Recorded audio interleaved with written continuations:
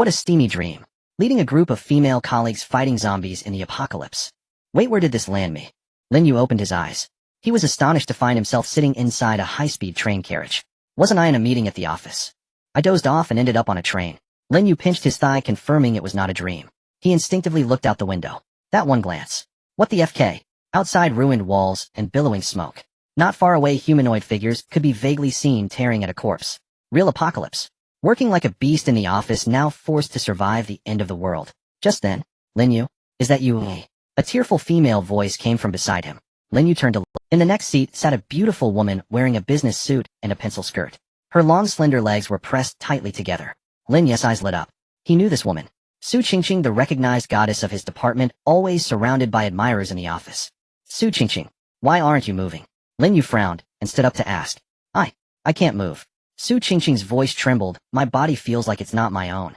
I have no strength at all. Lin Yu quickly walked to Su Qingqing's side. He found her whole body stiff, only her head could move slightly. Just then a cold mechanical voice echoed in both their minds. Welcome to the 18th Doomsday Train. Lin Yu has been automatically bound as the train conductor. The conductor has the sole authority to release imprisoned passengers. Each release will grant certain rewards. The voice just faded. A red glow the size of a fist appeared on Lin Yu's right palm. At the same time, a white pinpoint of light flickered at the center of Su Qingqing's chest. An invisible force drew Lin Yu's hand forward. Touch to rescue, and I get a reward. Lin Yu was seeing that he was about to touch her, and at such an awkward spot on her chest, Su Qingqing's face flushed. Lin Yu, don't be reckless. Maybe there's another way. Shut up if you want to live. Lin Yu had no patience for nonsense. This was doomsday survival. Every wasted second could mean life or death. He stepped across the aisle and came over. Su Qingqing's body stiffened. She could only watch helplessly as his palm reached out. A warm sensation came through the thin shirt. Lin Yu's heart skipped a beat. Indeed, she was the department flower. Impressive figure. At least AC. Next moment, the light on Su Qingqing rotated clockwise once, then dissipated with a pop. Su Qingqing took a deep breath and panted. I have feeling. I can move. Again the voice sounded. One passenger rescued. Reward issued: alloy dagger, 1 case of bottled water, 24 bottles. With a flash of light, a case of water and a dagger in a black sheath appeared out of thin air. Lin Yu's pupils contracted. Real rewards. Without a word, he stepped forward and picked up the alloy dagger. It felt heavy and metallic in his hand. He unsheathed the dagger. The blade gleamed coldly. With this thing, he felt much safer than barehanded. Lin Yu, can I have some water? Su Qingqing didn't dare to act without permission, asking timidly. Lin Yu smiled inwardly. This girl knew her place. Splash. He slashed open the cardboard box with his dagger, took out a bottle, and handed it over. Drink. Thank you. Su Qingqing took the water. She drank greedily, ignoring her appearance. She felt as if it had been 2 or 3 days since she had passed out. She was almost mad with thirst. Lin Yu also took a bottle and drank half in one go. The cool sensation sliding down his throat cleared his confused mind.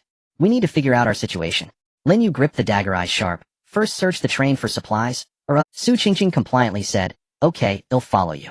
Doomsday. Supplies first. Besides, neither knew how long they had slept. Anyway, they were now both cold and hungry. This was the first carriage. The front was sealed, the driver's cabin inaccessible. So Lin Yu took the lead, Su Qingqing close behind, and they began searching backward. Soon on a seat at the end of the carriage they found a third person. A heavily made-up, middle-aged woman with a pair of black-rimmed glasses. Su Qingqing whispered, it's Zhang Zuchang. Lin Yu frowned slightly. Zhang Yin, the project team leader. An old turtle dove, over 40. Usually sharp-tongued, bossy to subordinates, and extremely unpopular in the company. Now Zhang Yin was in the same imprisoned state as Su Qingqing had been. Only her eyes were tightly shut. She was still unconscious. For the reward, I'll save her first. If she doesn't cooperate, I'll deal with her. I have a knife. Lin Yu decided. He stepped forward. His hand glowed red. Zhang Yin's body also showed a white dot. Fortunately, the old turtle dove's glowing spot was on her shoulder. Lin Yu pressed his hand on it, repeating the previous action. Light rotated, then vanished. Train conductor Lin Yu successfully rescued 1 passenger. Reward issued: 1 bag of vacuum-packed steamed buns, 10 pieces. A bag of buns appeared at his feet. The buns were still emitting steam. Something no one would normally eat now seemed incredibly precious. Su Qingqing swallowed, eyes gleaming. But she obediently didn't dare approach. Lin Yu opened the bag, took a bite, and tossed another one over. Thank you. Su Qingqing hurriedly caught it and devoured it. Seeing that Zhang Yin wasn't awake, yet Lin Yu took a mouthful of water and spat it on her face. Zhang Yin screamed awake. She looked around and immediately yelled at the two. What is this place? Is this some prank? No, group leader Zhang. Su Qingqing started to explain, but the hungry and thirsty Zhang Yin spotted the water and buns on the floor. She immediately put on her bossy attitude. Are you blind? There's food. Bring it to me now, she said, reaching out presumptuously. The next second, slap. Lin Yu gave her a hard slap across the face. He had no patience for this old nag like he had for Su Qingqing. Zhang Yan froze, then raged. Lin Yu, how dare you hit me? They'll dock your salary when we get back to the company. Slap. Another slap. Dock your mother. Keep quiet. Then he held the dagger in front of her face, the sharp blade pointed at her throat. Zhang Yan turned pale with fear. Lin Yu, you're crazy. I'm your boss. Put the knife down. Boss. Lin Yu sneered. Annie, look out the window. Now hear him, the one who calls the shots. Zhang Yan shivered and looked out the window. Instantly she was dumbfounded. What's this? The end of the world? At that moment, the mechanical voice of the train system echoed again in everyone's mind. The train is about to arrive at Xinhaishi First People's Hospital Station. All passengers must disembark and complete the survival task. Warning, there is a basic zombie on the platform. Mission objective, survive on the platform for 1 minute. Zombie. Alarms blared in Lin Yu's heart. At that moment, clang. The train pulled into a mess. The platform was covered in bloodstains scattered with luggage and debris. The train has arrived, doors about to open. All passengers must exit within 20 seconds, or the entire carriage will be detonated. Countdown starts. 2019. Hiss. The door slid open. A thick smell of blood mixed with rot. Lin Yu, what should we do? Do we really have to get off? Su Qingqing panicked. Quick, get off immediately. Lin Yu growled. He pulled the stunned Su Qingqing and dashed off the train. Lin Yu knew that this kind of survival rule game must be inside the carriage. Zhang Yan was too scared to follow. Smelling the horrific blood outside, she gripped the seat armrest tightly, curling up. I want go. I'm not going down. There are monsters outside. This train is sturdy, staying inside is safe. Lin Yu roared, get down here now. I want listen. It must be safe inside, the train is safe. Zhang Yan screamed hysterically. The voice sounded again. Countdown begins. 15, 14. Lin Yu's eyes flashed with ruthlessness.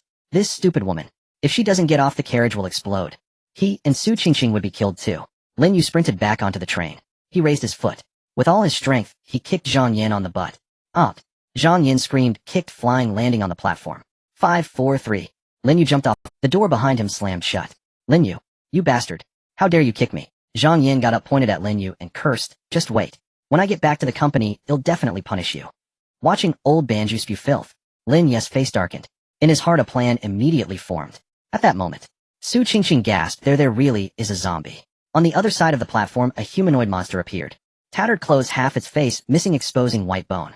Blackened flesh hung from its mouth. The zombie seemed to smell living people. Its originally slow movements became frenzied. Haha. Strange sounds came from its throat. It lunged. Survival mission countdown 0059. How do we last 1 minute and survive? Su Qingqing's face was pale. Zhang Yan was even more terrified and turned to run. Slap. Lin Yu kicked her down. If you want to live, do as I say. I have a dagger, it'll take the zombie. You two circle around, use bricks on the ground to hit its head. Su Qingqing worried. Lin Yu, that's very dangerous. Zhang Yan got up and said, oh, forget it. Lin Yu has a dagger, he's a man, of course he should fight.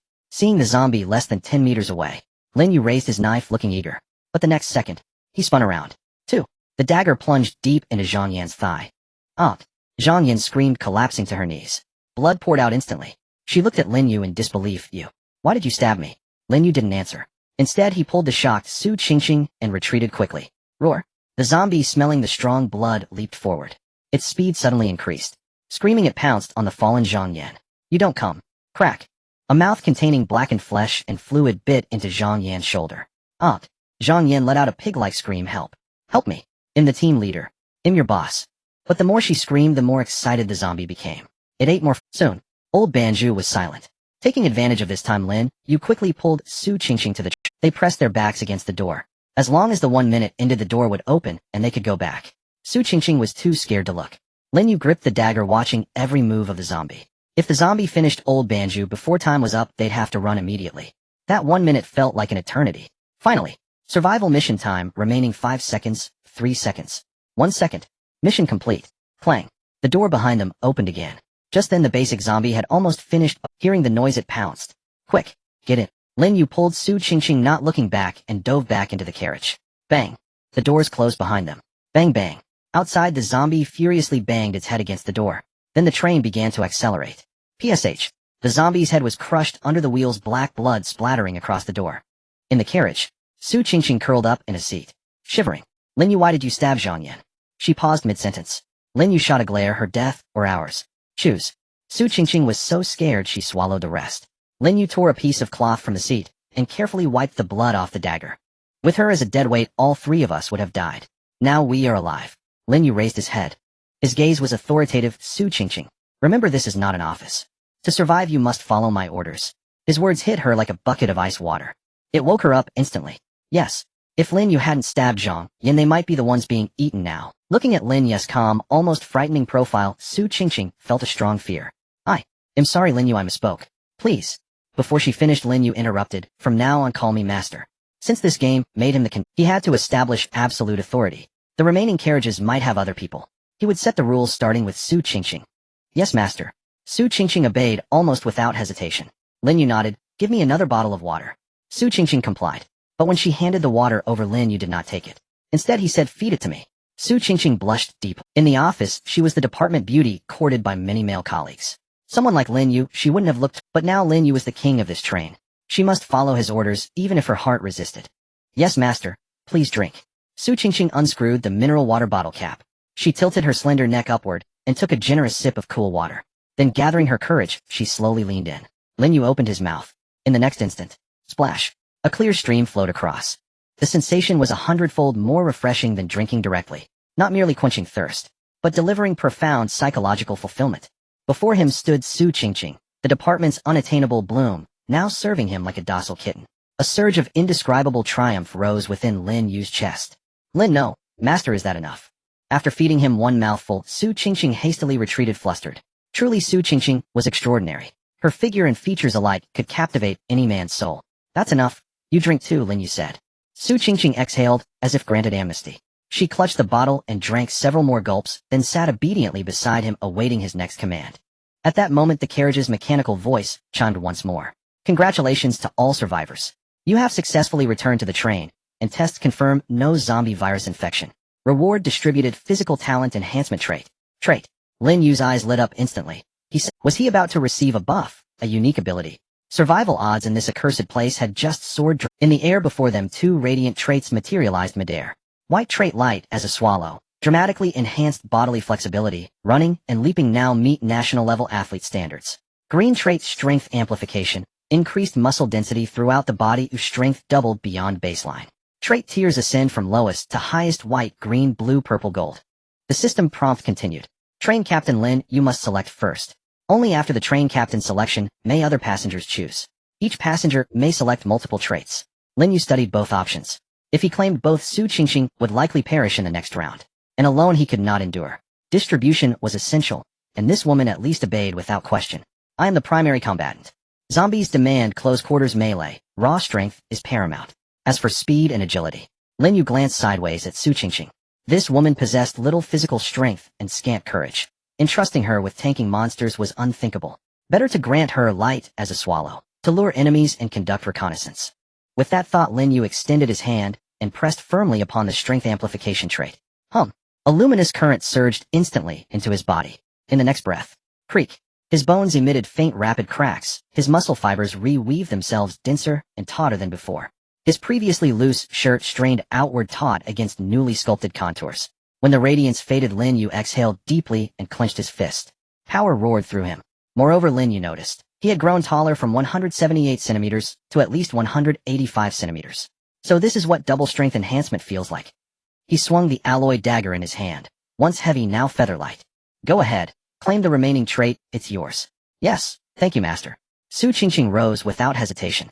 She approached the light as a swallow trait, and touched it gently with her slender fingertip. Whoosh. A white light vanished into her body. Up. Su Qingqing gasped softly, overwhelmed by an unprecedented lightness. She leapt. Her head nearly struck the ceiling. Master, I feel so weightless. She spun joyfully on the spot, and in doing so her torn pencil skirt billowed upward. Enhanced flexibility accentuated her perfect curve, especially her waist-to-hip ratio, now exaggerated and mesmerizing under the trait's refinement. Lin Yu observed appreciatively, when suddenly a hiss of released pressure echoed from the connecting door between carriages. Congratulations. This carriage's mission is complete. The next carriage has been unlocked. Train captain, lead your passengers onward. With a creak, the door to the next carriage swung open. Let's go. See if any colleagues remain. Lin Yu hoisted the water bottle. Su Qingqing carried the steamed bun. They advanced into the next carriage, through the connector, into a narrow corridor. To the left stood a restroom. Master. Su Qingqing's expression turned pained. I need to use the restroom. From awakening through sheer terror, then drinking copious water, and the recent zombie encounter, her bladder was near bursting. She dared not ask earlier, fearing Lin Yu would deem her burdensome. Nor had the previous carriage contained a restroom. Lin Yu nodded. Go ahead. Actually, I need to relieve myself too. Off. Su Qingqing froze, then flushed crimson. Yuri going too. Is there a problem? Lin Yu raised an eyebrow. No problem at all. She waved, frantically terrified of becoming the next Zhang Yan. Lin Yu pushed open the restroom door. Inside space far exceeded standard train dimensions. 3 private stalls lined the walls. Su Qingqing burned with heat. Those stall doors offered privacy, sharing such a confined enclosed space with a man while relieving oneself ignited overwhelming shame. She fled, ducking into the innermost stall and slamming the door shut. Moments later, rushing water, crystal clear in the silence. Lin Yu remained impassive. To lead in the apocalypse demanded absolute obedience, from every subordinate, for every command. Minutes later both emerged and returned to the corridor. Su Qingqing kept her head lowered, cheeks still flushed. All right, let's begin. Lin Yu adjusted his clothes. First search this carriage, for survivors or supplies. Yes, master. Su Qingqing drew a deep breath, steadied herself, and followed. Soon in the central seating area they found another survivor, again a woman. She wore a bespoke business suit and cascading wavy hair. Even unconscious, her mature composure and regal elegance remained unmistakable. She appeared to be in her early 30s, the very zenith of feminine allure. Su Qingqing leaned closer and whispered in shock. It's Manager Lu. Lu Rongfei. Lin Yu's brows lifted slightly as he gazed upon the sleeping woman. Lu Rongfei, their department manager. Rumored to be a graduate of China's top university, born into immense privilege, a true heiress of old wealth. At work she acted with decisive authority, yet treated everyone with impeccable grace, leaving no room for reproach. Compared to the vulgar, hysterical Zhang Yan, she surpassed her in both capability and beauty. Now this formidable woman, normally untouchable, lay utterly defenseless. Her chest rose and fell rhythmically, straining the silk blouse into breathtaking contours. At the center of her chest a familiar white luminescence flickered once more, pulsing softly, waiting to be claimed. At that moment Lin Yu stepped forward, extending his right hand, the palm radiating a brilliant red light as he... In her stupor Lu Rongfei uttered an unconscious murmur, slightly furrowing her brow, yet remaining asleep. Rescue of 1 passenger completed. Reward issued a basic medical kit including antibiotics, bandages, painkillers, etc. Special reward triggered a mobile bathroom module including constant temperature hot water shower gel and clean clothes. A white first aid kit appeared on the empty space beside the seat. Subsequently, a bathroom materialized out of thin air in the corner of the carriage. The bathroom was softly lit, equipped with a showerhead, bath towels, and all kinds of toiletries, a complete setup amidst the bloody and foul-smelling apocalypse. This bathroom was nothing short of a luxurious paradise. A bathroom and hot water. Su Qingqing excitedly turned on the steaming shower. As a girl who valued cleanliness, being covered in the black blood and filth splattered by zombies was pure torture. Master, tonight I can take a shower. Lin Yu was also pleased with this reward, feeling uncomfortable with his sticky body. First let's wake her up. Yes. Su Qingqing pushed gently. Sister Lu. Wake up. Lu Rongfei's eyelashes fluttered a few times, and then slowly opened her eyes. Unlike Su Qingqing, who screamed, or Zhang Yan, who threw a fit, she immediately sat up straight, alertly scanning her surroundings. Lin Yu? Su Qingqing. Lu Rongfei's voice was somewhat hoarse, but still calm. Where are we? Weren't we in a meeting? Upon hearing this, Su Qingqing looked at Lin Yu, not daring to speak out of turn. Lin Yu replied evenly, we are currently on the apocalyptic train. Then Lin Yu succinctly recounted the current situation, including the zombies' train rules and the entries. After listening to this, Lu Rongfei fell silent for a moment and asked, can I have a moment to gather my emotions? Lin Yu nodded, sure, but I hope you can be quick about it. Lu Rongfei stood up and walked to the window. In just half a minute, she said, I'm ready. She adjusted her somewhat, then she slightly bowed to Lin Yu, her posture humble. Thank you for saving me. From now on I will follow your arrangement. Lin Yu secretly nodded in his heart. A smart woman. Her adaptability and emotional intelligence were indeed impressive, 1,000 times better than that foolish Zhang Yan. If just now Lu Rongfei had dared to put on a show of leadership, Lin Yu would have made her understand why the flowers are so red. At this moment the system's voice echoed again in the carriage. In 10 minutes the train will arrive at the next stop, Xinhai City Industrial Park Station. Warning, this stop's difficulty has escalated. Mission objective, eliminate all zombies. Zombie count 2. Level beginner. We're arriving at the station again, and this time there are 2 zombies to deal with. The difficulty has increased. Only 10 minutes to prepare. Lin Yu glanced at the time and said coldly, first replenish our strength. He signaled to Su Qingqing. Su Qingqing immediately understood, taking out a bottle of water and a bun. Lu Rongfei, not knowing how long she had been unconscious, felt her stomach growl with hunger. Seeing the food she instinctively reached out, thank you. However, Su Qingqing suddenly pulled her hand back. Lu Rongfei was left empty-handed, frozen in place. Su Qingqing looked at her former superior standing tall with a serious tone. Sister Lu, it seems you haven't grasped the situation yet. These food and water are rewards earned through the master's hard work. In this carriage, if you want to eat, you must first thank the master. Lu Rongfei was taken aback. She looked at Lin Yu, who sat expressionlessly, not refuting Su Qingqing's words. Clearly this was the rule he was establishing.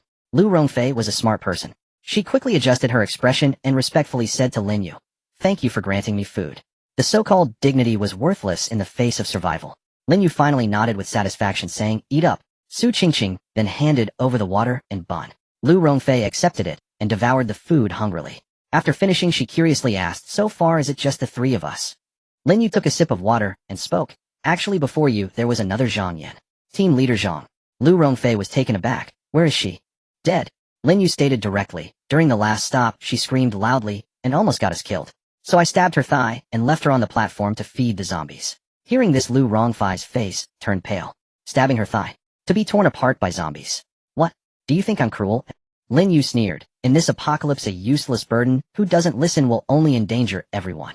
I kept Su Qingqing because she is obedient and looks good pleasing to the eye. As for Zhang Yan, being disobedient and reckless means she deserves to die." With that, Lin Yu stood up, stepping closer. The powerful pressure made it hard for Lu Rongfei to breathe. "Now tell me, where is your value?" 6 minutes until they'll give you 2 minutes to tell us what you're worth. Otherwise, you'll be the next zombie bait. The air in the carriage froze. Looking at the dagger in Lin Yu's hand, Lu Rongfei's mind raced. She understood that the man before her was not joking. In this train, Lin, you had the power of life and death. 2 minutes. Huff. Lu Rongfei took a deep breath, forcing herself to calm down. She did not cry or plead like an ordinary woman. Instead, she raised her head and met Lin Yu's gaze directly. "My value is management." Lin Yu raised an eyebrow, saying nothing, signaling her to continue. "I was previously a department manager, and my greatest strength is overall planning and resource allocation." Lu Rongfei spoke rapidly, yet clearly. "The master has great skills and strength, and Su Qingqing is fast. If we cooperate well, eliminating the 2 zombies shouldn't be a problem." Lin Yu toyed with the dagger. "Be more specific." Lu Rongfei replied without hesitation. "First, Su Qingqing's current speed and reaction should far exceed the average person, so after we arrive at the station, she should stand in the front." Hearing this, Su Qingqing's face paled a bit. However, seeing Lin Yu remain silent, she dared not speak. Lu Rongfei continued. "Although zombies are fierce, they have low intelligence, and are usually attracted to targets that move quickly. So, Lin Yu's tone showed some interest. "So Su Qingqing's task is not to fight, but to lead them away." Lu Rongfei eagerly responded. "We need to use her speed advantage to create noise on the platform, trying to divert the 2 zombies, or at least draw one away." "And what about you and me?" Lin Yu asked. "What will each of us handle?" "The master will handle the harvesting." Lu Rongfei confidently stated. "Su Qingqing will be responsible for drawing attention, and I will observe blind spots and fill in as needed. This way we can minimize the risk."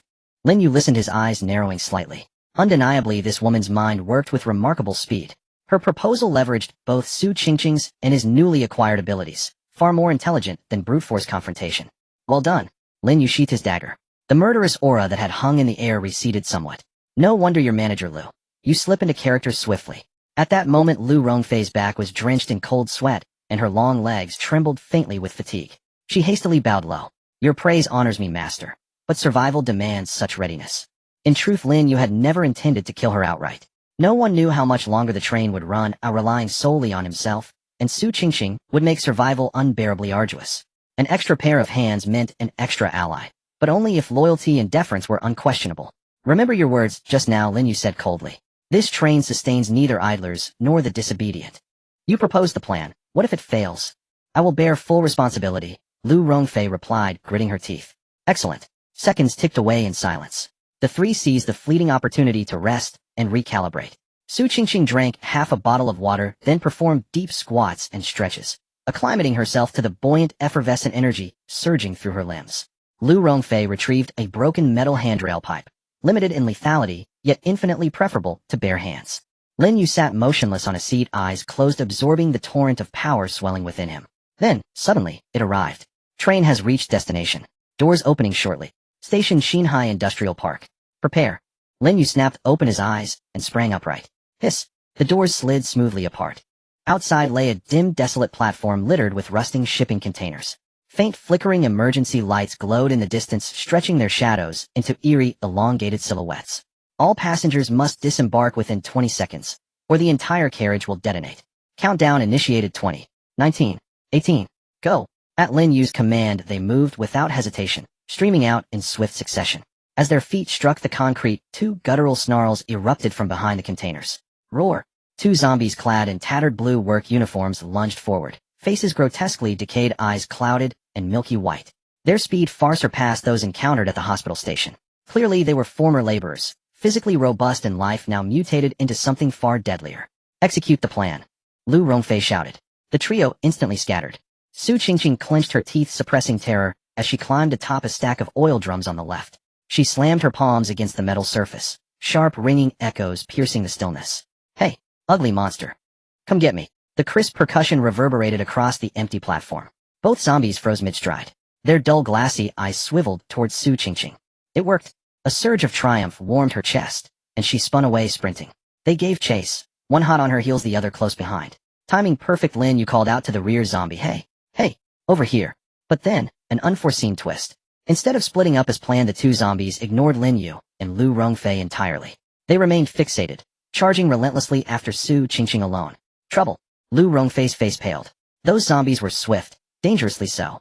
Though Su Qingqing possessed the ethereal agility of a swallow in flight, she wielded no offensive capability. Trapped between them, front and rear, she would be torn apart without mercy, just as the situation spiraled toward catastrophe. Master, cut me. Lu Rongfei dashed to Lin Yu's side and thrust her palm toward his alloy dagger. Shink. The razor-sharp blade sliced cleanly across her palm. Crimson welled instantly dripping onto the grimy floor. Gurg. The scent of fresh blood struck the trailing zombie like lightning. Its lurching gait halted abruptly, nostrils flaring milky, eyes locking onto Lu Rongfei, who stood mere meters away. Compared to the elusive darting prey ahead, this bleeding vulnerable morsel radiated irresistible allure. Come, this way. Gritting her teeth against searing pain, Lu Rongfei swung her wounded hand violently, splattering droplets of scarlet into the air. The zombie pivoted and roared, launching itself toward her.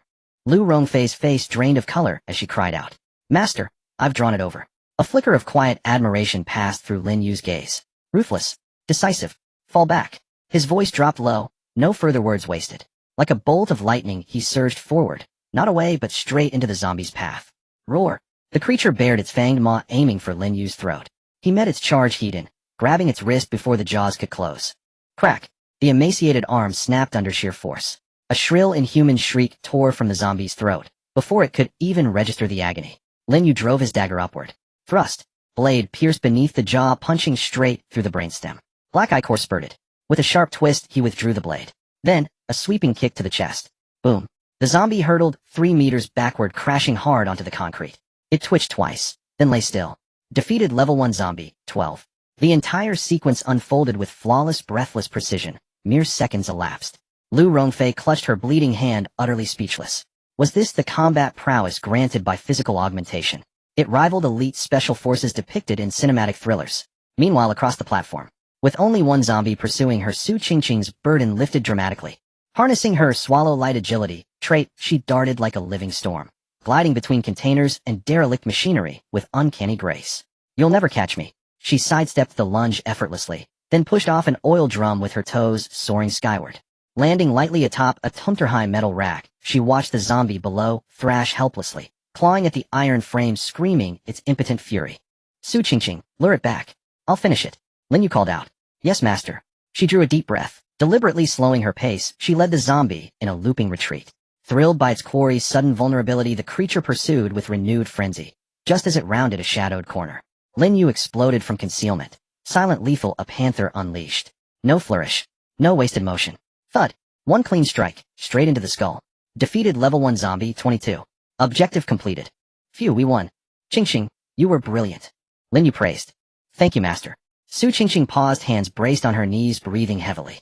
Though her body kept pace, the psychological toll of that relentless sprint had been immense. Now, seeing both zombies reduced to lifeless husks, her legs buckled. She collapsed onto the cold concrete. Lin Yu flicked dark droplets from his dagger and approached Lu Rongfei. Blood still seeped from Lu Rongfei's wound, staining her sleeve crimson. Well done, Lin Yu said, his tone genuine. That instinct saved Su Qingqing, and yourself. Had Su Qingqing fallen, Lin, you might still have survived the dual assault. But Lu Rongfei, unenhanced and mortal, would have been the first to die. Wiping sweat from her brow, Lu Rongfei whispered weakly, Thank you, master. I simply refuse to be dead weight. Good. Back aboard the train. At that moment, the train door opened just in time. The three of them entered in succession. Bang. The door closed, and the train continued on. Su Qingqing saw Lu Rongfei's hands covered in blood. She leaned closer, expressing her gratitude. Sister Lu, are you alright? If it weren't for Lu Rongfei injuring herself to draw the zombies, she might have already been torn apart by the zombies attacking from both sides. Lu Rongfei shook her head, her face pale. It's nothing serious. Lin Yu took out the medical kit he had obtained earlier. Inside were iodine bandages and hemostatic powder. Extend your hand, Lin Yu said. Lu Rongfei obediently stretched out her hand. Although Lin Yu's movements were not particularly skilled, he managed to handle it fairly efficiently. He cleaned the wound, applied the medicine, and bandaged it. Lin Yu tied off the knot and patted the back of her hand. Alright, don't get it wet. Thank you, master. Just as he finished treating her, congratulations to all survivors. Survival time has reached 5 minutes without being infected by the zombie virus. Reward distribution. 2 balls of white light first appeared.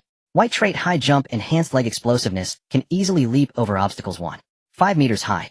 White trait emotional stability, slight improvement in mental resistance, will not panic when facing no more than 10. Su Qingqing blinked, somewhat confused. Master, why are there still 2 traits? There are 3 of us now. Isn't it based on the number of people at? Before she finished speaking, a dazzling golden light suddenly erupted from between the 2 white lights. The entire carriage was bathed in a luxurious golden hue. The 3rd trait appeared. Golden trait. Lu Rongfei exclaimed. It is well known that golden traits are usually very powerful. The light gradually converged into a line of golden words. The 2 women focused their eyes, but both of them instantly turned red.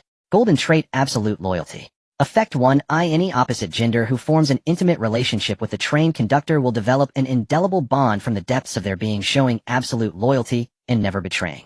Effect 2. After forming the relationship, both parties will receive rewards, and as the number of opposite genders increases, the rewards will become stronger. The carriage fell into a dead silence. Su Qingqing and Lu Rongfei both lowered their heads, not daring to look at Lin Yu. This trait is too inappropriate. Lin Yu looked at the line of text with unrestrained joy in his heart. This was simply a divine skill tailored for him. In the apocalypse, the most terrifying thing has never been zombies, but human hearts. The backstabbing and betrayal over a mere piece of bread. Having watched The Walking Dead before, the biggest feeling was that humans are scarier than zombies. And with this trait, Lin Yu no longer had to worry about being backstabbed. He could create an absolutely loyal harem. No, a battalion of brides. I'll take it first. Without any hesitation, Lin Yu directly pressed his hand on the golden trait. The golden light instantly entered his forehead. A sense of indescribable control surged within him. The remaining 2, you can divide them. Lin Yu in good spirits sat back down. Su Qingqing and Lu Rongfei exchanged glances. Qingqing, you should choose high jump. Lu Rongfei said proactively. You already have enhanced agility, and with the long jump your mobility will be even better. I choose emotional stability, which is beneficial for maintaining calm thinking. Su Qingqing nodded. Thank you, Sister Lu.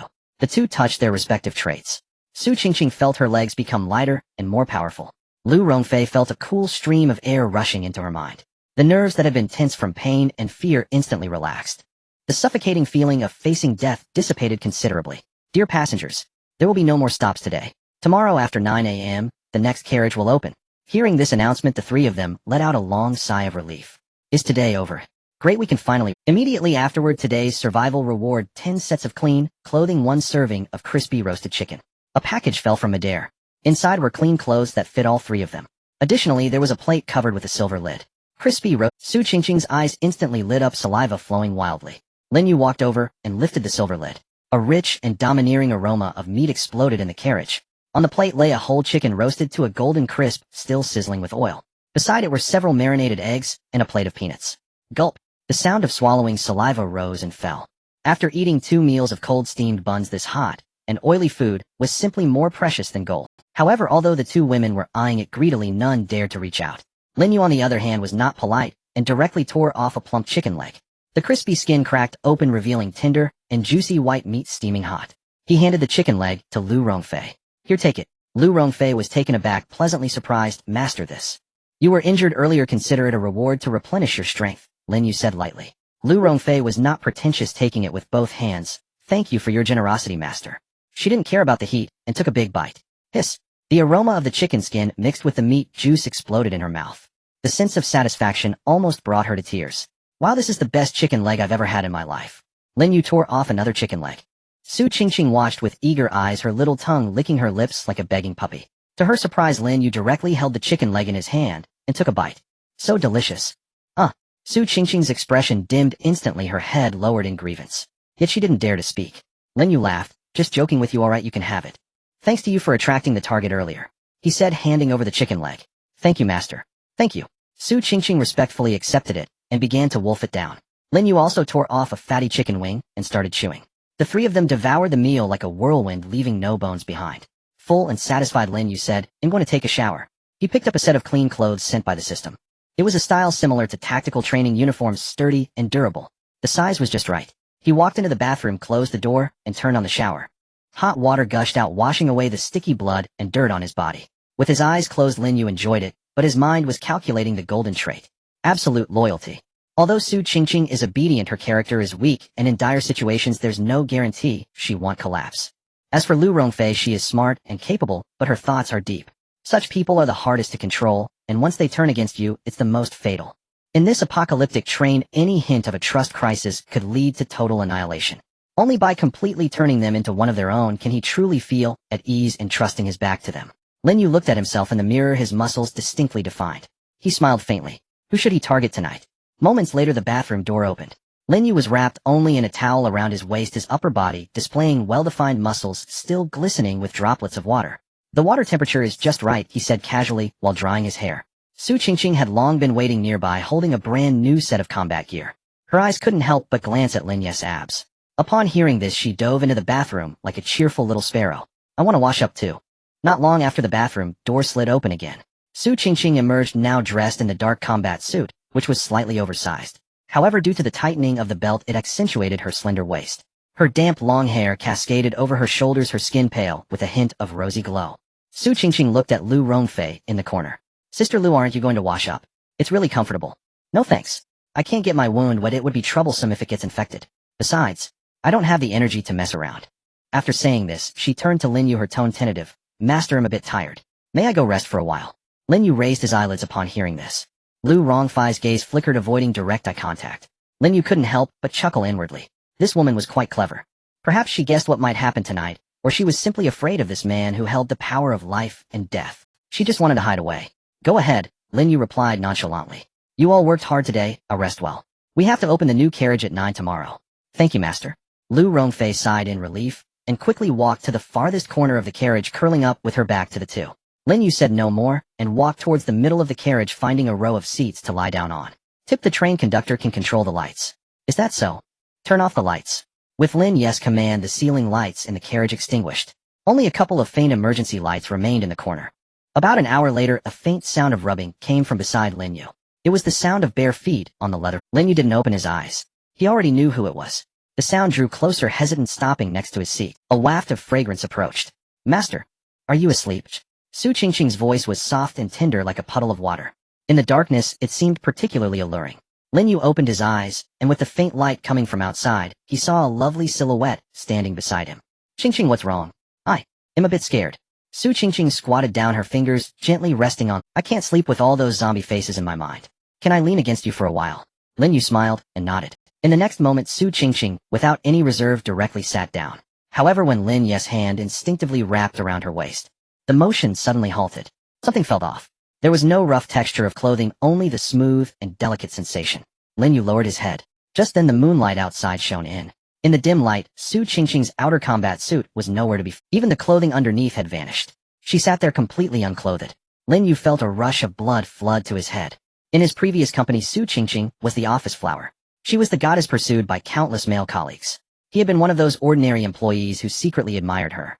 And now this once unattainable woman was sitting on his lap, completely nude, submissive, like a cat seeking a master. Su Qingqing leaned close to Lin Yu's ear, her breath fragrant. "I want to offer myself to you." It seemed she was trying to motivate herself. "This is my proof of absolute loyalty to you. Is that okay?" The experiences of the day had shattered Su Qingqing's worldview. Zombies, slaughter, death. Amidst all this despair, Lin Yu was her only support. Especially after that golden... Su Qingqing understood that to live alongside this man for a long time, mere obedience wouldn't suffice. She had to become his most intimate woman. Lin Yu felt a smile in his heart. It would be foolish not to accept the meat delivered right to him. Moreover, it could activate absolute loyalty. "All right," Lin Yu replied with a single word. The moment he finished speaking, Su Qingqing cupped Lin Yu's face and clumsily kissed him passionately.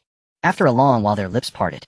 Their breathing became heavy. Just as Lin Yu prepared to take the next step, Su Qingqing suddenly raised her hand, gently covering her mouth. Lin Yu raised an eyebrow, asking, "What's that for?" Su Qingqing pointed towards the corner of the carriage, speaking in a whisper. "Sister Lu is still asleep behind us.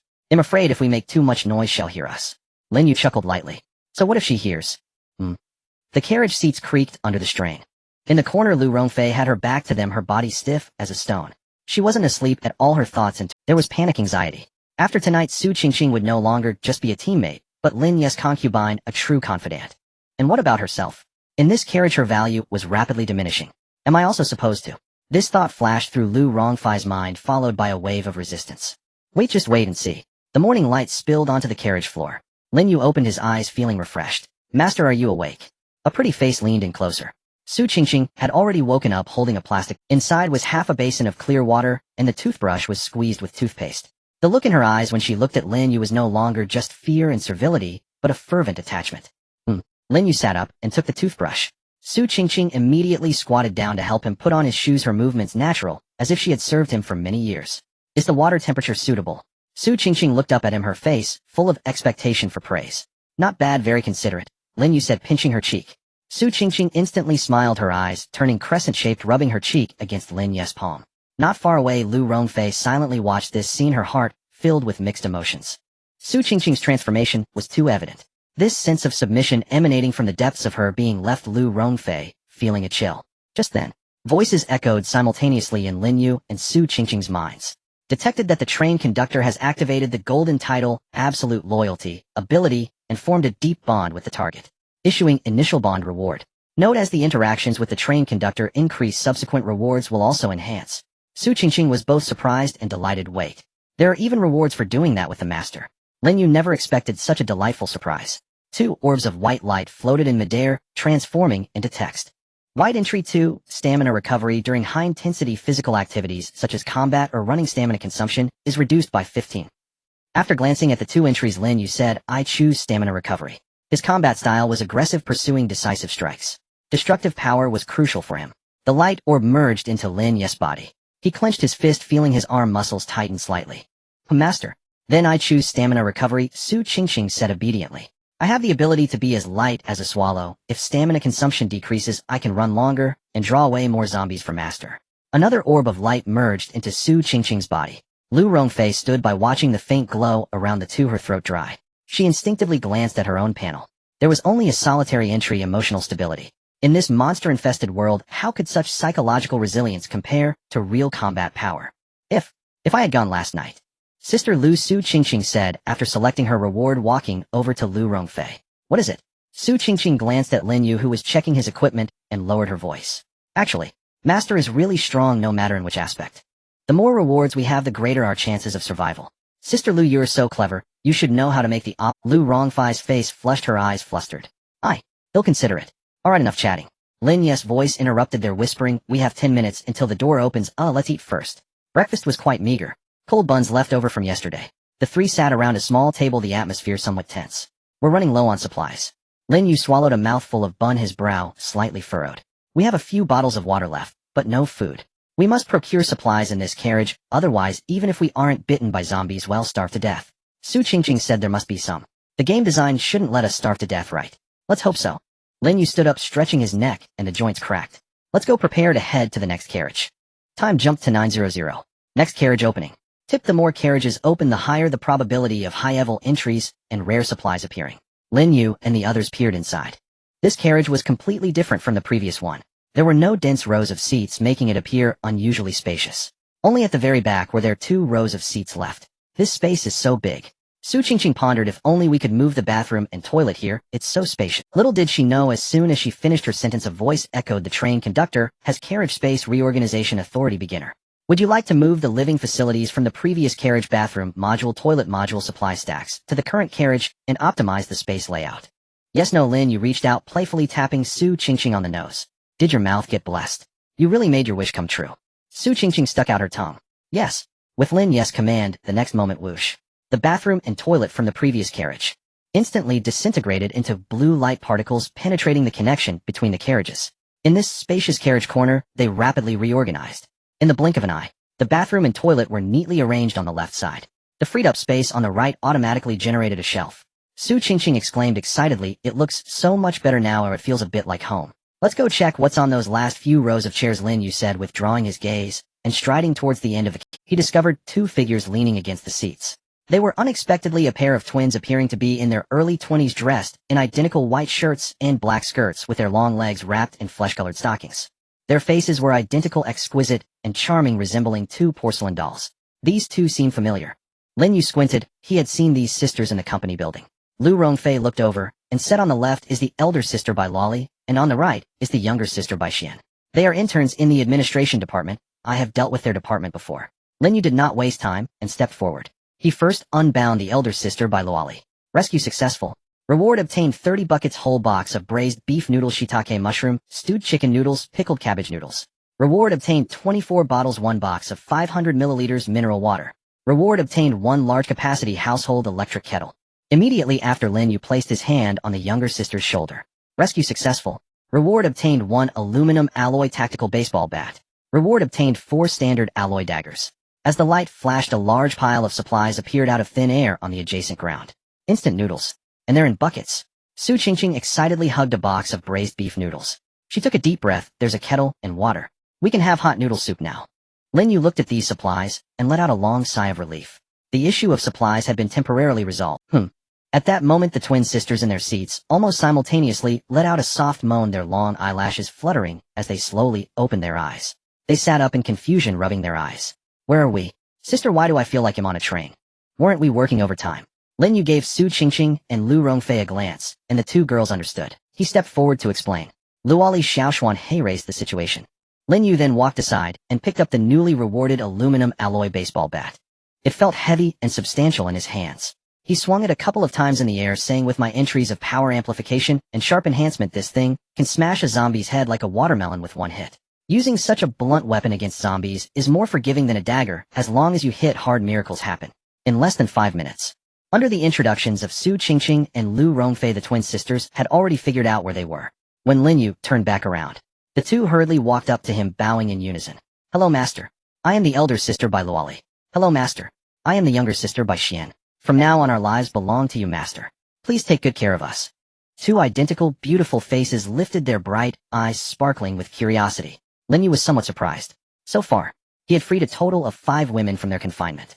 Zhang Yan was throwing a tantrum. Lu Rongfei remained cold and aloof, while Su Qingqing had submitted out of sheer fright.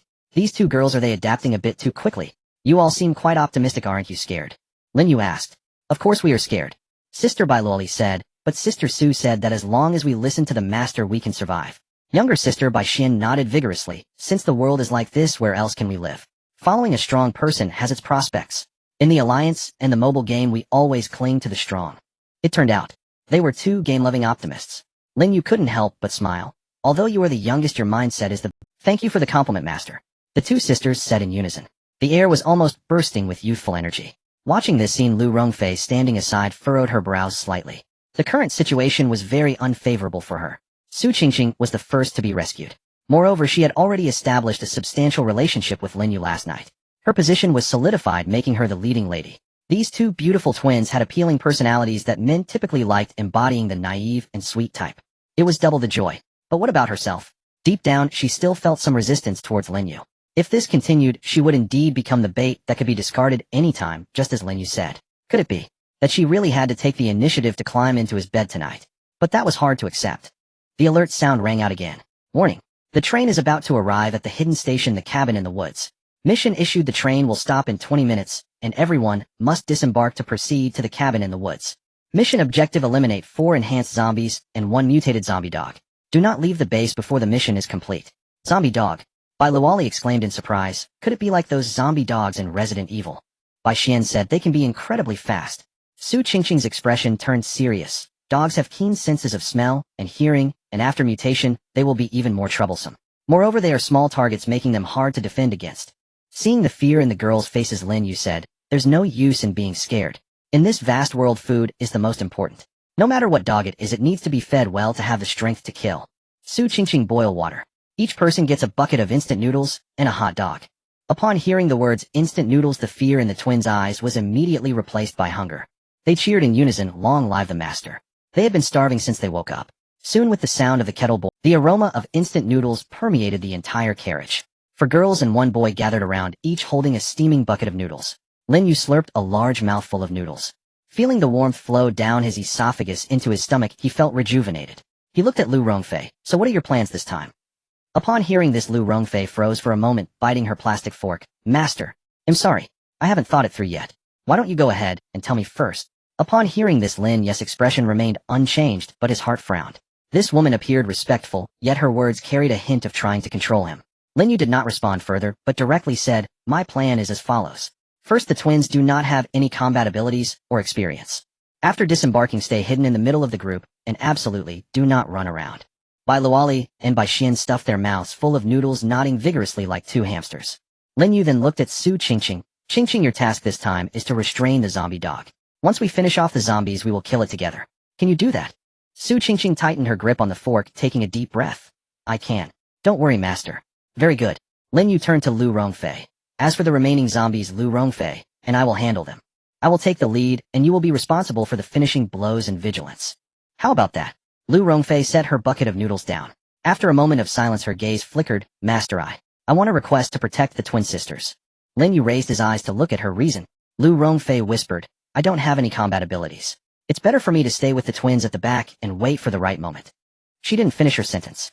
Su Qingqing couldn't help but interject. "You mean to let the master face 4 zombies alone?" Lu Rongfei replied helplessly, "But I really have no ability." Su Qingqing was somewhat angry. The twins are facing zombies for the first time. At least you have experience and emotional stability, and you are only being asked to help the master share the zombies' attention. As the tension in the air thickened, Bai Luoli and Bai Xian hurriedly said, "We also have daggers. How about we help the master attack together?" However, Lu Rongfei countered, "That would just create chaos." Suddenly Lin Yu coldly said, "Lu Rongfei, do you think you're very clever?" A sense of killing intent suddenly enveloped the air. Lu Rongfei's face turned pale, and she defended herself. Lin Yu interrupted directly. "I am informing you, not negotiating with you. Either you take a knife and fight, or once we arrive at the station I will throw you down to feed the dogs. Choose one." Lu Rongfei trembled all over, hastily saying, "Master, I will comply with the arrangements." Lin Yu glanced at her, and continued eating noodles. "All right, we're almost there. Finish your food quickly." The other 3 girls dared not breathe, wolfing down soup and noodles. Only Lu Rongfei looked at the once tempting noodles in her bowl, with a complicated expression. Lin Yu took everything in. This woman was a bit too clever. But now was not the time to escalate conflicts. Once this mission was over, he must employ the golden ability on her to ensure her absolute loyalty. After finishing the meal, Lin Yu handed each woman a dagger. He himself was equipped with a baseball bat and a dagger. Now everyone was armed. Soon the alert sound rang, arriving at the station. "All passengers must disembark immediately. If you do not leave the train within 20 seconds, the carriage will initiate self-destruct mode." The train door slid open. The outside world was a dim forest shrouded in mist. Surprisingly, there were no zombies on the platform, only a deathly silence. "Please head to the coordinate point, the cabin in the woods. You have 10 minutes to reach it. Go." Lin Yu, holding the baseball bat, was the first to rush into the mist. Su Qingqing followed closely behind. Lu Rongfei and the twin sisters were in the middle. Fortunately, it was not far. The group ran through the forest for 3 minutes. The mist ahead began to dissipate. A dilapidated 2-story wooden house appeared in sight. "We're here." The group breathed a slight sigh of relief. As long as they got inside, defending should not be difficult. "Let's go, and the zombies will come once the time is up," Su Qingqing said, quickening her pace. Just as she was about to step forward to push open the rickety courtyard door, Bai Xian, who was at the back, mumbled, "Wait a second, Sister Su. Did I just see something? Just now at the second-floor window." It seemed like a shadow flashed by. Lin Yu narrowed his eyes and shouted, "Step back." The next moment, whoosh. A sharp whistling sound suddenly erupted. A gleaming crossbow bolt shot out from the second-floor window, heading straight for Su Qingqing's face. Fortunately, with Bai Xian's reminder and Su Qingqing's innate abilities, she leaned back, just in time, executing an exaggerated bridge pose. The arrow grazed the tip of her nose. Thud. It was deeply embedded in the trunk of a nearby tree, the tail still trembling violently. Someone is hiding. Lin Yu yanked the still-dazed twin sisters, pulling them behind a large tree. Su Qingqing also rolled and crawled, dragging Lu Rongfei behind a big rock. Cold sweat soaked everyone's backs. This was not a zombie. It was a person, and they had a ranged weapon. Lin Yu roared, "Who is in the house? If you don't want to die, come out immediately." No response. The cabin was enveloped in silence. Lin Yu squinted, staring at the dark window on the second floor. He understood well. The opponent was observing, assessing. Su Qingqing lowered her voice. "Master, I'll try to get closer." Her butt coiled and ready. Lin Yu asked, "Are you sure you can dodge the arrow?" "Almost." Su Qingqing fixed her gaze on the tree trunk, pierced by the crossbow bolt, her eyes revealing determination. The power and accuracy of that last arrow didn't seem very strong. "Otherwise I would have been dead by now. As long as I'm prepared, he won't hit me." Just then a cold mechanical voice echoed in the air, warning. "Mission countdown, 5 minutes remaining. Please all passengers enter the base cabin in the woods immediately. If time runs out and team members are unaccounted for, the mission will be deemed a failure and the train will depart. Time is running out." Once the train leaves, survival in the wilderness is impossible. Lin Yu's eyes sharpened, making a decisive call. Alright Qingqing, be careful, it'll cover you. He gestured to Su Qingqing. Then, Lin Yu leaned out from behind the tree, the alloy dagger in his hand transformed into a cold gleam. He hurled it fiercely at the window frame on the second floor. Clang! The sound of metal striking was crisp and piercing. Almost simultaneously, whoosh. A crossbow bolt flew through the air, aimed at the position where Lin Yu had just poked his head out. But Lin Yu had already withdrawn. And Su Qingqing moved. With a light step, she leapt out from behind the tree like a nimble black cat. Her toes lightly touched the grass, her form tracing an arc in the air. The people inside the house clearly didn't expect these two to coordinate so well. In the ensuing panic, another crossbow bolt was fired. Whooshed! This arrow veered off significantly. Su Qingqing executed a neat roll already about 5 meters from the door, hiding behind a tree. Seeing this, Lin Yu gestured for Su Qingqing to wait. He shouted loudly towards the house. System prompt, we must enter the house. Even if we get injured while charging in, we have to break through. Your crossbow takes time to reload, right? How many can you shoot at once? Also, there's a teammate right below you. As soon as I give the order, she can be up there in seconds to slit your throat. This statement was half true, half false, heavy with threat. The house fell silent again. Lin Yu began to apply pressure. They'll count to 5. If you don't speak, we will enter when the time is up. 5, 4. Wait. Stop. Inside the house, a somewhat flustered male voice immediately rang. Don't attack. We're all on the same side. It's a misunderstanding. It's all a misunderstanding. Accompanied by hurried footsteps, the rickety wooden door on the first floor creaked open. A man peered out cautiously. He was around 30 with slanted eyes and a thin face. He tightly gripped a black recurve crossbow in his hands. His finger was still near the trigger. The man warily glanced left and right, his gaze finally landing on Lin Yu. Brother, my name is Zhang Juanhao. What should I call you? Lin Yu stood still, coldly stating, put down the crossbow first before we talk. Zhang Juanhao hesitated for a moment, seemingly weighing the pros and cons. In the end, he slowly lowered his arm, pointing the bow to the ground. But he still held it tightly, showing no intention of... Is that good enough? Zhang Juanhao smiled with a hint of insincerity. You all got off the apocalypse train too, right? We're all here to eliminate zombies and complete the mission to survive. Why not team up? Hearing this, Lu Rongfei, hiding behind a rock, suddenly found her thoughts racing. In this group, Su Qingqing was a trusted confidant, and the twin sisters were also well liked by Lin Yu. Even if she sacrificed herself for Lin Yu tonight, her status wouldn't be too high. But what if she allied with Zhang Juanhao? As a former executive with emotional stability and organizational skills, her standing in this new team would undoubtedly be higher. Even perhaps a lady boss. With that thought, Lu Rongfei's ambition surged in her eyes. But subconsciously she glanced back, only to meet Lin Yu's gaze dark as ink. Lin Yu stood in the shadows, his face showing no expression. Only a serene calm, as if he were looking at a corpse. Lu Rongfei instantly trembled all over as if struck by lightning. Foolish. What am I thinking? Am I seeking death? I absolutely cannot betray Lin Yu. Moreover, I must step forward. Make a sacrifice. Lu Rongfei's mind raced. Soon she reached a decision. She shot Lin Yu a glance. Both were clever individuals. Their eyes met. Lin Yu quickly understood her intentions. A strategy to minimize risks while dealing with the archer inside the house.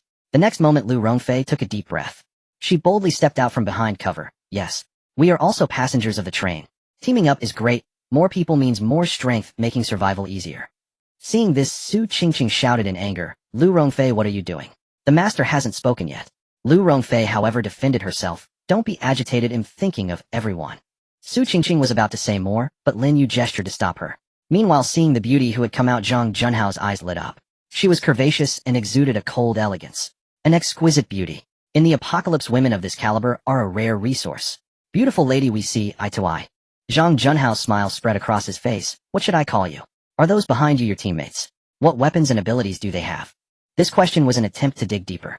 Lu Rongfei, pretending to be earnest, immediately replied. My name is Lu Rongfei. The rest are our master Lin Yu. She was about to reveal all of Lin Yu's group's details as her token of allegiance. Su Qingqing, however, had already peeked out, gripping her dagger tightly. She whispered angrily, Lu Rongfei, if you continue talking, you are seeking death. You are betraying the master. Qingqing, what do you mean? Since we are cooperating, we need some sincerity. Lu Rongfei retorted. Seeing the atmosphere change, Zhang Juanhao rolled his eyes and shouted, everyone, let's not be so hostile. Let's work together. After eliminating the zombies, we can return to our respective trains, no harm done. How about that? As soon as he finished speaking, Su Qingqing retorted angrily, no hostility. That last arrow was aimed right at my face, clearly meant to kill. Beautiful lady, it's a misunderstanding. Zhang Juanhao feigned innocence. I was too nervous at the time, thinking it was a zombie charging in. In broad daylight at such close range, how could you mistake it? Su Qingqing was furious, her chest heaving. Qingqing, Lin Yu suddenly interrupted. Enough, don't think too bad. In this apocalypse, this brother's caution is to be expected. He spoke calmly, even carrying a hint of gentle amusement. But master, Su Qingqing panicked. Lin Yu turned his head, his eyes slightly cold. What? Did you not understand my words? Though puzzled by Lin Yu's sharp rebuke, Su Qingqing bit her lip and fell silent. Lin Yu called toward the house. Brother Zhang, time is nearly up, and the zombies will arrive shortly. Might we come in to speak further? As he spoke, Lin Yu stepped forward. Wait. Zhang Juanhao suddenly barked, his smile strained and insincere. It's not that I'm overly suspicious, but your group is large, and every one of you carries weapons. What if? He left the sentence unfinished, yet his meaning hung heavy in the air. Lin Yu paused mid-step and smiled faintly. My apologies, I see I've overlooked something. What then would Brother Zhang propose? Zhang Juanhao pondered a moment. Throw down your weapon, and send someone to deliver it. A small gesture of goodwill, wouldn't you agree?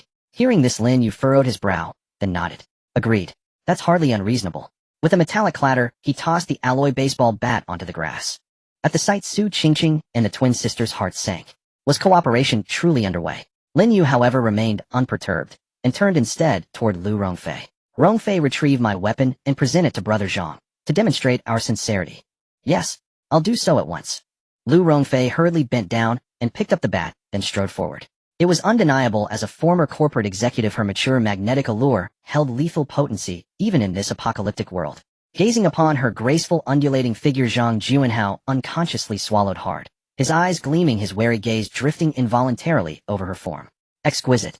Truly exquisite. In peacetime, a man like me, a mere street thug, wouldn't even dare glance at such a woman. And now she walks toward me delivering a weapon. In that instant, when Zhang Juanhao's attention was utterly captivated by her beauty, he failed entirely to notice Lin Yu slipping silently closer from the side. One step. Two. When Lu Rongfei reached a point 2 meters before him, Zhang Juanhao finally sensed something amiss. Lin Yu had stood 5 meters away moments earlier. How could he have closed the distance so swiftly? No. Zhang Juanhao snapped back to awareness and raised his crossbow. Master, watch out. Lu Rongfei gritted her teeth and lunged forward. Whoosh. An arrow flew. Up. Lu Rongfei cried out in agony, collapsing as blood gushed from her. In the next heartbeat, die. A low guttural roar tore from Lin Yu's throat. He surged forward in a single explosive stride, the very earth beneath his foot erupting in torn-up turf. With terrifying momentum, he drove a brutal, unadorned straight punch, square into Zhang Juanhao's face. Zhang Juanhao tried desperately to fire again, but Lin Yu was simply too fast, so fast that his brain sent the command, yet his fingers couldn't obey in time. Thud. A muffled impact reverberated. Lin Yu's fist shattered Zhang Juanhao's nasal bone. Ah! A shrill, agonized scream ripped from his throat, blood spurting like a fountain. His entire face collapsed inward before his eyes, visibly grotesquely. Thump! The sheer force sent him reeling backward flat onto the ground. The crossbow slipped from his grasp and clattered onto the dirt. God damn it. You're all in on this. You tricked me. He writhed on the ground, clutching his ruined face, struggling to rise. Lin Yu granted him no respite. A lightning-fast kick launched Zhang Juanhao flying 3 to 5 meters across the open yard. He crashed hard against a tree, then slid limply down its trunk. Spurt. Blood frothed from his mouth. His body twitched faintly, spasmodically. He lay dying, utterly neutralized, no longer a threat. Meanwhile, the other women stood frozen, stunned into silence. What just happened? One moment Lin Yu had been calm, conversing with ease. The next he'd erupted into lethal violence. And Lu Rongfei, hadn't she defected? Why had she thrown herself in front of that arrow? Rongfei, how are you? Lin Yu rushed to her side. Gritting her teeth, pale-faced, she whispered, Master is unharmed. I'll survive. Deal with him quickly. Lin Yu nodded. Qingqing, tend to Rongfei's wound. Yes. Su Qingqing and the twins hurried to Lu Rongfei's side. Elsewhere, Lin Yu retrieved the alloy bat, then strode toward Zhang Juanhao, who still convulsed feebly on the ground. Don't kill me. Blood streamed across Zhang Juanhao's face, his voice was thick-slurred. Lin Yu's expression remained impassive. Gripping the bat with both hands, he raised it high overhead. Whoosh. He brought it down, crack. Straight onto Zhang Juanhao's temple. Crack. A second blow crushed his leg. Crack. The third strike deformed his skull beyond recognition. 3 thunderous, sickening impacts. And Zhang Juanhao's body stiffened once, then went utterly slack. Silence. No movement. Only crimson and ivory slowly seeped into the soil beneath him. All of it unfolded in a flash, less than 20 seconds. Zhang Juanhao was dead, beyond any doubt. Bai Luoli and Bai Xian clutched their mouths, faces drained of color. Su Qingqing examined the wound closely. Fortunately, Zhang Juanhao had fired hastily. The arrow had penetrated only shallowly. It lay discarded on the ground. Sister Rongfei, hold on. Rip. Su Qingqing tore a strip from her own skirt. With practiced efficiency, she bound the wound. Watching the blood still welling from the puncture, her voice softened with tenderness. So, you and Master were acting all along. I truly believed you'd betrayed us. Nearby Bai Luoli and Bai Xian crowded, close nodding vigorously like chicks pecking at grain. That performance had been flawless, indistinguishable from reality. Though pain beaded on Lu Rongfei's forehead and her face was ghostly pale, she managed a faint weary smile. How else could we deceive him? It happened too suddenly. We had no time to coordinate. A single glance between Master and me, and I moved. Her voice dimmed slightly, laced with quiet remorse. Yet something still went wrong. If only my acting had been more convincing. If only my reflexes had been quicker. Say no more. Lin Yu strode forward decisively. He knelt beside her, inspecting the injury. No bone or artery damaged. A profound relief washed over him. Rongfei, this victory rests entirely upon you. Without your sacrifice, I wouldn't have subdued him so swiftly, or might even have been wounded. Su Qingqing nodded emphatically. Yes, you risked your life for all of us. That arrow was taken for everyone, on our behalf. Lin Yu declared, his voice resonant and final. For this mission, Rongfei stands first among us. Hearing the unanimous affirmation, and especially Lin Yu's unequivocal praise, Lu Rongfei's nose stung, and a warmth deep and unfamiliar spread through her chest. Before the apocalypse, she'd navigated cutthroat office politics, cold, transactional, distrustful. Here, within this tight circle centered on Lin Yu, she'd found something rare: loyalty, forged in life-or-death stakes. She bowed her head softly. But I'll be unable to fight now. I may only burden you. Enough, Lin Yu said firmly, rising to his feet. He surveyed them all, his voice ringing with unwavering resolve. As trained captain, you are mine. My responsibility, my charge. And I will bring every one of you home, alive. This promise carries immense weight. Several women gazed at Lin Yu's tall figure, their admiration nearly. Bai Luoli could not help but express her curiosity, asking the question in her heart. Master, how did you determine that this person is pretending to cooperate? What if he is sincere? Lin Yu did not answer directly. Instead, he pointed with the bloodstained bat to the other side of the wooden house. Look closely. There are no other trains in this vicinity. The women were taken aback. They quickly turned back. Through the thin mist in the woods, they could vaguely see the huge outline of the train they arrived on, quietly parked in the distance. But behind the wooden house, and all around aside from the eerie forest, there were no traces of other trains parked. Su Qingqing had a flash of inspiration, suddenly realizing, Master means this person has long since failed his mission. His train has already left. Exactly, Lin Yu said, while using Zhang Junhao's clothes to wipe the blood off the bat. If he was a normal passenger, getting off the carriage should be within sight, ready to pick him up, like our train. The train isn't here, but he is. This indicates he was abandoned. If I'm not mistaken, he should be a survivor left behind from the previous batch, or the one before that. Upon hearing this, the women felt a shiver run down their spines, realizing they were dealing with a desperate fugitive who had lost all means of retreat. How could he truly cooperate? Once they believed his deceitful words, the consequences would be unimaginable. Lin Yu's gaze was indifferent as he continued, in this world, I would rather kill 1,000 wrongly than let one potential threat go. Hearing this, the women nodded in agreement. At this moment, system prompt killed the hostile survivor Zhang Junhao, triggering the looting mechanism. Dropped white quality skill bow and crossbow mastery, shooting accuracy of a regular archer. Once obtained, it can be given to others or fused with oneself. Just then, kill hostile passengers from other trains. Skill dropped can be picked up. White quality skill bow and crossbow mastery, shooting accuracy of a regular archer. Note the picked skill has one chance to be gifted to others. Good stuff. A glint flashed in Lin Yu's eyes. Another means of ranged attack. He stepped forward, picking up. Lin Yu then picked up the black recurve crossbow. It felt heavy in his hands, of excellent quality. He also ripped down the quiver of arrows from Zhang Junhao's body. Inside there were about a dozen alloy crossbow bolts. He equipped them all. At that moment, a mechanical voice sounded above everyone's heads again. Warning. 10 minutes of preparation time has passed. Zombies are about to arrive. Countdown 30, 29. As the countdown ended, from deep within the distant fog, a chilling howl suddenly erupted. A whoa! Heavy footsteps echoed from all directions. Bai Luoli and Bai Xian turned pale with fright. Don't be afraid, get inside. Lin Yu decisively commanded. Su Qingqing, the twins, support Rongfei. Move quickly. Yes. The group hurriedly rushed into the dilapidated wooden house, without delay. The interior was covered in dust. There were only a few broken tables and chairs emitting a musty smell. But at least there were walls for cover. Block the door, Lin Yu commanded in a low voice. Several people worked together to push the table against the door.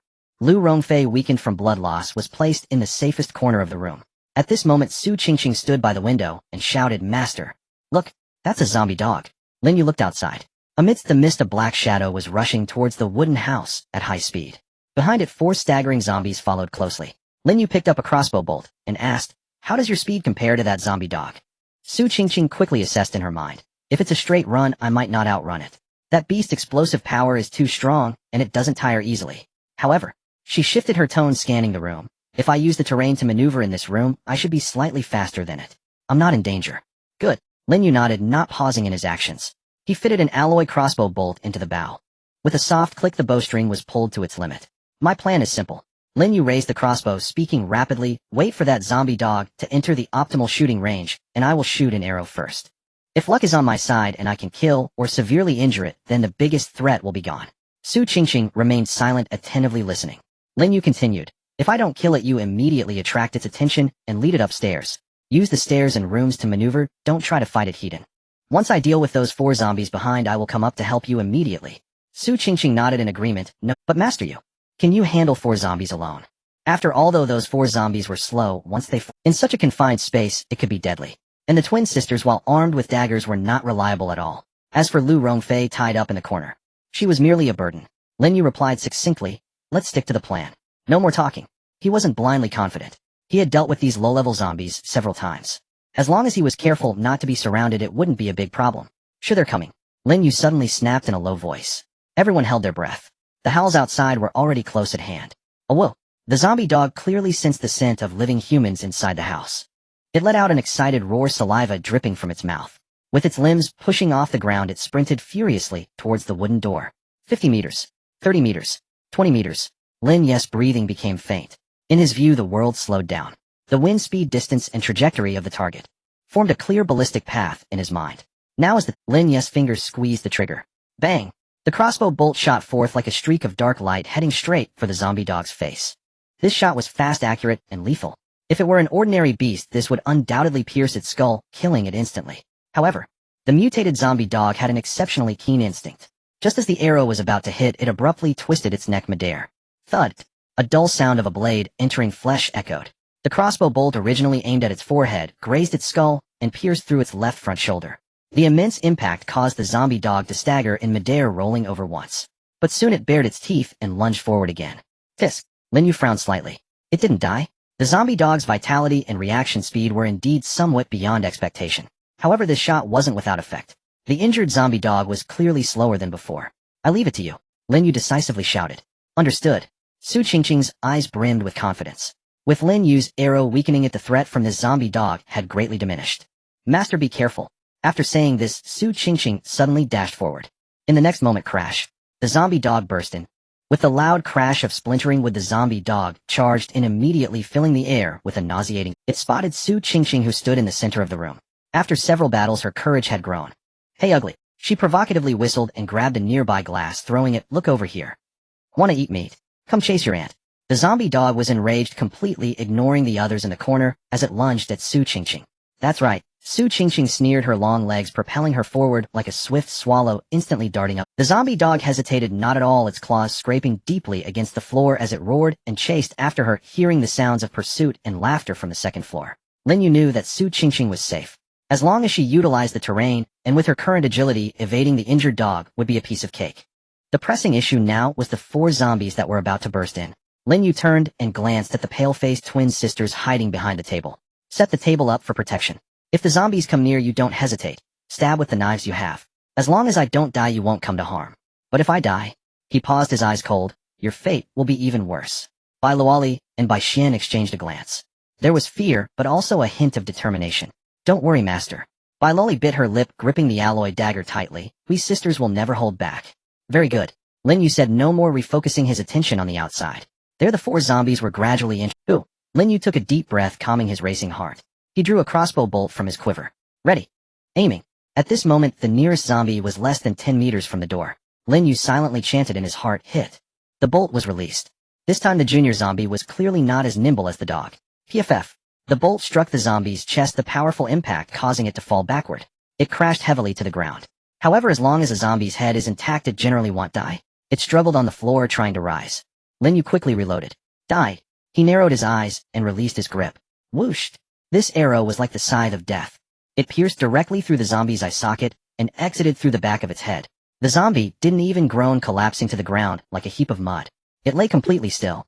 System notification: killed a junior zombie. Current progress 14, 3 more to go. Lin Yu's hand speed soared to its peak. Just as he prepared to shoot the third arrow, the remaining 3 zombies seemed to have received some stimulus suddenly quickened. It was an extreme thirst for flesh.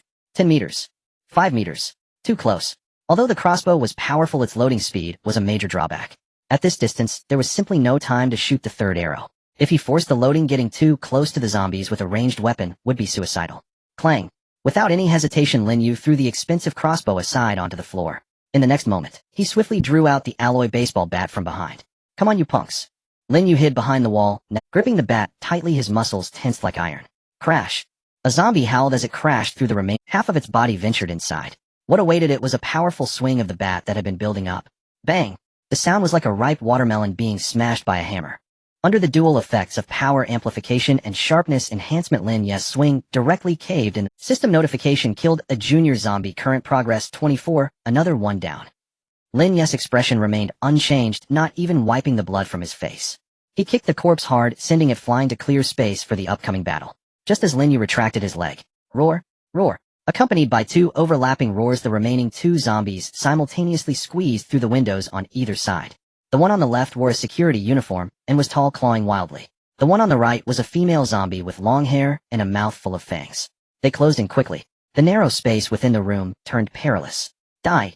Lin Yu growled low, advancing instead of retreating. He pushed off the ground, using the momentum to charge at the larger security zombie on the left.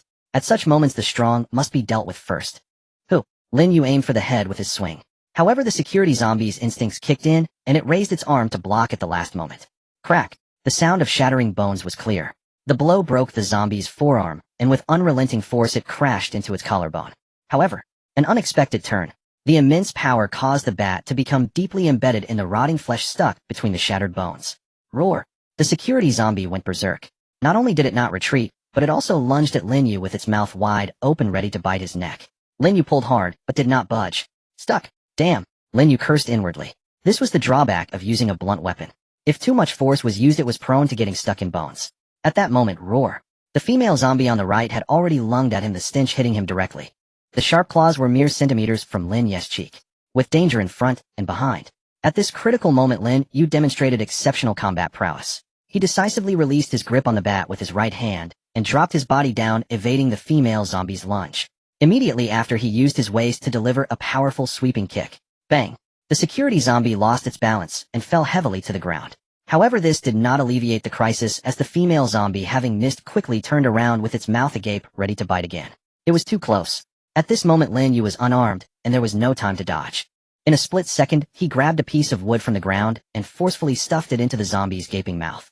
The sharp wood pierced directly into the female zombie's throat, prying its mouth wide open. The female zombie flailed its arms wildly. Lin Yu pushed against the wood with both hands, wrestling with it. At that moment, the security zombie on the ground began to... It opened its mouth wide, ready to bite Lin Yu's thigh. If it landed that bite, even if Lin Yu didn't die, he would still... Damn it! Lin Yu was currently occupied with suppressing the female zombie, unable to free his hands. In this moment of despair, he exclaimed, "Ah!" A shrill scream pierced the air. It was then that Bai Loli and Bai Xian, who had been hiding at the back, suddenly charged. The 2 sisters worked together to lift a solid wooden table. "You filthy creature. I'll smash you." They exerted all their strength. They brought the table down hard onto the back of the security zombie. Bang! A loud crash echoed. The weight of the wooden table combined with their explosive power.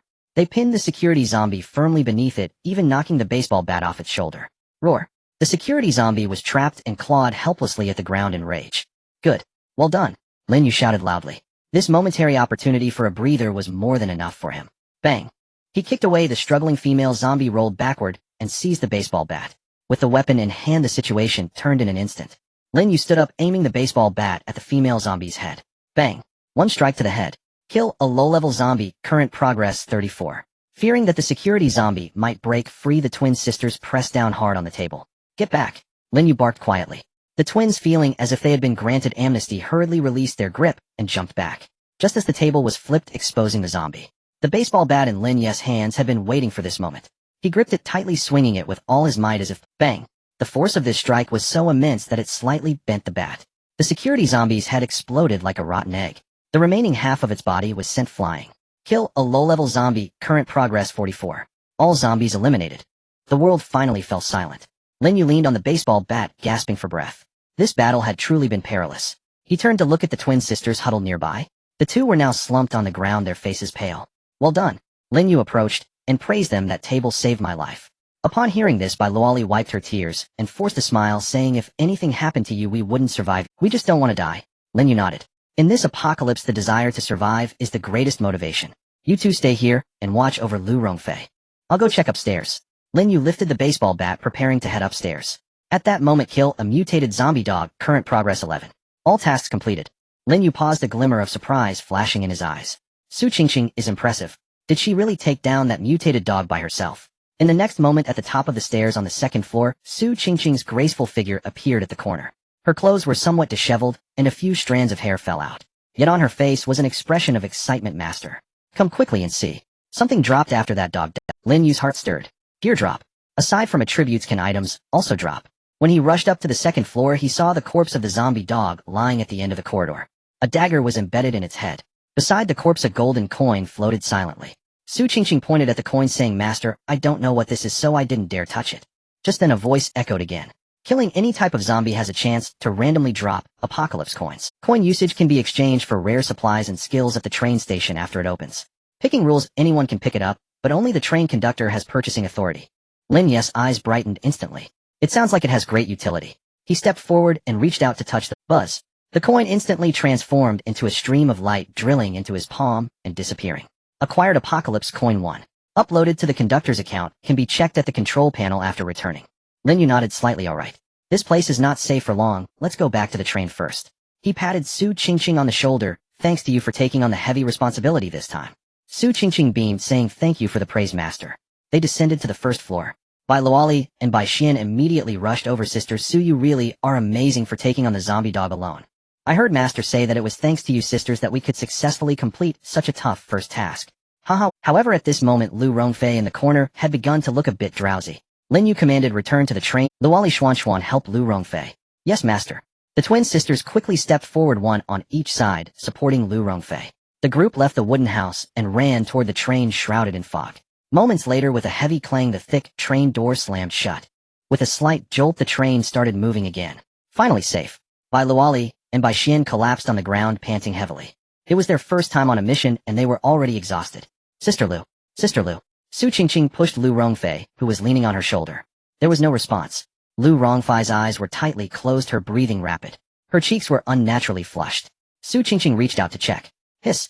Burning hot. Master, she has a fever, her temperature is very high. Though the wound was bandaged, the arrowhead might have been rusty, and it likely started to inflame and cause a high fever. In this world, lacking medical supplies, infection is often more deadly than zombies. Lin Yu frowned. He remembered that the beginner's package included a simple medical kit. Get the medicine. Lin Yu said succinctly. Anti-inflammatory medicine, fever reducer, give them to her. Yes. Su Qingqing swiftly dug out the pills and stuffed them into Lu Rongfei's mouth. She also offered her some water. But Lin Yu understood that the medicine would take time to take effect. And given Lu Rongfei's current state, it was uncertain if she could make it through the night. At that moment, ding. The task settlement for this stop is complete. Starting to distribute task rewards. 5 soft white lights appeared out of thin air. They quietly hovered in front of everyone. White text: basic medical mastery, understanding basic first aid, and bandaging, pathological judgment. White text: healing acceleration. After acquiring this trait, healing time for treating wounds of others and oneself is reduced by 30.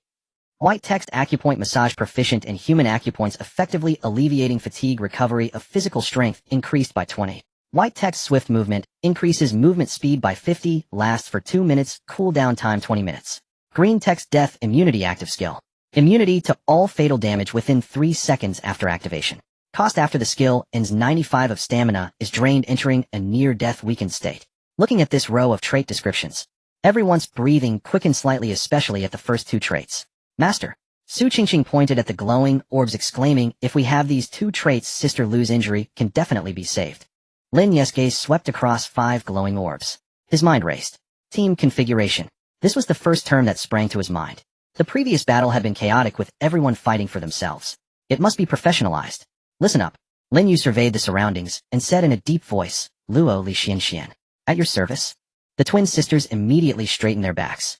Your physical fitness is lacking and your combat awareness is poor. Charging into battle is not suitable for you. Lin Yu pointed to the 3 auxiliary skill slots. From now on, you two will take the logistics and medical route, serving as the team's healers. Do you have any objections?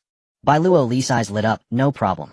I love playing as a healer in games. Hiding behind and providing support is my forte. Bai Xian also nodded repeatedly. I am willing to be the support, as long as I can help the master.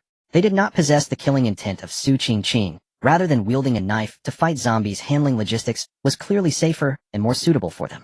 Good. Lin Yu swiftly assigned roles. Luo Li, you take basic medical and healing acceleration. Xian, you take acupoint massage. Get them now and immediately treat Rong Fei. Yes.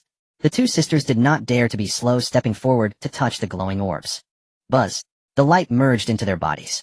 Bai Luo Li felt an abundance of knowledge about hemostasis, suturing, and pharmacology flooding her mind.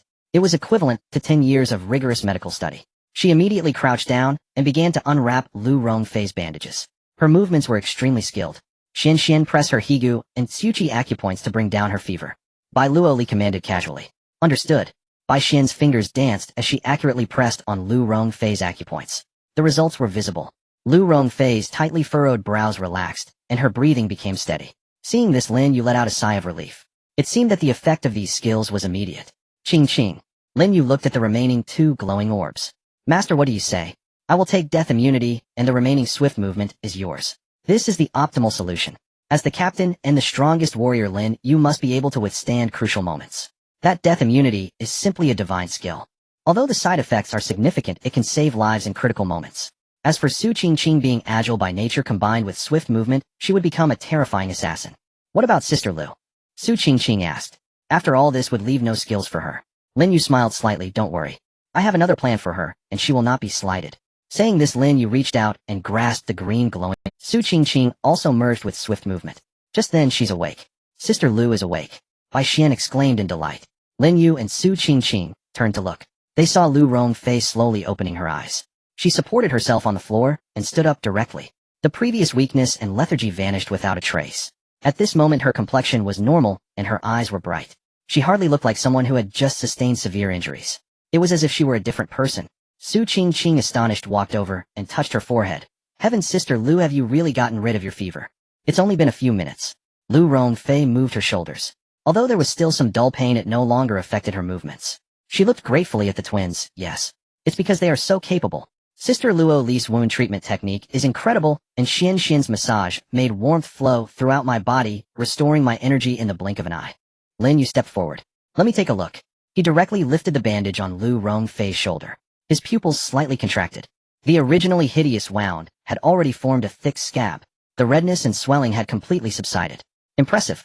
Lin Yu exclaimed. It seems that having a powerful healer is extremely important in the apocalypse.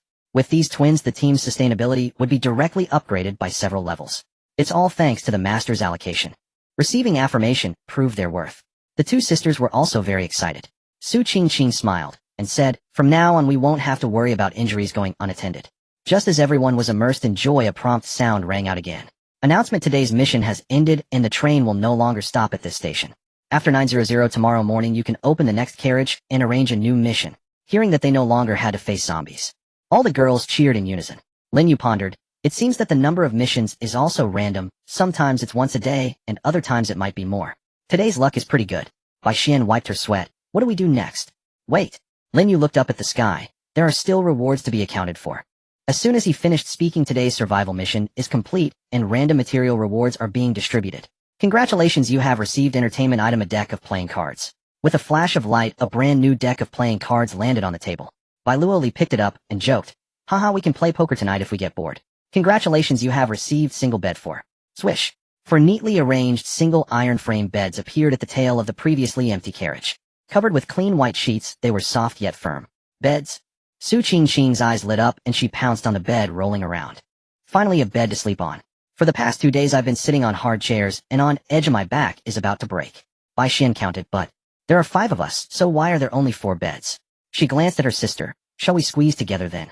Before they could finish discussing, the last 2 beams of light fell. Congratulations, you have received Alloy Fire Axe Sharpness Enhanced 1. Congratulations, you have received Riot Protection Gear Set Lightweight 1. A menacing-looking red long-handled axe and a set of black armor. Is this tailored for the master? Su Qingqing marveled. Lin Yu walked over and single-handedly grabbed the heavy. It had quite some weight. But with his strength amplification skill, it was just right. He swung it around casually in the rain. The air was torn apart, producing a low rumble of wind. With this tool coupled with the armor, encountering those basic zombies would be a matter of a single axe strike. There was no need to struggle like before. Once the rewards were distributed, the outside world had completely darkened. The emergency lights in the carriage lit up warm, yet dim. Lin Yu placed the axe beside the bed. He moved his neck, producing a crisp sound. I'm exhausted from a day of battling and smell of blood. He took out a set of clean clothes. I'll go take a shower first. After that I'll look into how to use that gold coin. Lin Yu walked straight toward the shower room.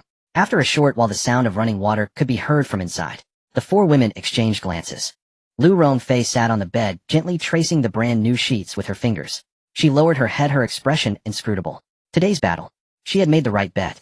Blocking an arrow had earned her the team's acceptance along with status and recognition. This was still not enough. As a former executive who had fought in the marketplace, she understood human nature too well. Trust has an expiration date. Especially with a man like Lin Yu who was decisive and ruthless. His trust was incredibly hard to gain. To secure an unshakable position in this team, like Su Qingqing's. To completely cling to this powerful ally in this apocalypse, there was one last step to take. That was complete submission. Not only in actions, but also in body and mind. To relinquish pride and everything without reservation. Only by becoming Lin Yu's woman and allowing him to utilize that absolute loyalty skill would it form the most solid alliance. Thinking of this, Lu Rongfei bit her lip, a glimmer of determination flashing in her eyes. She stood up.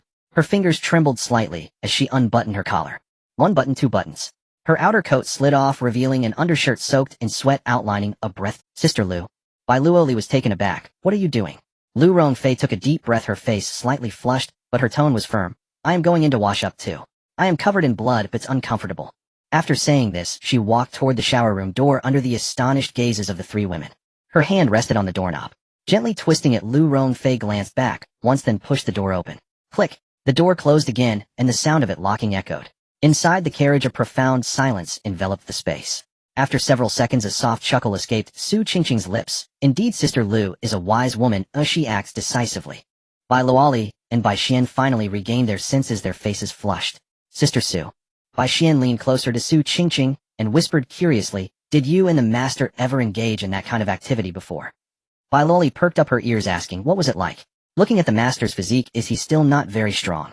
Su Qingqing gazed at the closed bathroom door. A smile flickered at the corners of her mouth. She extended her finger and playfully flicked the foreheads of the twin sisters.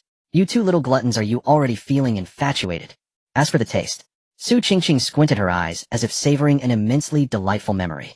Her voice was languid and charming. That kind of feeling can only be understood, but not described. I can only say, in my 20+ years of life, all the happy moments combined don't compare to that one night with the master. Upon hearing this, the twin sisters exclaimed in unison, is that true? Their gazes involuntarily drifted towards the misty bathroom.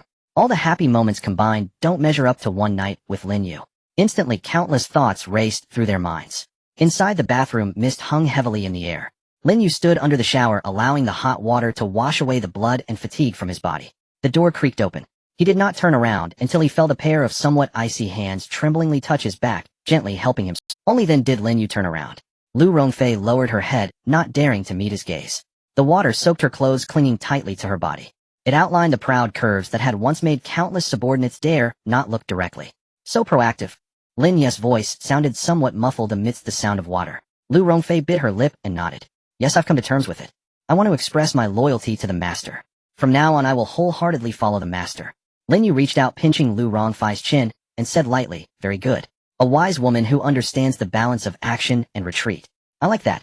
Lu Rongfei's eyelashes fluttered as she closed her eyes, saying, thank you for your praise, master. Lin Yu stopped with the small talk. In this world of zombies, any verbal promises were empty. Only complete possession utilizing the golden term could serve as the most reliable chain. Since you're here, don't just stand there. Lin Yu leaned against the tiled wall and pointed, do what you need to do. I'm feeling quite fiery right now. Lu Rongfei trembled all over and obediently complied. Half an hour later, the sound of water in the bathroom ceased. Lin Yu emerged from the bathroom wrapped in a towel, feeling refreshed. He sat down at the edge of the bed, drying his damp hair. A notification chimed, perfectly golden term, absolute loyalty effect triggered. Target Lu Rongfei loyalty has been locked. Current status devoted to the trained conductor, never to betray. Lin Yu's lips curled into a slight smile. This is how it should be. Compared to so-called emotional cultivation, this straightforward and brutal method is the most efficient in the apocalypse. From now on, Lu Rongfei will vow to follow him to the death. Moments later, Lu Rongfei also emerged wearing a satisfied smile. She walked in front of Lin Yu and naturally knelt on the ground. Master, I'm here. Lu Rongfei took the towel and gently dried the water droplets off Lin Yu's calves, her movements practiced and without a hint of reluctance. The twins stood by dumbfounded. Is the change really this drastic? Su Qingqing sat on the bed's edge casually saying, "Did you all see that? This is absolute loyalty. If you want to live well, you must fully devote your body and mind to the master." Bai Luoli and Bai Xian exchanged glances, a sense of crisis rising in their hearts. Su Qingqing was the first to pledge loyalty to the master, securing her position. Now that Lu Rongfei had also offered her loyalty, she had become one of us. Only the two sisters remained. At this moment Lin Yu patted Lu Rongfei. "All right, no need to dry any longer. You can sit and rest for a bit." "Yes, master." Lu Rongfei respectfully sat to the side. Detected that the train conductor used a golden term ability, establishing an absolute loyalty bond with the opposite sex Lu Rongfei for the first time. Additional rewards issued. 2 spheres of light appeared before him. White term arm strengthening. Your arm strength increases by 30, allowing you to draw tougher bows and wield heavier weapons. Green term basic virus resistance, immunity to minor scratches and abrasions caused by zombies, preventing infection or mutation. Lin Yu glanced over, noting they were excellent items, especially that resistance. With this, the margin for error greatly increases. His golden terms are of an upgrade nature. In the future, as more female colleagues unlock, the rewards will increase. Without hesitation, Lin Yu grasped the basic virus resistance and integrated it into his body. He then said, "Rongfei, the arm strengthening is for you." "Huh? For me, eh?" Lu Rongfei was taken aback, surprised, yet slightly anxious. "Master, is that appropriate? If I say it's for you, then it's for you." "Yes." Lu Rongfei dared not say more, quickly moving forward to touch the sphere of light. As the light entered her body, a surge of warmth flowed through her slender arms. Her muscles became much firmer. Lin Yu surveyed the women and slowly spoke. "Previously I killed that Zhang Juanhao and looted a term called archery mastery. The looted terms can be transferred. Since Lu Rongfei has already changed and received the arm strengthening, I've decided to give her the shooting talent. No objections?" Su Qingqing immediately responded, "No problem, I agree. Our team definitely needs a ranged attacker." The twin sisters chimed in, "Yes. Lu Rongfei is meticulous and calm. She's perfect for shooting zombies from behind." Lin Yu's thoughts moved. A pale white flow of light term shot out from his fingertip. Lu Rongfei's body shook. In the next moment, a wealth of knowledge about wind speed, judgment, and parabolas was etched in her mind. Lin Yu handed over the black recurve crossbow and the quiver of alloy arrows, saying, "Give it a try." "All right, master." Lu Rongfei accepted them eagerly. Initially, this crossbow had been somewhat challenging for her, making it hard to pull the string. But now, with the arm strengthening in effect, she could hold the crossbow in one hand while effortlessly drawing the bowstring with the other. Whoosh! An arrow shot straight through the seat of the previous carriage. The motion was fluid and graceful. Su Qingqing exclaimed, "Arm strengthening and shooting talent are simply a match made in heaven." Bai Luoli clapped excitedly. "Wow. From now on, Lu Rongfei will be our team's ADC." Bai Xian joined in the cheer, maxing out physical damage. Lu Rongfei tightened her grip on the crossbow and arrow. "Don't worry, I will never let you down again." Lin Yu nodded. The team composition was taking shape. Warriors, assassins, archers, and healers. They had them all. By the way, Lin Yu pulled out a gleaming golden coin from his pocket. It was dropped by Su Qingqing after she killed a zombie dog earlier. It bore a skull pattern.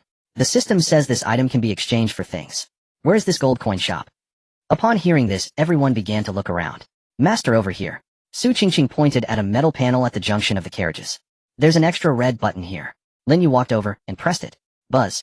A blue holographic projection instantly unfolded in the air. Doomsday Mall exclusive to train conductor. The interface was simple, yet the goods were dazzling. The first page featured daily necessities. Self-heating hot pot, 1 gold coin. Rice, 10 kilograms, 2 gold coins. Double door refrigerator, fully stocked, 30 gold coins. Further on were categories for firearms. Glock 17 pistol with 30 bullets included 15 gold coins. MP5 submachine gun, 40 gold coins. Grenade, 10 gold coins. At this point, everyone's breathing grew heavier. In this apocalyptic world, guns equated to courage. Lin Yu continued flipping through. The third page surprisingly featured skills. Fireball, beginner, lightning, enchantment. However, the gold coin prices were outrageously high. Everyone was browsing. They felt they couldn't afford anything. At that moment, first-time benefit zombie serum, 1 vial, killer price, 1 gold coin, appeared. Immediately an icon for the serum appeared on the screen along with an exchange button. Everyone's eyes lit up. Having serum meant an extra life. Lin Yu wasted no time. He clicked to exchange and then clicked again. In the next moment, a box appeared on the ground containing a vial of green liquid. Lin Yu instructed, "Luo Li Xian, put this in the medical box." "Yes." The sisters stepped forward and carefully stored it. Lin Yu closed the mall interface. "Gold coins can be picked up by anyone. Remember to collect them after killing zombies." "Understood." Outside the carriage, the day was growing late. After dinner, the long night offered nothing to do. So boring. Bai Luoli lay on the bed swinging her legs. Suddenly she remembered something. She took out the box awarded by the system from her pocket. "Let's play cards. Since we're just sitting around anyway." Bai Xian was the first to respond. "What are we playing?" "Landlord." "Too many people, let's play fast run instead. Su Qingqing also became interested, leaning against the headboard lazily. But just playing cards is boring. Ooh, we need some stakes. What shall we bet? We don't have any money. Bai Luoli's eyes twinkled mischievously as she suggested, let's keep it simple. Loser takes off a piece of clothing. The carriage fell silent for a second. Playing so wild. Su Qingqing raised an eyebrow. What? Are you scared, Sister Su? Bai Luoli provocatively tilted her chin, afraid of losing and embarrassing yourself in front of the master. Su Qingqing laughed. You little girl, your provocation doesn't work on me. However, since you want to offer benefits to the master, I'll happily oblige. What I'm afraid of is you two ending up crying after losing. My sister and I are the presidents of the board game club. Bai Xin retorted. We've won school championships in Dodiju. Lu Rongfei chuckled from the side. I think I'll pass on this. No way. Other than the master being the judge, everyone must participate. Bai Luoli insisted, shoving the cards into her hands. Lin Yu didn't object, watching this group of women with interest. In this apocalyptic world, proper venting and entertainment were necessary. The game began. In the first round, Bai Luoli clearly underestimated Su Qingqing's card-counting abilities. Su Qingqing held a straight flush, finishing with a 2. Call. Bai Luoli stared blankly at her pile of terrible cards. A bet is a bet, Su Qingqing smiled. Bai Luoli gritted her teeth. Fine, I'll take it off. She removed her outer jacket and tossed it aside. Underneath was a snug white t-shirt outlining her youthful curves. In the second round, Lu Rongfei narrowly won, while Bai Xian came last. Why is it always me? Bai Xian cried out in despair. Blushing, she took off her jacket. As the rounds continued, the situation became overwhelmingly one-sided. Su Qingqing and Lu Rongfei, both seasoned players, worked together seamlessly, leaving the twin sisters utterly defeated. What luck! Bai Luoli gazed at the last piece of her vest remaining, wanting to cry without tears. Those who propose playing cards usually end up losing badly.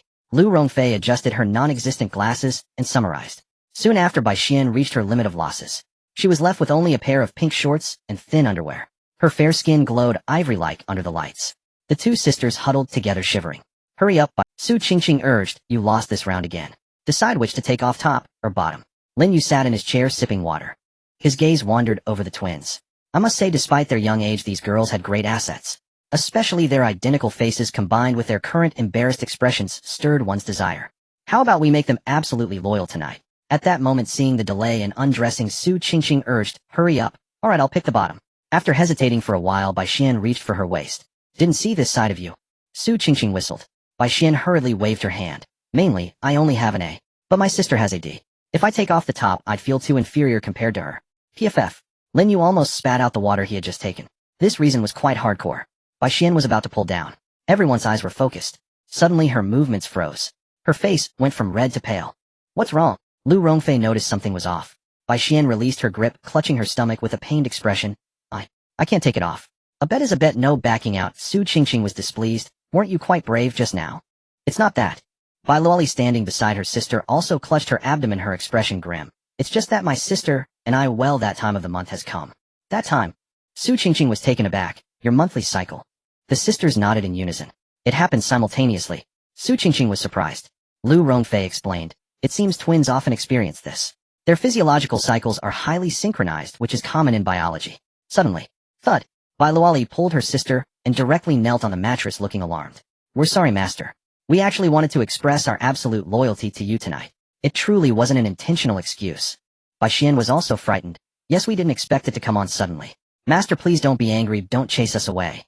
Watching the twins' uneasy expressions, Lin Yu couldn't help but chuckle. He waved his hand. It's no big deal. I'm not a lecherous man. Since you're not feeling well, go take care of it. There's a supply box in the restroom. It should have what you need. Upon hearing this, the two sisters felt as if a great burden had been lifted. Thank you, master. Thank you, master. The two grabbed their clothes from the floor and rushed toward the restroom. Watching their flustered, retreating figures, Su Qingqing pondered. In that case, what are you thinking? Lu Rongfei asked curiously. Su Qingqing blushed and smiled, since the physiological connection between twins is so strong. What if while doing that one is with the master, would the other feel it too? As soon as this was said, Lu Rongfei's eyes lit up, instantly. Interesting. This has never been tested before. We have to let the master try it out in a few days. Lin Yu watched the two women becoming increasingly unrestrained in their conversation. He chuckled and shook his head, saying, You two little seductresses. He stood up and stretched lazily. The smile on his face gradually faded. Alright, let's talk about serious matters. Noticing Lin Yu's serious expression, Su Qingqing and Lu Rongfei immediately put away their smiles. Sitting up straight, Lin Yu asked, What insights have you gained from the events of the last few days? This was a team review. To survive long in the apocalypse, one cannot rely solely on brute force. One must also learn to summarize. The two women exchanged glances and fell into contemplation. After a moment, Su Qingqing spoke up first. Today we encountered other humans for the first time. That Zhang Juanhao also mentioned trains. This indicates that in this world there is more than just our train. Lin Yu nodded, realizing this as well. They were on train 18. Surely there were trains 17, 10, and others. This must be a large-scale game to sift through players. Zombies are terrifying, but human hearts are even more so. We will definitely encounter other survivors in the future. Remember the lesson of today: aside from our own, trust no one. Understood. The two women responded in unison. Lin Yu turned to Lu Rongfei, asking, what are your thoughts? You've been an executive before, so your perspective should be different. Lu Rongfei took a deep breath, her mind racing. Master, I think the biggest challenge lies in rescuing the newcomers. Oh. Lin Yu became interested. Please elaborate. Lu Rongfei organized her thoughts. After rescuing the newcomers, we must immediately take them out to carry out tasks. This is extremely dangerous. The newcomers have no weapons, no skills, and their mindset may not even be adjusted properly. Just like the twins today, if it weren't for luck, they might already be dead. Lin Yu wholeheartedly agreed. This was also his concern. When leading the girls to survive, the biggest fear was that they would suffer immediate defeat. Su Qingqing looked puzzled, saying, but we will only unlock the new carriage task after rescuing the passengers. If we don't rescue them, how can we proceed to the next step? Upon hearing this, Lu Rongfei blinked. But the system didn't say we must rescue them immediately. What if we don't rescue them? Will a task still be triggered when the time is up? This remark left Su Qingqing stunned. Soon she reacted, you mean? Don't rescue the passengers first. Let them continue to remain unconscious in their seats confined. When the time comes, the system will issue the task. We seasoned players will go out, eliminate the monsters, and complete the task. Lu Rongfei nodded, continuing her thoughts. After we obtain the rewards and return to the train, master can wake them up. At that time we can directly allocate supplies to the newcomers, or even use surplus skills to enhance them. Then for the next task they will be able to fight directly. After hearing the two women finish speaking, Lin Yu praised Lu Rongfei. This discovery is very important. If it proves feasible, our survival rate will greatly increase. Tomorrow when the new carriage opens we will give it a try. Hearing Lin Yu's praise, Lu Rongfei's face flushed with excitement. Her position in this small team felt secure now. Just then the bathroom door opened. Bai Luoli and Bai Xian walked out. The two had tidied their clothes, and although their faces were still pale, they looked considerably calmer than before. Bai Xian shyly approached Lin Yu. Master. She lowered her head, twisting her fingers in the hem of her clothes.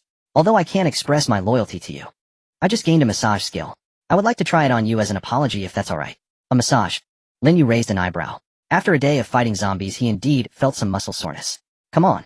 Lin Yu lay down on the bed, saying, let me feel it first. Bai Xian carefully approached. Her delicate little hands pressed on Lin Yu's shoulders. At first her strength, but as the skill activated, Lin Yu felt a warm current flowing through his muscles from Bai Xian's fingertips. Hiss. Lin Yu couldn't help but let out a sound. It was a refreshing sensation. Not the ordinary kind of massage, but rather like a biological current stimulating the fatigued muscle fibers. The previously stiff trapezius muscles softened and relaxed at a visible speed. The accumulated lactic acid was rapidly broken down. After 10 minutes, Lin Yu exhaled deeply and sat up, feeling refreshed with all fatigue swept away. His energy was restored by at least 80. So comfortable. Lin Yu's gaze towards Bai Xian changed. This skill is truly remarkable. Really? Bai Xian smiled broadly, revealing her little tiger teeth. It's great that it's useful. As long as it's useful, she wouldn't be abandoned. Give the others a massage too. Lin Yu instructed. Of course, master. The next moment, Su Qingqing, Lu Rongfei, and even older sister Bai Luoli took turns experiencing the massage. Inside the carriage, a chorus of satisfied hums erupted. This is amazing, Lu Rongfei said, stretching her neck. This greatly helps to relax the body and mind swiftly after a battle. Su Qingqing nodded as well. I feel like I could run 10 kilometers without stopping. The sister's praises made Bai Xian jump with joy. Afterward, everyone discussed the weaknesses of zombies, such as how to smash skulls more efficiently and how to coordinate pulse. Gradually, the mist outside grew thicker and the night had completely fallen. Their stomachs began to rumble. Each person prepared instant noodles, even with added sausages provided. But after several meals of the same, it was getting monotonous. Sigh. Bai Luoli picked at her noodles, sighing. I wonder when we will get a proper meal as a reward. Bai Xian rested her chin on her hand, dreamily stating, yes, I want to eat braised pork, tomato, scrambled eggs, and a big bowl of fragrant rice, drenched in gravy. Glup. Su Qingqing swallowed hard, saying, stop talking, you're making me drool. Lu Rongfei comforted, it will definitely come. Even if the system doesn't reward us, if worst comes to worst, we can save enough coins to exchange for it at the store. I've seen that rice and vegetables aren't too expensive. Lin Yu finished the soup in a few gulps. As long as we're alive, there will always be opportunities. He stood up, wiping his mouth. Let's rest early, who knows what kind of hellish task awaits us tomorrow. Everyone put down their bowls and chopsticks, looking at the beds inside the carriage. The atmosphere suddenly became a bit subtle. 5 people, 4 beds. How should they sleep? Bai Xian glanced at Lin Yu, and then at the others, quietly asking, Master, how should we allocate this? Lin Yu looked at the women with a smile that was neither a smile nor a frown. There aren't enough beds. Who is willing to compromise and share a bed with me? As soon as he finished speaking, a shadow darted forward. Me. Su Qingqing had already taken the lead, pouncing onto Lin Yu's bed and hugging the pillow like a small mother cat protecting her food. Lu Rongfei chuckled. With your lightness, no one can compete with you. The Bai sisters felt a bit envious, but could only occupy their own beds. All right, it's time for bed, Lin Yu commanded. With a snap, the lights went out. The carriage was engulfed in darkness with only the sound of the train running on the tracks. Without needing to sit on hard seats like last night lying on the soft mattress, everyone quickly relaxed. Their breathing became gradually even. Lin Yu embraced Su Qingqing. Her delicate body was warm and soft, exuding the fresh fragrance of her recent bath. In the darkness, Su Qingqing turned over. Like a beautiful snake, she wrapped around him. Her warm breath brushed against Lin Yu's ear. Master. She spoke in a soft, alluring voice. Her hand began to wander restlessly. What do you want? Lin Yu caught her hand, feigning ignorance. Su Qingqing kissed his chin, mumbling. Last night was too rushed. I didn't get to enjoy it. Morning. One by one, everyone stirred awake. Bai Luoli sat up with her hair in wild disarray, rubbing her eyes as she murmured in a soft tone, Sister Su, you were awfully loud last night. Bai Xian nodded beside her. Yes. The carriage was already trembling, and when you two rocked it over there, our bunks vibrated in sympathy. It gave me the strangest dreams all night. Su Qingqing showed no embarrassment. Instead, she turned with a mischievous smile and said, You little thing know nothing. This is called balancing labor and leisure. When you have the chance to serve your master one day, you'll discover its peculiar delights. By then you'll probably be louder than I was. How disgusting. Bai Xian hid her face in the blanket in a flush of shame. Nearby, the mood was lightened by the exchange. Lu Rongfei, washing her face, teased. Qingqing, it seems your agility attribute isn't only useful for killing zombies, it grants bonuses in other arenas as well. Rongfei, you're teasing me.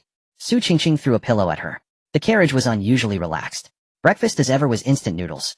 Even with sausage and a stewed egg added after so many consecutive meals of the same kind, their appetites were faint. Eat, Lin Yu said as he tore the lid off. If you don't want to starve, don't be picky. When he spoke, the women obediently lifted their bowls without protest. Slurping softly, Bai Luoli chewed the softened noodles and mumbled indistinctly. I want meat, I want rice, I want hot pot. You get all that in your dreams, Lu Rongfei said, handing her a bottle of water. Eat quickly, it's almost 9 o'clock.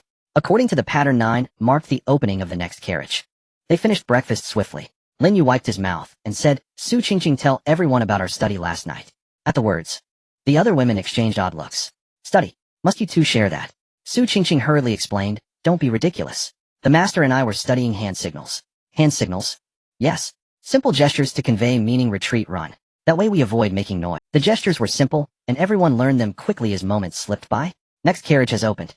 Notice, beginning with this carriage, all rescued passengers will upon waking be automatically imbued with the current worldview and rules of this world. No further explanation from the conductor is required. Hearing this, Bai Xian's eyes brightened. So they wake knowing what to do. We don't have to brief them ourselves.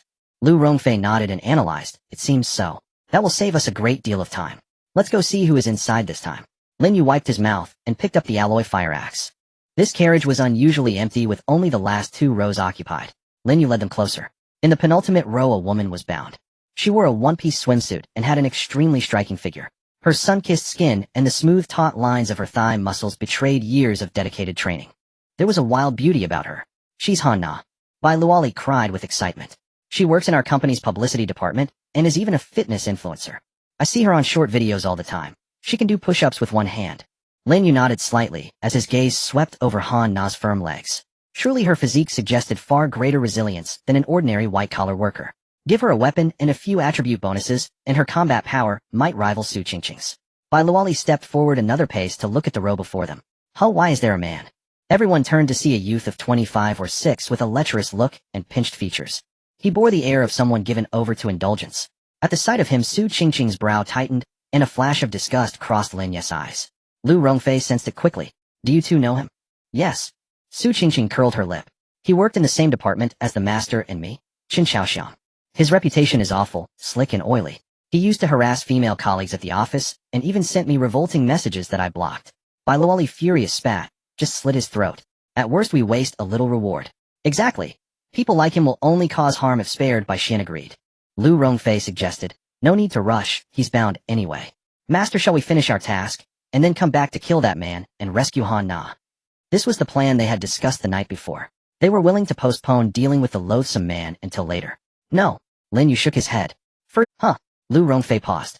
Save who? That fitness woman Han Na. She does look like she could fight. No, save Shui Chaoxiang. The moment he said it, everyone froze. Su Qingqing snapped. Master, that guy's worthless. Why save him? He makes me sick. I have an important matter to ask him about, Lin Yu said coolly, offering no further explanation. Curious, the others watched as Lin Yu strode directly to Qin Chaoxiang. He raised his hand, a ring of light shimmered from his palm, and the restraint released. Qin Chaoxiang drew a deep breath and opened his eyes, springing to his feet. At first bewildered, his gaze cleared in an instant. Evidently, the system's information infusion had taken effect. All that stuff was real. The Endoth world train, killing zombies to get loot. Huh, this is awesome. Qin Chaoxiang slapped his thigh, his thick jowls trembling. I always thought work was dull. Now the world is ending. Come at me any way you like. He spun about with excitement until his attention settled on Lin Yu, and then he brightened visibly. In Shui Chaoxiang's memory, Lin Yu had been the timid intern who kept his head down at his desk. Not bad, kid. Qin Chaoxiang swaggered up to Lin Yu, sizing him from head to toe with a sneer. You're bloody lucky to be the first to wake up, and to be some kind of conductor now. TSK tisk, fortune smiles on fools. Since we've met, stick with me. I had your back at the company, and I'll cover you on the train too. Brothers together are as sharp as knives, he crowed with spittle flying. Lin Yu, however, remained silent. Hey, I'm talking to you. Qin Chaoxiang reached out to pat Lin Yu on the shoulder, but before his hand could land, Lin Yu cast a look that felt like the descent of death itself.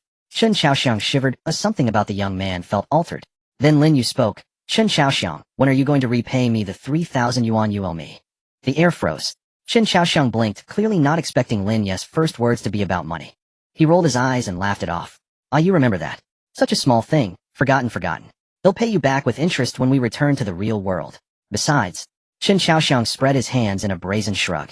It's the end of the world out there, as zombies everywhere. What good is cash? Can you eat it? Lin Yu sighed softly, and his gaze hardened. I lent you that money 2 years ago. Over those 2 years I reminded you a dozen times. Each time you promised next month. You had money for bars, for tipping streamers, for massages and foot baths. But no money to repay me. Those 3,000 yuan were what Lin Yu had painstakingly saved when he first began working. Qin Chaoxiang had claimed urgent family needs and wept, so Lin Yu, inexperienced and unwilling to offend a colleague, lent him the sum. Soon after, Qin Chaoxiang posted photos of himself at a karaoke bar. The memory lodged like a thorn in Lin Yu. That unpaid debt was a constant aching reminder for Lin Yu. Listening to Lin Yu's hostile tone, Qin Chaoxiang instinctively shrank his neck, stammering nervously, Shao, you know, Brother Lin. We're colleagues. Surely this is unnecessary. I truly have nothing on me right now. The more he spoke, the more hollow his voice grew. A thick metallic scent of blood surged forward like a physical blow. The aura accumulated from Lin Yu's recent slaughter of zombies, and even humans. Thud, thud. Qin Chaoxiang recoiled 2 steps without thinking, his back slamming hard against the seat.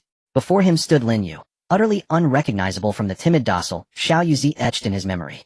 A complete stranger.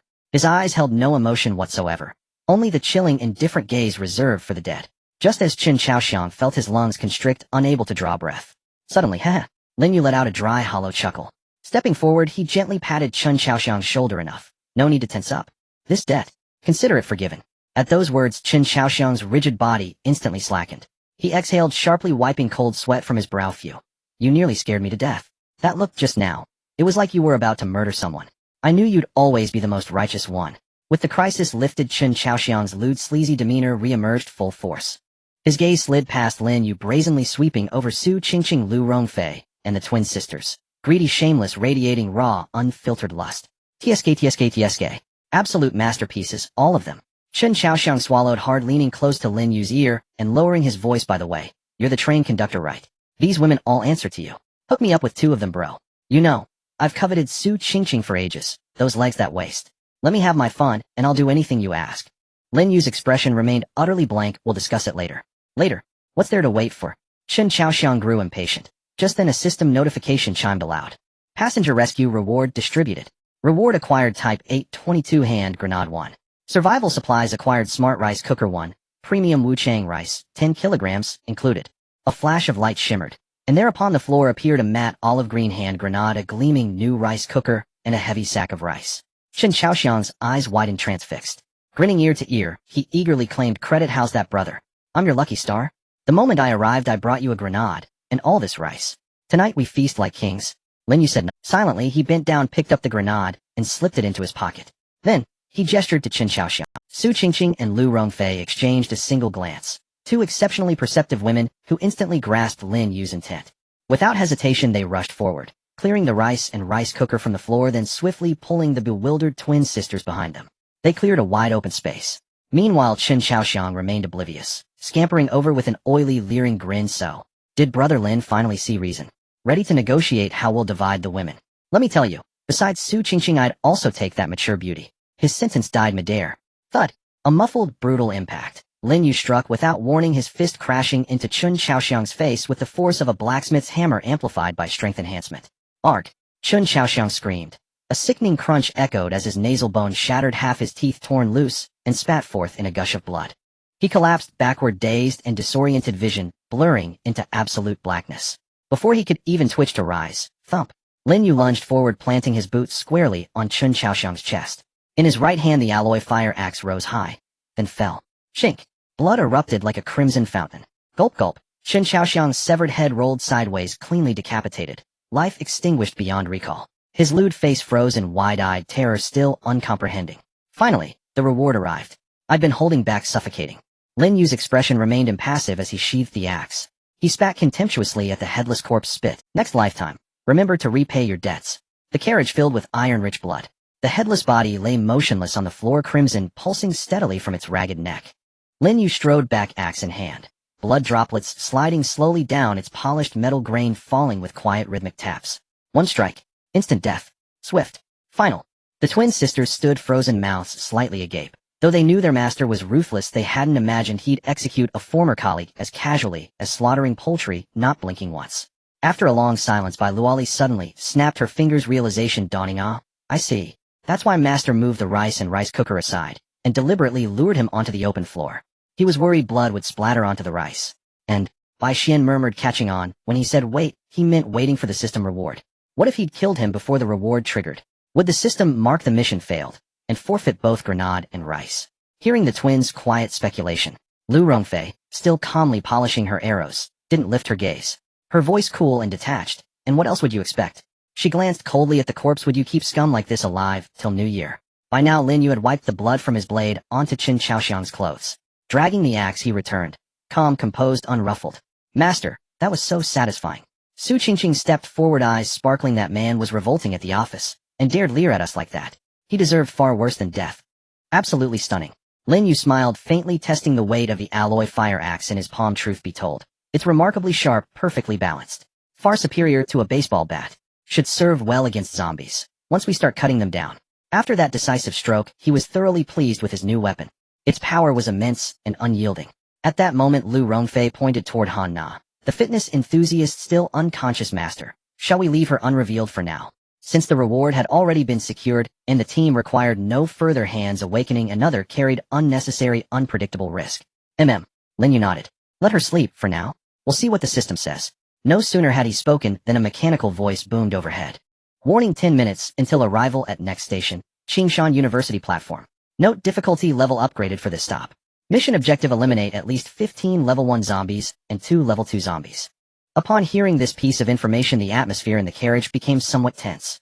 The difficulty has increased so much all of a sudden. Bai Luoli furrowed her brows, counting on her fingers. We only faced a few at the last stop, and now we have to kill 15 low-level zombies. Moreover, Bai Xian's face turned pale, her voice trembling. The system says there's also an intermediate zombie. Low-level zombies are already frightening enough. What kind of monster is an intermediate zombie? Lu Rongfei's brows knitted tightly as she lightly tapped the crossbow. I fear there's more to it than this. Su Qingqing was puzzled. Sister Rongfei, what do you mean? The terminology used by the system is quite deliberate, Lu Rongfei analyzed. It stated at least 15 must be killed. This means that in this scenario the total number of zombies will definitely exceed 15. We may be facing a horde of zombies. At the mention of this, Su Qingqing and her twin sisters felt their hearts sink. A school. Places like this have a high population density. If a virus were to break out, the scenario was simply unimaginable. Seeing that the group's morale had somewhat dipped, Lin Yu slammed his axe down onto the ground, producing a crisp sound. What are you afraid of? His gaze swept over everyone. To survive in this world, we cannot rely solely on hiding. We need weapons, we need abilities, we need to grow stronger. As long as we coordinate according to the tactics established last night, and stay calm, I will ensure you all return to the train alive. Yes, Master. Su Qingqing was the first to respond, gripping her dagger tightly. That's right. Bai Xian took a deep breath, glancing at the heavy bag of wuchang rice in the corner, swallowing hard. We just got such good rice. We must return for that warm bowl of white rice. We have to come back alive. The group couldn't help but laugh upon hearing this, easing the tense atmosphere considerably. Lin Yu laughed as well. Good for the sake of rice. Prepare for battle. 10 minutes flew by in an instant, and the train began to slow down as the mist outside thickened. Faint outlines of some teaching buildings became visible, looming like gigantic tombstones in the gray mist. The train has arrived at the station and the doors will soon open. Warning: all rescued passengers must disembark within 20 seconds. Otherwise the entire train. With the shrill sound of the alarm, the pressured door slid open. Countdown begins 2019. Indeed, the mission proceeds as usual. Bai Luoli glanced at Han Na, who was still asleep, and let out a sigh of relief. It seems those who haven't woken up don't count. Let's go, Lin Yu said, no more, gripping his axe, the first to charge out. Su Qingqing followed closely behind. Lu Rongfei and the twin sisters streamed out in succession. The movements of the group were swift. In less than 5 seconds, everyone was already standing on the platform. However, the red alarm lights above continued to flash wildly. Warning: detected remaining rescued passengers still inside the carriage. Countdown to explosion 15-14. The countdown did not stop. What's going on? Bai Luoli's face turned pale as she looked around in horror. Didn't we all get off? That Han Na is still in a state of captivity, or did the system bug out? Bai Xian was nearly in tears. There were only a few seconds left. If the train exploded, even if they weren't killed by the blast, they would have no support in the future. Lin Yu's brow furrowed, his gaze fixed on the headless corpse on the carriage floor. Damn it. Lin Yu cursed. Does a dead man count? Chen Xiaoxiang was killed after being rescued. The system registered him as still a passenger. Get it down. Hurry, Lin Yu shouted. He'll do it. A voice called out. Su Qingqing moved. Her speed enhancement ability activated. Speed enhancement instantly increases movement speed by 50 for 2 minutes, cooldown time 20 minutes. Su Qingqing transformed into a blur, instantly dashing back to the carriage door. She did not reach out to pull the bloodied corpse. Instead, she used the momentum from her sprint, exerting force from her waist. With her long legs, she kicked like a cannonball. Take that. This kick landed squarely on the corpse's chest. Bang. The headless corpse was sent flying like a kicked sack, crashing heavily onto the concrete ground of the platform. Immediately after, Su Qingqing shifted her gaze to the corner where the head lay. With a beautifully executed shot in the air, the head rolled away, its unblinking eyes tracing a parabolic arc before coming to rest at the platform's edge. Su Qingqing herself used the momentum to perform a forward roll and landed steadily. Detection passed. All rescued passengers have disembarked. The train doors are about to close. 3, 2, 1. Bang. The heavy train doors slammed shut, and the suffocating red alarm finally disappeared. Phew. Everyone let out a collective sigh of relief. Su Qingqing gasped. I didn't expect the system to be so particular. Even the dead have to disembark. No compensation for cremation, huh? Lu Rongfei praised. Fortunately, you were fast enough. Master noticed the problem right away, Bai Luoli said, patting her chest still shaken. Otherwise our rice would have turned into popcorn. Let's go. Lin Yu tightened his grip on the axe and turned to look into the depths of the mist. No more wasting time here. We need to prepare to kill zombies. The group's gazes followed his direction. Outside the platform lay an asphalted school path, the mist lighter than they could vaguely see the words Qingshan Technology University. The walls of the teaching building were peeling and a solitary basketball hoop stood in the playground. On the red plastic track lay scattered backpacks and shoes. There was a deathly silence, only the sound of wind rustling through the leaves. Form up, Lin Yu called in a low voice. The group quickly arranged themselves in the formation practiced the previous night. Lin Yu held a fire axe, standing at the front as the tank and main attacker. Su Qingqing gripped her dagger with both hands, resembling a nimble cat, closely following Lin Yu's right rear, ready to launch a surprise attack. In the middle were the twin sisters, responsible for logistics and observation. Lastly, Lu Rongfei held a crossbow, responsible for long-range support and vigilance. Let's move. The group maintained their formation, stepping lightly. They slowly approached the school gate. Soon they arrived near the reception room. Lin Yu suddenly raised his left hand and clenched his fist, signaling the team to stop. What's going on? Su Qingqing whispered. Lin Yu slightly raised his chin, pointing at the reception room. They saw the door wide open and the interior was in disarray. But strangely, on a rattan chair at the entrance of the reception room sat a zombie. The old man zombie, dressed in a security uniform, had his head tilted. He was clutching a yellowed newspaper, wearing glasses on his nose, staring intently at the paper, as if still concerned about national affairs. Bai Xian behind couldn't hold back, nearly bursting into laughter, quickly covering her mouth. Bai Luoli also wore a peculiar expression. This is too dedicated, isn't it?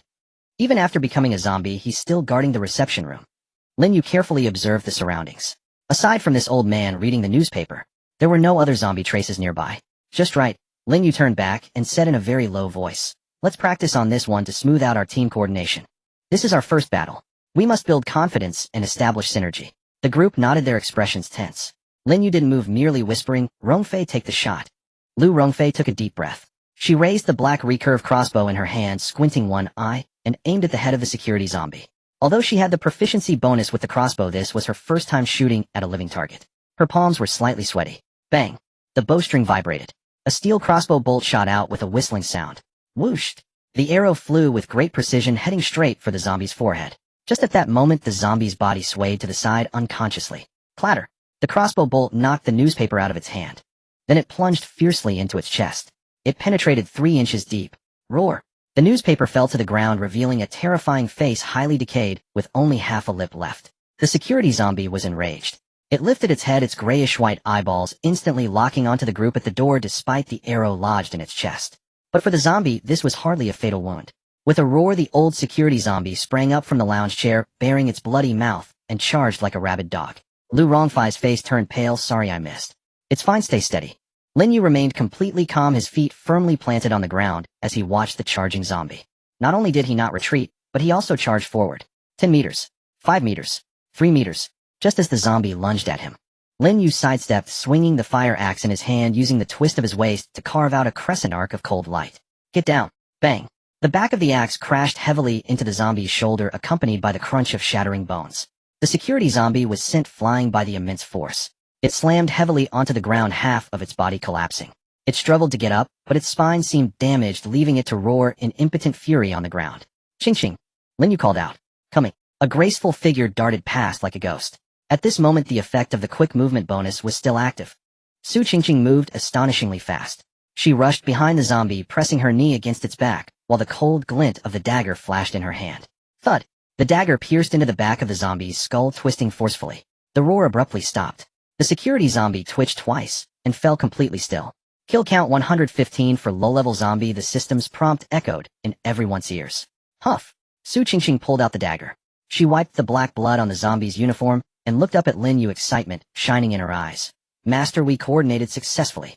A long-range Lura tank to absorb damage and an assassin to reap the rewards. It was seamless. Though there was a minor hiccup in the middle, the result was perfect. Meanwhile, Bai Luoli and Bai Xian hurried forward. Following the steps Lin Yu taught last night, they did not approach the corpse, but first checked if Lin Yu and Su Qingqing had any injuries. No bloodstains on the master. Sister Qingqing has a bit on her hand, but there's no break in the skin. After the twin sisters carefully confirmed, they reported back. In this apocalyptic world with no antidote, even a small scratch from a zombie means death. Therefore, post-battle checks are crucial. Very good. Lin Yu nodded, looking at the somewhat guilty Lu Rongfei. Don't worry about that arrow. Zombies are inherently unpredictable. As long as you don't hit our own people, it's fine. This is why team cooperation is essential. If your arrow didn't kill it, I and Qingqing would fill in the gap. Hearing Lin Yu's comfort, Lu Rongfei felt warmth in her heart. The sense of defeat dissipated considerably. She reloaded the crossbow, her eyes firm. Next time I will definitely aim better. Let's go. Lin Yu stepped over the corpse of the security zombie, his gaze directed deeper into the campus. This is just an appetizer. The real tough battle lies ahead. Not far along the school path, the air was thick with the stench of decaying blood, suddenly mixed with a hint of rot. The group was about to pass by a 2-story red brick building. The system sound echoed. Alert, high-risk targets detected in the current area. The first intermediate zombie is located on the first floor of the cafeteria. Lin Yu's steps came to a sudden halt. He raised his hand into a fist, signaling for the team to stop advancing. In the cafeteria, he lowered his voice, his gaze fixed on the half-open glass door. A faded slogan reading "Save Food" was stuck on the door. The glass was splattered with dark, dried blood. Rongfei, stay alert. Qingqing, take the lead and find cover for everyone. They'll go scout. Everyone took their positions. Lin Yu crouched low, sneaking toward the window at the side of the cafeteria. Slowly, his gaze passed through the greasy window glass, peering inside. The cafeteria was dimly lit with tables and chairs in disarray, and the floor was littered with overturned stainless steel trays and trampled food. In the hall, 7 or 8 college student zombies were wandering aimlessly. Some were leaning over tables, gnawing on remnants that had long turned to bones. Others were repeatedly slamming against the wall like a malfunctioning machine. Soon Lin Yu's gaze landed on a figure behind the serving window. It was a cafeteria worker in a black bloodstained apron, but its size was truly exaggerated, standing at least 9 meters tall. Its entire body was covered in fat piled up like fermented dough. In its right hand it clutched a long-handled iron ladle with remnants hanging from it that were indistinguishable as either meat or rags. So this is an intermediate zombie. Lin Yu's pupils contracted slightly. Just looking at its size, its strength was definitely 2 or 3 times that of an ordinary zombie.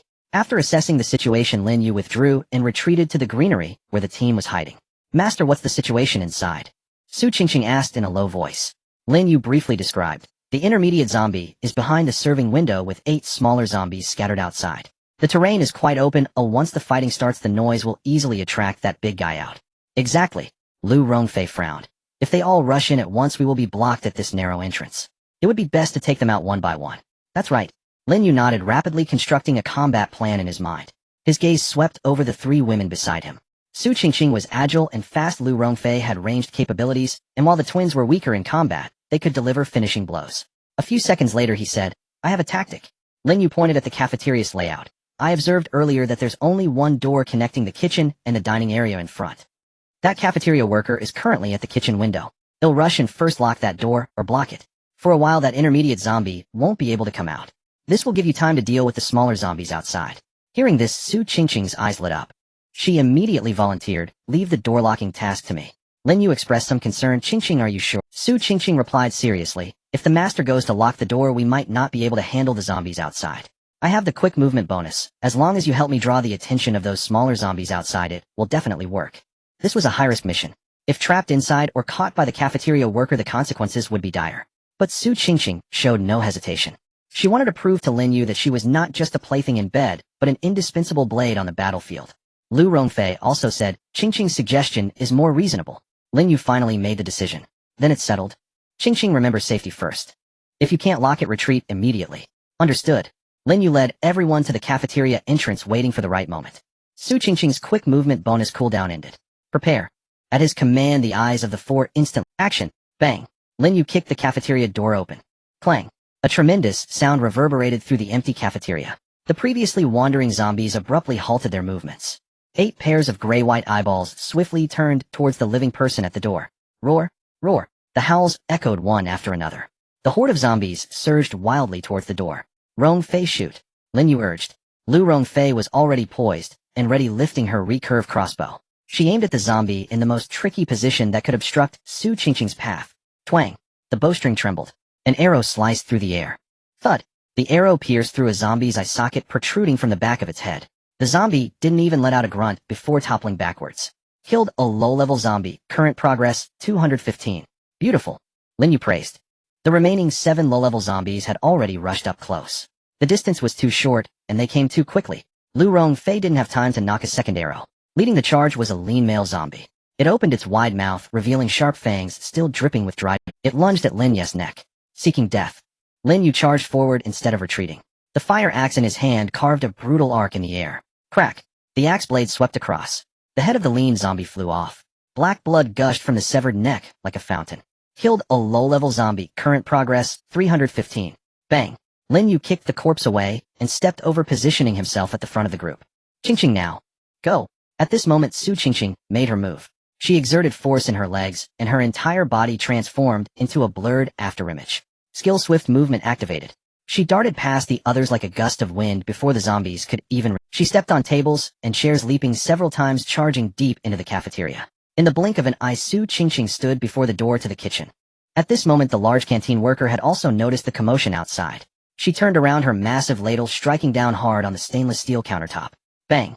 With a loud crash the mid-level zombie stomped towards the door. The two were only 5 meters apart. Su Qingqing could even see the wriggling maggots on its apron. Wanna come out? Dream on. Su Qingqing was quick and agile. She grasped the handles of the spring doors and forcefully pulled them shut. Click. As soon as the door was shut, before she could find something to secure it, bam. A loud crash shook the door violently. Su Qingqing was jolted, her hands going numb, nearly thrown back. This force is too great. She gritted her teeth, bracing herself against the door. Then she noticed a long prep. She immediately hooked her foot around it and kicked it over to block the door. Roar. The canteen worker behind the door was utterly enraged. It began to slam against the door wildly. Dust fell from the door frame. You all hurry up. I can't hold on for long. Su Qingqing shouted. She pressed her whole body against the table. In the cafeteria hall the battle raged on. Hearing Su Qingqing's shout, Lin Yu swung his fire axe even more frantically. But just then, hearing the noise from the kitchen, 2 zombies from the horde surrounding them turned around. Roar. They charged towards the isolated Su Qingqing. At this moment Su Qingqing was fully occupied holding the door and couldn't spare a hand to fight. Yet if she gave up and stepped away, that mid-level zombie would immediately come out. The entire plan would be ruined. Everyone would be in danger. Not good. Bai Luoli exclaimed, Sister Qingqing is in danger. Oh no. Lin Yu wanted to rush to help, but 3 zombies were tightly entangled with him. In an instant he was stretched thin. Rongfei. 10 o'clock direction. Lin Yu shouted. Lu Rongfei's gaze sharpened. She knocked an arrow and was already poised to shoot. But she saw that due to their running path, the two zombies rushing towards Su Qingqing aligned perfectly in a straight line for a moment. Opportunity. Now. Lu Rongfei's pupils constricted, her breath halted at that moment. The bowstring was drawn back. Go. She released her finger. Whoosh. This arrow was faster and more fierce than any before. The arrow cut through the air, instantly piercing through the back of the zombie running behind. Immediately after, without losing momentum, the arrowhead struck harshly into the eye socket of the zombie in front. Thud. The bodies of the two zombies stiffened suddenly like skewered grasshoppers. They staggered a couple of steps before both collapsing to the ground. Killed 2 low-level zombies. Current progress, 515. Beautiful. Bai Luoli exclaimed, amazing. Bai Xian was also left dumbfounded. Double kill. Sister Lu is too cool, she's simply the female. This miraculous arrow not only relieved Su Qingqing from her predicament, but also greatly boosted the morale of the entire team. Su Qingqing sighed in relief and gave Lu Rongfei a thumbs up. Now that the worries were lifted, Lin Yu unleashed his full strength. The rest die for me. The power enhancement skill surged wildly within him. His muscle fibers tensed like steel cables. Lin Yu executed a flying kick, striking a zombie squarely in the chest. Crack. The ribcage shattered. The zombie flew back as if hit by a truck, knocking over a companion behind it. Immediately after, Lin Yu gripped the axe with both hands, using his waist to exert force for a sweeping blow. Thud. A zombie that had sneaked in from the side was instantly cut in half. Its upper body fell to the ground, intestines spilling out. Yet it still clawed at the ground, trying to crawl towards Lin Yu. Up. Upon seeing this scene, the twin sisters turned pale in fright, instinctively recoiling. Don't be afraid. This one'll let you two finish off. Lin Yu shouted angrily. Though the sisters were medics, they still had to toughen up. Bai Luoli gritted her teeth, a fierce glint appearing in her eyes. She gripped the alloy baseball bat tightly. Xuan go. The two sisters exchanged glances, forcing back their nausea as they charged forward, targeting the half-crawling remains on the ground. Die. Bai Luoli shut her eyes and swung down with all her might. Stinking thing. Bai Xian followed up with a flurry of stabbing motions with her dagger. Soon the zombie's head was reduced to mush, completely motionless. Killed a low-level zombie. Current progress, 615. The sisters had taken their first step. At this moment, Lin Yu and Lu Rongfei had already dealt with the remaining two zombies. In less than 2 minutes, all the zombies in the cafeteria were wiped out. Killed low-level zombies. Progress, 915. At this time, the crashing sounds from the kitchen grew increasingly intense. Bang. The two spring doors had been deformed from the impact. A huge gap split open in the middle. The table blocking the way was also shifting continuously, scraping across the floor tiles with an ear-piercing sound. Su Qingqing was drenched in sweat, her face pale. Master, this big lady is too fierce. I can barely hold on. Su Qingqing's skill lacked power. Faced with the collision of the intermediate zombie, her stamina was rapidly depleting. Lin Yu decisively commanded Qingqing, let go. Fall back. Rongfei, load the crossbow aim. Got it. Su Qingqing heard the order and did not hesitate. She took the opportunity during the zombie's next charge. She suddenly let go. Her body rolled on the ground, landing behind her companions. Boom. Just as she moved, the door, already unable to bear the weight, was finally smashed open. The solid wooden table was also flipped to the ground. Dust and smoke billowed. A large and menacing figure charged out from the dust. Roar. The angry yell of the zombie, resembling a cafeteria worker. The sound resonated painfully in everyone's ears. Su Qingqing, still trembling, gasped for breath, collapsing to the ground, her arms shaking. I'm exhausted. This isn't a zombie, it's a bulldozer. Bai Xian hurriedly ran over. Sister Su, lie down quickly, I'll give you a massage. Saying this, her small hands quickly pressed on Su Qingqing's shoulder acupoints. Skill activated. Acupoint massage. Hiss. In an instant, a warm flow surged into Su Qingqing's limbs. The originally sore and numb muscles quickly regained sensation. The feeling of exhaustion also rapidly faded. Su Qingqing couldn't help but emit a soft sigh of comfort. This skill is extraordinary. Meanwhile, the battle had already begun. Just as the cafeteria worker zombie burst through the dust, Lu Rongfei, who had been ready to strike, pulled the trigger. Die. Whoosh. The crossbow bolt, accompanied by a whistling sound, shot straight for the massive head less than 10 meters away. This arrow was sure to hit. Thud. The arrow pierced into the cafeteria worker's forehead, embedding halfway in. The immense impact caused its head to tilt back. The massive body collapsed heavily. It crashed onto the vegetable table behind, crushing a stainless steel basin. Did we get it? Bai Luoli exclaimed in surprise. One shot to the head. So powerful. However, Lin Yu's expression did not relax at all. On the contrary, he grew more serious. The system did not indicate a successful kill. Something's off. Lin Yu said solemnly, it's not dead yet. As soon as he finished speaking, a more furious roar erupted. It came from the pile of rubble. The cafeteria worker's zombie wobbled and stood up again. The crossbow bolt was still lodged in its forehead. Black blood flowed down its cheek, making it appear even more sinister and terrifying. How is this possible? Lu Rongfei's expression changed. It didn't die from a bolt to the head. This is an intermediate zombie. Lin Yu tightened his grip on the axe, positioning himself in front of everyone. It has tough skin, thick flesh, and a strong life force. Keep shooting. Don't stop. Lu Rongfei gritted her teeth, quickly reloading. She aimed again. However, the next scene made everyone gasp. Just as another arrow was shot, the seemingly clumsy cafeteria worker zombie's neck twisted in an uncanny whoosh. This arrow narrowly flew past its ear, embedding itself in the wall behind. It dodged. The zombie could actually evade. It has awareness. Bai Luoli exclaimed in shock. This thing has combat instincts. Lin Yu's heart sank. Is this what an intermediate zombie is like? Not only were its strength and defense significantly enhanced, but it even exhibited initial combat instincts. At this moment, the cafeteria worker zombie was utterly enraged. It charged forward. Whoosh. The gigantic ladle came crashing down with tremendous force. There was no way to evade. Lin Yu's pupils constricted as he gripped the fire axe tightly, positioning it above his head. Clang.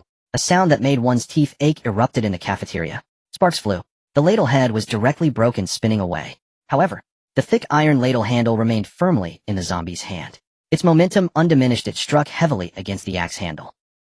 Lin Yu grunted. Even with the enhancement from the strength amplification skill, he still felt an overwhelming force crashing down.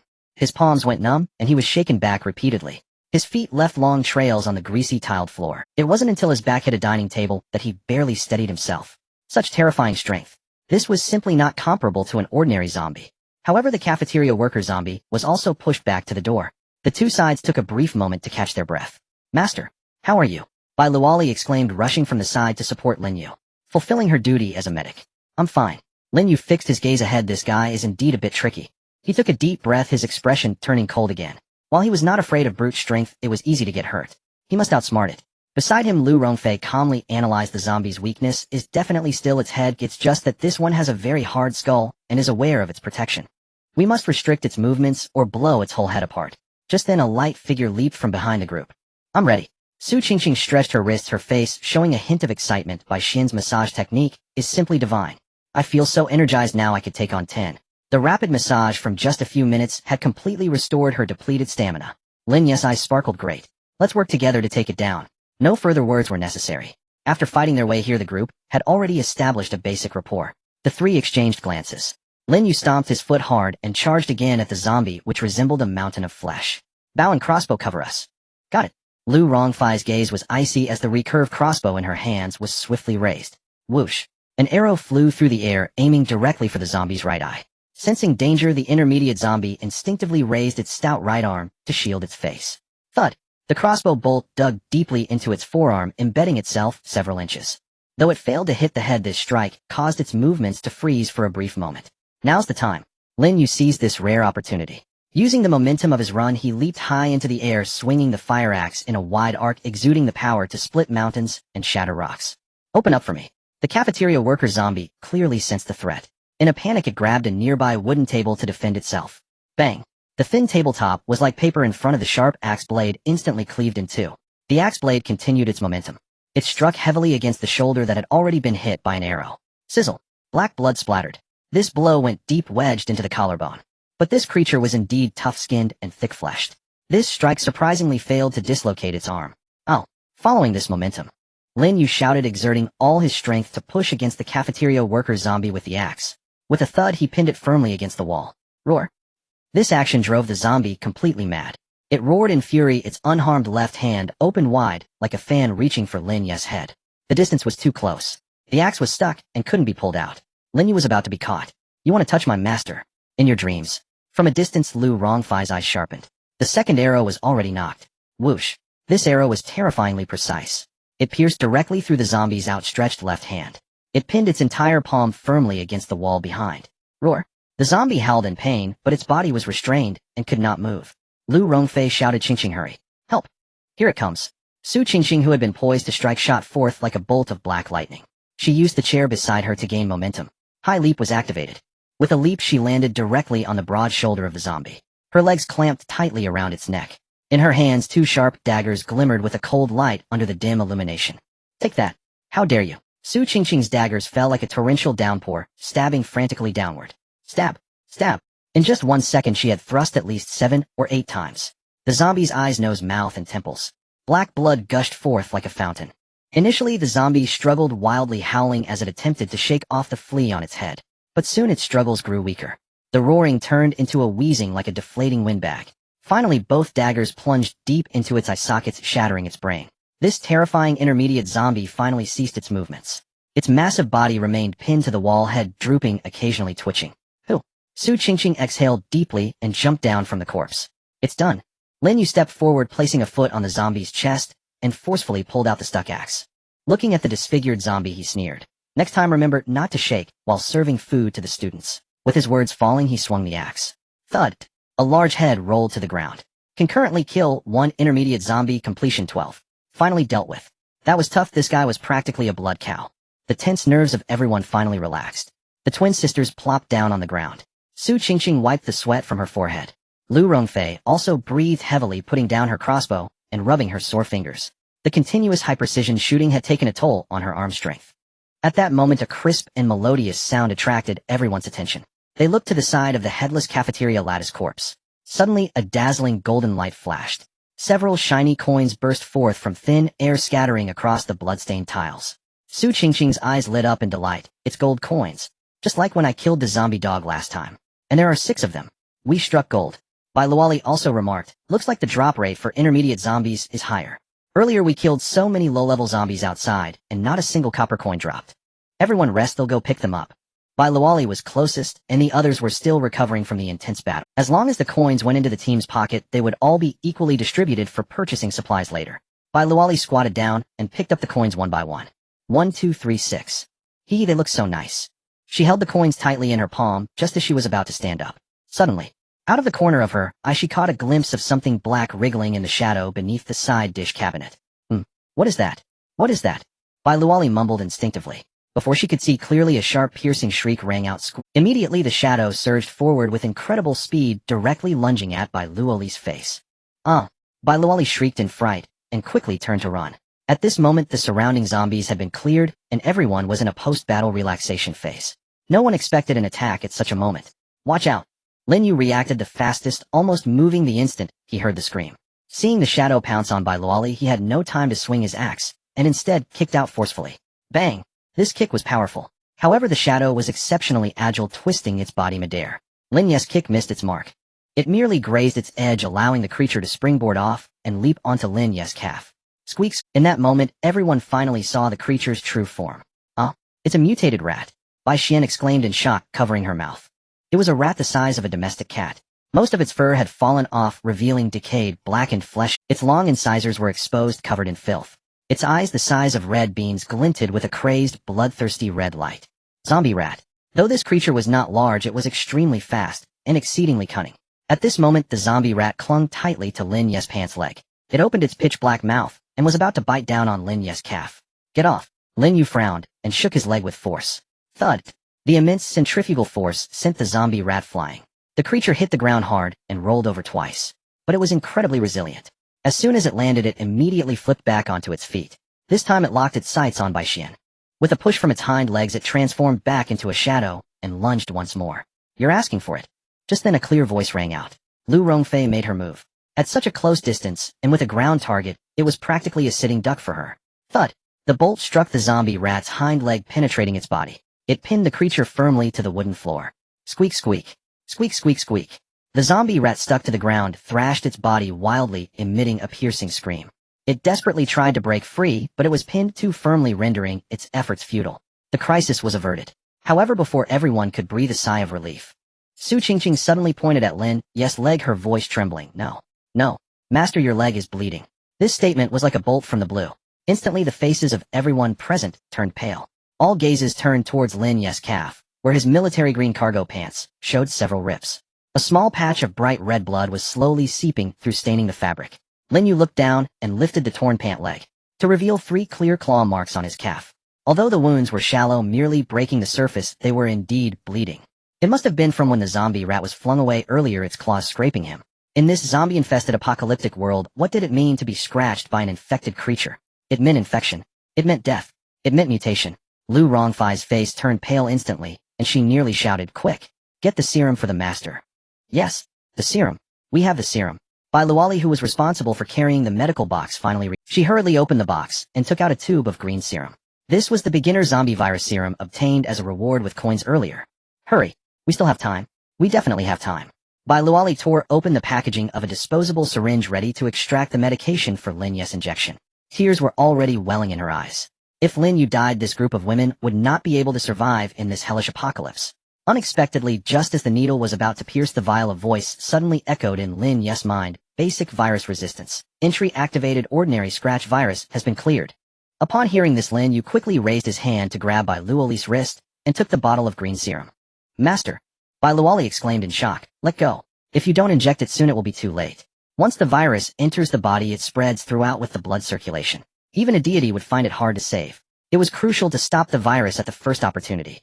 Yes, master. Su Qingqing shouted anxiously. Hurry and inject it. This is no joke.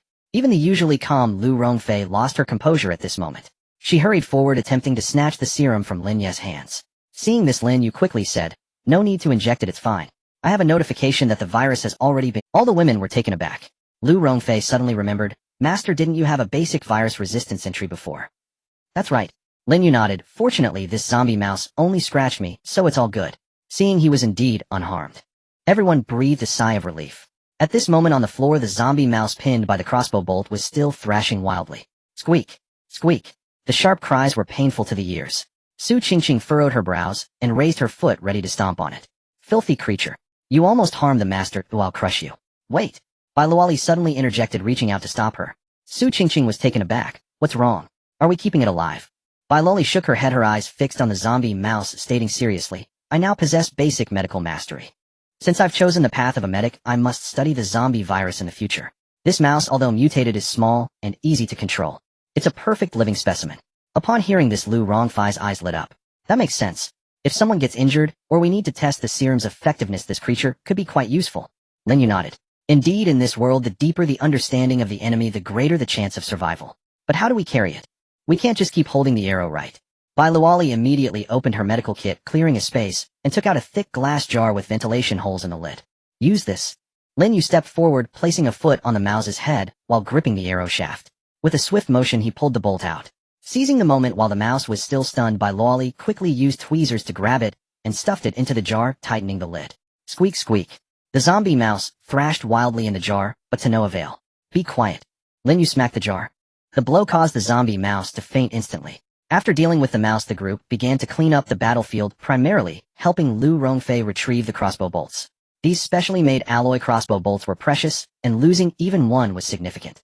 The women bent down, rummaging through the pile of corpses. Lu Rongfei felt a bit embarrassed and chuckled self-deprecatingly. You guys think, does the character Xiao Li flying dagger Li Xuanhuan pick up his daggers after throwing them? Bai Xian, while forcefully pulling out an arrow from the wall, replied matter-of-factly, of course he does. It costs a fortune to make a flying dagger. If he doesn't pick them up, how can he afford new ones? Lin Yu, wiping the blood off his axe, added casually, he definitely picks them up when no one is watching. Otherwise it would affect the heroic image. Huh. The tense atmosphere eased a little. The group finished tidying up. Although physically exhausted, after all, they had just taken down a big creature and had even earned some gold coins. Pushing open the cafeteria door, the mist outside seemed to have thinned a bit. At this moment, a cold mechanical voice echoed in everyone's ears. Current area task progress updated. Next, medium zombie coordinates, 3rd floor of the main building, principal's office. Lin, you looked up at the old brick building not far away. It seems the boss this time is the old principal. Let's go swift and decisive. The group maintained their combat formation as they stealthily approached the main building. On the way, a few initial-level college student zombies wandered about. For the current team, this level of monster didn't even require Lin Yu to take action. Su Qingqing and Lu Rongfei worked together effortlessly to take them down. Soon, initial zombie kill task 1515 completed. Now we just need the last medium zombie. Arriving at the bottom of the main building, there was a pond behind the building. Water from a lake outside flowed in, and surprisingly, it was still quite clean. Just as they were about to step onto the stairs to the 3rd floor, Bai Luoli suddenly called out, wait. She quickly walked to the staircase and crouched down. Pointing at a pool of dark red stains on the steps, she said, this blood is suspicious. Bai Xian leaned over to take a look and asked in confusion, Sister, isn't it normal for there to be blood everywhere since zombies bite people? No, Bai Luoli shook her head, her expression serious. According to medical knowledge, blood from zombie bites is usually smeared or in large puddles. But look at this. She pointed at a few splattered blood spots at the base of the wall. This isn't a splattered pattern. Such splatter only occurs when a major artery is severed instantly or when a head is decapitated. Everyone felt a chill. Bai Luoli continued, moreover, this game has a mechanism. When zombies are killed, their bodies slowly dissipate like data along with the blood on them. But these bloodstains have solidified and have not disappeared. This means... Su Qingqing reacted quickly and blurted out, "This is human blood. Or rather the blood of survivors killed by humans." Bai Luoli nodded. At this moment Lu Rongfei also called out, "Look over here." She pointed again at the railing of the stairs where a piece of red painted wood was missing. The cut was clean. These are marks of being struck with a knife or axe. And the weapon must be very sharp, definitely not something a zombie's claws could inflict. Lin Yu furrowed his brows, gripping the fire axe tightly. His gaze followed the stairs, looking deep into the dim corridor. It seems that there are other passengers who came down with the train in this school. Everyone's hearts sank instantly. The face of Zhang Juanhao from the cabin in the woods was still vivid in their mind. In this unrestrained apocalypse, one's own kind is often more dangerous than zombies. Bai Luoli felt a bit anxious and asked softly, "What do we do now? Should we still go up? The corridor is narrow, what if there's an ambush?" Lu Rongfei stood up and said calmly, "We must go up. If we don't kill that intermediate zombie, the mission will fail, and we won't be able to return to the train. Not being able to return means it's a dead end." Lin Yu's gaze was icy. "There's no retreat. Maintain formation. Su Qingqing scouts ahead. Lu Rongfei, ready your crossbow. Be cautious at all times." "Understood." Everyone held their breath, moving quietly as they ascended the stairs. Fortunately, the way was clear without the ambush they had imagined. They arrived on the 3rd floor. At the end of the corridor stood a heavy double wooden door. The door was labeled Principal's Office. Through the glass window on the door, they could vaguely see the scene inside. The office was in disarray. In the center of the room, an intermediate zombie dressed in a suit and bloated was surprisingly bound tightly to the chair lay on the ground. The zombie squirmed weakly like a worm, its mouth stuffed with a rag, producing only muffled sounds. Seeing this bizarre scene, everyone was greatly shocked. An intermediate zombie was actually captured and bound. Su Qingqing's pupils contracted as she whispered, "It seems there really is someone inside." A zombie cannot tie itself up. Moreover, being able to capture an intermediate zombie means the other party is not weak. Lin Yu remained silent. Standing in the shadow of the corridor, he coldly shouted towards the door, "Don't hide. Come out." A few seconds of dead silence. Then a man's voice came from inside. It sounded young, carrying a hint of a playful smile. "Brother, don't be nervous. We mean no harm. We just have a deal to discuss with you." The voice came from the direction of the bookshelf behind the desk, yet they still couldn't see the person. The other party was well hidden. Su Qingqing leaned closer to Lin Yu's ear, a fierce glint in her eyes. "Master, I remember you have a grenade. Since we're sure there are people inside, why not just throw it in? Blow up the intermediate zombie and the people inside together. End it all at once." This girl was ruthless. However, Lu Rongfei immediately shook her head in opposition. "Those people have cover. Besides, the space in that office is large. The intermediate zombie has strong vitality. It requires precise shots to the head. If it doesn't die from the blast, and the mission fails, it would be even worse." Su Qingqing panicked. "Then what should we do? We can't just go in and die, right?" Lin Yu raised his hand, signaling for silence. "Don't rush to act yet. Let's see what they are up to at the door." Several people pressed against the wall, slowly moving to the office door, while remaining highly alert. The man who spoke earlier seemed to have heard their footsteps. He spoke again. "Let me introduce myself. My name is Lu Shuai. I'm the train conductor of this team." "Outside brothers, what's your surname?" Lin Yu replied expressionlessly. "Cut the nonsense, get to the point." "Haha, straightforward man." Lu Shuai's voice sounded very relaxed. "Brother, looking at your stance, you must still need a kill task, right? This intermediate zombie tied up is a gift for you, as long as you bring something to trade." Lin Yu raised an eyebrow and countered, "Don't you need to kill it?" Lu Shuai laughed. "To be honest, we completed our mission target over half an hour ago. We killed another intermediate zombie over at the gym. This zombie was unfortunate. When it chased us, it got caught in the door." After a pause, Lu Shuai continued, "Now you don't need to take any risks or fight hard. Just walk in a light stab, and you can complete the mission and go home. This deal is quite favorable, isn't it?" This proposal held a deadly allure for players eager to complete their tasks. After all, no one wanted to face a rampaging intermediate zombie heathen, especially after just experiencing the brutal battle in the cafeteria. Lin Yu did not respond immediately. He turned and quietly discussed with a few others. Su Qingqing said, "Sounds almost real, but I'm afraid it's a trap." Lu Rongfei also looked grave. "He hasn't stated what he wants. We can first hear the price," which is also a form of probing. Lin Yu had a clear understanding. He shouted towards the inside, "What do you want?" Lu Shuai's voice immediately echoed back, "We want the alloy axe in your hand. And that beautiful lattice crossbow. Brother, we're all sensible people. You know how difficult it is to deal with an intermediate. Trading 2 weapons for an easy pass qualification isn't too much, is it? After killing it, we can split the gold coins dropped evenly." Upon hearing this, Su Qingqing whispered around, "The axe and crossbow are the core equipment of our team. Without weapons, how do we proceed next?" Lu Rongfei also said softly, "Weapons are secondary. I'm just afraid this is a trap, but once we hand over the weapons, we will become sheep to be slaughtered." Lin Yu narrowed his eyes. Clearing his throat, he shouted inside, "We don't need your help. You can withdraw first. Leave the zombie, I will kill it ourselves.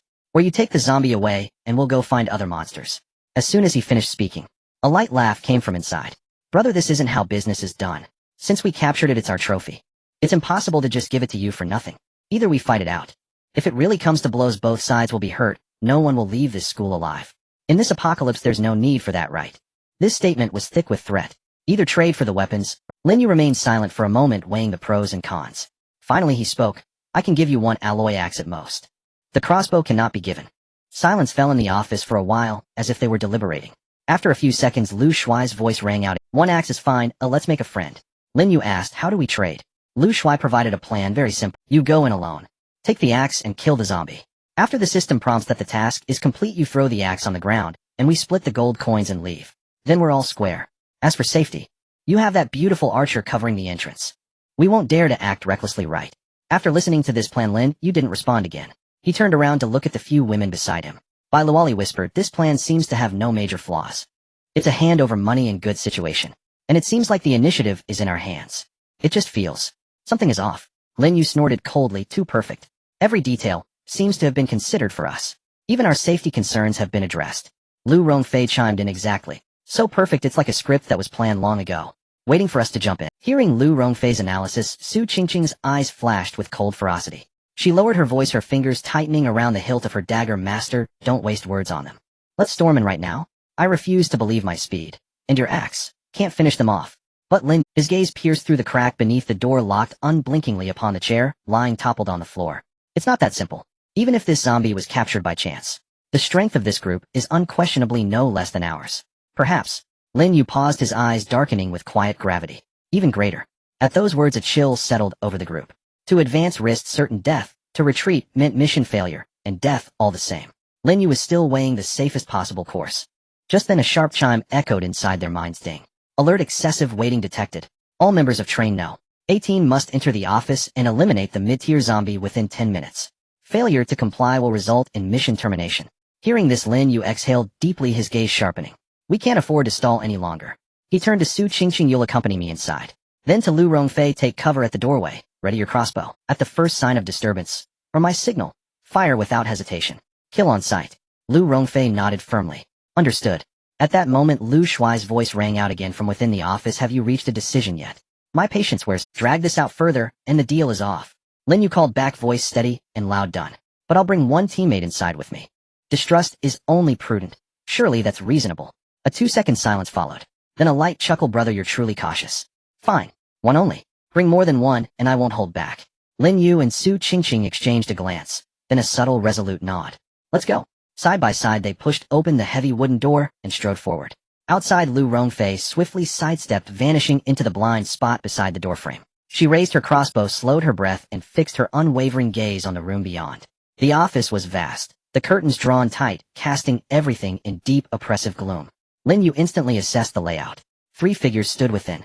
Behind the desk, facing the entrance, sat a man wearing gold-rimmed spectacles. Impeccably dressed in a tailored suit, his hair combed with surgical precision. He bore the polished air of a senior executive from a top-tier corporation. This undoubtedly was Lu Shuai. To his left stood a colossal man, nearly 2 meters tall, his frame swollen with thick layers of muscle and fat. His face was broad and coarse, his belly protruding like a cauldron. In his grip rested a heavy-bladed cleaver. To his right, crouched beside a bookshelf, was a wiry, middle-aged man clutching 2 sharpened steel pipes. Their positioning was deliberate, each shielded by cover, each poised for lethal efficiency. Especially Lu Shuai, most of his body remained concealed behind the executive chair, denying any sniper outside even the slimmest chance of a headshot. Brother, no need to stare. Lu Shuai gestured toward the fallen zombie. Finish the kill, then we're square. Agreed. Lin Yu tightened his grip on the fire axe and advanced step by measured step. Su Qingqing followed close behind, every muscle coiled taut. 2 meters from the zombie, everything appeared ordinary. Lin Yu raised the axe high. It seemed he would strike with full force, yet at the very instant the blade began its descent, his wrist froze. Power held, unreleased. He was testing them, and it worked. In that split second, Lu Shuai's smile vanished, replaced by a venomous predatory glare. Attack! A thunderous roar shattered the air. The mountainous man, who had stood motionless as stone, exploded into motion. Grayish. A faint earthy yellow aura shimmered across his skin. All of you die. Trait activated muscle armor. He charged forward, the heavy cleaver whistling through the air. It slashed downward, aimed straight at Lin Yu's skull. Brutal. Unstoppable. An unprepared man would already be cleaved in 2. But Lin Yu had anticipated it. Having reserved a third of his strength for just such a feint, he pivoted sharply. twisting his body sideways, then swung the fire axe in a violent horizontal arc. Clang! Steel met steel in a blinding shower of sparks. The recoil jolted Lin Yu's palms raw, sending him skidding backward 2 full steps. The behemoth staggered 2, then snarled, "Damn you, trying to trick us?" At once Su Qingqing moved, like a bolt of black lightning. She struck while the giant's momentum faltered. His old force spent new force not yet gathered. Her dagger darted forward, snake swift, aiming for his kidney, among the body's most vulnerable points. Thud! The blade sank in, but Su Qingqing's expression twisted in shock. No resistance of flesh. Instead, a dense rubbery resilience like piercing thick oiled tire rubber. Tough. Slippery. Not a drop of blood spilled. Impossible. Before she could react, the giant grinned savagely, ignoring the dagger lodged in his flank, and swung his palm, broad as a fan, straight for her face. One solid hit would shatter her skull. Su Qingqing reacted instantly, her extraordinary agility carrying her backward into a perfect bridge. She arched just enough, barely evading the blow. The wind of his fist seared her cheek. Then, FWSH. A tungsten alloy bolt tore through the air, streaking into the room. Lu Rongfei had seized her moment, firing true and fast. Yet the giant dodged, not with speed but instinct, a slight tilt of the head. Thwip! The bolt buried itself deep into his shoulder. For any ordinary man the wound would have crippled him. But the giant merely rocked back, then gripped the shaft, yanked it free with a sharp wet pull, SHHHK, drawing only a trickle of blood. Golden yellow light pulsed across his flesh as muscle fibers contracted, sealing the wound. Damn it, he's a living tank. Su Qingqing cursed, rolling away to reposition, ready to strike again. At that moment, the giant roared anew, raising his cleaver once more, charging Lin Yu Heaton. Excellent. Lin Yu abandoned restraint. Strength amplification, full engage. Tum. Their weapons locked, steel grinding against steel, in an instant of brutal, equalized force. Neither yielded an inch. Watching from the shadows, Lu Shuai spoke again, calm, commanding Xiaoya. Eliminate that boy. The words had barely left his lips, when from the corner beside the office's main entrance the heavy floor-length curtain was flung aside, revealing a woman with cropped black hair. In her hand gleamed a matte black handgun, its barrel leveled unerringly at Lin Yu's forehead. A firearm. In this desolate age, it was the herald of absolute death. Lin Yu's pupils contracted, every hair on his body stood rigid. Death hovered inches away, yet he remained locked in grapple with the titan, utterly immobile. Bang! The gun fired. Flame erupted from the muzzle. Too fast. Too sudden. Lin Yu realized that it was too late to activate the immunity clause against death. However, in the moment before the gun fired, at the door, Lu Rongfei was the closest to the female shooter, witnessing everything in vivid detail. There was no time to think further, nor to draw a second arrow. Even if she hit, the opponent's bullet had already been fired. Her body reacted faster than her brain before the short-haired woman had even pulled the trigger. Lu Rongfei had already rushed forward, diving towards the trajectory of the shot. Bang! A deafening gunshot echoed. Smoke filled the air. Ugh! Lu Rongfei let out a muffled groan. Her body trembled in midair before crashing heavily to the ground. A burst of blood blossomed from her right shoulder. She was hit. Is there still someone to block the gun? They are just asking for death. The short-haired woman saw that the shot did not hit a vital spot and raised her gun again, preparing to shoot again to kill Lin Yu. But the opportunity slipped away in an instant. Just at the moment the gun fired, Su Qingqing had already moved. She did not go to save Lin Yu, nor did she care about Lu Rongfei, because she knew it would be futile. The only way out lay with Lu Shuai, the leader. Taking advantage of everyone's attention being drawn to the gunfire, she pushed her speed to the limit. Whoosh! Her entire being transformed into a fleeting shadow. Like a spirit cat, she instantly darted behind the desk. Fast. Too fast. So fast that Lu Shuai's triumphant expression hadn't even had time to fade. A cold dagger was already pressed against his throat, the sharp edge lightly cut through the skin. Sizzle! A drop of blood seeped out. Don't move. Su Qingqing screamed harshly. She curled herself behind Lu Shuai, using his body as a shield. Anyone who dares to move, I will cut his throat. The scene froze instantly. The short-haired woman's gun was frozen midair. The finger that was about to pull the trigger suddenly stopped, because Su Qingqing treated Lu Shuai as a complete meat shield, revealing only her eyes filled with murderous intent. If this shot was fired, Lu Shuai would definitely be the first to die. Don't shoot recklessly. Lu Shuai had lost his earlier composure. Feeling the cold sensation on his neck, cold sweat instantly poured down. With no choice, the short-haired woman had to aim her gun at Lin Yu again. Let go of Lu Gu, otherwise I will kill your train conductor. Lin Yu was unwilling to back down. You dare to try it. The two sides were instantly locked in a standoff. At this moment on the floor, a hiss. Lu Rongfei clutched her shoulder, her face, pale cold sweat pouring down like rain. Blood dripped from her fingers onto the floor, a shocking sight. While Lin Yu struggled to block the fat man's knife, he glanced at Lu Rongfei on the floor. His voice hoarse. We need to save her first. Otherwise, even if we die today, we will go down together with you. Lu Shuai with a knife at his neck looked extremely. He felt the sting on his neck and slowly raised his hands. Alright. Bro, tell your people not to act rash. Fat man stepped back. Upon hearing this, the fat man sheathed his knife and jumped aside. Only the short-haired woman remained gun at the ready. Lin Yu shouted towards the door, "Come in and save her." Upon hearing this, the twin sisters rushed in without seeing Lu Rongfei covered in blood by Lu Oli's eyes turned red. But she didn't panic. She quickly opened the medical kit, taking out bandages and hemostatic powder. Hang in there. She tore open Lu Rongfei's shoulder clothing. A penetrating wound. Fortunately, it had not injured the bone or major artery. By Lu Oli's hands glowed with a soft white light. Entry activated healing acceleration. Under the enhancement of the entry, the hemostatic powder took effect rapidly. The blood that had been gushing out stopped at a visibly fast pace. Thank goodness. Bai Luoli wiped the cold sweat from her forehead, letting out a sigh of relief. The bullet passed through it did not remain in the body. As long as we stop the bleeding with some rest, she will recover. Upon hearing this, Lin Yu's heart, which had been hanging in suspense, finally relaxed. He never expected that in a life-and-death moment someone would really take a bullet for him. Even with the influence of absolute loyalty, it still required immense courage. Immediately, a raging anger ignited within Lin Yu's chest. These people were so insidious, so ruthless. They actually hid a gun, and even specially used that fat man as bait to draw fire. If it weren't for Lu Rongfei's sacrifice, if it weren't for Su Qingqing's quick response, they all would have perished here today. Bro. Although Lu Shuai was being held at knife point, he quickly regained his composure. He was also a ruthless character, knowing he couldn't show any weakness now. He glanced sideways at Lin Yu. Are we just going to drag this out? Your woman has stopped the bleeding, but if not treated in time, she will die from infection. Moreover, the gunfire will attract zombies. At that time, everyone will be finished. Lin Yu coldly asked, so what do you want to do? Very simple. Lu Shuai proposed. You come over and kill that intermediate zombie. Complete your task. Then we both retreat to the school gate. Once we are in the open, we release each other. From then on, we won't interfere with each other, and everything will be settled, each returning to our trains. What do you think? Lin Yu frowned. This sounded like a reasonable plan. It was also the only solution for now. But, would they really keep their word? Once they were in the open and separated, they had guns. Even at a distance of several dozen meters, they could easily take out people on Lin Yu's side. Especially with Lu Rongfei now seriously injured and unable to move. This was a deadlock. Seeing Lin Yu hesitate, Lu Shuai urged, bro, stop thinking about it. This is the best way.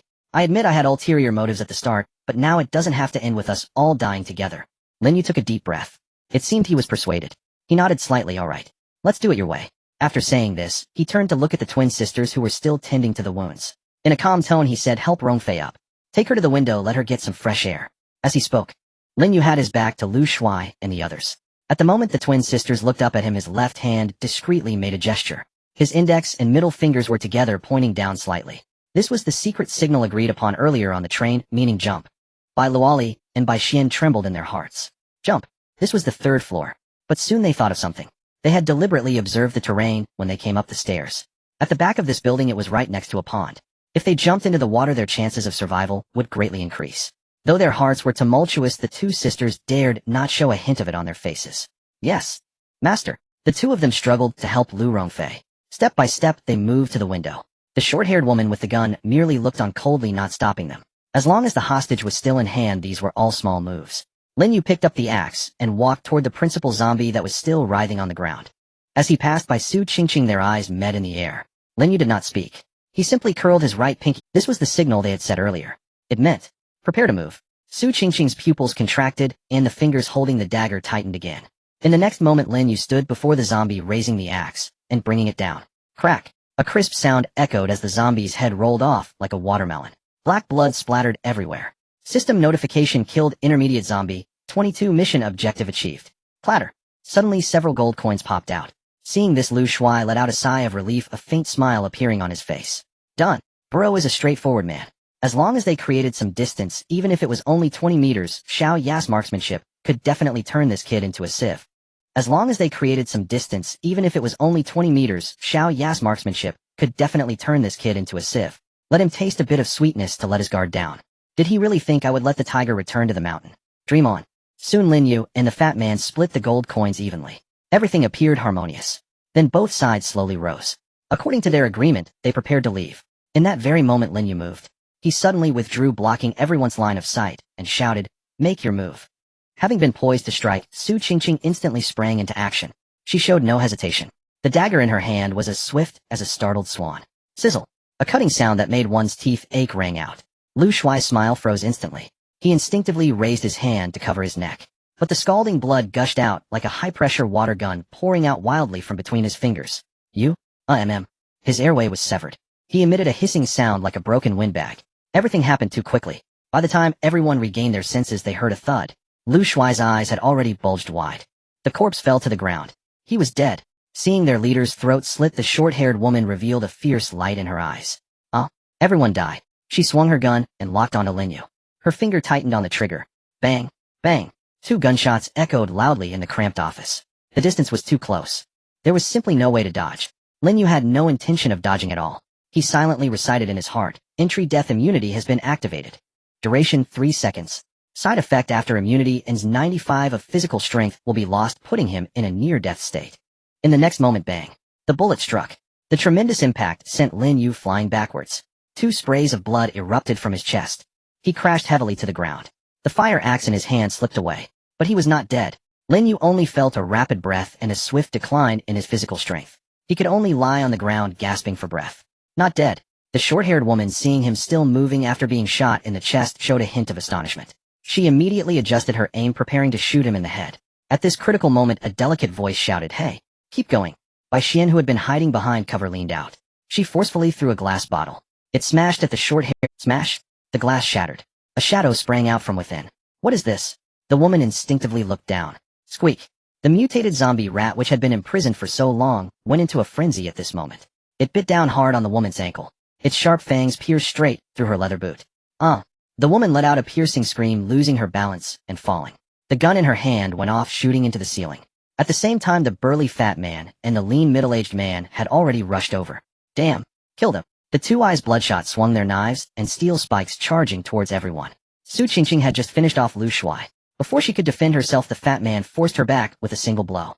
No matter how agile she was, facing 2 opponents left her at a disadvantage. Now she was the only one left who could fight. If this dragged on, the whole squad would be wiped out. Lin Yu endured the intense pain in his chest. Although death immunity kept him alive for the moment, the sense of pain was not blocked. Lin Yu growled, "Quick! Jump out the window." Bai Xian and Bai Luoli couldn't care about anything else. The 2 supported the severely injured Lu Rongfei, 1 on each side. With closed eyes, they charged towards the window. Crash! The glass shattered. The 3 fell into the pond below. Plop! Water splashed everywhere. Meanwhile, in the office, Su Qingqing slid to avoid the fat man's sweeping strike and dashed to Lin Yu's side. "Master, let's go." She lifted Lin Yu, her slender body exploding with astonishing strength, carrying the over 100-pound man directly towards the window. "Wanna run?" "No way." The fat man and the middle-aged man pursued relentlessly. The short-haired woman also smashed the zombie rat's head with her gun, but dragging her bloody leg. She limped over, raising her handgun. Seeing the 3 opponents gathered together, Lin Yu's eyes brightened as he was about to leap out the window. Now is the time. He fished something out from his pocket. The pull ring had already been ripped off. With a gentle flick of his wrist, he sent it flying in a parabolic arc. "Here's a little gift for you." The next second, he and Su Qingqing's bodies soared into the air, plummeting. Inside the room, the 3 men charging in with great momentum suddenly halted. Clatter! That object spun at their feet. The short-haired woman's eyes sharpened, her pupils instantly narrowing to the size of pinpricks. Grenade. How could this madman have something like this? Run! But it was too late. In the cramped office, this thing was like the Grim Reaper. Boom. A deafening explosion shook the world. Flames burst through the windows and door frames. The immense shockwave, mixed with countless shrapnel and steel balls, instantly engulfed the entire room. The 3 bodies were right at the center of the explosion, torn to shreds in an instant. Flesh and blood flew everywhere. The entire building trembled violently. Debris and shards of glass rained down like hail. Fortunately, the building structure was solid and did not collapse. A few seconds later, Bai Xian supported Lu Rongfei, and the 2 of them swam awkwardly to the shore. Gasping for breath, Bai Luoli followed closely behind, clutching the precious medical kit tightly to her chest. The twin sisters grew up in a seaside fishing village and were excellent swimmers. The moment they fell into the water, they had protected the injured Lu Rongfei well. Cough, cough.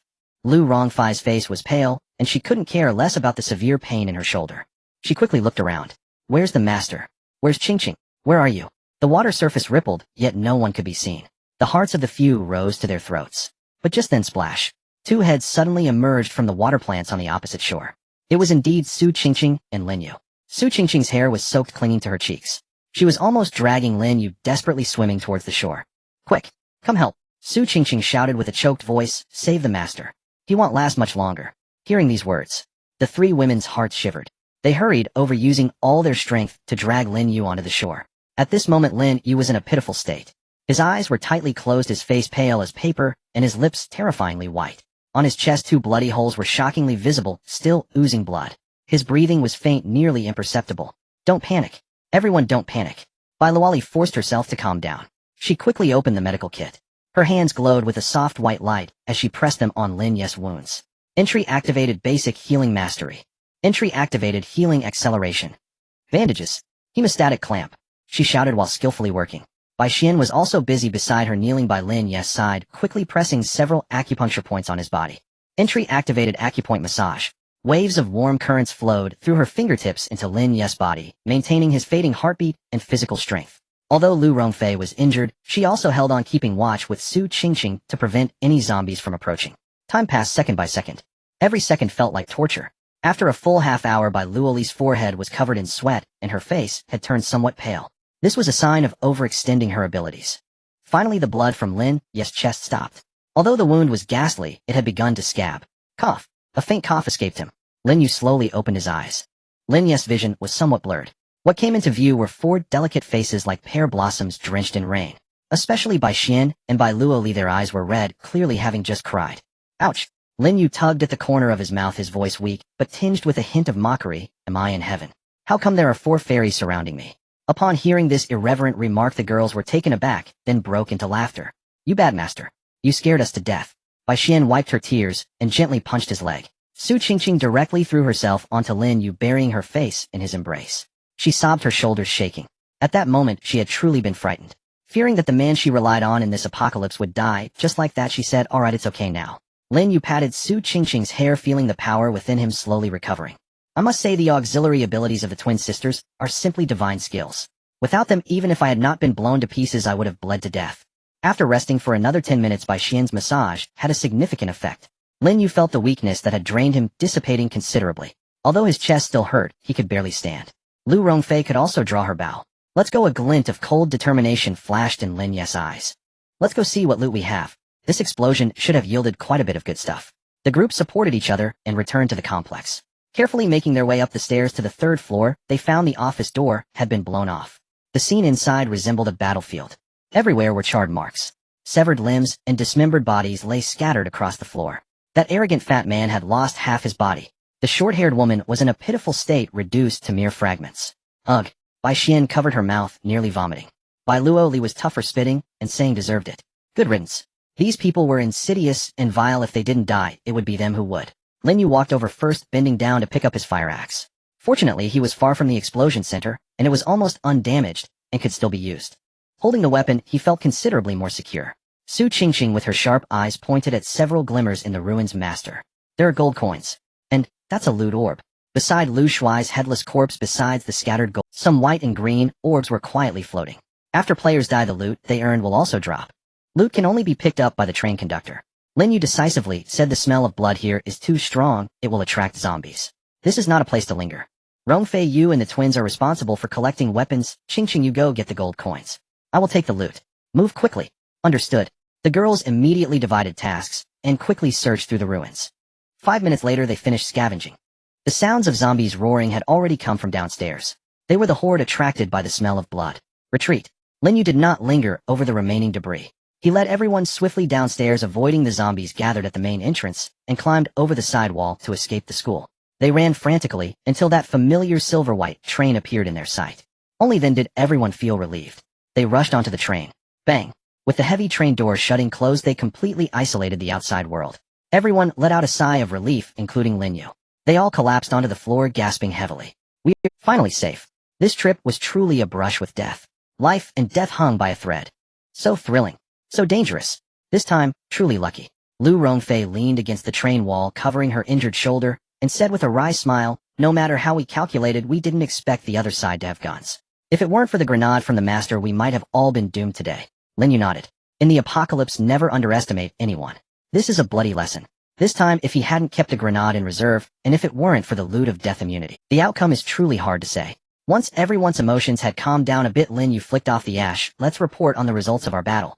The things we risked our lives to retrieve, I hope we can break even. Su Qingqing spoke first, her eyes sparkling. Master, we got 2 intermediate zombies, plus the drops from those 3 people. In total, we obtained 18 gold coins. They have all been automatically deposited into the gold coin shop. 18 coins. A hint of joy flashed in Lin Yu's eyes. This is a fortune. Enough to buy 1 or 2 good items in the shop. Lu Rongfei pointed to the ground. These are the weapons I and the twin sisters collected. A thick-backed machete, although its edge is rolled, it has significant weight. 2 baseball bats a bit cracked, but barely usable. Lin Yu glanced at them. They were all ordinary items. After being blown up by the grenade, their durability was probably quite low. Then, Lu Rongfei took out a small leather pouch. She handed it to Lin Yu. This was found on Lu Shuai's corpse. Lin Yu took it and opened it. Inside were 8 throwing knives neatly arranged. The blades were only palm-sized but glimmered coldly, clearly specially made. Lin Yu took the throwing knife and glanced at it. Deep in thought. Among the loot he had just picked up, one was the master of hidden weapons. Clearly it had dropped from this guy had hidden it quite well. If he hadn't used firearms, relying solely on these throwing knives could probably take out quite a few people. What's wrong, master? It's nothing. Lin Yu put away the throwing knife, his gaze burning as he looked at Su Qingqing. Go on. What about the gun? Did you find it? This was the key point. It was also the culprit that nearly led to their annihilation. In the early days of the apocalypse, a gun was absolute power.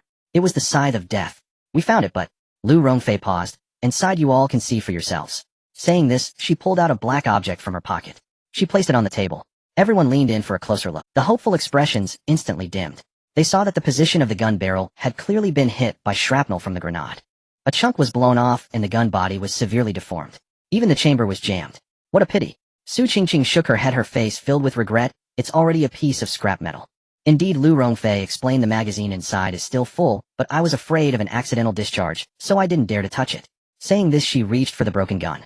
Walking towards the train window, since it's useless keeping it is also a risk, might as well throw it away. Lin Yu not. Wait. Just as Lu Rongfei was about to open the window, Bai Xian, who had been quiet, suddenly called out to stop. The little girl blinked her big eyes, as if remembering something, looking at Lin Yu. Master, I remember, there seems to be a repair function in the gold coin shop. Could you check it? A single word can awaken those lost in dreams. Lin Yu's eyes flickered with realization. Yes. The system shop is vast and all-encompassing. If it sells items, it should also repair them. He immediately got up and walked to the control panel in the corner. Pressing a button, whoosh.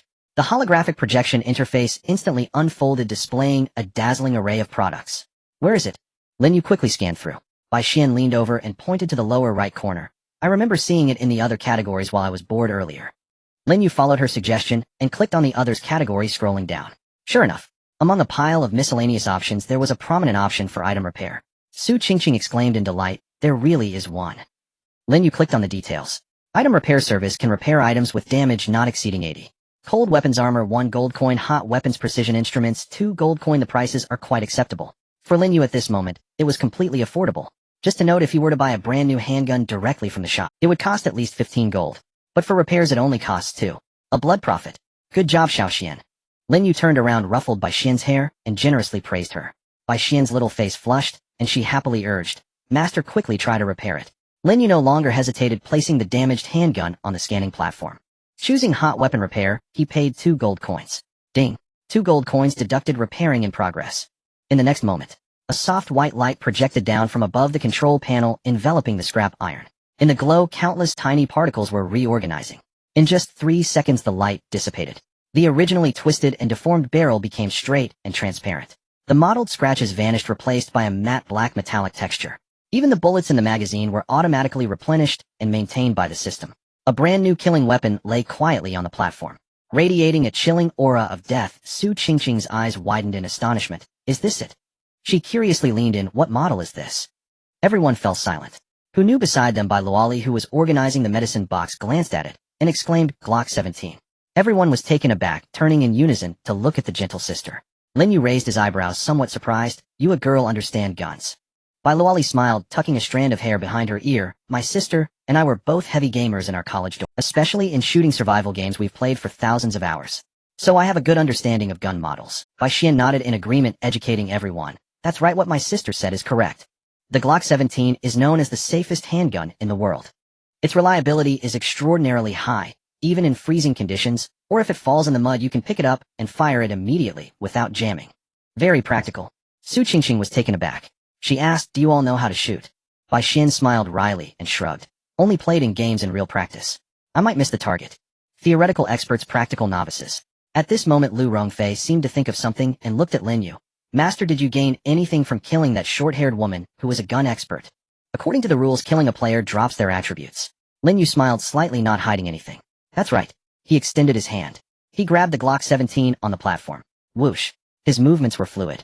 He turned sideways, raised the gun, and aimed, adopting the standard Weaver shooting stance. Even without pulling the trigger, the imposing aura made several women feel a chill in their hearts. Lin Yu lowered his hand and continued. That short-haired woman contributed 2 green attributes. One attribute is called Weapon Master. The effect is any conventional weapon can be used proficiently immediately without a break-in period. Another is called Precise Shooting, with shooting accuracy reaching a professional level.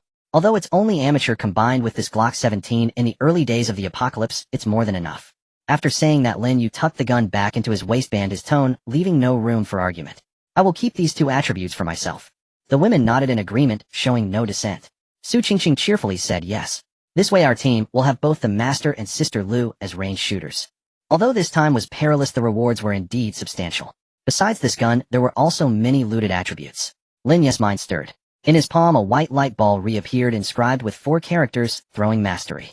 Rongfei, this is... Lin Yu casually threw it, and the light ball flew towards Lu Rongfei, directly merging into her body. This attribute is related to throwing darts and daggers. Although your crossbow is strong, it loads slowly and can easily be interrupted in close range. With this plus Lu Shuai's daggers, your weaknesses in medium to close range will be compensated for. Lin Yu pointed to the set of daggers they had just seized. Why not give it a try? Okay, Master. Lu Rongfei took a deep breath, feeling the muscle memory that had suddenly appeared in her mind. She picked up one of the daggers, her eyes sharp. With a flick of her wrist, whoosh. A cold gleam flashed as the dagger, as if it had eyes, accurately struck the back of a chair 5 meters away. It was embedded deeply, straight up to the hilt. So strong. Lu Rongfei looked at her hand, her face filled with joy. Now she could attack effectively from 50 meters away and in close range of 5 meters. Lin Yu was not biased. He took out another green glowing attribute and looked at Su Qingqing. This one is also tailored for you. Su Qingqing took it and looked.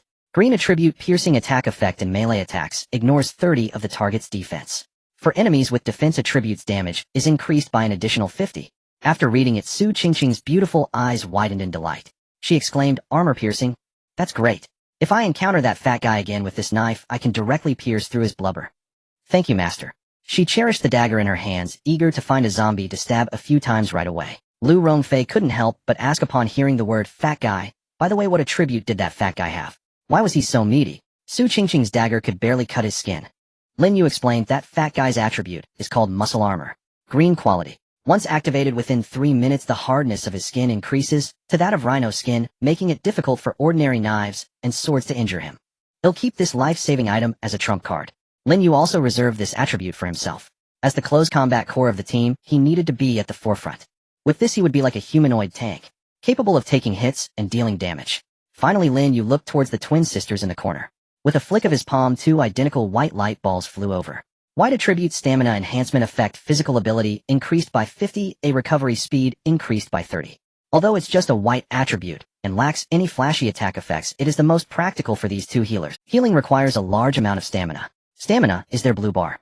Thank you, Master. Bai Xian and Bai Luoli cheered, each hugging 1 light ball. As the attributes entered their bodies, the pallor on their faces visibly improved, and their previously listless spirits became vibrant once again. Lu Rongfei said, Master, after this our team's combat power has at least doubled compared to before. Lin Yu smiled, don't be hasty, there are also system rewards. Just as he finished speaking, congratulations to all survivors. Given the excellent performance of this team, with kill counts far ahead, commencing to distribute completion rewards. Immediately following, a golden light enveloped the entire carriage. 3 seconds later the golden light dissipated and a voice echoed, once more train function upgraded. Gained passive effect, Spring of Life. Explanation: from now on, after completing a dungeon task, as long as you return within the carriage area, all occupants will be restored to their optimal physical condition. This includes, but is not limited to, wound healing. Full restoration of stamina. Special cases like regeneration of severed limbs will require additional gold. Note this effect takes immediate effect. As soon as the words fell, everyone felt a wave of pleasant numbness wash over them. The sensation was akin to soaking in the finest hot spring. Every pore rejoiced. The muscles that had been tense and aching from battle quickly relaxed. Bai Luoli couldn't help but let out a comfortable sigh. She was astonished to find that the dizziness from overexerting her abilities had vanished in an instant. In its place was an abundance of energy. My injury, has it healed? Lu Rongfei exclaimed in surprise as she hurriedly pulled down the collar of her garment. There had originally been a blood mark from a bullet grazed there. Although it had been treated by the twins, it still ached faintly. But now, the bandage slipped away. The exposed skin was as smooth as jade, fair and tender. Not a single scar remained. Lu Rongfei incredulously touched her shoulder. It's restored. It doesn't hurt at all. Lin Yu also looked down at his chest. There had originally been 2 ghastly gunshot wounds there. At this moment, the scabs had fallen away. The newly grown skin was intact as before. Even the muscle lines there appeared more perfect than before. Huh. Lin Yu exhaled a mouthful of turbid air and clenched his fist. A surge of power overwhelmed him. The glimmer in Lin Yu's eyes flashed. This reward is excellent. This is simply a divine skill. Bai Xian excitedly waved her small fists. Isn't this just like the spring water in games? As long as we return to the city, we can instantly restore health and energy. Bai Luoli nodded repeatedly. From now on, even if we are left with just a breath of life, as long as we crawl back onto the train, we can come back to life. This function means that their margin for error has greatly increased. Next, beginning to distribute attribute rewards. Congratulations, you have obtained a green special attribute basic control. Effect consuming mental energy. You can forcibly control 2 basic zombies or mutated beasts, making them your puppets to fight for you. Duration 30 minutes. Cooldown time 45 minutes. Note, after the puppet's death, it can be recaptured. Looking at the green sphere floating in the air, several women exchanged glances. Basic control. This is a divine skill that can summon zombies as bodyguards. For whom? Lin Yu looked at everyone. Su Qingqing, wiping her dagger, was the first to speak. I'm a melee assassin, and controlling zombies will distract me and affect my speed. You take it. Bai Luoli shook her head. Xiao Xian, and I don't have enough mental energy. This skill has cooldown and backlash. If we faint, it'll be troublesome, without anyone to heal us. Lu Rongfei was also somewhat hesitant. She was a ranged attacker theoretically suitable, but she had just acquired throwing mastery, and taking on too much would be unwise. The gazes of everyone coincidentally crossed the aisle and looked towards the front row of seats. There sat a woman in a fitted sports tank top and yoga pants. Hanna, would this be suitable for her? Lin Yu rubbed his chin and calmly asked. Let's all share our opinions. Su Qingqing was the first to speak. I think it's suitable. We all have our own roles and attributes, but she's a blank slate. Moreover, the team is lacking a summoner. Bai Xian nodded in agreement. Controlling skills require a strong spirit and energy. Han Na is a fitness enthusiast. Her physical foundation is the best among us, and she should be able to withstand the consumption. The analysis was logical and well-founded. At this moment, Lu Rongfei's eyes flickered. She cautiously said, I have no objections to giving her the attribute. But, she glanced at Lin Yu's expression before continuing, to avoid the mistakes I made earlier, I think the master should first utilize that golden attribute for safety. This will ensure her absolute loyalty before giving her the skill, so there won't be any worries later. Upon hearing this, Su Qingqing and the twins nodded, learning from past mistakes. In this carriage, trust is essential and loyalty must be secured. Lin Yu cast an appreciative glance at Lu Rongfei. This woman is becoming increasingly sensible. He slightly nodded. Then let's wait until the attributes are distributed before dealing with her. Besides the basic control, there are 3 more spheres floating in midair from this task settlement. Lin Yu reached out and pointed. A blue light suddenly appeared. Blue attribute Thunderburn effect causes melee weapons to carry a weak lightning effect with a 30 chance to paralyze enemies for 0.5 seconds and deal additional lightning burn damage. Seeing the introduction by Lolly, who had been relatively quiet, brightened her eyes. This is impressive. It's equivalent to permanently enchanting the weapon, and it has a control effect. Lu Rongfei immediately said, this is the most suitable for the master. You take the lead in tanking monsters, and once it triggers paralysis, whether it's zombies or survivors, it will be enough for you to chop off their heads. Lin Yu did not refuse, and reached out to grasp the blue light. Crackle! As the electric current surged through him, he felt a tingling sensation in his arm, followed by a rush of strength. Next came the second one. Duration 20 seconds, cooldown time 15 minutes. A slow aura. Lin Yu laughed, and turned to look at Su Qingqing. Qingqing, this is your exclusive skill now. By 30. Duration 20 seconds, cooldown time 15 minutes. A slow aura. Lin Yu laughed, and turned to look at Su Qingqing. Qingqing, this is your exclusive skill now. As an assassin, the most essential things are speed and mobility. With this, she can advance to attack and retreat to defend. Su Qingqing was overjoyed. Thank you, master. Finally, the last one. White attribute weapon blessing effect active skill that increases the sharpness of a designated friendly unit's weapon by 5 for 10 minutes, with a cooldown of 30 minutes. This is a support skill. Su Qingqing said, give it to the twins. They are behind us and can just boost our status. Lu Rongfei nodded and commented, such percentage-based skills become more powerful as time goes on. They may seem insignificant in the early stages, but become divine skills later. Thus, the 4 attributes were distributed. Lin Yu decisively stated, I have taken the blue thunder attribute. The green gale step goes to Su Qingqing, and the white one to Bai Loli. Everyone has no objections, right? The women shook their heads in unison. No objections. The 3 women stepped forward, touching the spheres. The light entered their bodies and their strengths rose once again. After distributing the loot, Lin Yu turned and walked to the unconscious Han Na. He reached out and placed his hand on her flat, firm abdomen. There was a red light circle there. Detecting a removable occupant removing confinement, the red light dissipated. Han Na was freed from her constraints. However, she still kept her eyes tightly closed, remaining in a comatose state. It seemed that the system was instilling the rules of this world into her. Meanwhile, Ding successfully rescued one passenger. Reward obtained: double-door large refrigerator, 1 bonus reward, 10 pounds of fresh bok choy, 5 pounds of farm eggs, 10 pounds of pork belly. Automatically stored in the refrigerator. Boom. With a muffled sound, a silver-gray double-door refrigerator suddenly appeared in the space between the train cars. Bai Xian cheered and rushed over. As she opened the refrigerator door, a wave of cold air rushed out. Inside, it was packed full of fresh green vegetables. Wow, there are really vegetables. Bai Xian exclaimed excitedly, her face flushed. We already have rice in a rice cooker, and now we have eggs and vegetables. Tonight we can have a feast. Su Qingqing couldn't help but swallow. This reward keeps getting better. In this cannibalistic apocalypse, the supplies in this refrigerator are worth their weight in gold. Lu Rongfei pondered. The richness of the rewards should be related to the difficulty of the tasks we completed and the number of train cars we reached. Future rewards will definitely be even better. Besides these supplies, there are other rewards. Congratulations. You have received nano tungsten gold material too. No can be used for forging or enhancing designated cold weapons, improving their material grade. After a flash of light, 2 crystals emitting a faint blue glow lay on the ground. Good stuff. Although Lin Yu's fire axe was handy, it was still just ordinary iron. After hacking through so many zombies, the blade was inevitably dull. He picked up the red fire axe and gently touched one of the crystals. Buzz. The crystal instantly liquefied, enveloping the axe like blue mercury. A few seconds later, the originally chipped red fire axe transformed dramatically. It turned into a dark matte silver color with a chilling cold light flashing at the blade. Lin Yu swung it casually. Whoosh. The sound of slicing through the air was piercing. With the effect of thunder, burning faint arcs of electricity flickered. Lin Yu marveled. Its weight has been reduced by at least half. But its hardness and sharpness have increased by more than 1 level. Lu Rongfei glanced at the remaining crystal on the ground and proposed. There's still one more upgrade material. Why not give it to Su Qingqing? Su Qingqing was taken aback and quickly waved her hand.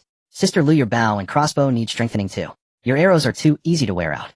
Lu Rongfei shook her head. Mine is ranged wear and tear is common. You are in greater danger with your close combat. If those 2 daggers break, your life is on the line. And she glanced at the dagger at Su Qingqing's waist. Your blade is almost worn down. Lin Yu nodded. Lu Rongfei is right, give it to Qingqing. As the main attacker in the team, her weapon cannot be subpar. Thank you, master.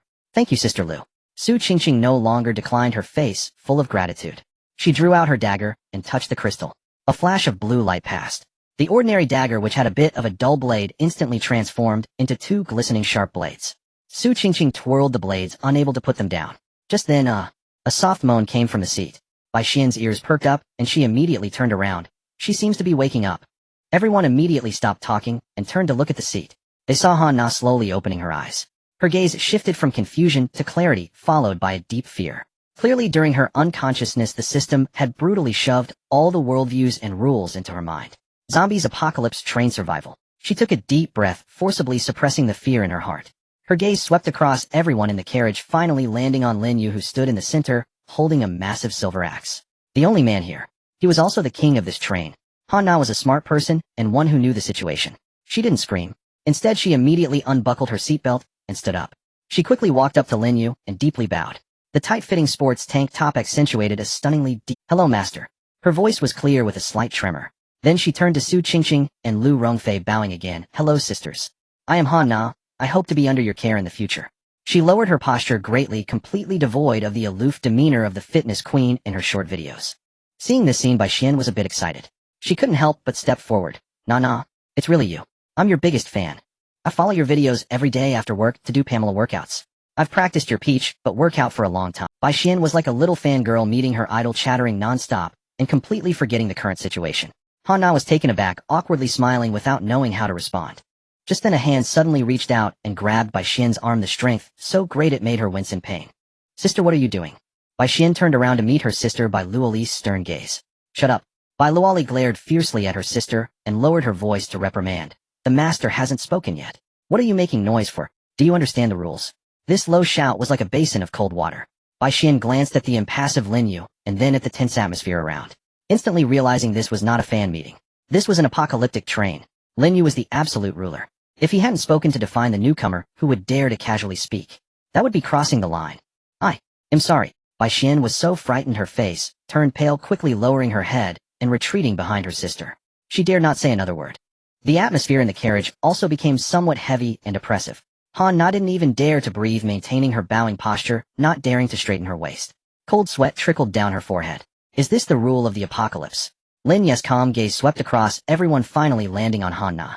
He revealed a smile that was hard to decipher. You may rise, he said lightly. Han Na, welcome to become a member of our train now. 18.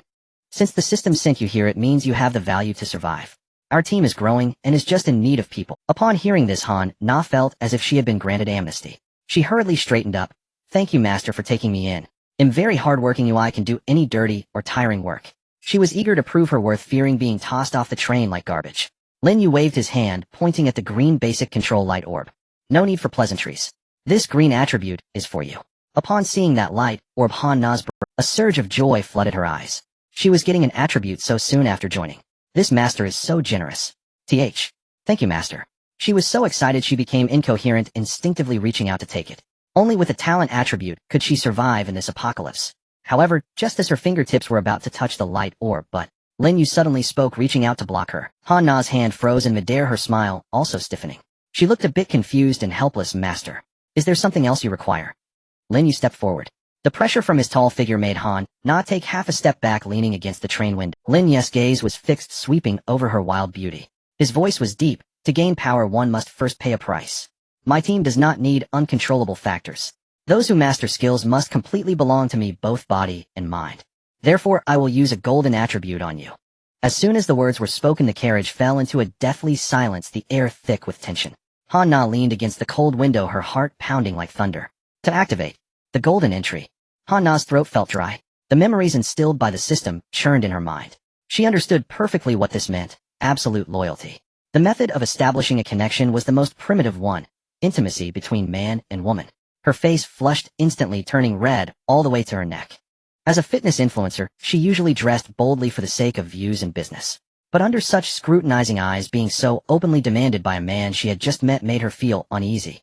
The sense of shame left her somewhat at a loss. What's wrong? Are you unwilling?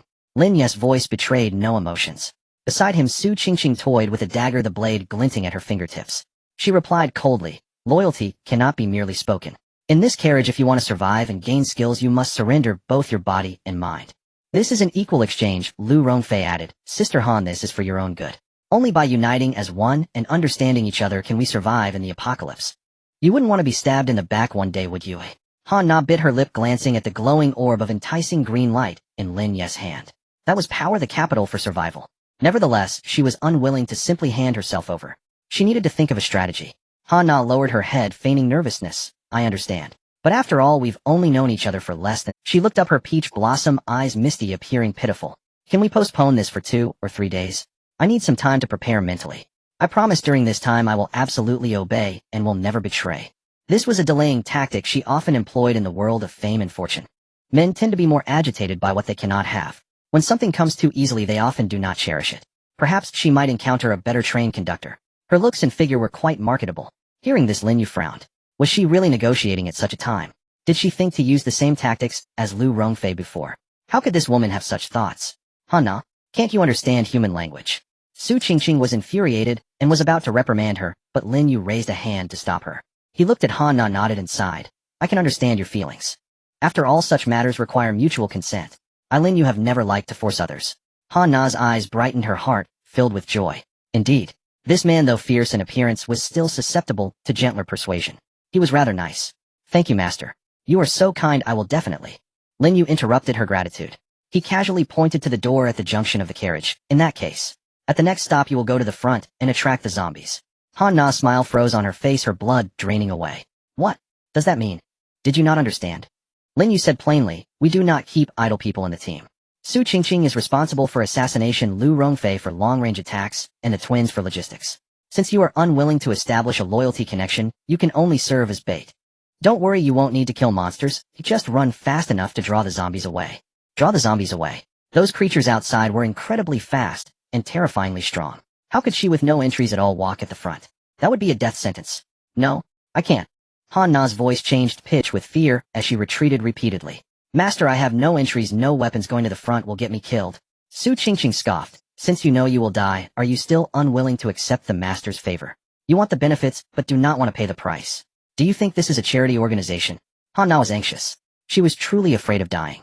No, it's not like that. I have emotional baggage. She explained in a fluster, tears streaming down her face.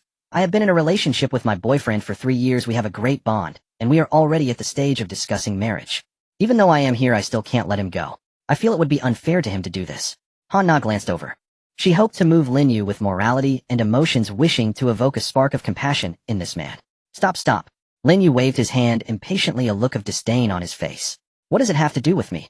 Han Na, do you think that just because I won't get the reward if I kill you I would hold back? Are you trying to haggle here? Han Na, she had indeed harbored such a fluke mentality.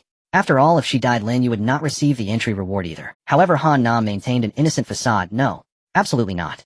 Give me some time, and I will gradually fall in love with the master, I promise.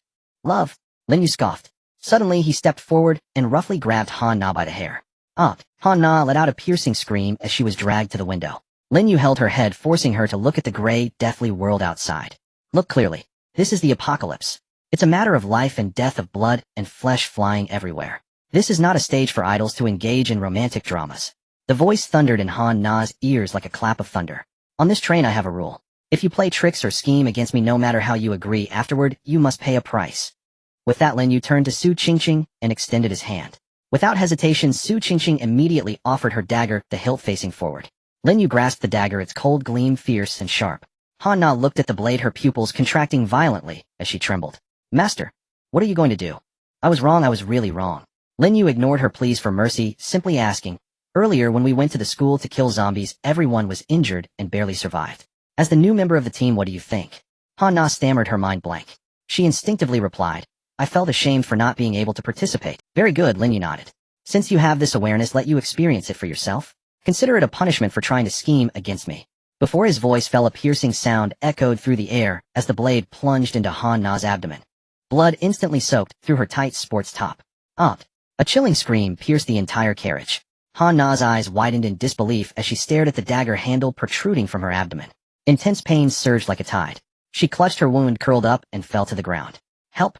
Help me! I'm going to die, save me! Han Na writhed in agony on the floor, her face streaked with tears and cold sweat. The terror of feeling her vitality rapidly ebbing away shattered her completely. Bai Luoli and Bai Xian clapped their hands over their mouths, their faces drained of color. Su Qingqing and Lu Rongfei exchanged a glance. Neither seemed surprised. Lin Yu remained eerily calm. Expressionless, he drew a cloth from his pocket and slowly wiped the blood from his hands, watching silently as the woman on the floor struggled and wailed.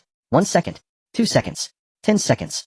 Just as Han Na's consciousness began to blur, and she truly believed, she would die right there in the carriage, the next moment arrived. A soft emerald light hummed into existence, cascading gently from the ceiling and enveloping Han Na entirely. A miracle unfolded. The ghastly wound on her abdomen began healing before her very eyes, torn flesh knitting itself back together, raw edges rejoining seamlessly. Within mere seconds, aside from torn fabric and dried bloodstains, her skin was flawless, smooth, unblemished, not even a trace of scar remaining. Even the exhaustion wrought by sheer terror vanished instantly, restoring her strength to its peak. What? Han Na jolted upright, fingers pressing against her flat abdomen, utterly stunned. I'm not dead. Nearby, Bai Luoli suddenly understood. It's the train's fountain of life function. No matter how grave the injury, returning to the carriage triggers instant regeneration. Su Qingqing folded her arms across her chest and gazed coldly at Han Na sprawled on the floor. Master's method of discipline is exquisite. She won't die, yet the pain is excruciatingly real. At that moment, Lin Yu gripped his dagger once more and took a single step toward Han Na, the sound of his footfall echoing sharply in the hushed carriage. Since you're healed, then punishment resumes. With regeneration active, I could stab you 100 times. Hearing those words, Han Na trembled violently, as if struck by lightning. That searing agony of steel piercing her viscera, that suffocating despair at the brink of death, she never wished to endure it again, not in this lifetime. Compared to such torment, loyalty, and even the notion of a boyfriend dissolved into utter worthlessness. No, don't. Han Na scrambled forward on hands and knees, crashing her forehead onto the floor beside Lin Yu's feet. Thud, thud, thud, each impact heavy and hollow. I was wrong. Master, I was wrong. I'll never harbor secret thoughts again. I swear it. I'm willing. Truly wholeheartedly willing. She lifted her face, tear-streaked and snot-smeared. All traces of her former poise and arrogance had vanished. Only abject fear and absolute submission remained. Lin Yu's lips curved faintly upward. This was precisely the effect he sought. Forcing the keyword might compel obedience, but such loyalty was mechanical, passive, lifeless. Only by making her confront this world's cruelty while fully conscious. only by letting her grasp with visceral clarity that he was the deity who held dominion over her life and death, could that bone-deep dread crystallize into the firmest foundation of allegiance. Moreover, if the system could implant memories into newcomers, then Han Na's present terror and surrender would likewise become an unwritten law, transmitted instinctively to all who joined thereafter. An example made to warn the rest, effortless enduring. Very well. Lin Yu bent low, lifting Han Na's chin with 2 fingers, his gaze resting upon her tear-drenched, delicate face. Since you're willing, we'll begin shortly, before the next mission commences. At those words, Han Na shuddered, clenched her teeth, and tremblingly reached for the top button of her blouse. The first button came undone, revealing her pale, slender collarbone. Su Qingqing and Lu Rongfei exchanged glances, and turned away with practiced discretion. Don't stare. You'll get eye-rot. Su Qingqing casually yanked the curious twin sisters, still peering around, to the far end of the carriage. Just as Han Na's fingertips brushed the second button, a mechanical voice erupted without warning. Congratulations, passengers. Today's survival mission has concluded. At those words, cheers burst forth across the carriage. Distributing today's survival reward now. Detected increase in carriage occupancy. Optimizing survival experience reward granted. Subspace folding technology basic. Interior carriage volume expanded 3-fold.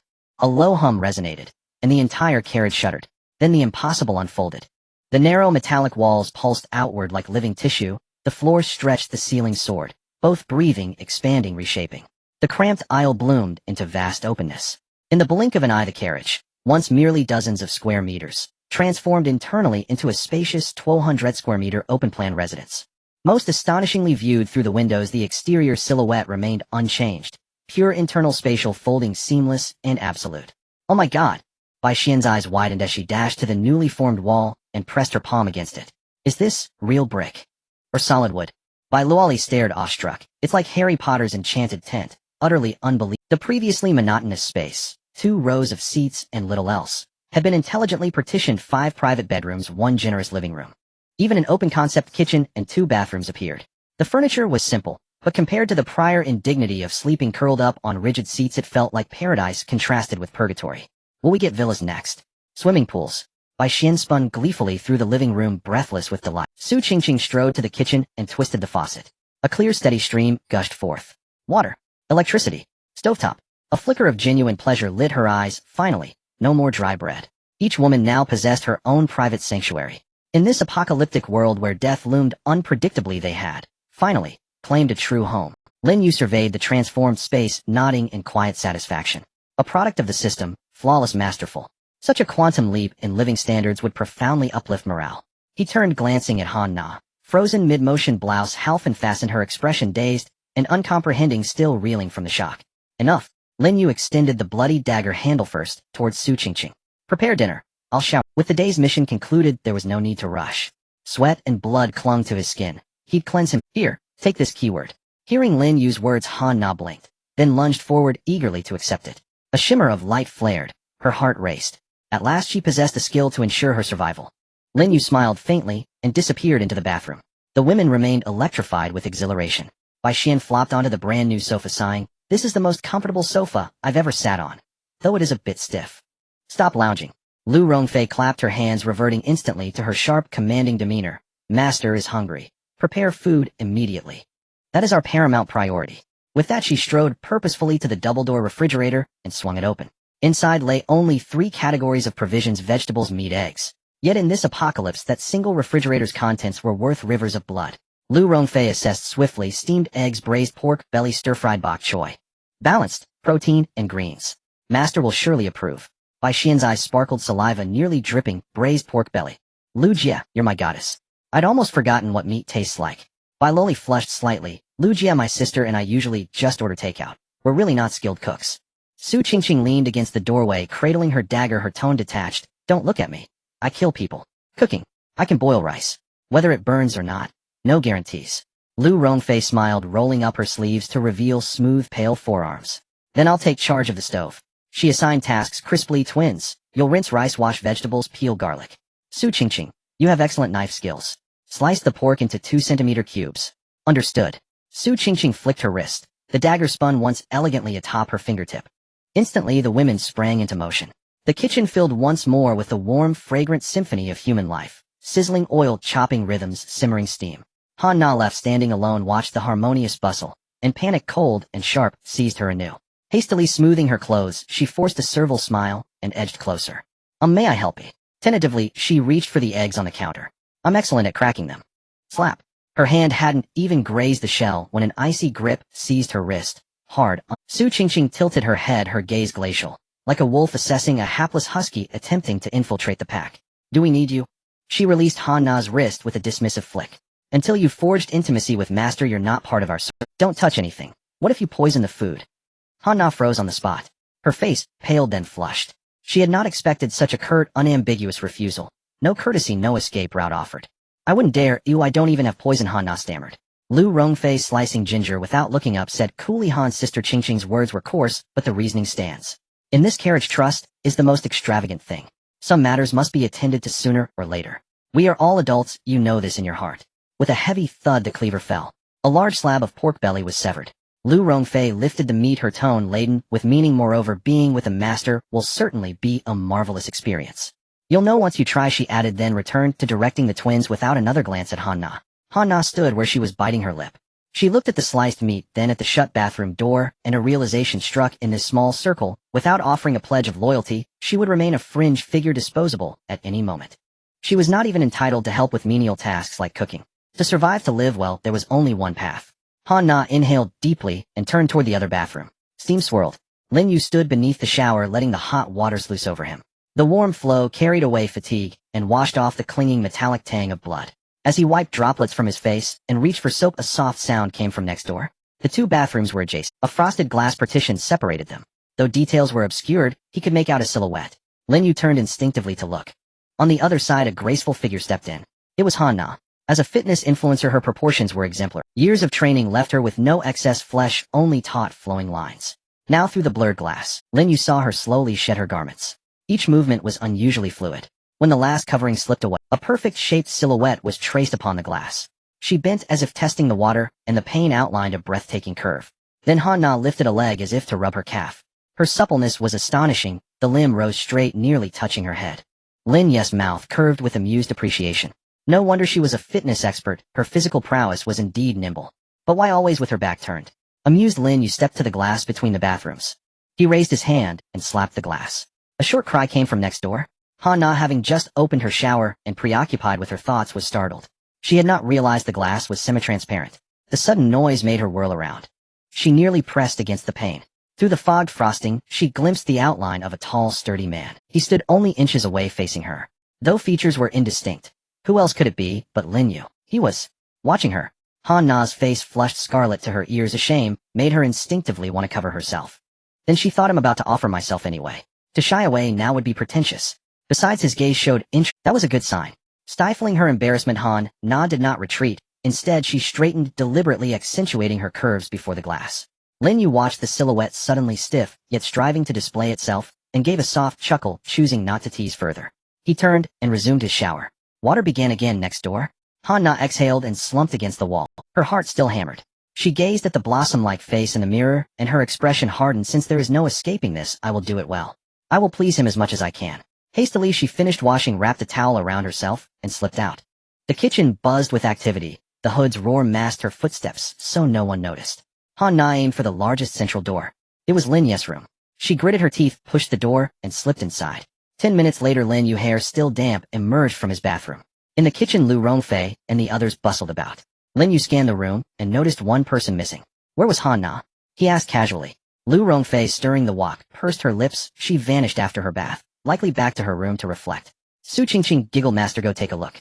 Lin Yu approached his bedroom door and placed his hand on the knob. The lock clicked as he turned it, and he pushed the door open. The room was dim, lit only by a bedside lamp. His steps halted. Even prepared as he was, the sight before him made him pause. On the wide double bed, Han Na was neither lying nor sitting. She had assumed a visually arresting yoga posture. The bath towel had been discarded. Muscular lines were laid bare under the lamp, a flat abdomen without a trace of fat, toned thighs, and skin slightly flushed from exertion. It was a display of prowess and an enticement aimed at Lin Yu. Hearing the door, Han Na maintained the pose, and her long hair spilled across the sheets. Her pretty face held a touch of bashfulness, but more a desperate resolve. Master. Lin Yu closed the door and locked it. Arms folded, he inspected this piece of art with interest. "What's this?" he asked as he approached the bed and looked down at her. Suddenly so forward. "Did they urge you?" Han Na bit her lip. It was Lu and Su who encouraged me, she said, then hesitated, her eyes flickering, before meeting Lin. Yes, I also came to my own decision. Instead of passively accepting, better to seize the initiative. If I am to survive the end of the world, I must demonstrate. Lin Yu reached out and touched her cheek. The skin felt fine. Is this how you show your worth? He asked. Not only this, she replied. Panting, Han Na steadied herself to avoid toppling. I possess the finest flexibility and the best endurance. Furthermore, when I commit to something, I either do not do it at all, or I pursue it to the utmost. Once I decide, I give everything, whether in fitness or in serving you. Her words were ambitious and suited her influencer Alornothing persona. Lin Yu smiled. He appreciated that act. Compared to tearful compliance, this surrender laced with ambition and conquest had a different flavor. Very good, Lin. He sat at the bedside and patted his thigh. Come here, he said. Let me see how you achieve the extreme. Han Na felt as if absolved. Bracing her core, she executed a graceful flip and landed squarely on the bed, then like a docile cat crawled on her knees toward Lin Yu. All previous haughtiness was gone, only adoration and supplication remained in her eyes. She reached out and gently placed her hands on his knees. She tilted her head up, her peach blossom eyes gleaming. Master, please activate your entry. I am ready. Lin Yu wasted no more words and moved in. An hour later, in the bedroom, the air was filled with a unique fragrance. The bedside lamp emitted a soft yellow glow. Han Na curled up in Lin Yu's arms like a tamed Persian cat, exuding an air of laziness. The previous calculations, weighing and cautiousness were completely absent from her rosy face at this moment. In its place was an almost fanatical admiration and attachment. Master. Han Na's voice was hoarse, tinged with a hint of post-satisfaction laziness. No wonder Sister Lu said that as long as I followed you, those previous days were all in vain. Now I feel that even if tomorrow is the end of the world, as long as I can be by your side, it would be worth it to die. She lifted her head. Her peach blossom eyes shimmered with water, filled with flattery. Were you satisfied with my performance, just now? If there was anything lacking, please tell me, and I will practice until you're satisfied. Lin Yu smiled slightly. Not bad. Your flexibility is indeed your strong suit. Some movements are truly beyond most people's reach. Of course I am a professional. Han Na beamed with joy upon receiving the praise, her face lighting up like a child who had just received candy. There was no trace of the aloof fitness influencer she once was. While the two were talking, detected that the train conductor has activated the golden title ability, achieving a bond with the opposite sex survivor Han Na for the first time. The absolute loyalty bond has been activated. The distribution of title rewards begins. Immediately after, two green orbs of light appeared out of thin air, hovering above the bed. Han Na exclaimed, her eyes wide with surprise. It's a green title, and there are two of them. Lin Yu also raised an eyebrow, a hint of joy crossing his face. It seemed that the potential of this golden title was greater than he had imagined. The more women he had who were absolutely loyal to him, the richer the rewards would be in the future. He looked up closely. Green title war tread effect upon jumping down from a height creates a shockwave within a 3-meter radius, causing enemies to enter a dazed state for 1 second. Cooldown time, 30 minutes. Green title savage domination effect while controlling zombies or mutated beasts increases their claw attack power and biting destruction by 20 and slightly increases their movement speed. Good stuff, Lin Yu said with a broader smile. This wave was simply tailor-made for him. He directly took the war. Then he said to Han Na, this second title is practically designed to complement your basic control. Here, take it. Oh, it's your reward. Han Na was taken aback. Thank you, Master. I will definitely go through fire and water for you. Without further ado, she grabbed the glowing orb and pressed it to her forehead. Knock, knock, knock. A crisp voice came from outside the door. Master, the meal is ready. If you don't come out soon, the braised pork will be cold. Got it. Lin Yu lifted the quilt and got out of bed. Han Na hurriedly got up, squatting down first to help Lin Yu find his slippers, then nimbly grabbing clothes to assist him in putting them on. Her attentiveness was even more meticulous than that of ancient personal maids. Once they were dressed, they pushed the door open and stepped out. The aroma of food wafted in the living room. Lu Rongfei was carrying a steaming bowl of rice from the kitchen. Upon seeing Han Na following Lin Yu, her expression softened, resembling a little bird dependent on its mate. She immediately understood. Oh, Han's sister is out. Su Qingqing teased while setting the chopsticks, grinning. It seems that bath took quite a while. You look refreshed. The twin sisters also came over. Bai Loli took Han Na's hand and examined her up and down. Sister Na, your skin seems to have improved. It's rosy and fair. If it were an hour ago, Han Na would have certainly thought they were being sarcastic. But now she only felt warmth. Please don't make fun of me, sisters, Han Na said, feeling a bit shy as she lowered her head. Then she said earnestly, I used to be thoughtless, and I hope to rely on my sisters to guide me in the future. All right, from now on we are one family. Lu Rongfei walked over, patted Han Na's shoulder, her tone gentle. Sit down and try my cooking. This change in attitude was because everyone understood that once absolute loyalty was achieved, they were all in the no more worrying about being stabbed in the back. The 6 of them sat around the not so spacious folding table. The dishes on the table were considered luxurious in the apocalypse, a large bowl of bright red braised pork, tender and flavorful. a plate of golden tender steamed eggs sprinkled with chopped green onions, and a plate of stir-fried bok choy glistening green.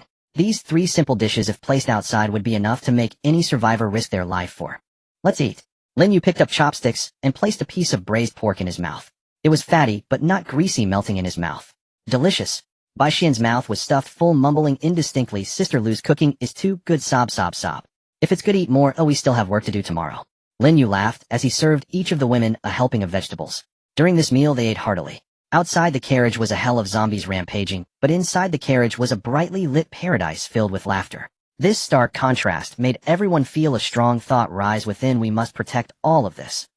After the meal, Han Na stood up to clean the dishes with great awareness. Sisters, you all rest, let me handle this. I just arrived and haven't contributed much, so let me do some work to feel better. Seeing her resolute attitude, everyone agreed to let her be. Lin Yu sat in the main seat on the sofa. He looked at Lu Rongfei. Rongfei, summarize our current combat power configuration. Lu Rongfei clearly had prepared her notes. She took out a tissue to wipe her mouth and said seriously, Master, after these days of strengthening and today's gains, our team configuration has taken shape. First, you possess muscle armor and Thunderburn plus that Glock 17. Whether in close combat burst or long-range suppression, you are the core output of the team, the stabilizing force. Next is Qingqing. With Gale Step combined with piercing attack plus that tungsten dagger, she is the perfect assassin responsible for maneuvering and harvesting. I have crossbow mastery, providing mid-range cover and precision kills. The twin sisters Luo Li's weapon blessing and Xian's acupoint massage ensure sustainability and medical support. At this point she glanced at Han Na in the kitchen. Now with Han Na added, she can bring 2 zombies as meat shields. Our strength has increased at least 2-fold. Lin Yu nodded. The analysis is good. Tomorrow's task difficulty will definitely increase, but as long as we cooperate well, we will surely succeed. Understood. The women replied in unison. After discussing serious matters, Su Qingqing's eyes twinkled. Master, let's not just talk about fighting and killing. Just now I discussed something with Sister Lu and the others. Oh. Lin Yu raised an eyebrow. What is it? Su Qingqing grinned, mischievously glancing at the surrounding sisters. She cleared her throat. We think that now our team has grown in number and there are enough rooms to promote team harmony and to allow you, Master, to better relieve stress. Shouldn't we set a rule? What rule, eh? Just like ancient emperors picking favorites. Su Qingqing said earnestly. You should choose one sister to share your bed every night. This way everyone gets a fair share and there's something to look forward to. It would also enhance our bond. Lin Yu was momentarily taken aback. He then burst into laughter saying, All right, Qingqing, this idea is truly something only you could conceive. Do you take me for a foolish ruler? How could that be? You are a wise ruler. Lu Rongfei chimed in with a smile. In this world you are our heaven. I believe this rule will work. The other women nodded in agreement. Lin Yu's gaze swept across them, each charming face shining under the light. Su Qingqing's wildness, Lu Rongfei's maturity, the innocence of the twins, and Han Na's athleticism. Isn't this the life that men dream of? Good. Lin Yu waved his hand. Since you all have this awareness, let's start implementing it from tonight. The women immediately fell silent, gazing at him with affectionate eyes, their expressions a mix of shyness and anticipation. Lin Yu stroked his chin. Last night was Qingqing, and the twins are on their physiological period, so I won't trouble you this time. Han Na had already been rewarded earlier. His gaze finally landed on Lu Rongfei. Lu Rongfei shivered slightly, instinctively straightening her back. Her ample curves were fully revealed. Tonight, let's choose Rongfei, Lin Yu said with a smile. Hearing her name, Lu Rongfei was instantly overjoyed. She immediately stood up, walked to Lin Yu's side, and naturally hooked her arm around his, her voice sweet as honey. Thank you for your grace, Master. I will serve you well. What a bargain for Sister Lu. Su Qingqing pouted, but her face was all smiles. The group played cards for a while. This was their only entertainment for now.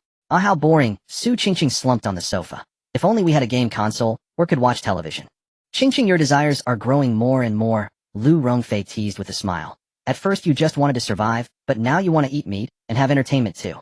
People always have higher demands, Lin Yu replied, not opposing such desires, as they provide motivation. Don't worry, there will be plenty in the future as long as we keep winning. Alright, it's getting late. Everyone rest now. After saying that, Lin Yu, accompanied by Lu Rongfei, headed toward the bathroom to wash up. Not long after, the door to the master bedroom closed. In the wooden room with Natsugu'd soundproofing, faint sounds that could make one blush and heart race were heard. In the living room, Han Na dried her hands and walked out of the kitchen. Sister Su, I have cleaned everything up, she reported obediently. Okay, you've had a long day too, go to bed early. Su Qingqing yawned and waved her hand. I'm going back to my room too. The others dispersed. Bai Xian was just about to climb into her little bed. Suddenly the door was pushed open. Her older sister Bai Luoli walked in with a serious expression and locked the door behind her. Sister, what's wrong? Bai Xian rubbed her eyes, looking confused. You look so pale. Ooh, did you eat too much red braised meat at dinner? Bang. Bai Luoli exasperated poked her sister's forehead. Eat, eat, eat, that's all you think about. Don't you have any brains? Can you not realize how dangerous our current situation is, eh? Bai Xian covered her forehead, feeling aggrieved. What's dangerous about it? The master is so powerful, and Sister Lu and the others treat us quite well. That's the case now. Bai Luoli lowered her voice, her tone urgent. Haven't you noticed? Right now in the carriage there are 5 women who besides us the other 3 have already formed absolute loyalty to the master. Bai Xian blinked her big eyes. Then, isn't it, because we happen to be on our period? And the master hasn't forced us at all. You fool. Bai Luoli was so anxious she started stomping her feet. That's the problem. Without completely giving ourselves to him, there's no golden bond. In the master's heart we will always be outside. Even if he treats us well, when it comes to life and death, do you think he would save the absolutely loyal Lu Rongfei, Su Qingqing, and Han Na, or save us the 2 outsiders who could betray him at any moment? Bai Xian was stunned. Although she was naive, she was not a fool. Hearing her sister say this, she immediately felt a chill down her spine. And, Bai Luoli continued to analyze. Tomorrow we will enter a new carriage. What if a newcomer arrives? At that time we too, with no combat power and no bonds of loyalty, will be the burdens in the team. We will be the first to be abandoned as cannon fodder. Then what should we do? Bai Xian panicked completely. She grabbed her sister's hand. But we won't be clean for another 4 or 5 days. We can't wait any longer. Bai Luoli bit her lip, a glint of determination flashing in her eyes. We must express our intentions tonight no matter what method we use to secure a position in the master's heart. Express intentions. How do we do that? Bai Xian looked puzzled. Bai Luoli's face turned red as she leaned close to her sister's ear. In a very low voice she whispered a few words we can use. Bai Xian's eyes widened like saucers, her face instantly turning as red as a ripe tomato. Isn't that too embarrassing? Besides, I don't know how. You can learn. Bai Luoli, though also embarrassed, looked determined. Do you want to wait to be thrown off the carriage to feed zombies? Mentioning zombies, Bai Xian shivered. Compared to being torn apart by zombies, what was this bit of embarrassment? All right. Bai Xian stammered her agreement. Then when shall we go? The night was deep. In the master bedroom on the large bed, Lin Yu held the voluptuous Lu Rongfei. They were sleeping soundly. Knock, knock, knock. A very faint knocking sound echoed. Immediately after, a low voice from outside asked, Master, are you asleep? Could you please open the door? Lu Rongfei, still in a daze, moved slightly, without opening her eyes. Master, what is it? Lin Yu patted her back. It's nothing, keep sleeping. Lu Rongfei murmured, and turned over, falling back into a deep sleep. Lin Yu put on a robe, and walked to the door. Click. The door opened a crack. In the dim light of the living room, 2 petite figures stood awkwardly. It was Bai Luoli and Bai Xian. Both were wearing matching white silk nightgowns, the hem barely covering their thighs. Upon seeing Lin Yu, they visibly shrank back. Their faces were flushed, and their eyes avoided his gaze. Lin Yu leaned against the door frame, raising an eyebrow. It's late at night. Why are you 2 not sleeping and standing here? Bai Xian was so nervous her fingers were twisted together, unable to spit out a single word for a long time. It was Bai Luoli, the older sister, who was a bit bolder. She bit her lip, looked up at Lin Yu, her voice trembling. Master, I want to bring my sister to express our loyalty to you. Lin Yu was taken aback, then burst into laughter. He probably guessed what the 2 sisters were thinking. After seeing Han Na had formed a bond during the day, these 2 girls must have felt marginalized and were anxious. There's no rush on this matter. Lin Yu waved his hand casually. You're still in a special period, your health is important. I trust you 2 sisters don't overthink it, go back and sleep. After saying that, he turned to close the door and returned to his room. Thud. Bai Luoli grabbed Bai Xian and suddenly knelt down on the ground. Bai Luoli's eyes were slightly red, her head tilted back with a pleading look in her eyes. Master, please don't. We know we are useless, we can't fight or kill. But if we don't establish a bond, we really won't feel secure. Bai Xian also cried. We can use other methods. Please help us, Master. They looked pitiful, like 2 little kittens about to be abandoned. Lin Yu fell silent. If he did not agree, these 2 girls would likely be too frightened to sleep tonight. Moreover, in this apocalyptic world, it is only natural for a powerful being to enjoy the right to dominance. All right then. Lin Yu nodded, and said, since you are so sincere, I will reluctantly accept your loyalty. Upon hearing this, the 2 sisters were instantly overjoyed. Thank you, Master. They hurriedly got up, one on each side, linking their arms with Lin Yu. The 3 of them arrived by the large leather sofa in the living room. They sat down. Tonight the sisters had specially styled their hair, with the ends cascading down their shoulders, giving them a pure appearance. Lin Yu smiled slightly. In the morning, sunlight streamed into the carriage. In front of the washstand, everyone was queuing to wash up.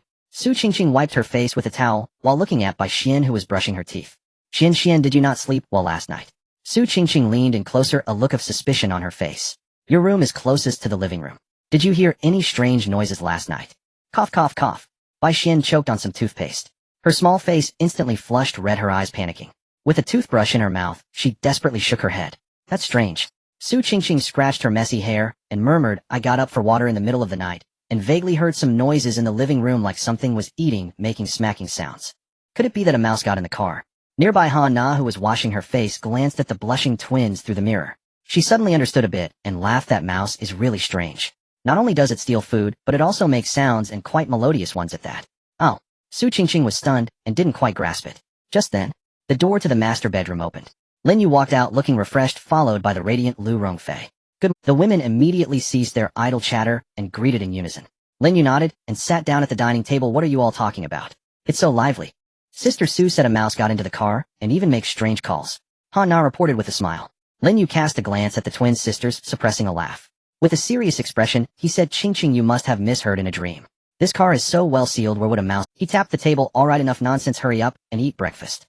We have a tough battle to fight today. Upon hearing Lin Yu speak, everyone stopped talking and quickly took their seats. Today's breakfast was quite lavish. Each person had 2 boiled eggs to ensure protein intake, along with a bowl of thick millet porridge and a few plates of pickles. As everyone devoured their breakfast, the time reached exactly 9 a.m. The next carriage has opened. The mechanical voice rang out punctually. The metal door at the connection slowly slid open. Everyone filed in. However, once they entered, they were all stunned. It was completely empty. In this new carriage there were no imprisoned survivors, not even any seats. Just a vast expanse of empty floor. What's going on? No passengers. Su Qingqing looked confused, her dagger drooping. Han Na frowned as well. With so many female colleagues in our company, could it be just the few of us who traveled over? Don't panic. Lu Rongfei analyzed calmly. This might just be an empty carriage, or there could be some special mechanism. Games often have such settings. Bai Luoli chimed in, special stages or bonus stages specifically designed to distribute supplies before a boss battle. As soon as she finished speaking, a system prompt abruptly echoed in everyone's minds. Ding. This carriage is a lucky draw carriage. Currently generating the spinning wheel. Lin Yu smiled. Looks like Luoli was right. Immediately after, the air shimmered and distorted. A massive virtual spinning wheel appeared out of thin air in the center of the carriage. The wheel had numerous options densely written on it, emanating an enticing glow. Group power enhancement, defense, boost mental resistance. Of course, there was also the very small probability black area. Thank you for your patronage. Bai Luoli said, looks like this is to boost our group. Please, conductor, spin the lottery. Lin Yu strode forward. Without any small talk, he directly reached out to spin the pointer. Whoosh. The wheel spun rapidly, the colorful lights flickering across everyone's faces. Everyone held their breath. The speed gradually slowed. The pointer passed over a case of mineral water. Passed over. Thank you for your patronage. At last, it stopped at a golden square. Ding. Congratulations, host, you have won a temporary attribute, Wind God Speed. Effect after activation, all team members' attack speed increases by 200 and movement speed increases by 200. Duration 30 seconds. Limitations only effective for this round of the mission. Note 1. Can be activated by the conductor at any time during the mission. 2. If not used by the end of the mission, the attribute will automatically disappear. Lin Yu felt a cyan icon appear in his mind. As long as he thought about it, he could activate it. Good item. Lin Yu's eyes sparkled. Double bonuses to attack and movement speed. Although it only lasted 30 seconds, that time was enough to decide a life or death situation. This is impressive. Han Na looked at the description in awe. Su Qingqing licked her lips, her fighting spirit rising at a critical moment. This is simply divine skill. Whether it's killing enemies or escaping, it can catch the opponent off guard. Warning. The train will arrive at the station Horror Paradise in 10 minutes. Mission objective, all members must survive for 2 hours in the paradise. Countdown begins. After, Lin Yu narrowed his eyes slightly and looked at Lu Rongfei. What do you think? Lu Rongfei pondered for a moment before gravely analyzing. Previous missions have always involved killing zombies. This time it clearly states survive, and there's no requirement for the number of kills. This indicates 2 points. She held up 2 fingers and continued. First, the number or strength of monsters in this paradise may far exceed our coping ability. Killing them is not an option, we can only hide or escape. Second, besides zombies, we are very likely to encounter survivors from other trains. The lack of kill requirements means the system is encouraging a battle royale mode. To seize safe houses or resources, people killing people will be more common than killing zombies. Lin Yu nodded, agreeing with her analysis. Similar to the battle royale in games. Running from the poison. Bai Luoli blurted out. This map is somewhat disgusting. After all, in the paradise, haunted houses, Ferris wheels, mirror mazes. Anything could be hiding something. Han Na frowned. I've read so many apocalyptic novels, and compared to mindless zombies, I hate apocalyptic humans even more. Human hearts can be far more venomous than ghosts. This sentiment resonated with everyone. Who cares? Su Qingqing twirled her knife, casually looking indifferent. In the end, we all have to die. It's either them or us who survives.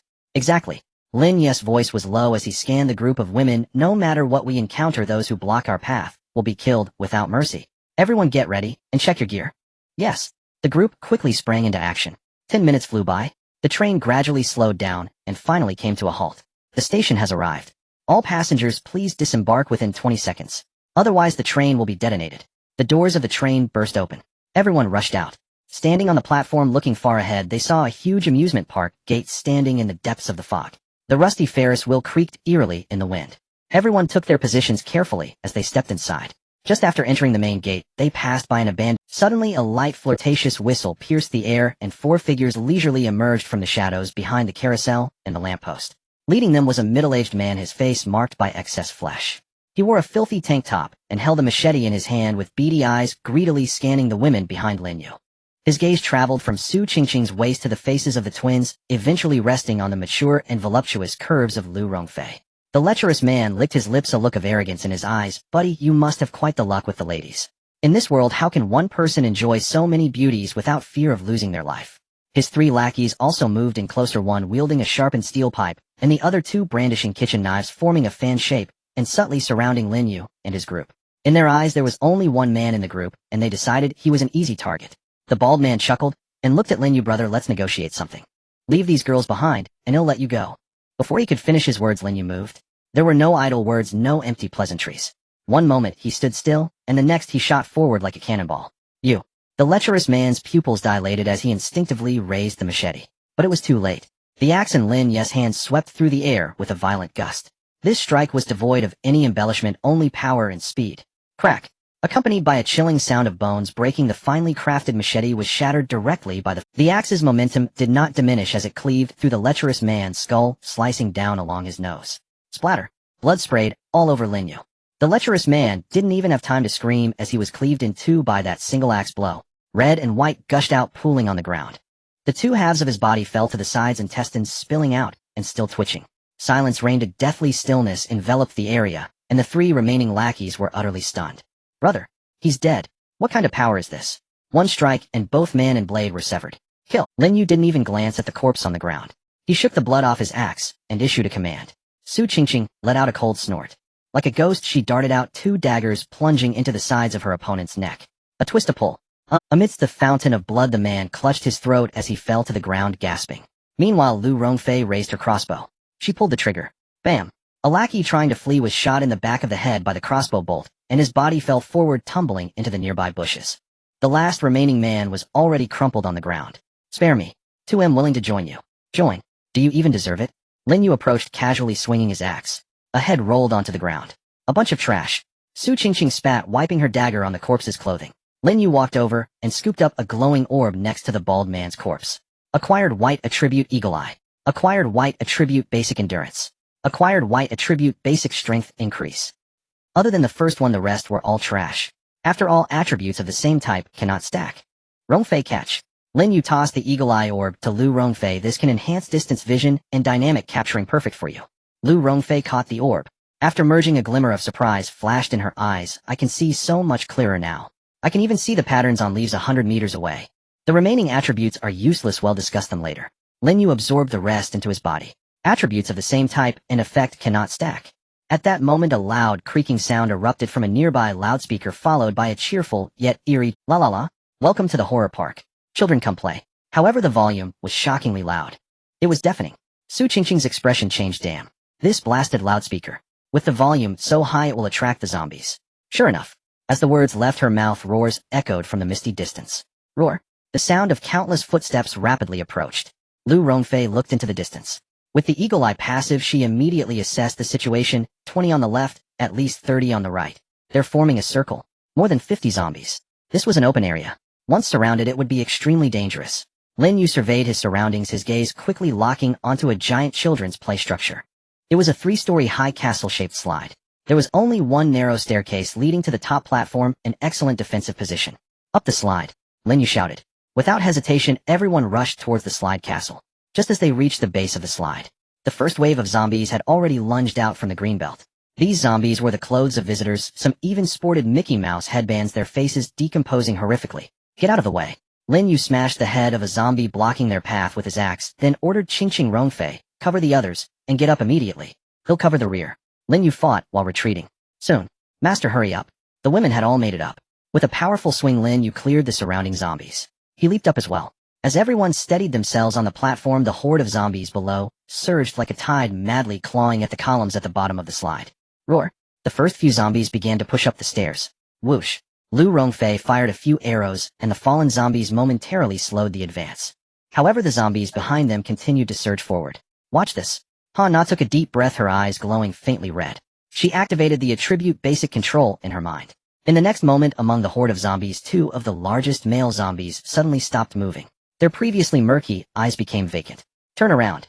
Han Na waved her hand, and they turned around abruptly like marionettes. Block them. Following Han Na's command, the two zombies spread their arms, forming a meat wall that firmly blocked the staircase. The zombies behind them were confused as to why their kind had betrayed them. They continued to push, madly clawing and biting at the two flesh shields. Well done. Seeing this, everyone was overjoyed. One man can hold back 10,000. Standing high above Lin Yu gripped his axe. Since they've come to us, let's not be polite. Kill. Crack crack. He swung his axe down, and the heads of 2 or 3 zombies in the front row flew off. Then another wave came. Occasionally, a few straggling zombies attempted to climb up from the side of the slide. Before they could show their heads, they were swiftly dispatched by Su Qingqing standing by. Lu Rongfei kept a watchful eye on the twins, occasionally helping with the finishing blows. Look, coins are dropping. Bai Xian exclaimed excitedly. On the ground, a few coins had already appeared sporadically. Although the probability of encountering a low-level zombie was low with so many present, it wouldn't be a problem to obtain 7 or 8 coins. Just as everyone was engaged in the fight, a dull thud echoed. The entire slide castle shook violently. Bai Xian, standing at the edge, slipped and exclaimed, "Ah!" Fortunately, Lu Rongfei, quick-witted, grabbed her by the collar and shouted, "Be careful." "What is it?" Lin Yu steadied himself and leaned forward to take a look. Behind the horde of zombies, a giant zombie was pushing aside the smaller one striding towards them. This zombie must have been an extremely obese administrator in its former life. It wore a blue uniform that had burst at the seams. Its belly hung down like an apron covered in corpse stains. Standing at a height of at least 2.5 meters, it clutched a metal rod that had been removed from the carousel. Roar! The obese zombie let out a furious roar, swinging the metal rod and bringing it down hard against the slide support pillar. Bang! The slide shook violently once more. The plastic connectors at the bottom cracked, breaking a few screws. It's an intermediate zombie. Lu Rongfei's expression turned serious. It's a strength type. If it strikes a few more times, the slide will collapse. If the slide collapses, everyone will fall into the horde of zombies, and the consequences would be unimaginable. He'll take care of it, Lin Yu decided firmly. He gripped the handle of his axe, ready to vault over the railing. "Wait, master," Bai Luoli suddenly called out. Immediately her small face tensed, and she pressed her palms together, a gentle white light emanating from her hands. Weapon blessing. With her sweet shout, the white light flew out and enveloped the fire axe in Lin Yu's hands. The previously dark axe blade was instantly coated with a faint flowing glow. Its sharpness had increased a notch. Lin Yu nodded and said, "Well done." With that, he leaped into the air, simultaneously activating the green attribute war tread.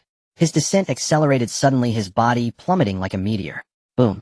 Lin Yu landed heavily on the ground, sending a visible shockwave radiating outward. Splash. Several small zombies were immediately knocked over. The obese zombie also trembled violently from the immense force. Under the effect of the attribute, its massive body stiffened, entering a momentary state of dizziness. Now's the chance. Using the rebound from his landing, Lin Yu twisted his waist. With the fire axe blessed in hand, he swung it forcefully. Arc-like sparks danced along the blade. Sizzle. A crisp sound rang out, and the giant head flew into the air, black blood gushing like a fountain. The obese intermediate zombie didn't even let out a sound. The headless corpse crashed to the ground. Clatter. 8 coins burst forth. Seeing this, those above erupted in cheers. This efficiency was more than twice as fast as when they killed that mutated attendant last time. So quick. Master is amazing. 1 strike kill. So cool. Lin Yu felt a surge of excitement in his heart. Last time it took a whole group to take down an intermediate zombie for quite a while. And now, 1 leap, 1 axe, and it was a quick kill. This was the crushing power of enhanced strength. At this moment, the surrounding small zombies heard the commotion and became even more frenzied, charging at the lone Lin Yu. Roar. A dozen zombies opened their decayed mouths wide. Come at me. Lin Yu showed no fear, swinging his giant axe in a wide arc. Swish, swish, swish. Each swing was accompanied by the sound of blades slicing through flesh and bone. Each strike was also accompanied by thunder-scorched damage. The first few zombies in the front were immediately cleaved down, their wounds, charred bodies convulsing. In that moment, Lin Yu resembled a deity of war, rampaging through the horde of zombies, cutting through them like vegetables. "Master, let me help you." Su Qingqing was also filled with the desire to kill. How could she hold back any longer? She took a couple of steps back on the platform, then leaped down like a graceful swallow. Upon landing, she rolled to dissipate the force, and swiftly plunged 2 daggers into the back of 2 zombies. "Die, ugly monster." Her movements were ghostly as she darted alongside Lin Yu, cleaning up the stragglers that had attempted to ambush them. You all go ahead and kill. On the platform, Lu Rongfei took the high ground and pulled the trigger. Whoosh, whoosh. The crossbow bolts struck true, targeting those slightly quicker, more threatening mutated individuals. Meanwhile, Han Na maintained the mental link, controlling the two meat shield zombies to charge wildly around the periphery of the horde. 5 minutes later, as the last zombie was kicked away by Lin Yu, its head pierced by Su Qingqing's follow-up strike, the battle came to an end. The ground was littered with dismembered limbs, black blood pooling into little streams. That was so satisfying. Su Qingqing sheathed her daggers, reveling in the moment. Lu Rongfei glanced around. This time was a big haul, at least 20 coins. Lin Yu also smiled slightly. He stomped the axe down. Let's take a 5-minute break here. Luali Xuanxuan checked for— Yes. The twin sisters rushed over immediately. Following team protocol, they carefully examined everyone's wounds to prevent any scratches that might lead to infection. Once they confirmed everyone was safe, Bai Xian skillfully began to massage Lin Yu's arms and legs, helping them recover their strength quickly. Master, with this intensity, we wouldn't have dared to imagine this yesterday. Bai Luali, while picking up the coins that had fallen to the ground, sighed. If they had encountered so many zombies before, they would have only been able to wait for death. But now under Lin Yu's leadership, they had managed to wipe them all out in the blink of an eye. Su Qingqing remarked, That's right. Master took out more than half of them by himself. Everyone contributed. Lin Yu smiled.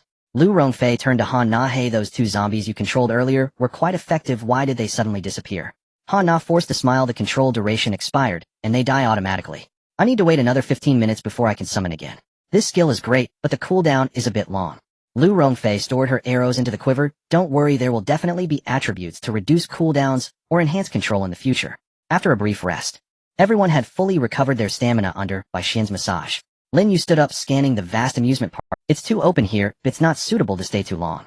Rongfei, did you see any suitable places to hide from above? Lu Rongfei pointed to a section deep within the amusement park. There seems to be a haunted house and a mirror maze theme area over there.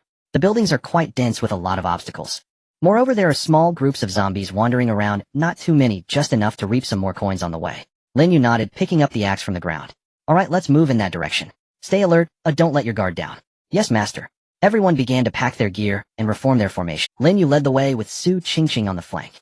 Han Na and the twins took the center, while Lu Rongfei brought up the rear. The group traversed the debris-laden square, heading deeper into the park.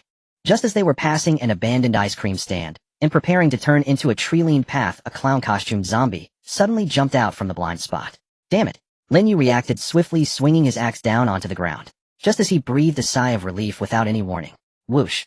A faint sound of something cutting through the air mixed with the wind reached Lin Yu's ears, causing the hairs on his body to stand on end. That was the instinct formed on the edge of life and death. Danger!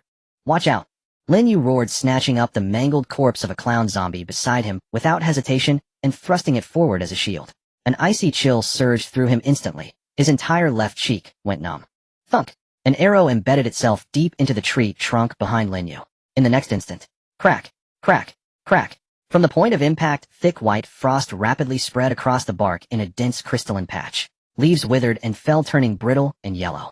Everyone drew a sharp collective breath. If that arrow had struck flesh. Enemy attack. Take cover. Lin Yu bellowed the command, then seized Bai Xian in one powerful motion and rolled hard behind an ice cream kiosk. The other women, hardened by prior brushes with death, reacted swiftly. Su Qingqing dragged Han Na into the thicket, while Lu Rongfei guided Bai Loli into a sliding crouch behind a gargoyle statue, pressing herself tight against the wall's corner. The entire pathway lay empty, silent as the grave. What's happening? Who's attacking us? Bai Xian stared at the frozen patch on the tree, her voice trembling. Is the enemy a frost archer? This is troublesome, Su Qingqing murmured, frowning. We're exposed, they're hidden. Lin Yu touched his cheek. It was already dusted with fine glinting ice crystals. Murderous intent blazed in his eyes. Rongfei, can you pinpoint their position? He whispered, voice low and taut. No. Lu Rongfei shook her head, slightly peering through a narrow gap in the gargoyle's stony frame. They're cunning. No movement after the first shot. There are too many trees nearby. I need them to fire again, to trace the trajectory back to its origin. Fire again. That meant someone would have to become bait. If they want to play, let's play. Lin Yu inhaled deeply, his gaze hardening into something ruthless and unyielding. Rongfei, I'll create an opening to draw their fire. You find their exact location. Understood. Lu Rongfei didn't waste a syllable. Lin Yu drew another slow, deliberate breath. Activate trait muscular armor. A bronze metallic sheen shimmered across his skin. His muscles coiled like tempered steel. Muscular armor green. Upon activation, skin hardness increases to rhinoceros hide density. Duration 60 seconds. In the next moment, Lin Yu strode boldly into the center of the path. and raised his middle finger toward the distant woods. Brat, did you skip breakfast? You missed. Provocation, blatant, brazen, unapologetic. The hidden archer, clearly incensed, or sensing a golden opportunity, snapped. Less than a second later. Whoosh, whoosh. 2 arrows streaked through the air in rapid succession. Twin frost-tipped bolts aimed with lethal precision at Lin Yu's torso. Clang, clang. Both struck true, squarely on his chest and abdomen. Yet, under the effect of the alloy arrowheads, capable of piercing solid timber, shattered upon impact against Lin Yu's bronze-hued flesh as though striking forged steel. Shards clattered onto the ground. HSS, bitter cold. Lin Yu glanced down. Though his skin remained unbroken, a spreading ring of white frost bloomed where the arrows struck. A penetrating chill seeped along his muscle fibers, burrowing deep into bone. Without the trait, that arcane frost damage would have been devastating. There, almost simultaneously with the impacts, Lu Rongfei, long poised with crossbow drawn, breath held, moved. Eagle eye locked on target. 50 meters away. The vantage point was deceptively concealed, a perfect blind spot. Thwip. She didn't aim, she simply loosed. The bolt tore through air with a shrieking whistle. F. From the woods, a man's agonized cry erupted. Then, a chaotic snapping of branches, followed by absolute silence. Meanwhile, Lin Yu and Lu Rongfei had already melted back behind cover. Master, are you unharmed? Bai Luoli rushed to inspect him. Fine. Lin Yu rotated his neck, the frost flaking off in brittle shards, and asked Rongfei, what did you see? Not dead. Lu Rongfei lowered her crossbow, brow furrowed. 5 total. From men, 1 woman. She fired the frost arrows. She's their leader. And she looks familiar. As if I've seen her before. Su Qingqing leaned in intrigue. Seen her? Who is she? Lu Rongfei shook her head. That's irrelevant. What matters is, my shot was well hidden. Yet she reacted instantly, yanking a teammate in front of her. That poor soul took the bolt straight through his thigh. Bai Xian whistled softly, using allies as shields. Ruthless. Han Na arched a brow. A female leader. Exactly opposite to us. Those frost arrows are intriguing. Lin Yu tapped his chest, the lingering numbness still tingling. On impact, the affected muscle stiffens. Reaction speed drops by at least 20%. Strike the leg, mobility vanishes instantly. Su Qingqing's eyes lit up. She stepped closer. Then if we eliminate her and claim that trait for Rongfei, wouldn't we be unstoppable? A long-range archer wielding innate slowing and crowd control effects. Even Lin Yu felt a shiver run down his spine. Indeed, I covet it too. Lu Rongfei's voice held raw hunger. With this trait, I could kite and dismantle even the slowest, strongest zombies. Su Qingqing's tone turned razor-sharp. For Rongfei, and for our survival, this faction must be erased. But what's their full strength? No rush. Lin Yu narrowed his eyes, gazing into the shadowed depths of the distant woods. Let's wait and watch. By the way, Lu Rongfei recalled, that woman likely possesses the auditory trait, windier perception. Her hearing is extraordinarily acute. Otherwise she couldn't have preemptively pulled a comrade into harm's way. Lin Yu nodded, grave. Auditory trait. That's critical intelligence. Silence settled over the group. They watched motionless. At that moment, 50 meters away, deep within the forest's hush, oppressive stillness reigned.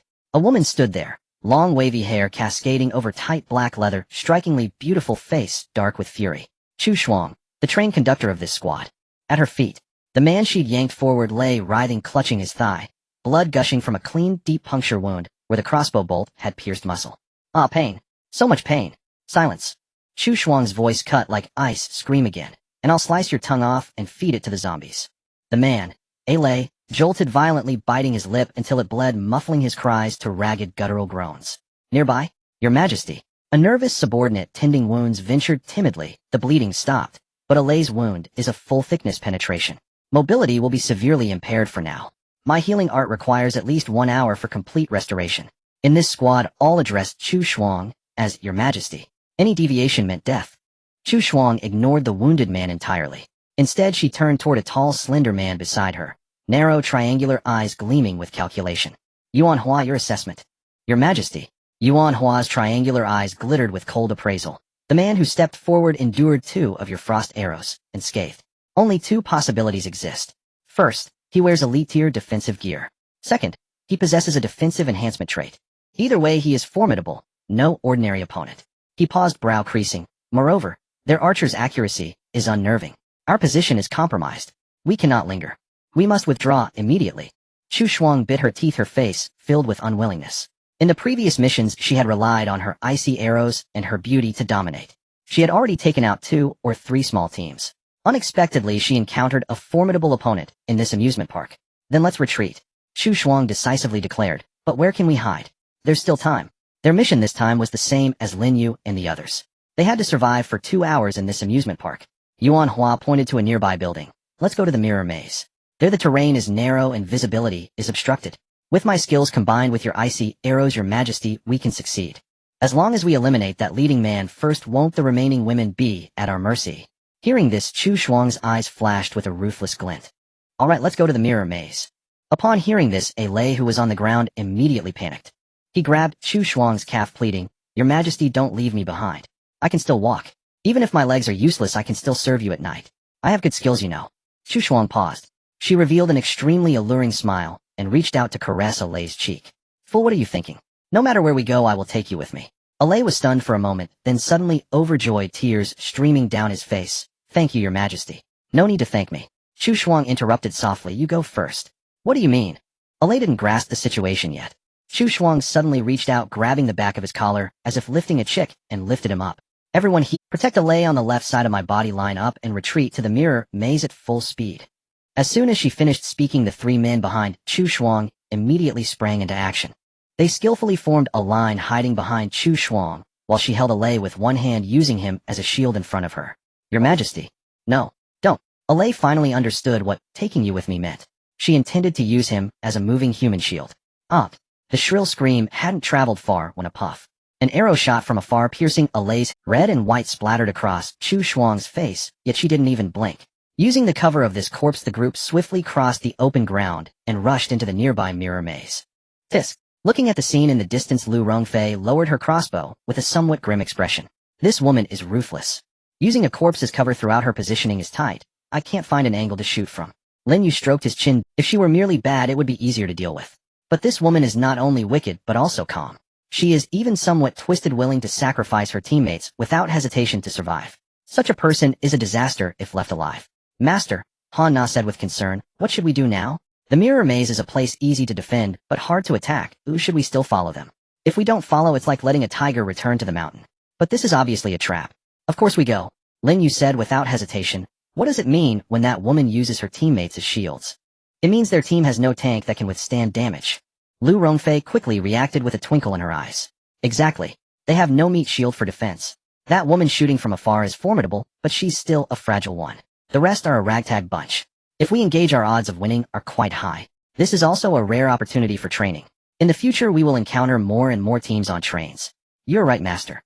Su Qingqing twirled a dagger in her hand, saying, "If we back down this time, we will be even more hesitant the next time we face tougher opponents." "Agreed, let's take them down." Bai Xian also clenched her fists. Although she was a support role, she was not afraid. The other women nodded in agreement. With opinions unified, since they decided to fight, they needed to be strategic. Lin Yu first looked at Han Na. "Is your skill off cooldown?" "Yes, it's ready." Han Na nodded. Lin Yu pointed to the shadows of the nearby bushes. "There are 2 wandering zombies over there, bring them here." Han Na didn't waste words and closed her eyes. A few seconds later, 2 zombies dressed in amusement park uniforms staggered over. 1 male and 1 female. The male must have been an athlete in life. He was exceptionally robust with a muscular build. His physique somewhat resembled Lin Yu's. "Control this strong zombie, and let it go in front of us," Lin Yu instructed. "The other one should follow at the back." Han Na complied. Seeing this, Lu Rongfei immediately understood Lin Yu's intention. Is the master planning to use it as a decoy? Clever. Lin Yu reached out and pinched her waist. "Let's see what cards the enemy has." The mirror maze is bound to be dimly lit. Moreover, they didn't know Han Na could control zombies. They would surely mistake this similarly built zombie for Lin Yu. The group organized their gear and headed towards the maze. On the way, Lu Rongfei seemed to recall something. "Master, that female leader seems a bit familiar. She seems to be a client from our company named Chu something." "Chu Shuang." Lin Yu blurted out, his expression somewhat grim. Beside him, Su Qingqing exclaimed, "Yes, Chu Shuang. She's so arrogant, with her eyes practically on the top of her head." "Did she have any conflicts with you, Master?" Bai Xian asked. Lin Yu snorted coldly. "At that time, I represented the company to negotiate a project with her. In the end, this woman privately invited me and hinted at a 7% kickback, while also making an outrageous request." He paused at this point. The women all looked at him in unison. "What request?" Lin Yu sighed deeply. "She wanted me to accompany her for a month and stipulated that I had to deliver at least 10 times a week." Hiss. Several women were stunned. Han Na scoffed. 10 times a week. This Chu Shuang has quite the appetite. Is she a juicer? Lin Yu shrugged. "I was there to do business, not to be a prostitute. I rejected her on the spot, and as a result, that deal fell through. After that, she tried to sabotage me at every turn, nearly costing me my job." Bai Xian couldn't help but laugh. But to be fair, Master, you're so handsome and in such good shape, it's normal for that old woman to lose control. Exactly. Su Qingqing looked Lin Yu up and down, grinning. If it were me, I would want to take you home and do it 10 times a day. The women all laughed. In Lin Yu's eyes, the killing intent grew stronger. In the past, she was a client with money and power, so I couldn't touch her. But now, this is the apocalypse. Since we've encountered her, it's a chance given by heaven. New grudges and old debts, let's settle them together today. Hearing this, all the women shouted in unison, "Yes, Master. We will definitely help you take revenge." As they spoke, the entrance to the mirror maze had already arrived. The entrance to the mirror maze. The enormous mouth of a clown gapes wide, revealing a dark abyss within. "Enter," Lin Yu commanded. The male zombie controlled by Han Na stepped in first. Lin Yu followed closely behind, deliberately maintaining a distance of 1.5 meters. The others streamed in one after another. They entered the maze. Mirrors surrounded them on all sides. Countless shadows reflected off the glass, overlapping in a chaotic manner. The passage was narrow and winding, only allowing 2 people to walk side by side. The light was dim. Only a few flickering neon lights illuminated the area above. As the team turned a corner, they arrived at a slightly more spacious hall. Suddenly a faint sound of "uff" echoed. Immediately after, a thick cloud of white smoke erupted in the center. The smoke came swiftly, instantly obscuring their vision. The already dim mirror maze became utterly shrouded. Attack! A voice filled with excitement came from within the smoke. It was Chu Shuang. Bang! The sound of a bowstring twanging followed. Even though it was hard to see through the smoke, Lin Yu distinctly recognized that it was the sound of a powerful crossbow. Oh whoa! The zombie at the front let out a strange cry. "I hit him. I shot that kid in the head." Chu Shuang shouted in ecstatic glee. "Zhang Fatty Chin Chow, hurry up. Kill him." As soon as the words left his mouth, the mirrors on both sides were suddenly shattered. Crash! 2 burly men burst forth from hidden doors. The fat man on the left wielded a heavy hammer, while the lean man on the right brandished a cleaver. "Die!" The fat man roared, the hammer whistling through the air. It smashed down hard on the zombie's shoulder. Crack! The sound of bones breaking was distinctly audible. At the same time, the cleaver plunged into the zombie's belly. It pierced right through. But soon both men realized that the sensation was wrong. If it were a living person, they would have collapsed in agony after taking those 2 hits. Yet this person not only did not fall, but instead bit back fiercely. What the hell? The fat man was startled and quickly swung his hammer to strike. With the faint light, he finally managed to see clearly. "It's a zombie." The fat man screamed in terror. "Queen, you made a mistake." "What?" Chu Shuang, standing at a distance, clearly froze for a moment. "Retreat. Quickly retreat. Yuanhua. Smoke bombs for cover." Yuanhua hurriedly rubbed his hands together. 2 smoke bombs were launched from his palms. Instantly the passage filled with smoke. "Everyone don't move." "Rong Fei." Lin Yu's eyes sharpened as he called out. Lu Rongfei, who had been using the Eagle Eye ability, had already locked onto a target. She aimed at the person behind. Whoosh! A metal crossbow bolt shot through the air. Thwack! The arrow struck true. However, an astonishing scene unfolded before Lu Rongfei. The person hit by the arrow did not bleed nor fall down, but instead dissipated like a cloud of mist. It wobbled a couple of times before vanishing into thin air. Clang! The crossbow bolt lodged itself into the mirror behind, shattering its surface. Seeing this, Lu Rongfei quickly shouted, "Master, the arrow missed." They ran away. Lin Yu immediately replied, "It's fine, we'll talk when the smoke clears." Moments later, the smoke dissipated. On the ground, the zombie had been smashed to the point where half of its body was destroyed, lying there twitching. Chu Shuang and the others had long since vanished. Upon witnessing this scene, Su Qingqing questioned, "Strange, I clearly heard Lu Jie shoot someone, yet how come no one is dead?" Lin Yu remained silent and walked over to the spot where the person had vanished. The mirror on the wall was shattered and the crossbow bolt was left forlornly stuck in the wooden panel. "Rongfei, describe what you saw earlier," Lin Yu said as he pulled out the crossbow bolt and turned to ask. Lu Rongfei's expression was serious. She put away her crossbow and said, "Apart from that female conductor Chu Shuang, there were 3 other men involved in the attack. The one called Zhang Fatty wielded a heavy iron hammer with considerable strength. The one named Qin Chao used a cleaver and was quite agile. These 2 seem to have enhanced strength or agility for close combat, nothing particularly special." As she spoke, Lu Rongfei paused for a moment, her tone turning somewhat hesitant, "But the last thin tall one. The smoke earlier was released by him. Moreover, I am certain I hit him. But right after that he turned into an illusion and disappeared." Disappeared? At these words, everyone was puzzled. Like an illusion? Su Qingqing suddenly realized. Yes, an illusion. Lu Rongfei affirmed. That thin tall one can not only throw smoke bombs, but also create such lifelike illusion duplicates. The hall fell into a brief silence. Han Na looked around at the countless mirrors, feeling her scalp tingle. This is troublesome. This place is a mirror maze with reflections everywhere. We have no way of knowing which one is the real person and which is fake. What if we attack an illusion and the real person ambushes us from behind? For a moment, several women instinctively looked towards their anchor Lin Yu. However, they found that after hearing the analysis, Lin Yu's expression had relaxed instead. He gazed at the strange mirrors surrounding them and couldn't help but chuckle coldly. It's not that complicated. It's merely a matter of deception, leveraging our fear psychology. As he spoke, a glint of determination flashed in Lin Yu's eyes. Since they enjoy playing tricks, then we shall turn the tables on them. The women all looked up in unison. Master, do you have a plan? Lin Yu beckoned. Come closer and listen. The women quickly huddled together. Lin Yu whispered a few words.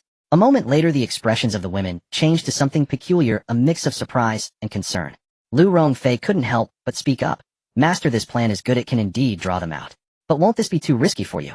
That Chu Shuang's arrows carry magical damage. If something were to happen to you. Lin Yu waved his hand, directly interrupting her. His tone was unyielding. There are no alternatives. If you want to catch the rats hiding in the hole, you need to use decent bait. You can't catch wolves without parting with the cubs. It's settled. After saying this, Lin, you cast a meaningful glance. Nana, act according to plan. Yes. Han-na took a deep breath and nodded. Then she controlled the remaining zombie to leave the maze. Alright. Lin Yu tightened his grip on the fire axe, his gaze sharp. As I just instructed, move. This time there would be no zombies to scout ahead. Lin Yu strode at the forefront. In the shadows at the other end of the maze, Chu Shuang's expression was terrifyingly grim. What just happened? After all that effort, it turned out to be just a zombie. Yuan Hua quietly analyzed. The opposing team must have a special ability to control corpses. This time we've really encountered a formidable opponent. Upon hearing this, worthless, Chu Shuang whirled around sharply, her gaze like a blade, searing into the two men beside her. Zhang Fatso Guochao. Are your eyes blind? Can't you tell a living person from a zombie? The two burly men instinctively shrank back, cold sweat pouring down their necks. Zhang Fatso stammered nervously. Forgive us, your majesty. It's pitch black in here, and you fired an arrow first. We mistook him for Lin Yu and acted rashly. Before he could finish. Slap, slap. Chu Shuang raised her hand and struck them both across the face, sharp, thunderous, unflinching. Red handprints bloomed instantly on their cheeks, yet neither dared even raise a hand to soothe the sting. Thud. They dropped to their knees. Mercy, your majesty. We swear it won't happen again. Yuan Hua stepped forward swiftly to mediate. Enough, your majesty. It isn't entirely their fault. That zombie bore Lin Yu spilled. Confusion was inevitable. Our priority now is how to deal with them. Our trump cards have been exposed, and our position compromised. How can we possibly fight back? The failed ambush moments earlier had already shifted the initiative decisively to the enemy. A venomous glint flickered in Yuan Hua's eyes. The smoke was thick. My illusion dispersed in but an instant. They couldn't possibly have witnessed its full dissolution through the haze. Chu Shuang's eyes lit up. You mean? Yuan Hua sneered. They used a zombie to bait out our skills. Let us repay them in kind. Let illusions serve as lures. Let us wait like hunters beside the stump. If they pursue, we strike back using the terrain. If not, we withdraw, unscathed and unchallenged. Attack or retreat. We hold both options in our hands. At these words, Chu Shuang arched a phoenix-like brow. This truly was the optimal course now. She turned her gaze fierce and predatory, locking onto the two kneeling men. This time, keep your eyes sharp. Sharper than ever. Fail again, and when we return to the train, they'll castrate you both. Myself.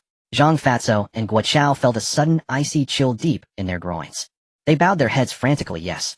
Yes. Well, watch carefully. Just then, Chu Shuang's ears twitched faintly. She lifted a finger to her lips. Shill. Silence. As an archer bearing the whispers of wind and grass trait, her hearing was preternaturally acute, even across several winding mirrored corridors. The faintest murmur still reached her ears with crystalline clarity. Chu Shuang held her breath and leaned in, listening intently. From the labyrinth's turning corridor, Lin Yu's voice drifted, alongside those of several women. Everyone, take note of that smoke. Follow my plan precisely, and Chu Shuang will fall. Lin Yu's tone brimmed with unwavering confidence. That woman wields formidable ice archery. Kill her, seize her trait, and bestow it upon Rongfei. Her power will surge several tiers. Then came Lu Rongfei's delighted reply. Thank you, master. I shall strive without fail. Yet in the next breath, an incongruous voice interjected. Su Qingqing's tone edged with sharpness. Master, I believe this plan is far too reckless. This maze is unnatural. Perhaps we should withdraw for now. Lin Yu's voice darkened. Are you questioning me? Never dare. Su Qingqing snorted. I merely feel you're showing blatant favoritism, putting Rongfei's advancement above the entire team's safety. Lu Rongfei bristled. Su Qingqing, what exactly do you mean by that? You know precisely what I mean. Then Su Qingqing laughed coldly. Don't think sleeping with Master last night grants you special status. Remember, I was his first woman. Humph. Mere luck you happened upon him first. Lu Rongfei shot back, unyielding, in beauty and figure and intellect. I outshine you in every way. I am now the team strategist. You're just muscle. Fine. Fine. You've grown bold indeed. Su Qingqing exploded. Dare you face me aboard the train later? Let's settle this, hand to hand. Huh. I fear you not. One arrow would end you. As tensions flared beyond control, the twin sisters whispered timidly, Sister Su. Sister Lu, please stop. Our enemies are still near. Silence. Su Qingqing's seething snapped. You two virgins who haven't even shared a bed. Don't Su Qingqing, have you lost your mind? Snapping at everyone, just as chaos threatened to erupt. Enough. A low suppressed roar echoed, followed by two crisp slaps. Slap. Slap. Clearly blows had been struck. Lin Yu's voice crackled with barely contained fury. One slap each, for your insolence. Now wake up. We hunt enemies, not bicker amongst ourselves. Silence, now? Speak one more word, and upon returning to the train, I'll strip you bare and hang you upside down in the carriage all night. Dead silence. Several seconds passed before two muffled, tear-choked voices murmured. Yes, master. The entire exchange, though they'd lowered their voices with utmost care. To Chu Shuang's ears it played like a live broadcast. When she a sardonic smile curled her lips. A rabble, nothing more. Yuan Hua leaned in softly. Your Majesty, what is it? Chu Shuang scoffed. Their ranks are fracturing. Petty jealousy among the women. Lin Yu, merely a fool ruled by base desire. Utterly incapable of commanding loyalty. Yuan Hua beamed a divine opportunity. With morale crumbling, now is the hour to strike. Where are they? Chu Shuang closed her eyes, sensing, then opened them, 3 corridors away. They're nearly upon us. Her gaze ignited with lethal intent. Yuan Hua, deploy the illusion. All units, prepare the ambush. Yes, Your Majesty. Meanwhile, on Lin Yu's side, not a trace of anger lingered on their faces. Su Qingqing and Lu Rongfei exchanged glances, both clamping hands over their mouths, their bellies aching from stifled laughter. Those 2 sharp slaps. Merely Lin Yu clapping his own palms. The quarrel, the infighting. All theater, staged solely for Chu Shuang's ears. Lin Yu flashed Lu Rongfei a subtle signal. Flank and encircle from behind. Lu Rongfei understood instantly. She slipped off her shoes and padded barefoot, silent as a shadow cat, sliding toward the adjacent corridor to cut off their rear. Lin Yu drew a deep breath. He deliberately stomped louder, feigning exhilaration. There they are, I see them. I'll lead the charge, follow close behind. Without hesitation he lunged around the corner. Directly ahead stood a lone figure, back turned motionless before a mirror. Die. His alloy fire axe swung down with brutal force. Thud. The blade pierced the figure effortlessly. No resistance, no blood. The silhouette shimmered, then dissolved like morning mist. What's happening? Lin Yu cried out, feigning panic. In that very instant, a mirror to his side shattered. Perish! Zhang Fatso roared, bursting forth. His massive iron hammer raised high, aimed straight at Lin Yu's skull with crushing momentum. Brutal. Unstoppable. Lin Yu reacted swiftly, raising the axe handle to block. Clang. The sound of metal clashing echoed. A tremendous force surged forward, sending Zhang the overweight crashing backward against the wall. Lin Yu's strength dominated. But this was just the beginning. He had just pushed back the overweight man and hadn't yet had a chance to pursue the kill. Right ahead, Chu Shuang's figure suddenly appeared. In her hand was a longbow emanating a chilling aura, already fully drawn. Whoosh! Whoosh! 2 arrows flew in quick succession. The distance was too close. Lin Yu had no time to evade. He could only swing his axe again to block. Clang! Clang! 2 crystalline ice arrows struck the surface of the axe. Crack! Crack! Crack! The terrifying cold instantly erupted. Blue-white frost surged wildly along the axe handle. In the blink of an eye it enveloped Lin Yu's palm. The chill was bone-piercing. Not good. Lin Yu's pupils contracted. If he didn't let go, his hands would freeze solid. Clang! The alloy fire axe slipped from his grip and fell to the ground with a crisp sound. Seeing Lin Yu toss aside his weapon, Chu Shuang revealed a triumphant smile. Dare to challenge me? You're still too green.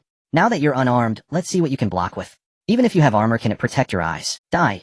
Chu Shuang's face twisted with rage as she drew back the bowstring once more. This arrow was aimed directly at Lin Yu's eyes. Life and death hung in the balance. Chu Shuang's finger was about to release the bowstring. Her ears suddenly twitched. Something was off. There was wind on the left. It was the shrill whistle of a sharp object slicing through the air. Her survival instincts kicked in, causing her to instinctively abandon the shot and desperately shift to the right. Whoosh!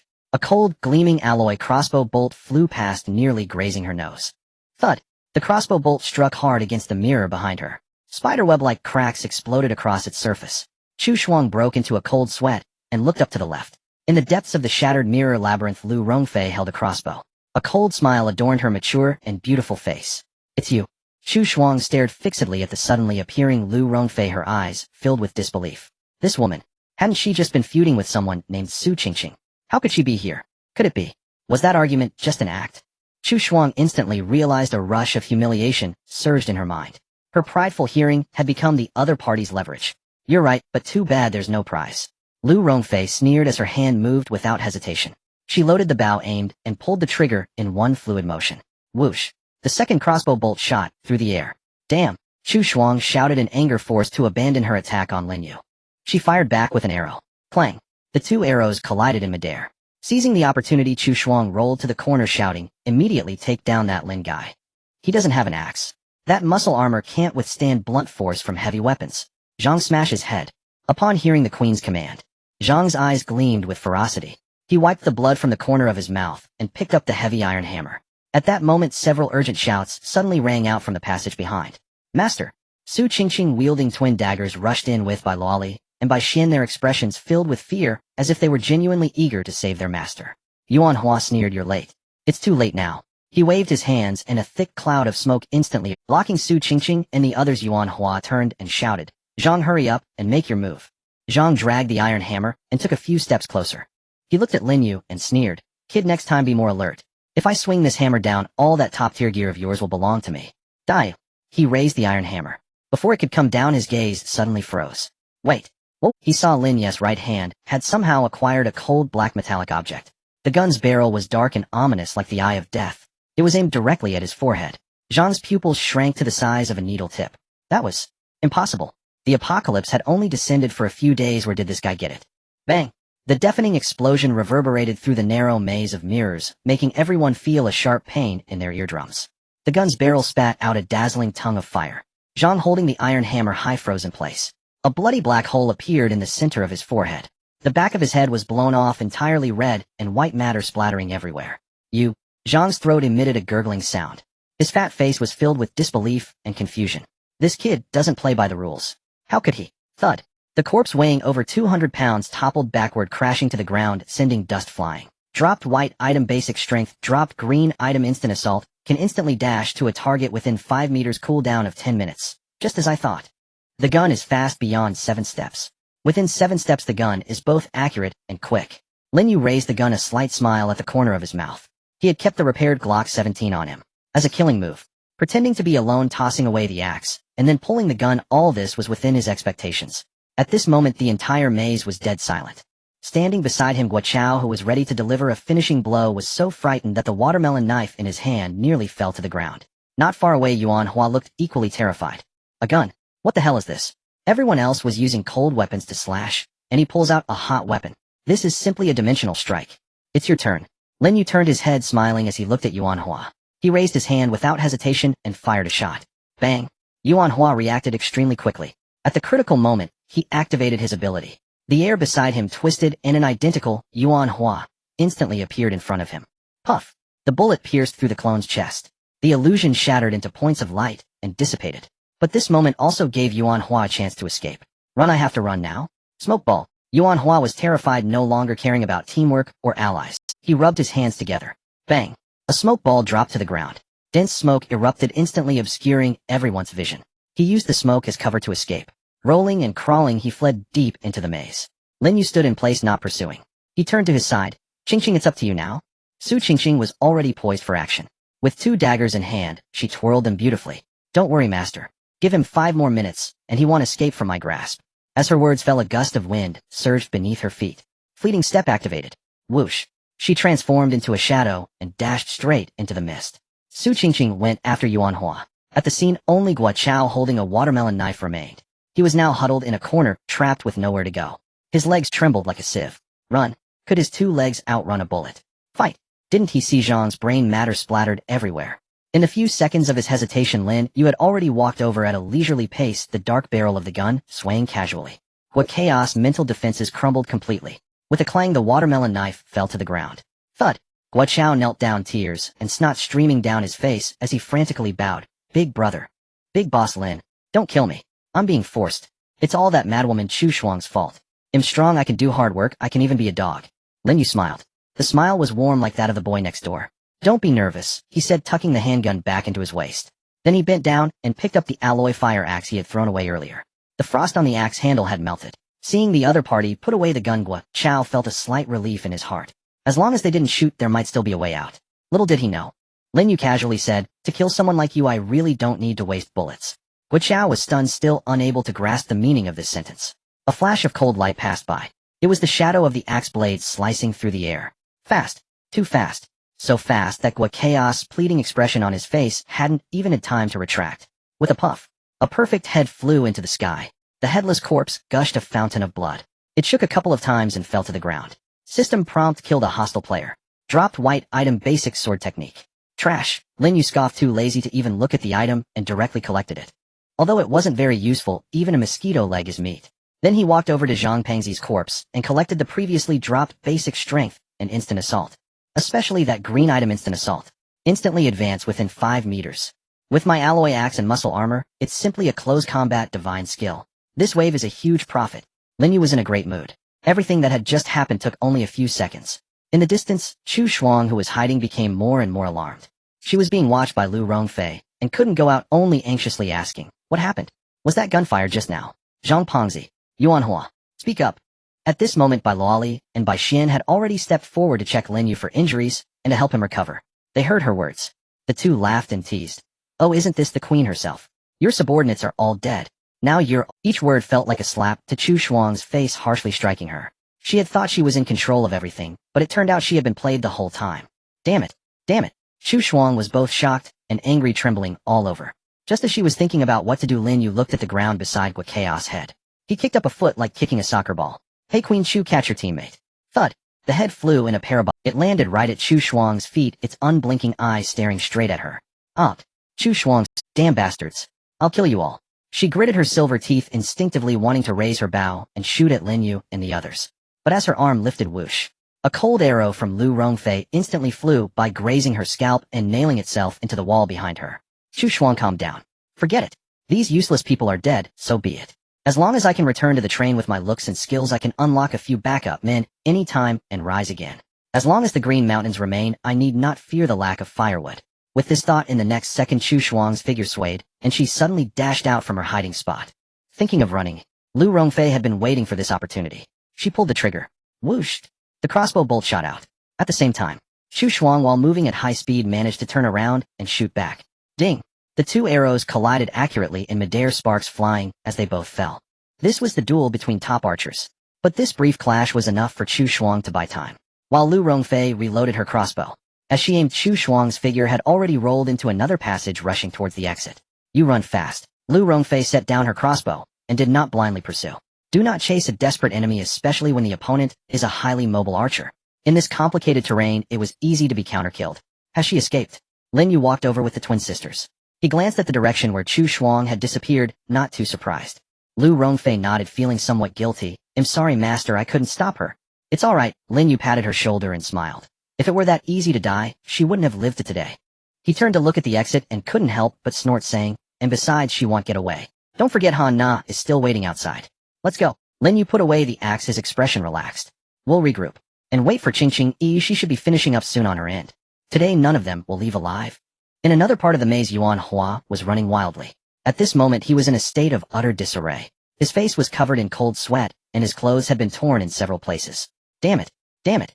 That guy Lin Yu is too sinister. First he pretended to argue to let us lower our guard, then deliberately acted alone to lure us into action. In the end he even pulled out a gun. As Yuan Hua ran, he cursed madly in his heart. The feeling of fear kept washing over him. He created smoke balls along the way and threw them behind him. But as he ran, Yuan Hua felt something was off. Why am I getting slower? My legs feel like they're filled with lead. Why is the air resistance around me getting stronger? Moreover, that feeling of being locked onto from behind, far from disappearing, was growing more intense. It was as if a formless beast was targeting his neck. Yuan Hua instinctively turned his head. He looked at a mirror on the wall nearby. When he saw it, he was scared out of his wits. In the mirror, a flash of cold light was reflected. It was a sharp dagger rushing toward his throat at high speed. No! Yuan Hua wanted to shout to dodge. But in the next second, whoosh. The blade pierced flesh. The cold dagger instantly penetrated his throat. Ugh! Cough! Yuan Hua's running body suddenly came to a halt. He clutched his bleeding throat with both hands, his eyes bulging. Thud! He slowly knelt down on the ground. Before he died, he raised his head with great effort. His vision blurred gradually. The last image he saw was a beautiful woman disdainfully shaking off the blood from the dagger. She was heroic yet cold-blooded. Thud! The corpse fell to the ground, eyes wide open. Run! Why aren't you running anymore? Su Qingqing spat and walked over to the corpse. She wiped the dagger with Yuan Hua's clothes. I let you run 100 meters with my Gale step, and you still died. With Yuan Hua's death, 2 light spheres emerged from his corpse. Su Qingqing's eyes brightened. Oh, this guy actually has 2 green items. Green item illusionary clone creates a clone of the main body that can withstand 1 lethal damage, cannot move. Green item smoke ball. When the ball hits the ground, it produces thick smoke, obscuring vision and perception. Good stuff, Su Qingqing exclaimed. That clone skill is simply a life-saving divine technique. As for the smoke ball, while it is auxiliary, it has remarkable effects during tactical retreats or assaults. She collected both items. According to the train system rules, there is 1 opportunity to transfer the looted items. Although she really wanted that clone skill, she knew that in this team how to distribute would depend on Master Lin Yu's wishes. All done, let's wrap this up. Su Qingqing neatly put away the dagger. She turned around and rushed toward the exit. The corridor leading out of the maze was dim and damp. Chu Shuang gasped heavily, her steps unsteady. Each stride seared her lungs as if aflame. Damn Lin Yu. And that wretched Lu Rongfei. Gritting her teeth, her gaze burned with venom. This debt. I will remember it well. Once I return to the train, I'll subdue several more men.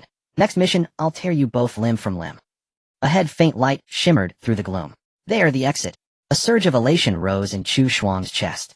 Yet years of hard-won caution slowed her pace. She pressed herself against the wall, held her breath, and strained her ears. Only wind rustling leaves, no guttural ragged snarls of zombies. Safe. Relief flooded her heart. Truly, heaven never seals every path. With open terrain beyond, no one could catch a peerless sharpshooter. Chu Shuang glanced back down the corridor. I will kill you. I swear it. She drew a deep breath, coiled her legs, and leapt from the tunnel mouth. Freed air rushed against her face. But, before the smile could fully bloom upon her lips, from the thicket to her side, a foul black shadow erupted, unheralded, unrelenting. Too swift. Too close. Had it been an ordinary zombie, even ambushing, Chu Shuang's agility would have let her evade its strike. But this one moved with preternatural speed. Roar! The figure slammed into her chest. The impact struck like a freight truck heat-in. Ah! Chu Shuang shrieked, collapsing onto jagged gravel. Agony exploded across her spine. Bones felt shattered. What in the world? I listened. No zombies nearby. Did this thing lie in wait, motionless, just for me? Her eyes widened in raw terror. Pinning her down was a zombie clad in tattered security uniform. Muscles corded thick, milky, eyes bulging, saliva dripping in viscous strings from its maw. Get off! Get off me! Chu Shuang thrashed wildly, palms braced hard beneath its jaw, straining to shove it away. Yet it did not budge an inch. Its strength was monstrous, like an iron monolith crushing her ribs. A low-tier zombie. How can it possess such power? In despair, a lithe woman emerged from distant brush. Han Na, the zombie's master. She gazed down at Chu Shuang, lips curling in cold amusement. Stop struggling. I hold the talent, raging dominion. This is no common undead. At that moment, measured footsteps echoed from the tunnel behind. Lin Yu strode forward, fire axe in hand, flanked by 4 women. He arched a brow at the scene. Well done. Han Na replied. All thanks to Master's foresight. He stationed me here at the exit before we entered the maze. Indeed, before stepping into the labyrinth, Lin Yu had ordered Han Na to deploy her strongest zombie puppet at the exit. An ambush laid like a hunter waiting beneath a tree. Save me now. Crushed beneath the beast, Chu Shuang spotted by Luoli's medical kit, and cried out desperately. You have antiserum. Save me. Lin Yu, please, make it get off. We were partners. Business partners. Lin Yu frowned. Partners? He stepped closer, scoffing. Director Chu, do you truly have the gall to— Back then you were the client, refusing final payment until I delivered the proposal to your hotel at midnight. Was that ever about reviewing schematics? His voice tightened with fury. He tapped her cheek with the axe haft. You demanded I kneel and pour your wine, then serve you like a dog. When I refused, you blacklisted me across the industry, sabotaged every opportunity. Have you forgotten? So old wounds torn open. Chu Shuang's face paled instantly. Back then Lin Yu was just a nameless laborer. Why would she ever care for the dignity of such an insect? But now, fortunes will had turned. I was wrong. Lin Yu, I was wrong. She felt the zombie's teeth inching toward her throat. Its putrid stench choked her. She sobbed hysterically, words dissolving into nonsense. Save me, and I know how to please. My skills are exceptional. I'm no lesser than these women beside you. I'll be your loyal— Lin Yu shook his head in contempt. Apologies, but my vehicle holds no shortage of beauties. Especially not one so thoroughly used up. I have no interest. He flicked his gaze toward Han Na. She nodded, then loosened her mental grip. The zombie, previously restrained by command, surged free. Roar. It roared, ecstatic, and lunged, jaws snapping wide. No, crunch. A sickening rend of flesh. Its fangs pierced Chu Shuang's carotid artery. Blood gushed like a fountain, splattering the ground. Her body convulsed violently, fingers clawing uselessly at stone, gurgling hoarse wet sounds escaping her throat. Gradually her pupils dilated, life fading. Bai Luoli leaned in curiously, notebook in hand. Perfect. I've never observed the exact timeline of post-bite reanimation. This is invaluable clinical data. Bai Xian also edged forward, peering intently. 10 seconds passed. Then, Chu Shuang's corpse twisted unnaturally. Her dull eyes rolled starkly. A guttural, inhuman growl tore from her throat. Grr. She jerked upward. Thud. A flash of steel. Lin Yu's fire axe fell, clean decisive. Rattler-rattler-rattle. Her grinning, severed head rolled aside. Chu Shuang, newly reanimated, perished instantly. As her body slumped, 3 luminous orbs dropped from her remains. Green talent Frost Arrow Basic. Effect infuses arrows with glacial energy, slows target's movement speed by 20, and delivers searing, numbing agony upon impact. Green talent Whispering Wind. Effect sharply enhances hearing and perception, detects subtle movements within a 50-meter radius. White talent Archer's Instinct. Effect increases marksmanship precision, steady hands, keen eyes. A rare haul, Lin Yu murmured, lifting a brow. Though Chu Shuang's character was despicable, her parting gift proved remarkably generous. Han na su qingqing, you won't need these. He turned to Lu Rongfei, it seems today belongs entirely to you. What are you waiting for? They're all. These 3 talents were forged for a long-range archer, perfectly matched. Lu Rongfei stared at the glowing orbs, breath quickening. And master, thank you. And thank you, sisters. Tears shimmered at her lashes, not from hesitation, but gratitude. Without pause, she claimed Frost Arrow and Whispering Wind. As for the white archer's instinct, Lin Yu paused, then reached out and absorbed it into his own mind. Lu Rongfei already possessed crossbow bow mastery. This talent would have overlapped, rendering it unusable. I'll hold on to it for now. He glanced inward, at his mental repository already cluttered with low-tier talents, foundational swordsmanship, archer's instinct, and others. I wonder if the system will later offer synthesis or refinement functions. Otherwise, these redundant talents are neither discardable nor truly useful. I'll examine them once back aboard the train. Just then Su Qingqing, more eager than Lu Rongfei, urged, Sister Lu, test your new abilities. Let us witness their power. Lu Rongfei nodded slightly. She drew a crossbow bolt from behind and loaded a metal arrow. Taking a deep breath, she aimed at a rusty iron garbage bin several meters away. Activate the entry. Suddenly a layer of pale blue frost condensed on the arrowhead. Whooshed. The sound of breaking air rang out. The arrow struck the garbage bin with precision. Bang. In the next moment, white frost rapidly spread from the point of impact. Half of the garbage bin was frozen into a solid block of ice.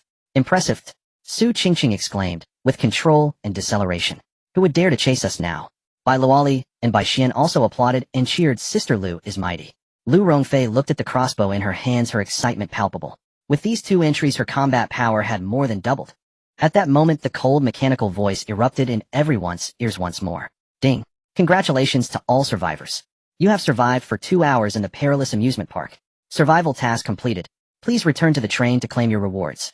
Hearing this voice, everyone breathed a sigh of relief. It was finally over. Although the process was thrilling, the rewards were substantial. Let's go back to the train. Lin Yu hoisted his axe, feeling good. Time for a hot shower and a hearty meal. The women cheered and surrounded Lin Yu as they walked back. Ahead was a bumper car amusement area. Suddenly the ground shook violently. Is it an earthquake? Bai Xian exclaimed, grabbing her sister's arm in fear. No way. Lin Yu's expression changed as he fixed his gaze on the bumper car arena. Bang. The iron fence was forcefully smashed open. A terrifying aura was brewing there. Before anyone could react, a massive figure emerged from the shadows, accompanied by heavy footsteps. It was a gigantic zombie, nearly 3 meters tall. It wore a clown costume that had burst at the seams, with its face painted in a grotesquely whimsical manner. What was most terrifying was that it was entangled in the electrified wire mesh of the bumper car arena, with a broken amusement park ride dangling from its back. With each step it took, the ground trembled. Warning. High-level zombie detected. The system's alert tone became urgent and shrill. Immediately a segment of educational information about zombie levels popped up. Zombie level classifications: basic, walker, intermediate, enhanced, advanced, mutated, spiritual, general, lord, king, emperor. Killing high-level zombies has a high chance of yielding a large amount of gold and rare entries. An advanced zombie. The pressure was nothing like that of ordinary zombies or intermediate ones. Lu Rongfei tightened her grip on the crossbow, asking, Master, should we fight or flee? If it were before, she would definitely suggest fleeing. But now, after their great victory and having gained several new entries, morale was high. Moreover, the rewards for advanced zombies were quite generous. Lin Yu narrowed his eyes as he assessed the clown that was scanning the area. I want to fight. What about you? He then turned to the women behind him. Su Qingqing was the first to jump in, spinning her dagger with a fierce glint in her eyes. Master, you could take down an intermediate zombie alone. Now that our team has upgraded our gear, there's no reason to fear an advanced one. Han Na nodded in agreement. I agree too. My zombie puppet can serve as a meat shield. The twin sisters exchanged glances and chimed in unison. We want to try our new abilities too. Looking at their determined faces, Lin Yu smiled. This was the team he wanted. Not just decorative flowers hiding behind men, but comrades who could fight alongside him. You're right. Lin Yu tightened his grip on the axe handle, a proud smile curving his lips. Fortune favors. Also, let's not forget we still have our trump card, the collective buff entries that haven't been used yet. Meanwhile, the distant clown zombie caught the scent of the living. It suddenly turned its head, its bloodshot gigantic eyes locking onto Lin Yu and the others. It crouched down, and with its massive hands it grabbed 2 discarded bumper cars, using them as weapons. This zombie's intelligence was clearly much higher than that of intermediate zombies. Luali, activate the state. Lin Yu called out in a low voice. Alright. Luali stepped forward, clasped her hands together, and then suddenly spread them apart. Entry activated weapon blessing, a golden light erupted from her palms. Lin Yu's alloy fire axe shimmered with a faint golden glow, appearing even sharper than before. Here it comes. Lin Yu's pupils contracted. He saw the clown zombie charging toward them with a roar. The bumper cars it held were hurled toward them with a whistling sound. If hit, it wouldn't just be a person, even an elephant would be turned into mush. Scatter! Lin Yu shouted, advancing instead of retreating. Swish! A flash of green light appeared. Entry activated blink strike. Lin Yu's figure vanished into thin air. Boom! The bumper cars crashed onto the ground. The concrete surface instantly cracked, debris flying and creating a large pit. The next moment, Lin Yu's figure appeared like a ghost at the side of the zombie. Everyone look here. Lin Yu exerted force from his waist in midair, using the momentum of his descent. His right foot slammed heavily onto the ground. Entry activated war tread. Boom. A visible shockwave radiated from the point where Lin Yu landed. The giant clown zombie, originally preparing to turn and swipe, suddenly froze.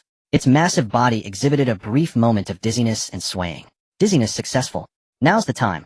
Lin Yu would not let this opportunity slip. Wind God speed activate. This was a reward drawn from the spinning wheel before they boarded the train. Once activated, all team members' attack speed increased by 200 and movement speed increased by 200. In an instant, Lin Yu's speed skyrocketed to its peak. The fire axe in his hand transformed into a golden whirlwind. At this moment he was like a human-shaped meat grinder. Swish, swish, swish. The axe blade crazily slashed at the zombie's thick legs and waist. With each strike, large amounts of black blood erupted. Not only that, but the passive effect of thunder burning attached to the axe was frequently triggered. Crackle. Blue arcs of electricity exploded at the wounds, filling the air with a burnt smell. In just 3 short seconds, Lin Yu swung nearly 20 times.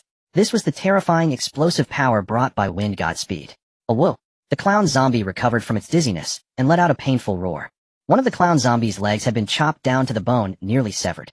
It furiously swung the bumper car in its hand, attempting to swat this annoying fly. After a fierce outburst, Lin Yu's stamina plummeted and a burning pain surged in his lungs. Such high-intensity combos took a significant toll on his body.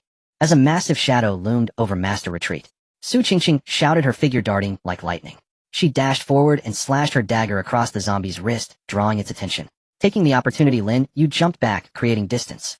Bai Xian, Master incoming.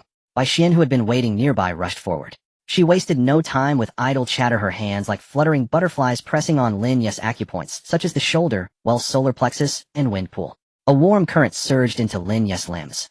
The previously depleted stamina bar began to rise at an astonishing speed. The aching muscles quickly relaxed, and the fatigue vanished. Refreshing. Lin Yu couldn't help but let out a low roar. This was no mere massage, it felt like an instant recharge. Meanwhile, on the battlefield, though injured, the clown zombie's vitality was terrifyingly resilient. It dragged its severed leg and relentlessly pursued Su Qingqing, who was tasked with holding it back. Seizing the right moment, look at the arrow. In the distance, Lu Rongfei's gaze was icy. She knelt on the ground, her crossbow steady as a mountain. Predict, aim, shoot. Whoosh, whoosh, whoosh. With the boost of Wind God speed, Lu Rongfei shot 5 arrows in a second. The arrows tore through the air. All struck the clown zombie's knee joint. Bang! The ice shattered. The effect of frost arrow was triggered. The clown zombie's previously frenzied movements instantly seemed to be slowed down, as if the slow motion button had been pressed. Crack, crack, crack. The frost spread. The enormous body of the clown zombie at this moment resembled a rusty bulldozer, every movement accompanied by the sound of cracking ice debris. The deceleration effect of frost arrow was immediate. Hana, the meat shield, hold the line. Understood. Hana's fingers danced furiously as if controlling a marionette. From behind, the security zombie roared and charged forward. Although it was merely a low-level zombie under the Wind God speed buff, this puppet moved with astonishing speed. Like a cannonball, it slammed into the clown zombie's waist. Roar. Tear. The security zombie opened its mouth wide and bit into the clown's thigh. Qingqing, make your move. Got it. Su Qingqing's figure flickered. She was like a nimble black cat, using the zombie puppet's cover to swiftly close in. In her hands, 2 daggers transformed into a silvery whirlwind. Thud, thud, thud, thud. This was not merely stabbing, it was hammering. In a brief 3 seconds, Su Qingqing had stabbed the clown zombie's soft underbelly over a dozen times. Black blood splattered. Die, clown. Die. However, the clown zombie was ultimately a high-level mutant. The brutal rage in its crimson eyes grew even more intense. It took a deep breath, its muscles bulging. Crack. The ice layer covering its joints showed cracks. In the distance, Lu Rongfei's expression changed. She pulled the trigger, trying to regain control. Click. A sound of emptiness. In that instant, Lu Rongfei's heart sank to the bottom. The quiver was empty. Out of arrows. Fall back. Lu Rongfei shouted hoarsely. Ill. The ice seal was lifted. The clown zombie completely went berserk. It disregarded the wound on its abdomen and swung the 2 discarded bumper cars. Like swatting flies, it wildly waved them in front of it. Whoosh. A massive shadow descended. Bang. A dull sound. The security zombie hanging on its leg was directly smashed into mush. Ching-ching. Get away. The crowd's eyes widened in horror. Su Ching-ching was too close. At this moment in the arena, a fierce wind rushed at her face, making her cheeks sting. Su Ching-ching's pupils constricted. The bumper car's chassis rapidly enlarged in her eyes. Swift wind step.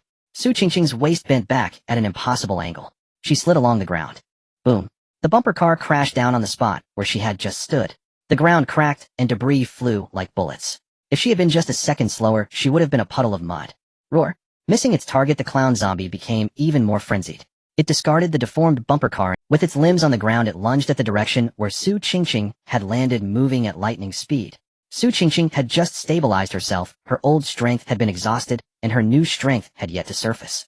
Seeing that massive bloody mouth about to bite down Mist Ball, Su Ching-ching reacted swiftly. She rubbed her hands together, and a white mist ball smashed down at the zombie's feet. Bang! Thick white smoke erupted instantly.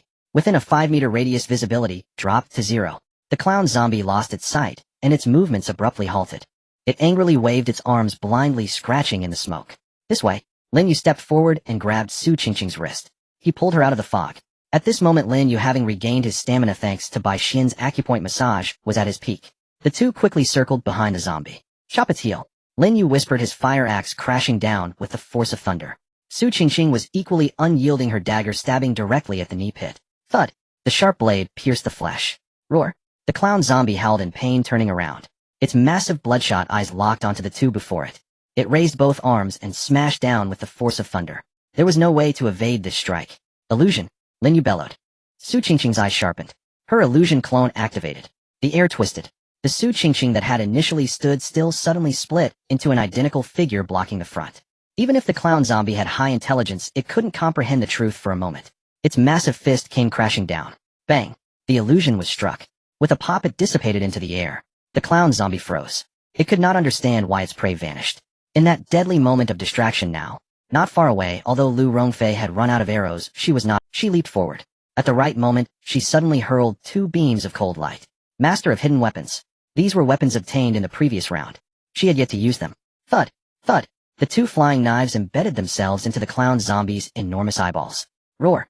The world was plunged into darkness. The intense pain drove the clown zombie completely mad. It covered its eyes, thrashing about wildly. Its footsteps staggered, and it crashed to the ground. While your sickle take your life. Die for me. Lin Yu leaped high into the air. Gripping the axe handle tightly, his body bent like a giant bow. All the strength, all the anger converged in this one strike. Power amplification. Weapon blessing. Break for me. Bang. The axe blade of the fire axe smashed down hard on the clown zombie's crown. The sound of bones cracking echoed. The axe was deeply embedded in the creature's skull. Yet this monster's vitality was too tenacious as it continued to struggle, its hands reaching for Lin Yu's ankles. Still not dead. A fierce light flickered in Lin Yu's eyes. He pulled out the axe. A second strike. A third strike. Bang, bang, bang. A heavy blow accompanied by splattering flesh and blood. Soon the clown zombie's head was completely reduced to a puddle of mush. Its massive body twitched violently a few times. It lay still. System notification successfully killed the high-level zombie mutated clown. With that, the corpse ceased to move. A large pile of golden coins burst forth like a fountain, covering the ground around them. In the sunlight, they shimmered with an enticing luster. Bai Luoli's eyes widened as she swallowed hard. Wow, so many. This wave must be at least 40 or 50 gold coins. Lu Rongfei also sighed in relief, wiping the sweat from her brow. Don't just stand there. Everyone hurry and pick them up. Everyone was busy picking up the gold coins. Suddenly Han Na, who was on lookout, exclaimed, Master, look over there. Golden item. Lin Yu and the others looked up to see a golden orb slowly. The light radiated brilliantly, dazzling to behold. Su Ching-ching exclaimed excitedly, we struck it rich. This time we really struck it rich. Bai Xian's face flushed with excitement. Golden legendary. Top tier item. Everyone crowded around staring at the golden orb. Golden item fusion upgrade effect. They had no time to study it yet. Lu Rongfei's ears perked up. Movement detected. A faint sound of footsteps penetrated her ears. Very light. But soon it was rapidly approaching. Lu Rongfei's expression changed drastically as she turned to look at the thicket behind her. Someone's coming. Something is approaching. I don't know if it's a person or a zombie horde. Lin Yu halted without. He quickly grabbed the golden item and stuffed it into his body. Quick! Collect the coins. The women rushed to gather the coins from the ground. Just as they finished picking up the last coin, Lu Rongfei frowned. The other side has appeared. In the distance, the thicket was violently pushed aside. 5 figures emerged from the shadows. The leader was a man in a red leather jacket, his face brimming with brutishness. He looked at the clown zombie's corpse on the ground, and then at Lin Yu and the others.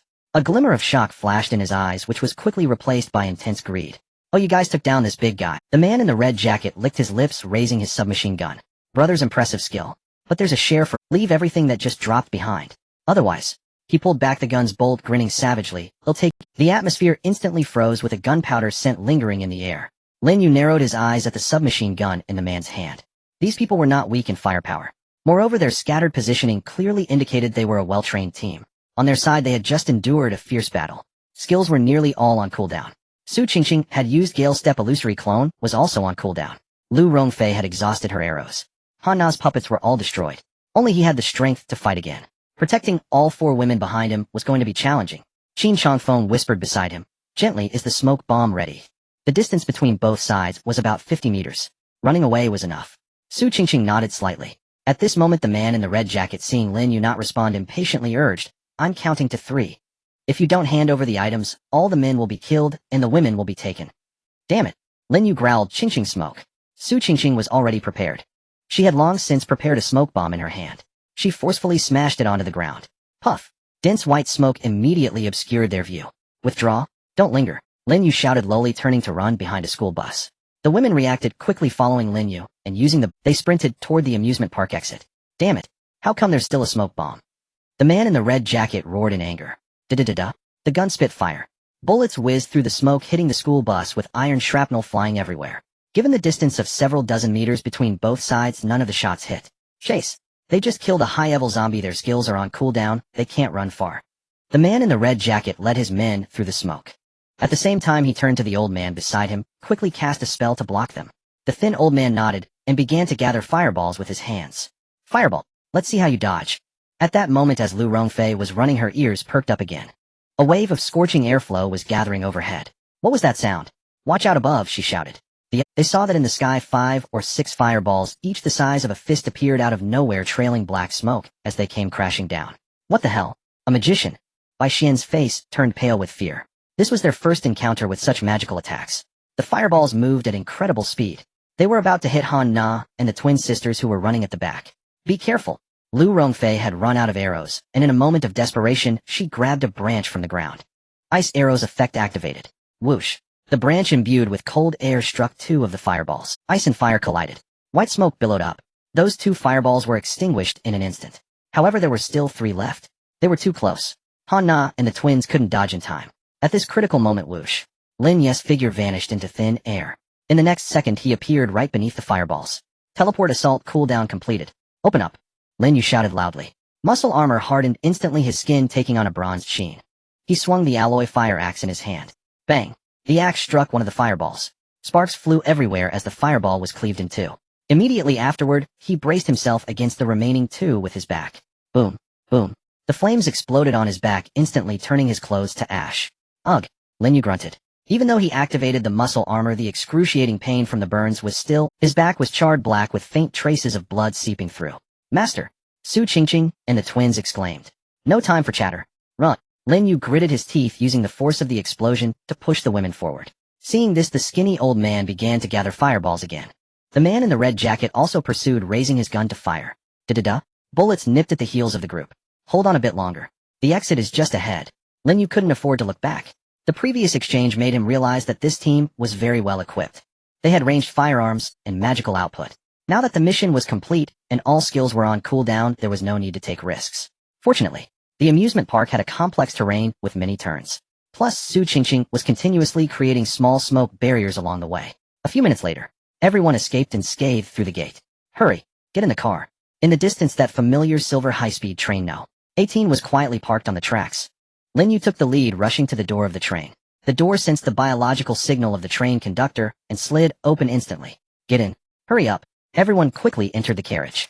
Bang. The carriage door closed. At that moment the group of pursuers arrived. Seeing this, the man in the red jacket was furious. Seeing the duck flying away, he raised his submachine gun and fired a burst at Lin Yu.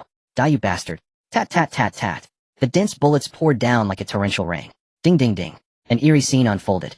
The bullets, which could penetrate gold and split stone, came to a halt as if they had hit an invisible wall of air just 1 meter from the door.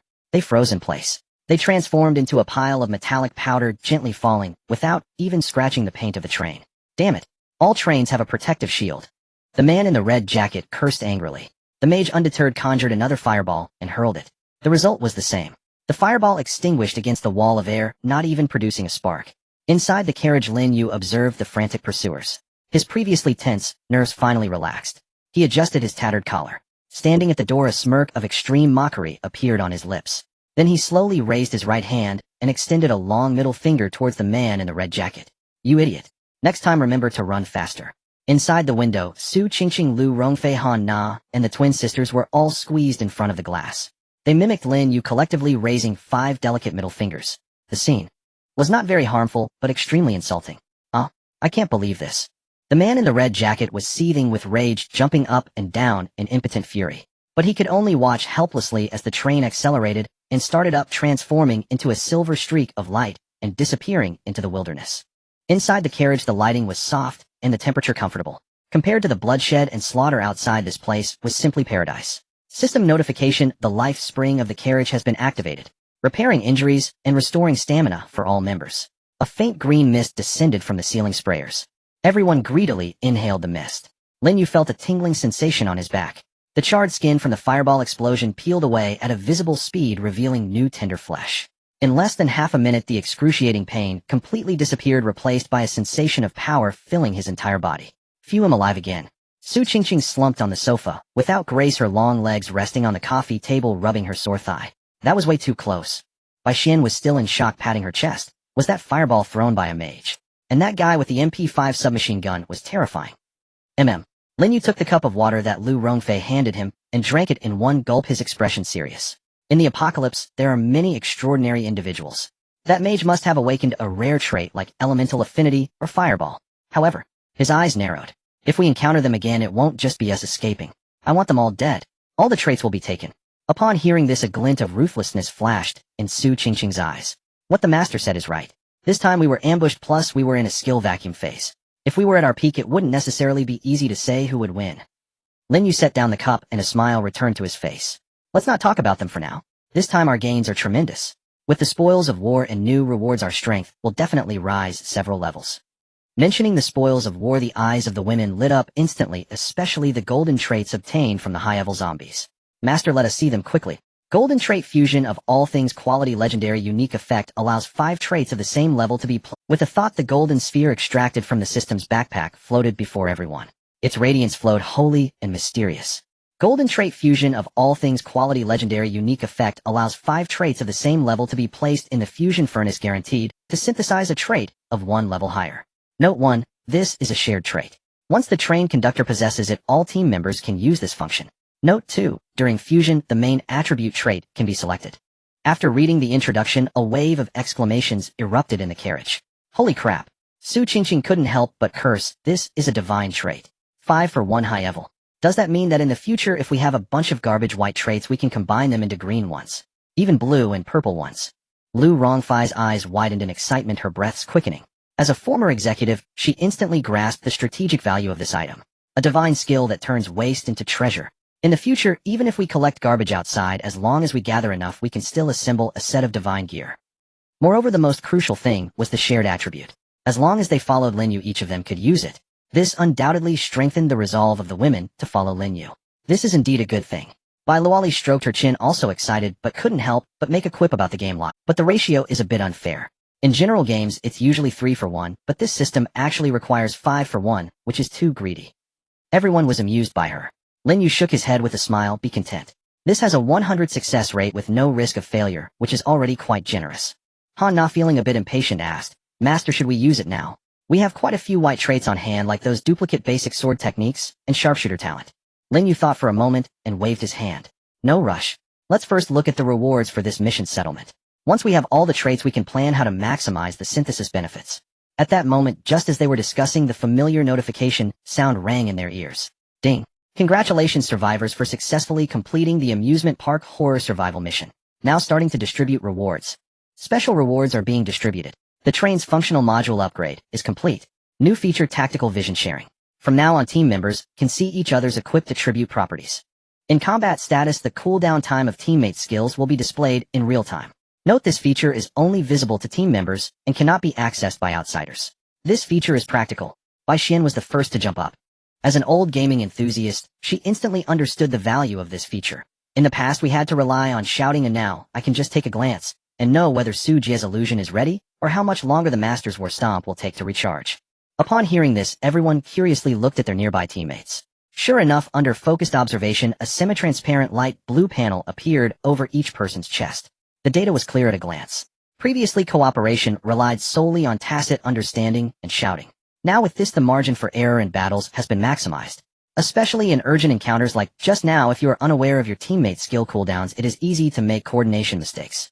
No more asking how much longer from now on. Lin Yu nodded in satisfaction. Immediately afterwards, the main event began. In the center of the train carriage, light flickered. 7 orbs of varying sizes hovered in midair, slowly rotating. Each one was a different color, dazzling to behold. We've got loot. Han Na excitedly rubbed her hands, her eyes fixed on the orbs. White attribute: basic staff technique, slightly increases proficiency with long staff-type weapons. Green attribute: healing wave, active skill, releases an energy wave that instantly restores 30 health and alleviates minor injuries for up to 2 teammates, stopping bleeding. Cooldown 5 minutes. Green attribute: bleeding mark, passive skill. When dealing damage with melee weapons, the healing of the wound slows down and the injury worsens over time, causing an additional 10 bleeding damage per minute for 3 minutes. Green attribute: pain paralysis, passive skill, blocks pain sensation. When activated, the user temporarily loses the ability to feel pain when struck, and actions are not affected by injury. After the battle, the pain will return doubled. Blue attribute: roaring taunt, active skill, emits a highly insulting roar, forcibly attracting all hostile target zombies within 5 meters to attack oneself for 2 seconds. Cooldown 10 minutes. Blue attribute: intermediate control, active skill, enhances mental power, allowing control of up to 3 intermediate zombies simultaneously. 1 intermediate zombie's combat power equals 3 low-level zombies, lasting 30 minutes. The quality of this reward is very high. 2 blue and 3 green. When the properties of the last purple orb were revealed to everyone, the carriage fell silent. Purple attribute: infinite arrows. Effect: after equipping this attribute, using any bow, crossbow, or throwing weapon will not consume physical ammunition. When drawing the bowstring, pulling the trigger, waving the arm, it will automatically condense energy entities equivalent to the weapon's quality. Note: no more bending down to pick up trash, shoot to your heart's content. After a brief silence, wow. The roof of the carriage was nearly blown off by the women's screams. Purple. It's purple. Su Qingqing exclaimed excitedly. This is an infinite bullet sheet. Everyone's gaze instantly turned to the corner where Lu Rongfei was. Lu Rongfei was also frozen. She opened her mouth, staring at the purple orb, her eyes slightly reddening. As a ranged shooter, no one understood the despair of running out of ammo better than she did. That sense of helplessness was simply tormenting. And now, infinite arrows. As long as her stamina was sufficient, she could unleash endless firepower in this apocalypse. What are you dazed for? Lin Yu looked at her blank expression and teased with a smile. This thing is just a decoration in the hands of others except for you. Lu Jie, hurry up and take it. From now on, we won't have to help you pick up arrows anymore. It's exhausting, Bai Xian joked as she pushed her gently. Lu Rongfei came to her senses. She took a deep breath, calming her agitated emotions, and quickly walked to the orb. She didn't rush to reach out. Instead, she turned around, deeply bowing to Lin Yu and the other women. Thank you, Master, thank you all. My life, Lu Rongfei, belongs to everyone. From now on, as long as I have breath, I will shoot every arrow well. This was not just empty words. It was a promise. Lin Yu waved his hand. Alright, no need to be so sentimental. You are the firepower core of the team. Your strength ensures everyone's safety. Take it now. Lu Rongfei nodded seriously and reached out to touch the orb. Buzz. The purple light instantly entered her body. In the next second, she raised her hand, and on her pitch-black recurve crossbow, an arrow made of pale purple energy formed out of thin air. Sharp and solid, it emitted a deadly chill. No need for reloading. As long as there was a thought, the arrow would come. So strong. Lu Rongfei muttered to herself, gently stroking the cold energy arrow. At this moment, the atmosphere in the carriage was at its peak.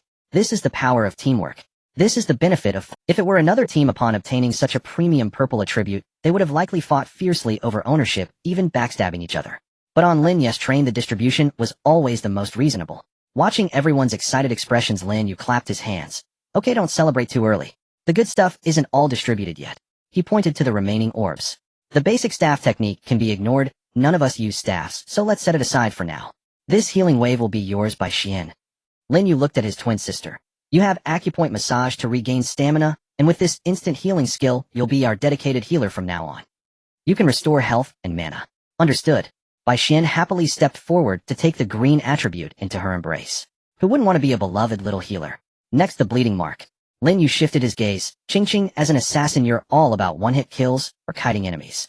This will perfectly complement your dagger's attack speed. Even if you can't kill the target, the bleeding will finish them off. A perfect match.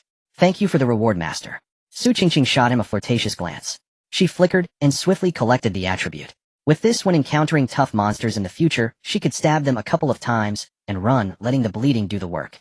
Now 3 attributes remain on the table: pain paralysis green, roaring taunt blue, and intermediate control blue. Lin Yu did not hesitate. He'll take the remaining pain paralysis and roaring taunt. Upon hearing this, the women had no objections. Lin Yu was the strongest force in the team and the only tank. Whenever danger arose, he was the one at the forefront. Although pain paralysis has side effects in life and death battles, even a second's hesitation can cost a life. As for roaring taunt, it is a divine skill to protect the fragile backline. Lin Yu waved his hand, absorbing the 2 attributes into his body. The last one.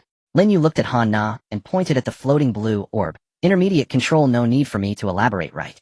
It's your exclusive skill. Han Na had long been itching for it. The previous basic control could only manage 2 low-level zombies, which was too limiting. In the recent battle, her security zombie was easily crushed by the clown due to its frailty. With this intermediate control, 1 is worth 3, and I can control 3. That means 9 times the combat power. Han Na's face flushed with excitement as she quickly stepped forward to claim it. Now I can form a small zombie guard team. Thus, all the new reward attributes were distributed. Almost everyone received an enhancement. The current Lin Yu team had at least tripled their combat power compared to when they first entered the amusement park. Don't rush to celebrate. Lin Yu looked at everyone. The main event is just beginning. He focused his mind. The golden attribute, fusion of all things, glowed in front of his chest. What was just distributed were ready-made attributes. Now let's play with something advanced. Create our own. Lin Yu scanned around. Who has 5 white attributes on them? Everyone was momentarily stunned, then began to count their stock in the newly opened panel. I have. Lu Rongfei raised her hand. Everyone immediately looked through shared vision. They saw that Lu Rongfei's panel indeed displayed a dense row of white entries. White entry stable emotions, white entry mastery of crossbow, white entry arm strength enhancement, white entry mastery of throwing, white entry eagle. Lin Yu stroked his chin. Lu Rongfei, you will be the first to take a leap of faith. Try the effect of this golden entry. Alright. Lu Rongfei did not hesitate. Detected materials available for fusion. Please input 5 entries of the same level. Lu Rongfei willed at dragging her 5 white entries into the furnace's slots. Then a prompt box appeared. Please set the main attribute entry you wish to synthesize core inclination. Note the synthesis result will highly inherit the characteristics of the main attribute entry and fuse the advantages of the other entries. Lu Rongfei pondered for a moment. Her role was very clear, which was ranged output. Therefore she decisively clicked on mastery of crossbow. Everything start. With her click of confirmation, boom. The virtual furnace shook violently, producing a sound like forged. The 5 white lights in the furnace spun and collided frantically, finally merging into one. Everyone in the carriage held their breath, staring at this scene. This was the moment to witness a miracle. A few seconds later, ding. A crisp and pleasant prompt sound. The furnace door swung open. A beam of light shot out from within, directly piercing Lu Rongfei's brow. Fusion successful. The team used the fusion ability for the first time. Congratulations. The entry has been upgraded. Acquired blue entry Sniper Queen. Su Qingqing exclaimed. It exploded. The originally acquired green entry merged into blue. Sniper Queen. Sounds so powerful. Bai Xian curiously approached. Quick, let's check the attributes. Lu Rongfei also couldn't wait. She displayed the newly born blue entry. Blue entry Sniper Queen effect 1 dynamic eagle-eye vision, significantly enhanced with the ability to dynamically capture visual movement, predicting target movement trajectories. Effect 2 steady as a rock. When shooting, arm stability increases by 200, heart rate and breathing automatically adjust to optimal frequency, immune to mild mental disturbance. Effect 3 weakness insight. There is a 30 chance to directly see through the weak points of an enemy's body marked by a red dot. Overall evaluation, this is no longer an ordinary archer, this is a precision killing machine. Hiss. The carriage was filled with gasps of astonishment. This is just too outrageous. Su Qingqing's eyes widened. 5 trash whites combined to create such a gem. If this weakness insight is paired with infinite arrows, it's like a machine gun targeting vital spots. Lin Yu also brightened up. The effect of fusion of all things was stronger than he had imagined. It was not a simple stacking of attributes, but a qualitative change. Arm strength and stable emotions fused into steady as a rock, and Eagle Eye evolved into dynamic Eagle Eye. A completely new weakness insight even emerged. What a big profit. Lin Yu laughed heartily, turning stone into gold. Since Rongfei's verification was successful, let's continue. We must make the most of this wave of dividends. He looked around at everyone. Who else has gathered enough? Su Qingqing raised her hand, but hesitated. Master, I have 4. Just one short. Everyone looked at her panel. White entry light as a swallow, white entry high jump, white entry stamina recovery. When engaging in high intensity, physical activity stamina consumption is reduced by 15. White entry light as a swallow, white entry high jump, white entry stamina recovery. When engaging in high intensity, physical activity stamina consumption is, each one is quite practical when used alone, and now to merge them Su Qingqing felt a bit reluctant. However, seeing Lu Rongfei's miraculous effect, she couldn't resist. 4. Lin Yu thought for a moment. He had previously plundered quite a few random entries. Many were duplicates or useless, gathering dust in the warehouse. With a thought, he retrieved one from his stock.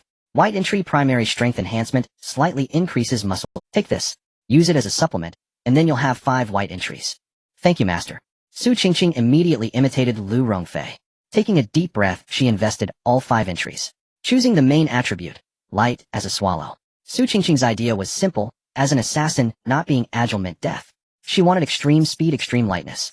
Fuse it for me. Su Qingqing slammed down the confirmation key. Boom. The furnace started running again. A few seconds later. Fusion successful. Congratulations. The entry has been upgraded. Acquired blue entry, ghostly steps. Immediately after, a blue light shot into Su Qingqing's body. Lucky crit. It upgraded again. Sister Su also fused a blue entry. Everyone looked over blue entry. Ghostly steps effect 1 lightweight. The body weight can be perceived as reduced by 60 while moving, allowing for brief running on walls and water in this state. Effect 2 silent. No footstep or wind sound is produced during high-speed movement except for the moment of attack. Effect 3 afterimage. When sprinting at full speed, a trailing afterimage will confuse the enemy's visual judgment. Wow, can I even perform lightness skills on water? Bai Xian exclaimed. Sister Qingqing, if this were ancient times, you'd be an exceptional heroine. Su Qingqing said, nothing directly testing it in the carriage. She lightly tapped her toes. Her entire being floated like a feather with no weight, instantly reaching the top of the carriage, her feet hanging upside down from the ceiling, as if walking on flat ground. Then her figure flashed. Before anyone could see clearly, she had already appeared behind Lin Yu. The entire process was completely silent. Even the sound of the wind was swallowed by the silent characteristic. How was that? Su Qingqing hung upside down behind Lin Yu, blowing lightly into his ear, asking with a grin. Lin Yu felt a chill at the back of his neck. If this were an enemy, in that instant his neck would have been sliced. Lin Yu grabbed her ankle and pulled her down. But don't do that behind me, I might mistake you for a zombie, and Su Qingqing stuck out her tongue, looking smug. With this, ghostly steps combined with her previous bleeding mark. She was now a terrifying Dark Knight assassin in this apocalypse. Since everyone has leveled up, I can't fall behind either. At this moment, Bai Luoli also stepped forward. She counted her entries. Primary medical mastery, healing acceleration stamina, enhancement weapon blessing. Also 4. Master Lin.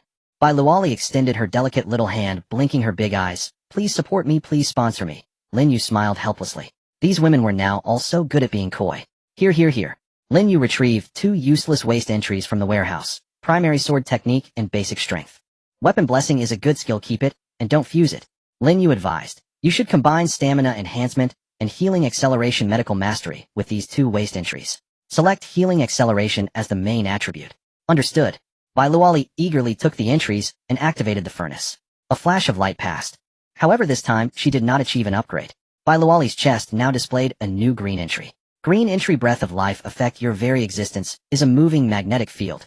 All allies within 5 meters have their stamina recovery speed increased by 30, and wound healing speed increased by 50. When you actively heal the injured, the healing speed of the other party increases to 120. Although I didn't get a blue entry, but it's still very strong. In the future, Luoli will essentially be our moving. Lin Yu gave a fair evaluation. With this, Bai Luoli's supportability was raised several levels. As long as she doesn't die, she's a perpetual motion machine. At this moment, Su Qingqing said, Master, I now possess 5 green tier traits. Shall I fuse them all into a single blue tier one? The others turned their gaze toward her. They looked on. Before Su Qingqing's chest shimmered the following in blue trait: Phantom, Stride in green trait, Piercing Strike in green trait, Gale, Step in green trait, Illusory, Clone in green trait, Smoke Sphere in green trait, Bleed Mark, and these were all spoils from the recent brutal battle, and accumulated victories before it. Lin Yu glanced briefly at the traits. In truth be told, each complemented Su Qingqing flawlessly. In Gale Step, for swift entry, Smoke Sphere, for battlefield control. Piercing Strike paired with Bleed Mark delivered devastating burst damage, while Phantom Stride, or Illusory Clone, ensured safe retreat. In this formed a mature cohesive assassin framework. Admittedly it's tempting, Lin Yu mused, stroking his chin. Yet your skill chain is already fully integrated. And he gestured toward the glowing orbs. Fusing them would cost you 5 for just 1. What if the resulting blue tier trait turns out to be something like advanced culinary arts or rapid farming? And what then? Would you instantly retrain as logistics support? Su Qingqing froze momentarily. In her mind conjured an absurd image, herself frantically stir-frying in the midst of a zombie horde. Nan shuddered involuntarily. Let's pass on that. And Lu Rongfei added, indeed the risk is too great. Moreover, all-encompassing fusion shares traits across the team. Control remains firmly in our hands. When we accumulate more common Y-tier traits later, opportunities will abound. In gambling, core abilities now would be ill-advised. Su Qingqing immediately withdrew the traits into her body and nodded vigorously. I'll follow senior sister Lu's lead. Play it safe. Lin Yu cast Lu Rongfei an approving glance. And this woman truly possessed sharp intellect, able to rein in overzealous teammates at precisely the right moment. He himself faced the same restraint. And beyond the two legendary golden tier traits, absolute loyalty and all-encompassing fusion. His own muscle armor, War Stomp, and Thunder Scourge were each formidable core abilities fit for a frontline champion. Greed breeds inefficiency. Ni's current configuration was more than sufficient for the upcoming trials. Just then a chime resonated once more in everyone's ears. Ding, in, today's mission has concluded, the carriage doors will remain sealed. And distributing rewards now. All attention snapped instantly to the center of the room. The preceding battle had drained both body and spirit to their absolute limits. What they craved most now was a genuine surprise to restore their vitality. A flash of white light blazed forth. Upon the coffee table materialized a mound of items. And congratulations. You have received Premium Hot Pot Deluxe Bundle. Includes 1 pure copper Inyan Hot Pot set, 10 cases of premium craft beer, 100 packets each of premium beef tallow and tomato-based broths, 20 gene of top-grade New Zealand lamb slices, generous portions of fresh tripe pig throat duck intestines, marbled beef, and hand-beaten shrimp paste. In note, all perishable ingredients and accompanying seasonings have been automatically stored in the onboard refrigerator, with perpetual freshness guaranteed. Silence fell, then erupted into thunderous cheers. Hot pot. Bai Xian leapt straight off the sofa. I've missed this flavor desperately. Wah. Lamb slices. Tripe. In this apocalyptic wasteland, where even clean water was scarce, steaming crimson oil boiling hot pot represented divine indulgence beyond even celestial beings' reach. Even Lu Rongfei, who rarely betrayed emotion, and found her throat unconsciously constricting, her eyes gleaming with uncharacteristic fervor. At that moment Han Na sighed plaintively. I'm starving too. But won't indulging like this long-term ruin my figure? She'd once been a fitness devotee, obsessed with physique discipline. Even now amidst apocalypse that instinct lingered. Just then, congratulations. Special ability reward granted. Perfect physique. All passengers aboard train No. 18 shall retain flawless physical form regardless of dietary excess. Hearing this, Han Na burst into jubilant celebration. Wonderful. From now on I can eat without restraint. Immediately thereafter another reward manifested. Congratulations. You have received Entertainment Media Terminal with 100 terabyte storage capacity. Preloaded over 1 million globally curated films, television series, and variety programs. As the radiance faded, a sleek ultra-thin 100-inch LCD television hung serenely upon the carriage wall. Nan Na's eyes sparkled like constellations, heavens above. Hot pot sizzling songs soaring. This life is pure bliss. Su Qingqing teased lightly at him. Let me check whether among these million titles lies any action-packed cinematic masterpiece by that certain Japanese director. Tonight would be the perfect opportunity to study posture techniques with Master. Lin Yu chuckled, gently tapping her rear. Behave yourself. The final reward, however, was far more understated. It consisted simply of neatly stacked black undershirts, gossamer thin, nearly weightless in hand. Congratulations. You have received nanotech damage reduction combat attire for all crew members. Rarity blue rare. Effect automatically conforms to the wearer's form and remains invisible beneath outer garments. Reduces all physical and magical damage by 10%. Excellent. Lin Yu lifted one shirt and tugged firmly. It held fast, its resilience exceptional. Do not underestimate that mere 10% mitigation. High-stakes duels, or against overwhelming zombie tides, such a margin often separates life from death. 1 per person. Wear them after showering, Lin Yu commanded. Each woman stepped forward eagerly to claim hers. Lin Yu gazed out the window at the profound night, then clapped sharply. Enough frivolity. We're caked in blood and grime, reeking of decay.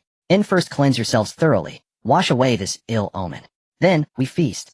Tonight's hot pot banquet ends only when dawn breaks, or when we're utterly intoxicated. Hooray! Long live master. And at the word shower, the women's eyes ignited with sudden fierce heat. The carriage housed only 2 bathrooms. NSU Ching reacted fastest. Slithering like an eel, she seized Lin Yu's left arm and pressed herself flush against him in. With only 2 bathrooms, queuing wastes precious time and water. And I formally request permission to bathe with master. To assist each other with scrubbing. Me too. Me too. Han Na refused to yield, instantly claiming his right arm. I'll demonstrate my newly mastered flexibility arts for master. And thus flanked left and right, he was wholly commandeered. Witnessing this, Bai Lali and Bai Xian moved forward, only to be gently intercepted by Lu Rongfei, who smiled warmly. Enough. You needn't join the chaos. That bathroom is overcrowded. Let's take the other one, 3 of us together, and let them have their fun first. And Lin Yu added to the twins, you'll bathe with Rongfei first. Once pristine, you'll feast on meat tonight. Understood, master. And the twin sisters reluctantly acquiesced, nodding obediently. And thus the 6 divided cleanly into 2 groups. No sooner had the left bathroom door clicked shut than Su Qingqing's exuberant shouts and Han Na's lilting laughter spilled forth, and the intensity of their battle unmistakable. Inside the right bathroom, Bai Loli gently scrubbed Lu Rongfei's back, while Bai Xian sat idly on a small stool, absently scouring grime from her arms. Her gaze flickered repeatedly toward the neighboring frosted glass. And the muffled sounds of revelry next door scratched at the twins' hearts like feline claws. Senior Sister Lu. And Bai Xian finally broke the silence, tossing her loofah into the water with a splash in. Do you think it's because sister and I haven't yet bonded with master that he excludes us from such moments? Lu Rongfei regarded the 2 girls with amused affection. And what wild notions are these? And she tapped a finger playfully against Bai Xian's forehead. Isn't this simply your special circumstance? Your monthly cycle has arrived. Master is merely being considerate. Moreover, Lu Rongfei lowered her voice, her tone ambiguous. That night, weren't you 2 using another method to please the master? I saw the master seemed to enjoy it quite a bit, she replied. Hearing this, the sisters' faces flushed to the roots of their necks. Bai Luoli's voice was as faint as a mosquito's buzz. That's true. But after all, we didn't go all the way. Look at Sister Qingqing and Sister Hannah, they are so close to the master. Sister Lu is even the master's favorite. There's just the 2 of us left. Sigh. This feeling of being excluded from the core circle. This made the twins feel a sense of crisis. In this group, nothing is taken for granted. Value determines status. Apart from combat power, complete belonging of body and mind is the greatest proof of loyalty. Ugh. Bai Xian grew increasingly agitated, standing up to grab the shower gel from the shelf. It's all this damn period's fault. Why couldn't it come earlier or later, but instead at this critical moment? In her haste, coupled with the slippery bathroom floor, her foot slipped. Up. A cry of alarm. Bai Xian lost her balance and fell heavily to the ground. Xiao Xian. Sister. Lu Rongfei and Bai Loli were startled and rushed over to help her up. How are you? Where did Lu Rongfei checked her with concern. Bai Xian winced in pain.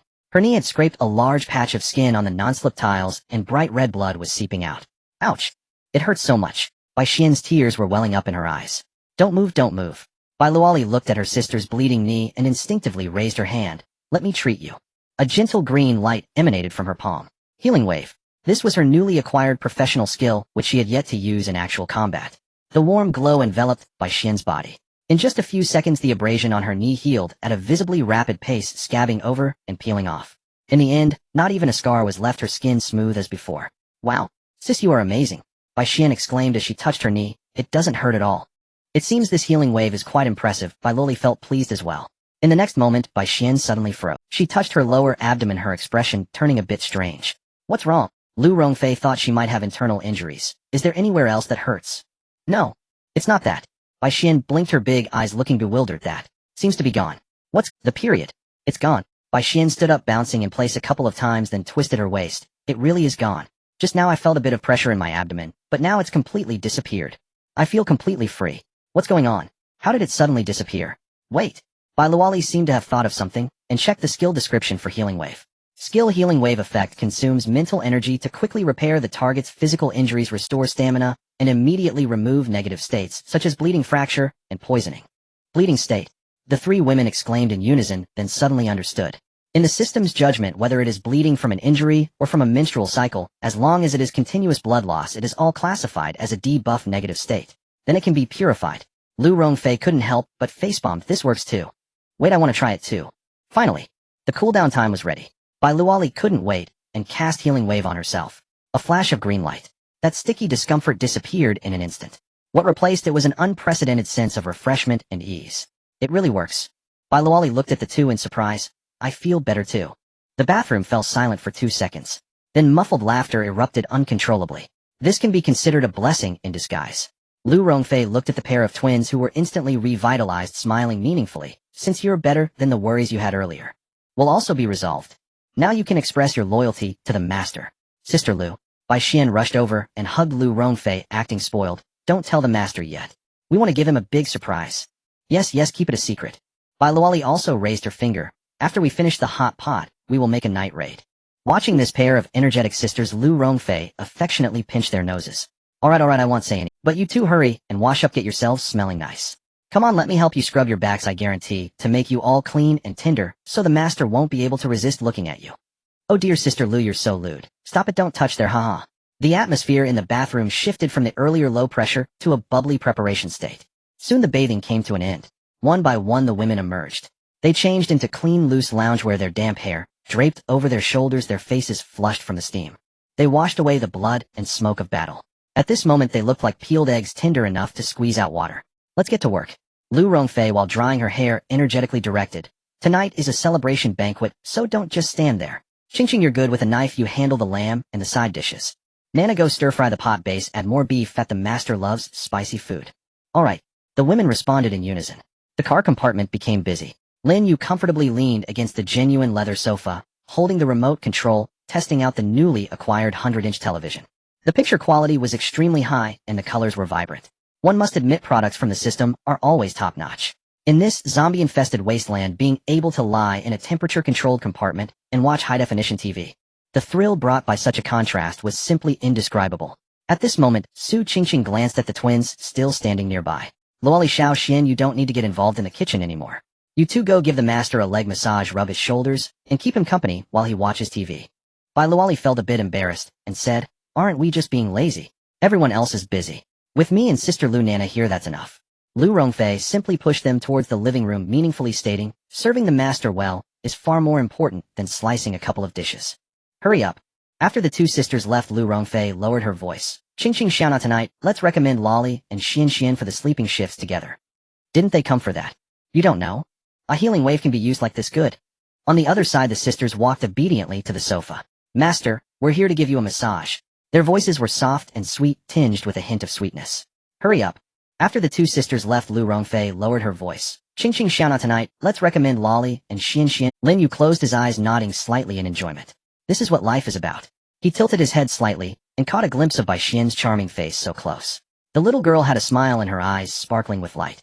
Her gaze was enticing, filled with affection that was about to overflow. Bai Luoli, who was massaging his legs, looked similarly enchanting.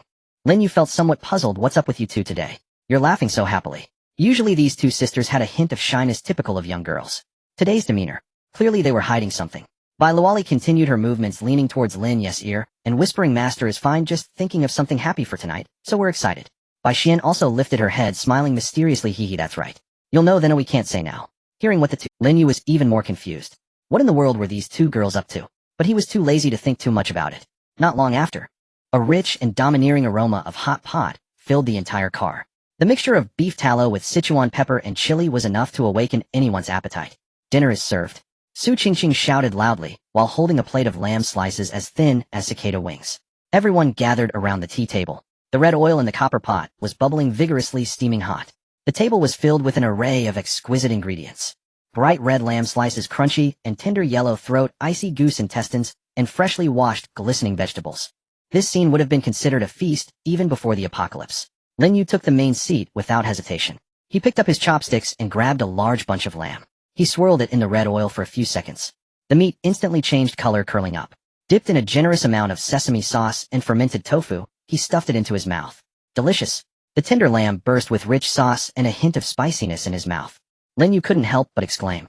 Seeing this, the women started moving their chopsticks as well. Wow, this is so delicious. I've never had such tasty lamb in my life. Han-Na gasped from the spiciness, but couldn't stop her chopsticks. In the past, to maintain my figure, I ate boiled chicken breast every day. Now with the help of the car system, I can eat as much as I want without gaining weight.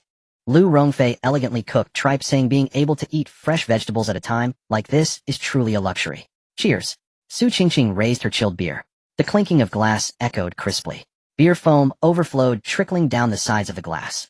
The atmosphere was at its peak. Everyone enjoyed the feast, toasting and exchanging drinks. Just as Lin Yu was enjoying his meal suddenly, he felt something moving under the table, sliding down his calf. Lin Yu's hand holding the chopsticks paused slightly. Casually lowering his head, he took a discreet glance. He saw something quite enticing under the table. Lin Yu thought to himself, these two girls. Strange didn't they come for that.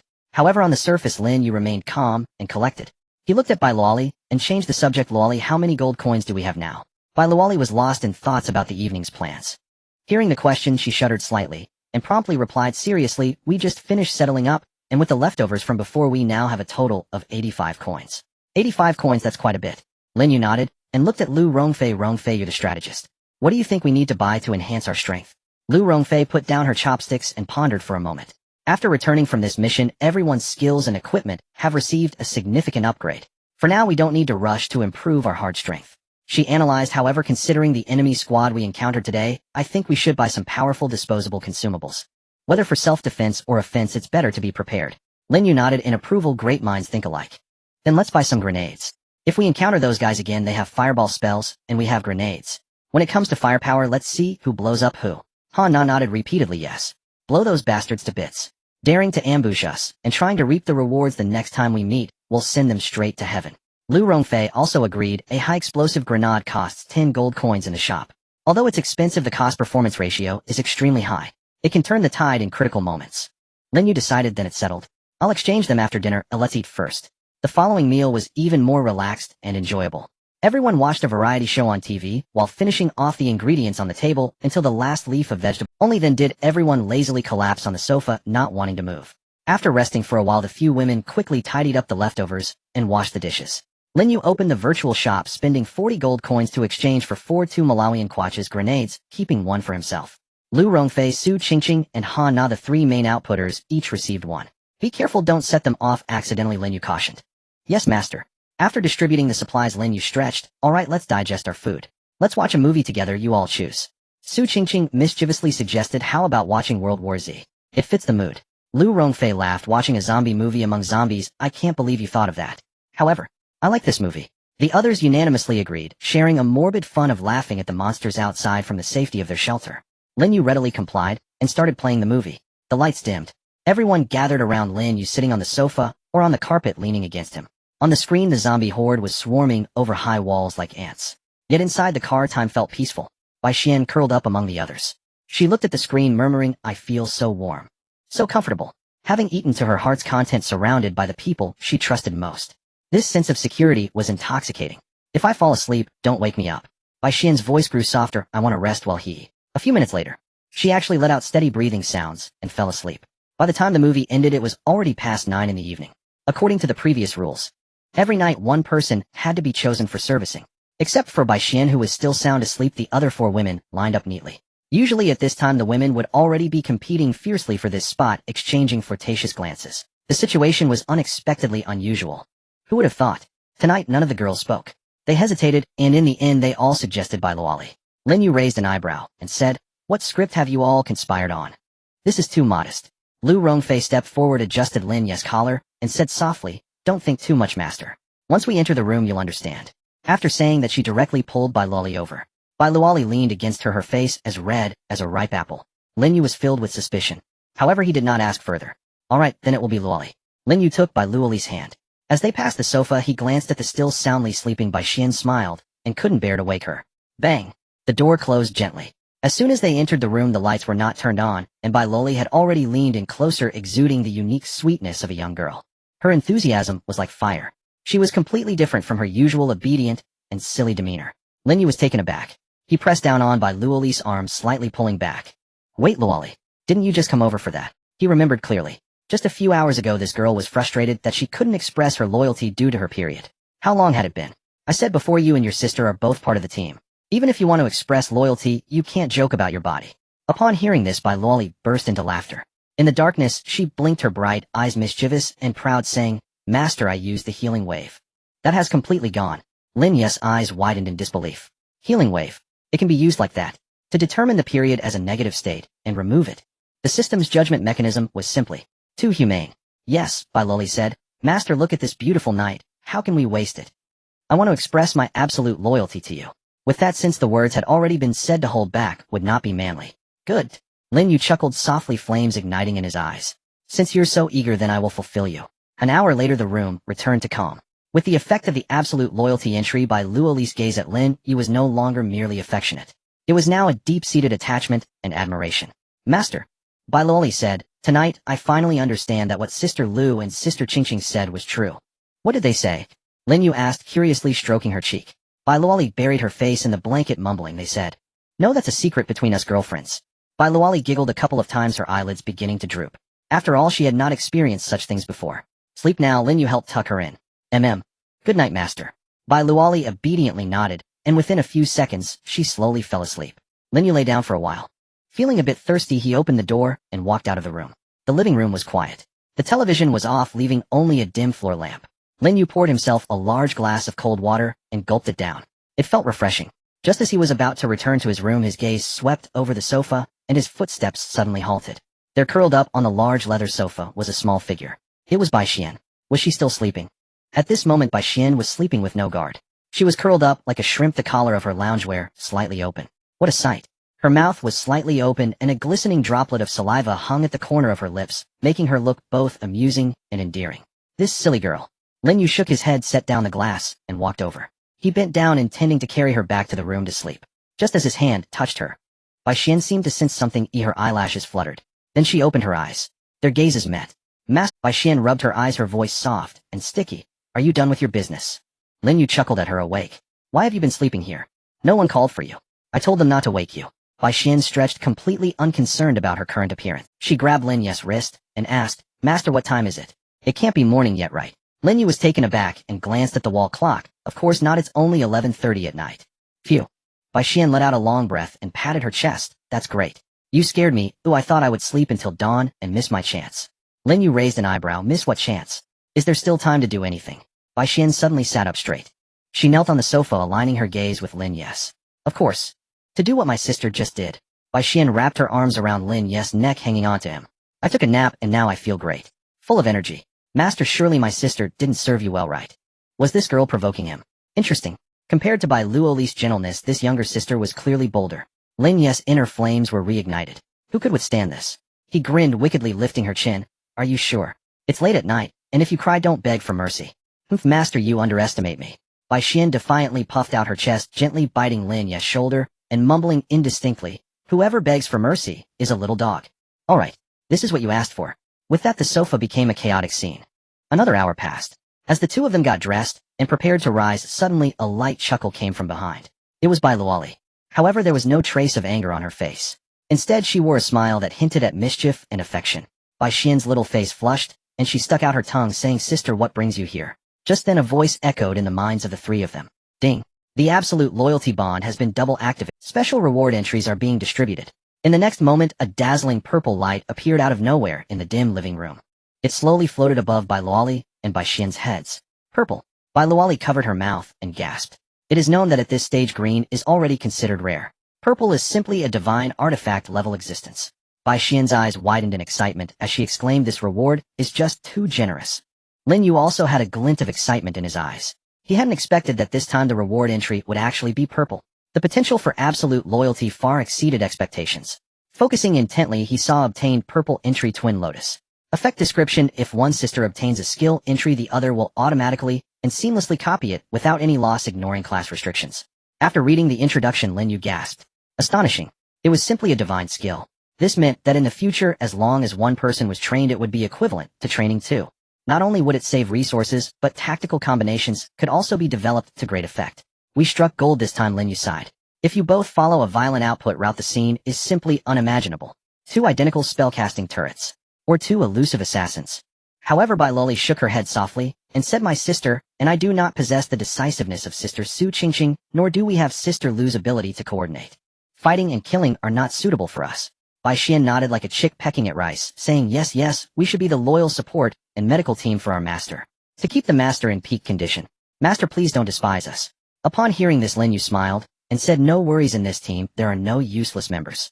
As long as you can contribute, your positions are irreplaceable.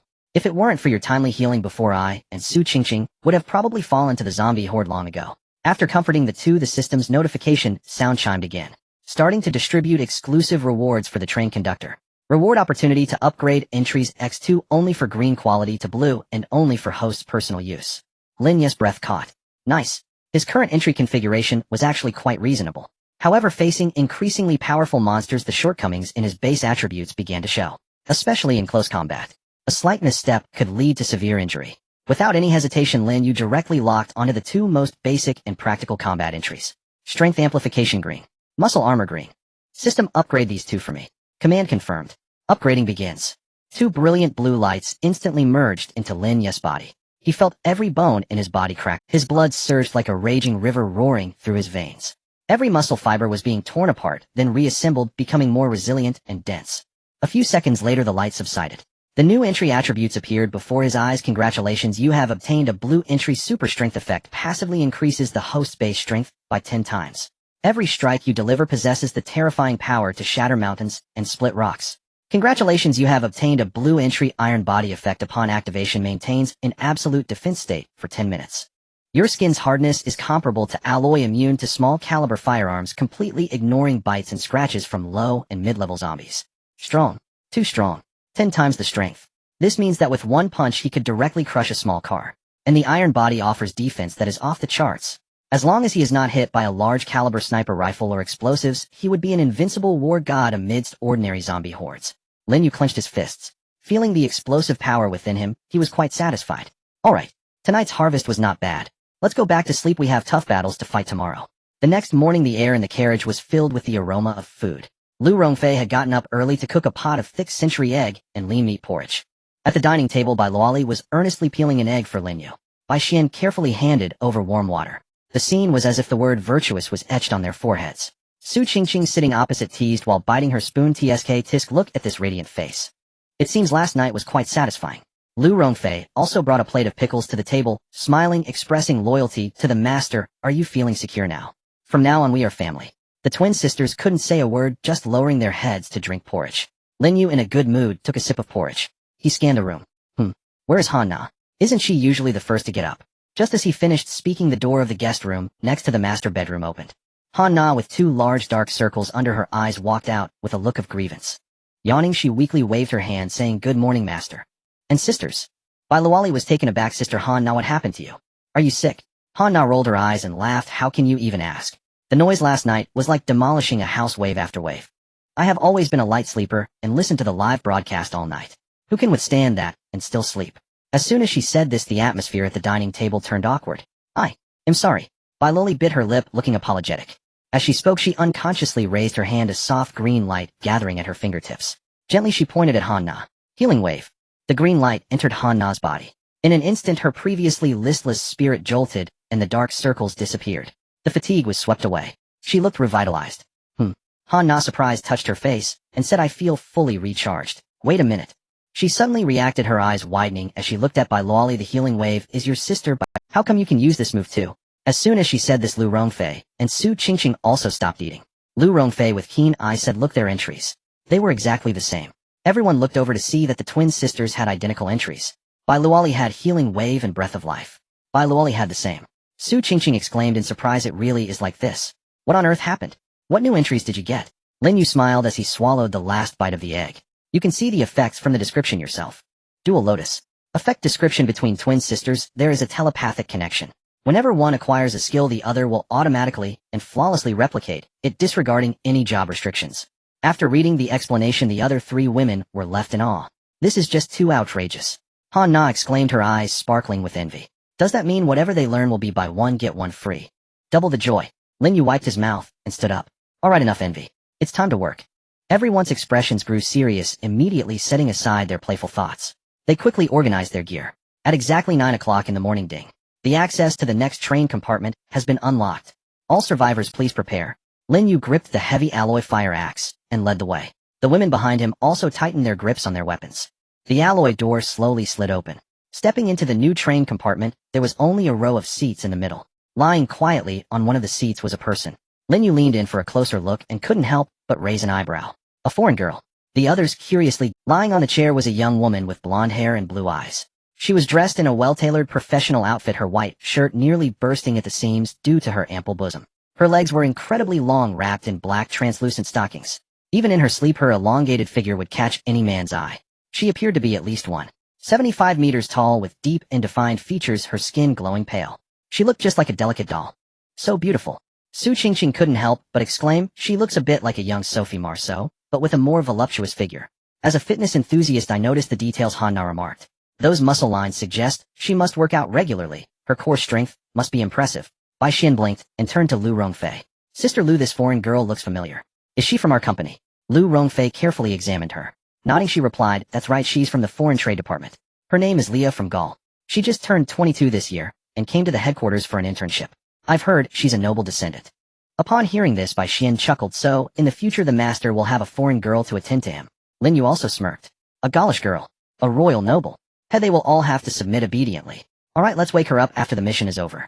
Prepare yourselves, we will likely be on a mission soon. Yes, master. At that moment, a cold mechanical voice echoed above them announcing today's new task. Ding. The train is about to arrive at the station. Current station, Beiyan Lake Square Park. Task Objective 1, survive in the park area for at least 3 hours. Task Objective 2, kill at least 2 high-level zombies. Lin Yu looked at Lu Rongfei. Do you have any thoughts? Lu Rongfei pondered for a moment. She analyzed, with our current configuration, as long as we don't encounter a horde of zombies, killing 2 high-level ones shouldn't be a problem. What I'm most worried about is the other people from the train. Everyone nodded in agreement. The memory of that red jacket man's ambush was still fresh, with machine guns and fireballs. If it weren't for their quick escape back, then they might have met their end. Lin Yu's gaze turned icy as he gripped the axe handle tightly. Then let's stick to the old rules. Once we land, find advantageous terrain first. If we encounter high-level zombies, we strike fast and decisively. If any other foolish individuals dare approach. He made a slashing motion across his throat. There will be no mercy. Understood. The women responded in unison. Moments later, warning. The train has come to a halt. All passengers must disembark within 20 seconds. Otherwise, the entire train compartment will initiate self-destruct. Countdown begins 2019-18. The train doors swung open. The fog outside thickened faintly, revealing twisted tree shadows. Go. Lin Yu hissed, his figure like lightning as he jumped out of the compartment. Behind him, several fully armed beauties followed closely, quickly forming a combat formation on the platform. In the distance, a desolate park entrance loomed faintly visible in the mist. On the small square at the park entrance, shadowy figures could be seen. From a distance, one might mistake them for a group of elderly people doing morning exercises. Roar. As the presence of living beings drew near, the figures turned around. To their shock, it was 4 or 5 zombies dressed in bright, colorful dance costumes. The makeup on their faces had long since turned into a ghastly mess, with decaying flesh hanging off them. They screeched and lunged forward, unaware of their own demise. Lin Yu did not slow down. These low-level zombies were no match for him now. He could crush them with ease. He gripped the heavy alloy fire axe with one hand and charged forward. Bang! Pushing off the ground, he shot forward like a cannonball. Using the momentum, he twisted his waist. At this moment, the super strength skill exploded. 10 times his base strength. The fire axe in his hand felt as light as a feather, yet as heavy as a mountain. Die, he whispered. The axe blade carved a crescent moon of cold light through the air. Cyclone slash. Puff, puff, puff. The sound of successive impacts exploded. Without any resistance, it was like a hot knife slicing through butter. The 3 zombies at the forefront were instantly bisected, their upper bodies flying several meters away, black blood splattering in an arc through the air. As the remaining 2 were about to close in, Lin Yu swiftly swung the axe. Bang! The massive axe face crushed their skulls directly. Red and white matter exploded. The headless corpses twitched and fell. Instant kill. A complete and utter domination. This strength. So exhilarating. Lin Yu clenched his fist, feeling the monstrous power surging within him. The women behind him gazed with sparkling eyes. So cool. The master's axe strike is simply like a cheat.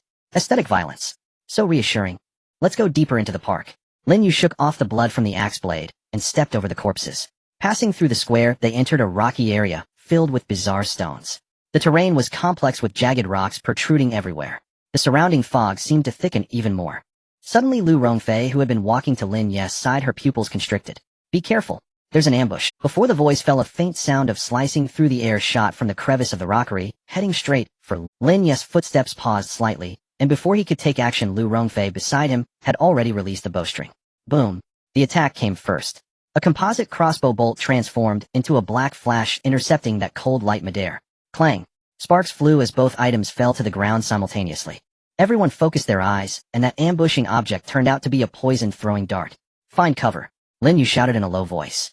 The women reacted quickly, swiftly dispersing to seek shelter behind pillars and trees.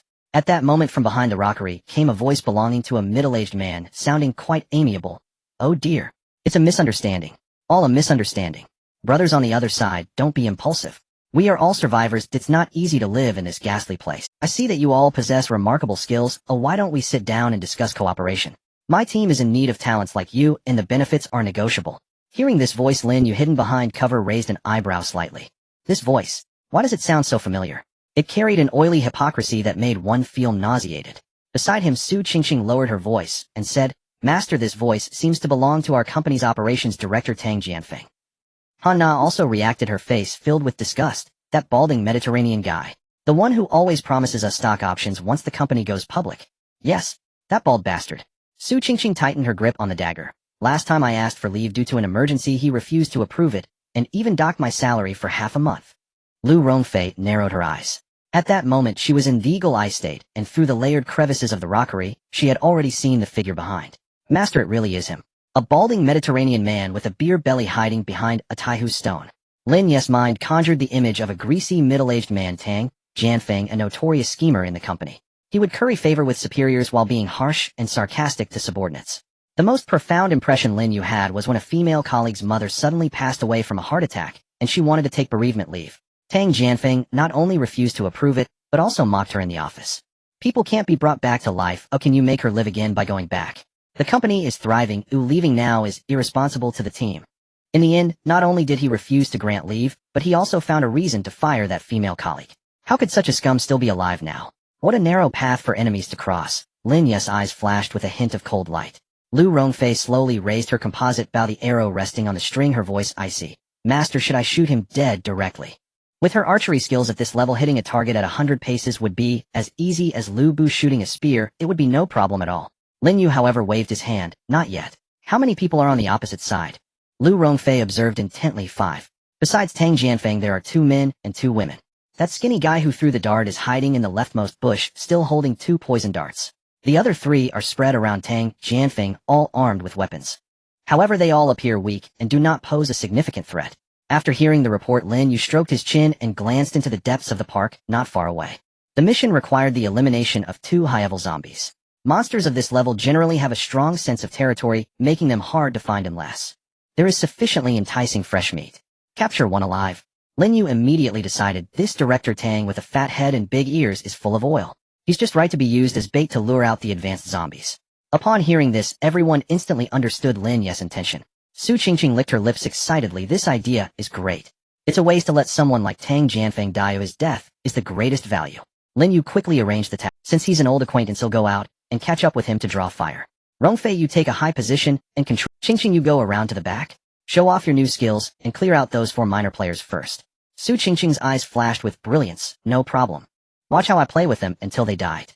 With that, her figure flickered and she instantly became blurry. Ghostly steps activated.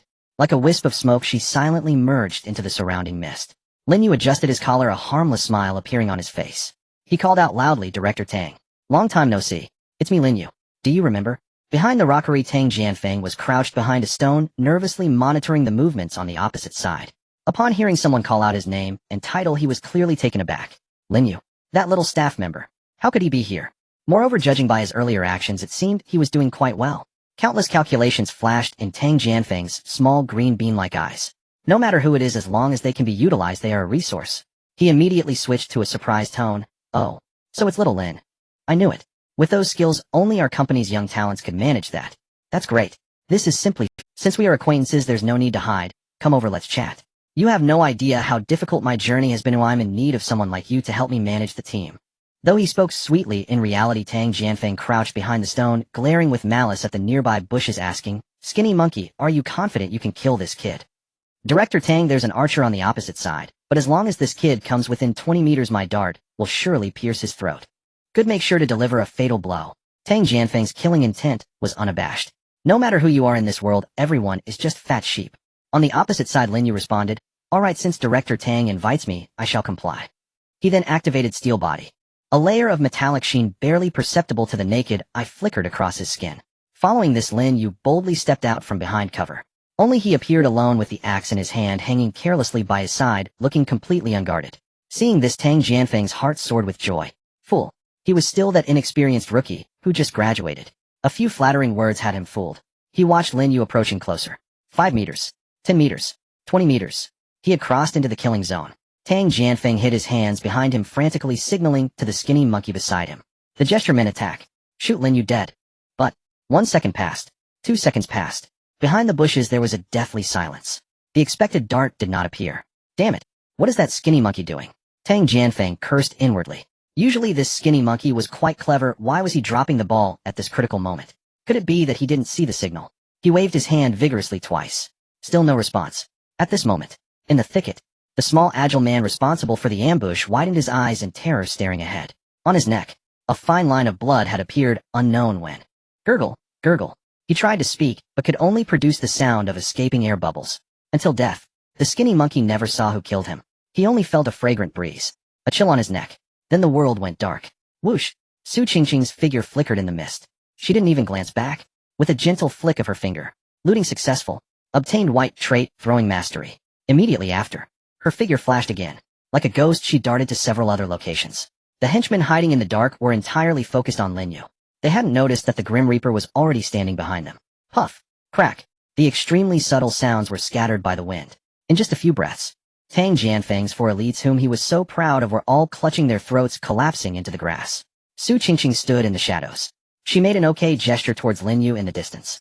Then, she stepped lightly like an elegant black cat. Silently she stood behind Tang Jianfeng.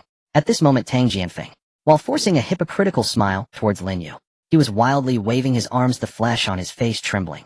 This bunch of useless trash. They're falling apart at a critical moment. Once we get back to the train, I will definitely kill you all. He was in a state of chaos. Suddenly, a charming light laugh came from behind. Director Tang, stop waving. Your subordinates seem to have all gone for lunchboxes. Boom. Tang Jianfeng felt his scalp tingle, panic rising. Someone had snuck up behind him.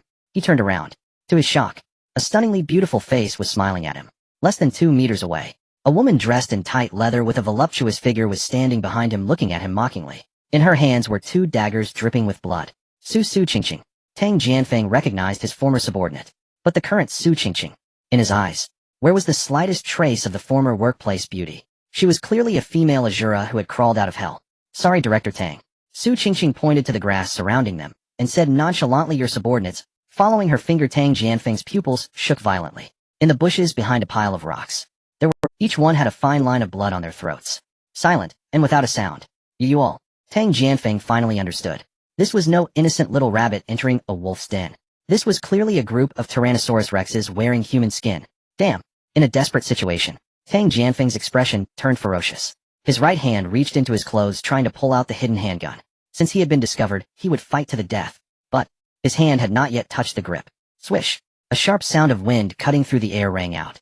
Immediately after, a wave of intense pain hit. Tang Jianfeng let out a screech like a slaughtered pig. A black crossbow bolt pierced straight through his thud. The tremendous impact flipped him over onto the ground. But that was not the most terrifying part. At the moment the arrow pierced his flesh, an eerie pale blue chill exploded. Frost arrow. Crackle, crackle. Visible ice crystals rapidly spread from the wound. In the blink of an eye, half of Tang Jianfeng's right arm, along with half of his face, was frozen in a thin layer of frost. The excruciating pain from his frozen nerves nearly made him faint. My hand. My hand. At this moment, Lin Yu walked over. His gaze indifferent. Director Tang, didn't you say you wanted to discuss treatment just now? This is the gift I prepared for you. How is it? Is it cool enough? Tang Jianfeng's face twisted in pain. Snot and tears mixed with blood covered the ground. He looked in terror at the advancing Lin Yu. From this young man, he sensed a true killing intent. He would die. He would really die. In the next moment, Tang Jianfeng suddenly raised his hand. Everyone thought he was about to unleash a deadly move. Who knew? Want to kill me? Not so easy. Barrier wall. Buzz. A translucent ring-shaped glass wall appeared out of thin air in front of him, blocking Lin Yu and the others, enveloping them within. Barrier wall. Looking at the translucent ripple light curtain before him, Lin Yu's lips curled. Interesting. Tang Jianfeng holding his severed hand hid behind the light wall. Lin, don't think being strong makes you amazing. This defensive trait can't even be penetrated by a bullet. Before he finished speaking, Lin Yu tightened his grip on the axe handle, without any preparatory motion, just the muscles in his waist and abdomen tensed instantly. Oh really? Then let me give it a try? Super strength at 10 times power fully unleashed. Let me break through. He roared. The nanometer-grade alloy fire axe struck heavily against the light curtain. Crack. Tang Jianfeng's so-called absolute defense didn't even hold for half a second. Countless fragments of light exploded in the air. The immense force slammed directly into Tang Jianfeng's chest. Puff. Tang Jianfeng rolled back 7 or 8 meters, crashing hard into a rock wall. His organs were displaced. He lay on the ground, coughing up blood heavily. The arrogant bravado from earlier had been completely wiped out. Before he could catch his breath, bang! A heavy foot landed on his back. Lin Yu looked down from above, the axe blade pressed against his head. Director Tang, do you have any last cards? For example, summoning an Ultraman. Don't kill me. At this moment, Tang Jianfeng was left with nothing but fierce snot and tears mixed with blood smeared everywhere. Brother Lin, no Lord Lin. I can still be your dog. Ooh, I will bite whoever you tell me to. Lin Yu retracted his foot, twirling the axe in his hand. Don't worry, we were colleagues after all. Tang Jianfeng's heart surged with joy, thinking he had found a chance for a turnaround, hurriedly bowing. Thank you for not killing me, Lord Lin, thank you. I truly won't kill you. Lin Yu said indifferently, but the zombies here have been hungry for a long time, as someone has to feed them. Tang Jianfeng's bowing action froze. He raised his head, his face as pale as paper. What do you mean? Lin Yu ignored him, just sneered. Su Qingqing, get the rope. Hang this big fat pig up. Under the twisted dead tree, Tang Jianfeng hung upside down like a pig awaiting slaughter. His thighs were pierced through by Su Qingqing. Drip, drip, blood flowed down his pant legs, falling onto the ground covered with dry leaves. The stench of blood quickly spread in the silent park. Help me. Tang Jianfeng's voice was already hoarse. Hanging in midair, every sway brought excruciating pain. Not far away, Lin Yu and the girls hid behind a fake mountain, watching coldly. Su Qingqing pointed to some entries on her chest and said, Master, these were extracted from those few small fry just now. What bad luck, all worthless white trash. Entries like basic cooking and quick dressing were utterly useless at this critical moment. Lin Yu glanced at them, disinterested. Let's keep them for now. Even mosquito legs are meat. We'll discuss it on the train later. Everyone's attention was clearly elsewhere. Bai Luoli said, that barrier wall entry that Tang Bald Head used just now felt pretty good. Hearing this, Lu Rongfei nodded. That's right. Although it's probably just green quality, if it can be merged and upgraded to blue or even purple quality, it would still be quite powerful in actual combat. It creates a safe little world for itself. Lin Yu wiped the axe handle and said calmly, don't worry, once Tang Bald Head is dead, that entry won't run away. Just remember to pick it up. Just as he was speaking, the ground trembled slightly. Thud, thud. It was the sound of something heavy hitting the ground. They're coming. Lu Rongfei's eyes narrowed. From the depths of the fog, two massive figures were drawn in by the rich smell of blood, charging through wildly. They were two high-level zombies over 3 meters tall. The one on the left wore a tattered, oversized black suit with a wilted, decaying rose stuck to its chest. The one on the right wore a dirty white wedding dress. Under the veil was a skeletal face, missing half of its features. Though it was decayed, it was still evident that these were once newlyweds holding a wedding. At this moment, their eyes were blood red and black drool flowed from the corners of their mouths, staring intently at Tang Jianfeng, swaying in the tree. Roar, roar. The two roars combined shook the surrounding leaves to the ground. Han Na covered her mouth and nose, surprised. Is this a newlywed couple zombie? It seems they were quite affectionate in life. Even in this state, they are together. Lin Yu tightened his grip on the axe and said in a deep voice, everyone, form team 2 and prepare to attack. Just as he was about to give the order to charge. Wait! Lu Rongfei, who was on guard, suddenly shouted to stop them. She squinted, her gaze piercing through the layers of fog, locking onto a position in the distance. Su Qingqing, twirling the dagger in her hand, asked curiously, what's wrong, Sister Lu? Did you find something? Lu Rongfei pointed southeast. 300 meters to the east, over by the park's basketball court, there's a survivor team. There are quite a few of them, and their firepower is strong. If we engage in battle here, the noise will definitely alert them. At that time, if they sneak up from behind, we'll be caught in a pincer attack. In this lawless apocalypse, the most terrifying thing is not the zombies, but our own kind. Upon hearing Lu Rongfei's analysis, Lin Yu paused. He glanced at the two high-level zombies approaching Tang Jianfeng, and then looked southeast. Suddenly he had a brilliant idea. Since there are people up ahead, why should we exert ourselves, eh? Lin Yu decisively commanded, Rongfei, kill Tang Jianfeng. Let's lure these two big guys over. Yes. Lu Rongfei did not hesitate at all. She didn't even need to. Raising her hand, she pulled the string and released it. Bang! Under the effect of unlimited arrows, a metal crossbow bolt instantly formed and shot through the air. In the tree, Tang Jianfeng was still howling and trying to awaken the zombie's consciousness. His voice suddenly stopped. Puffed. The bolt shot into the back of his head and exited through his forehead. This shot was fast, accurate, and ruthless. Tang Jianfeng didn't even feel pain before his head was pierced like a watermelon. Ding! Killed the hostile survivor Tang Jianfeng. Dropped green quality entry barrier wall. A ball of glowing green entry fell from the corpse, landing in. They'll go get it. Su Qingqing said, her figure flashing as she dashed forward.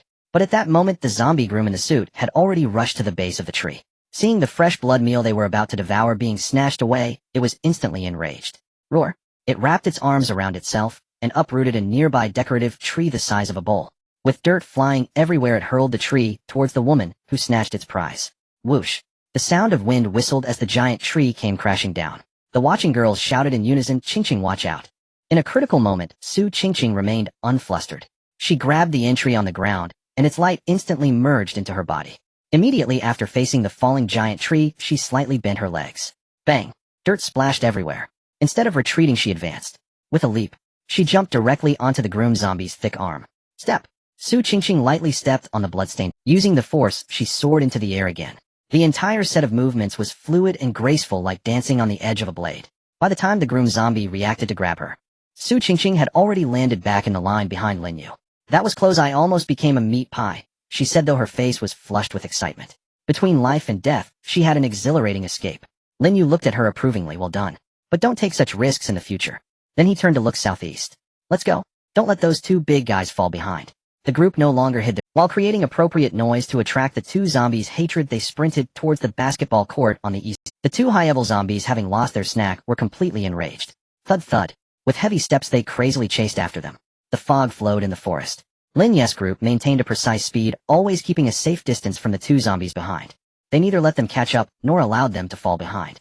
Halfway through, the view ahead opened up slightly. Through the sparse trees, they could vaguely see the basketball court's fence, along with the gunfire and shouting coming from that direction.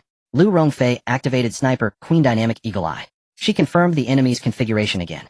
Immediately her expression turned somewhat strange. "What a small..." Bai Xian, panting as she ran, asked, "Sister Lu, what's wrong? Is it another acquaintance?" Lu Rongfei chuckled, "But they are no longer colleagues from the company." "Who is it?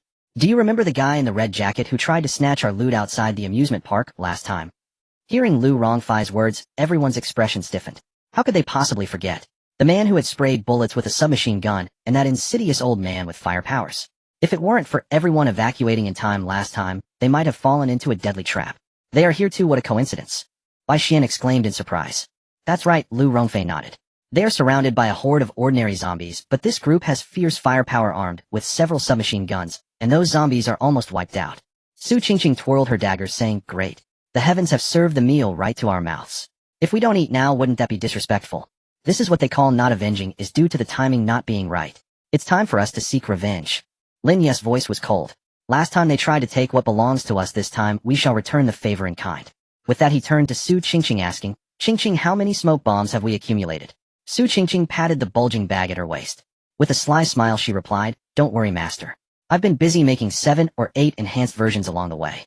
I added some materials, although it won't kill, it will definitely be enough for them to drink a pot of it." "Very good.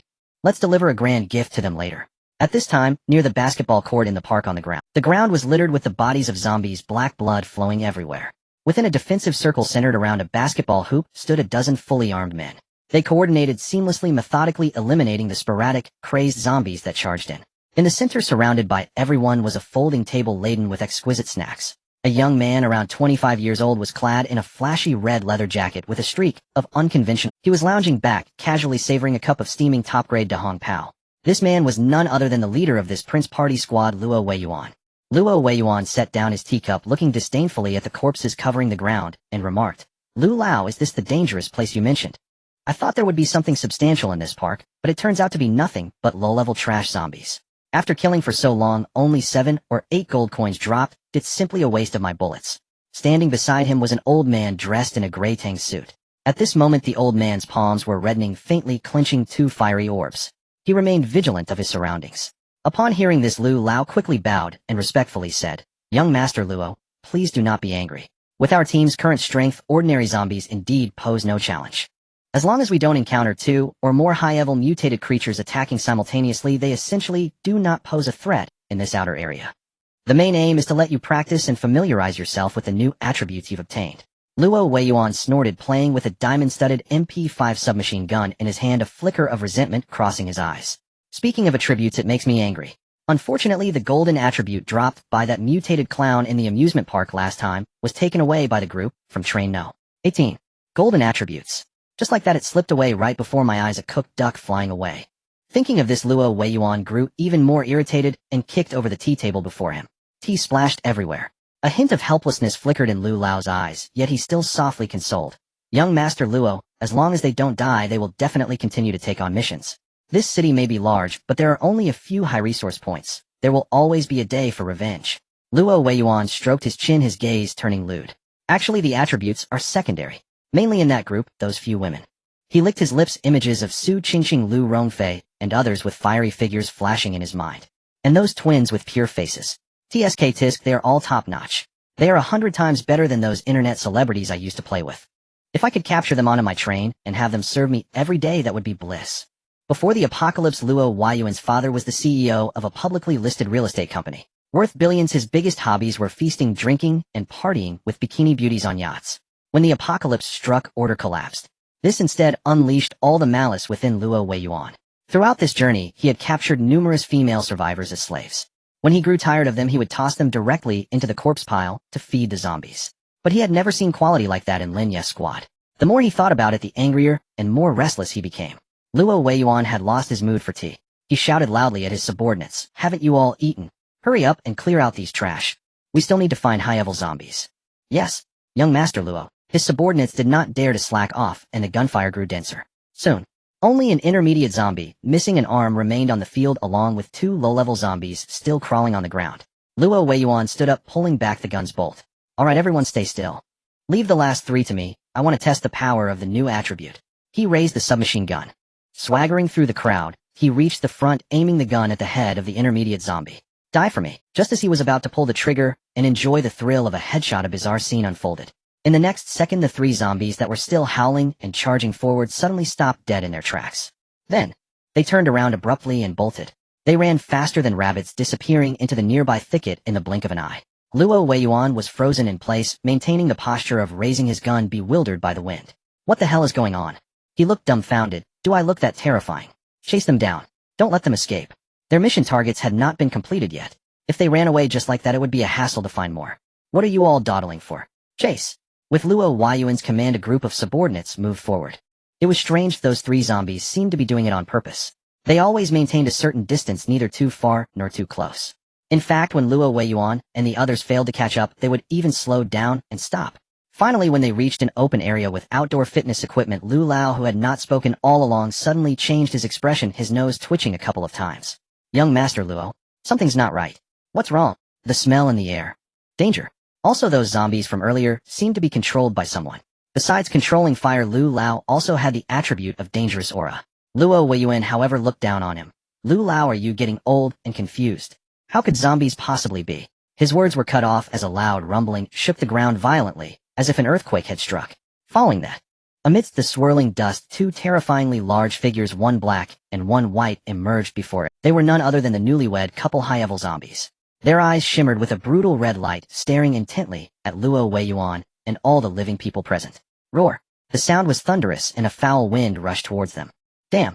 Luo Huayuan's face turned ashen as he watched 2 advanced zombies suddenly charge towards him. Someone is deliberately luring them. Anyone not a fool can see that. These 2 zombies had a clear target, but suddenly went berserk and rushed this way. They were obviously redirected. Luo Huayuan turned his head, his gaze dark and sinister as he surveyed his surroundings, his eyes cutting through the sparse forest. He vaguely saw several figures quickly retreating. That silhouette. Even though obscured by the mist, he could never forget it in his lifetime. It's them. Luo Huayuan's eyes instantly lit up with a vengeful glare. Those bastards from the amusement park last time. It was this group again. New grudges and old enmities surged in his heart. Beside him, old Lu remained more composed. He watched the 2 colossal creatures drawing closer, flames flickering in his palm. In a low voice, he said, "Young Master Luo, don't act rashly. Since they have been drawn here, it is a good thing. Luring these 2 advanced zombies into our firepower zone and using our numerical advantage to encircle and annihilate them is far better than blindly searching in the mist. A chaotic battle works to our advantage." Luo Huayuan gritted his teeth. "All right. First we'll kill the zombies, then we'll kill the people. After I take down these 2 big guys, I'll definitely dismember that Lin character." However, before they could move to adjust their formation, a crisp and mocking female voice suddenly came from above through the dense tree canopy. "Hey, you fools down there. Here's a little gift for you. Catch." "What is it?" The crowd instinctively looked up. A dark green oval object whizzed through the leaves, tracing a parabolic arc before landing in the densest part of the crowd. It bounced twice on the ground. The moment everyone recognized what it was, their pupils instantly constricted to pinpricks. "A grenade. Quick! Protect young Master Luo." Old Lu shouted. A nearby chubby bodyguard reacted swiftly. He yelled, his body enveloped in a layer of earthy yellow light. He lunged at Luo Huayuan, pinning him down. The next second, boom. The explosion roared deafeningly, fire and shrapnel ravaging the center of the crowd. The shockwave knocked over tables and chairs around them. "Oh, Two subordinates closest to the blast had no time to escape and were blown to a bloody pulp. Severed limbs flew. They barely let out half a scream before collapsing in a pool of blood. Smoke filled the air. Luo Wuan pinned beneath was not injured, but was left dazed and ringing in his ears. With the help of the chubby shield, he clambered up covered in dirt. Who?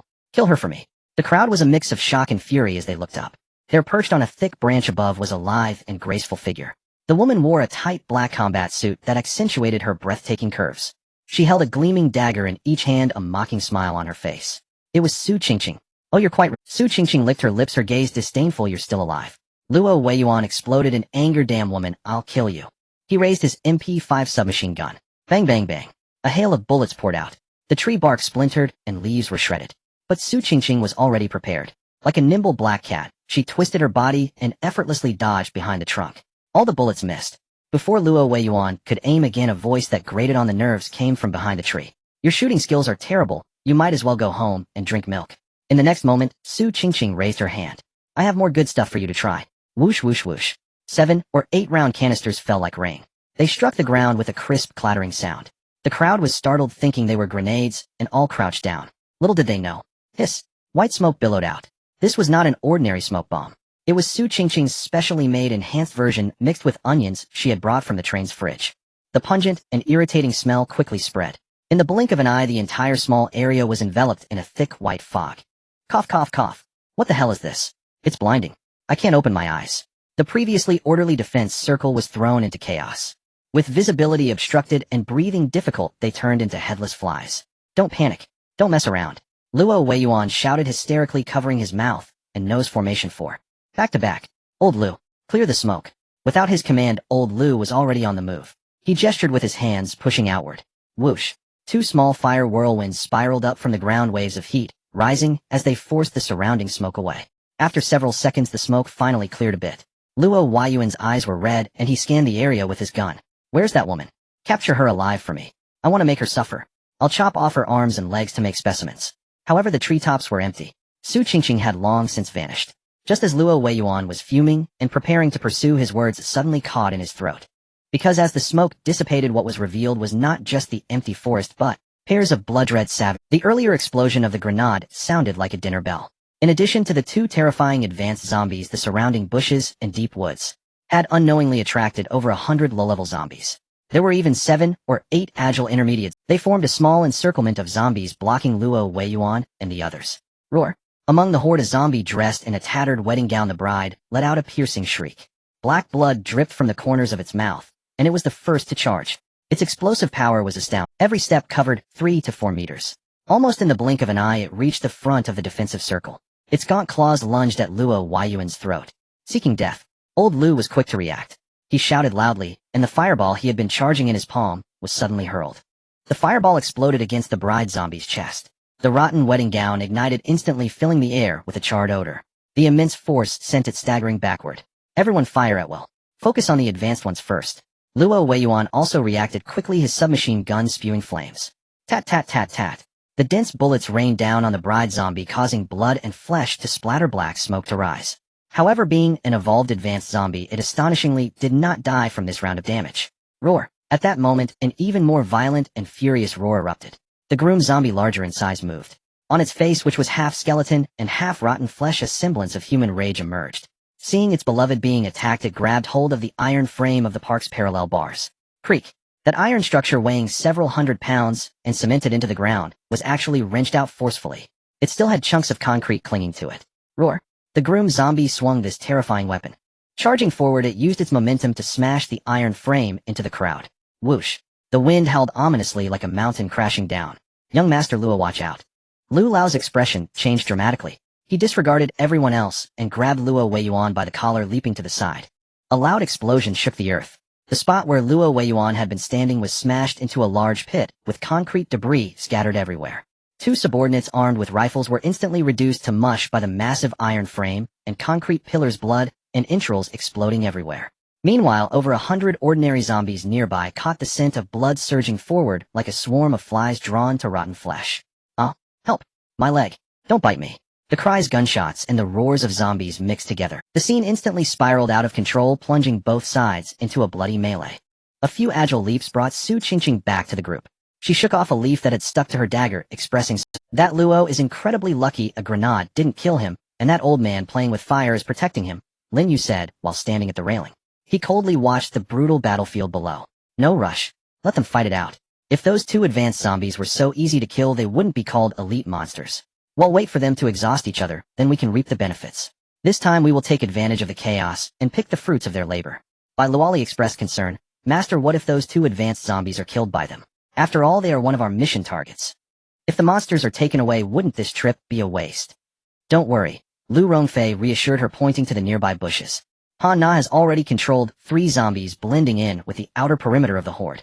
If the enemy really has the ability to kill them, those 3 zombies will immediately rush in to interfere. That will be enough for us to secure the kills, Han Na said, squinting her eyes as she connected her consciousness to the zombies below. After a moment she reported, "Master, the situation is still under control. That Lu Lao's fire-based spells are very effective against zombies, but they consume a lot of energy. They and the zombies are evenly matched."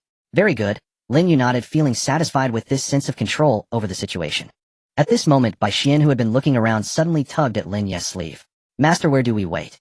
This pavilion is open on all sides. Oh, what if other zombies sneak up on us?" Lin Yu scanned the surroundings, eventually settling on a nearby building. It was a 2-story red brick building with a half-ruined sign hanging at the entrance, "Park Library." It was elevated, providing a wide field of vision. Moreover, there was only one front door, making it easy to defend and hard to attack. "Let's go there," Lin Yu ordered. "First, occupy the high ground. We can rest while watching the show." "Yes," everyone responded. "Nana, find 2 more zombies to scout ahead." "Got it, Sister Lu." Han Na waved her hand, and from the nearby bushes 2 rotting zombie dogs obediently, "Go, clear the path ahead," Han Na commanded. The 2 zombie dogs immediately turned their heads and charged toward the library, with the group closely following behind. Soon they reached the library's front door. The library's door stood wide open, revealing a dark interior that exuded a musty odor. Just as the zombie dogs burst into the hall, suddenly a sharp and piercing scream from a girl echoed from inside. What is this? Get away," followed by the sound of something heavy hitting the ground. Lin Yu hesitated, and the others behind him also became alert. Bai Luoli whispered, "What's going on? Are there other survivor teams here?" Everyone's muscles tensed, gripping their weapons tightly. If the enemy also had firearms or powerful abilities, entering this library would be difficult. Lu Rongfei reacted the fastest, immediately activating her skill. Sniper Queen Dynamic Eagle Eye. Her pupils turned a light gold, penetrating the dim hall to lock onto the Seconds later, the golden light in her eyes faded, but her expression became somewhat strange. "What is it, Sister Lu?" Su Qingqing asked. Lu Rongfei frowned slightly. "It looks like 2 ordinary people. A man and a woman, not very old, seemingly a couple. They have no weapons, and there's no energy fluctuation from any abilities." Su Qingqing said in surprise, "Ordinary people. In this world, besides the players who came off the train, are there local survivors?" "Very likely," Lu Rongfei explained. "They are hiding in a reading room barricaded by an iron gate, so the zombie dogs can't get in for now." After hearing this, Lin Yu nodded slightly. "Let's go." They'll go in front and take a look. Lin Yu picked up the fire axe, activated the defensive ability, and stepped forward. At the same time, he coldly commanded, "Rongfei, prepare the crossbow. If anything seems off, or if the enemy has hidden strength, shoot to kill immediately, no need to ask for permission." "Yes." Inside the library, the light was dim, and the air was filled with a strange mixture of moldy paper and rotting flesh. The group moved silently, crossing the disordered hall on the first floor. Soon Lin Yu arrived at the entrance of the room. He saw 2 zombie dogs crouching in front of a sturdy iron gate, baring their teeth and growling lowly. Behind the iron gate was a service counter wall about half a person high, blocking their line of sight. They could only hear the sounds of a man and a woman arguing from behind the wall. The woman's voice was sharp and harsh. "Stupid dog. Dead dog. Get away. How come you're not leaving?" Following that was a somewhat timid young man's voice. "Yao Yao, stop cursing, keep your voice down. What if it's too loud and attracts other zombies outside?" Not saying anything was fine, but as soon as she did, the woman exploded. Slap was the sound of a slap. "Shut up, you useless piece of trash. It's all your fault. I told you to go to the big mall, and you insisted on hiding in this broken library. If it were Li Shuezhang, he would have killed these 2 dogs by now." The woman's curses were relentless and extremely. The young man inside simply apologized, quietly, seeming submissive. Hearing this, Su Qingqing rolled her eyes and quietly complained, "In the apocalypse, there are still such drama queens." Lin Yu's face was expressionless. He gave a glance to Han Na beside him. Han Na understood immediately and let out a hurried sound. The 2 originally ferocious zombie dogs immediately ceased their growling, obediently retreating to the sides, lying on the ground and quietly panting. The sudden silence caused the quarrel behind the wall to come to an abrupt halt. After a few seconds of dead silence, a trembling voice emerged from the boy. Who is outside? Is anyone there?" Clearly he also sensed something was off. How could these mindless attacking monsters suddenly become so obedient? Unless they were being controlled. I warn you. The boy shouted bravely. I have a knife. Don't mess around. It's very safe here, you can't come in. Hearing such a powerless threat, Lin Yu walked up to the eye. Calmly he said, Train no. 18 Lin Yu. Who are you? After a brief silence. From the shadows behind the iron bars the young man's voice rang out again. I am Ma Fan, and this is my girlfriend Ding Yao Yao beside me. Brother, we didn't come from any train, we woke up right here in this park really. Upon hearing this, Lin Yu nodded slightly in his heart. It seems his guess was correct, they were indeed local survivors. If they were players they would have set up an ambush or fled upon hearing the commotion just like Tang Jianfeng. Only completely inexperienced ordinary people would trap themselves in such a dead end. Just then a sharp female voice suddenly exploded. Who is your girlfriend? Ma Fan, stop flattering yourself. Get it straight, you are just my backup. Behind the wall Ding Yao Yao said disdainfully, if it weren't for the fact that you still have a bit of strength to move things I would have ignored you long ago. When we return to the real world, I absolutely will not be with someone like you, a loser. Do you understand? Ma Fan was scolded so fiercely that he dared not retort. He just lowered his head and sighed, got it Yao Yao. Ding Yao Yao rolled her eyes at him, and then turned to shout out there, since you are here leave some food behind. I want ham, sausages, bread and water. If there's none just don't block our door. Saying this she spoke in a threatening tone, otherwise I will scream and attract those zombies and you'll all be dead. Hearing this Lin Yu's companions Su Qingqing and others exchanged glances unable to help but laugh in anger. Was this woman pampered during peaceful times? Even in the apocalypse her mind was still filled with the same old nonsense of the weak are at fault the strong, are the masters. Who did she think she could demand things from? Little brat, you are really something, Su Qingqing said while playing with the dagger in her hand, sneering. Are we your parents, spoiling you like this? Bai Xian also scolded, right? Who do you think you're talking to? Besides your dog of a backup, do you see anyone else caring about your life? Do you really think you are a princess? The two launched a rapid-fire offensive. Ding Yao Yao had never endured such humiliation. Usually she was a goddess pampered by a group of boys at school. Now being mocked, she was so furious that her chest heaved violently. You guys. She struggled to speak. Seeing this, Ma Fan cautiously advised. Yao Yao, maybe you should say less, getting angry is bad for your health, and also consumes energy. Smack. A crisp sound of a slap. Ding Yao Yao turned around, and slapped Ma Fan across the face. I don't need your concern. Get lost. What I do doesn't require your teaching. Ma Fan covered his face, not only not getting angry, but instead nodded obsequiously. Alright Yao Yao, don't hit me, hitting people hurts your hands, and is very tiring. Outside the wall Lin Yu and the others rolled their eyes. What kind of extreme situation was this? To be a dog in such a degree is truly eye-opening. In a sense he is also quite a talent. At that moment, woof, woof, a dirty white little teddy suddenly squeezed through the gap of the gate. It barked frantically at Lin Yu and the others. In the silent library hall the barking sounded particularly harsh. Before Lin Yu could speak, Ding Yao Yao screamed first, I warn you, don't touch my dodo. It's a precious breed. If it loses even a single hair, I will take your lives. Lin Yu sneered and said calmly, don't worry, I'll return the dog to you. As he spoke at the moment when the teddy barked, bang, Lin Yu kicked out swiftly. This kick was as fast as lightning, striking the teddy's abdomen. The barking dog flew through the air like a soccer ball. Whoosh. It traced a straight parabolic line in the air, flying more than 10 meters away, crossing the library. Finally, bang. It crashed heavily into the trunk of an old willow tree in the park. Under the immense impact, that small dog had exploded like a watermelon. Bursting into a cloud of red mist, it was dead beyond recovery. Lin Yu retracted his foot and called inside, sorry, I lost control of my strength and was too forceful. Your dog seems to be a bit dead. Oh, do you still want it? After a brief silence, Dodo, my Dodo. Ding Yao Yao let out a heart-wrenching wail. That sound was 10 times more piercing than the dog barking moments ago. She cried with snot and tears, murder, you beasts. It was still a child. Ma Fan stood nearby looking distressed, trying to comfort her. Yao Yao, actually this dog dying is not necessarily a bad thing. Our food is already scarce and it consumes a small part of our ham sausage every day. Before he finished speaking, smack, another loud slap. Ding Yao Yao turned around and scolded furiously, you worthless backup. Good for nothing. Why don't you just die? Even if you died 100 times for me, it wouldn't be as important as a single toe of Dodo. I want you to pay for Dodo's life. Ma Fan covered his swollen face submissively, not daring to say a word. At this moment in the depths of the park the sounds of shouting and killing shook the heavens. Ma Fan covered his swollen face submissively, not daring to say a word. At this moment in the depths of the park the sounds of shouting and killing shook the heavens. Lin Yu's expression was grim.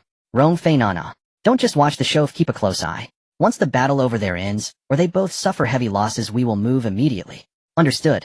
The two girls quickly gathered their focus and observed seriously. Lin Yu turned his head, listening to Ding Yao Yao, who was still throwing a tantrum inside, feeling somewhat impatient. Enough. Stop your nonsense. Be quiet, perhaps we can live until we leave. Ding Yao, however, completely ignored him. Relying on the presence of the anti-theft iron bars, she thought Lin Yu couldn't come in. She continued to hide behind the wall and yelled, I will curse. I will shout. If you have the ability, come in and hit me. I want to attract the zombies and perish together with everyone. Lin Yu let out a sigh and gently shook his head.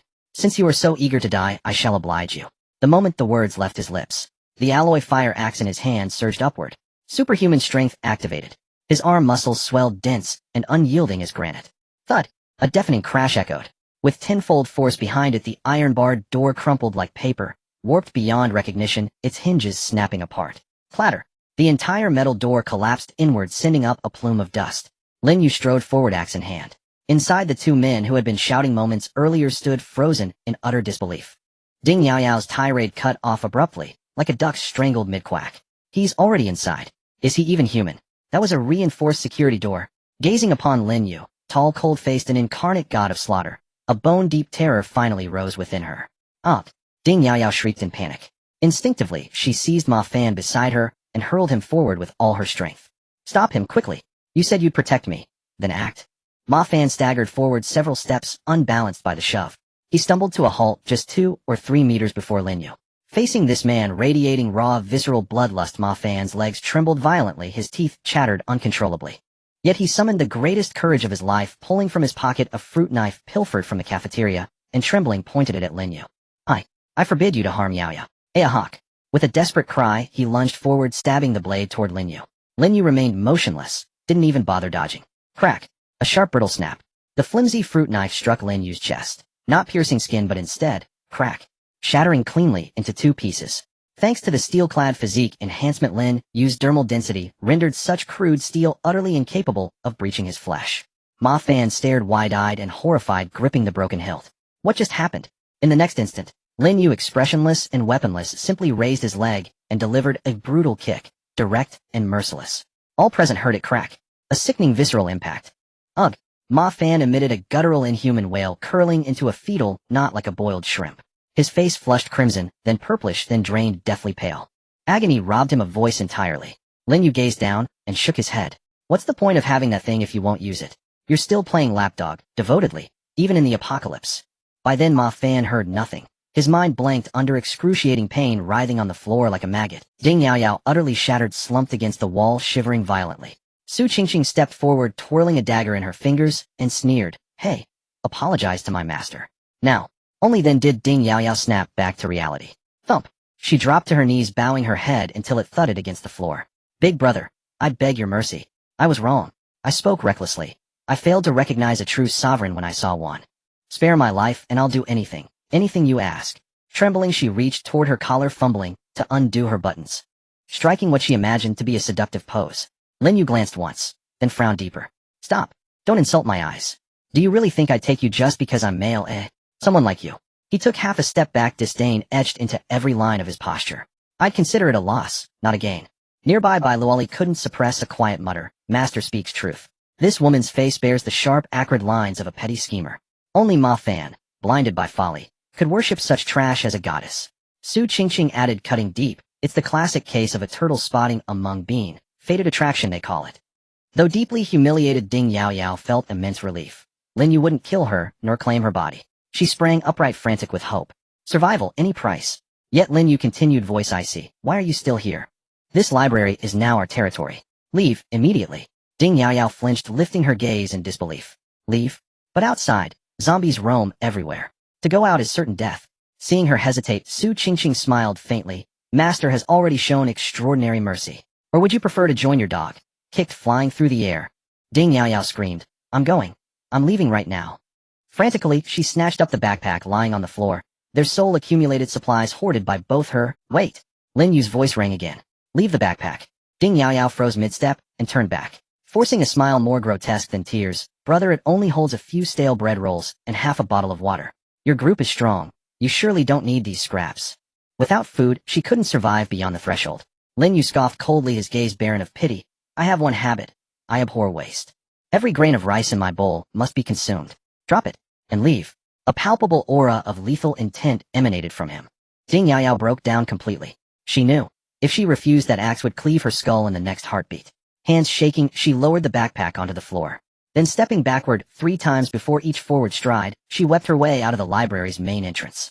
Barely 20 paces beyond the threshold, from the shadowed recesses of a nearby flower bed, grrrr, a zombie lunged, slamming her. Help! Ma Fan, save me. It hurts, so much. Her piercing scream pierced the sky, brief, agonized, then silenced as more zombies converged, drawn by the sound.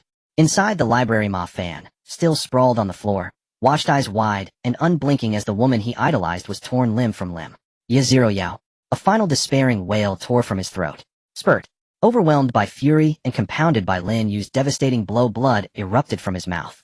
His head lolled sideways, and breath extinguished, he died on the spot. Su Qingqing nudged the corpse with her foot, confirmed death, then sighed. Lapdogs truly meet grim ends. Bai Xian skipped over cheerfully and scooped up the abandoned backpack.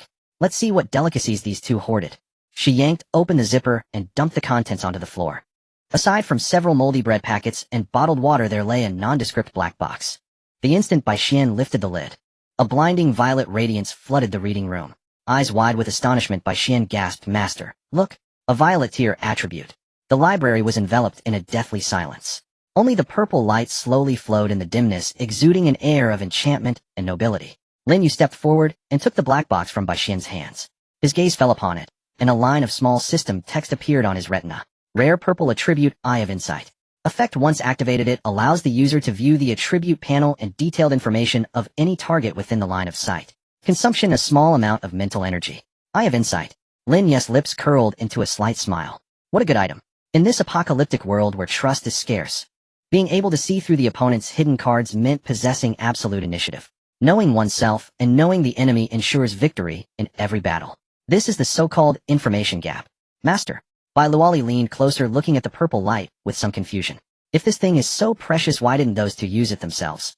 If they had used this earlier, they might have discovered our arrival. Lin Yu played with the glowing orb in his hand, speaking lightly. They cannot use it. The system is bound to the passengers on the train, who are considered the players. These two local survivors are seen as NPCs in the system's eyes.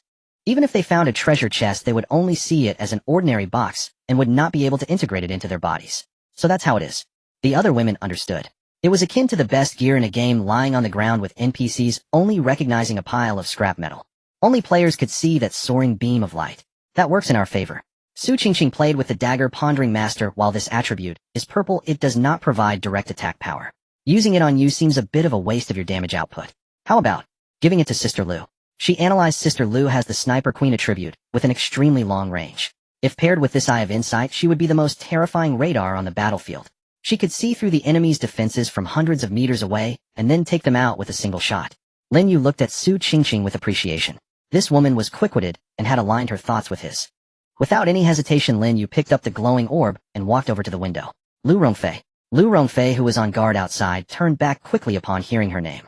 Catch! Lin Yu casually tossed the purple orb. Lu Rongfei instinctively reached out to catch it. When she saw the dazzling purple light in her palm, she trembled all over. Her pupils constricted sharply, and her breathing instantly became hurried. Purple attribute. Lu Rongfei raised her head in disbelief. Master, is this for me? In this, even a blue attribute could cause a fierce scramble. A purple one. That was a legendary existence. Lin Yu just tossed it to her, so casually. Bai Xian giggled beside her. Don't be dazed, Sister Lu. Master gave it to you, just accept it. This is specially tailored for you. From now on, all our reconnaissance missions will rely on you. Lu Rongfei's eyes turned slightly red, and a wave of indescribable warmth surged within her. Even in peacetime, no one had ever been this generous to her. Thank you, Master. Thank you, sisters. She no longer declined. Taking a deep breath, she pressed her palms together. The purple light entered her body. In the next moment, a strange purple glow appeared deep in her eyes. The world became incredibly clear in her data. It was all data. She could even see the floating dust in the air. Lin Yu walked to her side, his gaze directed toward the distant battlefield, shrouded in smoke. Perfect. Use your new ability to take a look. What are those people over there truly like? Yes. Lu. She turned around, crouching behind cover. Holding her breath and focusing, the purple light in her eyes surged. Her vision zoomed in, instantly piercing through hundreds of meters of fog and layers of tree shadows. She locked onto the crowd, engaged in fierce battle. A few seconds later, Lu Rongfei withdrew her gaze, her expression somewhat peculiar. What did you see? Lin Yu asked. I saw clearly. Lu Rongfei spoke rapidly. The man wearing a red jacket is Luo Weiyuan, the conductor of train No. 74. This person has such luxurious attributes. He mainly has 2 blue attributes and 1 purple attribute. Lin Yu raised an eyebrow. Go on. The first blue attribute is called fatal gunfire. Lu Rongfei reported when using firearms damage is increased by 50, and there is an 8 chance to fire a killing bullet that can instantly kill low-level zombies. The second blue attribute is called void body. Once activated, the body enters a void state for 5 seconds. During these 5 seconds, all physical damage is immune, such as slashing or gunfire. The downside is a 30 reduction in movement speed. Upon hearing this, Su Qingqing and the twin sisters gasped in astonishment. This was too overpowered. Attack with critical strikes for instant kills. Defense with physical immunity. It was simply both offensive and defensive. What about the purple attribute? Lin Yu pressed on. Lu Rongfei swallowed hard. The purple attribute is called infinite bullets. It's somewhat similar to my infinite arrows, but only applicable to firearms. No need to change magazines, bullets generate infinitely. Upon hearing this, a glint of greed flashed in Lin Yu's eyes. Infinite bullets. This was a divine skill in the apocalypse. Whether it was suppressing the zombie tide or dealing with survivors. There was no need to worry about ammunition consumption. Just hold down the trigger. It was only because Luo Weiyuan was a spoiled brat that his shooting was so difficult. If it were a sharpshooter. Su Qingqing licked her lips. Master, if we can get this, our team will have another firepower. Lin Yu nodded. Then he looked at Lu Rongfei. What about that old man? The old butler who has been following Luo. Mentioning this, Lu Rongfei's expression became more interesting, even showing a hint of gossiping excitement. Master, you absolutely won't believe it. I looked at his profile notes. This old man is named Luan. Officially, he is the butler of the Luo family. In reality, Lu Rongfei lowered her voice. He has an affair with Luo Weiyuan's mother, who is the lady of the... This Luo Weiyuan is actually the biological son of this old man.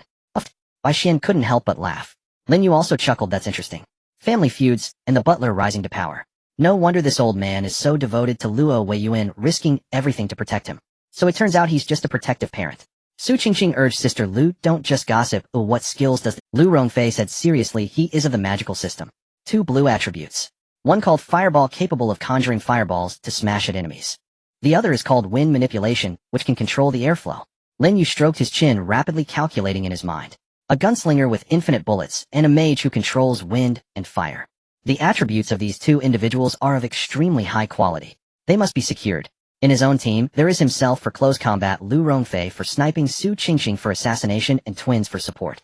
What they lack is this type of sustained mid-range firepower, and a mage for area attacks. The foreign girl on the train who hasn't been subdued, yet could be trained in this direction. Just as he was thinking, Han Na, who had been monitoring the battlefield, suddenly spoke up. Master, the sounds of gunfire and zombie growls have diminished significantly. It seems like that side is almost done fighting. Lu Rongfei activated Sniper Queen Eagle Eye and glanced over. She immediately reported, Master, an opportunity has arisen. The zombie tide has been mostly cleared, only 2 high-level zombies remain, and they are both severely weakened. The situation on Luo Weiyuan's side is even worse. Over half of them are dead or injured, and the remaining ones are at the end of their strength, exhausted of ammunition. Now is the perfect time to take their lives. Lin Yu's eyes narrowed, filled with killing intent. He raised the alloy fire axe in his hand, and coldly said, relay my order. According to the predetermined plan, everyone attack.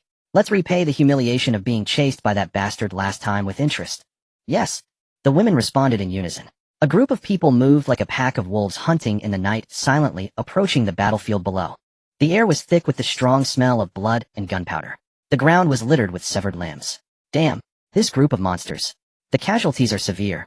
Luo Weiyuan leaned against a broken stone tablet, gasping heavily. His expensive red jacket had long been torn to shreds, and was soaked in black blood. The submachine gun in his hand had a barrel that was red hot. Young master, hold on. Butler Lu hunched over, shielding Luo Weiyuan. His face was pale, clearly showing signs of mental exhaustion. He pointed towards 2 giant zombies not far away, swaying unsteadily. As long as we deal with these 2 high-level zombies, they are guaranteed to drop rare attributes. Even a lot of gold coins. With these we can recover from our previous losses. Hearing about the attributes and gold coins, Luo Weiyuan's previously scattered pupils refocused. Let's go for it. He gritted his teeth. Brothers. We just need one last push. Kill them for me. Whoever kills these 2 monsters, I will reward them with the position of deputy driver. And they will have priority with women in the future. With a great reward, there are bound to be brave men. The remaining few subordinates forced themselves to stand up, raised their guns, and prepared for a final concentrated fire. At that moment, an unexpected change occurred. Suddenly, 3 black shadows sprang from the nearby bushes. They were 3 zombies that had been lying in ambush. But these zombies were strange. They neither roared nor shouted, moving in perfect unison like puppets being controlled. They charged directly for Luo Weiyuan's neck. This was naturally the handiwork of Han Na. What the hell? How can zombies hide and launch a surprise attack?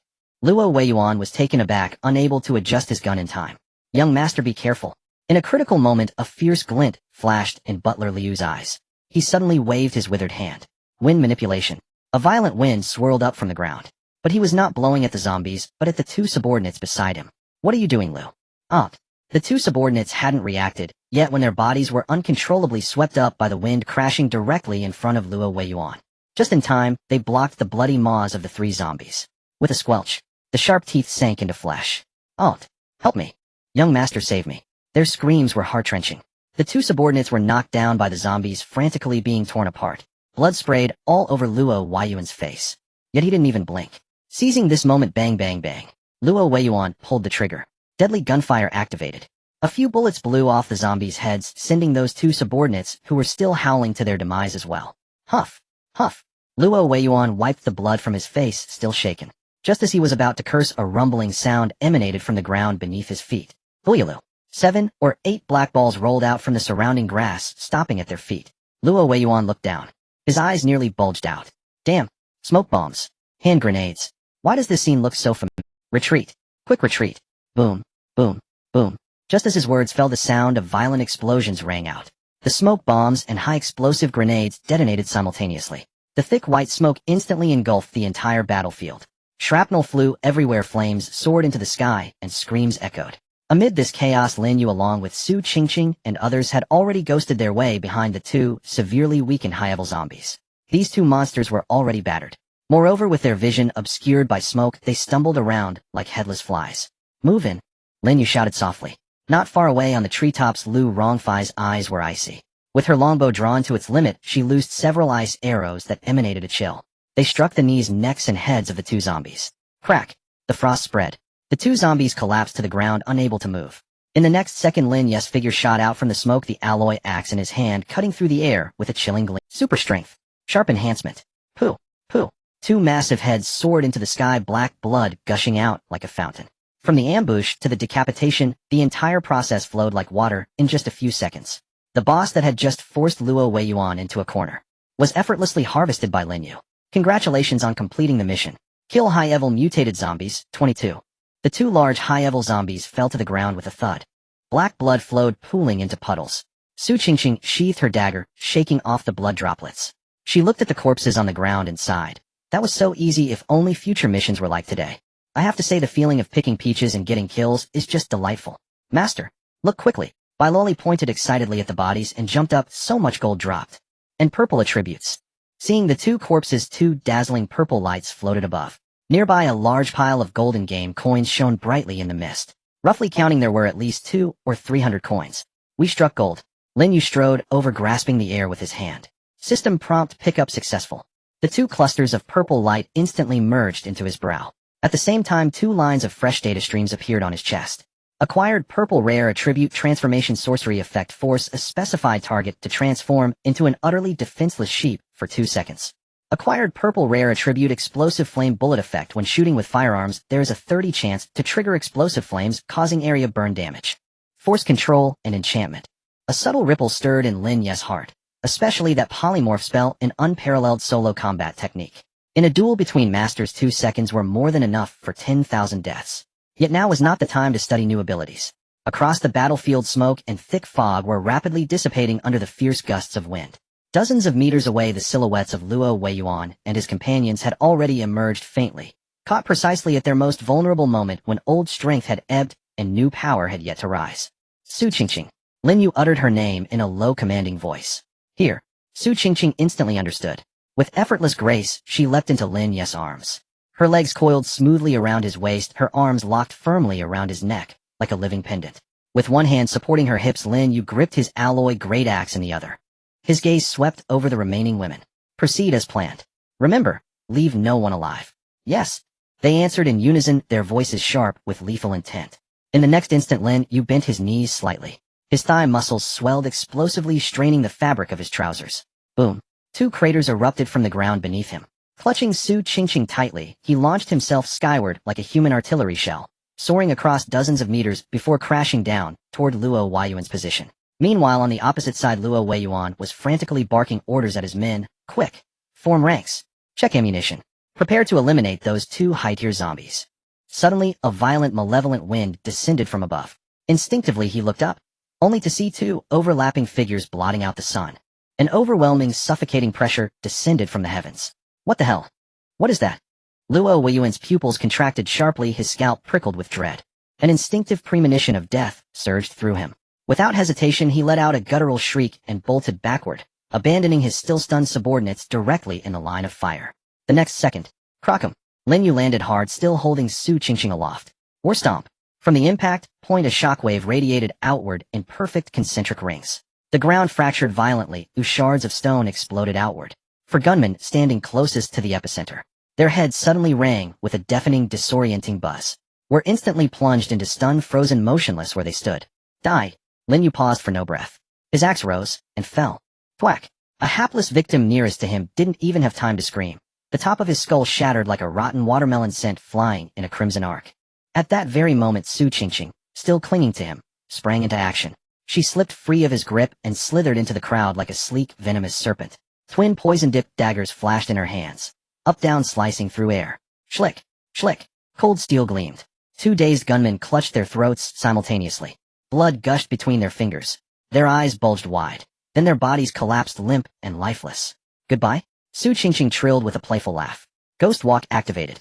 Her form blurred, becoming translucent, then darted through the chaos like mist. Each reappearance claimed another life. The already shattered formation collapsed entirely. Ah! Ghosts! There are ghosts! Screams tore through the air, rising and falling like waves of panic. From behind cover, Luo Weiyuan watched, veins bulging at his temples. He roared, "Get out of the way! Move, damn you! Focus fire! Kill the man first! No matter how strong he is, he's still flesh and blood. Turn him into Swiss cheese." Hearing Luo Weiyuan's command, his remaining underlings finally snapped out of terror. They scrambled sideways, clearing a direct line of fire. At that moment, Lin Yu and Su Qingqing stood less than 3 meters from Luo Weiyuan's muzzle. Faced with the black void of the barrel, Lin Yu did not retreat. He advanced. He stepped forward sharply, shielding Su Qingqing completely behind him. Then he threw back his head and roared. "Come!" Steel flesh, activated. Pain numbing, engaged. BRRRT. Flame spat from the barrel. Bullets struck his body, ringing like iron against iron. His clothes shredded instantly into tatters. Though protected by innate traits, and reinforced by his nano-damage reduction combat suit, reducing incoming damage by 10%. At such close range, under such concentrated fire, his skin began to split open, bloody punctures blooming across his torso. Crimson rivulets traced the contours of his muscles, visceral, horrifying. "Ha! He's bleeding." Luo Weiyuan crowed triumphantly. "Keep firing. Kill him." But in the next heartbeat, 2 sweet melodic voices drifted from the forest behind them. Healing waved. Hum, hum. 2 emerald green beams arced flawlessly across the battlefield, striking Lin Yu's back with pinpoint precision. White Luoli and White Xian's full power support. Before the eye could blink, the grotesque bullet wounds on Lin Yu's body began sealing at astonishing speed. Embedded rounds were expelled by contracting muscle, clattering onto the earth with metallic chimes. Scabs formed, flaked away, and fresh, unblemished flesh emerged beneath. In less than a breath, Lin Yu stood whole again, fully restored. Luo Weiyuan stared dumbfounded. "What the? There's a healer." In half a second, a single healing wave, his health bar refilled completely. How is this fight even possible? Stunned, the gunman froze mid-motion, fingers slack on triggers. Lin Yu cracked his neck, bone grinding like stone on stone. "Is that all? Then it's my turn." Boom. He charged once more, great axe sweeping horizontally. Thunderburn triggered. Blue lightning crackled along the blade's edge. Where it passed, limbs severed, flesh charred, acrid smoke billowing. A trail of sparks and thunder, pure unrelenting slaughter. "No." From afar, Elder Lu's eyelids twitched violently. "Is this man a monster? If left unchecked, young Master Luo would surely perish. Cease your arrogance. Boy, you shall be reduced to ash." Elder Lu's withered hands wove seals with blinding speed. A basketball-sized crimson fireball coalesced midair. "Go!" The fireball screamed toward Lin Yu's back, but halfway there, sheesh, an ice-laced arrow pierced the air, intercepting it with surgical precision. It struck the fireball's core, deadened. Ice met flame. Pop! A burst of white vapor erupted, and the fireball vanished without trace. "What a—" Elder Lu recoiled in shock, before he could react. Swoosh, swoosh, swoosh. 3 more arrows streaked forth in perfect triangular formation, aimed unerringly at his face, heart, and throat. Blindingly fast. "Damn sniper." Frantically, Elder Lu flailed his arms. "Wind wall, rise." A swirling vortex barrier sprang up just in time to deflect the shafts. Yet he was pinned down, utterly overwhelmed, forced to shout hoarsely, "Do high. Protect young Master Luo now." From within the crowd, a mountainous figure, 2 meters tall, 300 gene heavy, burst forth. Du Hai, Luo Weiyuan's living shield and personal bodyguard. No one touches the young master. He bellowed, and golden brown light flared across his massive frame. Like a runaway bulldozer, he charged seeking death. Lin Yu did not dodge at all. Using the momentum of his sprint, he swung the giant axe in a wide arc, striking Hedon. Super strength. Bang. A dull roar resounded akin to the sound of a bell tolling in a temple. The earth-colored light shield around Duhai barely held for less than half a second before shattering like glass. The massive axe blade struck fiercely against his chest. Although it did not cut through the thick layer of fat, the overwhelming force directly penetrated his flesh, shattering his internal organs. Duhai's eyes bulged. He opened his mouth and spat out a piece of internal organ. His colossal body flew backward, crashing heavily at Luo Weiyuan's feet. He twitched twice, gasping for breath. Duhai. Luo Weiyuan stared blankly at the corpse at his feet, which was bleeding from all 7 orifices. This was his toughest meat shield. Someone who couldn't even be killed by grenades. How could he be slain by a single axe strike? What kind of power value is this? Fear. Unprecedented fear completely shattered Luo Weiyuan's psychological defenses. No, I can't fight anymore. Run. I need to run quickly. But at this moment Lin Yu's blood-stained axe was raised high once again. Luo Weiyuan let out a strange cry, void body activated. His body became semi-transparent. The axe that Lin Yu followed up with pierced right through him, as if it had struck him. Physical immunity. You can't hit me. Little brat, I'll remember this grudge today. Relying on the void state to immunize against physical attacks, Luo Weiyuan turned and ran. As long as he could last for these 5 seconds and reach the woods, he would have a chance to survive. Trying to escape. Lin Yu looked at his back, sneering. It's not that easy. He took a deep breath, his chest vibrating. He stepped forward to chase, looking up to the sky, and shouted roar and taunt. An invisible wave of psychic shock emitted instantly. Luo Weiyuan, who was running wildly, suddenly felt as if his brain had been pricked by a needle. His brain was frantically issuing commands to escape, but his body was completely out of control, as if possessed by a ghost. He suddenly turned around, his eyes bloodshot, swinging his fists as he charged towards Lin Yu. No, don't. Why won't my legs obey me? Luo Weiyuan screamed in terror, tears and snot streaming down his face. He watched helplessly as he ran back towards the Grim Reaper. 5 seconds passed in the blink of an eye. Just as he charged in front of Lin Yu, the void state on his body coincidentally vanished. The timing is just right. Lin Yu looked at Luo Weiyuan, who had brought his head to him, and smiled widely. My giant axe has long been itching for action. With a swift motion the axe fell. No. Luo Weiyuan closed his eyes in despair. Blood splattered, and a head filled with terror flew into the air. The headless corpse sprayed blood, swaying twice before collapsing to the ground. Seeing this scene, the distant butler Lu let out a heart-wrenching wail. Son. My son. He watched his only bloodline, his only hope in this world, be decapitated right before his eyes. The immense grief caused him to freeze, creating a flaw in the wind barrier. What a good opportunity. From the shadows, Su Qingqing had stealthily approached behind him. Old man, go down and accompany your son. 2 daggers mercilessly plunged into Butler Liu's with a fierce twist. Butler Liu let out a miserable scream, and the wind barrier before him dissipated. The next moment, an ice arrow shot through the air, directly piercing his throat, forever sealing his scream within his throat. The main battle team, including Luo Weiyuan and Butler Liu, was completely annihilated. Only 2 subordinates who had long been stunned remained, dropping their guns. With a thud, they knelt on the ground, frantically bowing their heads. Big brother, spare us. We were forced. We are willing to surrender. We are very useful, and can serve you like dogs or oxen. The 2 wept, their foreheads bleeding from their bowing. Lin Yu, holding the dripping axe, slowly walked up to the 2 of them. The oppressive feeling nearly suffocated them. Serve like oxen. Lin Yu softly repeated. Then he shook his head. Sorry, I don't need oxen or horses. I only trust that. Before the words fell, Lin Yu flicked his wrist. Whirlwind axe. A cold gleam traced a perfect arc of a full moon. 2 heads rolled simultaneously. Luo Weiyuan's 74th train was annihilated. Looking at the corpses strewn about, Lin Yu wiped the blood off the axe blade, his expression calm. Don't blame me for being cruel. If I had lost today, you would have chopped off my head to use as a ball, and toyed with my woman to death. The apocalypse is like this. It's either you die, or I live, with no surrender for survival. As the smoke cleared and the crisis was averted, the taut nerves instantly relaxed. Several women exchanged glances, and then erupted into cheers. This battle was won so easily. Su Qingqing wiped the blood off her dagger, her eyes sparkling. Bai Xian also leaned over, her cheeks flushed. Master's roar and taunt is simply a divine skill. That Luo Weiyuan almost got away, but ended up turning back to deliver his head. It made me laugh to death. Of course. Bai Luoli proudly puffed out her chest. Sister Lu's arrow that sealed the throat was also superb, and Sister Su's harvest was flawless. Our cooperation was seamless. Lu Rongfei put away her arrows. If it weren't for the timely healing from you twin sisters, Master would have been in great danger from that wave of gunfire. Each of us played a crucial role. Lu Rongfei put away her arrows. If it weren't for the timely healing from you twin sisters, master would have been in great danger from that wave of gunfire. Each of us played a crucial role. Instead, they were an elite squad that executed orders decisively with precision. Alright, stop the mutual praise. Lin Yu interrupted them with a smile. Everyone performed well today, you all did great. After we return, he'll reward you properly. Hearing the word, reward, Su Qingqing's eyes sparkled, a mischievous smile forming on her lips. She leaned close to Lin Yu's ear, whispering sweetly, Master, this time we want to do it together, all 5 of us. Can your body handle it? 5. Lin Yu raised an eyebrow. Lu Rongfei adjusted her glasses, deadpan. Don't worry, Qingqing with Luo Li and Bai Xian nearby, continuously casting healing spells. Master's stamina is boundless. By then it will probably be us who are exhausted. Han Na, hands on her hips, smiled knowingly. As the saying goes, only the exhausted ox dies, but in our case the principle might need to be reversed. At these words the women burst into laughter. Lin Yu. A layer of fine sweat inexplicably formed on his back. This group of women was speeding up. If they really all went together, combined with the unreserved madness brought by absolute loyalty, that would be deadly. Ahem. Lin Yu coughed twice, forcibly diverting the topic. Enough chit-chat, let's clean up the battlefield. Delay could lead to unforeseen changes. He immediately assigned tasks. Rongfei and Nana take charge of outer vigilance to prevent anyone from scavenging.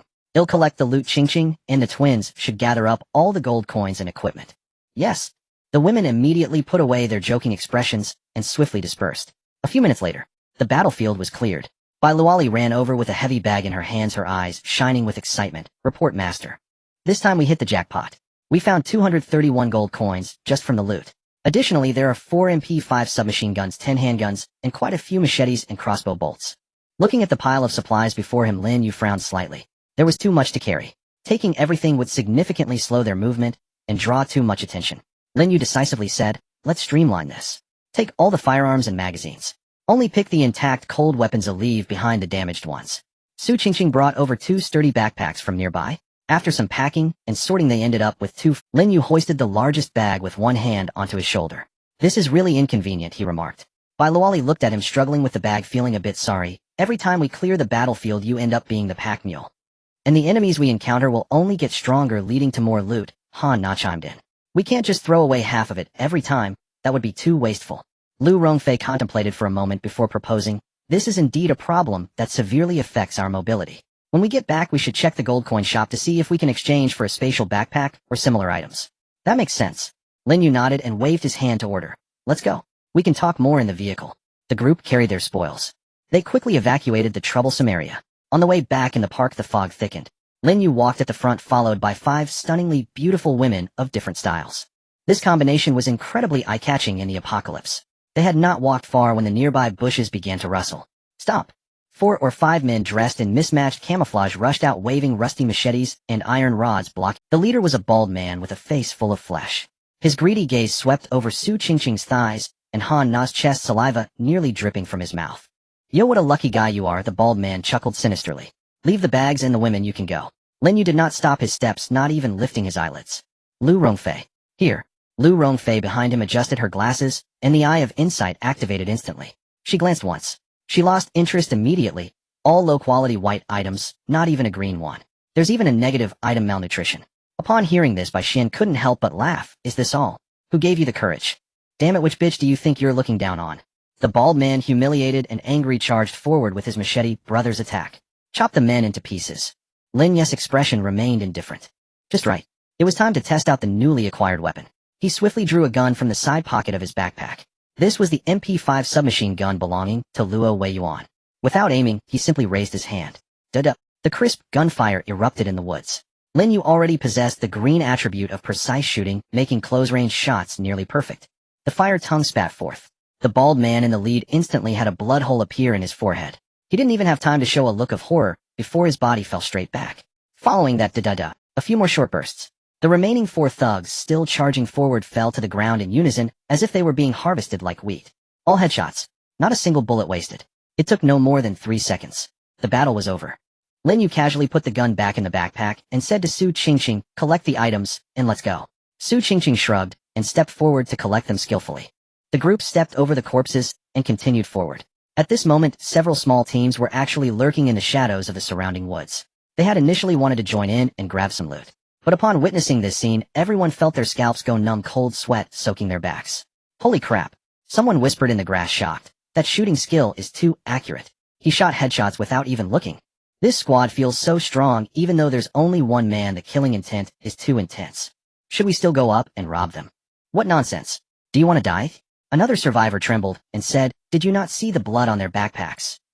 I just heard that Luo Xiao's rich second-generation team was wiped out by these people. What? Luo Xiao was taken out by this group. Absolutely true. They were completely annihilated, and their heads were chopped off. Hiss! The sound of cold breaths rose and fell. The news spread like wings among the nearby survivors. Those who once harbored improper thoughts towards this beauty army now only regretted that their parents had not given them 2 more legs. On the way back, wherever Lin Yu and the others went, a strange scene unfolded. The originally noisy forest suddenly fell silent. The teams that had been fighting for resources saw Lin Yu and his group approaching, and they all unconsciously ceased fire. They retreated to the sides of the road, clearing a wide path. Their eyes were filled with awe like sheep encountering a lion patrolling its territory. Hee Master, look at them. Bai Luoli raised her chin. They all looked so frightened like quails. Su Qingqing sighed. Thinking back to the previous 2 outings, we were chased by zombies and barely escaped each time, almost losing our lives. This time it was a breeze. Han Na nodded. This is the snowball effect. With this huge harvest, and the rewards when we get back, our strength will surge again. Lu Rongfei walked beside Lin Yu, her gaze firm. As long as we follow Master, we will stand at the top of this world. Under the watchful eyes of the awed crowd, everyone chatted and laughed as they returned to the familiar no. 18 train. The train door automatically slid open, sensing Lin Yu's biological information. Home at last. Stepping into the carriage, the sense of crisis from the zombie world was finally completely cut off. Then the train's fountain of life function activated. Buzz.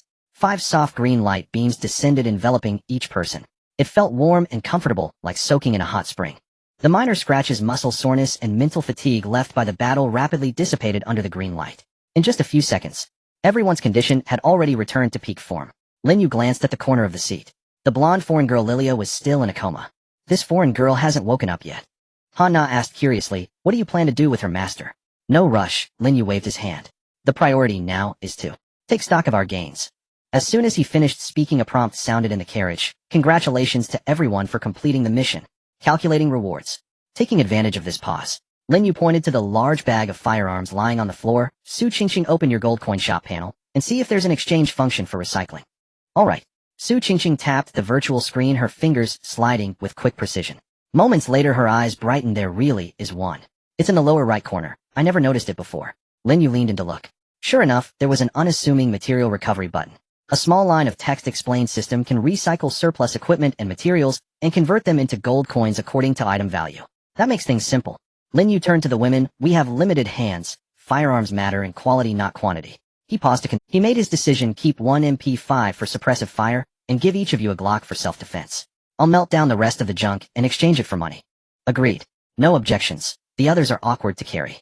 The women nodded in unison. Lin Yu stepped forward and touched the surplus guns and machetes. With a thought, the selected items were covered in a faint azure glow. A prompt appeared. Confirm recycling of selected items. Confirm. Lin Yu tapped the screen without hesitation. Swish. The scattered blades and guns on the floor vanished, as if evaporating, dissolving into drifting blue motes. A clear, pleasant chime rang out. Recycle successful. You have received 120 gold coins. Only one. Lin Yu sneered inwardly. Typical shady merchant prices, the recycling value was probably less than 1/10 of original cost. Even so, combined with their previous haul, their total gold now surpassed 456 coins. At this stage, that was a small fortune. Quick check how much a space backpack costs. Bai Xian urged impatiently. Lin Yu opened the store's auxiliary items tab, and soon found the cube-like icon primary space backpack, 1 cubic meter. But when his eyes fell on the price tag, Lin Yu's brow furrowed into a deep crease. 500 gold. Han Na drew a sharp breath and complained, that's outrageous. Highway robbery. Su Qingqing widened her eyes. After all that risk, we can't even afford a backpack. 1 cubic meter for 500 gold was exorbitant. Lin Yu sighed and shook his head helplessly. Looks like freeing our hands will require another big score. Even if they gambled all their savings now, they'd still come up short. Don't rush to redeem it. Let's wait. Just reward settlement complete. Commencing distribution of trait rewards. The group leaned forward, suddenly alert. This was the real prize. Light began to shimmer. 5 clusters of light, each a different hue, hovered in midair and painted the carriage in shimmering colors. They're out. Su Qingqing whistled, her eyes shining.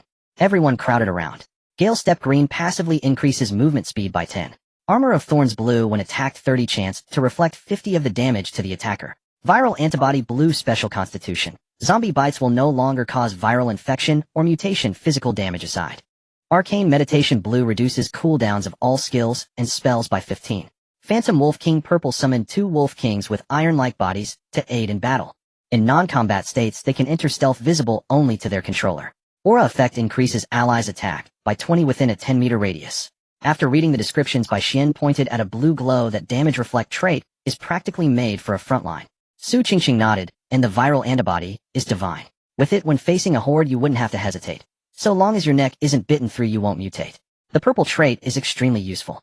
Lu Rongfei agreed we're short on scouts and meat shields. The Phantom Wolf King perfectly fills that gap and also provides an attack buff. The women exchanged excited looks, then all turned to Lin Yu awaiting his allocation. Lin Yu reflected briefly and made his decision. Ignore the green one, trash trait melded down later. He then pointed, I'll take Armor of Thorns and Viral Antibody. The women nodded in agreement. Our master must hold the front line. Only if he stands firm can we have any chance to output damage. Lin Yu stepped forward and claimed them. 2 streams of light entered his chest. He felt his skin toughen and a protective film settle into his blood. A newfound sense of security washed over him. From now on, even if a zombie managed to scratch him, he needn't fear mutating into a monster. Such protection was priceless in the apocalypse. Next, Lin Yu looked to the twin sisters. Xuan Luoli, this arcane meditation is for you. Yes, Bai Luoli stepped forward happily to touch the orb. Because they possessed the Bingyi Shuanglian bond talent, when the elder sister merged the trait, Bai Xian's body simultaneously glowed with the same blue light. A bionegitone blessing. 4 healers who rely on skills reducing cooldowns by 15 meant they could administer several more heals between fights. As for the final purple grand prize, Lin Yu pushed the most dazzling purple orb toward Han. Nah, it's yours. Your zombie puppets are a bit clumsy. This Wolf King will make up for mobility. Han Na's cheeks flushed with excitement as she nodded vigorously. Thank you, master. I will not fail your cultivation. Without hesitation, she seized the purple light and merged it into her body. Su Qingqing impatiently urged, hurry, Nana, show it to us. Come out. Han Na intoned. Black mist surged across the floor. A deep, resonant howl followed. 2 massive wolves leapt into being. Their coats were jet black, bristling like steel needles, their shoulders as high as their fangs were cruel, and their gaze fierce, yet when they looked at Han Na and Lin Yu, they behaved with the obedient manner of huskies rubbing against everyone's legs. Vanish. Han Na willed. In an instant, the 2 giant wolves' bodies dissolved into the air as if they had. Su Qingqing tentatively reached out into the empty air and suddenly touched a patch of cold, stiff fur. Incredible, it's really there, she exclaimed. Su Qingqing admired. Imagine using those for ambushes and assassinations. Who could withstand that? Lu Rongfei nodded in praise. With that 20 attack aura, our squad's overall combat power at least doubles. Lin Yu nodded in satisfaction. Stronger and more robust than before. At that moment, the system voice echoed through the carriage again. Announcement, all scheduled tasks for today are complete. The train will no longer stop at stations. After 0900 tomorrow morning, the next carriage may be opened to unlock brand new challenges. Bai Xian stretched luxuriously and beamed. Wonderful. Easy and carefree, more happy times ahead. I wonder if there will be any special rewards for clearing this run. Su Qingqing licked her lips. Last time's hot pot feast was fantastic. This time I hope for something practical. No sooner had she spoken. A few beams of golden light fell from the air and drilled into each person's waist. All member reward issued. Each person receives a space pocket. Note this item is bound. Of future team editions will also automatically receive one. Lin Yu looked down. On the side of his tactical pants, there was an inconspicuous small black pocket. He reached in, and suddenly a separate space of about 20 cubic meters appeared in his mind. Although it was not too large, it was more than enough to store ammunition, food, and valuable items. Huh. Lin Yu couldn't help but laugh. Just a moment ago, I was worried that 500 gold coins was too expensive to afford, and now the system has made up for it. It truly was a timely blessing, saving him thousands of gold coins. Su Qingqing, excited, tried to stuff a dagger and a pistol into her pocket, saying, this is amazing. I won't have to carry bags like a scavenger anymore. Moreover, this is a one-time solution, Bai Luoli added. As our numbers grow, this invisible benefit will become even greater. The rewards were not over yet. Suddenly the entire carriage shook violently. Exclusive reward for the train conductor carriage space upgrade. Optimizing living environment. Buzz. A gentle white light swept across. The originally narrow carriage seemed to be forcibly widened and extended by an invisible hand. The view instantly opened up. The originally crowded aisle disappeared, replaced by an ultra-luxurious living room measuring a staggering 500 square meters. Italian imported genuine leather sofas, fully automatic massage, chairs, smart vacuum robots, double-door refrigerators. Even each person's bedroom was equipped with a separate bathroom, with dry and wet separation. This, Su Qingqing's mouth dropped open. The space folding technology is incredible. From the outside it still looks like that train, but inside it's transformed into a 5-star luxury apartment. Han Na looked around, her eyes filled with longing. At this upgrade speed, will we eventually carry a mobile city with? Look over there. Bai Xian suddenly exclaimed, "We have a yard." A yard. Everyone hurried over. To their surprise, one side of the carriage, which should have been a wall, had transformed into a massive floor-to-ceiling glass door. They pushed the door open. Before them lay an open-air courtyard. The ground was covered with lush green grass, and flowers were blooming in the center stood an ancient-style pavilion. Beside the pavilion, there was a striking blue swimming pool. The water was crystal clear, shimmering under the sunlight. Hana, a fitness fanatic who loved swimming, nearly went crazy at the sight. She dashed forward, reaching into the water. "It's temperature-controlled," Hana exclaimed excitedly, her voice trembling. "And it has a self-cleaning circulation system. I haven't swum in ages." In this water-scarce apocalypse, even a clean drink of water was a luxury. How could they have a temperature-controlled swim? If those outside who were fighting over half a bottle of mineral water saw this, they would probably suffer from a stroke out of anger. "This is fantastic." Lu Rongfei gazed at the blue water, her expression becoming dreamy. She turned to Lin Yu, her eyes shimmering. "Master, I just finished a battle and am all sweaty. After we finish bathing, shall we change into swimsuits and swim a couple of laps with you?" Su Qingqing and the twins understood immediately. "Yay? Yay. They'll go see if there are any swimsuits with minimal fabric." The girls chattered excitedly. Lin Yu looked at this group of vibrant beauties, feeling in high spirits. Then came the last reward. Reward: a full Manchu Han Imperial feast has been stored in the train conductor's pocket, available for retrieval at any time. The round of rewards had concluded. Just as everyone was immersed in joy, a sudden, slightly awkward and stilted Mandarin voice came from nearby. Master, please rescue me." Everyone turned in unison. In a corner seat sat a foreign girl with golden hair and blue eyes, Leah. Unbeknownst to them, she had awakened. Her sapphire blue eyes revealed a hint of pitiful charm. "Don't worry, I'll release you from your confinement." Lin Yu stepped forward to the sofa. He saw a semi-transparent chain icon floating around Leah. However, it was positioned rather awkwardly, perfectly centered on Leah's chest. Lin Yu's lips twitched. This system really was a bit of a perv. Although Leah couldn't move, her gaze was exceptionally fiery and bold. She didn't mind the awkward position and instead straightened her posture. "Alright, I'll save you now." Lin Yu was not one to be overly formal. This foreign girl indeed had a stunning figure with the exaggerated proportions typical of Western women, creating a strong visual impact. He extended his right hand and pressed down. The point of contact felt like sinking into a pile of cotton. Leah let out a sweet, muffled moan, her cheeks turning rosy. 5 seconds felt exceptionally long. Crack! A crisp sound of shattering broke the silence. The golden light circle exploded into specks of starlight, dissipating into the air. Huff! Leah exhaled deeply, feeling her entire body relax. The moment she regained her freedom, she sprang up from the seat. Like an affectionate koala, she leaped into Lin Yu's arms, wrapping her long legs around his waist. "Fine, I was suffocating." Muat. With a loud kiss, she planted a firm kiss on Lin Yu's face, her smile radiant. "Thank you for saving me, master. Your hands are so warm." Lin Yu. This foreign girl was indeed bold. Leah released Lin Yu and tidied her disheveled golden hair. She turned to the other girls beside her, waving her hand generously. "Hi. Hello, sisters. You were so impressive in the fight just now. Oh, I felt it, even while unconscious. My name is Leah, and from now on I will be a part of our family. Please take care of me." Since the system automatically implanted memories of the squad's experiences during her rescue, she was not unfamiliar with anyone.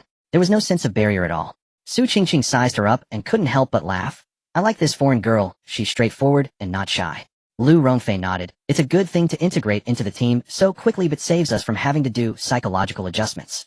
Just then a notification sound echoed again. Ding. The train conductor successfully rescued and added a new member. Supplemental kill reward: congratulations on receiving the red flame axe. A dramatically styled giant axe appeared in Lin Yu's hand. The axe handle was entirely black, crafted from an unknown metal. The blade was wide and heavy, adorned with flowing scarlet patterns resembling molten lava. As soon as it appeared, the surrounding air temperature rose several degrees. Good stuff. Lin Yu held the axe with one hand and casually swung it a couple of times. Whoosh. Whoosh. The heavy sound of slicing air was chilling. This axe was more than 10 times stronger than the previous fire axe. Not only was it incredibly sharp, but it also had a high temperature burning effect. With a single swing, it could probably sever both zombies and bones in one go. The best part was that the burning sensation had no effect on Lin Yu. In his hand it felt just like a normal axe. "Now that I have this flame effect infused Qiyin axe, the previous nanoalloy axe can proudly retire." Recycling old equipment. Nanoalloy axe. Coins gained 30. The balance flickered, bringing the total coin count to 486. After finishing all this, Lin Yu closed the panel. At this moment the excitement of the women from earlier had settled down, replaced by the fatigue and sticky sweat from the battle. Lu Rongfei was quite understanding. Next it would be time for Leah and Lin Yu. She clapped her hands and said, "Alright sisters, everyone has had a long day. Let's each go back to our rooms to take a shower and change into clean clothes. Half an hour later we will come out to enjoy the lavish feast bestowed by our master." The women understood the hint. Just now Leah had just been unsealed, and the fiery look in her eyes couldn't be hidden. Anyone who stayed behind now would truly lack awareness. Master will take our leave now, Su Qingqing winked mischievously, pulling the still dazed twin sisters away. Soon in the large luxurious living room, only Lin Yu and Liao remained. The atmosphere grew enchanting. Liao wore a tight professional outfit. It accentuated her exaggerated and unreasonable body curves. She was a typical Gallic beauty with skin as white as milk. Though her frame was larger than that of Eastern women, it had a wild visual impact. Master. Lia's azure eyes seemed to melt Lin Yu. She took a step forward, her delicate arms naturally wrapping around Lin Yu's neck. She pressed her body closer, causing Lin Yu's heart to skip a beat. Though this is our first formal meeting. Lia exhaled softly, her voice carrying an exotic magnetism, but through the memory infusion, just now, I have already witnessed your strength. Decisive in battle, commanding the entire scene. I like men like this. The way Western women express themselves is very direct. Without a hint of concealment before her words faded, she tiptoed and pressed her fiery red lips directly against his. This was not a mere taste. It was a genuine, passionate Gallic kiss. It lasted a full 5 minutes, and only when they both needed to breathe did Lia reluctantly pull away. A silver strand even slipped from the corner of her mouth. Lin Yu looked at the woman in his arms. Where would you like to express your loyalty to me? Lia's eyes sparkled. She turned her head to glance out the floor-to-ceiling window at the shimmering swimming pool. Master, I like water. Can we go in the water? Lin Yu said nothing, but his actions provided the answer. He swiftly scooped Lia up with one. In the next second, the muscles in his legs exploded with power. Instantaneous assault. In the blink of an eye, they had crossed through the floor-to-ceiling window and stood at the pool's edge. As you wish. Lin Yu chuckled mischievously, and with a powerful motion tossed the beauty in his arms into the water. Splash. Water splashed everywhere. Oh. Lia let out a short scream, but soon resurfaced, wiping the droplets from her golden hair. Wet and slicked back made her look even more alluring. Instead of being angry, Lia burst into excited laughter. Ha! I love adventure and excitement. I really enjoy this rough treatment from you, Master. Lin Yu chuckled inwardly. This foreign girl indeed had a masochistic streak. The more thrilling the situation, the more excited she became. He casually shed his shirt, revealing his strong and well-defined muscles. He stepped into the water, the warm pool water flowing over his chest. Lia's eyes sparkled, resembling a nimble mermaid swimming around Lin Yu. Her restless little hands occasionally brushed against his pectorals and abs.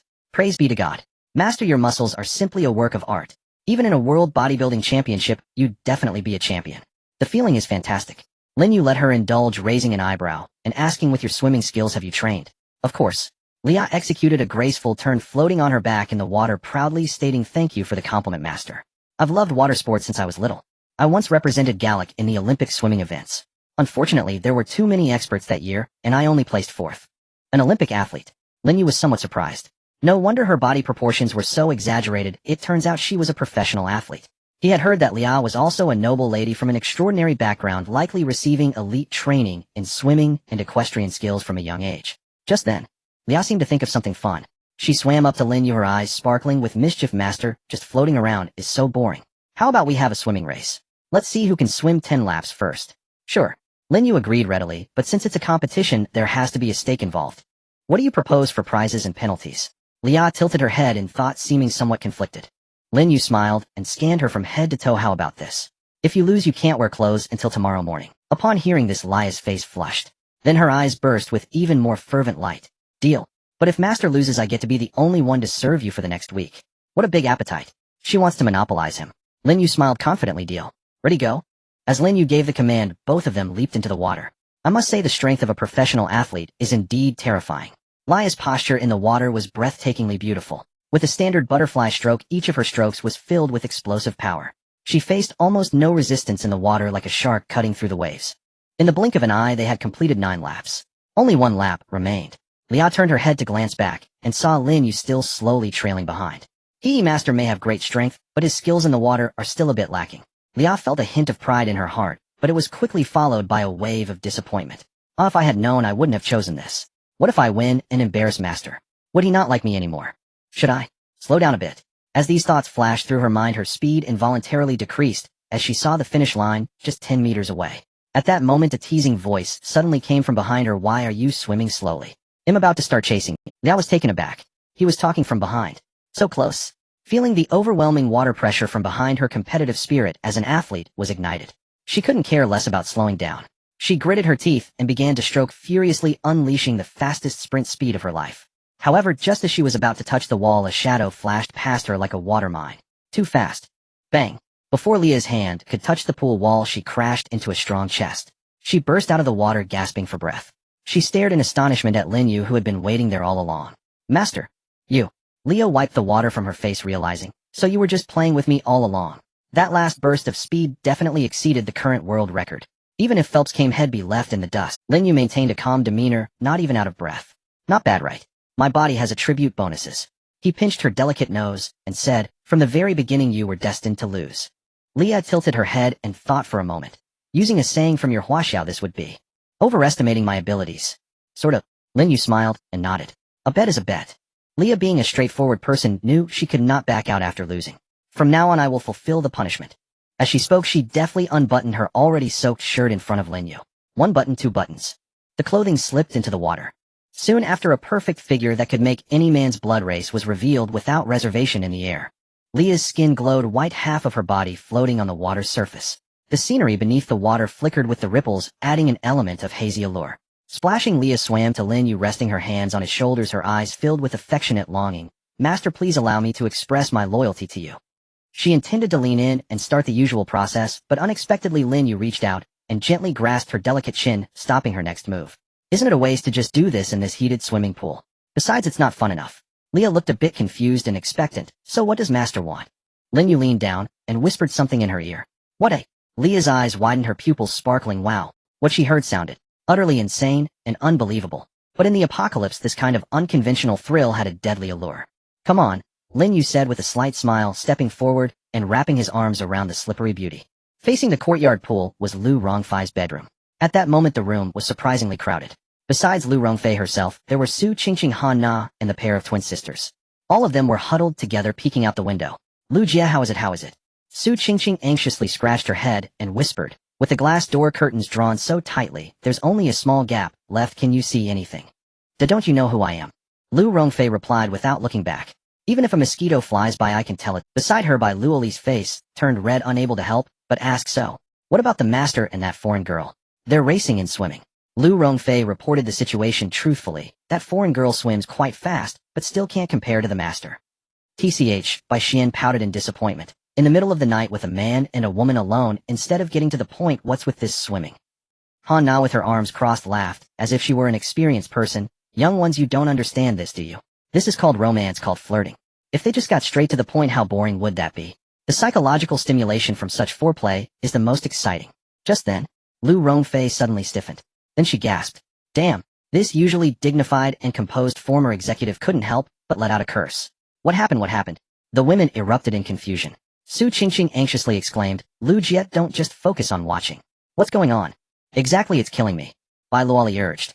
Lu Rongfei put down the binoculars, her cheeks flushed like ripe apples. She swallowed, her expression complex as she looked at the others. It started there still in the pool. What a... The women exclaimed in unison. Even Han Na, who prided herself on being experienced, had her mouth agape in disbelief. It can be like this. That's not scientific. Lu Rongfei took a deep breath and slowly said, that's why I said. Damn. Listening to Lu Rongfei's implicit, yet vividly descriptive words, the room fell into a brief silence. Then a wave of even more intense discussions erupted. This is too much fun. Su Qingqing's eyes sparkled with eager anticipation. I want to try too. The pool can be used like this. Bai Luoli covered her flushed cheeks and said, if we have the chance in the future, should we also try it with the master? Absolutely. Bai Xian clenched her small fist. We can't let that foreign girl steal the spotlight. Han Na's eyes were somewhat dreamy. Looks like Leah will be favored in the future. After all, we've been a bit conservative with our tricks and coordination. Sisters, we should all have a sense of urgency. We need to work hard to develop new skills, or else our positions beside the master may not be secure in the future. The women exchanged glances. In each other's eyes they saw a blaze of ambition. It was the fighting spirit ignited by the desire for affection. Only Lu Rongfei remained silently watching. Although the scene was thrilling as the team's steward, she had to keep a close eye on the situation. Purely for the sake of observing the situation? Absolutely not, because she wanted to watch. Absolutely not. An hour later the water surface finally regained its tranquility. Lin Yu leaned against the pool wall feeling refreshed. He casually took out a brand new set of clothes, including undergarments from the nearby storage cabinet. Put it on. Lin Yu tossed the clothes over. Leah was lying by the shore, her golden hair in disarray. Upon seeing the clothes, she did not reach out to catch them. Instead, she pouted a bit aggrievedly. Master, a bet is a bet. Since I lost, I must adhere to the agreement and cannot wear clothes until tomorrow morning. She tilted her head back, her azure eyes filled with sincerity. As your servant in this home, in this pool, I am willing to always present myself in my most primitive state. Upon hearing this, Lin Yu smiled lightly, his tone calm, yet carrying an undeniable authority. But now I have a new command. Put it on. You are new here, and you have yet to establish a foundation in this team. If it were just privately, you could act however you like. But in front of everyone, if you remain naked, it will subconsciously lower your status, causing others to look down on you. My woman Lin, yes, woman, must have dignity. These words were not heavy. Yet to Leah, they felt like a warm current breaking through the last defenses of her heart. In the apocalypse, women were usually mere appendages, playthings. Even if she came from nobility and was a top-tier ability user before the strong, she was merely a higher quality item. But Lin Yu was actually defending her dignity. Leah's eyes reddened, and she nodded firmly. Chinese men. Yes, as you command. No longer hesitating, she grabbed the swimsuit and swiftly put it on. In fact, it added a touch of mysterious allure, even more than not wearing anything. At that moment, the train system detected the conductor using a golden entry ability, successfully connecting with the female survivor Leah for the first time. The absolute loyalty bond has been activated, beginning to distribute entry rewards. Buzz. Two brilliant blue lights appeared out of thin air before Lin Yu. The radiance faded, transforming into two entries radiating a soft glow. Lin Yu focused his gaze on the first one. Blue entry, divine killing effect. When making close combat attacks, there is a 30% chance to trigger killing effect, causing 200 of terrifying damage, and this attack has a slight armor-piercing property. Good stuff. A glint flashed in Lin Yu's eyes. Simple, brutal, practical.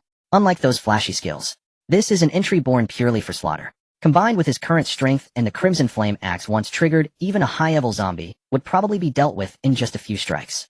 Fuse. Lin Yu concentrated, and the blue light that entered his forehead. Then the second entry. Blue entry, magic shield effect, passive skill. When the holder casts a spell or is in combat, an invisible shield automatically forms around them. When receiving any damage, it can absorb up to 40 of the damage. A damage-absorbing entry. Is it aimed at the vulnerability of mages? Lin Yu stroked his chin and turned to Leah, who was adjusting the straps of her swimsuit. It seems the train system is intent on making you follow the mage artillery route. Lin Yu waved his hand. Leah, come. What is your command, master? If you were to be responsible for long-range magical bombardment in the future, would you be willing? Magic. Leah's eyes lit up, nodding repeatedly. Of course. The feeling of releasing fireballs and lightning with a wave of my hand is simply too cool. I have always dreamed of being a powerful female magician. Good. Lin Yu didn't waste any time pointing his finger. The blue light ball, representing magic shield, flew directly into Leah's body. Hold this, it's your life-saving talisman. As the entry entered her body, Leah felt as if an invisible membrane had formed around her, providing a strong sense of security. But that wasn't all. Lin Yu did not stop there. Since he wanted to create a magical artillery platform, mere defense wouldn't suffice. These two I'll give to you. Lin Yu concentrated again, calling up the skills he had plundered from that old Lu and had been stored in the warehouse.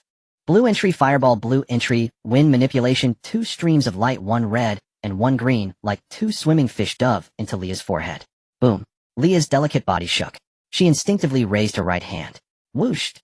A ball of orange-red flame ignited in her palm.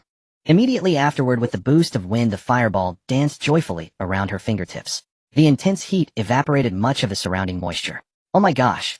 Leah looked at the fireball in her hand, trembling with excitement. With a wave of her hand, she extinguished the fireball and leaped into Lin Yu's arms, planting a firm kiss on him. Master. You are so good to me. Magic. I have truly become a female magician. I swear for the rest of my life, even if I go to hell, I will devote everything to you. The bestowal of such power was more shocking than any gold or jewels. Lin Yu smiled as he ruffled her damp golden hair. Don't rush to pledge your loyalty, there's another surprise. With this, your fireball technique can truly achieve perfect accuracy, making it impossible to avoid. There's more. Leah's eyes widened, her breath quickening. Under her eager gaze, Lin Yu flipped his palm. This time it was not blue nor green. Instead, a noble and mysterious purple light emerged. Purple entry, transformation, demon technique effect. Designate a target within sight and forcibly transform it into a sheep. Duration 2 seconds. Cooldown time 20 minutes. A powerful control skill. Although it lasts only 2 seconds in life and death battles, 2 seconds can decide everything. Especially when paired with Leah's high damage fireball. Turn the person into a sheep first, then unleash a fireball right in their face. Who could withstand that? Leah danced with joy. This is amazing. This is simply a perfect combo. She licked her luscious red lips, and her entire being wrapped around Lin Yu like, Master, my gratitude towards you is about to overflow. Words are too pale. I must immediately express my loyalty to you once again. As she said this, she ripped off the shoulder straps of the clothes she had just put on, her eyes burning with desire, ready to pounce again. Just then, a stifled laugh broke the enchanting atmosphere. Leah froze in motion. Lin Yu also turned his. He saw that the living room behind the floor-to-ceiling windows was already filled with people who knows when they had arrived. Lu Rongfei, Su Qingqing, the Bai family twins, and Han Na. 5 women lined up looking at them through the glass with playful expressions. Realizing they had been caught, Han Na raised her hand, first laughing so hard that her flowers trembled. Sorry, Master Leah, we didn't mean to eavesdrop. It's just that. Those oh my gosh sounds were too penetrating, I couldn't help but listen. Haha, me too. Bai Xian held her stomach. Sister Leah's voice is so powerful, if one didn't know better they would think you were practicing soprano. Su Qingqing mischievously made a shy gesture through the glass. How long has it been? Are you expressing loyalty again? Leah, you really are a greedy little glutton.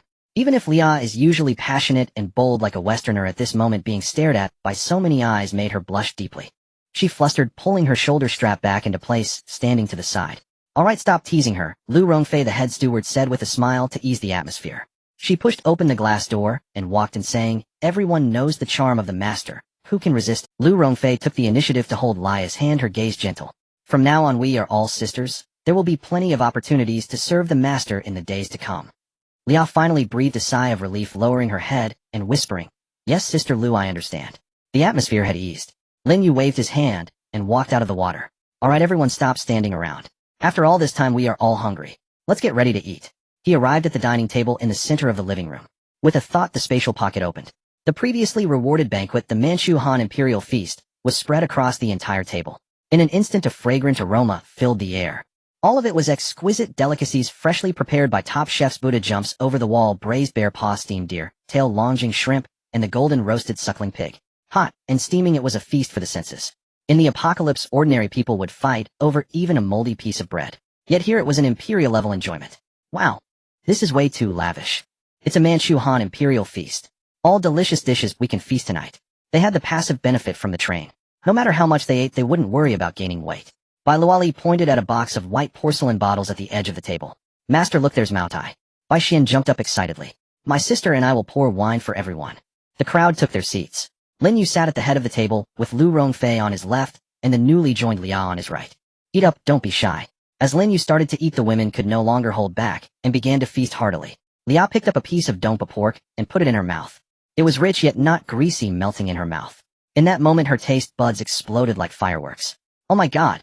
Lia's eyes widened as she mumbled this. This is too delicious. God, how is this meat made? Why is it so tender and flavorful? She tasted the squirrel fish, and was even more amazed, shaking her head in disbelief. Back in my family we ate those so-called French gourmet meals every day, gnawing on hard bread and half-cooked steaks. Now that I think about it, that was a disaster. Bai Luoli bit her chopsticks, curiously asking, Sister Lia, I heard that in Gaul there's a type of bread called baguette, isn't it quite famous? So noble, huh? Noble my foot. Lia had completely let herself go at this point. Stuffing 4 happiness meatballs into her mouth, she complained, that thing tastes terrible, as hard as a rock. Honestly, even though I'm from Gaul, I'm not interested in those so-called hometown delicacies at all, especially compared to the huaxia dishes the master provides. She waved her hand disdainfully. Those things are simply garbage from the sewer. I wouldn't feed them to a dog. Cough cough. Perhaps from eating too quickly, Lia started to choke and rolled her eyes. The others were amused by her antics, laughing heartily and urging her to slow down, assuring her that no one was competing with her for food. After a few rounds of wine and various dishes, the atmosphere was at its peak. Lin Yu raised his glass, looking around at the lovely ladies around him. Let's celebrate the successful completion of this. Thanks to all the beautiful ladies for your efforts. Without you it would have been quite difficult for me to be this relaxed. The ladies quickly put down their chopsticks and raised their glasses. It's the master's excellent leadership. We just did our part. Willing to go through fire for the master. Lin Yu smiled. Also welcome our new member Lia. Lu Rongfei took the lead in raising her glass, smiling at Lia. From now on you will be the core of magical output in the team, and the long-range firepower suppression will rely entirely on you. The other women echoed, welcome Sister Lia. Lia felt overwhelmed with emotion. It was a feeling of being accepted and valued. Thank you everyone. Lia excitedly stood up, holding a full glass of flying Mao Tai. I can't speak, but it's all in the wine. Saying this, she tilted her head back, bravely downing the glass. Gulched. That more than 2 liang of 53-degree white liquor was down by her, as if she were drinking water. Silence. Everyone was stunned, holding their glasses, staring wide-eyed at this blonde foreign girl. Su Qingqing's mouth twitched. Lia, how can you drink like that? This is high-proof liquor, not beer. 2 liang of liquor all in one go. Han Na looked worried. Is this going to cause trouble? Lia set down her empty glass. She smacked her lips. This wine is really good, rich and smooth, much better than the sour wines we have in Gaul. Exactly. As she spoke, Lia's eyes suddenly became a bit dazed and her body began to sway uncontrollably. Why is the ceiling spinning? There are so many stars. Before she finished speaking, she leaned to the side, her body going limp like a noodle. Be careful. Lu Rongfei, quick on her feet, caught her. This silly girl, you can't drink like that no matter how good the— Lia fell soft about to slide under the table. This drinking capacity is truly a laughable matter. Lin Yu shook his head helplessly and put down his chopsticks. Twins don't just stand there, help her sober up. Yes, master. Bai Luoli and Bai Xian exchanged glances, giggling as they set down their bowls and chopsticks. They both raised their hands at the same time. Two beams of soft green light enveloped Lia completely. This was their signature skill, Healing Wave. It not only heals external injuries, but is also excellent at dispelling negative states within. As the green light entered her body, Lia, whose face was as red as a monkey's bottom, trembled suddenly. A few seconds later her eyes regained clarity. Lia rubbed her temples, sitting up straight again, looking dazed. What happened to me just now? You blacked out, silly sister. Bai Xian handed her a glass of warm water, smiling. After one glass of wine you directly met God. Huh. Lia looked incredulously at the small, empty wine glass in front of her. Impossible. This wine smells so good, like juice. How could it be this strong? Juice? Lin Yu was amused. This is 53-degree high-proof liquor, not your red wine or champagne over there. How much? 53 degrees. Lia was astonished, her jaw nearly dropping. God, our strongest brandy in Gaul is only about this strong. The champagne we usually drink is only around 15 degrees. Her adorable and naive demeanor made the other women chuckle. Just a request for free charging rewards, thank you, to all the billionaires. As the elder sister Lu Rongfei smiled as she picked up the wine bottle. She poured a shallow little cup for Lia. Come on, this time don't down it in one go. Lu Rongfei demonstrated by taking a small sip. In the Great Xia Kingdom, one must savor good wine. Let the liquid swirl on your tongue and feel that rich, aromatic flavor. Lia carefully lifted her cup. Imitating Lu Rongfei, she extended her tongue to taste it. After the spiciness, a rich sweetness followed. Lia's azure eyes lit up, delicious. This time I really tasted it, it's so fragrant. She scratched her head shyly. Just now, using your Great Xia Kingdom's words, is it called? Zhu Beiji eating. Huh. A burst of cheerful laughter erupted at the dining table. Su Qingqing said, I didn't expect this foreign girl to be quite proficient in our local sayings. Of course. Lia said proudly, I've been fascinated by Great Xia culture since high school. I love Panda's hot pot, and those magnificent mountains and rivers. I see what you like most now is neither the mountains nor the pandas. Han Na teased while peeling shrimp, it's the men of our Great Xia Kingdom, right? Swish. Lia's face flushed slightly, but she did not shy away. Instead she turned her head, her gaze intensely fixed on Lin Yu at the head of the table. In her eyes was admiration and affection. Of course, Lia openly admitted the men of Great Xia are considerate, attentive, and most importantly responsible. Unlike the men back home who only know romance and run away the fastest when something happens. Meeting the master is the greatest honor of my life. This straightforward confession matched her passionate personality. Su Qingqing tapped the table and teased, alright, let's eat. If you keep praising him, afraid you won't be able to control yourself again, will we still eat? Ha ha. Lia couldn't help. The meal was spent in laughter and joy. After the meal the girls quickly tidied up the mess. Lin Yu sat on the sofa. Everyone come and sit properly. The girls who had just been joking around sobered up. One by one they obediently sat in a row by the coffee table, back straight. Lin Yu's gaze swept over them. In these recent missions we have plundered quite a few attributes, and with the system's earlier rewards our stock is quite abundant. However, Lin Yu shifted his tone, one cannot be too greedy. Having too many attributes is not necessarily good, or sometimes a cluttered skill set can affect judgment in battle. What we need to do is simplify to create quality. Su Qingqing immediately nodded in agreement, that's right. Sometimes, even hesitating for just a fraction of a second on which skill to use can cost you your life. I suggest that everyone only retain their core abilities and elevate them to at least blue quality. Lu Rong proposed. 2 to 3 powerful attributes are enough to handle most situations. That suits me perfectly. Lin Yu nodded slightly. If there are any green potential stocks, let's fuse and elevate them all this time. He'll demonstrate first. With a thought, Lin Yu brought up his attribute panel. His fingertips glided through the air, dragging 3 pre-selected attributes into the fusion bar. Thorned armor blue. When attacked, there is a 30 chance to reflect 50 of the damage back to the attacker. Virus antibody blue. Special constitution bites from zombies will no longer cause viral infection or mutate. Iron body blue. After activation maintains absolute defense for 10 minutes. These 3 are all top-tier defensive attributes. However, in practice, Lin Yu found the activation of Iron Body too cumbersome and time-limited. Rather than that, fuse them all. Lin Yu called out in a low voice. Moments later, boom. A purple light appeared. Congratulations, host. Fusion successful. Gained a brand new purple passive attribute. As the purple light dissipated, it slowly floated above Lin Yu's chest. Indestructible demon body quality purple attribute passive effect. Effect 1 absolute defense physical strength enhanced to alloy level, no need to activate. Completely immune to conventional firearms, intermediate level zombie bites, and ordinary elemental attacks. Effect 2 immunity to all poisons, perfectly immune to all zombie viruses, toxic gases, and plagues. Effect 3 Demon God Reflection. When attacked will always reflect 50 of the actual damage back to the attacker. Strong. Absolutely absurdly strong. No need to expend stamina to activate 247 alloy defense. Moreover, the reflection probability has become a guaranteed 100 trigger. This means that in the future, anyone who dares to lay a hand on Lin Yu will first have to lose half their life. But that's not all. Lin Yu felt a terrifying heat flow wildly surging within him. Crack, crack, crack. A series of dense cracking sounds echoed from his bones. Under the astonished gazes of the girls, Lin Yu's already well-proportioned figure underwent a remarkable transformation. His height shot up significantly, reaching a perfect 1.88 meters. His clothes were stretched tight, revealing sculpted muscle lines beneath.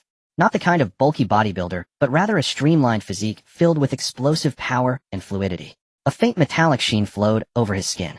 Then it vanished, becoming as resilient as jade. His already handsome features seemed even more chiseled, emanating a striking masculine aura. Wow. Bai Xian's eyes widened as she instinctively covered her mouth. The master's physique has improved even. Laius' admiration was even more unabashed, murmuring, "He looks just like Apollo from Greek mythology." These lines, this powerful beauty. She felt herself getting intoxicated again. Lin Yu clenched his fist. The air exploded in his palm, producing a muffled sound. This feeling of power, not bad. Lin Yu nodded in satisfaction. With this purple passive, his margin for error in survival during the apocalypse had significantly increased. Next, he upgraded his previous control skill, War Tread, with several attributes. A flash of light occurred. War Tread Green War Collapse Blue Effect. Stomping the ground triggers localized seismic waves. Dizziness range expanded to 15 meters. Dizziness duration increased to 35 seconds, inflicting shattering fracture damage on enemies within the area. At this point, Lin Yu's skill set was completely renewed. Golden Core Absolute Loyalty Foundation of the Harem. Purple Passive Indestructible Demon Body Foundation of Survival. Blue Active Teleport Assault Movement War Collapse Group Control. Blue Passive Super Strength Thunder Scorch Godly Slaughter. Balanced in attack and defense with both control and explosive power. Lin Yu glanced at the few remaining skill entries in the warehouse. Most of them were like basic firearm mastery and dual bullets. They'll keep these for now. Lin Yu closed the panel, saying, "Once we have a newcomer who specializes in firearms in the team, we can train another sharpshooter." After handling his own matters, Lin Yu turned to the eager beauty beside him. "Rong Fei, it's your turn. Your green frost arrow is somewhat lagging behind the current output rhythm." Rong Fei came back to her senses, her pretty face slightly flushed. "Yes, master." She lowered her gaze towards her chest. Frost Arrow Green Effect grants arrows the power of frost, slowing the target by 20 upon hit. In this increasingly dangerous apocalypse, single-target slow effects were clearly insufficient. Facing the horde of corpses and advanced zombies, it was becoming a bit exhausting. Rong Fei fed several low-level entries regarding splitting and splashing into Frost Arrow. The fusion began. Moments later, a wave of icy blue chill spread from Rong Fei's body. The surrounding air temperature dropped several degrees. "Congratulations. Fusion successful. Acquired blue entry Extreme Cold Split Arrow Effect. Arrows fired carry extreme cold energy, exploding upon hitting the target and splitting into 3 ice arrows to attack surrounding enemies. The main target is frozen for 1 second, while surrounding targets are slowed by 50. Such powerful crowd control ability." Rong Fei's beautiful eyes lit up as she exclaimed, "I could only control a single target before, but now with the splitting effect I can deal AoE damage against the horde." Combined with her Sniper Queen for precision and infinite arrows, she became a one-woman army. "Very well. Lin Yu praised. Now with your extreme long-range vision, auto-targeting, and area control, you are already a perfect backline damage dealer." Next, it was time for the twin sisters. Bai Luoli and Bai Xian could hardly wait. Master, can our healing abilities become more powerful? The current healing output is a bit inadequate." Lin Yu chuckled. "I've already prepared something for you." He allocated several buff-type entries to the twins. The sisters held hands and initiated the fusion together. Buzz. A warm green light surged forth, brimming with vitality. Healing Wave Green Holy Light Baptism Blue Effect summons holy light capable of healing moderate injuries and increasing the attack speed of the healed target by 20, attack power by 15, lasting for 10 seconds. Not only were they healers, but they also became powerful supporters. If Lin Yu received this buff, his combat power would ascend to another level. Moreover, their original passive skill Breath of Life had also upgraded to blue.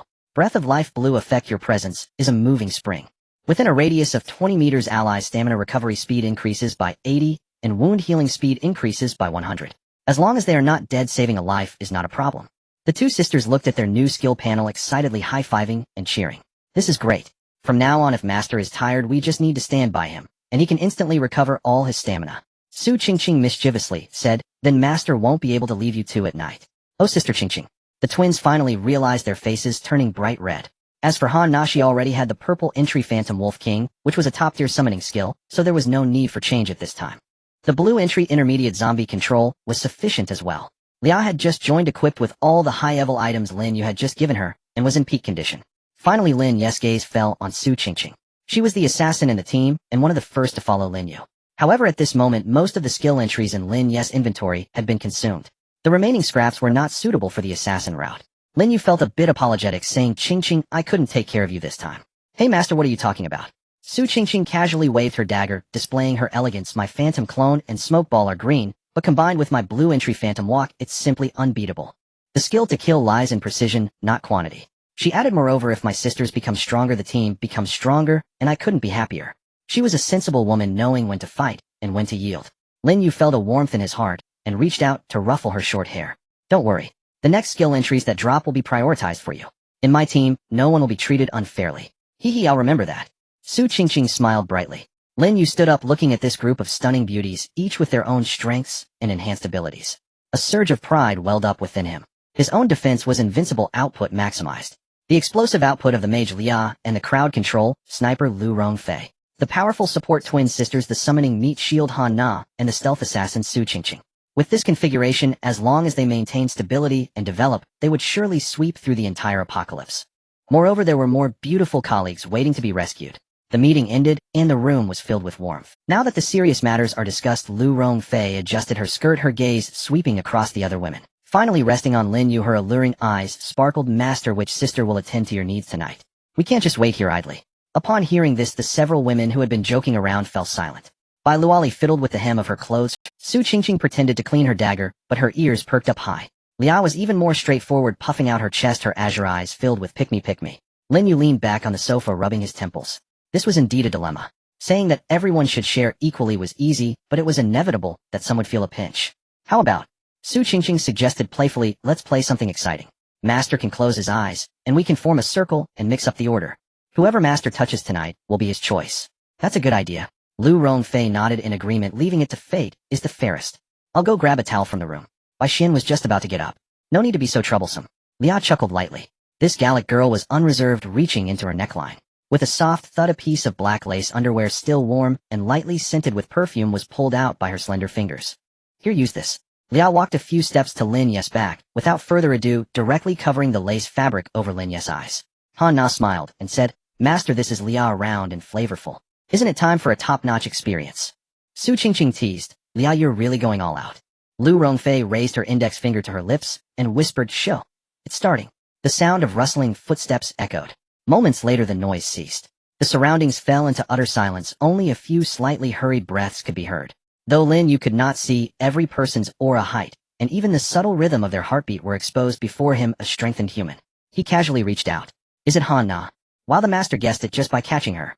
The crowd erupted in cheers. Lin Yu smiled as he pulled off the blindfold. He tossed it aside. In his arms, Han Na's face was flushed. Her eyes held both surprise and a hint of shyness. Looks like tonight is a fitness special. Lin Yu laughed. Su Qingqing pouted beside him, saying sourly, the master must have cheated. He just touched, and knew who it was, clearly favoritism. Unjustly accused. Lin Yu pinched Su Qingqing's cheek. I know each of you inside, and now do I really need to? This double entendre caused the girls to snicker. Seeing that the dust had settled, Lu Rongfei clapped her hands and said, Alright, it's getting late. Since the master has made his choice, let's disperse and not delay him from his important business.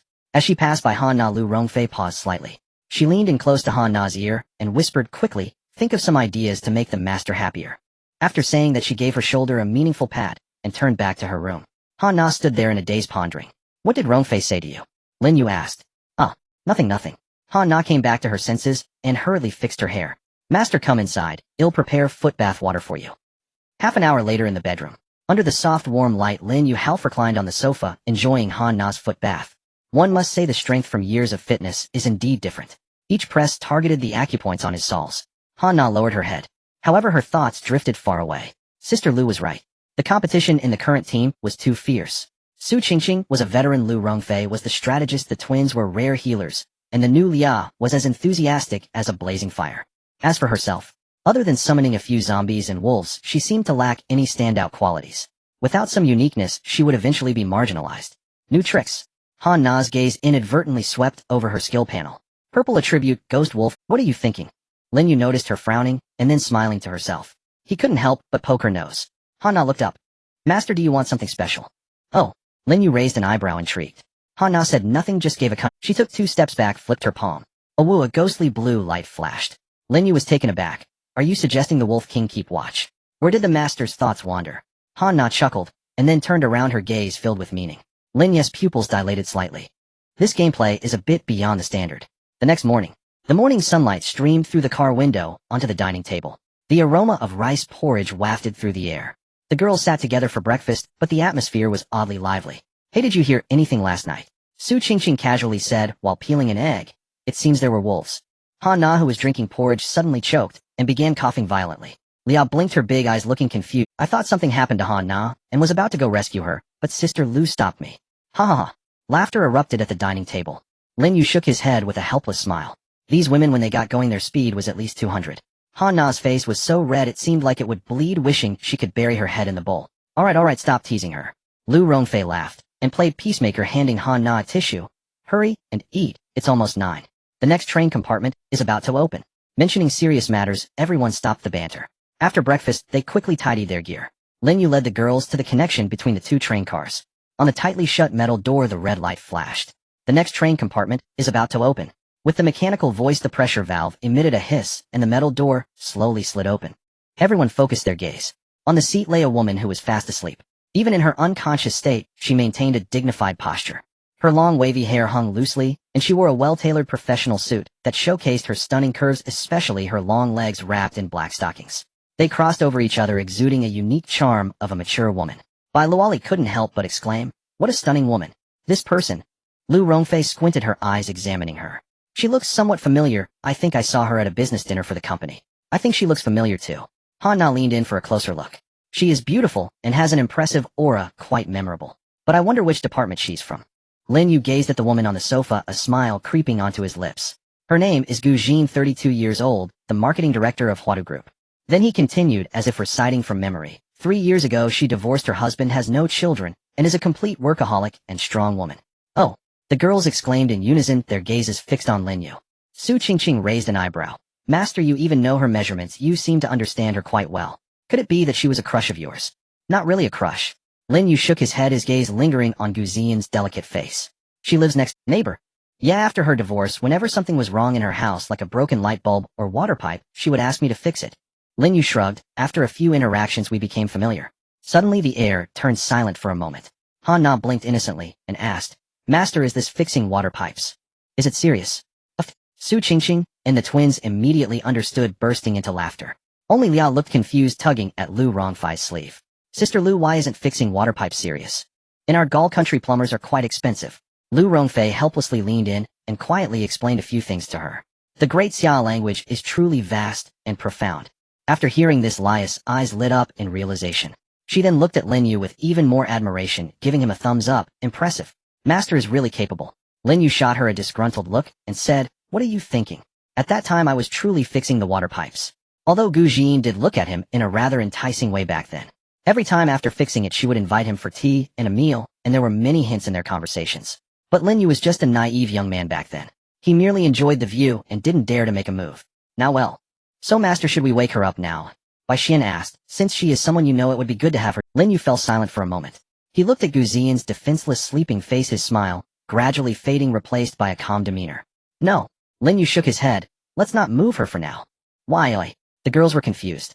In this apocalyptic world, aside from you all, I trust no one else, not even old neighbors. Without the constraint of the absolute loyalty, a tribute humanity cannot withstand the test. Let her continue sleeping. After the mission, we can rescue this charming Mrs.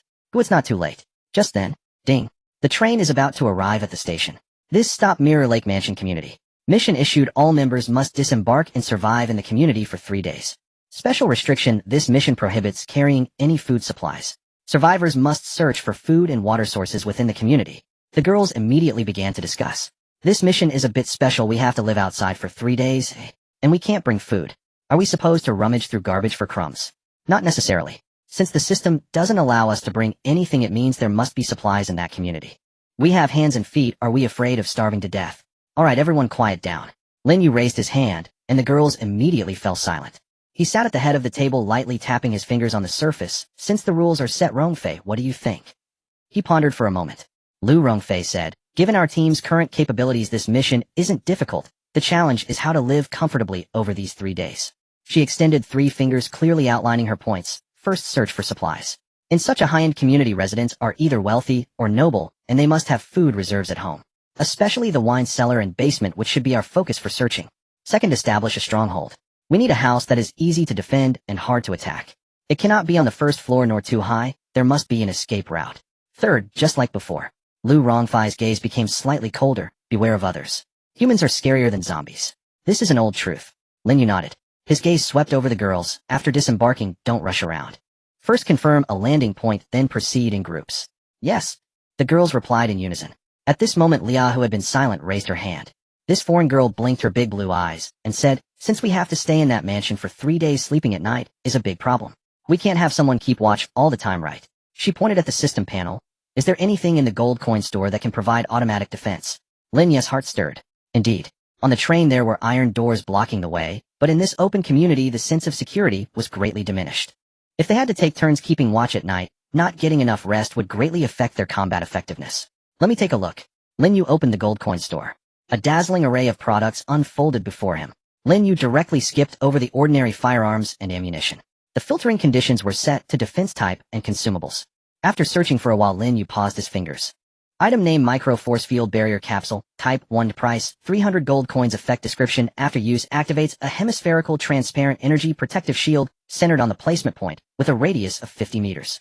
Defense mechanism: this barrier can completely block the physical intrusion of low-level and mid-level zombies. For high-level zombies or equivalent physical attacks, the barrier possesses a certain toughness and can withstand multiple powerful attacks before breaking. Additional function: before the barrier breaks, it will emit a high decibel buzzing alarm 5 seconds in advance to warn the user. Duration: 72 hours. Singless. Lin Yu's eyes gleamed. This was the apocalypse version of an absolute domain, though it could only hold back low and mid-tier zombies. That was already more than sufficient.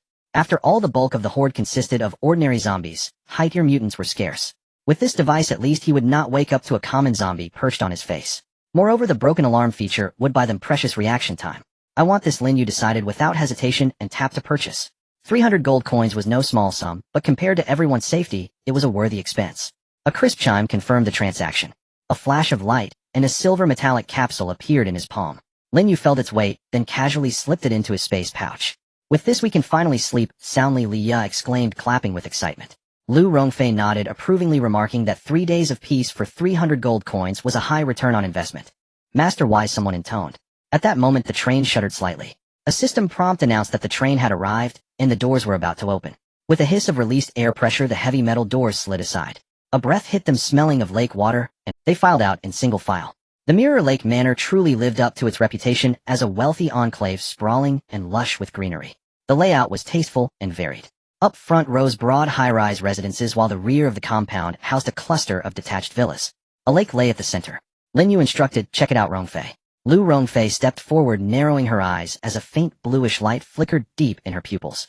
Sniping Empress Eagle, I activated. Her view contracted and magnified. The entire estate spread before her like a detailed scale model on her retina. She could even discern dewdrops on distant leaves and the festering flesh on the faces of wandering zombies. Remaining poised, Lu Rongfei slowly rotated to survey the surroundings. After roughly a minute, the golden gleam in her eyes faded, and she returned to normal. Master, I have a general lay of the land, she reported. I recommend we head over there to Villa number 7, she added rapidly.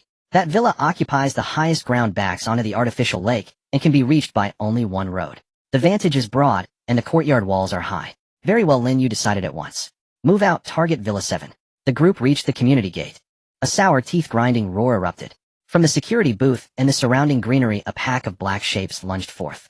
They were security guard zombies in uniform, 7 or 8 in number, some still clutching batons and riot forks, their throats rumbling with a hunger for flesh. Su Qingxing grinned at the sight and joked on Mirror Lake Manor truly is a wealthy district. Their property staff are dedicated even in death, still trying to stop people on patrol. Han Na chimed in with a laugh, look at their legs, so nimble. Not like that shabby compound I used to live in where 5 old security uncles had between them only 4 teeth. They could barely handle greeting people, let alone catch thieves. Jokes aside, the women did not pause in their work. Before Lin Yu could draw his axe, Lu Rongfei had already moved to with a flick of her wrist, 3 arrows streaked out in a fan. The cold light along their shafts bit into the chests of the 3 lead zombies. A sharp cracking sound followed. Centered on the arrow's impact points, a terrifying burst of extreme cold detonated outward.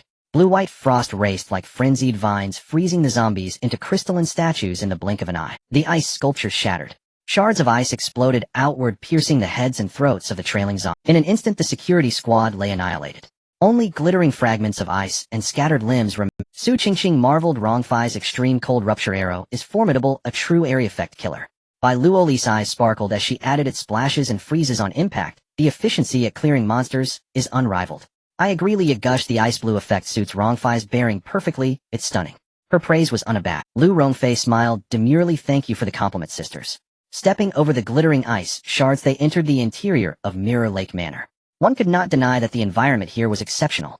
Even amid the apocalypse, the estate maintained an eerie semblance of order and cleanliness. It was not like the streets outside littered with severed limbs. The roadside specimen trees were neatly trimmed. The fountain may have run dry, but the European-style sculptures still stood tall. Here and there lay luxury cars crashed into trees or designer handbags scattered on the lawn. Along the pathways they encountered a few stray wandering zombies. Most wore pajamas or loungewear, former millionaires reduced to shambling corpses. Their low-level status meant they were nothing more than basic zombies. They hardly required Lin Yu to act. Su Qingqing flashed forward and slit a throat with her dagger, or Han Na commanded a zombie to bite through another's windpipe. They cleared the path without fuss. Lin Yu carried the Qi Yin axe on his shoulder, his steps growing slightly listless. Is there nothing tougher around? He asked, hefting the heavy axe. Since its upgrade, the blade flowed with darker magma-like veins and radiated searing heat. The urge to cleave something awakened an itch in his palm. I want to feel how this thing bites into flesh, he admitted. I tire of enemies that shatter at a single touch. Lu Rongfei, scouting a few paces ahead, turned and smiled at his impatience. Do not worry, master, she said. There is a private basketball court belonging to the residents up ahead, where I spotted a big one from above. Oh, Lin Yu perked up. What level is it? Very large, probably a high-tier zombie, Lu Rongfei indicated, and it seemed ill-tempered. They threaded through hedges trimmed into a maze. Beyond them the space opened into a standard outdoor rubber basketball court. They had not yet reached it when a dull thudding boom echoed. Thud, thud, thud. A thunderous roar followed, rattling their eardrums. In the center of the court stood a colossal zombie at least 2.5 meters tall, its back to the intruders. The purple and gold number 23 jersey it wore had been stretched almost to tearing by bulging, erupting masses of purple-black muscle. It looked like a former athlete from a sports academy, perhaps an ardent Lakers fan before death. Its sheer size recalled the hulking presence of a cinematic green giant. Hearing footsteps, the basketball zombie turned. Its face had lost all human semblance. The jaw split, toward the ears rows of fangs bared. Its skin had a metallic iron blue cast. Spotting Lin Yu and the others, a murderous light flared in its eyes. With a bellow, it seized the base of a nearby hoop. Muscles bulged in its arms and veins throbbed. With a grinding roar, the concrete beneath began to fracture as the several hundred-pound metal hoop anchored in the foundation was wrenched free. It tore the basketball hoop from the ground with sheer savage force. Whoosh! The basketball zombie charged towards the crowd, swinging the basketball hoop like a tree branch, causing the ground to tremble beneath its feet. The sense of oppression was suffocating. Su Qingqing instinctively tightened her grip on the dagger, positioning herself in front of Lin Yu. Master, this creature possesses immense strength. Should I and Han not distract it first? Yes. Bai Luoli added, this isn't basketball. Oh, it's clearly a demolition team. It's like an earthquake. Lin Yu exclaimed as he gazed at the giant monster charging like a bulldozer. Instead of feeling fear, he felt exhilarated. Everyone fall back. If you require assistance against such a creature, then my upgrades would be for naught. As he spoke, he took a deep breath, gripping the long handle of the crimson flame axe tightly. A red flame surged from the blade, distorting the air around it with heat. Lu Rongfei, keep an eye on the others. With that, Lin Yu no longer hesitated, launching himself forward like a cannon. He charged directly at the terrifying basketball zombie. The women watched anxiously, knowing that it was a high-level zombie. Lu Rongfei reassured. Don't worry, master now possesses the immortal demon body. Even if struck by that thing, it would only result in minor injuries. Despite her words, Lu Rongfei quietly raised the crossbow in her hand, aiming at the zombie's knee, ready to assist at any moment. In the arena, the basketball zombie lifted the rusted hoop high above its head. With the force of a mountain, it came crashing. The strong wind blew against Lin Yu, making his hair fly back. This is perfect, he growled, gripping the crimson flame axe tightly. There were no flashy moves, just the raw, brutal encounter of force against force. This was an absolute collision. Open for me, Lin Yu shouted like a thunderclap. The crimson flame axe drew a fierce red arc in the air, the magma patterns on the blade shining brilliantly, distorting the surrounding air with intense heat. Shoo! The sound of metal cutting through the air rang out, followed by the dull thud of a heavy object hitting the ground. Sparks flew as the thick steel basketball hoop, the thickness of a wrist, was instantly split in two upon contact with the crimson flame axe. Like a hot knife through butter, it was effortlessly severed. The cut was smooth as a mirror glowing with molten iron's red light. The zombie clearly hadn't anticipated that its weapon would suddenly break. The immense inertia caused it to stagger, leaving it wide open. Lin Yu didn't give it a chance to regain its balance. Die, big guy. Using the momentum from his charge, he twisted his body midair, sweeping the axe upwards in a fluid motion. This move had a name. Burn the sky. Puff. That was the sound of a sharp blade slicing through bone. The crimson flame axe, radiating terrifying heat, cleaved into the basketball zombie's right side. Without obstruction, it severed the ribs, slicing through the chest cavity, finally emerging from the left shoulder. Lin Yu landed steadily, holding the axe in one hand, its handle angled towards the ground. Behind him, the enormous basketball zombie remained frozen in its charging stance, yet its movements had stalled. A second later, a fine line of fire rapidly spread from its right rib to its left shoulder. Soon after, the upper half of its body along with its grotesque head began to slide down. Thud! The two halves of the corpse fell to the ground. No foul black blood gushed from the cut, because the wound was instantly charred and carbonized by the high temperature from the crimson flame axe. The entire process took less than 10 seconds. The high-level zombie that had just been so formidable had now turned into a pile of smoldering flesh. Lin Yu straightened up, flicking the axe. He looked at the corpse on the ground, feeling elated. Good axe. Good power. He felt that he hadn't even used 70% of his strength in that strike. If it had been before, even if he could win, it would have taken a long struggle, and he would have had to worry about his weapon dulling. Now it was as easy as slicing through vegetables. Nearby, the onlooking women were dumbfounded. Although they knew their master was strong, seeing him display such inhuman strength once again shattered their perceptions. My goodness. Su Qingqing swallowed hard, putting her dagger away. That was a high-level zombie, and you took it down in one strike. You cleaved both weapon and creature in one go. So cool. The other women also looked at him with admiration, their cheeks flushed.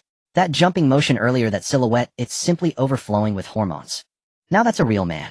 The women were all excited. In this apocalyptic world, following such a ridiculously strong leader was the greatest fortune. At that moment, a clatter.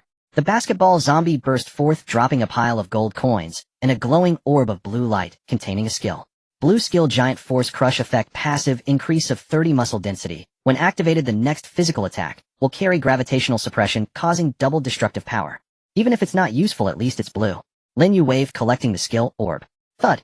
He gently stomped, extinguishing the flames of the crimson flame axe. Stop staring and pick up the coins on the ground. The women finally snapped out of their shock from the astounding strike. Su Qingqing was the quickest, darting forward to sweep up all the coins. The group continued deeper into the mansion. Without the giant holding the basketball hoop as an obstacle, the path ahead was overly smooth. 10 minutes later, the seventh villa revealed its true form behind a lush grove of camphor trees. It was indeed a splendid location. With a typical French-style detached design, it had 3 floors above ground and 1 below. Beneath the gray-blue sloped roof was a creamy white stone exterior connected to a massive private swimming pool. The backyard extended directly into a shimmering artificial lake. The only entrance and exit was a wrought iron door, with intricate carvings providing a breathtaking view. The group crouched down, lurking behind the bushes near the villa. Lu Rongfei's eyes shimmered with blue light as she peered through the villa's floor-to-ceiling windows, scanning the interior like a high-powered telescope. After a moment, she lowered her voice. There are no zombies inside, and it's quite tidy. Someone got here first. Lin Yu was not surprised. 2 men in the living room on the first floor. Lu Rongfei reported calmly, detailing, they don't have any particularly bright skill auras, but each has a gun. At this point she paused. It would be easy to kill them, but if we make too much noise, or if they start shooting wildly, if this house gets destroyed, we won't have a place to sleep tonight. Upon hearing this, Lin Yu turned to Su Qingqing, who was crouching beside him. Qingqing, can you take care of them silently? Su Qingqing grinned, her black dagger spinning skillfully in her fingers. Watch closely, master, I guarantee success. Before the words left her mouth, she transformed into a blur, darting out close to the ground. Ghost walk activated. There was no wind, no footsteps. She moved like a black gecko, silently adhering to the villa's outer wall. Climbing up the drainage pipe, she deftly slipped through a half-open window on the second floor, vanishing like a whiz. At this moment, in the living room on the first floor, 2 men were lounging on a leather sofa, their legs crossed. On the coffee table before them were several cans of beer and open peanuts. The television was still on, powered by the villa's generator. Damn, the original owner really knew how to enjoy life. There's a whole cabinet full of movie DVDs. The young man with dyed yellow hair took a swig of beer, cursing, the boss is something else, sending us to guard this godforsaken backdoor. The front entrance has more action. I heard they just caught 2 lone female students. The middle-aged man, nicknamed Oldly, snorted, be content, yellow hair. This place is safe, and there's nothing else to do. Besides, when the boss and the others get tired of their fun, those 2 girls won't have less to drink than you. True enough. Yellow hair chuckled lewdly, reaching for the remote on the table. Change the disc. I remember there's an exciting one from a certain island teacher. His hand was halfway there. but his movement froze in midair as if he had been struck by a spell. His eyes bulged and a strange sound escaped his throat. What the hell are you doing? Hurry up and press it. Old Lee urged impatiently. In the next second a line of blood appeared at Yellowhair's neck. Then blood gushed out like a fountain. Thud. Yellowhair fell onto the coffee table, without even a scream, knocking over a can of beer. Hooah. Old Lee's hair stood on end as he instinctively sprang from the sofa, raising his gun to shoot. But the living room was empty with only the television still playing sounds. Could it be a ghost? Just when he was still in shock, a graceful figure slowly materialized before his eyes. It was a young woman in tight leather attire with a high ponytail and a mocking smile on her face, playing with a blood-dripping dagger in her hand. You? Old Lee was alarmed, his finger frantically pressing the trigger. It was too late. A flash of cold light appeared. With a whoosh he felt a chill in his wrist. Seeing his hand still gripping the gun spinning away before the intense pain reached his brain, the black dagger had already plunged into his heart. Stirring. Pulling out. Old Lee's eyes widened, his mouth agape. In the end he could only spit out a couple of mouthfuls of blood before collapsing weakly to the ground. With the deaths of the two, several glowing orbs of text exploded into being. Su Qingqing disdainfully kicked one of the corpses, her gaze sweeping over the orbs. TCH, all useless trash, wasting my energy. Suddenly she noticed something at the chest area of the two corpses. A small object resembling a brooch attached to their clothes was flashing red lights wildly. It was also making a rapid beep-beep sound. Oh no. Su Qingqing's expression changed as she hurried to the door and pulled it open, shouting, Master, I've taken care of it. But these two had this kind of alarm on them. It seems to be a heart rate monitor linked to an alert. Lin Yu strode into the living room with the group of women. He immediately spotted the flashing device. Stepping forward, he yanked it off and threw it to the ground, crushing it. Looks like these two were just lackeys guarding the place. Their teammates are still nearby. Master, what should we do now?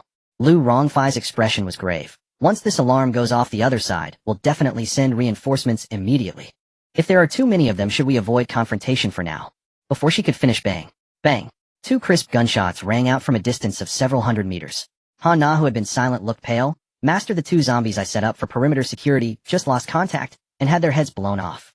Then a cacophony of hurried footsteps and shouts came from the woods in front of the villa. Damn, they even know how to use zombies as lookouts. Hurry. Old Lee and Yellowhair's heartbeat signals are gone.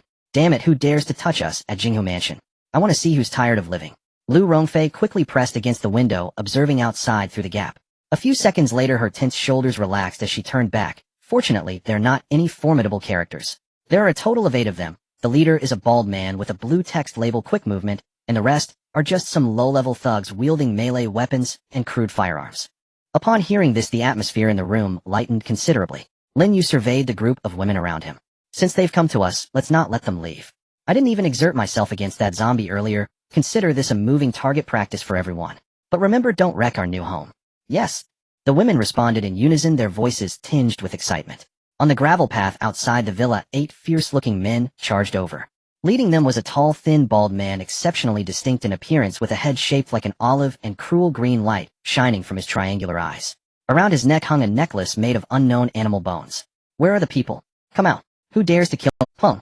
He kicked open the iron gate of the courtyard, holding a submachine gun pointing it at the villa's main door. The other 7 subordinates fanned out surrounding the area. Creak. The heavy wooden door of the villa slowly opened. Under the gaze of 8 pairs of eyes, Lin Yu casually walked out, hands in his pockets, as if strolling in his own. He had already put away the Qian axe into his spatial pocket. At this moment he was unarmed, wearing only a simple black tactical vest that outlined his smooth muscle lines. Seeing only a barehanded young man emerge, Peng Kai and the others were visibly taken aback. Is it just you, eh?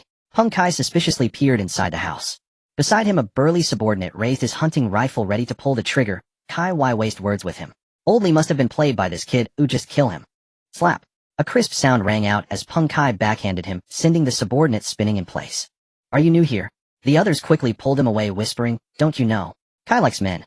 At this moment Peng Kai retracted his hand, his triangular eyes sizing Lin Yu up from head to toe, the gaze sticky and disgusting. He stuck out his tongue, revealing a mouth full of yellow teeth. Such a rare specimen, oh what a shame to ruin it. Lin Yu raised an eyebrow, a chill creeping up his spine. Was this guy a pervert? Kid, Peng Kai took a step forward, you look pretty good. In this apocalypse a clean and handsome man like you is a scarce resource. He grinned maliciously. You must have killed Old Lee and Yellowhair, right? I won't hold it against you. As long as you kneel down now, crawl over, and lick my shoes clean, you can be my personal pet from now on. Today's incident will be forgotten. Follow Kai, and you'll have a life of luxury. What do you say? Huh. The surrounding subordinates burst into. Kai is still so playful. Kid, aren't you going to thank him? Our Kai's skills are unmatched. Faced with their torrent of slander, Lin Yu's expression remained utterly unmoved, his gaze not even flickering, as if he were gazing upon corpses. Finished speaking, Lin Yu spoke calmly, his voice soft yet laced with bone-deep coldness. He took a single step forward. If you wish to die, pull the trigger. Now? No more empty words. Peng Kai's smile froze.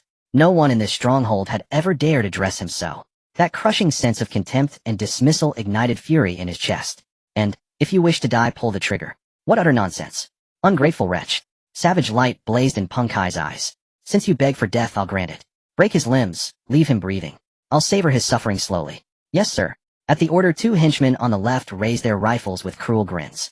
Bang, bang, muzzles spat fire. A hail of bullets screamed toward Lin Yu's legs and shoulders. At such close range, no aim was needed. To every onlooker, the next second would bring that arrogant fair-skinned youth riddled with holes, collapsing into a pool of blood writhing in agony. Yet Lin Yu neither flinched nor evaded. Instead, he strode forward directly into the line of fire. Ding, ding, ding. A rapid cascade of metallic clangs rang out. The high-velocity bullets, the instant they struck Lin Yu's skin, rebounded, as though colliding with an invisible owl. Bullet tips shattered, instantly scattering like raindrops at Lin Yu's feet, leaving not even a faint mark upon it. This was the passive effect of the indestructible demon body, absolute defense, rendering conventional firearms utterly impotent. How is this possible? Peng Kai's triangular eyes bulged, nearly popping from their sockets. He'd survived long in this apocalypse. He'd seen much. Yet even those who awakened defensive traits like bronze skin, iron bones could never withstand dual gunfire at point-blank range without injury. Before shock could subside, something far more grotesque unfolded. Ah! Who? The 2 gunmen, who screamed in piercing agony. Crack! The sound of ribs snapping echoed clearly from their chests and shoulders. Then, both vomited torrents of blood laced with shredded internal organs. Thud! They crashed to the ground, convulsed twice, and lay still. Their deaths were horrific, resembling self-inflicted devastation by their own bullets amplified tenfold. This was the indestructible demon body's passive effect, 3 Demon God Counterstrike. Upon receiving attack, it reflected 50% of true damage. Silence descended, absolute and suffocating. Everyone remaining, Peng Kai included, stood frozen in disbelief. What kind of phenomenon was this? Sorcery. Uncanny. This kid is truly uncanny. Could he be a ghost? A timid underling's teeth chattered. His knife trembled violently in his grip. I refuse to believe it. Mere trickery. Another henchman, gripping a compact submachine gun, roared and slammed the trigger, unleashing a full burst at Lin Yu. Rat-a-tat-tat-tat. Fire spewed from the muzzle. This time all watched intently. The bullets disintegrated into dust the moment they struck Lin Yu's body. Then, his shooter began convulsing. No entry wounds marred his flesh, but his entire frame resembled a ruptured blood sac. Blood seeped from every pore across his skin. Blood streamed from his 7 orifices. Guh. Still locked in firing stance, he toppled backward, rigid as a plank. By the time he hit the ground, he was a limp, bone-shattered corpse. Lin Yu stood motionless, idly rolling his neck. I haven't even exerted myself, and you're already down. Anyone else? We've barely begun warming up. This was sheer cheating. So long as opponents lacked force capable of breaching his indestructible demon body, they fell, countless inevitably. Not only could they not pierce his defense, they were slain by its recoil. At last Peng Kai snapped back to a. After all, he was a leader, quick-witted. Gazing upon Lin Yu's unscathed form, and the 3 inexplicably deceased men sprawled on the ground, a terrifying word detonated in his mind: counterstrike. This brat possesses a counterstrike trait. Peng Kai shrieked, don't shoot him. Whoever attacks him dies. How could they fight? He was a porcupine, no a landmine. Untouchable. As Lin Yu's indifferent gaze settled upon him, Peng Kai felt warmth spread beneath his waistband. The vile fantasy of taking him as a male consort vanished utterly. All he craved now was distance from this monster. Run. Now. Return to the boss. This target's lethal. Bring heavy ordnance. Peng Kai didn't need it. His remaining henchmen's psychological fortitude had already shattered. Demon, it's a demon. They shrieked, whirling and fleeing, desperate to put miles between themselves and Lin Yu. Lin Yu did not stir, not even withdrawing his hands from his pockets. As he watched their panicked tale between, he tilted his head slightly. Lady's observation alone won't suffice. Show me your skills. Before the words, faded silhouettes had already poised themselves within the villa's entrance. Sisters, job's on. Lu Rongfei struck first. Standing atop the stone steps, she drew her composite bow taut, its string vibrating with lethal tension. Twang! An arrow wreathed in glacial frost sliced the air. It pierced the calf of the lead fugitive. Detonate! Lu Rongfei whispered, lips crimson. Boom! The arrow exploded upon penetration. A wave of crystalline frost surged outward, not merely freezing the wounded man, but locking both flanking comrades in place, their legs encased in ice. Glistening shards crept up their pant legs. Ow! My leg! I can't move. What dark sorcery is this? The trio shrieked, straining desperately, yet rooted immobile. Let me join the fun. A spirited cry rang out. Laya, the golden-haired foreigner, now burned with inner flame, her eyes blazing. She cupped her palms. Two orange-eared fireballs swelled rapidly within them. Whoosh, whoosh. They rocketed forth trailing incandescent tails. Like miniature meteors they slammed into the frostbound trio, ice and fire colliding. Boom. A thunderous detonation shook the air. Arg. Their screams tore through the heavens. From extreme cold to searing heat in an instant, their bodies cracked like fragile glass. Flesh split open, clothing and hair consumed by flame. The stench of charred flesh hung thick in the air. Damn it. Let's fight them to the death.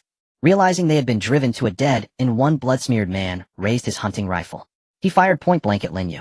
Bang. The bullet struck Lin Yu squarely between the eyebrows, yet the next instant clang. The projectile shattered against his forehead. Simultaneously the shooter's skull imploded as if crushed by an invisible giant hand. Splutch. Crimson and ivory matter sprayed violently outward. His corpse collapsed rigidly to the ground. Peng Kai and the others still fleeing froze in place, their hearts plummeting into abyssal despair. Utter absolute despair. Resistance meant certain death, flight offered no reprieve. Sisters. I'll boost your attack speed. Finish this swiftly.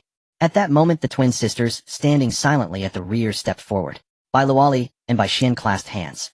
Two emerald-green waves of light shot forth like streaking meteors surging into Lu Rongfei and Lia's bodies. Sacred light baptism attack speed enhanced. Spiritual energy recovery accelerated.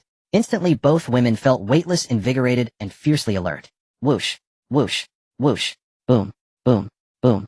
Lu Rongfei's bow-drawing hand blurred into afterimages. Lia's fireball conjuration doubled in velocity. A lethal tapestry wove itself across the sky. Arrows of frost and orbs of flame interlacing seamlessly, augmented further by Su Qingqing's phantasmal movements. Occasional smoke spheres burst midair, shrouding vision in thick, disorienting haze. The battlefield devolved into a one-sided massacre. What in hell are these things? Peng Kai, the leader, trembled with visceral terror. As a massive fireball hurtled straight toward his face, a flash of venomous resolve ignited in his eyes. He seized the last surviving subordinate beside him. Block it. Brother Kaiyu. The man barely registered. Before he could react, Peng Kai thrust him forward as a living shield. Kaboom. The fireball detonated against the man's back. Riding the explosive recoil, Peng Kai's azure trait, Swift Stride, flared violently. His body dissolved into a streaking afterimage, vanishing into the dense thicket beyond. Trying to flee. Lu Rongfei's gaze hardened. Her hand rose instinctively to draw her bow, then lowered. She turned toward Han Na, who had stood quietly in the corner all along. Nana, it's yours. Han Na smiled faintly, revealing a charming little fong. Leave it to me. She gently closed her eyes, fingers dancing lightly through the air. I've been waiting for him. Deep within the woods, thorny brambles choked every path. Peng Kai had never known those few hundred meters to feel so interminable. His heart hammered against his throat, his lungs burned with searing agony. Damn it all. He cursed while sprinting, glancing back over his shoulder. Miraculously, no pursuers in sight. Just wait, he gritted, eyes blazing with malice. I'll return with the boss, and mount a heavy machine gun. I'll haul in rocket launchers too. Then I'll flay that pretty-faced bastard alive, and break every one of those women utterly. If he crossed this forest, safety awaited. His stronghold lay just beyond. Dozens of fully armed men, real heavy ordnance. As the thought formed, Ruhr. From behind a massive oak ahead, a zombie staggered forth, rotting flesh sloughing from its frame, bulging eyeballs, only one arm dangling grotesquely. Get out of my way. Enraged, Peng Kai raised his gun and fired. Bang. The one-armed zombie's skull erupted, it crumpled lifelessly. Filthy omen. He spat contemptuously, never breaking stride. Ahead lay a steep descent. Crouched motionless in the roadside undergrowth were two corpses. Their tattered garments suggested they'd perished here long ago, motionless, reeking of decay. Peng Kai dismissed them without a second glance. Such desiccated zombies littered this accursed land. He didn't even slow, stepping briskly between the two. In that very instant, cataclysm struck. The two corpses, previously inert upon the earth, surged as though coiled and ready for millennia. No snarl, no warning. Two ravenous maws snapped shut on Peng Kai's ankles simultaneously. Crunch. Ag. A pig slaughter shriek tore from his throat. Both tendons severed his ankles. He tumbled headlong like a rolling barrel, his face carving a bloody furrow across jagged gravel. Wah, how is this possible? Ignoring the agony tearing across his face, he tried scrambling upright, but the zombies lunged. Unlike mindless shamblers, they moved with predatory discipline like trained hounds. One pinned his gun-wielding hand, the other clamped its jaws around his throat. Gurk, gurk. Peng Kai's eyes bulged wide. His windpipe ruptured, blood flooded his trachea, silencing him forever. Even in death, he never grasped how zombies could feign death, or coordinate ambushes. Hundreds of meters away at the villa's front courtyard, Han Na opened her eyes. her psychic link having relayed every grisly detail. Mission accomplished. She beamed sweetly at Lin Yu. Master, the bald one's dead, just inside the woods ahead. Well done. Lin Yu nodded approvingly. Lu Rongfei added, Nana, your control over zombies grows astonishing. You even taught them to stage decoy ambushes. That ability bordered on the unnatural. After all, in a world overrun by the undead, who would suspect corpses lying still on the ground? Not at all, Han Na demurred modestly. It's thanks to Lu Jie's and Lia's overwhelming firepower. I merely handle stealth tactics. Lia chimed in, and the twins' support was vital too. Su Qingqing interjected playfully. Lia looks like this Gallic beauty has mastered Xia culture's art of mutual praise, already fluent in corporate flattery. Lia blinked her sapphire eyes. That's called team spirit. Laughter rippled through the group, dissipating much of the slaughter's metallic stench. Enough, Lin Yu interrupted with a smile. No more mutual praise. Let's secure the battlefield. Yes, master. Instantly their levity vanished. They moved with practiced efficiency, scavenging the area. Su Qingqing darted to the distant woods, retrieving Peng Kai's trait scroll. Beyond dozens of gold coins, the underlings yielded mostly worthless Waitire traits. Basic strength, introductory swordsmanship. Trivial, yet Lin Yu accepted them without disdain. They'd serve well as synthesis materials later. As for the rifles and submachine guns, Lin Yu didn't even glance twice. All were sealed into his spatial pocket, ready for conversion into gold aboard the train. With infinite storage space, even junk held potential. Once cleared, the group returned swiftly to Villa No. 7. Lin Yu stood at the living room center. He flipped his palm upward. A capsule glowing with soft golden radiance materialized. Force field barrier capsule, a premium item valued at 300 gold coins. Deploy. He dropped it onto the floor. Hum. An invisible ripple exploded outward from the villa, racing across the terrain. Within a 50-meter radius, a faint translucent dome shimmered into existence, then dissolved seamlessly into the air. This barrier could withstand assaults from low and mid-tier zombies. Only apex-tier abominations or colossal mutants might breach it. Thus this domain became an absolute sanctuary. Done. Twins, clean the living room. Wipe away all bloodstains. Rongfei, you hold perimeter watch. Everyone else, search this house thoroughly. Look for edible supplies. Our survival for the next 3 days hinges entirely on whatever stock remains inside. Understood, master. With crisp salutes, the women dispersed. Task-oriented, focused, unstoppable. Half an hour later, the women returned to the living room one after another to report. Su Qingqing carried 2 plastic bags. Master, there are only 2 packs of frozen buns in the fridge and half a bag of sliced bread. Han Na pointed to the corner. I found 2 boxes of mineral water in the living room cabinet, 24 bottles unopened. Lia shrugged. The kitchen is very clean. There's electricity, but there's no water coming from the faucet. Lin Yu rubbed his chin. I only found some chips and biscuits in the upstairs bedroom. Altogether, this isn't sufficient for so many of us. However, if we ration it might barely last us through the first day. The expressions of everyone turned serious. The scarcity of supplies is always the greatest challenge for survival in the apocalypse. The most important thing right now is not food. Lin Yu sat on the sofa, his gaze deep. You all heard what Peng Kai shouted before he died. He has a leader behind him, and the force is not small. Han Na nodded. From the tone, that organization should have heavy fire. Bai Xian wiped the table, while expressing her confusion. Master, I don't understand. Are they also survivors who got off other trains? Why does it feel like they have been living here for a long time? They've even formed a tight organization. If they got off at this, it's impossible for them to be so familiar with the terrain here so quickly. They can even divide territories. Su Qingqing reacted quickly and analyzed. Our task is to survive for 3 days. Their task might be to survive here for 30 days, or even several months. Survival of the fittest. Lin Yu leaned back on the sofa and said lightly, those who live longer naturally become the local tyrants. Qingqing is right, these people must have been entrenched here for a long time. Then, Lia cast a worried glance out the window. We just wiped out that bald team. Will it trigger some alarm like the 2 in the house before and attract a large group of people seeking revenge? Tonight we might not be able to sleep well. At this moment, Lu Rongfei, who had been observing by the floor-to-ceiling window, spoke up. It shouldn't happen. I specifically observed earlier, and none of Peng Kai's group were carrying that heart rate alarm. Moreover, this place is remote. Even if their leader realizes people haven't returned, it would take time to send a large force over. Hearing this, everyone breathed a sigh of relief. However, as soon as Lu Rongfei finished speaking, she suddenly let out a soft eh and pressed her body against the window glass. What's wrong? Everyone tensed up. Su Qingqing instantly gripped her dagger. Her muscles tensed. Could it really be that? No, it's not people. Lu Rongfei relaxed. It's a group of zombies. There aren't many, and they are rushing towards us. Zombies. Lin Yu raised his eyebrows, then stood up and walked to the window. Through the night, he saw several swaying black shadows outside the villa. They were attracted by the bloody scent from the earlier battle, wildly rushing towards this side. Lin Yu looked at the faint blue barrier enveloping the villa. Just in time. Since they've come, let's test whether this 300 gold coin shield is sturdy. The group stepped forward. Through the window, they saw over a dozen zombies sprinting towards them, drawn by the scent of blood. They opened their rotting mouths, their throats emitting howls of hunger for flesh. They're getting closer. 10 meters, 5 meters, 3 meters. Just as the leading zombie clad in a security uniform was about to pounce onto the steps. Buzz. Suddenly, a circle of transparent ripples spread through the air. There was no sound. An invisible wall had suddenly appeared between heaven and earth. Bang! The fastest charging security zombie slammed into the invisible wall like a speeding car crashing into a steel plate. Its face instantly flattened. Black-red, filthy blood exploded into a beautiful blossom on that transparent barrier. Immediately after, a crisp cracking sound followed.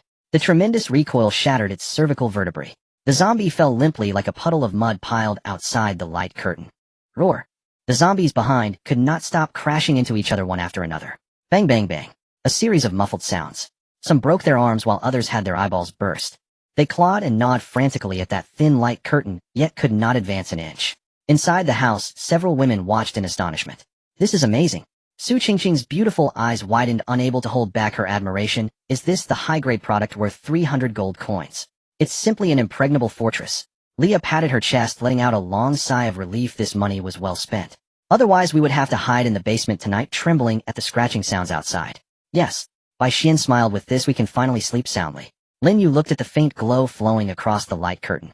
Satisfied, he nodded. Products from the system are always top quality. Alright. Lin Yu drew the curtains blocking the ugly scene outside. Since safety is not an issue, let's eat something simple and rest early. Tomorrow morning, we'll go scavenging for supplies. Yes, master. That night the howls of zombies outside were intermittent. Although they knew there was a barrier, the sense of crisis close at hand still kept several women from sleeping too soundly. The next morning, sunlight penetrated the thin mist, casting light on the villa group of Jinghu Mansion. The group sat around in the living room, the atmosphere somewhat heavy. On the table lay the last bit of sliced bread and a few bottles of mineral water. This was the final food supply. Eat up. Lin Yu picked up a slice of bread and swallowed it in a few bites. Only when we are full can we have the strength to work. The women also stopped being pretentious and quickly finished breakfast. At this time, Lu Rongfei, who was responsible for the morning reconnaissance, hurried down from the rooftop terrace. Her expression was somewhat excited. Master, I found something. Lu Rongfei pointed in a direction outside the window in the northwest corner. About 500 meters away, there is a villa numbered 20. Just now I used eagle eye to observe and saw the curtains on the second floor move, indicating human activity. If there are people, it means there are supplies stored. Lin Yu stood up, a glint of light flashing in his eyes. Get ready, we set off in 5 minutes. That direction is deep within the community, and there might be more zombies, so everyone stay alert. Understood. 5 minutes later, the door of villa number 7 opened. Lin Yu led the way outside. The impenetrable force field barrier, sensing Lin Yu's permission, automatically created a ripple to let everyone through. The group maintained a combat formation, with Lin Yu leading the way. Su Qingqing stealthily followed beside him. The twin sisters provided support in the middle, while Lu Rongfei and Leah were responsible for long-range attacks. Han Na controlled the two newly acquired zombie bodyguards, walking at the outermost edge as a meat shield. The community in the early morning was eerily silent. Along the way, a few low-level zombies wandered around. Before they could get close, Lu Rongfei's precise shots or Leah's fireballs easily took them down. Even a slightly faster-moving mid-level zombie was silently approached from behind by Su Qingqing, who swiftly slashed its neck. The current team was already perfectly coordinated. After about 10 minutes, the group arrived near villa number 20. Although it couldn't compare to the one they were living in, it was backed by an artificial lake surrounded by trees on 3 sides, with only a small road leading to the front door. Its concealment was still quite good. Right here, Lin Yu led the women to hide behind a banyan tree that required 3 people to hug. He surveyed the tightly closed door of the villa, pondering whether to launch a direct attack or take a more cunning approach. Suddenly, whoosh! The front door of the villa opened on its own. Immediately after, a young man dressed in a black leather jacket, sporting a buzz cut, and wearing sunglasses swaggered out without a weapon in hand. He stood on the steps, contemptuously beckoning towards the large tree where Lin Yu and the others were hiding. You rats over there. He removed his sunglasses and arrogantly gestured with his middle finger. Why are you still hiding? My girlfriend has the perception attribute and has long since sensed your scent. Come out immediately, bow 3 times to me, and leave behind your supplies and women. If I'm in a good mood, I might spare your lives. This sudden turn of events left the group behind the tree momentarily stunned. Su Qingqing frowned tightly and lowered her voice. Master, this guy dares to openly come out and provoke us. It must be a trap. Exactly. Leah also grew tense, the fire element swirling in her palm. In this post-apocalyptic world, someone so arrogant could very well be a ridiculously powerful freak. Lin Yu squinted his eyes, not sensing any intense aura of danger. He turned his head and said, Rongfei, use your inside eye to scan him. Yes. Han Na immediately called 2 zombies to act as shields. Lu Rongfei took a deep breath and peeked out from behind the tree. In her eyes, a faint golden light flashed.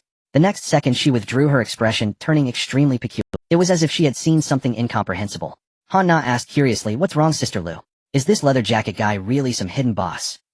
"No, it's not." Lu Rongfei rubbed her eyes. "Let me take another look. I'm not sure if She peeked again. This time she looked for a full 3 seconds. When she withdrew, her expression was even more fascinating, and she even looked like she wanted to laugh. Bai Xian grew anxious. "Sister Lu, don't keep us in suspense. What are his powers?" "Well," Lu Rongfei chuckled helplessly, organizing her words, "his name is Du Yu. He only has 2 white quality attributes. One is called hedgehog spikes, and the other is called unbelievable." The air fell silent for a few seconds. "Huh." Lia's blue eyes widened, unbelievably confident. "That's an attribute too." Su Qingqing's mouth twitched. "That's it. 2 worthless white attributes. Who gave him the courage to speak to us like this?" Lu Rongfei shrugged, unable to hold back a laugh. "I guess it's the unbelievably confident that gave him that courage." Lin Yu chuckled at this. "In this post-apocalyptic world there truly are all kinds of creatures. Alright then." Lin Yu stepped out from behind the tree. "Since he has graciously invited us, let's go see this extraordinary fellow."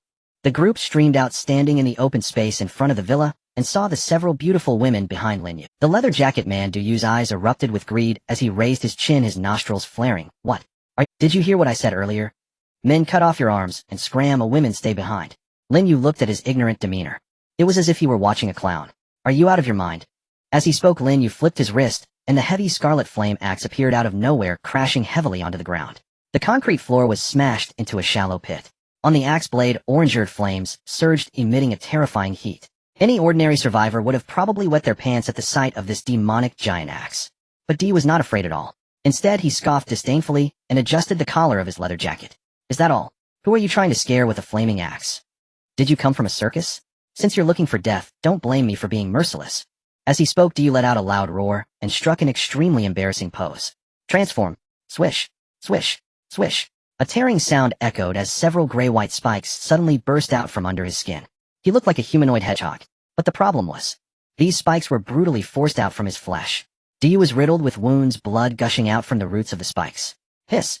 Dee trembled in pain, yet he still gritted his teeth, suppressing the excruciating pain, putting on an expression of, "I am invincible in this world." Do you see?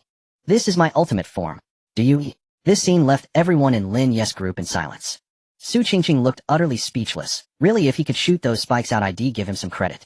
Bai Luali covered her mouth. "This skill is quite suitable for squeezing onto a bus during rush hour. Hey, whoever you are, you're bleeding. If you don't pull those back, you'll stab yourself to death."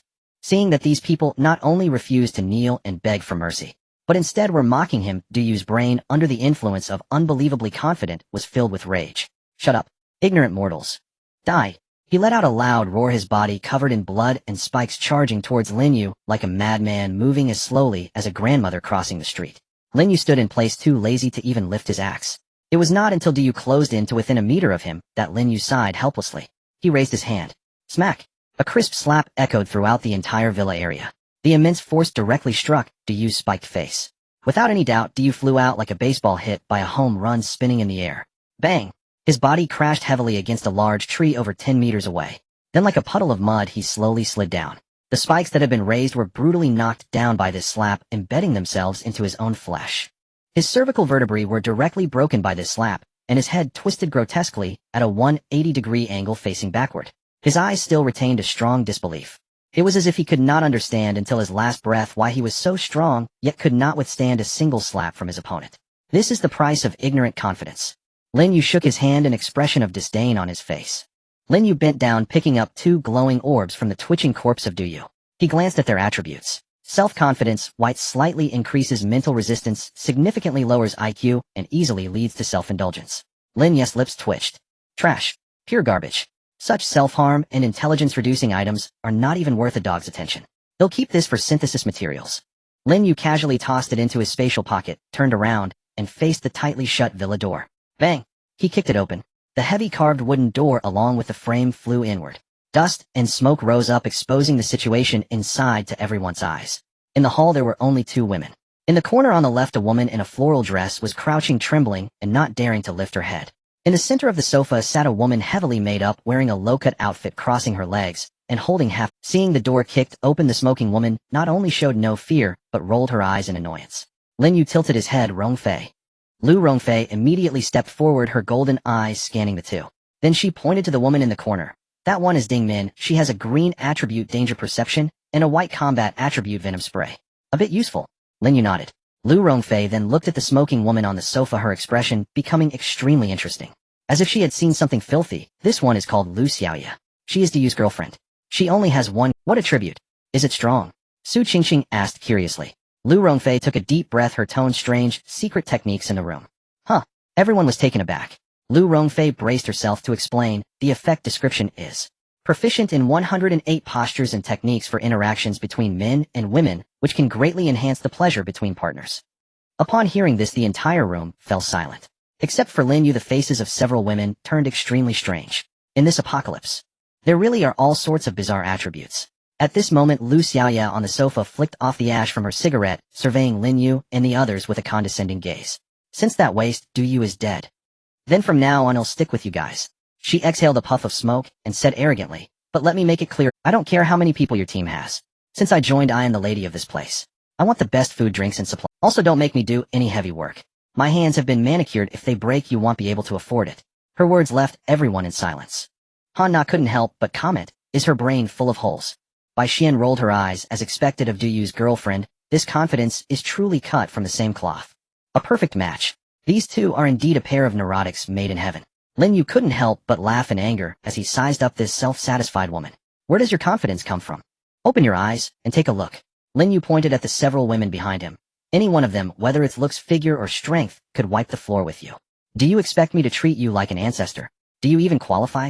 Upon hearing this, Lu Xiaoya jumped up as if her tail had been stepped on. She pointed at Lin Yu, shrieking, what do you know? I am top-notch. The people who pursued me could line up to France. When I got married, I demanded 88000 as the bride price, not a single cent less. In this world with men dying like flies, women are the most valuable resource. If I am willing to submit to you, it's because your ancestors are lucky. How dare you look down on me? At the side, Ding Min, who was crouching in the corner, seemed to be her close friend. Unable to hold back, she tugged at Lu Xiaoya's skirt and whispered, Xiaoya, stop talking. Get off. Coward. Lu Xiaoya kicked her friend away, puffed out her chest, and marched up to Lin Yu, even leaning. With a smug expression, she challenged, come on. Aren't you tough? Come at me. I want to see if you can bring yourself to strike. As a high-end woman who understands passion, killing me would be your loss.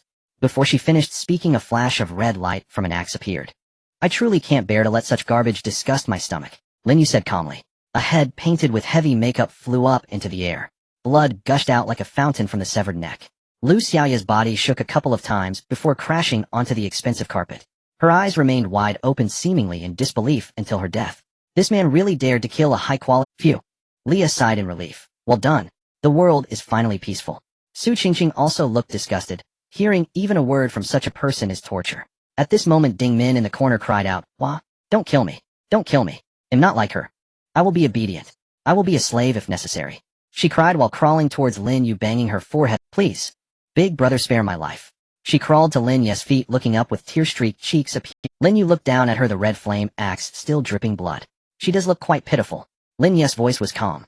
Ding Min's face flashed with joy, yet her eyes concealed a hidden malice. Just wait, I will unleash a rough tactic and make you all die. But unexpectedly the next moment, Lin Yu changed his tone sharply. However, since you are begging for mercy, why is there a green venom in the corner of your mouth?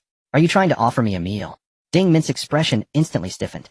Then she roared, die. Since she was exposed, she stopped pretending. She opened her mouth. Puff. A dark green venom shot, like a snake's tongue, directly aiming for Lin Yu's face. The distance was too close. Less than half a meter. This person was surely dead. However, Lin Yu didn't even blink. Dodge. Not necessary. Hiss. The venom sprayed onto Lin Yu's throat, but contrary to expectations, there was no horrific scene of flesh rotting. Not even a red mark was left. Indestructible body, immune to all poisons. Even the zombie virus could not affect him. What was this little venom? It even turned into steam upon impact. This? Ding Min was stunned. She was utterly desperate. Is this still human? Off. Suddenly she let out a piercing scream. The venom she had sprayed bizarrely appeared in her own throat. Demon God reflection. True damage rebound. Her facial skin quickly rotted, emitting bursts of white smoke. Help me out, hurts. Lu Xiaoya rolled around on the ground in agony. Lin Yu approached expressionlessly, lifted his foot, and with a bang, it was as if he stepped on a cockroach, directly crushing her head. Blood and brain matter splattered, and her screams abruptly ceased. In the next moment, a green light erupted. Green attribute, danger perception, 100 meters warning. This is somewhat useful. Lin Yu stepped forward to pick it up and activate it. Immediately his senses became much sharper. It felt as if a radar had appeared in his mind. Good stuff. Lin Yu was very satisfied. This was the greatest gain of the day. As for the spraying venom, Lin Yu did not take it. It was too weak, and spraying something from his mouth was too disgusting. It did not match his standards. He picked it up directly to fuse it later. Then Lin Yu turned to the women behind him and teased, although this room's secret art is a white item, we shouldn't waste it. Who wants it? The women looked at each other. Su Qingqing lightly coughed and smiled. Give it to Han Na. She is working out and can handle it. Han Na waved her hand. I can't take it. Give it to Leah. Leah shook her head vigorously. I'm a mage. Mages don't. Finally, everyone's gaze fell in unison on Lu Rongfei. Lu Rongfei confidently stepped forward. A bunch of sisters can only talk about it. Master, then I'll keep it. Once I learn it, I can teach the younger sisters. Lin Yu nodded in satisfaction. This kind of dirty and tiring work requires someone like Lu Rongfei, a mature woman, to understand. Alright, no more chit-chat. Lin Yu waved his hand. Search for supplies. Move quickly. Gather in 10 minutes. Yes. The women immediately scattered. The supplies in this villa were not abundant. The group gathered back in the hall. The women had searched Villa No. 20 thoroughly. Master, we only found a box of instant noodles in the storage room. There's a bag of steamed buns in the kitchen, and a few barrels of purified water. Other than that, there's basically nothing left. Hearing the report, Lin Yu frowned slightly. This amount of supplies was barely enough for the entire team to last 2 days. It seemed that Yu and Su Lily were all put everything into the space pocket and prepare to retreat. Lin Yu ordered, just as everyone packed their things and prepared to rest briefly in the living room. Suddenly buzz. In Lin Yu's mind, the newly acquired danger perception item vibrated wildly. A feeling of unprecedented heart palpitations swept over him. His scalp tingled. This sensation was 100 times stronger than any encounter with zombies before. The Grim Reaper was coming. Something's wrong. Lin Yu suddenly stood up and shouted, run. Don't look back. Charge out. There was no explanation, nor hesitation. The absolute authority he had built along the way played a role at that moment. No one among the women asked a single, go. Su Qingqing reacted the fastest. She grabbed Leah, who was closest to the door, and darted out like a leopard. Han Na and Lu Rongfei followed closely, rushing out the door. Only Bai Loli and Bai Xian, the twin sisters, were a beat slow. At that moment, Lu Rongfei, who had just run outside, instinctively looked back at the sky. That glance sent chills down her spine. Not good. In the sky, she saw 2 enormous black shadows in the misty air roaring down like meteors crashing toward the villa. The bodies of 2 giant zombies. And judging by their size, they were definitely advanced mutated zombies. We can't dodge it. The twin sisters were running the slowest, and were still on the stairs. At that moment, go. A pair of strong hands suddenly grabbed their collars. Lin Yu's arm muscles bulged, unleashing terrifying strength. He hurled Bai Loli and Bai Xian like throwing sandbags. Catch them. Su Qingqing and Han Na hurriedly. They caught the 2 and rolled into a heap. At that moment, the shadow overhead had already descended. Lin Yu had nowhere to evade, nor did he intend to. He turned around, raised the blazing axe with both hands, and his muscles tensed like iron. Indestructible demonic body. Boom. 2 earth-shattering booms resounded almost simultaneously. The ground trembled violently. Dust billowed and debris flew. The massive shockwave snapped the surrounding tree. Master! Su Qingqing and the others got up from the ground, disregarding their scrapes, and shouted in terror. From the dust, a figure slowly emerged. Lin Yu brushed the dust off his hair. Though he looked somewhat disheveled with several tears in his clothes, there was not a single drop of blood. Not even a scratch on his skin. Behind him in the ruins, the 2 nearly 3-meter giant corpses had already turned into a puddle of mush. Those were 2 iron-skinned zombies known for their defense. They had been tossed like stones. I'm fine. Lin Yu exhaled a breath of foul air, shaking his somewhat numb arms. He glanced toward the depths of the mist. That direction was the artificial lake in the villa area. Danger perception was still wildly alarming. The feeling of being targeted by a top predator made him very uncomfortable. This is not a place for conversation. Lin Yu's expression was serious. Return the same way. Quick. Evacuate at full speed. The group dared not linger any longer and bolted. They raced towards Villa No. 7 along the path they had come. Minutes later, from the depths of the dense mist behind, a deep and muffled roar suddenly echoed. Roar. The sound rolled like thunder, carrying a chilling pressure. Even at such a distance, everyone felt a heaviness in their chest, as if some ancient beast had awakened. Their faces turned pale, and their pace quickened. Finally, the familiar force field shield appeared in sight. They rushed into the villa and slammed the door shut. Until that moment, everyone felt as if all their strength had been drained, collapsing onto the ground. Huff puff. Su Qingqing gasped for breath, her chest heaving violently. That was too close. Master, was that the effect of the new item you just got? Lin Yu nodded and opened a bottle of water to take a sip. That's right. If it weren't for the danger perception warning in advance, the consequences would have been unimaginable. Hearing this, the women felt a wave of fear. Lin Yu with his strong physique was fine, but they would have turned into meat paste. Especially the twin sisters. At this moment, looking at Lin Yu, their eyes were filled not only with admiration, but also with a deep sense of gratitude. In that situation, Lin Yu could have easily run away first. But he chose to turn back to save them. Master. Bai Luoli's eyes were red. Lin Yu waved his hand, interrupting her emotional moment. He walked to the window and looked at the distant still swirling mist. Rongfei, did you see anything on the other side of the lake when that thing was thrown over? Lu Rongfei leaned against the window on guard. Upon hearing this, she shook her head with a pale face. It was too far and the fog was too thick. But I could feel. She swallowed hard, her voice trembling. It was a colossal creature. More terrifying than all the zombies we've encountered combined. The group fell silent. What kind of strength could throw two iron-skinned zombies weighing hundreds of pounds like pebbles over several hundred meters? What kind of monster had the artificial lake raised? Inside Villanelle, 7 in the atmosphere was somewhat oppressive. Leah peeked through the gap in the curtains, gazing at the lingering dust in the distance, feeling a lingering fear. Master, that monster is too terrifying. Should we evacuate now? Yes, Han-Na replied while brushing off the dust from her clothes. Even though we ran quite a distance back, we're still not too far from that lake. What if it comes after us? It won't. Lin Yu sat calmly on the sofa analyzing. That thing was able to throw hundreds of pounds of zombies, indicating its immense strength. If it truly wanted to chase us, we would have already perished. Its failure to pursue indicates a sense of territory. As long as we don't step into that area again, we should be safe for the time being. Lu Rongfei nodded and added, besides, it's getting dark. The fog will be denser at night. Recklessly running outside would guarantee a collision with the zombie horde. Today is the second day since we came out. As long as we survive tomorrow, the mission will be considered complete. With Lin Yu's words, the women felt reassured. First, move that pile of clutter in the corner and gather today's food. Lin Yu commanded. Got it. Han-Na rolled up her sleeves and quickly moved several solid wooden cabinets from the corner. Huh, what is this? Han-Na exclaimed, pointing at the floor. The wooden floor revealed an unusual color after the cabinets were moved. In the center there was a cover plate with a metallic pull ring.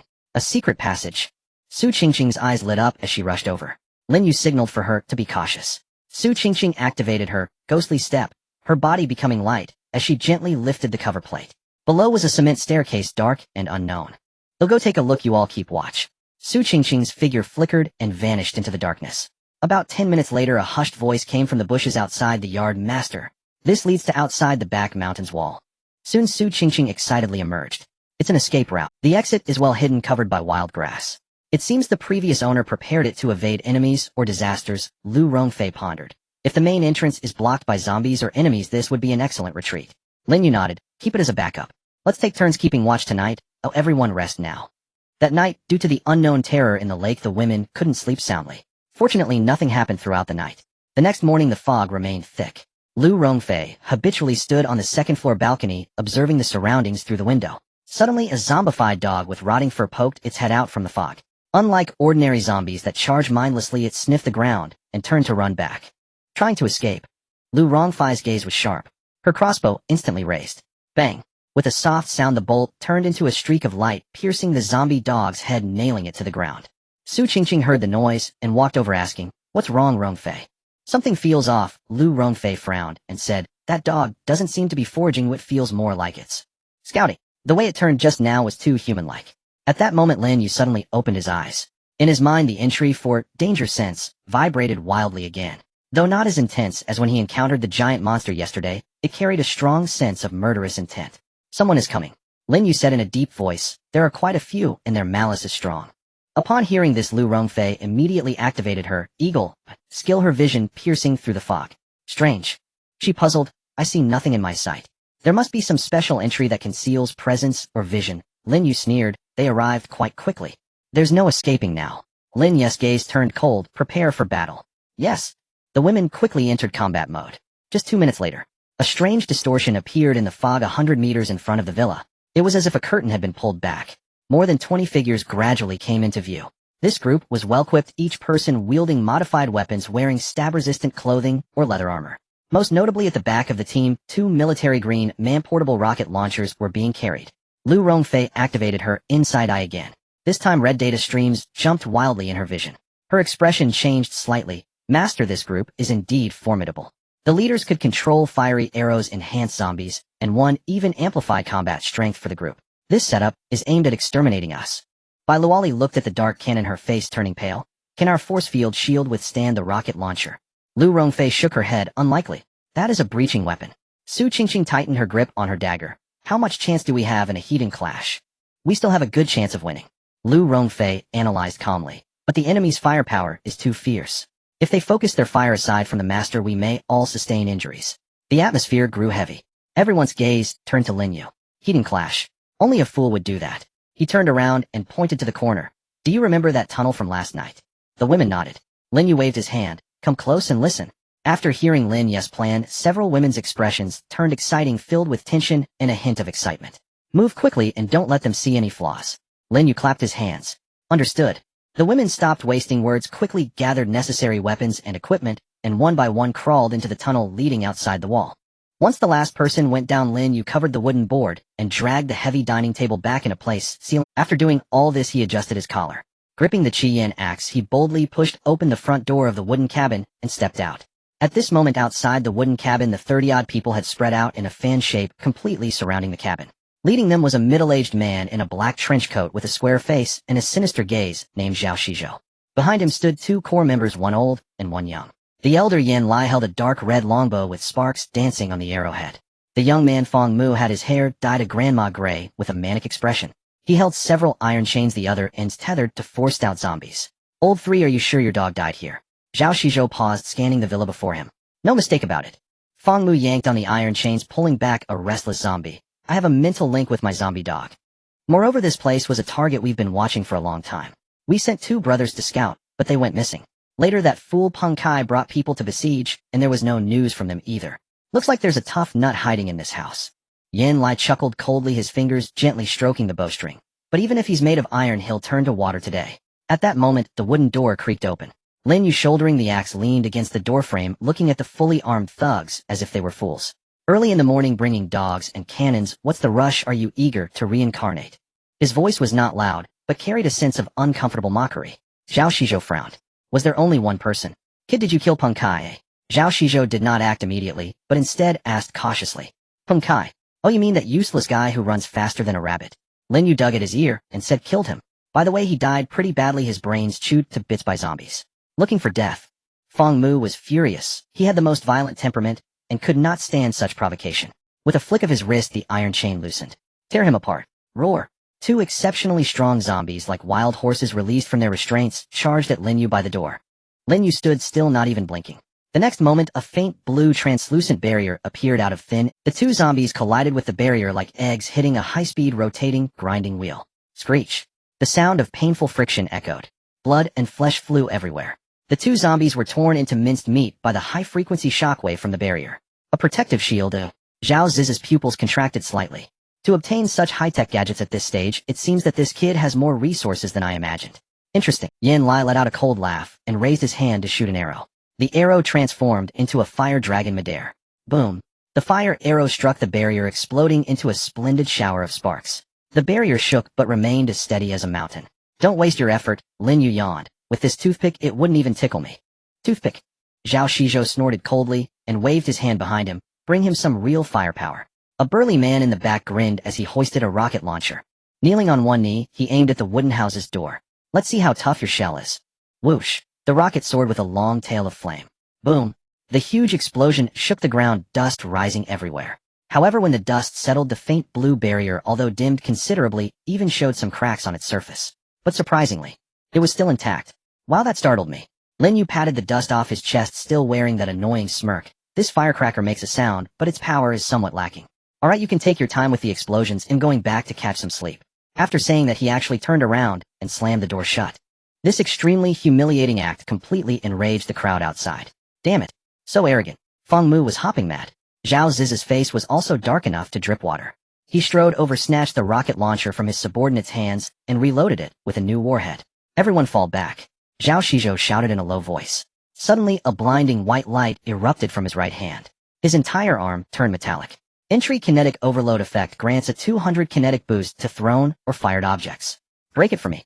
Zhao Shizhou pulled the trigger. This rocket speed was more than twice as fast as the previous one. Boom. The earth-shattering sound echoed. The barrier finally shattered under this strike like glass. The shockwave carried with chips, blowing a large hole in the wooden house's door in front. Yin Lao, burn it.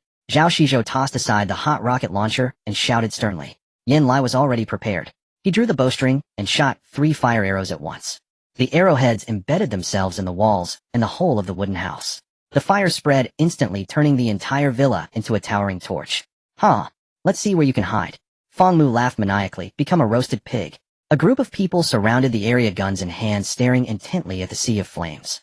waiting for the sounds of piercing screams from within or for someone to come rushing out in flames to meet their death. But 1 second, 5 seconds, 10 seconds. The fire raged on, nearly collapsing the roof. Yet inside that house it was eerily quiet. No screams, no pleas for mercy, not even a cough. A deathly silence. Yin Lai's smile gradually froze. He lowered his bow, his brows furrowed into a river-shaped boss. Something's not right. Not a sound at all. Could they have been blown to death? Zhao Shizhou stared at the inferno, a growing sense of unease in his heart. At that moment, a towering black figure suddenly broke through the thick smoke and flames, leaping high towards the densest part of the crowd, like a meteor. In midair, Lin Yu's muscles were tense, holding the heavy red flame axe high above his head. He was unscathed by the fire, even the corners of his clothes remained intact. Looking at the astonished faces below, there was no mercy in Lin Yu's eyes, only the icy intent to kill. War collapse. Thud. Lin Yu's feet landed heavily on the ground. The earth let out a painful groan. A visible shockwave spread violently from the impact point. The 3 closest gunners didn't even have a chance to react, stunned by the terrifying shockwave, their minds blank and eardrums ruptured. They knelt straight down, falling into a severe state of dizziness. The next second, the red flame axe glowing with a dark red luster swept out. It was like a hot knife cutting through butter. 3 perfectly good heads flew up, blood gushing from their severed necks, reaching a height of over a meter. All of this happened too quickly. From Lin Yu jumping out of the sea of fire to landing and killing it took only a brief 5 seconds. He's over there. Fire. Quick fire. The leader Zhao Shizhou was the first to react, retreating while shouting. Da-da-da-da-da. The 2 submachine gunners finally snapped back to reality. They simultaneously unleashed a torrent of fire. A dense rain of bullets poured onto Lin Yu. However, a scene that filled everyone with despair unfolded. The bullets hitting Lin Yu did not penetrate his flesh. Instead, it was as if they had struck diamond, producing immediately after bang, bang, bang, a few strange muffled sounds. The 2 gunners who had fired the most violently suddenly exploded into a mist of blood. It was as if invisible bullets were at play. Demon gods counterattack. True damage reflected. What? What kind of monster is this? Yin Lai felt his scalp tingle and shouted, "Don't use guns. He has a counterattack entry. Use the beast-catching nets, catch him first." Before his words could finish, whoosh. An arrow emitting extreme cold shot out from the bushes on the side. 2 burly men wielding beast-catching nets were pierced through their throats. Crack. An arrow exploded. 2 burly men did not even have time to scream. Half their bodies, instantly encased in solid ice, transformed into translucent crystalline statues. Immediately after, hiss, several black orbs were hurled into the chaotic crowd. Thick smoke billowed outward. Within the dense fog, Na petite figure flickered in and out of sight, like a wraith. Nsu Qingqing wielded twin daggers. Behind her, lingering afterimages traced eerie serpentine arcs. Each flash of cold steel meant another throat slashed, another body collapsing. And they had long since emerged from hidden tunnels, lying in wait on the flanks. My leg, over there. No, this way, screams erupted in waves. In an instant, once formidable 20-man squad lay halved upon the ground. Before Zhao Shizhou and his men could catch their breath, whoosh. Na fireball screamed through the air, slamming down with brutal force from another direction. Watch out, Yin Lai, seasoned veteran that he was, sensed the fire's approach instinctively, and barely rolled aside in a clumsy, desperate tumble. But his comrades beside him were not so fortunate. Boom. The fireball detonated. Scorching heat and searing flame consumed 3 men. Amidst rising wails of agony, several charred corpses crumpled lifelessly. In under 3 minutes, Zhao Shizhou's elite squad had suffered catastrophic losses. Only a dozen core members remained, clinging to survival by sheer will. This was Lin Yu's strategy: feign weakness, lure the enemy deep, then execute a counter-encirclement via underground passages. Not classic trap, like catching a turtle in a jar. Damn it. Zhao Shizhou stared at the carnage strewn across the ground, his eyes bloodshot. He never imagined his squad, victorious across the entire residential complex, would founder in this wretched ditch. Nas Lin Yu advanced step by step, axe dripping crimson, like death itself made flesh. Zhao Shizhou panicked. He bellowed hoarsely, "Feng Mu. Stop him. Hurry, unleash your zombies." Feng Mu pressed both palms flat against the earth. Rise, soil heaved and churned. Dozens of shambling corpses, clad in tattered rags, burst forth from beneath the ground, roaring, forming a grotesque, fleshy bulwark before the survivors. At the sight of the zombie line, Lin Yu launched himself forward like a cannonball. The Qian axe trailed a dark, crimson afterimage, plunging straight toward the densest cluster of undead. Na few zombies lunged instinctively. Get back. Ni's axe swept horizontally. Rotting heads burst like overripe melons, spraying gore in every direction. Thud. Lin Yu drove his boot into a headless corpse, propelling himself skyward once more. Ni's body soared over the zombie barrier. Nan dropped directly into the heart of the battlefield. From afar, Zhao Shizhou's eyelids twitched violently. and too ferocious. And this man was no human. He was a tyrannosaur draped in skin. Zhao Shizhou drew a slow, deep breath, his gaze turning venomous. He retreated behind 2 loyal subordinates and quietly placed his hand over his chest. Na low hum resonated, and there shimmered faintly. Talent activated mirror doppelganger. In the original Zhao Shizhou's form grew hazy translucent, then dissolved entirely into thin air. In his place stood a perfect replica, wearing identical tactical gear, gripping a gleaming alloy longsword, and smirking with cruel predatory glee. Brothers 2 and 3, ignore those women. Hold them off? Zhao Shizhou roared, wrenching a half-man-high alloy Amadeo from his back, its blade glinting with a cold cobalt blue sheen under the sun. Is this your trump card? Lin Yu had already closed the distance. The Qian axe descended like a thunderbolt. No feints, no flourishes, in pure unrelenting force. Clang! The axe blade and sword edge collided midair with cataclysmic force, and sparks exploded outward like a flashbang, detonating between them.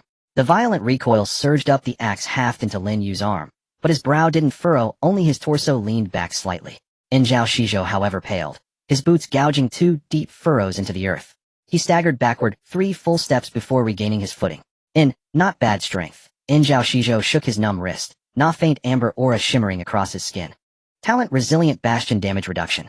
The true damage from Lin Yu's demon god counterstrike had been absorbed almost entirely by that luminous barrier. Hope you last longer than that useless weakling. Don't crumble after one swing. Lin Yu grinned, revealing a row of gleaming white teeth, terrifying savage. Meanwhile, the entire battlefield had devolved into utter chaos. Lu Rongfei did not rush to fire. She coiled like a venomous serpent, eyes locked unblinkingly on Yan Lai's position. The moment that fire-wielding elder raised his Baona crossbow bolt imbued with freeze effect would intercept his shot, sealing his firing lane without mercy. Elsewhere, enhanced zombies controlled by Han Na tore savagely into Feng Mu's horde, rotting flesh, flying blood splattering. The scene grotesquely visceral. As for Su Qingqing, that swirling black smoke was her domain. Screams pierced the haze at irregular intervals. Each time someone tried to break free and reinforce, Zhao Shizhou's fatal crimson line appeared across their throat. At the center of it all, Lin Yu and Zhao Shizhou fought with primal brutality, in the most dangerous duel of all. No artifice. Only raw clashing steel. Both relied on defensive talents. Neither dodged, neither yielded. Die. Zhao Shizhou's blade slammed into Lin Yu's shoulder. Sparks flared, leaving only a pale, shallow mark. Lin Yu's counterstrike, a backhand axe blow, crashed squarely into Zhao Shizhou's chest. A flash of amber light absorbed most of the impact. Not so impressive after all. Zhao Shizhou sneered, raising his sword again, when Lin Yu's eyes suddenly blazed with icy light. A torrent of savage power erupted from within him. Passive triggered Celestial Berserker Strike. This attack deals 200 critical damage and inflicts stagger. Tum. That sound was no longer metal striking metal. It was the sickening crunch of a sledgehammer smashing a watermelon. Zhao Shizhou's face contorted beyond recognition. He felt an unstoppable force flood his body, knees organs shifting violently in their cavities. Spurt, a gout of crimson blood erupted from his mouth. His body flew backward like a severed marionette. Impossible, such power in a single strike. He crashed onto the ground, staring in horror at his own chest. There a massive depression had caved inward, the reinforced tactical vest utterly shattered. Just moments ago he'd withstood such blows effortlessly. Why had this axe strike doubled in devastation? Lin Yu gave him no time to ponder. Strike while the iron is hot. Kill while the foe is broken. Muscles coiled. His body surged forward once more. The Qian axe howled through the air, a crushing, overhead cleave. Damn it! Zhao Shizhou's gall and liver trembled with terror. None more blow like that, even with damage reduction, would end him. He dared not block again. Gritting his teeth, he rolled sideways through agonizing pain. The axe blade grazed his scalp and slammed into the earth, hurling clods of dirt skyward. Just as Zhao Shizhou thought he'd escaped, and began pushing himself upright for retaliation, Lin Yu, who had been 2 meters away, vanished without trace. Talent blink assault. The next heartbeat name materialized behind Zhao Shizhou, silent spectral. It ends now. The voice cold as frozen steel detonated beside his ear. Zhao Shizhou recoiled in sheer dread. Backstab. That mortal instant nay reversed his grip and drove his sword straight for Lin Yu's heart. Crack. The warblade struck Lin Yu's chest with a brittle snap and split cleanly in 2. It had not even pierced his skin. Meanwhile, Lin Yu's axe had already arrived. Die. The effects Thunder Scorch and Tianshan Bao Shot triggered again flared. When fortune descends, nothing can repel it. A critical strike amplified by lightning. Sizzle, boom. A blinding electric flare swallowed everything. That splendid head, like an egg shoved into a microwave, ruptured with a muffled explosion. The headless corpse twitched twice and fell limp to the ground. Lin Yu flicked the blood and brain matter from his hands, yet his face revealed no joy. The headless corpse twitched twice and fell limp to the ground. Lin Yu flicked the blood and brain matter from his hands, yet his face revealed no joy. He slapped his palms together, a mocking smile playing on his lips. Impressive, truly impressive. Killing a mirror duplicate that possessed 70% of my true strength. Here in this compound you are number one. Zhao Shizhou was plainly pleased. That mirror decoy was his strongest survival trump card, and the capital that let him run rampant in this apocalypse. What the enemy had struggled to slay was nothing but a puppet he could recreate at will. Such a sense of futility often shatters people far more than death itself. He had expected astonishment, fear, or disbelief to flash across Lin Yu's face. Instead, he was disappointed. Lin Yu stood by the corpse, expression unreadable, as if watching a performing monkey, even with a trace of faint derision. Lu Rongfei had briefed him on these details before the battle began. Is that all? Lin Yu countered. Zhao Ziz's smile stiffened. You're not surprised. Surprised at what? Lin Yu dusted his trousers with the axe head. No matter how many duplicates you make. He lifted the axe, the tip aimed at Zhao Ziz's nose, voice icy. You will die again nonetheless. Arrogant. Zhao Shizhou, provoked by Lin Yu's contempt, seethed. He had ruled this survivor base for so long. When had anyone dared look at him as if he were a dead dog? If you know it's a duplicate, then you should understand that I am at my peak. Zhao Shizhou stepped forward. The great saber in his hand emitted a crisp hum, and a suffocating aura erupted from his body. Wuji slash. He roared. Zhao Shizhou vanished from his place. No, he moved too fast to be properly said to vanish. So swift that the eye could not trace his path, he became a dazzling white streak, weaving frenziedly around Lin Yu. Swish, swish, swish, swish. The air filled with the sound of blades shearing flesh. 1 second. Only a single second. In that second, a dozen spouts of blood erupted from Lin Yu's body. Even the alloy skin of his undying demon body began to show myriad fractures beneath this meat grinder of high-frequency strikes. This was Zhao Ziz's sealed secret technique, burning vast reserves of stamina to attain momentary extremes of speed and power. During the movement, he was effectively invincible, untargetable, unselectable. Huh! Long live the boss. The onlookers cried. Cut him down. Grind him into mince. The surrounding henchmen, who had been cautious moments before, now howled with feral excitement, as if injected with adrenaline. This lasts a full minute. That boy's dead. No one can touch the boss. Yin Lai hid at a distance, firing rockets to pin Lu Rongfei, while shouting to shore up their faltering morale. In the center, Lin Yu stood his ground, hands guarding the vital points of his head. Wounds multiplied and blood stained his garments. Yet he did not flinch, not a single step did he take. He waited for an opening. Far off, Lu Rongfei's eyes narrowed. As the team strategist, she knew Lin Yu's temperament better than anyone. The leader never fights, unprepared, the thought implied. Twins go. Bai Luoli and Bai Xianlong, crouched behind cover, had been waiting for this moment. The sisters shared a glance, their minds in accord. They extended their pale hands, palms facing, and a golden radiance condensed between them. Holy light baptism, they cried in unison. 2 beams of golden light, like twin dragons, flowed into Lin Yu's body. The effect was not merely restorative, but empowering. Holy light baptism instantly heals moderate wounds, and for the next 10 seconds raises attack speed by 20% and attack power by 15%. The blood-soaked Lin Yu shuddered as the deep blade gashes under the caress of golden light began to knit at a plainly visible rate. Ragged flesh rolled and sealed scabs forming and sloughing away. In 2 or 3 breaths, the majority of his injuries had been erased. What? Zhao Shizhou, mid-flight in his lightning assault, nearly lost his breath at the sight. How does one face? I unleash my ultimate and pour out my strength, he thought, and you merely take a casual heal and are full. Clang. The final blade bit into Lin Yu's back, sparks scattering. But this time Zhao Shizhou felt as if had struck a red-hot steel plate. The minute elapsed. Wuji slash conclude. Zhao Shizhou reappeared, his legs buckling, as if he might drop to his knees. He panted raggedly. The technique had drained him entirely. He looked up in panic and met Lin Yu's calm, untroubled eyes. Lin Yu now stood bathed in golden holy light, unscathed, a ward deity incarnate. You have no sense of martial honor. You promised a duel, and you brought a healer. Zhao Shizhou raged, his composure collapsing. Did I ever promise a duel? Lin Yu cracked his neck with a crisp series of pops and strode toward Zhao Shizhou. Even if I did, I never said I wouldn't bring a healer. You. Shameless. Zhao Shizhou retreated and screamed hysterically toward the rear healer. Where is my healer? Heal me now. From the back of the crowd, 2 healers who had been cowering in a corner heard their leader's summons, and summoning their courage rushed forward. Green spheres of light bloomed in their palms, ready to be cast upon their weakened chief. Quick. Hurry. Zhao Ziz's eyes flared with hope. If that burst of healing landed, he could continue fighting. He might even have a chance to flee. But just as the 2 healers prepared to act, an abnormality occurred. Shoo shoo. 2 exceedingly faint sounds like blades slicing throats rang out. There was no superfluous motion. The healers' expressions froze. Hands clamped at throats as blood sprayed from between their fingers. In the air behind them, a slight figure drifted into view. Su Qingqing stood holding twin daggers. Crimson droplets ran from the blade's edges. She tilted her head and regarded the despairing Zhao Shizhou. Sorry, she said coolly, your healer is dead. Ah, you wretched whore. I'll kill you. In Zhao Ziz's eyes bulged with fury. The shattering of his last hope had plunged him into utter madness. Dare you insult my woman? In Lin Yu's voice drifted coldly from behind him. And then, a vicious gust slammed into his face. Before Zhao Shizhou could even turn in, the terrifying crimson flame axe cleaved downward from above. In phantom body.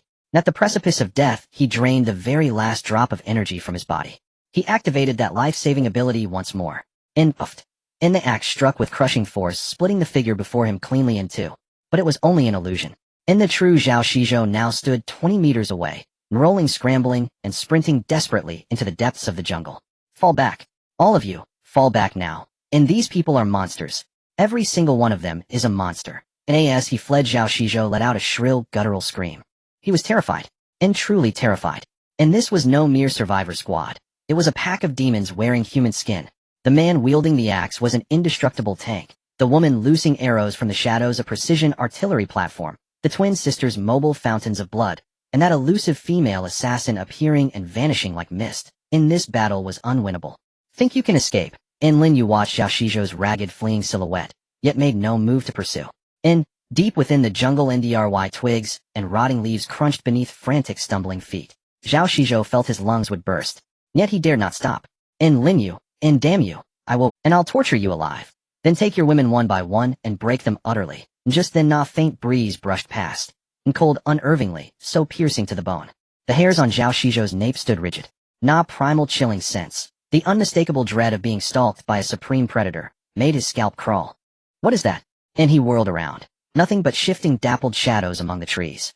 An illusion. No, something was wrong. A man who danced along the razor's edge of life and death countless times, and Zhao Shizhou trusted his instincts. They'd saved him again and again. And suddenly, ripples shimmered across the empty air ahead. From the void erupted a colossal, semi-transparent wolf, Nan Na's summoned spirit wolf sovereign. It had been cloaked in invisibility all along, waiting for this precise moment. A whoa, and the sovereign threw open its blood-drenched maw and sank its fangs deep into Zhao Shizhou's throat. Crack, the sickening sound of teeth-piercing flesh rang sharp and clear. Arg! Zhao Shizhou screamed, a cry of pure, unmitigated agony. Ni's hands clawed desperately at the jaws clamped upon him, yet the spirit wolf sovereign's strength was monstrous, its grip held fast, unyielding.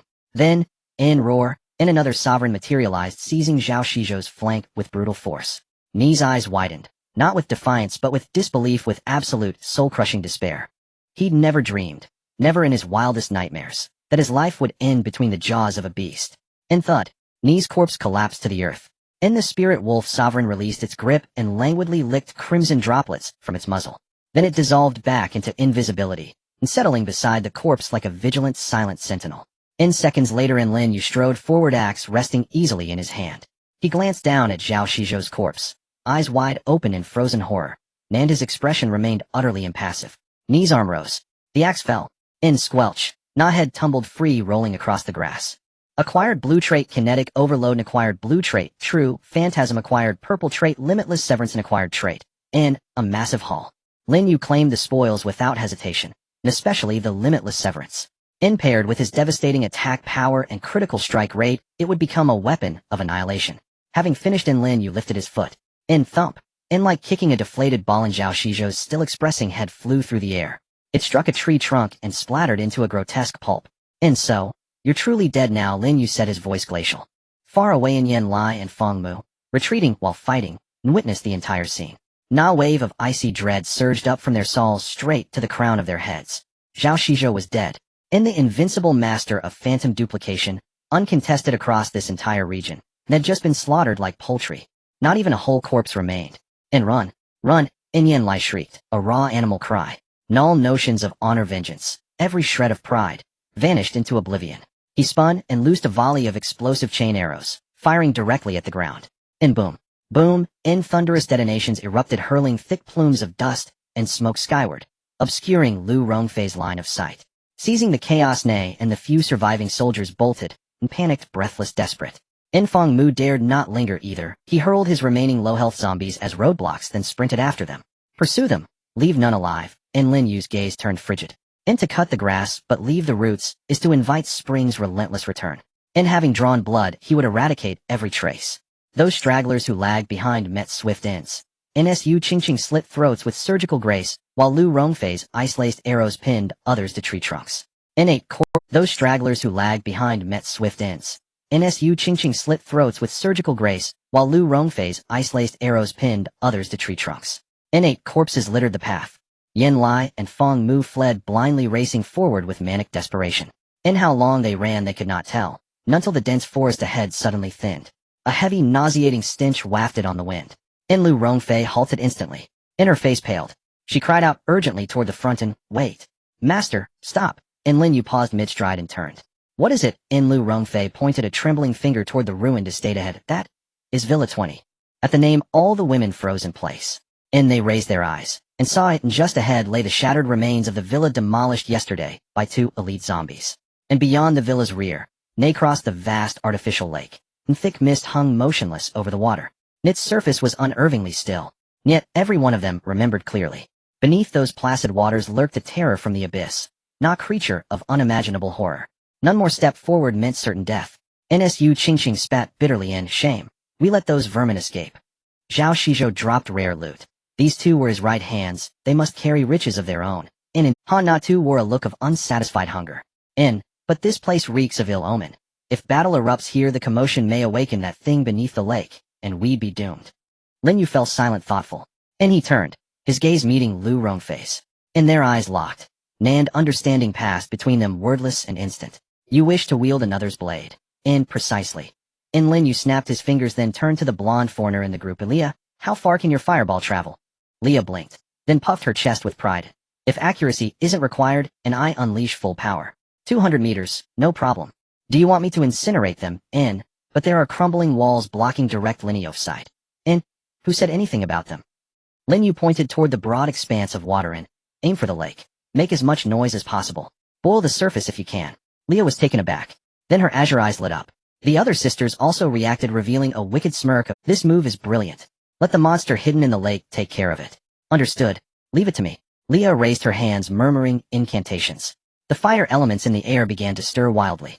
In the blink of an eye, 7 or 8 basketball-sized crimson fireballs formed in her palms. High temperatures scorched the air, distorting the surrounding space. "Go!" With a delicate shout from Leah, the fireballs streaked through the sky, like shooting stars. On the other side, Yen Lai and Fong Mu were running like headless chickens. At that moment, they didn't even have the courage. Only after running several hundred meters, confirming that there were no footsteps chasing them, did they dare to slow down, leaning against the broken wall of Villa No. 20, panting heavily. Not being chased. Yen Lai wiped the cold sweat from his face and peeked back. It was empty, only corpses and debris scattered on the ground. "They probably got scared," Fong Mu said, plopping down on the ground. Surrounding himself with the remaining dozen zombies provided him with a semblance of safety. "After all, we are not easy targets either. If we are pushed too hard, they won't fare well either. Such is human nature." Once out of life-threatening danger, they began self-soothing, developing a certain blind confidence. Yen Lai spat out a mouthful of bloody saliva, his gaze turning sinister. "Damn it, this time, we've really messed up. But as long as the Green Mountains remain, we don't have to worry about firewood. It's good that fool Zhao Shizhou is dead. He has always been suppressing us. Now that he is dead, the supplies and women on the train, aren't they all ours?" "Exactly." The more Yen Lai thought about it, the more excited he became. "Once we return and consolidate our resources, we can recruit soldiers in other areas. Once our strength increases, we will settle the score with that brat Lin next time." The 2 exchanged glances, greed shining in their eyes. A bright future was already within reach. At that moment, whoosh whoosh, a sudden rush of air broke through from above. "What is that?" The 2 were startled, their bodies shivering involuntarily as they instinctively wanted to cover their heads and flee. However, the expected explosion did not occur beside them. The dazzling fireballs soared past their heads and landed directly in the artificial lake several dozen meters ahead. Splash, splash, splash. A series of loud booms followed as the high-temperature fireballs crashed into the cold lake water, causing the originally calm surface to erupt. A large amount of steam rose, forming a thick white mist. Did she miss? Yen Lai was momentarily stunned. Then he couldn't help but burst into laughter. "Is that Western girl blind? She couldn't even hit us from this close. Is this some kind of fireworks show for us?" Fong Mu also scoffed. She probably got scared out of her wits and shook her hands. "Let's hurry back to the train while we have this opportunity." Before he could finish, the smiles on their faces suddenly froze. The ground beneath them began to shake. Not a slight tremor, but as if some massive creature was turning over underground, causing the surrounding ruins to tremble. What's going on? Is it an earthquake? Yin Lai looked around in confusion. Immediately after, a nauseatingly intense stench of decay surged in with the churning lake water. Crash! A loud bang erupted as the lake's surface ahead suddenly exploded. A massive shadow broke through the water, splashing droplets everywhere like a torrential rain. Yin Lai and Feng Mu stared blankly upwards, their gazes following the shadow as it rose higher and higher, until their necks became sore. Finally, they saw the creature's head. It was a snake, a giant zombie python. Its body was covered in scales as black as iron. Each scale was as large as a millstone, adorned with aquatic plants and rotting human bones. Its body was as thick as a truck, with the portion above the water reaching a height of 3 to 4 meters. At that moment, the dominant creature that had been sleeping at the bottom of the lake was evidently enraged by the earlier fireballs. Its vertically slit pupils, like red lanterns, fixed on the ants by the shore. Roar! A thunderous roar reverberated, sending shockwaves that uprooted the surrounding dead trees. Yin Lai and Feng Mu's eardrums burst. 2 streams of blood flowed down. Run! Run! Feng Mu screeched in a high-pitched voice. Yet his legs felt like they were filled with lead, unable to move an inch. It was an absolute suppression that came from the realm of life. Under the gaze of those terrifying snake eyes, they felt like frogs frozen in place, helplessly watching death approach. The python showed no mercy, opening its massive maw. Its mouth was large enough to swallow a bus. Whoosh! A terrifying suction force emerged, lifting Feng Mu and the dozen zombies he controlled into the air without resistance. No! Help! Yin Lai, save me! Feng Mu flailed his limbs in midair, his cries reaching a chilling pitch. Crack! The giant python's mouth closed. There was no chewing process, it simply swallowed. Feng Mu's voice abruptly cut off. Immediately after, the enormous triangular head of the python turned to gaze at the already collapsed Yin Lai.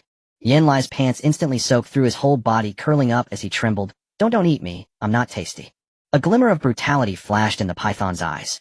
Its body lunged forward violently like a runaway high-speed train crashing through. Boom.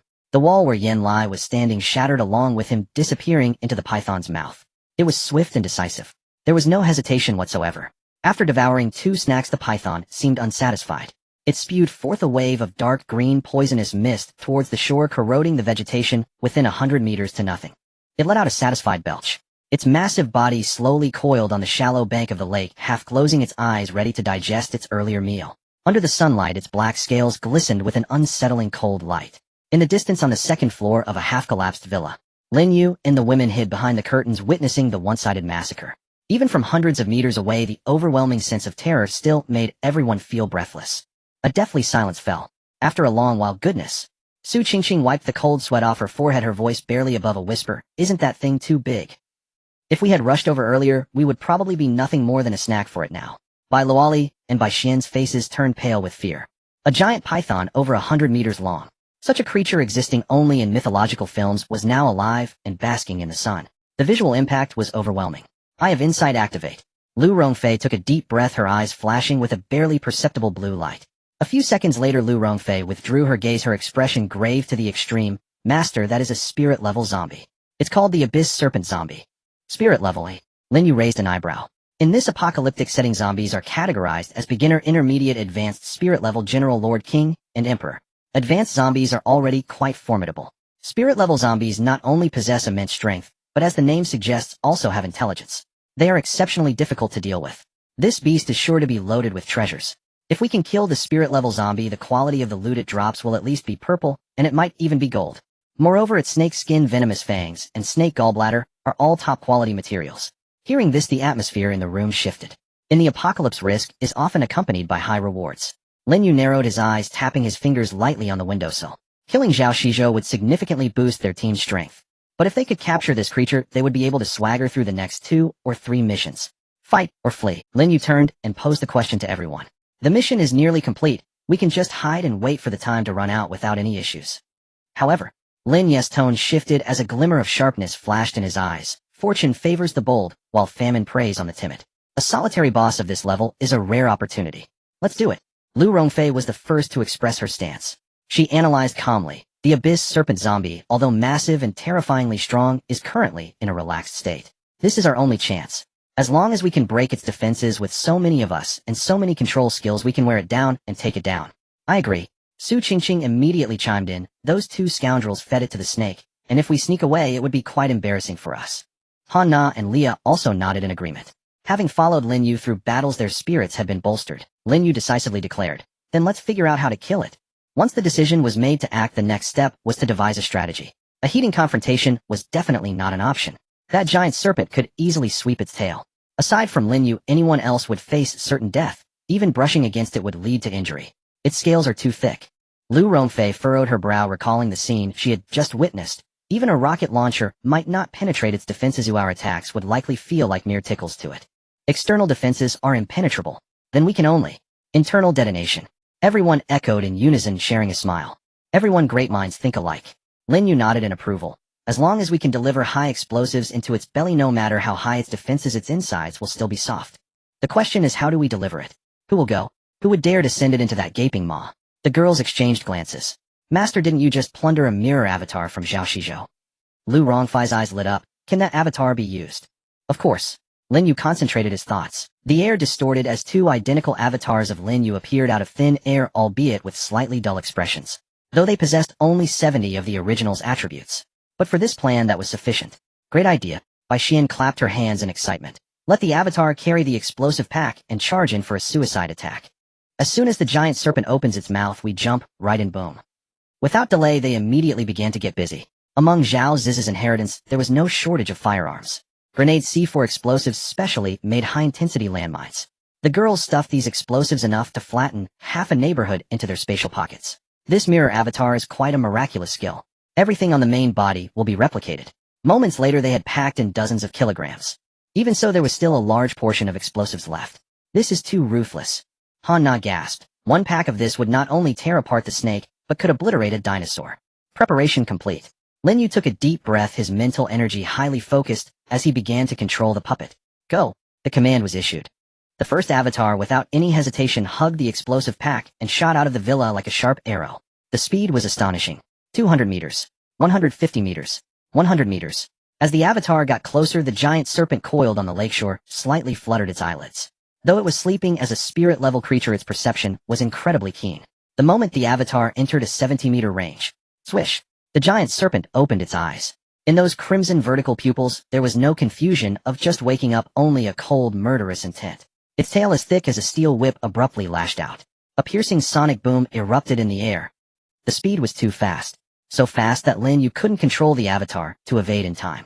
He merely saw a shadow flash by, and the first avatar was torn into a cloud of blood mist midair, without even a scream. The explosive pack around its waist detonated under the violent impact. Boom! A massive fireball erupted far from the giant serpent. As the smoke cleared, the giant serpent remained in its original position, not even shifting its stance.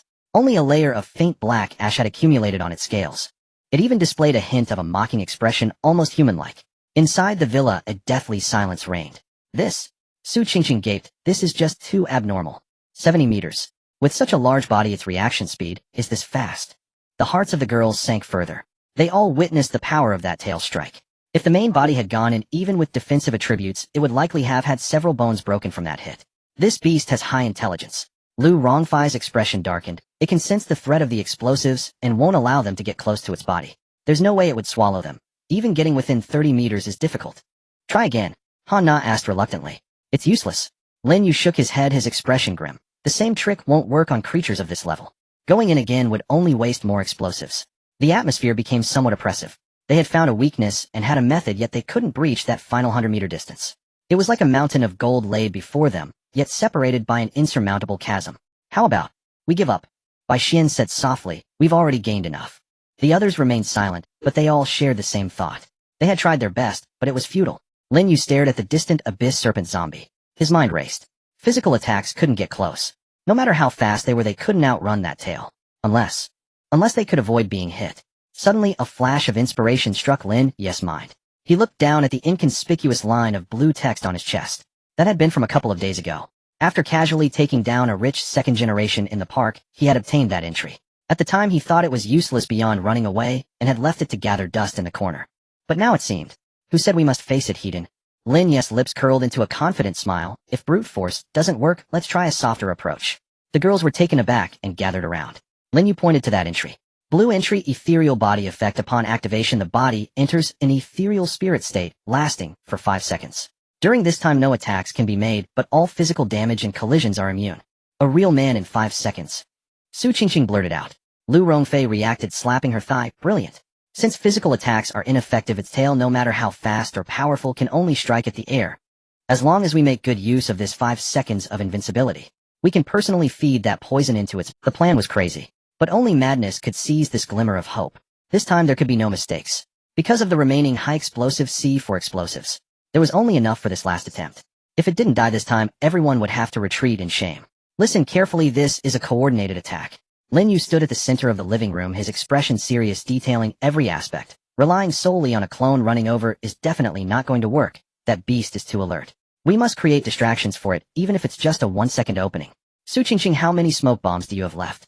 Plenty. Su Qingqing patted her waist pouch. Alright, when the clone rushes out, you're in charge of paving the way and blocking its line of sight.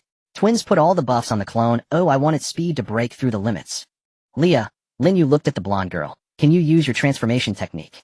Leah nodded. It's ready, master, but the opponent is at the Lord level. My transforming demon technique can only control it for 0.5 seconds, or even less. 0.5 seconds. Lin Yu narrowed his eyes decisively, stating, that's enough. In a clash of experts, life and death hinge on this moment. Action. On the lakeshore, the abyssal corpse python seemed to sense the movement from afar. The massive snake's tongue flicked, emitting a series of alarming hissing sounds. At that moment, set off. The second clone, carrying a bag filled with explosives, charged out from behind cover. Holy light baptism. Swift blessing. By Luali and by Xin, the two sisters exerted all their effort. 2 beams of brilliant golden light surged into the clone. The clone's speed suddenly skyrocketed, leaving a trail of afterimages in its wake. At almost the same time, Su Qingqing threw out over a dozen smoke bombs. Puff, puff, puff. Clouds of black smoke exploded on the lakeshore, obscuring visibility. It also blocked the giant python from escaping back into the water. The giant python was enraged by this sudden turn of events.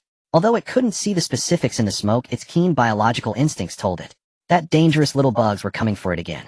Hiss! It let out a furious roar. Its massive tail swung like a collapsing mountain.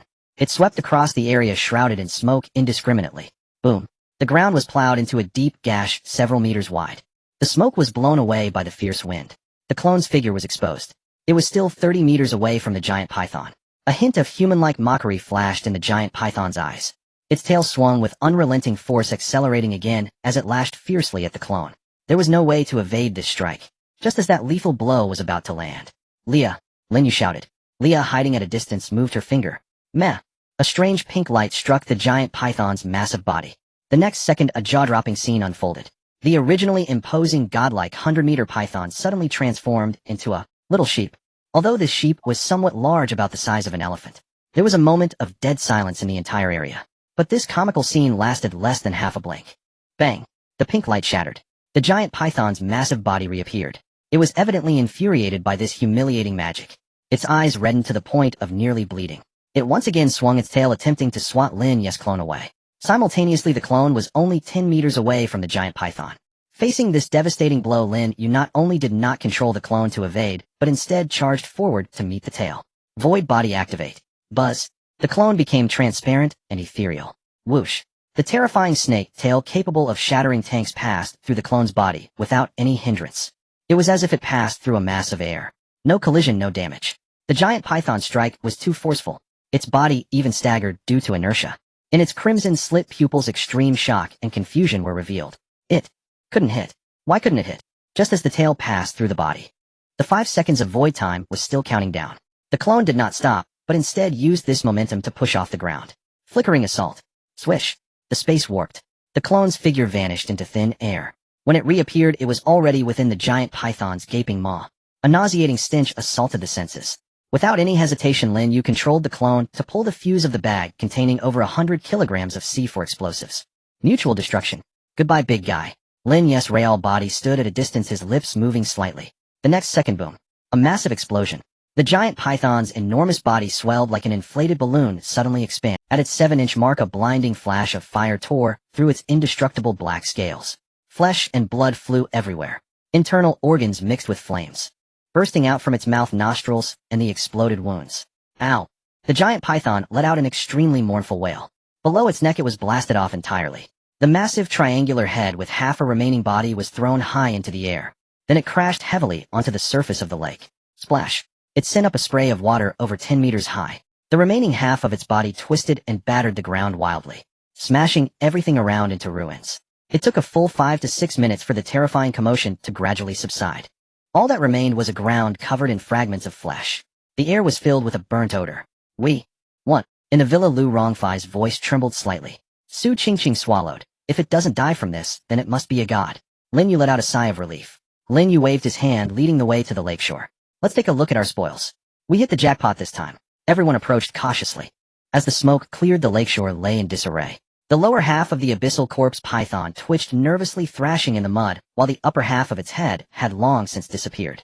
The ground was strewn with charred chunks of flesh, and a burnt protein smell hung in the air. This scent is something else. Su Qingqing pinched her nose, her face filled with disgust, yet her feet did not stop as she followed Lin Yu towards the center of the corpse. That was the location of the spoils. Amidst a pile of rotten meat, several light orbs floated, shining bright enough to be somewhat blinding against the gray sky. The one in the middle was golden. Golden attribute. Lu Rongfei's breathing quickened slightly. Lin Yu reached out. Acquired golden legendary attribute time-space, jump effect active skill.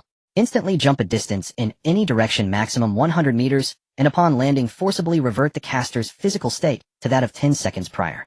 Cooldown time 20 minutes. Hiss. After reading the description, Lin Yu raised his eyebrows. This isn't just a jump, it's clearly an extra life. How is it? Bai Xian leaned over to ask. Lin Yu displayed the attributes. Wow. Su Qingqing couldn't help but curse, reverting state. Doesn't that mean as long as I'm left with a sliver of life, I can use this to jump away and be fully revived? Oi. Divine skill. Lu Rongfei commented. This means you have both movement and invincible healing. Master if you encounter tough enemies in the future, even if it's a one-for-one trade you want die. Lin Yu felt elated and directly accepted it. With this item, his margin for error in this apocalyptic world was maximized. Next, he looked at the nearby purple orb. Acquired purple rare attribute Titan Strike effect passive trigger. In melee attacks, each swing of the weapon will include a high explosive damage equivalent to a direct hit from an RPG rocket. Simple and brutal. There's no fancy description, it exudes a sense of unreasonable. This is a humanoid self-propelled cannon. Han-Na gasped. Master won't need to chop people anymore, oh, just blow them up. Lin Yu weighed the fire axe in his hand and smiled. Just to my liking, I don't like that kind of embroidery needle style. Oh, it's much more satisfying to see things blown to smithereens. The third light orb. Acquired purple rare attribute King of Backstab's effect attacking from behind will definitely deal 200 critical damage, ignoring all target defense attributes and armor. This is evidently prepared for assassins. Lin Yu casually tossed it to Su Qingqing. Take it, in the future stealth attacks will be your responsibility. Su Qingqing caught the orb, happily merging it. Thanks for the reward, Master, it'll add some extra time for you tonight. The remaining few blue attributes. Most were functional skills like increasing poison resistance and underwater breathing. If these were considered good items in the past. But now these people's perspectives had long been spoiled, and no one cared about them.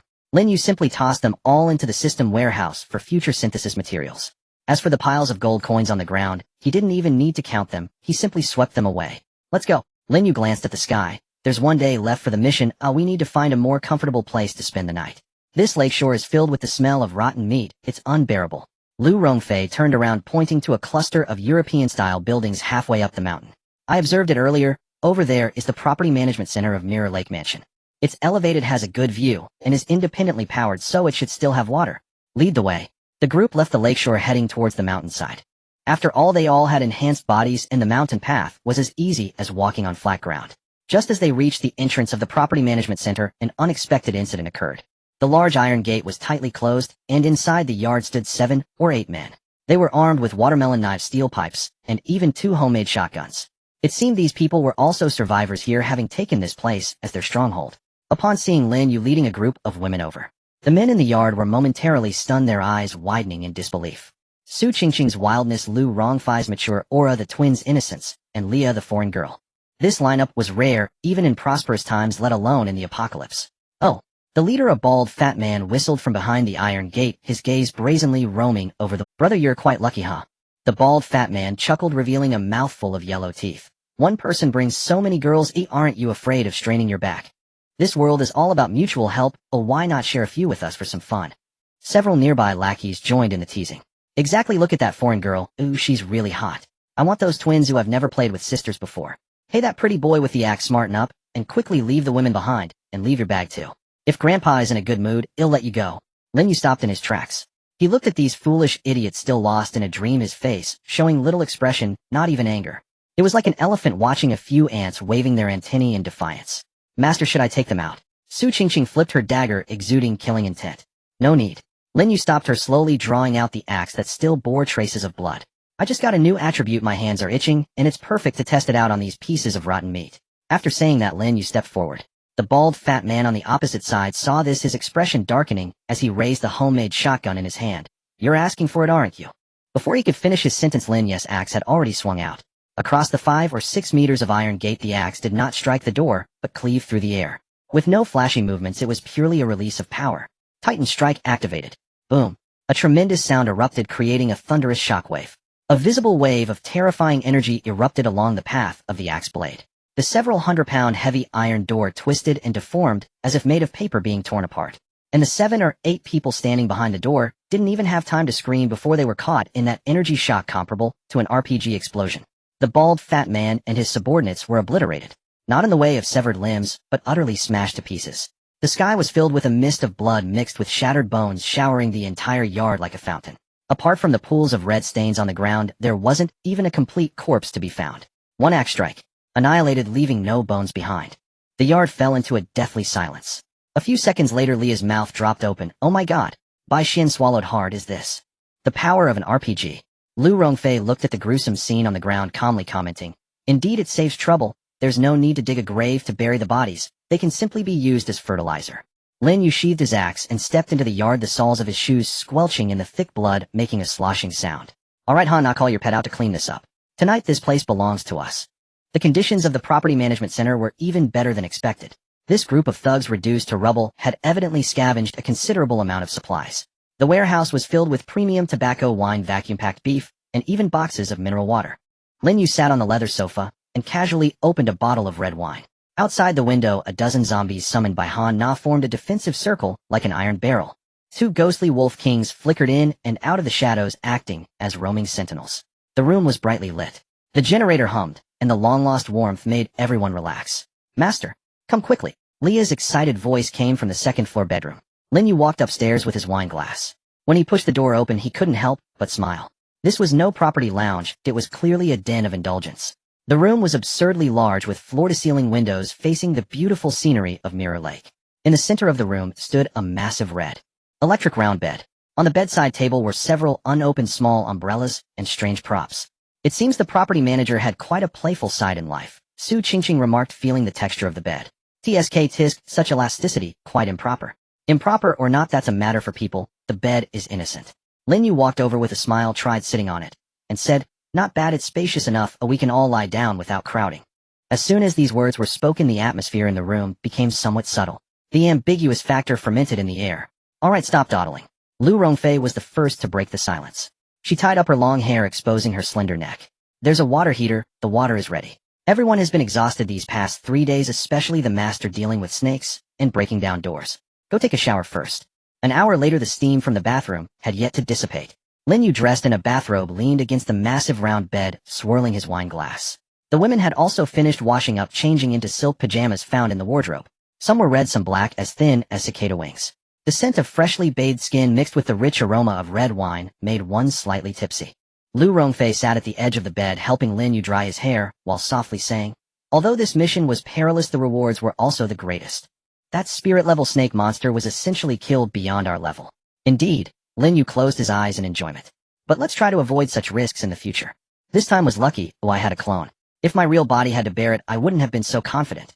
As long as the master is here, we fear nothing. Bai Xin smiled, and said, by the way, master, after such a great victory, shouldn't there be some reward? Lin Yu opened his eyes, looking around with a half-smile. What reward do you all wish for? The several women in the room exchanged glances. Su Qingqing said, the master is feigning ignorance. Outside, zombies howled, and the cold wind howled. Inside, the atmosphere was vibrant. The first rays of morning sunlight poured into the room. System prompt: the survival mission in Mirror Lake community for 3 days has been completed, transporting all personnel back to the train. A mechanical voice exploded in their minds. Lin Yu opened his eyes. The women gradually woke up, each stretching. Although they had fared well in the community, returning to this exclusive train gave a true sense of safety at home. Everyone was eager. They prepared to set off. The journey was smooth, and they soon returned to the train. As the doors closed, few were finally back. Bai Luoli rubbed her eyes, suddenly remembering something. Oh dear. After 3 days, the mature lady in the carriage wants she starved to death in her seat. Lu Rongfei adjusted her clothes calmly, saying, don't worry, the system won't let the unsaved starve to death. Her bodily functions should be in a frozen state before being awakened. The group walked to the connection between the two carriages. Sure enough, the woman named Gu Jin was still lying on the sofa in the same position as 3 days ago. The black professional skirt remained pristine, and her long legs wrapped in black stockings shimmered enticingly under the light. Though she was in a coma, the unique charm of a mature woman still put a bit of pressure on the young girls present.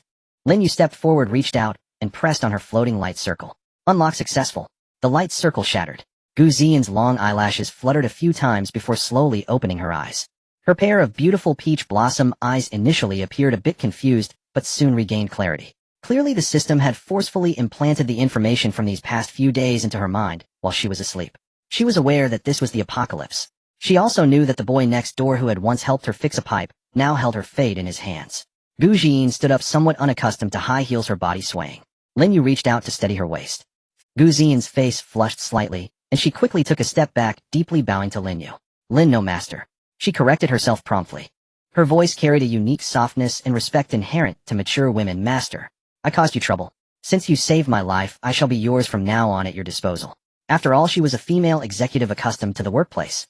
Her ability to assess situations was top-notch, on par with Lu Rongfei's IQ and EQ.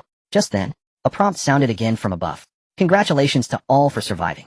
Beginning to distribute the final rewards for this mission. 7 orbs of different colors appeared out of thin air in the carriage. 5 purple, 2 blue. This drop rate was simply outrageous. As they looked at the 7 orbs floating in the air, everyone's eyes lit up. 5 purple entries. Did we really just clean out the system's reserves this time? Su Qingqing couldn't help but exclaim. Lin Yu wasted no time and directly reached out to examine them one by one. The first 2 purple entries made his gaze sharpen. Purple entry, absolute perspective effect exclusive to range forcibly increased to 1,000 meters, and within that range the trajectory is unaffected by wind speed or gravity, achieving absolute linear strikes, hitting the target every time. Purple entry, infinite ammunition, heavy armament effect, passive skill. Any firearm in the user's hands is treated as having an infinite magazine capacity requiring no reloading, and for every 10 rounds fired, the next round will automatically convert into an armor-piercing explosive round. Great items. These 2 entries were practically designed to create a top-tier sniper. In the previous battle, the team had always had a weakness. Su Qingqing was a melee assassin, Lin Yu was a heavy warrior, the twins were support, Han Na was a summoner, and Li Yo was a mage. Although Lu Rongfei had the title of Sniper Queen, she often acted more as a commander and strategist while also managing firepower. It was truly exhausting. Lin Yu held the 2 glowing orbs and turned to the newly joined Gu Jin, directly handing her the 2 purple orbs. Take these and fuse them. Gu Jin was taken aback and quickly waved her hands. No, this is too precious.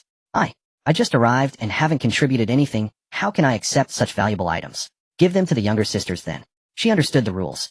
In the workplace, it was a serious taboo for newcomers to seize core resources right away. Take it, it's for you. Lin Yu's tone was resolute. My team does not harbor idlers. I'm giving you resources because you need to quickly establish combat strength. Lu Rongfei was the commander and couldn't always have her gun ready. We needed a dedicated ranged fire support. Lu Rongfei added with a smile, Sister Jean, since the master has spoken, you should accept it. We don't believe in empty formalities here. Whoever is suitable gets to use it. Gu Jin bit her lip, a hint of gratitude flashing in her eyes. Yes, thank you, master. She took the orbs in both hands. As the attributes fused, her originally gentle demeanor suddenly underwent a change. Her gaze became sharper, as if she could see through the dust miles away. Lin Yu thought for a moment and opened the system warehouse. It contained the stockpile from previous missions. He dug out 2 attributes that had rarely been used. Purple rare attribute, explosive flame bullet effect. When shooting with firearms, there is a 30 chance to trigger explosive flames, causing large area burning damage. Purple rare attribute, deadly gunfire effect. When using firearms, base damage increases by 50, and there is an 8 chance to fire a killing bullet that can instantly kill low and mid-level zombies and severely injure high-level creatures. They'll give you these 2 as well. Lin Yu handed them all over to Gu Jin, adding to the previous 2. In total, there were 4 powerful firearm attributes. Gu Jin felt a massive surge of heat flow into her body, and her previously shallow understanding of firearms was instantly replaced by the muscle memory of a master. Now, even if she held a broken handgun, she would be a moving artillery piece. Su Qingqing is responsible for close combat. Han Na controls the battlefield. The twins provide support, and Leah unleashes magical bombardments. Lin Yu looked at the transformed Gu Jin and nodded in satisfaction. With Xian's ultra-long-range sniping added, our team configuration is now complete. From now on, within 1,000 meters, I don't want to see any living enemies approach. Gu Jin stood straight, unknowingly holding a Barrett sniper rifle that had been idle in the team. That heavy killing tool felt weightless in her hands. She pushed back a few stray strands of hair, smiled gently at Lin Yu, yet her eyes were chillingly fierce, Don't worry, master. Anyone who wants to touch you will have to ask if the bullets in my hand agree. Su Qingqing whistled. All right, from now on we will be the two sharpshooters holding the fort. Sister Jean handles the guns, Sister Rongfei handles the arrows. Whoever comes is dead. Lin Yu looked at the elite soldiers in the room, feeling quite pleased. All right. We've gained too much this time. Everyone take a moment to rest. Lu Rongfei, you're in charge of counting the remaining useless attributes. Throw them all into the synthesis furnace. Let's see if we can gamble out something good. Yes. The train sped along the tracks with the scenery outside rapidly retreating. No one knew if the next stop was hell or heaven.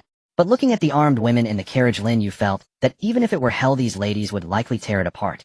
Who should start first? Lin Yu asked. Let me do it. Bai Xian was the first to raise her hand. Like a child grabbing candy, she stuffed a few blue orbs she had gathered into the synthesis furnace. The furnace trembled and hummed. Melting begins. Lin Yu leaned back in his chair, tapping the armrest with his fingers. Luck seems good. All positive mutations. The light dissipated. The original 3 blue orbs had transformed into a deep purple, floating in midair and emanating a heart-pounding energy wave. Bai Xian cheered and reached out to touch it. The light instantly drilled into her brow.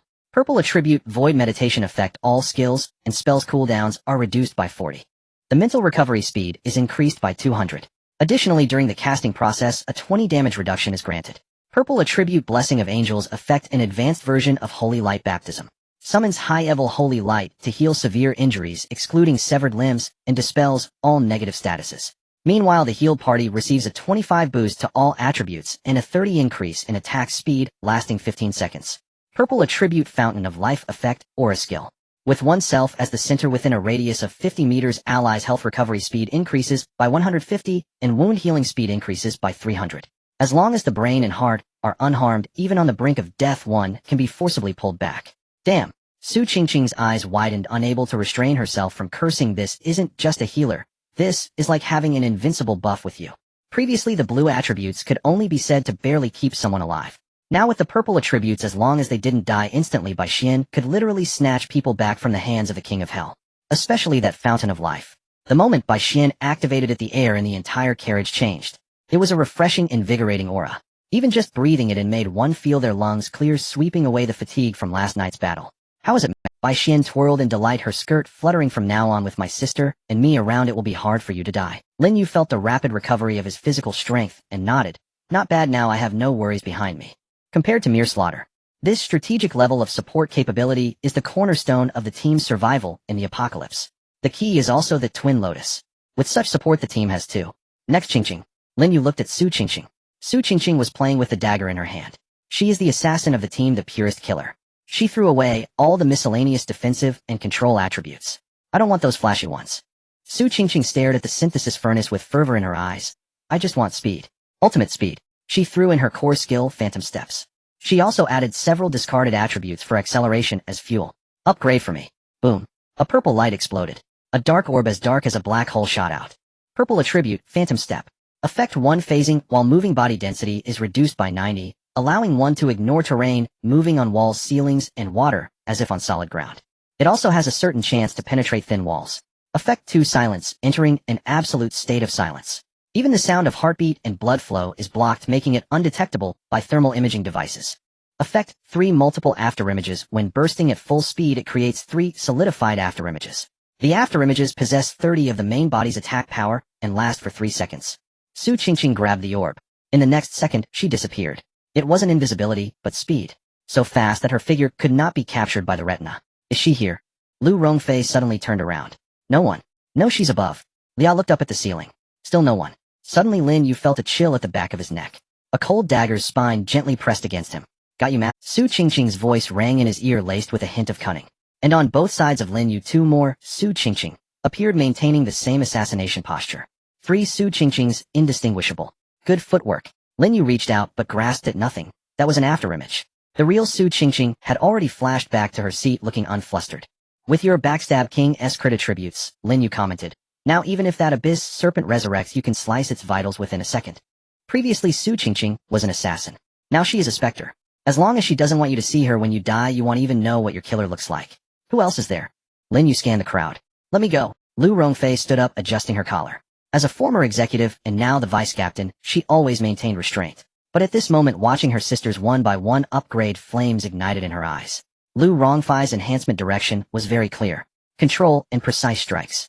She threw Extreme Cold Split Arrow and Queen of Sniping into the furnace. The purple light surged. This time the commotion was greater than before. The temperature in the entire carriage dropped several degrees instantly, and a layer of thin frost formed on the windows. Purple attribute, Absolute Zero Shattered Ice.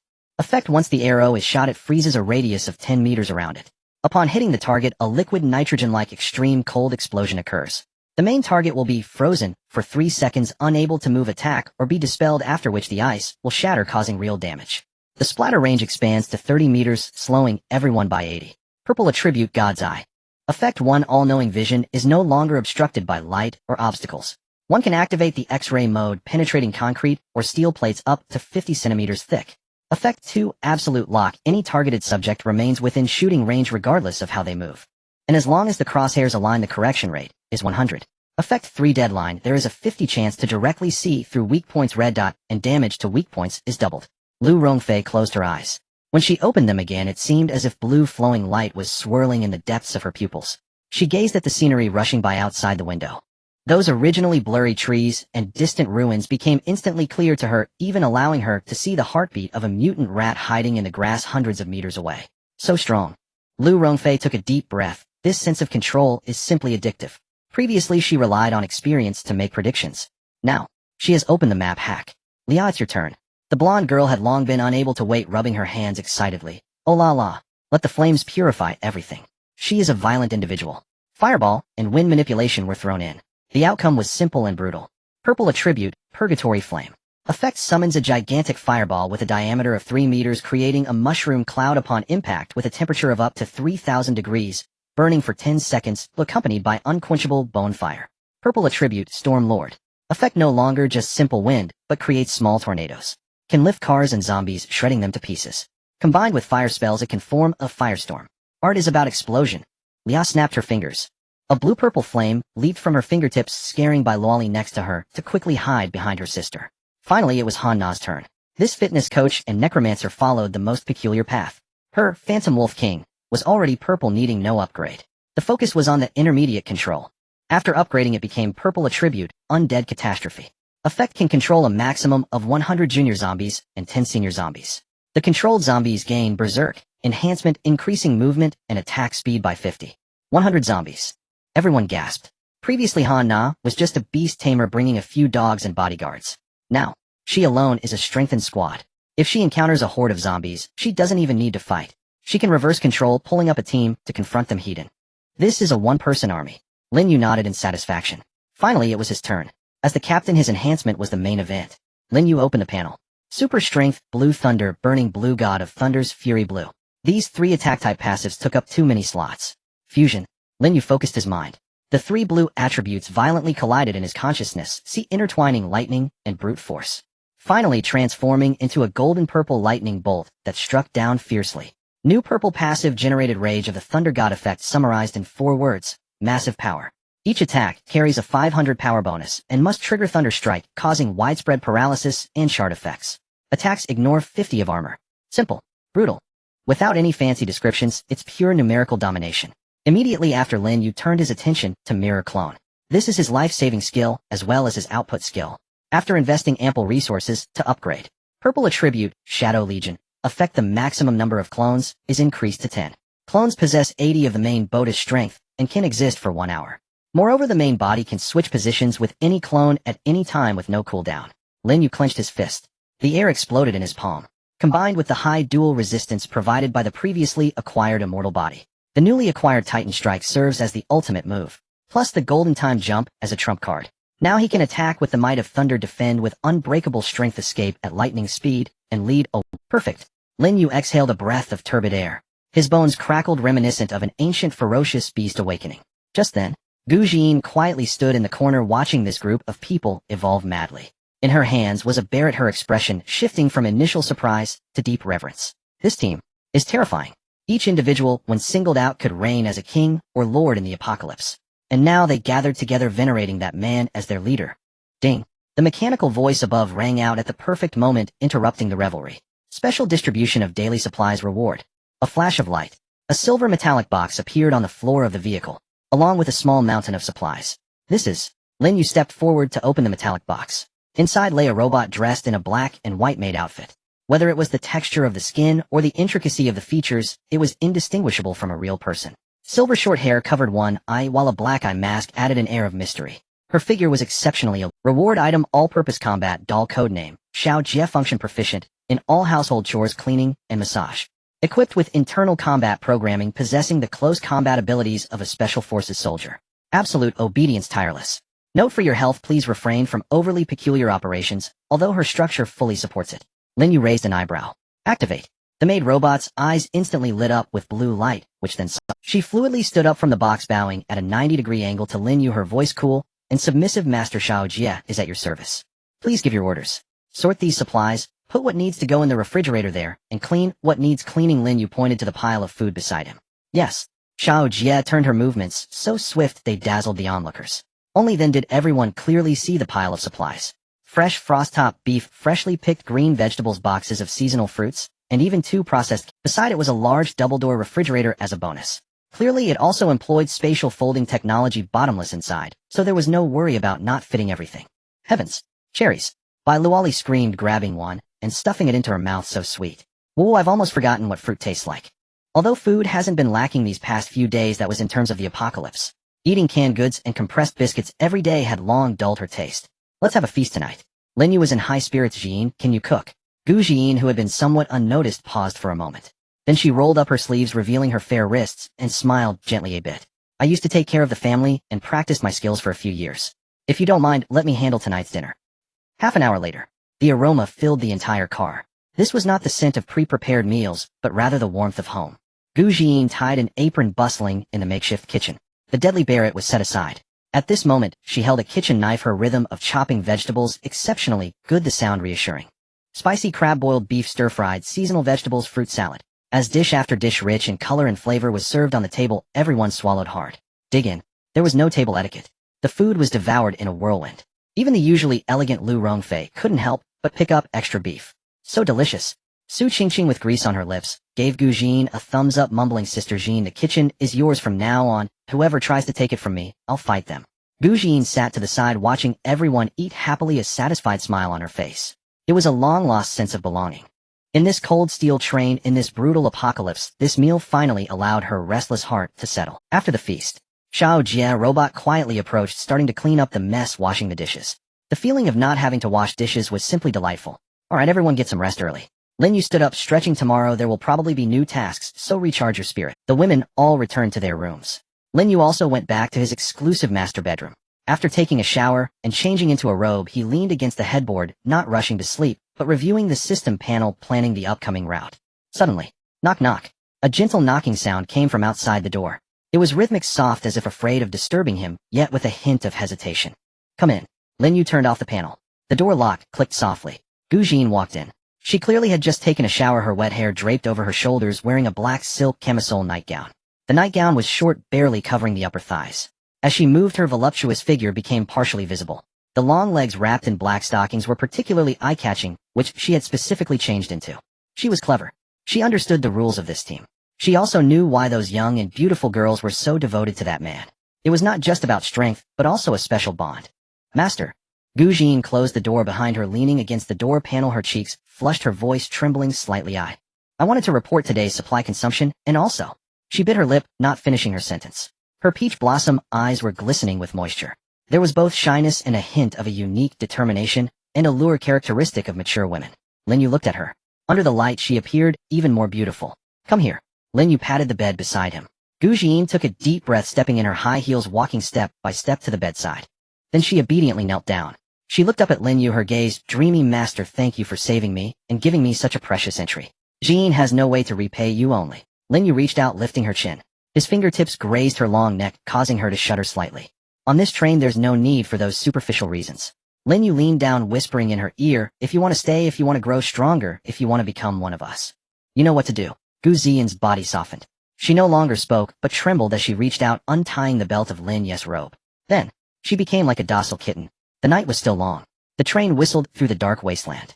Detected that the host has reached an agreement with the new member. Golden entry absolute loyalty is now in effect. In the morning, the rumbling sound of the train was still the best alarm clock.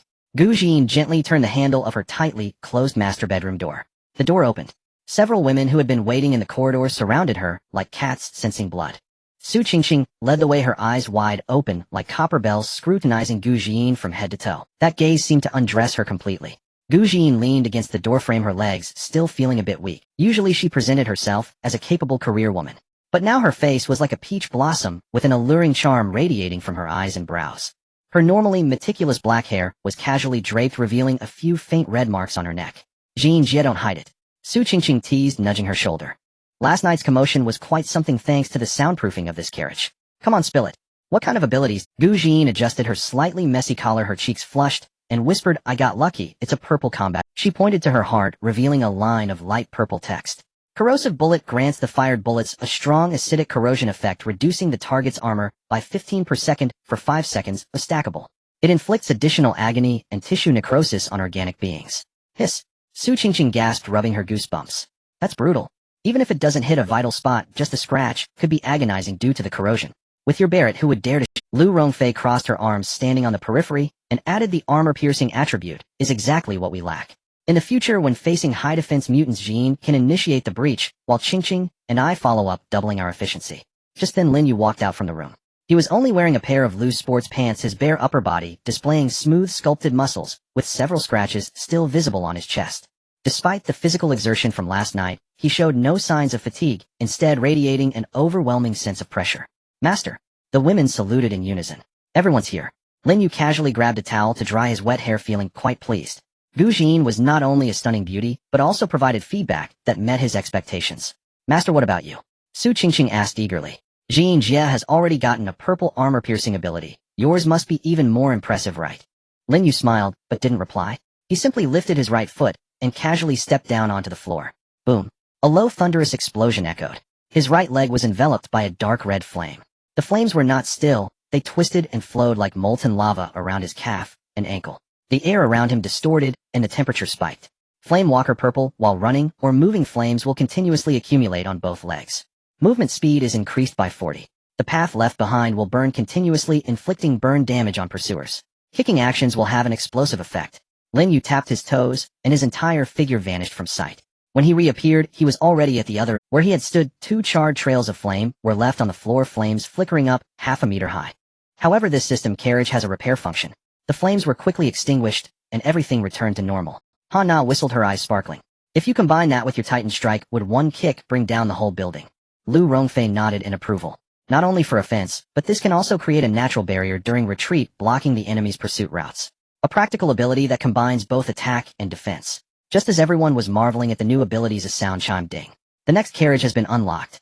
With the announcement, the previously tightly closed carriage connection door slid open with a whoosh, and everyone walked in. The new carriage was empty. No one.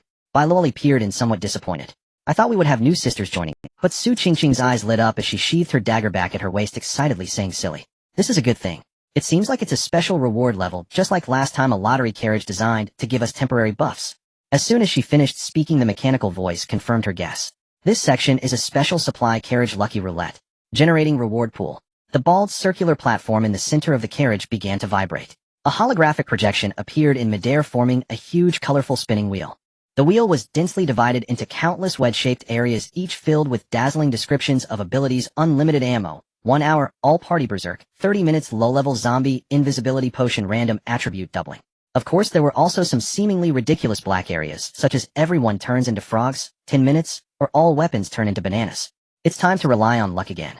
Lin Yu slung the axe over his shoulder and strode to the front of the spinning wheel. The temporary ability from the last lottery had been extremely helpful. He wondered what surprise he would get this time. Master, should we play it safe or go for broke? Bai Luoli leaned closer, clasping her hands in a prayer-like gesture. I think that group healing aura is pretty good, steady and solid. That's the choice of the week.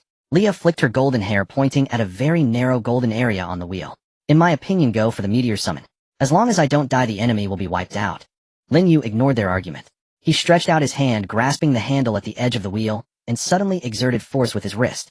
Here we go. The massive virtual wheel began to spin, wildly colorful light blocks merging into a blurred shadow. Everyone's hearts raced, fixated on the red pointer. 10 seconds. 20 seconds. The wheel's speed visibly slowed down.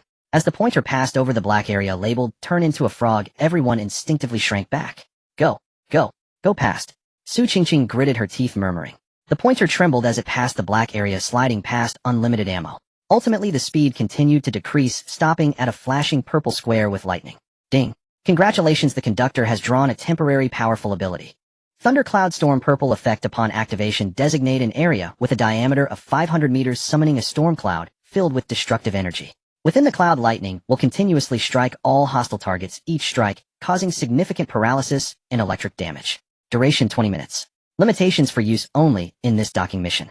Can be activated by the conductor at any time during the mission. If not used by the end of the mission, this ability will automatically disappear. Lin Yu felt a heavy orb of light emerging in his mind. It seemed to contain the violent power of thunder. With just a thought, he could unleash earth-shattering might. Wow, isn't this just the mage's ultimate move? Su Qingqing's eyes widened. Liao was drooling with envy. As a fire user, she had no resistance to elemental abilities. This is too overpowered. This is practically pinpoint extermination. A range of 500 meters, what does that even mean? That's half a football field gone. At a critical moment, it can catch enemies off guard. Bai Luoli was clearly pleased with this outcome. Although it wasn't a healing skill, as long as the monsters could be eliminated instantly, there would be no need for healing, which made perfect sense. Lin Yu clenched his fist, feeling the power ready at his command, a satisfied smile forming at the corner of his mouth. At that moment, the lights in the carriage suddenly turned red. The cold mechanical voice became urgent and serious. Warning. The train is about to reach its final destination. Time until arrival 10 minutes. Mission location: Dark Knight Castle. Mission objective: hold the line and withstand 10 waves of undead attacks. During the mission, all members must not leave the castle range, or it will be considered a failure. The atmosphere instantly froze. The earlier light-hearted banter vanished. Su Qingqing put away her smile, gently tapping her fingers on the dagger's hilt. Dark Knight Castle. Just from the name, it doesn't sound like a reputable place. We have to defend against 10 waves. Isn't this just a classic tower defense scenario? Han Na frowned. As a former fitness coach, she was most sensitive to physical stamina. 10 waves. This not only tests combat strength, but also endurance. If there are no breaks in between, even an Iron Man would collapse. Gu Jiyin clutched her beard, her expression serious. And since the system emphasizes must not leave, it means there must be a deadly mechanism outside. Our movement range is locked down. A fight of trapped beasts. Qin Yu coldly uttered 4 words, concise and to the point. Lin Yu turned to the silent Lu Rongfei. What do you think? After pondering for a moment, Lu Rongfei said, the difficulty lies in the variables.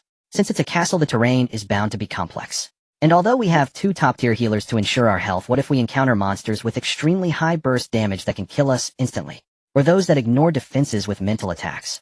After all, this is our first time facing a mission explicitly labeled 10 waves, and the system will not let us pass easily.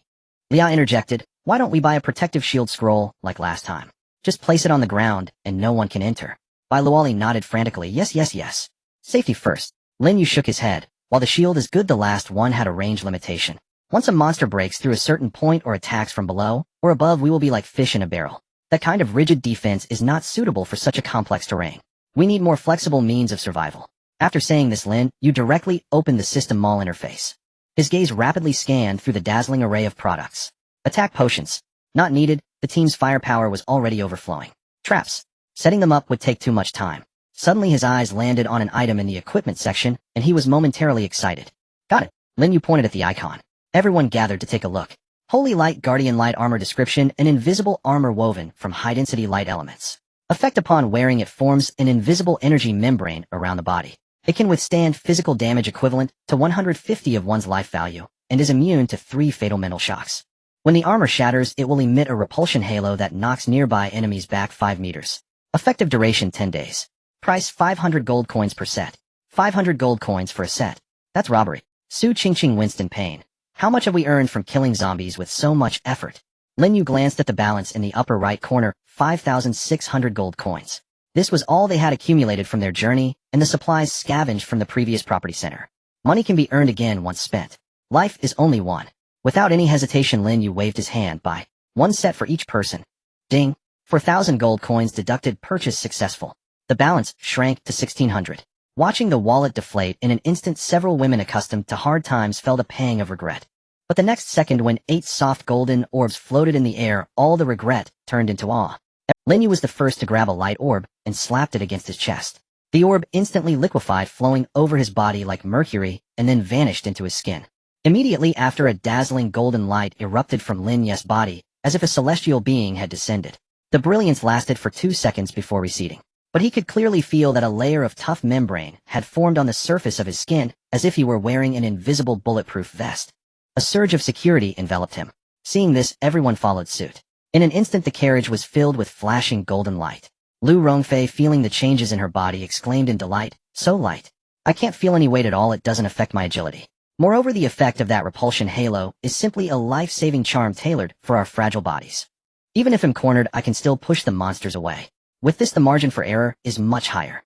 Gu Jin also breathed a sigh of relief, as snipers feared being too close. With this layer of armor, she dared to aim from more dangerous positions. Just as everyone was finishing their preparations, the train, which had been running smoothly, suddenly screeched to a halt. The fog outside began to swirl wildly, and the once bright sky quickly darkened, as if they had instantly crossed from dawn to the depths of night. Ding! The train has arrived at Dark Knight Castle Station. All passengers please disembark within 30 seconds. The doors swung open. A cold, damp wind howled in. "Look, the castle is over there." Lu Rongfei pointed. Everyone looked. It was an extremely magnificent European-style castle. The black spires pierced the clouds, and the outer walls were covered with twisted vein-like withered vines. Two 5-meter-high iron gates stood tightly closed. The gates were carved with menacing demon reliefs, appearing eerie and terrifying. The gates slowly opened. A musty odor rushed over, as if a century-old coffin had been opened. The women filed in. The interior of the castle was astonishingly spacious, with a hall over 20 meters high adorned with dust-covered crystal chandeliers. The oil paintings on the walls had become mottled and darkened, obscuring their original content.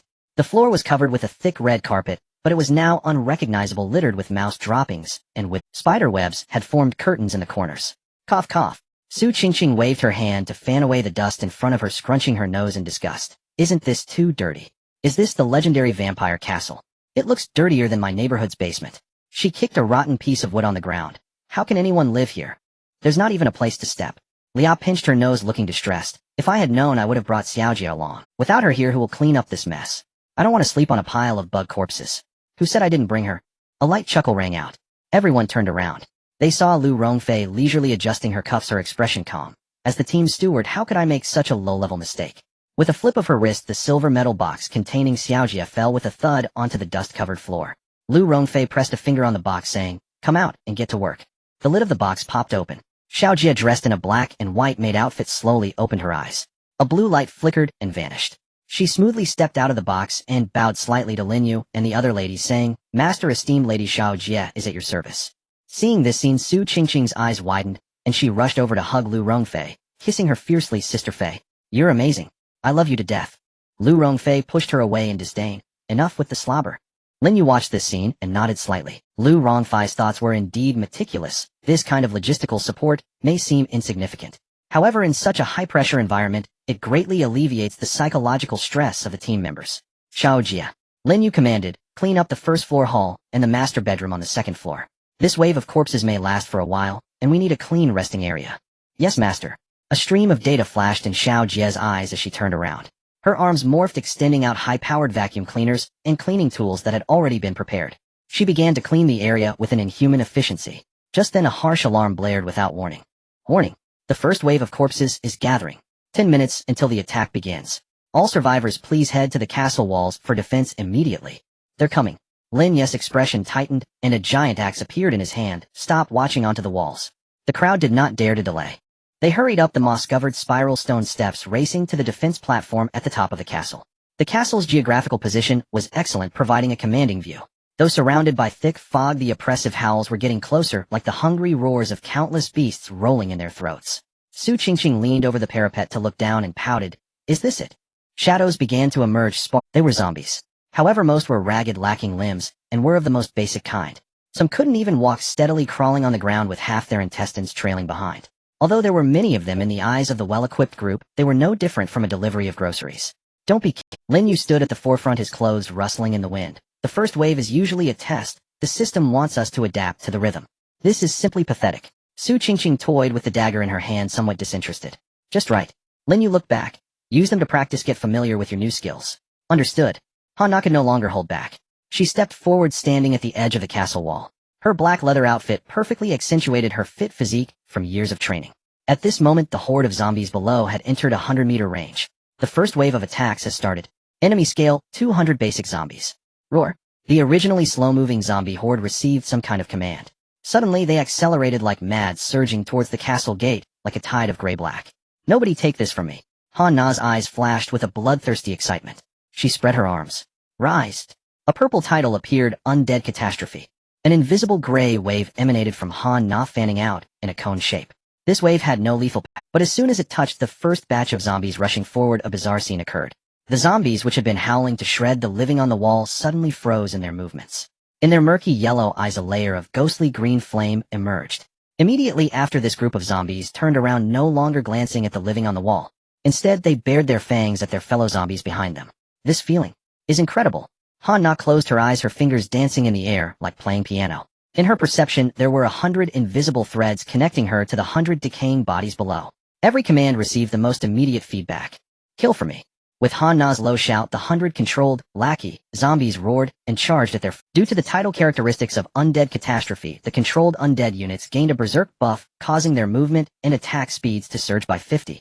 The limping zombies, which could only shuffle along, suddenly became as agile as leopards. They pounced on a complete zombie behind them, biting through its throat.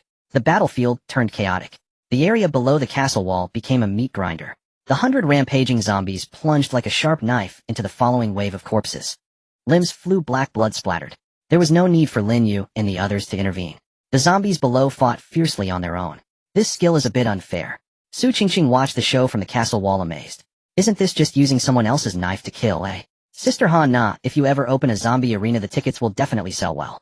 A thin layer of sweat appeared on Han Na's forehead. Controlling 100 units consumed a considerable amount of mental energy, but her face was filled with excitement. As long as my mental energy is sufficient, I am the queen of these 100 zombies. The one on the left bit its leg. Yes, just like that. 10 minutes later, the area below the castle wall finally quieted down. Only the more than 60 surviving zombies controlled by Han Na stood dumbly amid the pile of corpses covered in bits of flesh and black blood. The rest of the attackers were annihilated. Han Na let out a sigh of relief and severed the mental connection. Thud thud. The zombies that had lost control fell to the ground like puppets with cut strings, silent. Well done. Lin Yu praised without reservation. This crowd control ability is more effective against a large wave of corpses than sheer firepower. At this moment, on the empty ground below the castle wall, a plethora of light clusters erupted. Glimmering gold coins and several tidal orbs appeared. What's going on? Bai Xian looked troubled. It's tasteless to eat, but a pity to discard. If I go down to collect them, they'll have to climb up and down. How tiring. Just collect them. Su Qingqing stretched, moving her arms and legs. Even sparrows are meat, it's still money. They'll be back soon. This height is no challenge for me. Just as she was about to flip and jump off the castle wall, the cold mechanical voice suddenly sounded. Detecting the end of combat. Loot auto pickup function has been triggered. In the next moment, the gold coins and light orbs on the ground transformed into streams of light, automatically flying towards the castle wall and accurately entering everyone's spatial pockets. Acquired 200 gold coins. Acquired white title rot resistance X3. Wow. Su Qingqing's eyes widened in surprise and delight. Isn't this too considerate? There's even such a service. If this function had existed in previous games, I could have played for several more years. Gu Jin also smiled. It seems the system wants us to focus on defense and not get distracted by picking up items. This saved a lot of trouble. Before everyone could catch their breath, heavier footsteps echoed from the depths of the fog. The second wave of corpses is about to strike. Enemy scale, 200 basic zombies, 100 intermediate berserk zombies. Is the break time so short? Lu Rongfei frowned. They're not giving us a chance to catch our breath. The monsters that rushed out this time were clearly different. In addition to those expendable ones, there were also 100 stocky, muscle-bound, purplish-blue raging zombies. They even wielded rusty pipes and wooden sticks, running at incredible speed.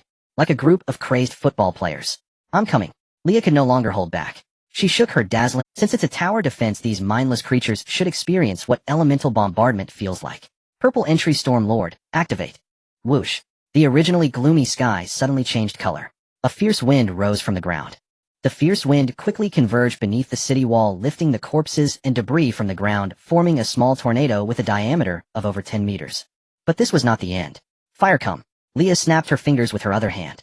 A ball of searing flame was thrown into the eye of the storm. The wind fueled the fire. The originally grayish-blue tornado transformed into a towering crimson fire vortex. The terrifying heat caused the surrounding air to begin to distort. The raging zombies at the forefront didn't even have time to scream before being sucked into the vortex by its immense force. Sizzle sizzle. That was the sound of flesh being charred. The fire vortex rampaged like a gigantic meat grinder amidst the tide of corpses.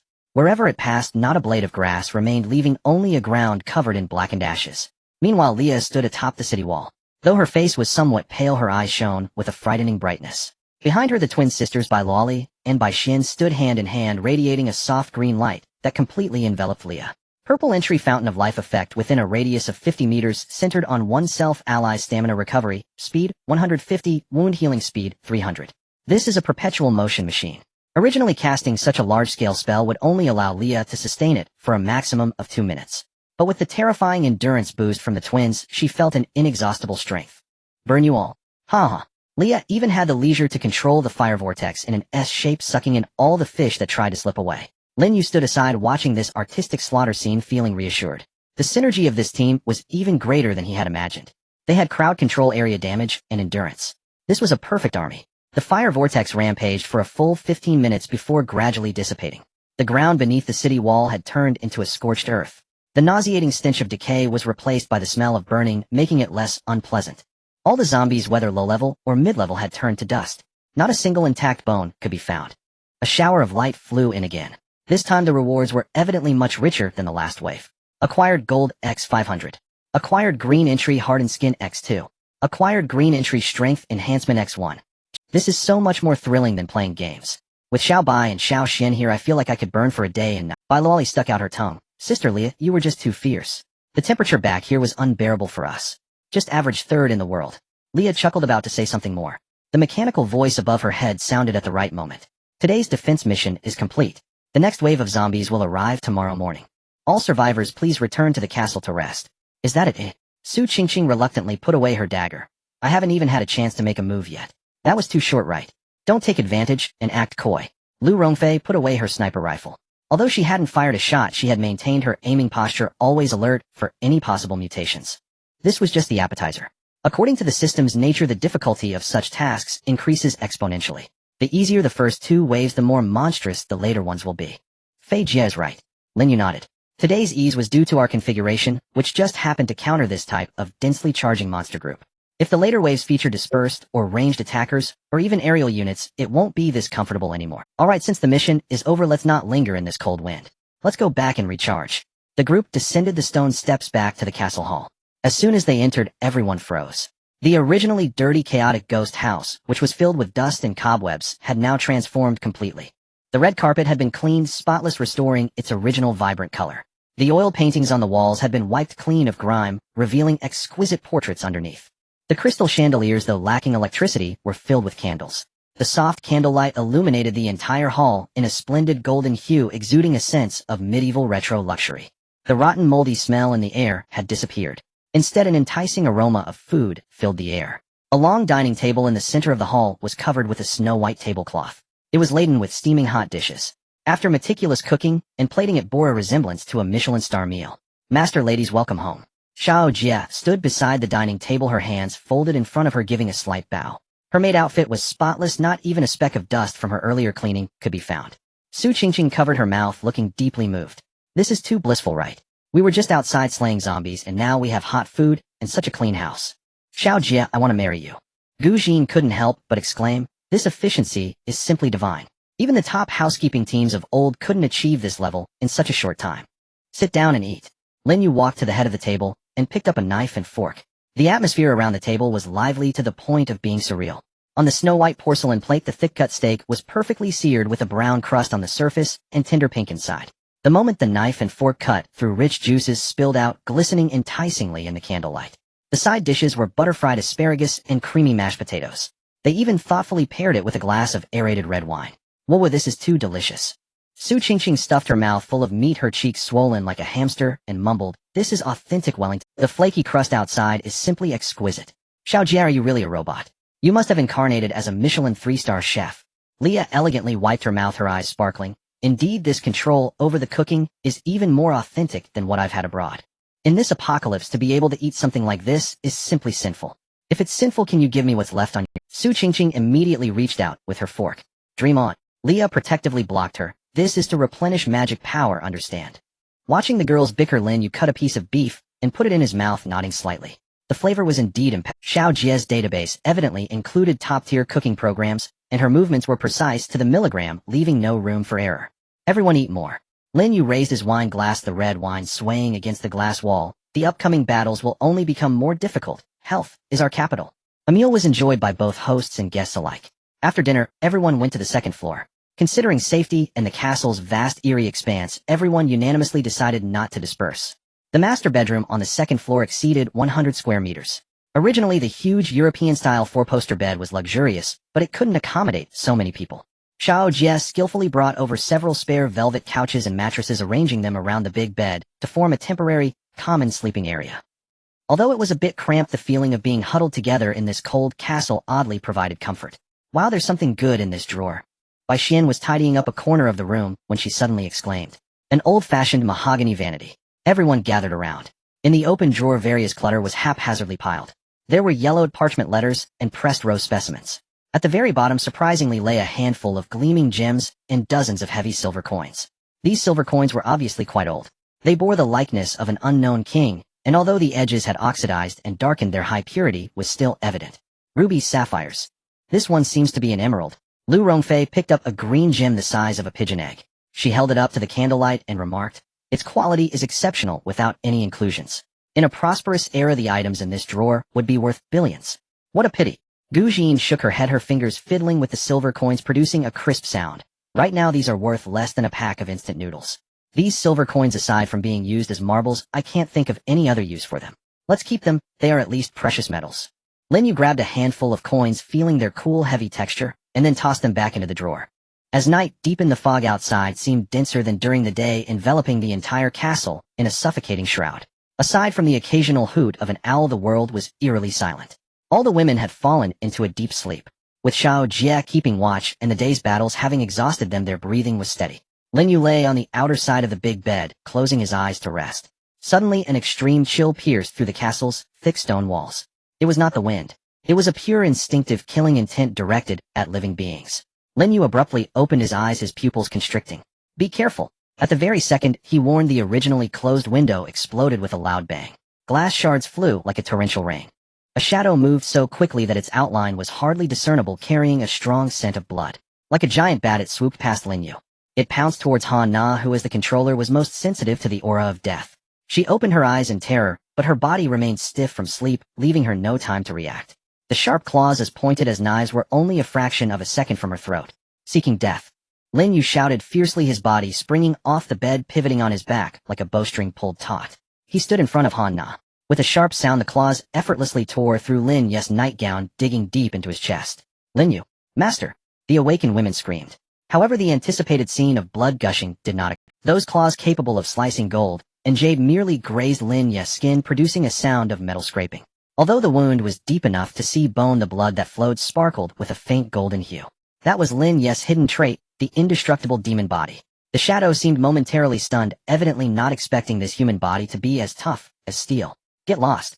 Seizing the moment of confusion, Lin Yu reached for the giant axe in his spatial pouch. With a swift motion, he delivered a horizontal sweep. Bang! The shadow was struck by the immense force like a baseball hit hard, crashing heavily against the opposite wall. The wall adorned with an oil painting cracked and debris fell. What the hell is this? Su Qingqing had already rolled out of bed. Two daggers were drawn in an instant, positioned in front of the women. Dust settled. Everyone finally caught a glimpse of the assailant's true form. It was a man dressed in a vintage medieval tailcoat. His complexion was as pale as paper, yet his lips were as red as if stained with fresh blood. He elegantly brushed off the dust from his clothes, revealing a mouthful of sharp, white fangs. His eyes glinted with a haughty mockery. Strangely enough, he bore a massive wound on his chest where Lin Yu's axe had struck, yet it was now writhing and healing at a terrifying speed. In less than 3 seconds, the wound vanished completely. Despicable blood food. The man extended his crimson tongue to lick his lips, his voice hoarse, yet magnetic. To think you could withstand a blow from the great Victor, your blood must be exquisite. Victor? Lin Yu rose from the bed, the claw marks on his chest already beginning to scab. He coldly regarded the monster, claiming to be a noble. This is the territory of zombies. When did vampires start visiting? Zombies. They are merely lowly, decaying flesh. Victor scoffed dismissively, slowly levitating half a foot off the ground. This castle was granted to me by my father as my domain. You intruders not only sullied my floor, but also dared to set up camp here. Before his words had faded, his figure blurred once more. He was too fast.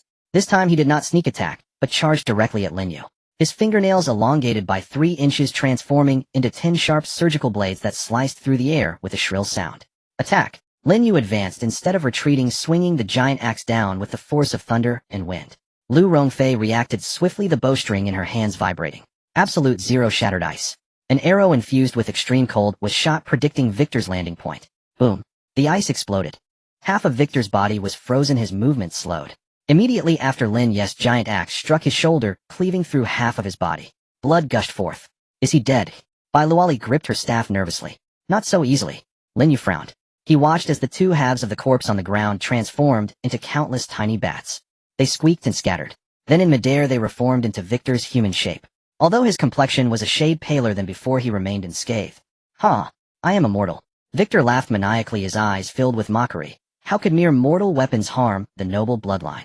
At that moment, Xiaojia, who had been standing in the corner, suddenly spoke. The blue light in her eyes flickered wildly, her mechanical voice cold and steady. Target species analysis, complete vampire, high-level mutated type. Weakness scan in progress. Recommended use: silver products, mercury, or high-purity holy water. High-purity silver products detected in the environment. Upon hearing the words silver products, Victor's previously arrogant expression froze. The hint of terror was unmistakable. Shut up, you damned hunk of metal. Victor screamed and abandoned his attack on Lin Yu. He lunged crazily. He intended to destroy this robot that had leaked vital information. Clearly his weakness had been exposed. Bang! A dull gunshot rang out. Gu Jin made her move. Absolute vision locked on. A specially designed explosive round struck Victor's knee, blasting his entire leg into a cloud of blood mist. Victor let out a wretched cry, losing his balance and falling to the ground. Though the flesh at his severed leg writhed madly, attempting to regenerate. But Gu Jin gave him no chance. Bang bang. Several more shots shattered his arms. Lin Yu. So Lu Rongfei shouted, having already knocked a steel arrow. Lin Yu reacted. He turned and dashed to the drawer that had not yet been closed.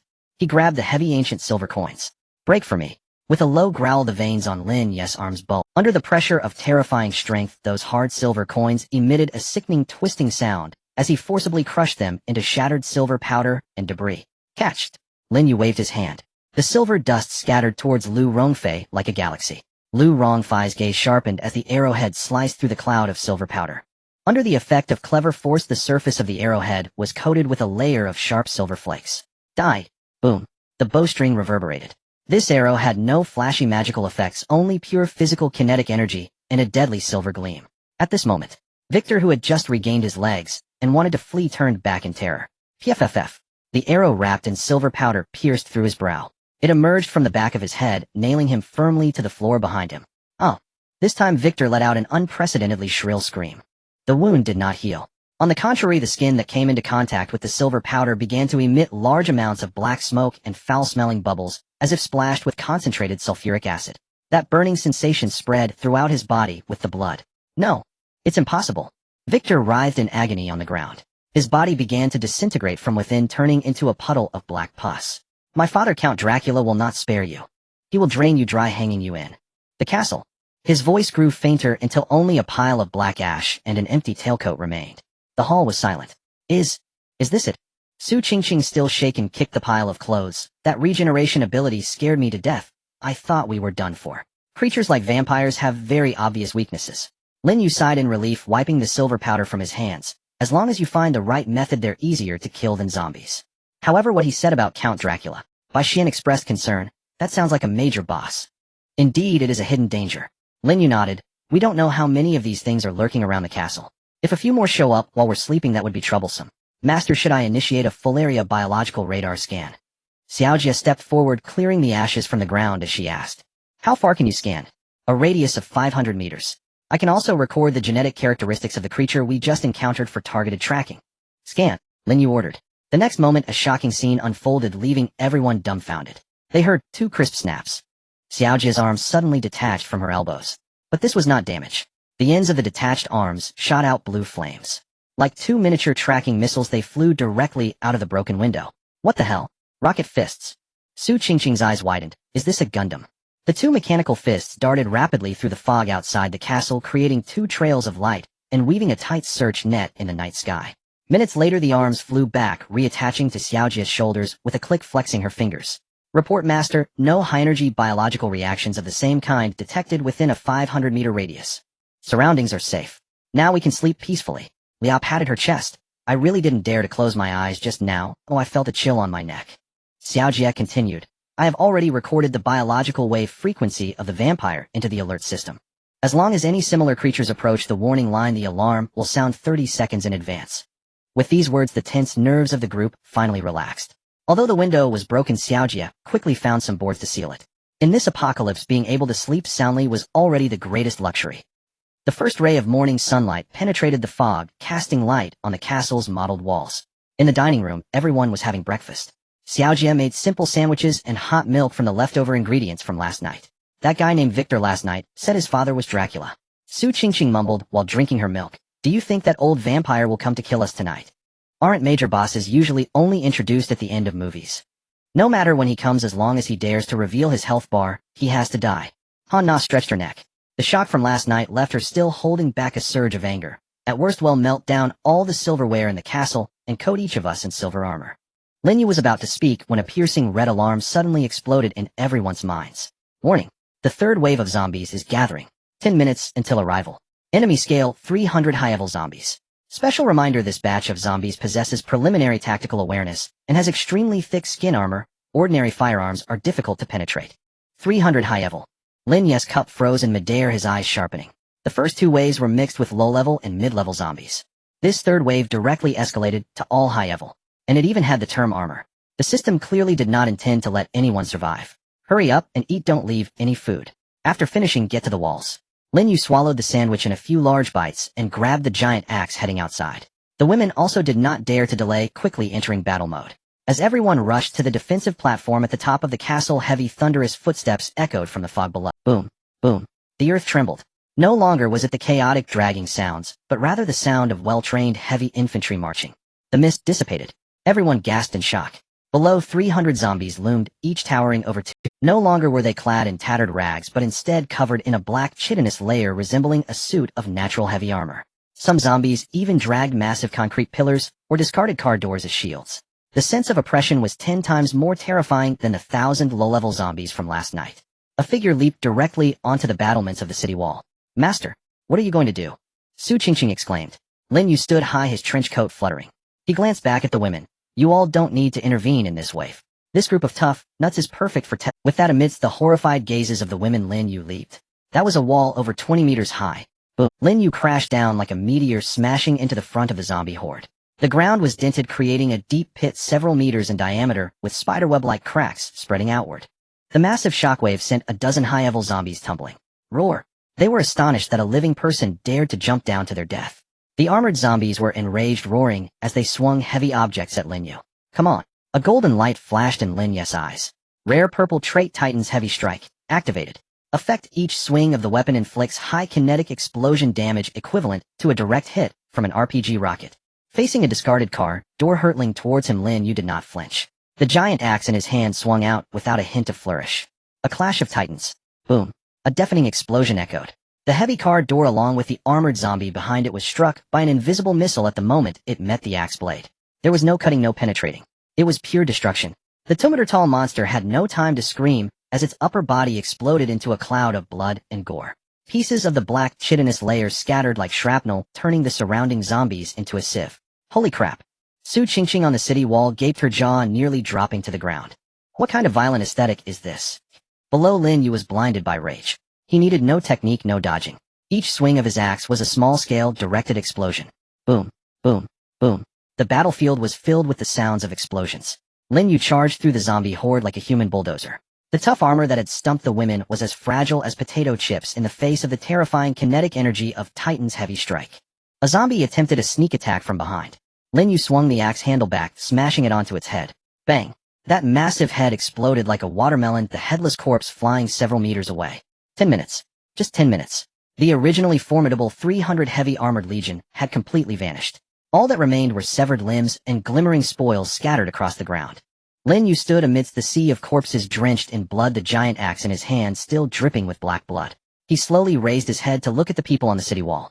At that moment, to the women, this man's silhouette appeared more demonic than the monsters themselves. So, Leo was the first to react, disregarding her ladylike demeanor as she jumped up and down on the city wall. Long live the master. This is simply a war god. Bai Luoli and Bai Xian were starry-eyed, gripping each other's hands in excitement, unable to speak. Lu Rongfei let out a long sigh, finally relaxing her grip on the bow. She looked at Lin Yu below, her eyes flashing with an unprecedented mix of admiration and infatuation. This was the man they chose to follow. So powerful that it evoked despair, yet also an extreme sense of security. However, while everyone celebrated their victory, Lin Yu did not come up immediately. He furrowed his brows, gazing into the depths of the mist. Although this wave of zombies had all been wiped out, he could faintly sense something. At the end of the mist, a pair of even more sinister eyes were fixated on this ancient castle. That aura was 100 times more evil than Victor's before. Looks like this is just the beginning, Lin Yu murmured. He stood amidst the sea of corpses, his blood mixed with the zombies' black blood and his own light golden blood. In the glow of the setting sun, there was a strange beauty to it. On the city wall, the women's cheers gradually subsided, replaced by a mixed silence of admiration and reassurance. Master, are you alright? Bai Luoli's voice trembled slightly. She and her sister, Bai Xian, tightly gripped their staves, palms sweaty. The image of Lin Yu jumping down from the city wall into the horde of corpses was simply too terrifying. I'm fine, just stretching my muscles. Lin Yu's voice came from below, sounding strong and unyielding with no hint of weakness. He shook the blood off the giant axe and began to stroll around the battlefield. The system's built-in pickup function had already absorbed all the loot orbs into his spatial pocket. Yet he habitually surveyed the area to ensure nothing was left behind. Master, you're terrifyingly strong. Su Qingqing leaned against the wall, murmuring to herself. As an assassin, she prided herself on her deep understanding of power. However, the sheer, crushing violence Lin Yu had just displayed had surpassed her comprehension. It was not technique, not speed, but an embodiment of absolute strength. It's divine. Leah clasped her hands over her chest. Her azure eyes sparkled with stars. Master, you are our war god. Lu Rongfei said nothing. She quietly watched the man below, her mind racing as she replayed the battle in her head. Lin Yu's trait of Titan's heavy strike far exceeded her expectations. It was not merely a physical attack, each swing was equivalent to a cannonball. This ability was practically designed for clearing large-scale, heavy armored units. Shall we go down and help with? Han Na suggested. Although the loot had been automatically collected, the scattered limbs and severed arms did affect the visual appeal. The others nodded, descending the steps from the city wall. As they approached, they truly felt the brutality of the battlefield. The air was thick with the stench of blood and burn. The ground was pocked with craters from the axe's explosive strikes. The previously seemingly indestructible armored zombies were now all reduced to shattered fragments. Lin Yu frowned as he saw them coming down. It's dirty here, you should wait in the castle. Master, we are not afraid of getting dirty. Bai Xian shook her head, her small face filled with seriousness. We are a team, we cannot let you bear everything alone. Lin Yu glanced at them and said no more. He understood that this feeling of mutual support was crucial for the cohesion of the team. Xiao Jie, Lin Yu called. Yes, master. The robotic maid appeared silently behind him. Activate the strong rinsing and disinfection mode to clean this place up.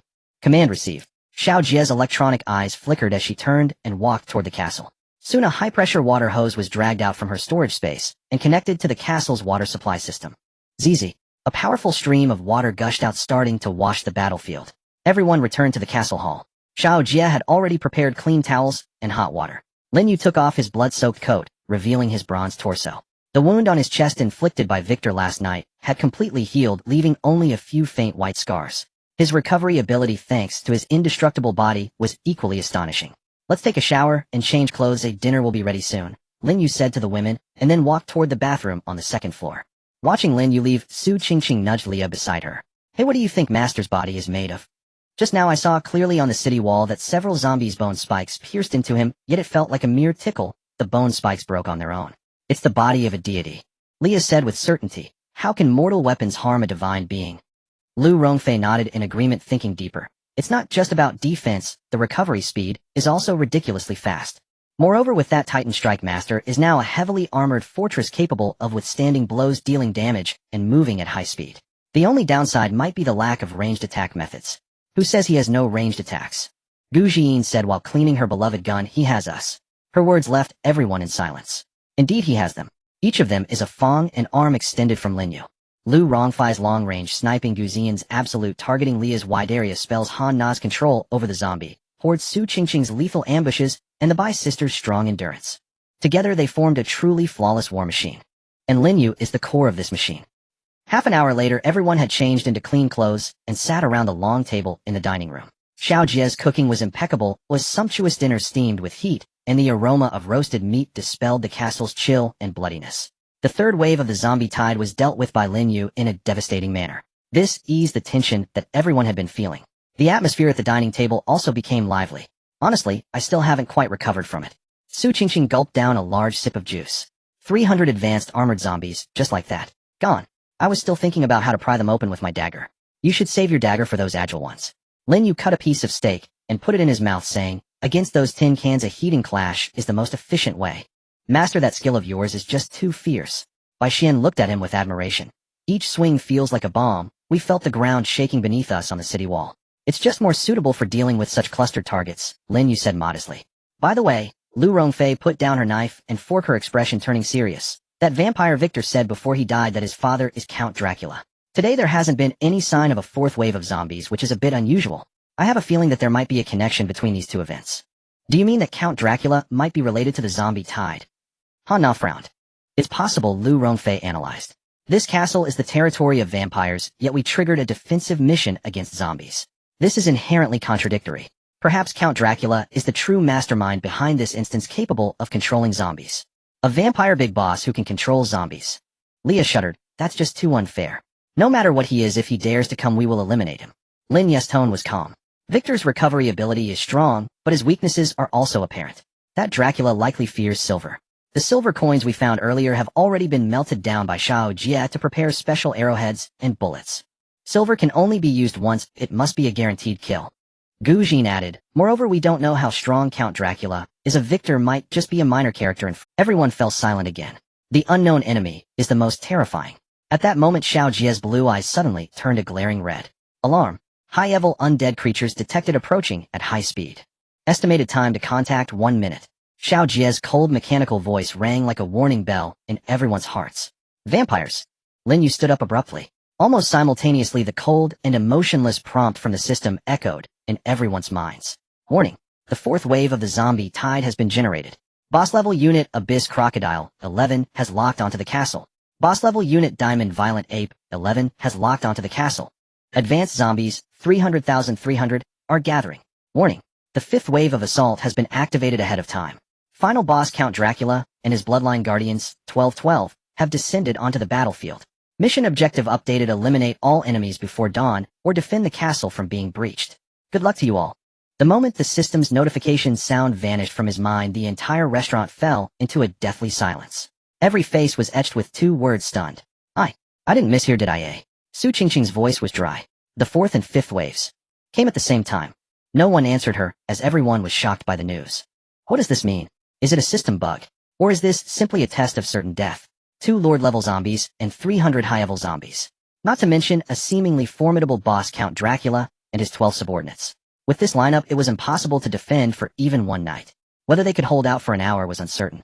What's the panic? Kill as many as come. Don't just stand there. Everyone to the city walls. Lin Yu was the first to react, his loud shout breaking the eerie silence of the restaurant. The women snapped back to reality. "Yes, master." Everyone immediately sprang into action. Grabbing the weapons at hand, they followed Lin Yu out of the restaurant, sprinting towards the defensive platform at the top of the castle. As they ran, Lin Yu's mind raced. 2 Lord-level zombies meant that at least 2 directions would simultaneously bear immense pressure. 300 high-level zombies, the same number as the third wave. But this time there were lords and vampires present. The threat they posed would increase exponentially. The most troublesome would likely be Count Dracula and his 12 bloodline guardians. From Victor's performance last night, these vampires were incredibly fast, had abnormal recovery abilities, and excelled at ambushes. They could easily bypass the zombie army and directly attack them on the city walls. This was no simple defense. It was a 3-dimensional, all-encompassing encirclement. Boom. Before the group could reach the city walls, a tremendous crash sounded from the direction of the castle's main gate. The entire castle trembled. "It's one of the lords." Lu Rongfei's voice was tense. When they finally reached the city walls and caught sight of the scene below by the moonlight, even though they had mentally prepared themselves, everyone couldn't help but gasp in shock. Despair. That was the only... In front of the castle, the mist had been dispelled. 300 high-level armored zombies were densely arranged in a square formation. They were even taller than the wave earlier in the day. Their keratin armor glimmered with a metallic sheen.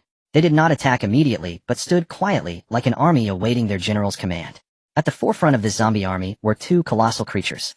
On the left was a giant crocodile over 15. Its skin was not the usual gray-green, but a deep, light-absorbing black. It was covered in jagged bone spines and thick plates with limbs as sturdy as stone pillars. With every breath, 2 jets of intensely corrosive green smoke erupted from its nostrils. The earlier thunderous noise was produced when it struck its head against the castle gate. At this moment, the massive gate of the castle, crafted from steel and giant wood, had already been dented significantly. It was the abyssal crocodile.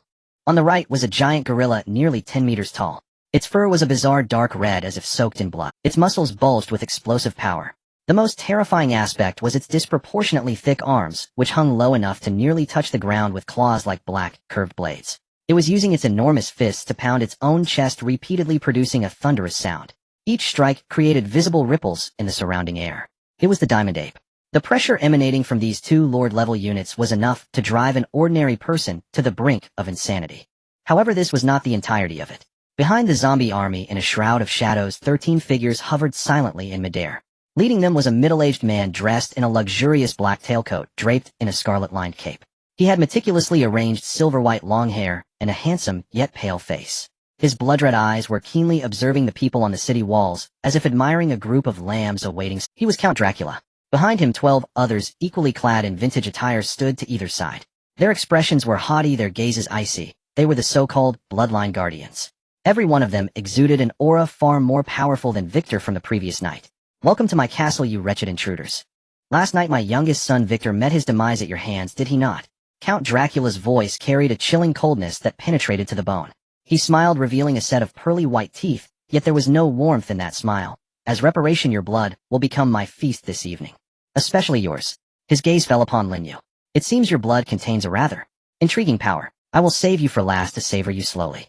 "So much chatter," Lin Yu coldly replied, gripping his giant axe. He could sense that Count Dracula's strength was unfathomable. That vague pressure even made his body's indestructible demon body ache faintly. This guy was undoubtedly the strongest enemy he had encountered since arriving in this world. "Interesting little ant." Count Dracula seemed unfazed, elegantly raising a hand to snap his fingers. "Well then, let the banquet begin." Roar. With the command given, the diamond ape let out a thunderous. It grabbed a boulder the size of a car beside it. Its arm muscles bulged as it hurled it towards the city wall. The boulder whistled through the air like a real cannonball, crashing towards the position of the group. "Lia, wind wall," Lin Yu shouted. "Got it." Lia was already prepared, her staff raised high. Storm. A visible tornado formed in front of the city wall. The rapidly spinning airflow created a solid barrier. The boulder struck the wind wall with a deafening sound. Although it was eventually deflected, Lia let out a soft grunt, her face paling slightly. The immense impact cost her a significant amount of mental energy. Bai Xian hurriedly cast Angel's Blessing to restore her. This was just the beginning. Bang, bang, bang. The diamond ape began to stomp towards the city wall, each step causing the earth to tremble. On the other side, the abyssal crocodile opened its massive maw large enough to swallow a truck. Pooh! A thick stream of green liquid shot out like a high-pressure water gun, aiming directly at the castle's gate. Sizzle! Pungent white smoke rose. The sturdy gate, upon contact with the green liquid, emitted a terrifying corrosive sound like butter meeting a hot iron. It melted and penetrated at a visible speed. Gu Jin, Lu Rongfei, attack that crocodile. Hanna, use your zombies to hold back the rest of the zombie army. Su Qingqing, get ready to find an opportunity to ambush those flying guys. Bai Luoli, Bai Xian, prepare to heal. Lin Yu issued a series of commands. There was no time left for fear and hesitation, only a fight to the death remained. Before Lin Yu's roar faded, a chilling aura erupted from the city wall.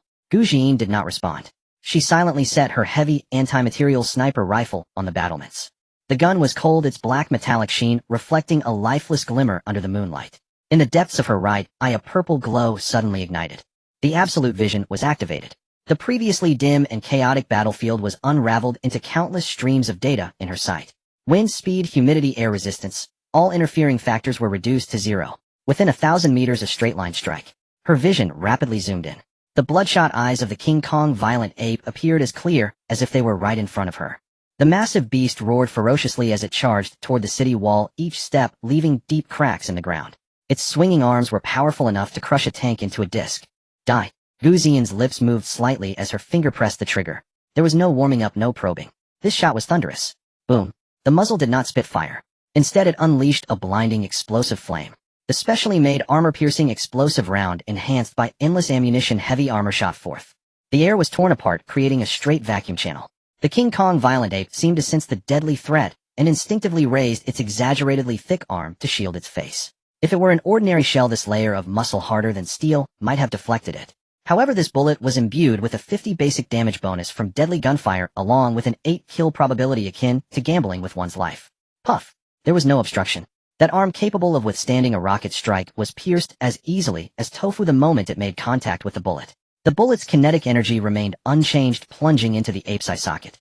Then deep within its brain, it exploded. Boom! The large head of the ape burst like a watermelon smashed by a hammer. Red and white matter exploded into a tragic blood flower in midair. The massive body, propelled by inertia, surged forward for several dozen meters. Finally, it collapsed with a thunderous crash. It skidded across the ground, carving a deep trench until it crashed against the moat and came to a halt. It lay still, a single shot to death. This was the answer given by Gu Jin. At the same time, on the other side, the abyssal giant crocodile was still roaring madly. Lu Rongfei stood at the edge of the city wall, the night wind tousling her long hair, but it could not move the longbow in her hands. She closed her left eye. In her right eye, golden patterns surged wildly. Divine eye of justice, omniscience, lock and death line. In her vision, the giant crocodile covered in thick scales was no longer flawless.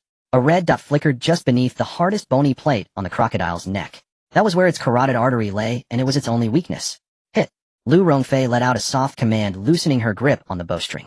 This arrow flew silently. The moment the arrow was released, the air within 10 meters around crystallized into white frost.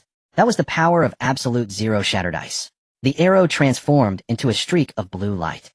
It traced a strange arc through the air. The abyssal giant crocodile seemed to sense the danger, desperately twisting its massive body in an attempt to evade. But under the rules of absolute lock-on, its struggle was futile. Puff!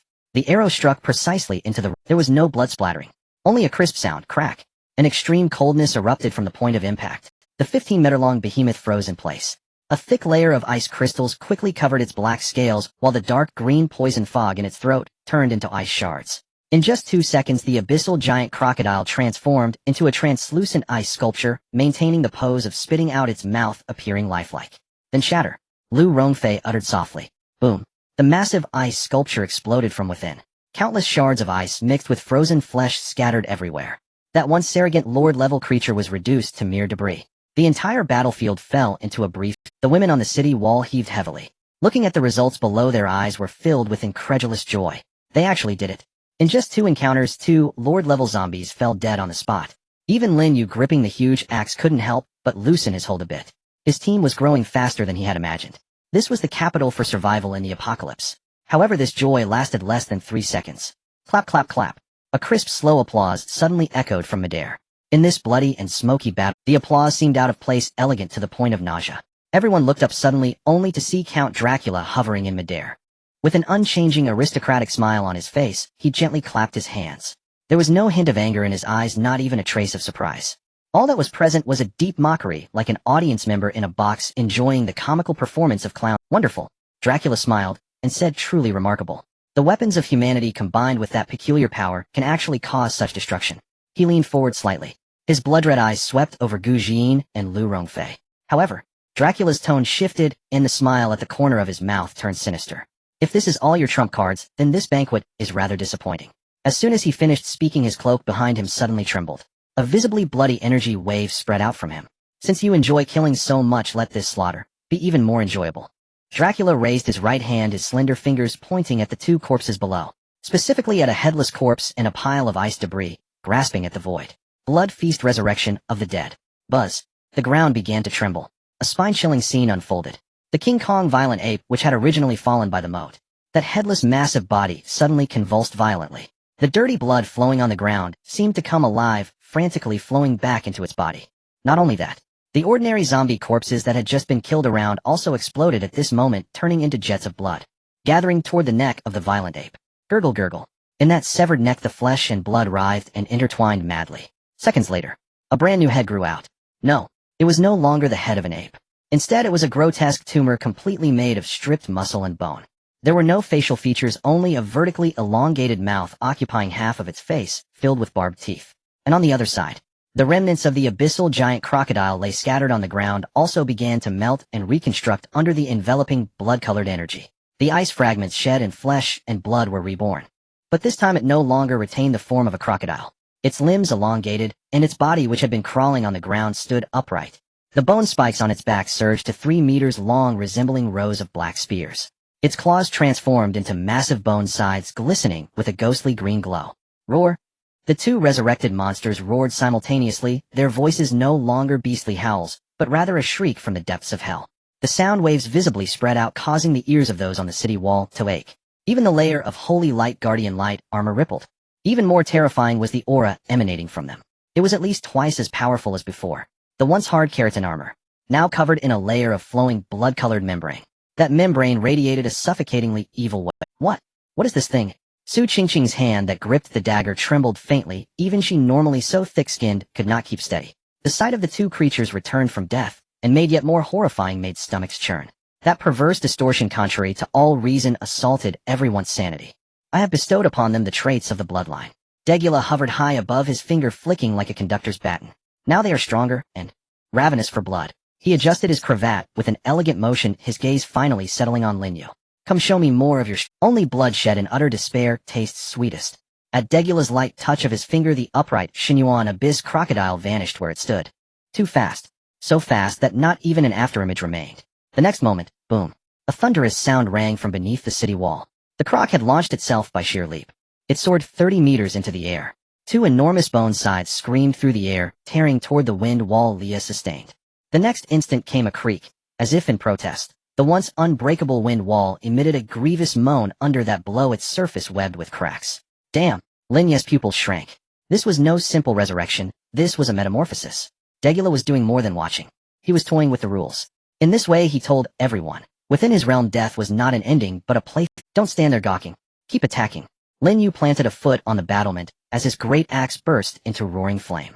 If one killing was not enough, then kill twice 3 times. Kill until not even scraps of those beasts remain. Gu Jin, Lu Rongfei, fire again. Everyone bring out the hidden tricks from your reserves. Tonight either they die or we perish. Above them Degula watched the suddenly frantic ants below with a deeper smile at his lips. He did not hasten his 12 bloodspawn to strike, he savored the process. The slow crushing of hope watching prey crumble in despair. Play slowly. Degula whispered, his finger curling again. Below a roar. The abyss, giant croc, charged first. Sister Gu aimed for its eye. On it. Lu Rongfei drew a long breath, her gaze fixed like a vice on the croc's lantern-sized eyeball. Now. The bowstring quivered, and an arrow slid away without a sound. Absolute zero, shattered. As the arrow flew, the air around it crystallized into ice, carrying an intense cold that tore a line across the night sky. At the same time Gu Jin finished her aim. Bang! A shot rang out, and a bullet spun from the muzzle as the effect of endless ammunition, heavy ordnance triggered. Her 11th round auto-converted into an armor-piercing explosive shell enhanced by the special property of corrosive rounds. The power of that round could pierce tank armor. Facing 2 lethal strikes from different directions, the reborn Xinyuan abyss crocodile did not even bother to lift its head. Its eyelid, armored by a thick keratin layer, snapped shut. The ice arrow from Lu Rongfei struck with a hiss, releasing a blast of extreme cold. Frost coated half of the croc's small head. Yet a cold that would make steel brittle only delayed its motion by a mere 1/10 of a second. The ice shattered inch by inch, the arrow was flung away impotent, leaving no mark. Ping! Gu Xian's explosive round gave a sharp metallic ring as sparks flew. The bullet scored a shallow white spot on the croc's eyelid before being deflected. The corrosive effect only produced a few wisps of blue smoke from the keratin and then failed. What? Lu Rongfei and Gu Jin cried out in unison. Their combined strike, one with heavy control and true damage, the other with extreme penetration and corrosion, had not even pierced the eyelid. How were they meant to fight this? A roar. It seemed the 2 annoying flies had roused the beast. The croc opened its jaws and unleashed a blast of concentrated acid toward the already ravaged gate. Boom. This time the gate could not hold, its upper half melted into a pool of molten iron, exposing a vast 300 advanced zombies like sharks, scenting blood, surged madly toward the gap. Han-Na, where are your zombies? Lin Yu shouted in anxiety. Coming. Han-Na's face paled, clearly commanding so many high-tier units exacted a tremendous toll on her mental strength. She slammed her palms against the battlement's floor, purple light spread from her hands. Undead Scourge. Nearly 100 of the armored zombies at the gate suddenly stiffened, their crimson eyes shifting to an eerie. They roared, turned, and hacked mercilessly at the very comrades beside them. In an instant the castle entranced descended into bloody chaos. The controlled undead fought as if death were nothing, tearing into former allies and temporarily plugging the breach. Everyone knew, however, that it was only a stopgap. More dangerous was the other side. Thud, thud, thud. The Jingang Baoyuan had already reached the base of the wall. Its massive body alone towered above the battlements. It did not assault the gate but split its lips into a cruel grin. Then it swung a fist thicker than a water bucket and smashed it into the wall's body. Boom. With a deafening crash the entire section of wall shook violently and stones flew. The ground beneath them webbed with cracks like spider silk. Holy! It's tearing the wall down. Su Qingqing went white with fright. Though the city wall is sturdy, it cannot withstand the battering of this monstrous creature. In no more than 3 to 5 strikes this place will surely collapse. Infernal eruption. Blast its face. Lin Yu commanded. Yes. Leah gritted her teeth against the discomfort in her mental energy and began to chant the incantation. A fireball the size of a basketball rapidly condensed above her head, growing larger until it transformed into a massive fireball over 3 meters in diameter, its surface shimmering with a molten glow. Go! The giant fireball, trailing a long tail of flames, descended like a meteor, roaring down towards the head of the King Kong beast. Facing this earth-shattering strike, the King Kong beast merely raised its other arm, using its broad limb to shield its face. Boom! A mushroom cloud erupted. The intense heat at the center of the explosion ignited the surrounding air. A terrifying shockwave sent the zombies on the ground flying away. The people on the city wall were forced to retreat repeatedly by the heat wave. Did we hit it? Leah gasped, anxiously staring at the sea of flames below. As the flames gradually dissipated, the silhouette of the King Kong beast reappeared. The arm it used to block had its fur burned away, and its skin had turned charred, but that was all. Not even a skin injury. Roar! Seemingly enraged by the intense heat, the King Kong beast's eyes turned blood red. Its strikes against the wall grew even fiercer. Boom! Boom! With 2 punches, the crack in the city wall widened. Large chunks of stone began to break away. No way. Both physical and elemental attacks have no effect on it. Lu Rongfei calmly analyzed. Its defensive power has already surpassed our ability to break through. Despair began to spread in the hearts of the crowd. 2 lords, one responsible for breaking the door and the other for demolishing the wall. They were like 2 indestructible siege beasts, while all our attacks felt like mere scratches. On the city wall, Lin Yu's expression was dark enough to drip water. He knew they could not wait any longer. If they continued to wait, it would only be a matter of time before the fortress was breached. Once they lost the cover of the wall, facing 300 advanced zombies, and those 2 colossal creatures on the flat ground would be a dead end. One of them must be restrained, and that person must be him. You all stay here, do everything possible to hold that crocodile, I will deal with that gorilla. Lin Yu's voice brooked no argument. Master, no, it's too dangerous, Bai Xian exclaimed, almost in tears. Shut up, this is an order. Lin Yu turned back, his gaze sharp as he shot her a glance. He then turned to the King Kong beast, which was madly pounding the wall, and took a deep breath. Xiao Jie, coat the blade of my axe with all the molten silver. Command received. Xiao Jie appeared. She held a metal bucket that was still steaming. Inside the bucket was the liquid formed from melted silver coins, shimmering with a bright silver glow. Xiao Jie carefully poured the silver liquid onto Lin Yu's giant axe. Hiss! The silver liquid contacted the cold axe blade and quickly cooled down. It formed a thin yet lethal silver coating. Dracula. Lin Yu looked up at the vampire count, who had been watching the drama from afar. Once I deal with this iron lump, you will be next. With that, he declared. Amidst the astonished gazes of the women, Lin Yu, wielding the silver-coated giant axe, jumped off the cracked city wall. His body resembled a black cannonball. He plummeted straight down from the height of over 20 meters. The howling wind rushed past his ears. Below, the King Kong beast seemed to sense the threat from above. It halted its pounding of the wall and abruptly looked up. In its blood-red giant eyes, a trace of human-like disdain flashed. To it, this little figure jumping down from above was like a bug offering itself up. Roar! The King Kong beast let out a roar. It couldn't even be bothered to use its fists. It simply raised one enormous palm casually and swatted at the descending Lin Yu as if swatting a fly. Come at me. In midair, Lin Yu's eyes gleamed with golden light. He gripped the axe handle tightly, channeling strength from his waist. His entire body twisted into an unimaginable angle in the air, pouring all his strength into the giant axe in his hands. Purple rare attribute Titan Strike. Facing the colossal palm that blotted out the sun, Lin Yu did not evade. The giant axe rose from below, tracing a silver arc as it met the attack heat. A clash of titans. The axe blade collided with the palm in midair with a thunderous crash. Boom. A sound louder than any previous impact suddenly reverberated. Titan Strike unleashed kinetic explosive damage equivalent to an RPG rocket. Upon impact with the King Kong beast's palm, it detonated completely. A violent shockwave erupted, spreading madly from the point of contact. The King Kong beast let out a pain. This was the first time it had emitted such a mournful cry since its appearance. Its massive palm was a bloody mess with a gaping wound the size of a bowl deep enough to see bone. Black-red blood gushed out like a waterfall. Meanwhile, Lin Yu was sent flying backward by the tremendous recoil. He crashed heavily onto the ground over 10 meters away, creating a shallow crater in the hard surface. Lin Yu felt a sweetness in his throat, and a mouthful of blood laced with golden threads surged up. But he forcefully swallowed it back. Shaking his slightly dizzy head, he got back up. Under the powerful physique of indestructible demon body, his injuries were rapidly healing. He looked up at the King Kong beast, a cold smile appearing on his face. Big guy, it seems you're not as tough as you thought. Roar! The severe pain from its injured palm completely enraged the giant beast. Its blood-red eyes fixed fiercely on Lin Yu as if it wanted to swallow him whole. It abandoned its attack on the city wall and charged towards Lin Yu with heavy steps. The ground trembled beneath its feet. Master! On the city wall, the hearts of the women were in their throats. Don't worry about me. Focus on your front. Lin Yu shouted without turning back. Hannah! If the zombies can't hold, let them self-destruct.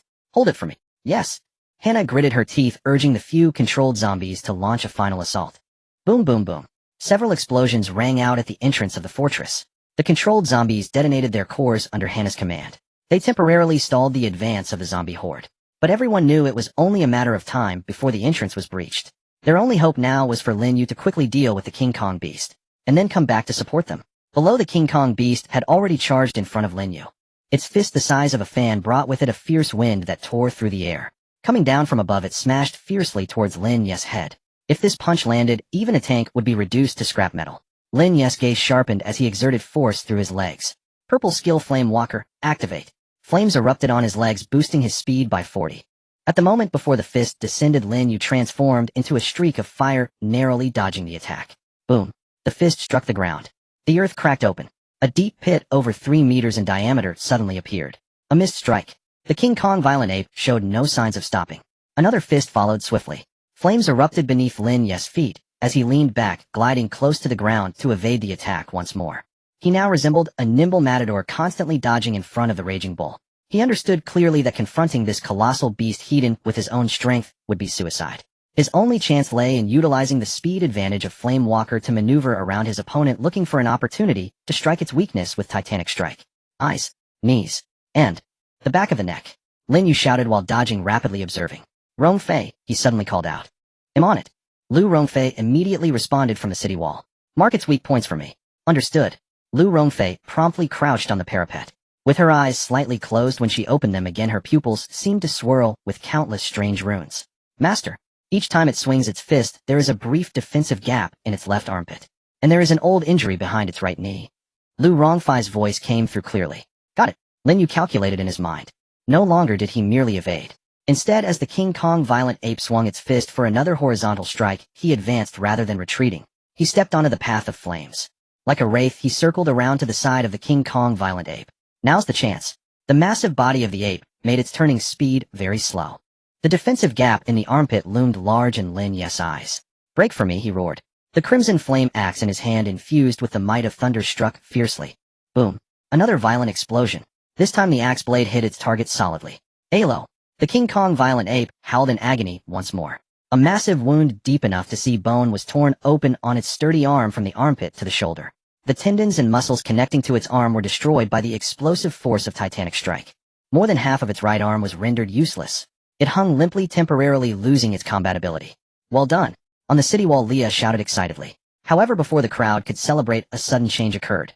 Just as Lin Yu landed a hit and prepared to retreat, the King Kong violent ape, disregarding the severe injury to its right arm, swung its remaining left fist at Lin Yu's back with an incredibly strange angle and lightning speed.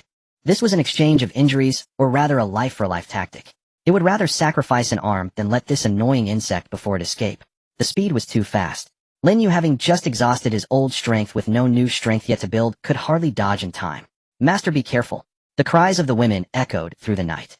In a critical moment, Lin Yu's battle instincts surpassed his reasoning. He did not choose to turn and block, knowing full well he could not withstand this furious strike in a hurry.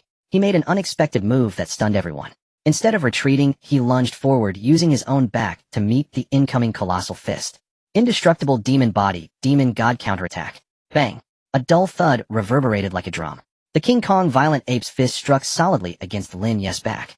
Lin Yu flew forward like a kite, with its string cut, soaring dozens of meters away. He rolled several times on the ground before coming to a stop, spitting out a mouthful of golden blood. Master! Bai Luoli and Bai Xian were so frightened that their hearts nearly stopped. Soft holy light illuminated. Angelic blessing. 2 beams of healing light crossed the battlefield, landing on Lin Yu. They began to heal his damaged internal organs and bones. I'm fine. Lin Yu struggled to stand, wiping the blood from the corner of his mouth. A searing pain radiated from his back. He could feel cracks forming in his spine.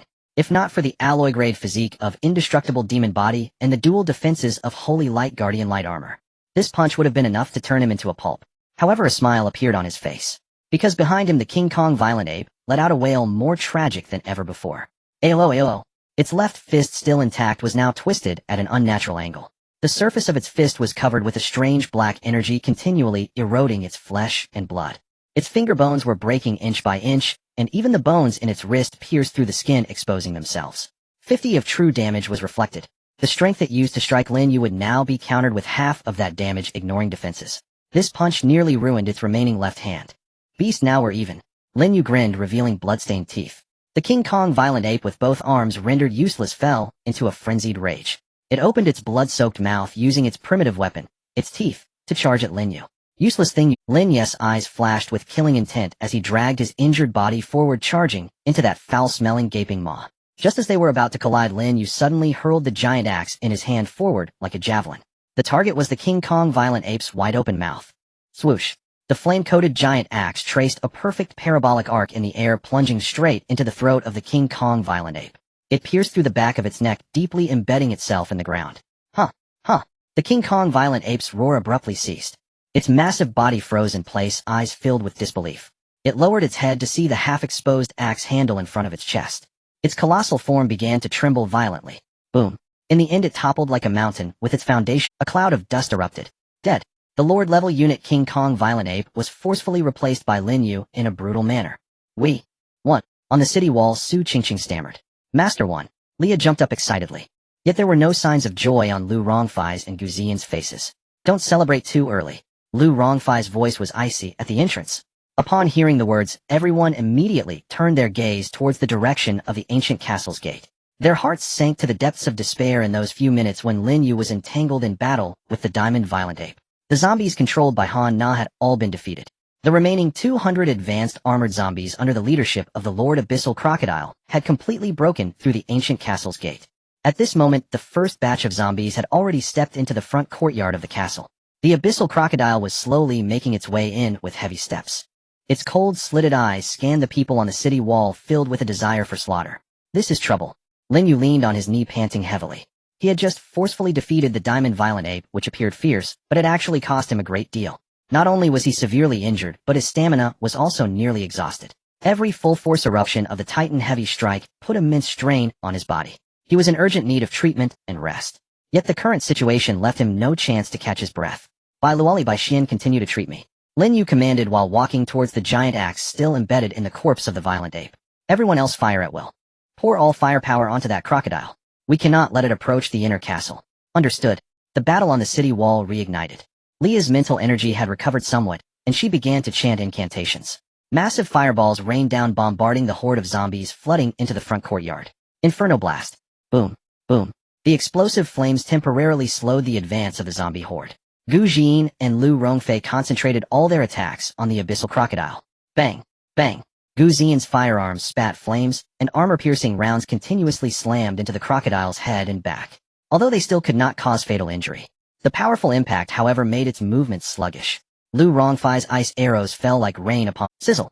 The piercing cold ice caused the crocodile's body to stiffen, emitting a pained roar. Yet it only remained rigid for less than 2 seconds. It suddenly whipped its tail. That tail, akin to a steel whip, struck violently against the adjacent wall. Boom. A section of the outer castle wall collapsed instantly. Its strength is too great. I can't control it. Cold sweat broke out on Lu Rongfei's forehead. Master, there are too many zombies. They bypassed the front and charged in from both flanks. Han Na's voice trembled with despair. The front courtyard was vast. Although Leah's fireballs could cover the front, those advanced zombies had a rudimentary tactical awareness. They began to scatter. Approaching the main structure of the inner castle from the garden and stables, the defensive line was slowly being eroded. At this moment, Dracula, who had been floating in midair observing the scene, finally moved. An elegant yet cruel smile curled at the corners of his mouth as he lightly waved his hand at the 12 bloodline guardians behind him. Go, my children. Clear away those bothersome flies on the city wall. Yes, my lord. The 12 bloodline guardians transformed into 12 streaks of black light, darting towards the city wall at speeds nearly impossible to perceive. Watch out. They're coming. Lu Rongfei's divine eye of justice was the first to catch sight of the 12 fast-moving black shadows. She immediately issued a warning. But the vampire's speed was simply too fast. Just as her words fell, one of the shadows had already appeared on top of the city wall. Its target was directly aimed at Leah, who was casting spells with all her might. It was a stunningly beautiful female vampire, her nails elongated by 3 inches, glinting with a metallic sheen, like 5 sharp, surgical knives viciously reaching for Leah's back. Leah was in the midst of chanting the Inferno Blast incantation and had no time to react. You seek death. A delicate shout rang out. Su Qingqing's figure appeared like a ghost beside Leah. Godly phantom step. Her speed was similarly at its peak. The 2 daggers in her hand crossed and clashed against the female vampire's claws. Clang. A crisp sound echoed. Su Qingqing felt a massive force transmit through the daggers, numbing her grip. She was pushed back several meters before barely stabilizing herself. What immense strength! Su Qingqing was taken aback. The power of this female vampire was actually a notch stronger than hers. Oh, a nimble little mouse. The female vampire licked her crimson lips, her eyes flashing with mockery. Just right, I love to torture prey that thinks it's fast. Before her words fell, her figure blurred again. Su Qingqing's pupils constricted. She immediately activated the second effect of godly phantom step silence. Entering an absolute state of silence, she simultaneously created 3 afterimages to confuse her opponent. However, the female vampire merely scoffed disdainfully. She completely ignored the 3 afterimages and charged straight towards Su Qingqing's true body. Useless, your little tricks are meaningless in the face of absolute speed. Her speed was even faster than Su Qingqing's when she activated godly phantom step. Thud! Su Qingqing felt a chill in her chest. Looking down, 5 deep claw marks appeared on her chest. Had it not been for the Holy Light Guardian light armor absorbing most of the damage at the last moment, that claw strike would have been enough to rip out her heart. Even so, the energy barrier formed by the armor shattered, bursting forth a repulsion aura that sent the female vampire flying. Cough! Su Qingqing knelt on one knee, a trace of blood spilling from the corner of her mouth. Just one confrontation and she was injured. And this was merely one of the 12 bloodline guardians. On the other side of the city wall, the situation was equally grim. 2 male vampires flanked Han Na, one to the left and one to the right. Han Na's melee capabilities were the weakest in the team, and she was about to be torn apart by their claws. Phantom Wolf King. In a moment of crisis, she summoned her 2 phantom wolves. 2 massive phantom wolves appeared out of thin air. One pounced on the left vampire, while the other opened its gaping maw, biting towards the one on the right. Seeing this, the 2 male vampires merely chuckled coldly. They did not dodge the charging phantom wolves, directly reaching out to seize the wolves by their necks. Crack! 2 crisp sounds echoed. The 2 phantom wolves capable of tearing through steel had their necks brutally snapped, dissipating into specks of light. Too weak. One of the vampires shook his head, stepping closer to Han Na, who was turning pale. Don't underestimate. A glimmer of determination flashed in Han Na's eyes. She abandoned defense and spread her arms wide. An invisible mental shockwave surged towards the 2 vampires. This was her trump card skill, transformational sorcery. The movements of the 2 vampires indeed faltered, transforming into 2 little sheep. But merely half a second later they recovered. Mental attacks. Useless against my noble bloodline. Their claws, at this critical moment, by Luoli and by Xian, acted simultaneously. They did not use healing techniques, but targeted the 2 vampires. Holy light impact. 2 blinding beams of holy light shot forth like swords. Vampires, being undead beings, naturally loathed and feared holy energy. Up. The 2 male vampires were struck by the holy light, instantly enveloped in black smoke, letting out agonized screams as they were forced to retreat. Well done. Han Na seized the opportunity to roll and crawl behind the twin sisters, still trembling with fear. On the city wall, chaos erupted. 12 bloodline guardians, each possessing speed and strength comparable to Su Qingqing and with exceptional recovery abilities. Gu Jiyin and Lu Rongfei had to abandon their suppression of the abyssal crocodile below. Instead, they turned to deal with these immediate threats. Bang! Bang! Gu Ziyin's marksmanship was extraordinarily precise, each shot hitting the vampire's vital points. However, the wounds inflicted on the vampires healed at a visibly rapid pace. They could not inflict effective damage. Lu Rongfei's arrows fared no better. Unless they struck the head, the arrows would only cause temporary delays. At that moment, the women found themselves in dire straits, as the Holy Light Guardian armor on each of them was rapidly depleting. The resistance aura during the breakage became their only respite. Ha! Struggle! Wail! One vampire cackled, dodging Leah's fireball. With a kick, he knocked her down to the ground. Your fear is our finest appetizer. Dracula floated in midair, watching this one-sided slaughter with great interest, as if enjoying a splendid drama. He didn't even glance at Lin Yu, who was entangled with the zombies below. To him, that man was already a turtle in a jar, waiting for his daughters to finish playing before savoring him slowly. Below, Lin Yu had just drawn his giant axe and saw the horrific scene on the city wall. Damn! His eyes widened in rage, a surge of overwhelming fury swelling within him. He wanted to rush up for support. However, the abyssal crocodile had already blocked the stairs leading to the city wall, surrounded by 200 advanced zombies. Get out of my way! Lin Yu roared, swinging his giant axe. He swept horizontally at the zombie horde. Titan strike! Boom! The 7 or 8 zombies blocking his path were blown to pieces. He forcibly carved a bloody path through the horde. Your opponent is me. A cold voice rang out before Lin Yu. The massive head of the abyssal crocodile blocked. Its murky slit-like eyes fixed on Lin Yu, filled with mockery, as if to say, you can't go anywhere. Seeking, Lin Yu, consumed by rage, raised his giant axe and swung down at the abyssal crocodile's head. Clang! Sparks flew. The giant axe struck the crocodile's head with a loud bang, then was flung high into the air. Lin Yu felt a numbness in his grip, nearly losing hold of the axe. Meanwhile, only a shallow white mark was left on the crocodile's head. Its defensive power was even more terrifying than that of the diamond violent ape. On the city wall, the battle grew increasingly brutal. Su Qingqing, caught off guard, was slashed on the calf by her opponent's claws. Blood stained her pant leg. She let out a muffled groan and retaliated with a dagger aimed at her opponent's heart, but it was easily dodged. Little mouse, your speed has slowed down. The female vampire giggled, her attacks becoming ever more fierce. Su Qingqing gritted her teeth. She could only rely on phantom steps to barely keep up. Yet her wounds continued to multiply. On another front, Leah was besieged by two vampires. Her proud large-scale fire magic could not be unleashed in such close combat. She could only repeatedly cast small fireballs for harassment. Forced to retreat step by step, Gu Jin and Lu Rongfei were in slightly better circumstances. Gu Jin utilized the powerful targeting ability of absolute vision to always fire at the vampires before they could close in.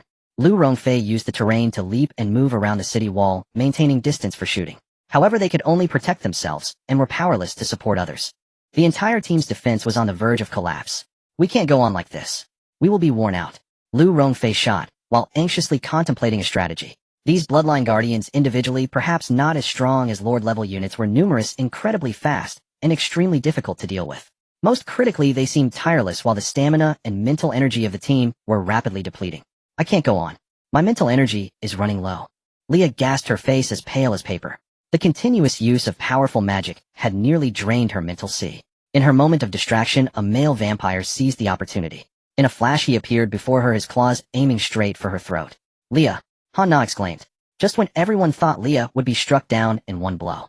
A gentle green halo centered around Bai Lali and Bai Xian suddenly expanded, enveloping the entire city wall. Purple tag, source of life, activated. Effect halo skill.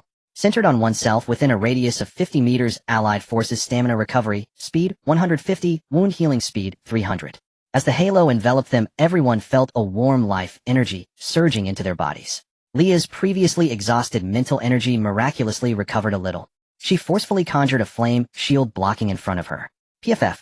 The claws ripped through the flame shield, but were also burned by the flames, causing the vampire to retreat in pain.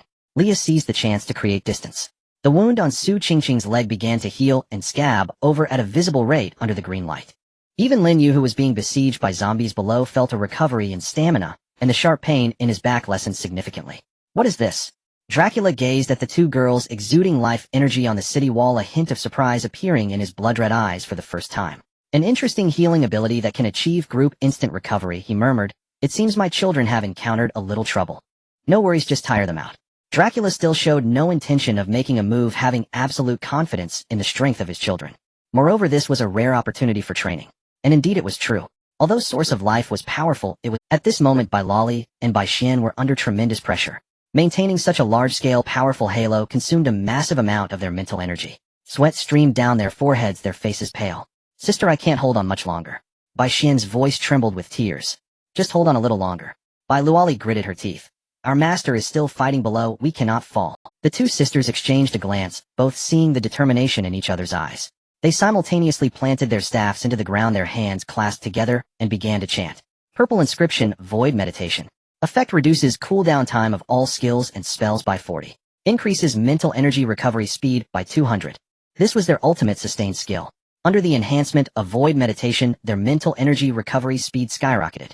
They managed to maintain the Source of Life aura. For a moment, the battlefield fell into a strange stalemate. On the city walls, the women, under the powerful sustain of Source of Life, were like resilient cockroaches getting injured time and again, yet recovering in the green light.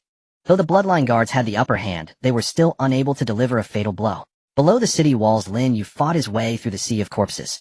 He abandoned the idea of killing the abyssal crocodile and focused on clearing out the higher-level zombies, relieving the pressure on the people atop the walls.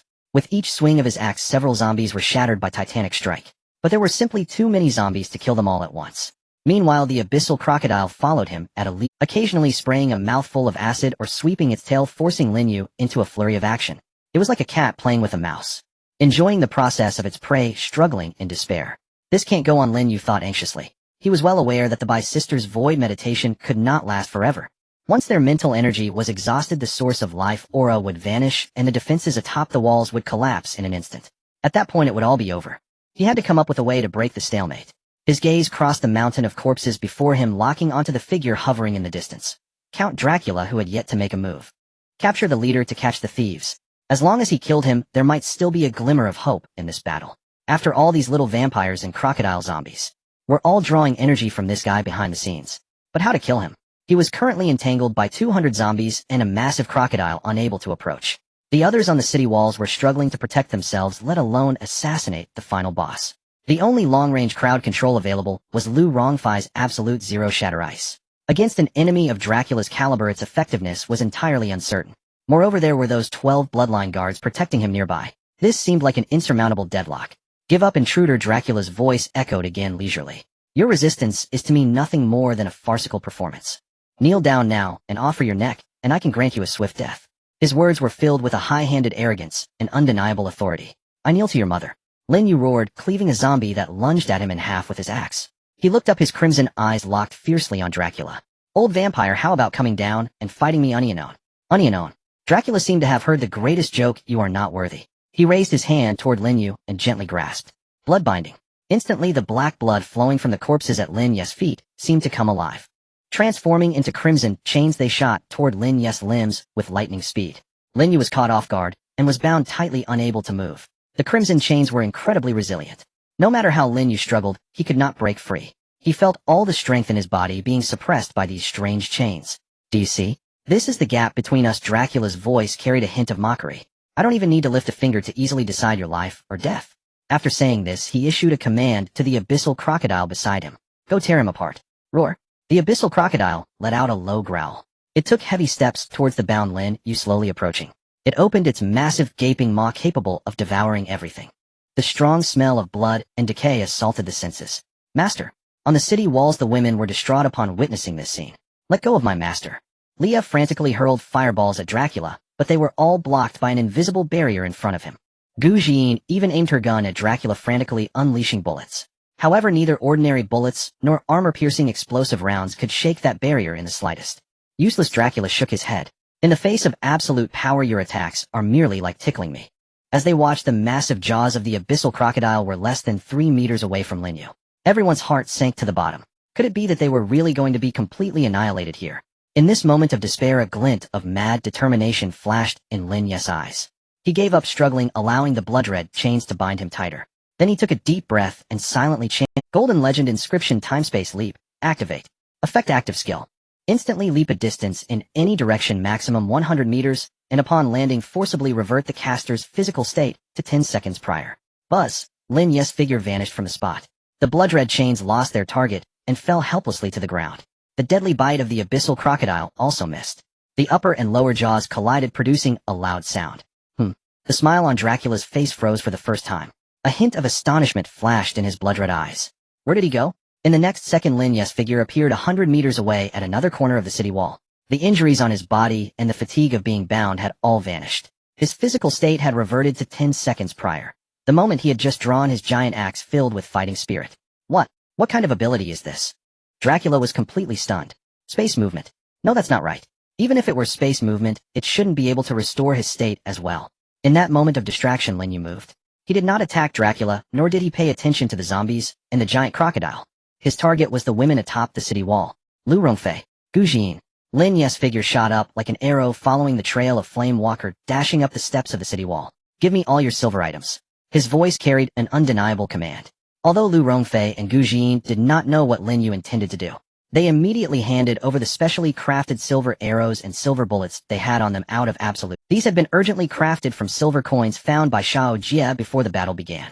There weren't many, only 3 silver arrows.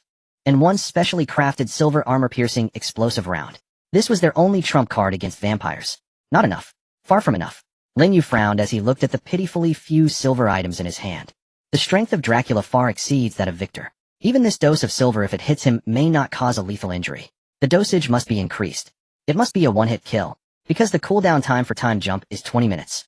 He does not have a second chance. Xiao Jie. Lin Yu shouted. Here, master. Xiao Jie's figure silently appeared beside him. What about the barrel filled with molten silver? Here it is. Xiao Jie raised the half-congealed metal barrel in her hand. Very good. Lin Yu snatched the metal barrel and looked at the remaining half-barrel of bright silver liquid, a hint of madness flashing in his eyes. Gu Jin.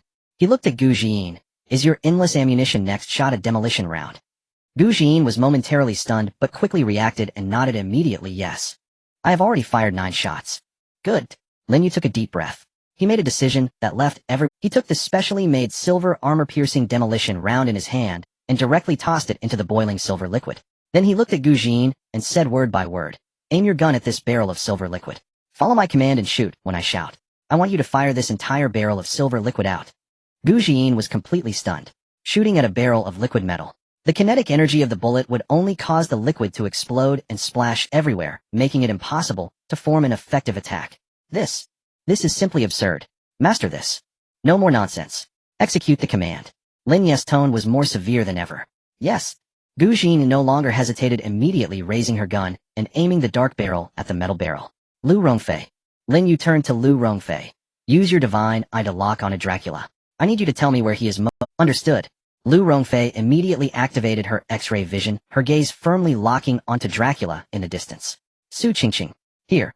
Prepare your backstab, king. I will create an opportunity for you, one that lasts only 1 second. Receive. Su Qingqing gripped her dagger tightly, her fighting spirit reignited. Leah, Hana, here. Use your utmost power to create chaos for me. The bigger the commotion, the better. Draw everyone's attention. Yes. By Luoli. By Xian. Master. Angel's blessing. Boost me your sister Gu Jin, Lu Rongfei, and Su Qingqing to full status. Yes. A series of commands were issued in the blink of an eye. Everyone sprang into action.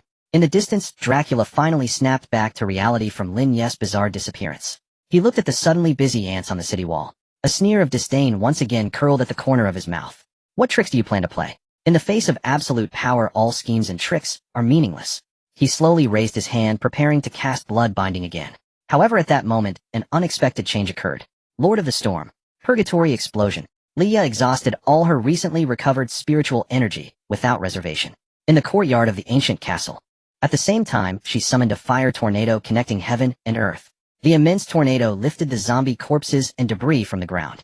Transforming into a cataclysmic disaster, it swept towards the abyss crocodile and the horde of corpses. On the other side, Han Na also detonated all controllable corpses, creating a series of explosions.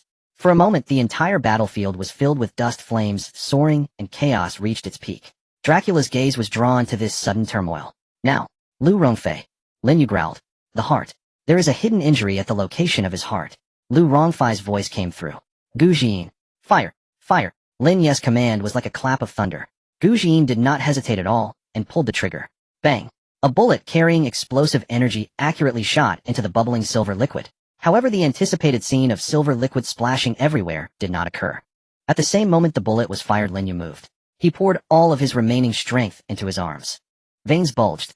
With an unimaginable strength and speed, he hurled the metal barrel towards Dracula. All of this happened in an instant.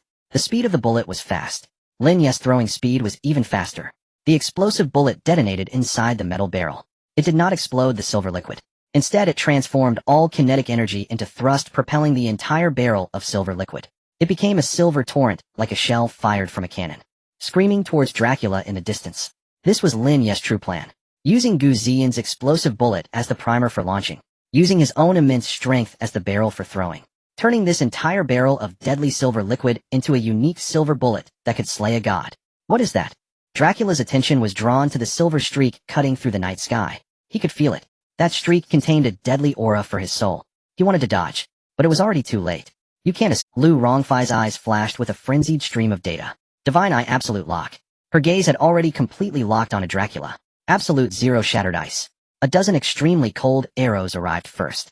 They've predicted all possible evasion paths of Dracula. They shot toward his face. Dracula's expression changed, and he had no choice but to raise his hand in distraction. He conjured a blood-red shield to block the bothersome arrows. Boom. The ice shattered. The blood-red shield broke apart, the extreme cold causing a 0.5-second stiffness in Dracula's movements. And that half a second was already enough. The silver torrent crossed 100 meters in an instant. No. Dracula let out a terrified scream. He frantically urged the blood energy within him, trying to form thicker defenses in front of him. However, all of this was in vain. Splash. The boiling silver liquid poured over Dracula from head to toe like a waterfall. Oh. A scream so piercing it seemed not of this world echoed throughout the night sky. Dracula's body melted away like a wax figure doused in concentrated sulfuric acid, visibly dissolving and smoking. His elegant tailcoat turned to ashes. His pale, handsome face became riddled with pits oozing black pus. The searing pain penetrated to his bones, driving him into a frenzy as he rolled and struggled in midair. It's a success. Leah shouted excitedly from the city wall. Not yet, it's not over. Lin Yu's expression remained grave as he fixed his gaze on the struggling, human-shaped torch in the air. To everyone's astonishment, Dracula, after withstanding such horrific damage, had not immediately perished. The blood energy within him was still fiercely resisting the encroachment of the silver liquid. It even showed signs of reconsolidation. This guy's vitality was astonishingly resilient. Su Qingqing, Lin Yu shouted once more. Here, a shadow almost merging with the night silently appeared behind the writhing Dracula. Illusory, God Step Annihilation. Purple rare attribute King of Backstabbing. Effect attacking from behind guarantees 200 critical damage and ignores all defensive attributes and armor of the target. The dagger in Su Qingqing's hand was smeared with the last remnants of silver dregs that Lin Yu had just given her. A deadly glint flickered in her eyes. Target heart. With a thrust, the dagger penetrated effortlessly into the heart of Dracula from behind. Ugh! Dracula's scream abruptly ceased. He stiffly lowered his head, staring at the glimmering silver dagger protruding from his chest. His blood-red eyes were filled with disbelief. You guys. He wanted to say something, but his life force was rapidly draining away. Su Qingqing struck successfully, showing no hesitation as her figure vanished into the night. Dracula's body lingered in the air for 3 seconds. Then, as if all his bones had been extracted, he fell limply from midair. Thud! He landed on the ground, becoming a pile of unrecognizable charred remains emitting black smoke. The final Lord Count Dracula was dead. With Dracula's death, the bloodline guardians, entangled with the women on the city wall, seemed to have all their strength. Their bodies stiffened simultaneously, letting out anguished howls. Their forms began to collapse internally, turning into pools of black pus, just like Victor. Below, the 200 high-level zombies, as if losing their commander, became chaotic and frenzied. The abyssal giant crocodile emitted an uneasy roar. It seemed to want to flee from this place. Thinking of running, Lin Yu gazed at the chaotic battlefield below, his eyes filled with murderous intent. He leaped down from the city wall, landing steadily on the ground. Then, dragging the giant axe, he stepped forward one step at a time, towards the colossal abyssal crocodile. Now it's your turn. Lin Yu's voice was icy, devoid of any emotion. Having just experienced a thrilling boss battle, he exuded an unsettling demonic aura. The abyssal giant crocodile seemed to sense the lethal threat. It abandoned its escape, turning to Lin Yu with a threatening growl. Perfect, let's test how much strength I have left on you. Lin Yu grinned, gripping the axe handle tightly, and with a powerful stomp launched himself like a cannonball. One man, one axe. Alone he battled the last Lord Zombie. Lin Yu gripped the axe handle tightly, his body slightly sinking. The ground beneath him cracked under the immense power. In the next second, boom. With a loud explosion, Lin Yu shot forward like a cannonball towards the gigantic creature. Roar! The abyssal giant crocodile was thoroughly incensed by Lin Yu's momentum. It opened its massive jaws and let out a deafening roar. Charging towards Lin Yu in the next moment, their figures collided amidst the sea of corpses. The crocodile's tail, like a steel whip, swept violently towards Lin Yu. The force of this strike could send a tank flying. Lin Yu did not dodge or evade. Bring it on, he roared, activating Titanic Strike. The blazing giant axe in his hand shone with a blinding, earth-yellow light. He did not try to withstand the sweeping tail, but instead crouched down, timing his move perfectly as the tail swept overhead. The giant axe swept upward in a fierce and savage arc. The target was the relatively soft abdomen of the giant crocodile. PFF.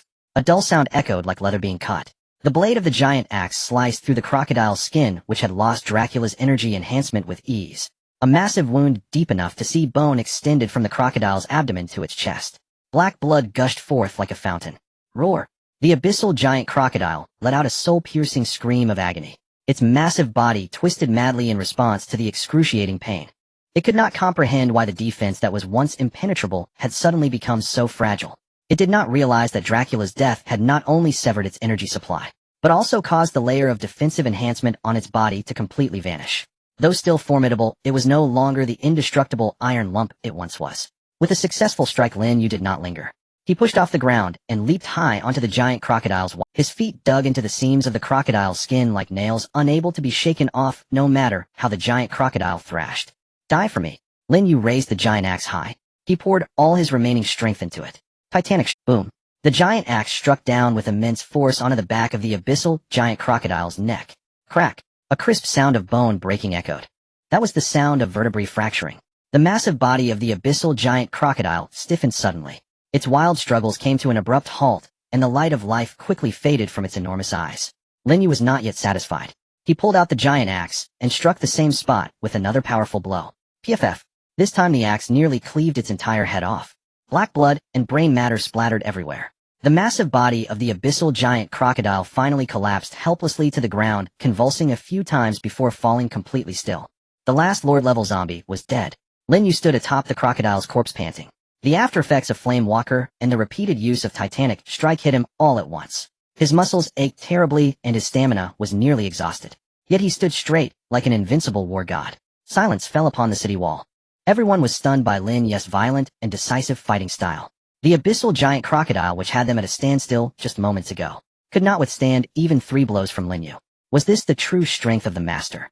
After a brief silence, cheers erupted. We won! We won! Leah was the first to scream excitedly, embracing Han Na beside her. The Bai sisters were also in tears of joy, tightly hugging each other. Su Qingqing and Lu Rongfei, though not as excited, also wore relieved smiles on their faces. Gu Jin leaned against the wall, watching the man standing atop the corpse of the giant beast below, her eyes filled with complex emotions.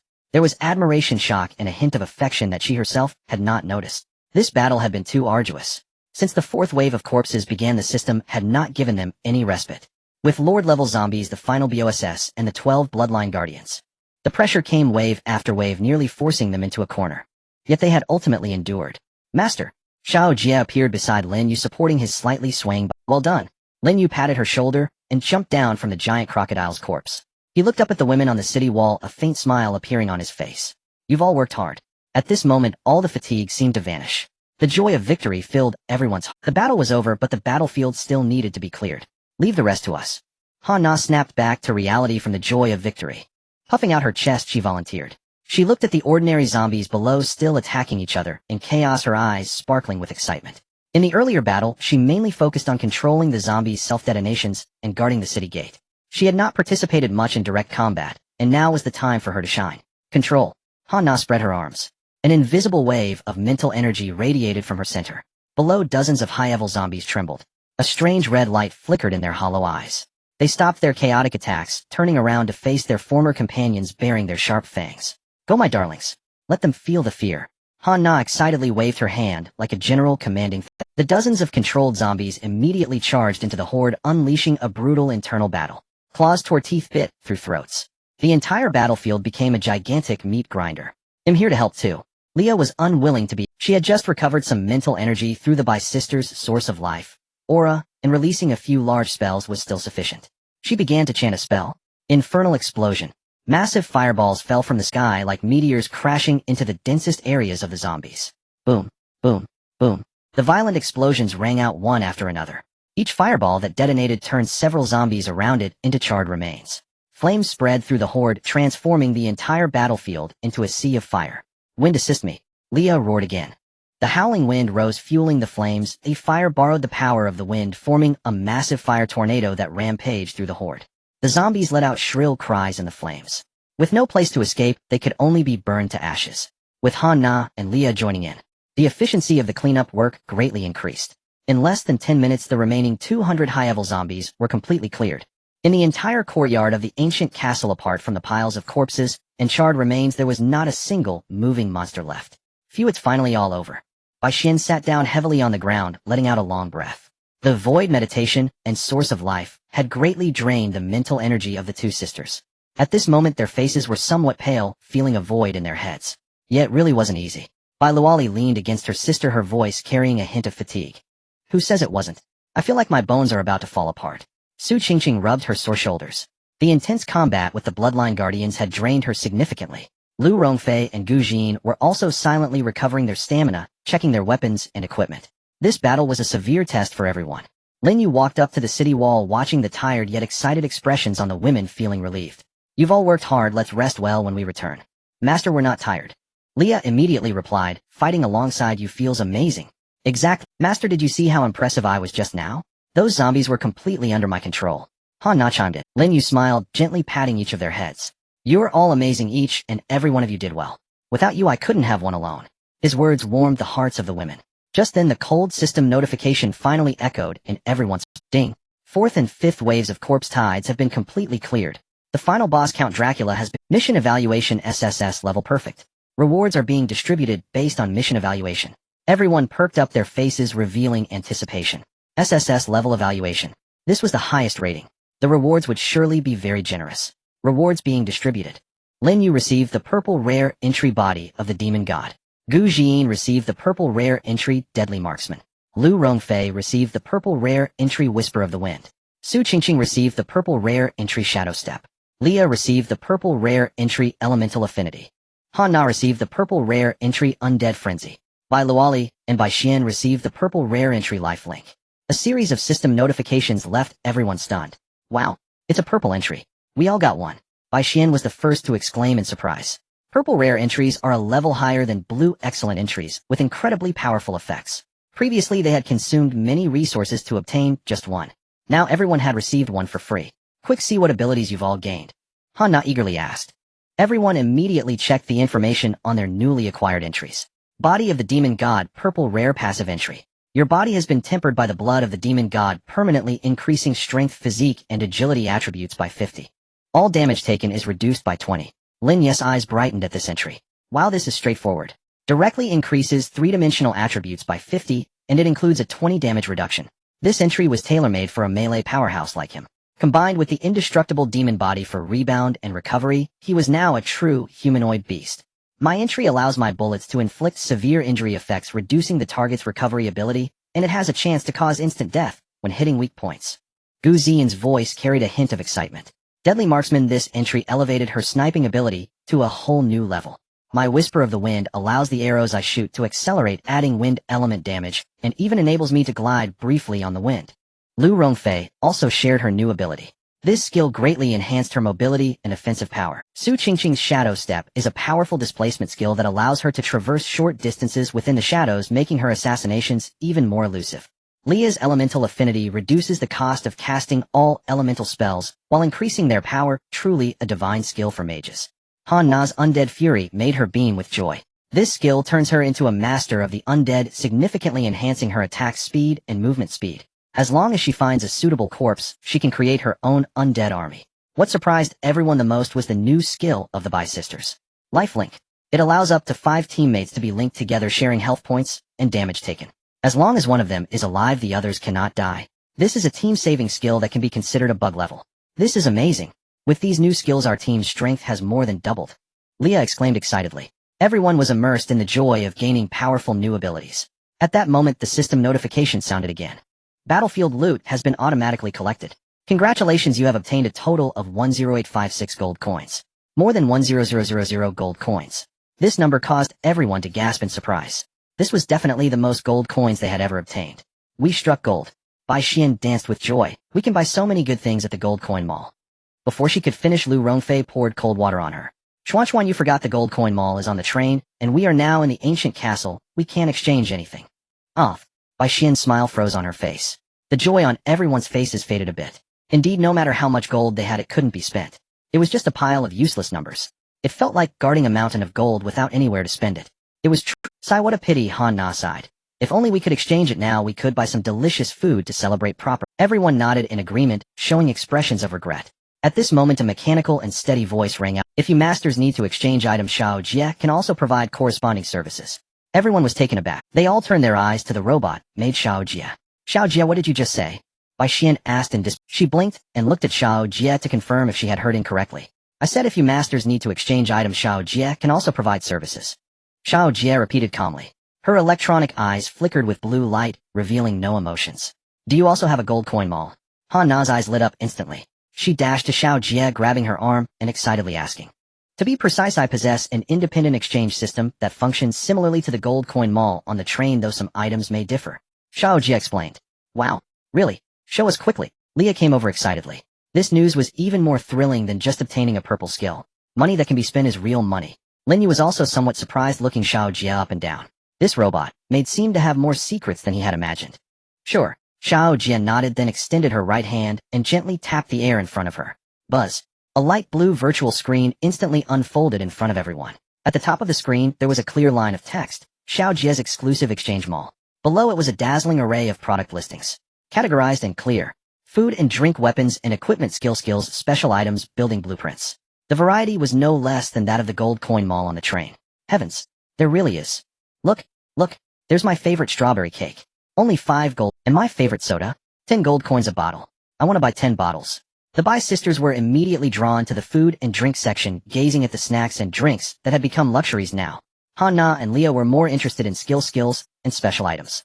Wow, there are even blue skills for sale. Frost Nova, a group slowing skill I wanted. This energy potion is also good. It can instantly restore 50 of physical and mental strength. It could save a life at a critical moment.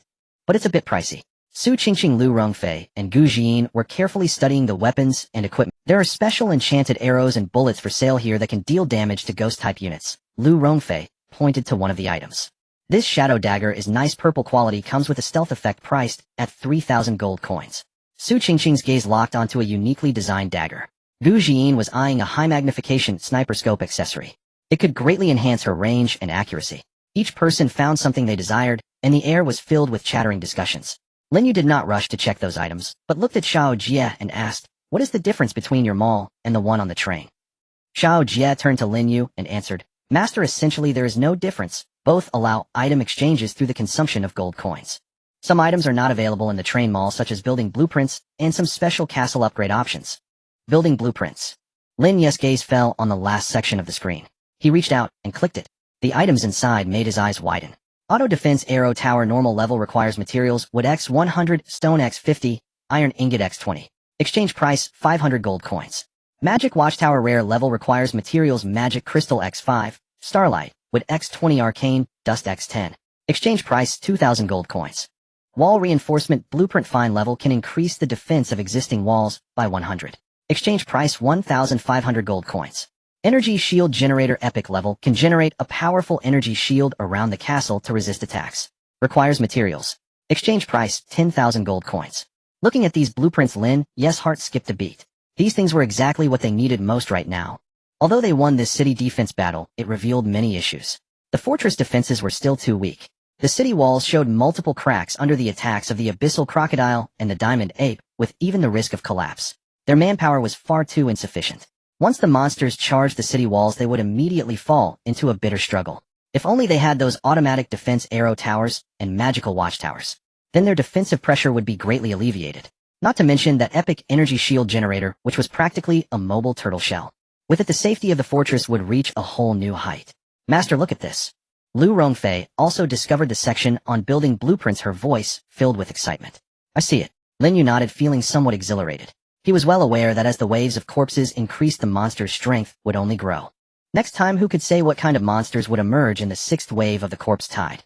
Simply relying on the strength of just a few of them would eventually lead to a day when they couldn't hold the line. Enhancing the fortress defenses is the long-term solution. Everyone, don't rush to buy snacks and equipment yet. Lin Yu interrupted the excited discussion among the women. We currently have over 10,000 gold coins, which must be spent wisely. Hearing Lin Yu's words, the women fell silent and turned their gazes toward him. They all knew that Lin Yu's decision was the team's decision. In this city defense, our walls were severely damaged, and we must prioritize repairs and reinforcements. Lin Yu pointed at the wall reinforcement blueprint. This one costs 1,500 gold coins. Oh, we must buy it. The women had no objections and nodded in agreement. Additionally, we need to construct automatic defense arrow towers. Each arrow tower costs 500 gold coins. Well, first exchange for 10 blueprints to place in various corners of the walls, forming crossfire. Lin Yu continued. This will require 5,000 gold coins. For the remaining gold, we can exchange for some necessary supplies like the energy potion that Xiao Jie mentioned, and some special ammunition and arrows for emergencies. Lin Yu's thoughts were clear, investing most of the gold into basic defensive construction. Master, I agree.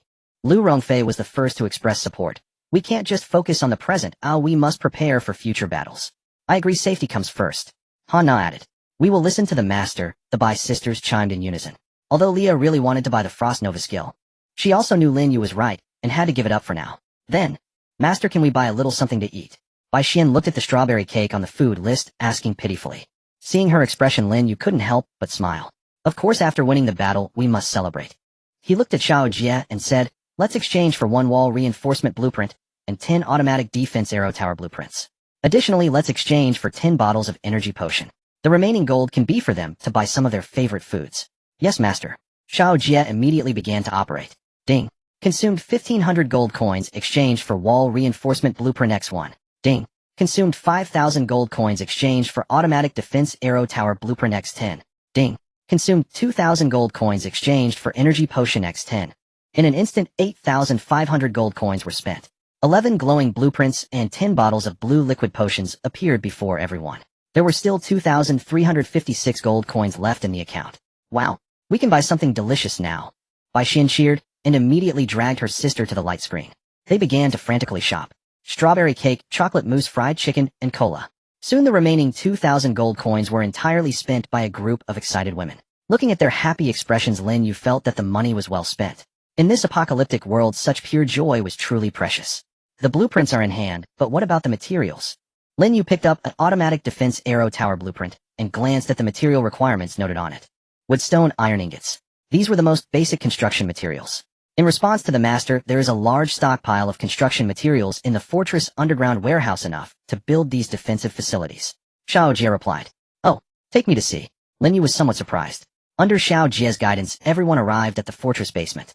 Pushing open a heavy iron door, a massive underground warehouse appeared before everyone's eyes. Inside the warehouse, piles of wood, stone, and various metal ingots were categorized and stacked like small mountains. So much! Han Na exclaimed, her mouth agape. These materials could not only build 10 arrow towers, but even renovate the entire fortress with plenty to spare. Were these left by the previous owners of the fortress? Lu Rongfei asked. Yes. Xiao Jie nodded. When the fortress was designed, its function as a refuge was taken into consideration, thus it has a stockpile of supplies and materials sufficient to support 100 people's livelihood for decades. Lin Yu understood. It seemed that this fortress had more secrets than he had imagined. Alright, since the materials are sufficient, let's get started. Lin Yu handed the 11 blueprints to Xiao Jie. Can you construct these? Of course, master. Xiao Jie took the blueprints. My program library contains all the architectural and engineering knowledge from human history. Please leave it to me. After speaking, a stream of data flashed across Xiao Jie's electronic eyes. She walked to the pile of materials and extended her hands. Her arms began to deform and restructure, quickly transforming into a pair of complex mechanical arms, equipped with various tools such as cutting machines, welding guns, and drill bits. Shortly after, the materials in the warehouse seemed to be drawn by an invisible force, automatically flying to Xiao Jie. Cutting, polishing, welding, assembling. Xiao Jie's movements were fluid and swift, dazzling to behold. Ordinary materials transformed into precise components at a visible speed in her hands. Then these parts were quickly assembled together. In less than 10 minutes, an automatic defense arrow tower 3 meters tall, constructed entirely of steel and rock, with a giant crossbow mounted on top, appeared out of thin air before everyone. The design of the arrow tower was filled with a sense of power. The cold metallic sheen shimmered under the light, instilling a sense of awe. This is already built. Leah was dumbfounded. This speed was simply too exaggerated. It was like a humanoid construction factory. This is just the first one, Xiao Jie said calmly, then continued to manufacture the second, third. Her efficiency was frightening, managing to complete one in an average of 10 minutes. An hour and a half later, 10 brand new automatic defense arrow towers stood neatly arranged in the underground warehouse. Next, it's time for the wall reinforcement. Xiao Jie slapped the wall reinforcement blueprint against the wall. The blueprint transformed into a stream of light, merging into the structure of the entire fortress. Boom. The entire fortress began to tremble slightly. Everyone hurried outside. They saw the ancient castle's war-torn walls undergoing a miraculous transformation. Streams of earthy yellow light flowed across the wall. The original cracks were visibly healing at an astonishing speed. The color of the wall deepened further, revealing a metallic sheen on the surface. The original bluestone structure seemed to be replaced by a material of even greater strength. Lin Yu walked to the wall and tapped it with his hand. Clang! A crisp sound echoed as metal struck stone. The wall was incredibly hard, feeling at least twice as solid as before. This is amazing. Now we don't have to worry about monsters collapsing it. The women surrounded the rejuvenated castle wall, marveling in awe. Let's install the arrow towers. Lin Yu said to Xiao Jie. Yes, master. Xiao Jie walked to the side of the arrow tower, effortlessly lifting the massive structure. After a few jumps, she ascended the 10-meter-high wall. She installed 10 arrow towers at the most strategic shooting angles at 10 key locations on the wall. As the last arrow tower was installed, a hum resonated. The 10 arrow towers simultaneously lit up with a soft blue glow. The massive crossbows on top began to rotate, automatically scanning the surrounding environment. A virtual control interface also appeared before Lin Yu. Automatic defense system activated, mode selection, automatic attack, manual control, attack priority, lord level, elite level, ordinary level, fire coverage range 500 meters. It can even set attack priority. Lin Yu's eyes brightened. This function was incredibly useful. He unhesitatingly chose automatic attack and set the attack priority to default. This way, even if they were resting, these arrow towers could automatically eliminate invading enemies. Master, the fortress defense power has increased at least threefold compared to before. Xiao Jie returned to Lin Yu's side to report. Very good, Lin Yu nodded in satisfaction. The over 7,000 gold coins spent brought such a significant enhancement. This deal was a massive profit. With this defense system in place, they would be much more relaxed when facing the upcoming zombie tide. As everything was settled, dawn was approaching. The continuous high-intensity battles coupled with the series of gains and construction left everyone feeling a bit fatigued. Alright, everyone go back and rest, recharge, and prepare for tomorrow's battle. Lin Yu said. Yes, master. The women responded and returned to the castle, each going to their rooms to rest. Lin Yu also went back to his own room. He did not rest immediately, but sat cross-legged on the bed, beginning to feel the changes in his body. The newly acquired demon god body attribute. It had comprehensively enhanced his physical attributes.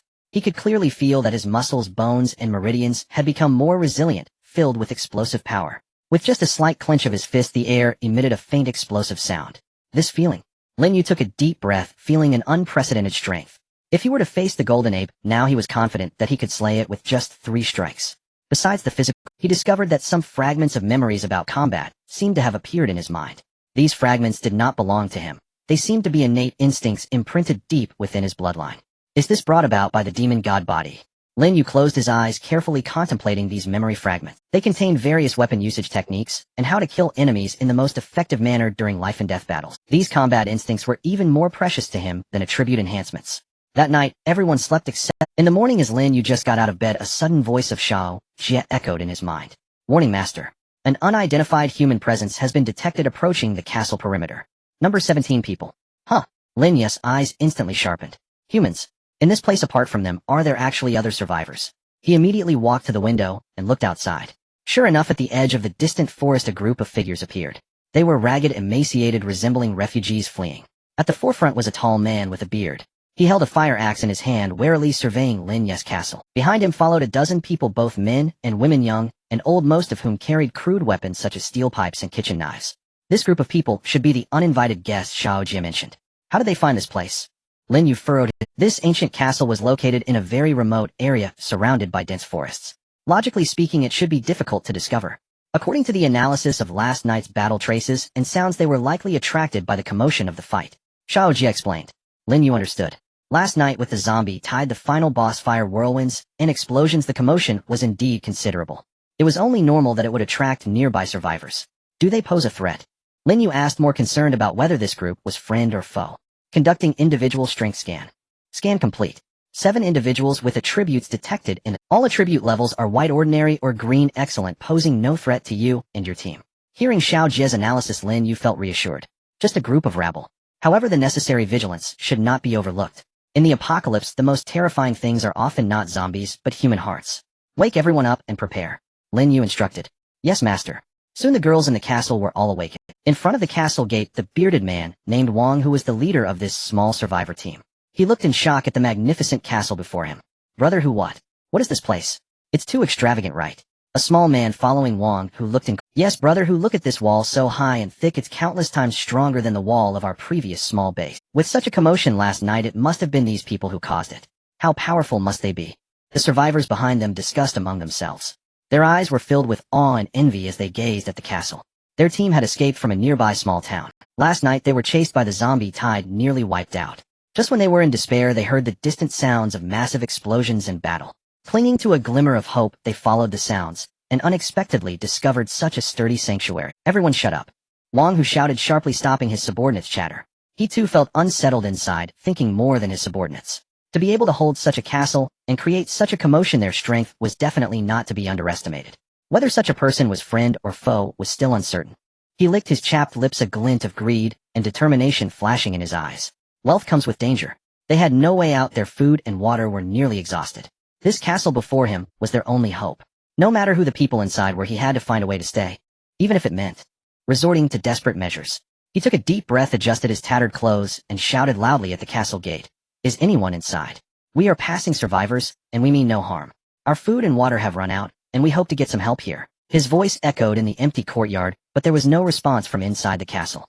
Wang, who furrowed his brows and shouted again. We truly mean no harm. Just give us a bit of food and water, and we'll leave immediately. Still no response. Wang Hu's expression gradually darkened. The survivors behind him began to stir.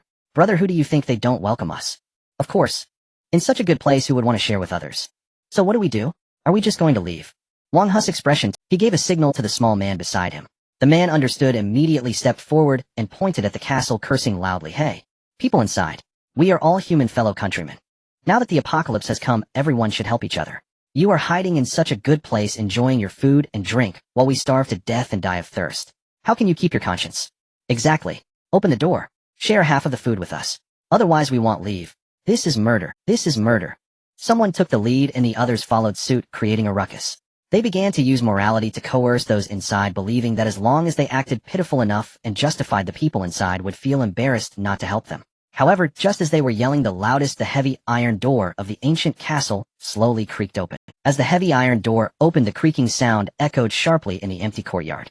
Wang Hu and the surviving members of his group instinctively stopped cursing, gripping their weapons tightly, their eyes fixed on the entrance.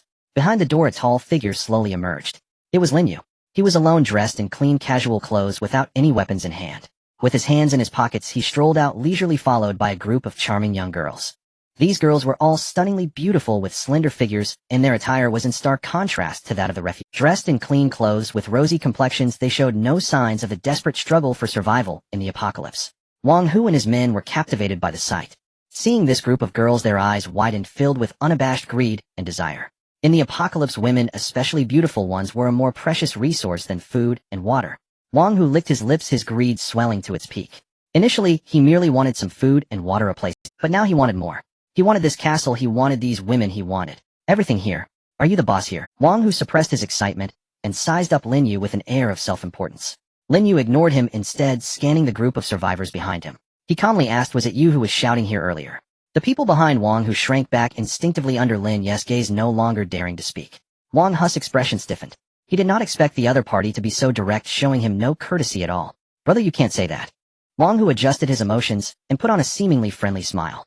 We had no choice. We were simply starving. We are all fellow humans. Seeing us on the brink of starvation, you can't just stand by, right? He began to play the emotional card.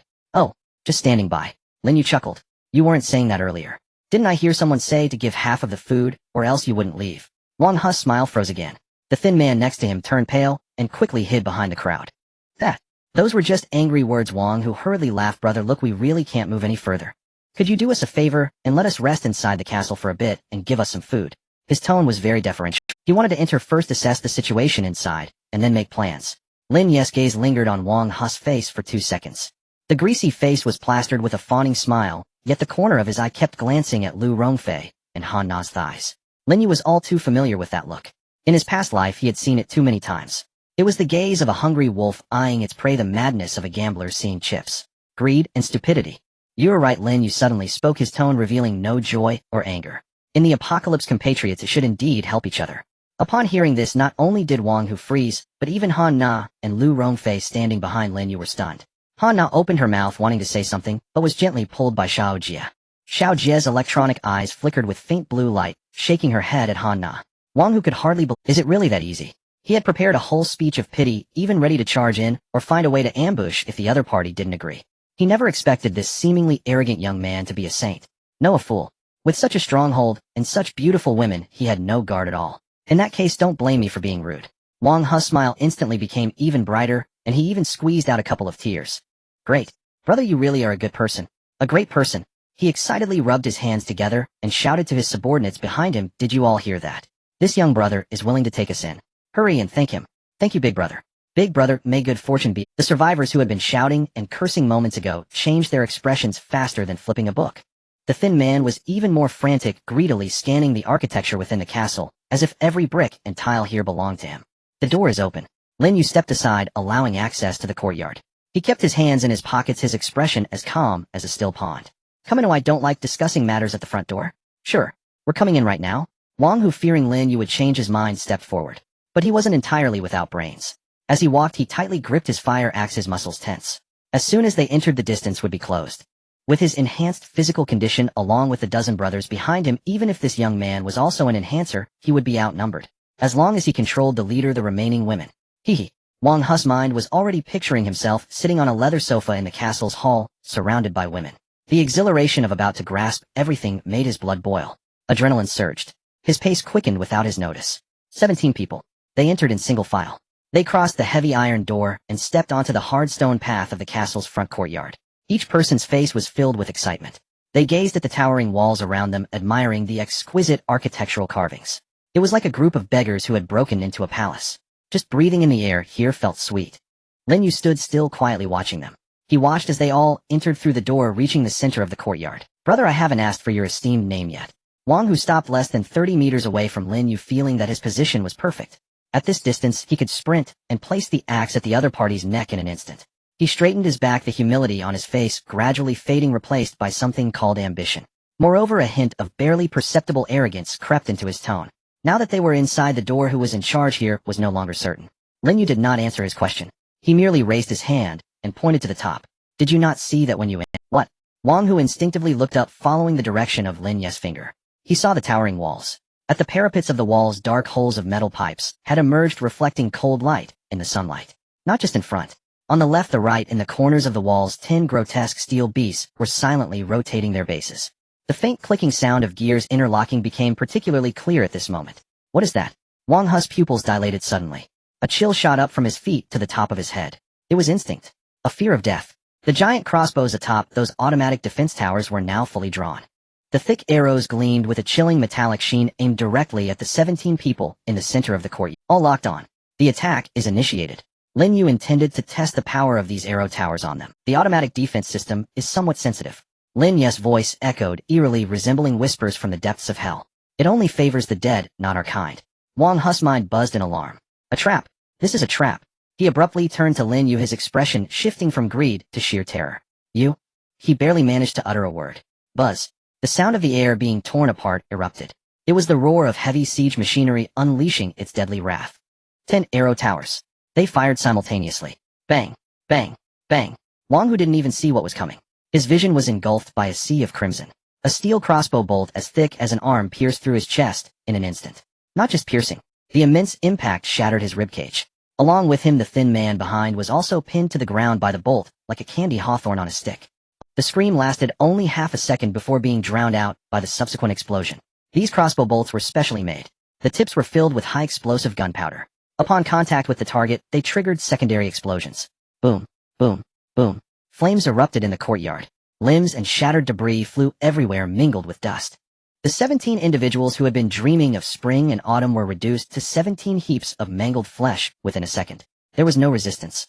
No pleas for mercy. Not even a moment for regret. This was the crushing force of absolute firepower. This was the dimension-reducing strike of first-level civilization technology against primitive violence. As the smoke cleared, a strong smell of charred flesh and blood pervaded the courtyard. The ground was cratered from the explosions. And above the broken bodies, soft glows slowly rose. Golden coins scattered on the ground sparkled under the sunlight. The scene was eerily silent. People had killed zombies and seen the dead. But the visual impact of instantaneously shredding over 10 individuals into pieces was overwhelmingly massive. That was pure annihilation.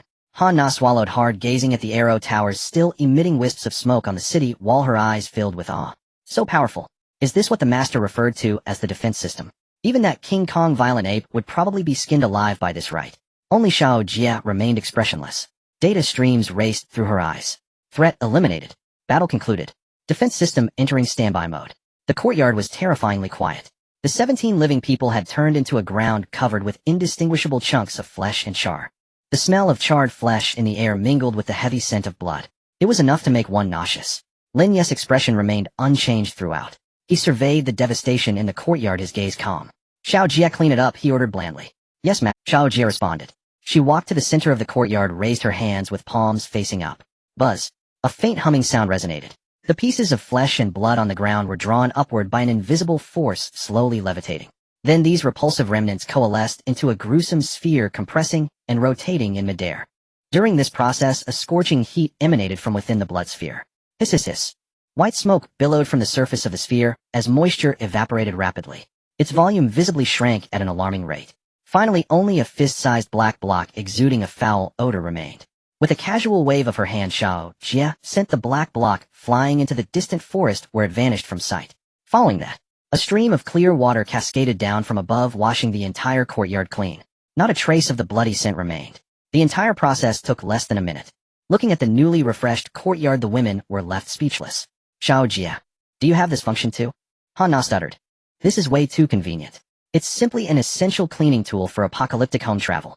This is the material decomposition and reconstruction function, part of the castle's built-in cleaning system. I merely have control permissions. Xiao Jia explained calmly. The women exchanged glances. How many more secrets does this castle hold? Lin Yu wasn't that surprised by Xiao Jia's abilities. After all, there was even an exchange mall.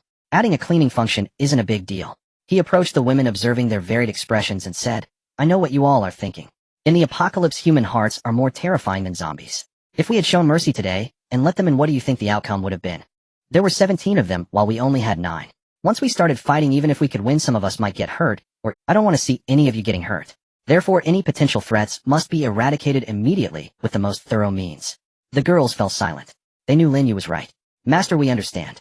Lu Rongfei took a deep breath and was the first to express, in the apocalypse, compassion is unnecessary. Yes, bad people deserve to die. Han Na clenched her fists. She had indeed been frightened for a moment, but now she felt more fear than anything else. Alright, stop standing around. The battle we just had can be considered a practical drill. Lin Yu clapped his hands, breaking the heavy atmosphere. It has been proven that our new defense system works exceptionally well. Next, as long as we don't encounter monsters on the level of the abyssal crocodile, these arrow towers alone should be sufficient to handle most crises. Upon hearing this, the girls' spirits lifted slightly. Indeed, regardless of everything, the safety of the castle had significantly improved. Master is right. With these big guys we can rest easy in the future. Liao exclaimed excitedly, pointing at the arrow towers on the city wall. Yes. When the zombie tide comes next time, we can just sit on the city wall sipping cola while watching the arrow towers perform. Bai Xian's eyes sparkled again. It won't be that easy. Lin Yu chuckled. Don't forget, the zombie tide gets stronger with each wave. These arrow towers can only ensure our safety in the early stages. The real test lies ahead. As soon as he finished speaking, the cold system prompt sounded abruptly in every warning. The 6th wave of the zombie tide will arrive in 10 minutes. Monster types in this zombie tide: mutated beast legion. Number of lord level units, 3. Survivors, please prepare for battle. Hurry, get to your positions. Lu Rongfei ran up the battlements while issuing loud, precise commands. As the team's deputy commander, she displayed extraordinary organizational prowess in this crisis. Gu Jin dashed toward the highest arrow tower, the castle's best sniping post. Su Qingqing melted into the corner shadows, poised to strike as an assassin at a moment's notice. The Bai sisters stood at the center of the wall, hands clasped as they began to chant. They were ready to grant their comrades Shengming Yuanquan life, spring, healing, and rapid restoration of spiritual energy. Leah and Han Na took up positions on the wings of the wall. One was wreathed in dancing tongues of flame. The other manifested a spectral apparition of a ghost wolf king at her side. Lin Yu was the last to step onto the battlements. He planted himself at the forefront, clutching a massive battle axe, an immovable war god carved in flesh. Everyone stood battle-ready. The atmosphere within the castle tightened, nerves coiling. From the distant horizon came a long, lonesome howl. The cry was saturated with savagery and rage, as if it could split eardrums and strike at the soul. Then, with a thunderous rumble, the earth itself began to tremble. An innumerable host was thundering toward them from afar. Here they come, Lin Yu thought, narrowing his eyes toward the direction. Along the forest's edge, a black tide surged forward. It was not ordinary undead, it was a mass of mutated beasts of varying sizes and ferocious visages flooding out like a living wave. There were boars the size of rhinoceroses, bristling with bone spines across their hides. There were mutated cheetahs, lightning fast, and trailing long whip-like tails. There were packs of mutated dire wolves, their eyes glowing green, and their bodies larger than young calves. They roared and howled as they swept madly toward the castle. The overwhelming murderous aura rolling off them sent chills down the spine, even from a distance. Bai Xian watched the boundless beast tide and went deathly pale. A rough count suggested at least 1,000 creatures, and each one's aura was far more potent than the elite undead they had faced before. Not just numerous. Gu Ziyan's voice carried down from above with a grave edge, they seem organized. The others peered more closely and indeed discerned the problem. This vast legion of mutated beasts was not a chaotic swarm. Its formation subtly divided into 3 On the left wing surged hundreds of mutated dire wolves. They were the fleetest, slicing toward the castle's flank like razor-sharp blades. At the very front of that wolf pack charged a titan 3 times the size of the rest. Black fur like tempered steel coated its body, and its limbs were thick with raw power. A pair of blood-red eyes flashed with cunning and cruelty, coldly calculating every move. Bieni Lang Wang Lortier, mutated wolf king. Skills: Jisoo Chongfeng swift charge, Jiming Xiao deadly, bite Longquan, Zhaohuan wolfpack summon. In the center pressed the thick-skinned mutated boars and colossal bears. They formed the main assault force, their target the castle's main gate, surging with an unstoppable momentum. Leading this division was a mutated giant tiger over 5 meters tall, a living hill of muscle. Its stripes shimmered in a strange dark gold, and every step it took made the ground quake. When it opened its blood-filled maw, the roar it released set the whole battlefield trembling. Bieni Huang Lortier, mutated tiger king. Skills: Wanshou Paoshao roar of 10,000 beasts, Taishan, Yating mount crushing, Jingang, Buhua, adamantine invulnerability. On the right wing lurked the swift mutated cheetahs and venomous snakes. They moved silently through grass and shadow like the most lethal assassins seeking the weak points in the defenses. Their sovereign was a lithe shadow-blended mutated black leopard, its pelt a strange dark purple that seemed to melt into darkness. Its motions were soundless, though every leap was an elegant fatal ballet. Bieni Bao Wang Lord Tier, mutated leopard king. Skills: Inying Tushi Shadow Assault, Judu Zhizhao Venomous Claws, Huaning Finshin Phantom Clones. 3 Lord Tier mutated beast kings in all. Each of them possessed power rivaling the terrifying Jin Gang, Baoyuan from before. They commanded thousands of mutated beasts and now converged from 3 directions in a pincer strike against the castle. Such overwhelming auras, Leah breathed, palms slick with sweat. A single Jin Gang Baoyuan had nearly driven them to the brink before. Now 3 had appeared at once, and they came with so many underlings. Don't be afraid. Han Na drew a deep breath and forced herself calm. We have automated arrow towers. No matter how many pour forward, they cannot break through, she declared, and her words steadied the others. Indeed, their greatest hope lay in those 10 cold steel killing machines. All ranged units. Lin Yu's voice rang out. Ignore the small fry, concentrate fire on the 3 big ones first. Capture the leaders first, someone echoed. Understood. Lu Rongfei and Gu Jin replied in unison. They all knew that once the 3 beast kings fell, the rest of the horde would scatter like dry leaves. A thunderous roar rent the air as the center's mutated tiger king abruptly halted and threw its head back. An invisible sonic wave rippled outward. The Wanshou Paoxiao skill sounded. Every mutated beast that heard it had its eyes flush red and its body swelling unnaturally. In an instant, their speed and strength surged to terrifying new heights. Not good. It's a group buff skill, someone warned. Lu Rongfei's face tightened. They're going to launch a full assault. Before she could finish, the 3 mutated divisions, as if injected with furious energy, accelerated and charged toward the castle in a desperate, deadly rush. Entered firing range, Xiao Jia announced inside Lin Yu's mind. Fire, Lin Yu ordered without hesitation. A low hum filled the air. On the battlements, the 10 automated defense arrow towers ignited with a pale blue glow as the giant ballista atop them began to spin wildly. They locked onto each high-speed target. The next second, the strings snapped, a chorus of crack upon crack as the mechanisms released their terrible volley. 10 steel bolts as thick as arms streaked forth, trailing long tails of flame as they hurled into the surging beast tide. What? Everyone's faces went white in shock. So fast, Han Na cried out. 10 minutes. That window is far too tight, she gasped. Su Qingqing's brow knitted into a deep frown. A mutated beast legion and 3 Lord Tier leaders. Lu Rongfei murmured, her face paling. Before this, they had faced the Jingang Baoyuan and the abyssal giant crocodile. And now 3 leader-level units appeared at once. The strength of this 6th wave of the corpse tide was far more dreadful than all the previous ones combined. Do not panic, Lin Yu barked low. 10 minutes will suffice. He lifted his gaze to the towering wall, his eyes sharpening like blades. Everyone get to the walls at once, and take your combat stations, he ordered. Xiao Jia, activate all defense systems, and set attack mode to prioritize Lord Tier units first. Yes, Master, came the prompt reply. Yes, they answered together, panic giving way to resolve as they moved with swift. They checked weapons, replenished ammunition, and ran for the battlements. An unprecedented, brutal battle was about to begin. Boom, boom, boom. The first round of volleys fell into the midst of the charging mutated beast horde, engulfing over a dozen mutated wild boars in explosive fire. These tough-skinned, thick-fleshed monsters were as fragile as paper before the specially designed high-explosive crossbow bolts. The tremendous impact shattered their bodies into pieces with blood and flesh flying everywhere. However, this was merely the beginning. The first round of volleys had just ended. The second round, the third round, followed in quick succession. 10 arrow towers. Like 10 tireless war machines, they unleashed death at a frenzied pace of 1 volley every 3 seconds. The entire front yard of the ancient castle turned into a meat grinder. Waves of fearless mutated beasts surged forward one after another. Then yet another wave was blasted into fragments. The shrill cries and the booming explosions intertwined, leaving the women on the city walls dumbfounded. My heavens!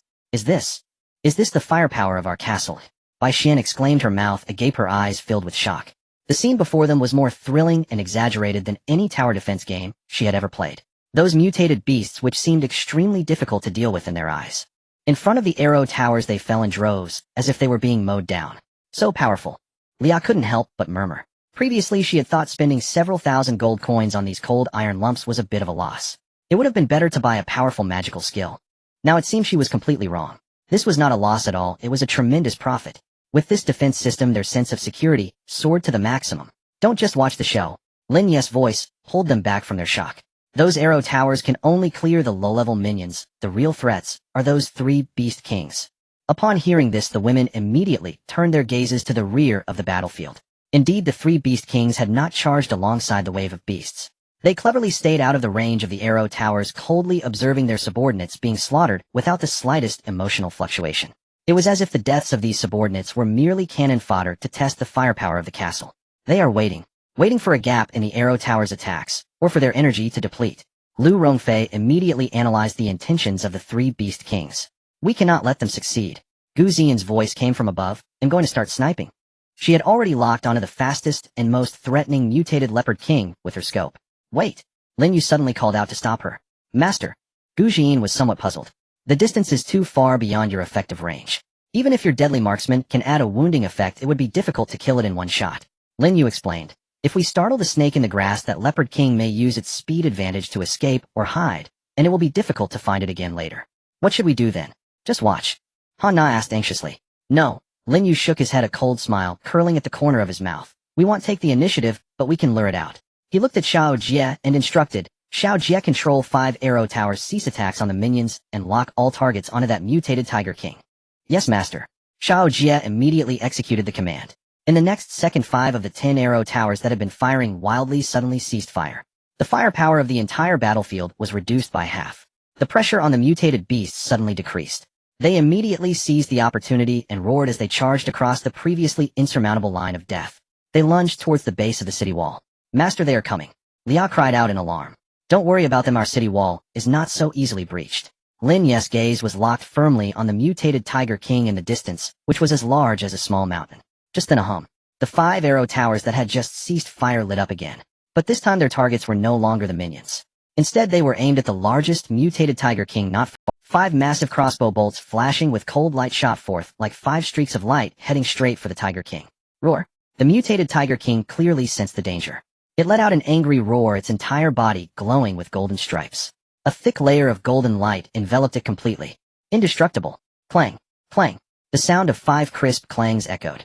The 5 bolts capable of blasting mutated wild boars to pieces only stirred up ripples upon striking the golden shield.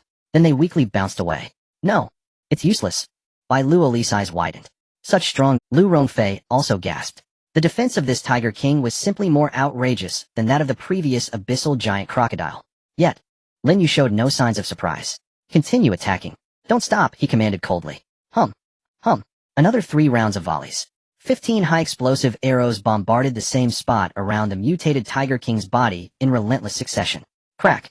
Finally, that indestructible golden shield showed a crack under the continuous fierce assault. Roar. The mutated Tiger King let out a painful roar. Clearly maintaining this shield consumed quite a bit of its energy. For the first time, a wary expression appeared in its giant tiger eyes. It realized that if it continued to passively endure the attacks, its shield would eventually be broken. At that point, those powerful crossbow bolts could directly strike its body. With this in mind, it no longer hesitated. It abandoned the command to continue sending its subordinates to their deaths. Its massive body suddenly turned and began to bolt in the opposite direction of the castle. It wanted to run. Want to run. Too late. Lin Yu snorted coldly. The Tiger King moved, and the other 2 Beast Kings immediately reacted. The mutated Wolf King howled and fled into the depths of the forest with the remaining wolf pack. Meanwhile, the most cunning mutated Leopard King disappeared in a flash, blending into the air. The 3 Beast Kings chose 3 different directions to flee simultaneously. They are splitting up. Seeing this scene, the women on the city wall panicked. What should we do, master? If they escape, they will definitely come back for revenge later. Han Na shouted anxiously. Letting the tiger go back to the mountains will bring endless trouble. Everyone understood this principle, especially with that stealthy mutated Leopard King. If it escapes, no one will sleep soundly. Who knows from which corner it will emerge to launch a surprise attack. Don't worry, everything is according to plan. Lin Yu's voice remained steady. He looked down at the ordinary mutated beasts that had become chaotic and even began to attack each other after losing their leader, his gaze unperturbed. These minions were no longer a concern. Now it was time to begin the real hunt. Gu Jin. Lin Yu called it. Here. That Leopard King is up to you. Lock onto its position. Use your new ability and don't let it escape. Understood. Gu Xian's voice carried a hint of excitement. She had long wanted to test the power of the deadly marksman ability. Lu Rongfei. Present. That Tiger King has thick hide and the strongest defenses. Your arrows are imbued with wind elemental power and have the greatest armor-piercing capability. That one is assigned to you. Remember to exploit your mobility. Do not clash with it, Hedon. Yes, master. Lu Rongfei tightened her long whisper of wind will precisely counter such a cumbersome target. Su Qingqing. The Wolf King is swift and cunning. It will be hard to catch from the front. Use Shadow Step to slip ahead of it and cut it off. Understood. Su Qingqing's silhouette became faint and indistinct within the shadows. Lia Hana. Here, master. Present. You two coordinate with the Bai sisters and mop up the remaining grunts. No problem. Rest assured, master. These little lackeys are ours. Leah pounded her chest in promise. Hee perfect, my darlings will have a feast. Han Na's eyes glittered with eager excitement. Han Na's gaze also shone with anticipation. Xiao Jie, you cover the overall situation. I'll report the positions and conditions of those three to me at all times. Yes, master. As for me. Lin Yu's eyes fell upon the mutated Tiger King, now 1,000 meters away, its form already beginning to vanish into the forest. A faint smile curved his lips. They'll go lend Rongfei a hand and stretch my limbs while I'm at it. He slung his battle axe over his shoulder and smiled at the assembled women. Then, let the hunt begin. As the words fell, Lin Yu leapt down from the city wall, 10 meters above, in one boom. A thunderous impact. His feet struck the ground with perfect steadiness, carving 2 deep impressions into the hard stone slabs. The tremendous shock rippled through the surrounding earth. Yet he stood as if untouched, not even his knees bent. The formidable constitution conferred by the demonic god's physique rendered him impervious to such force. So, handsome. Bai Xian gazed at the imposing silhouette below, her eyes sparkling like tiny stars. Don't just stare, moved. Lu Rongfei called, coquettishly snapping them out of their daze. She inhaled deeply and likewise jumped from the wall. But at the instant her body was about to strike the ground, a soft teal current of energy cradled her. She floated down lightly, touching earth without so much as a sound. Then she bent her legs slightly. Like an arrow loosed from a bow, she became a streak of teal racing toward the direction the Tiger King had fled. Atop the tallest arrow tower, Gu Jin had already set up her sniper rifle. She closed her eyes, and when she opened them again, countless streams of data flickered through her pupils. The battlefield rearranged itself before her into a 3-dimensional map of lines and statistics. Wind speed, humidity, each target's trajectory. Even the density of dust particles in the air was captured with crystalline clarity. Found it. Her gaze locked on the far right edge of the battlefield. In an unremarkable clump of grass. There, nearly blended with its surroundings, a faint ripple of energy quivered. That was the mutated Leopard King. It had not truly fled, but had used stealth to hide, seemingly watching and waiting. What a sly creature. Gu Jin curled her lips in a cold smile. She steadied her crosshair on the center of that energy fluctuation, her finger easing to the trigger. Elsewhere, Su Qingqing's form had vanished completely into the shadows of the wall. When she reappeared, she stood hundreds of meters away beneath a great tree's shade. She moved like a ghost walking in darkness. Each flicker could carry her over 100 meters. Her quarry, the mutated Wolf King, rampaging in frantic flight. Her path lay squarely ahead of the wolf's escape route. She intended to intercept it before it reached the cover of the forest. Thus a divided hunt against 3 beast kings commenced. The mutated Leopard King was cautious. A born assassin, it understood the virtues of patience and observation. The crossbow bolts fired from that castle earlier had been terrifyingly powerful. Even the Tiger King's vaunted Vajra invulnerability was nearly pierced. It did not believe its small frame could withstand another such blow.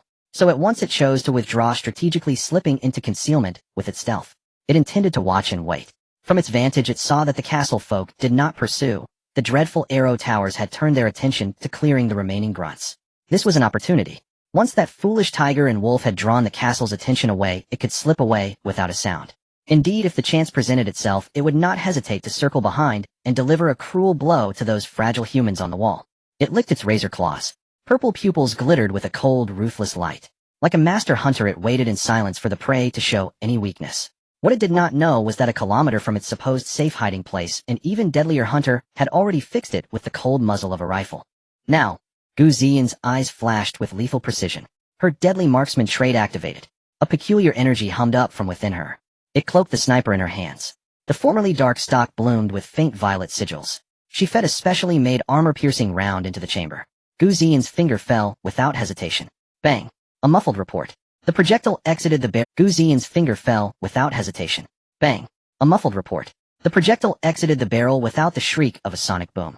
Instead, it cleaved the sky like a silent violet lightning bolt, moving with absolute exquisite speed. The air had no time even to moan. In the grass a kilometer away, the mutated Leopard King's heart skipped a beat. An unprecedented sense of danger surged over it like a tide. Its primal predator instincts flared, and it howled, and thinking only to survive, rolled instinctively to evade the deadly assault. Its reflexes were as fast as they could be. Against an ordinary marksman, that shot would surely have been dodged. But Gu Xian's bullet was no ordinary shot. The round seemed to have grown eyes. As the Leopard King rolled, the bullet traced a barely perceptible arc in midair, precisely intercepting the beast's new trajectory. SSSSH. A dull flesh-splitting sound. The violet round slammed into the base of the Leopard King's thigh. A whoa! The mutated Leopard King emitted a wretched scream. Its agile form stumbled and crashed heavily to the ground. A spray of blackish-purple blood gushed from the wound. The flesh around the wound began to necrotize and rot at a speed visible to the naked eye. The effect of severe injury has taken hold. The target's movement speed has significantly decreased. Its recovery ability has been nearly nullified. One shot. Just a single shot has rendered this Lord-level mutated beast known for its speed incapacitated. We did it. On the city wall, the Bai sisters who had been closely monitoring the battle couldn't help but cheer. Sister Jean is amazing. She hit it with one shot. From such a long distance. Han Na and Leah looked on in admiration. Gu Xian's shot was simply magical. However, on the tower, Gu Xian's expression remained unchanged. Her movements flowed like water, showing no signs of pause. She ejected the shell, pulled the bolt chambered around, and aimed. It was a seamless process. Her gaze once again locked onto the mutated leopard king which lay on the ground struggling to rise. For a sniper, as long as the target is not completely dead, the battle is not over. Bang! Another shot rang. The second purple bullet was fired once more. This time its target was the leopard king's head, which was frantically looking around in fear. The leopard king sensed the approach of death. It let out a desperate roar, trying to shield its head with its forepaws, but it was already too late. Under the influence of the severe injury effect, its movements had become exceedingly sluggish. Thud! The bullet pierced through its eye socket, traversing its entire brain. Then it exited through the back of its skull, taking with it a large mass of red and white matter. The second effect of Deadly Shooter was triggered. Weak point attack, chance of instant kill. Boom. The leopard king's head exploded like a watermelon. Its massive body crashed heavily to the ground. It twitched a couple of times, and then fell silent. Ding. Your teammate Gu Xian has killed the Lord-level unit mutated leopard king. The team has gained 5,000 gold coins. The system notification echoed in everyone's minds. On the city wall, a wave of cheers erupted. We won. We won. Long live Sister Jean. Gu Xian slowly lowered her sniper rifle from the muzzle, of which a wisp of blue smoke still lingered. A trace of relieved smile finally appeared on her face. The term Deadly Shooter had undoubtedly met her its power even exceeded her expectations. With this ability, she was a nightmare for all enemies on the battlefield, as Gu Xian successfully sniped the Leopard King. On the other side of the battlefield, Lu Rongfei and Lin Yu had also caught up with the panicked mutated Tiger King. Roar! The mutated Tiger King roared in anger while running, glancing back.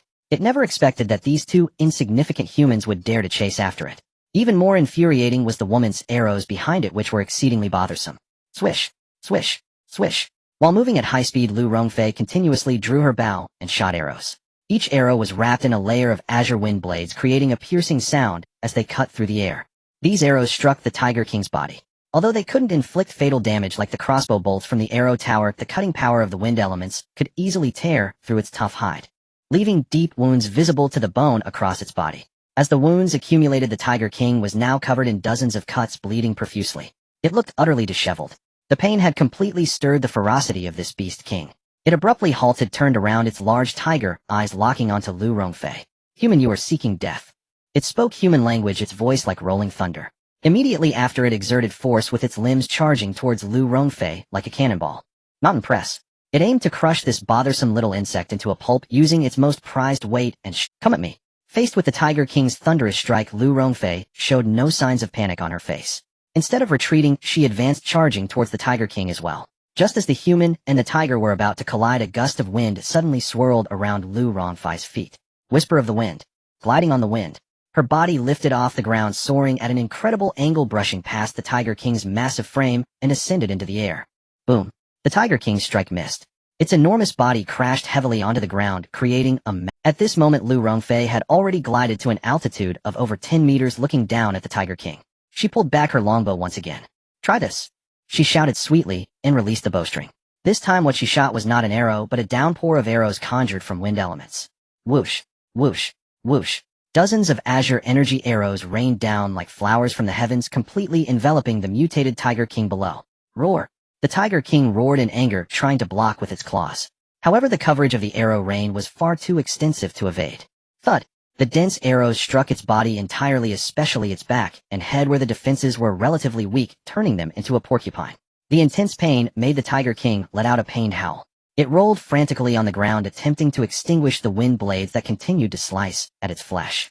Well done, Rongfei. Not far away, Lin Yu, who was holding the line, couldn't help but exclaim in admiration upon witnessing the scene. Lu Rongfei's combo was executed beautifully. First, she utilized the Tiger King's momentum to take flight and evade a fatal blow. Then she leveraged her aerial advantage to deliver a comprehensive strike on the ground target. The entire process was filled with combat intelligence and grace.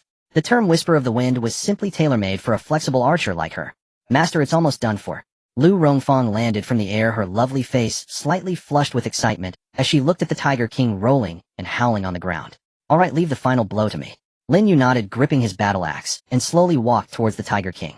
This Tiger King had an extremely high life value and astonishing defense. Though severely injured by Lu Rongfei, it was still some distance from death. Having him finish it off was the most prudent choice. The Tiger King also sensed Lin Yu approaching. It struggled to rise from the ground. Its tiger eyes were filled with blood and madness. It knew that today it was likely facing a grim fate. However, even in death, it wanted to take someone down with it. Roar. It let out one last roar, abandoning all defenses, channeling all its strength into its then dragging its severely wounded body, it charged at Lin Yu, launching its final assault. Lin Yu gazed at the ferocious tiger charging toward him, his eyes calm. He gripped the axe handle tightly, his body slightly sinking. The power of the demon god body surged wildly within him. He could feel every muscle in his body brimming with explosive strength. Just as the Tiger King's sharp claws were about to strike the top of his head, Lin Yu moved. He did not dodge or block. Instead, with an indomitable stance, he swung the battle axe. Break! A low roar echoed. The massive battle axe traced a line of crimson lightning through the air. There were no flashy techniques or dazzling effects. What remained was merely the purest and most extreme force. Crack! A sound that made one's teeth ache echoed. The blade of the axe collided violently with the claws of the Tiger King. As a result, the Tiger King's claws, capable of shattering steel, were forcibly cleaved apart by the battle axe. The axe's momentum remained unyielding, driving straight in. Thud! The massive axe blade came down from the Tiger King's head, slicing its enormous body in half. Blood and innards splattered everywhere. Ding! You have slain the Lord-level unit mutated Tiger King. You have gained 5,000 gold. Lin Yu slowly retracted the battle axe. Not a drop of blood stained the blade. He shook his slightly numb arm and exhaled a long breath. Refreshing. The clash of such pure power made him feel as if the blood coursing through his veins was ablaze. Master! You! Lu Rongfei gazed at the bloody and shocking scene before her. After a long moment, she could not utter a single word. She knew Lin Yu was strong, but she never expected him to be this powerful. With one axe, he cleaved apart a Tiger King with such monstrous defense. At the edge of the forest, the mutated Wolf King was fleeing frantically. Its agile figure weaved through the trees, leaving trails of afterimages. Fear and relief filled its heart. Fear of the terrifying firepower of the human castle. Relief that it could run fast. And it had chosen the most complex terrain of the forest as its escape route. As long as it entered this forest, it would be its domain. With its familiarity with the terrain and its pride in its speed, it was confident it could shake off any pursuers. However, just as it was about to plunge deep into the forest, feeling a sense of relief in its heart, a deadly sense of crisis suddenly emerged from behind. The Wolf King turned back. Behind it, there was no one. Only the mottled shadows of trees and leaves blown by the wind. Was it an illusion? The Wolf King shook its head, thinking it was too tense, and had imagined things. It turned back, preparing to continue its escape. But at the moment it turned its head, its pupils shrank to the size of pinpoints. In front of it, in the shadow of a large tree, stood a petite figure. Unbeknownst to it, she had quietly appeared there. It was a woman dressed in a black tight-fitting suit. Her face was covered with a black mask, revealing only a pair of cold, emotionless eyes. In her hands, she held two uniquely shaped daggers. Under the dim light in the forest, they glimmered with a faint, cold light. It was Su Qingqing. A woo! The Wolf King stopped in its tracks. A low, threatening growl emerged from its throat. It sensed an extreme danger emanating from this woman. When did she appear here? Why had it not noticed at all? Su Qingqing did not respond to its queries. She merely stood there quietly, her body perfectly blended with the surrounding shadows. Her presence became faint, as if she could disappear at any moment. The Wolf King felt agitated. It did not like this feeling. This human before it felt like a venomous snake lurking in the dark, causing its fur to stand on end. The Wolf King decided to strike first. Owl! The Wolf King roared. With a powerful push from its hind legs, it turned into a streak of black lightning. It lunged towards Su Qingqing. Deadly bite. It aimed to tear this troublesome woman to shreds with its sharp teeth. In the face of the Wolf King's deadly strike, Su Qingqing's body suddenly became ethereal. Her figure left a faint afterimage in place. Her true form, however, seemed to teleport, appearing in a shadow beside the Wolf King. Shadow step. The Wolf King's strike missed. The tremendous inertia almost sent it crashing into a tree. It steadied itself and quickly turned to search for Su Qingqing's figure. Yet that woman was nowhere to be seen. Woo! The Wolf King warily glanced around. Its blood-red eyes were filled with confusion and unease. Where was she? Thud! At that moment, a sharp pain suddenly struck from its nape. It did not even see where the attack came from. It only felt its neck pierced violently by something sharp. Owl! The Wolf King let out a painful howl, frantically shaking its head in an attempt to dislodge whatever was on its back. It finally saw. That black-clad woman had, unbeknownst to it, appeared like a ghost on its back. Her two daggers were deeply embedded in the vital points of its neck. Blood gushed forth like a spring. Get off!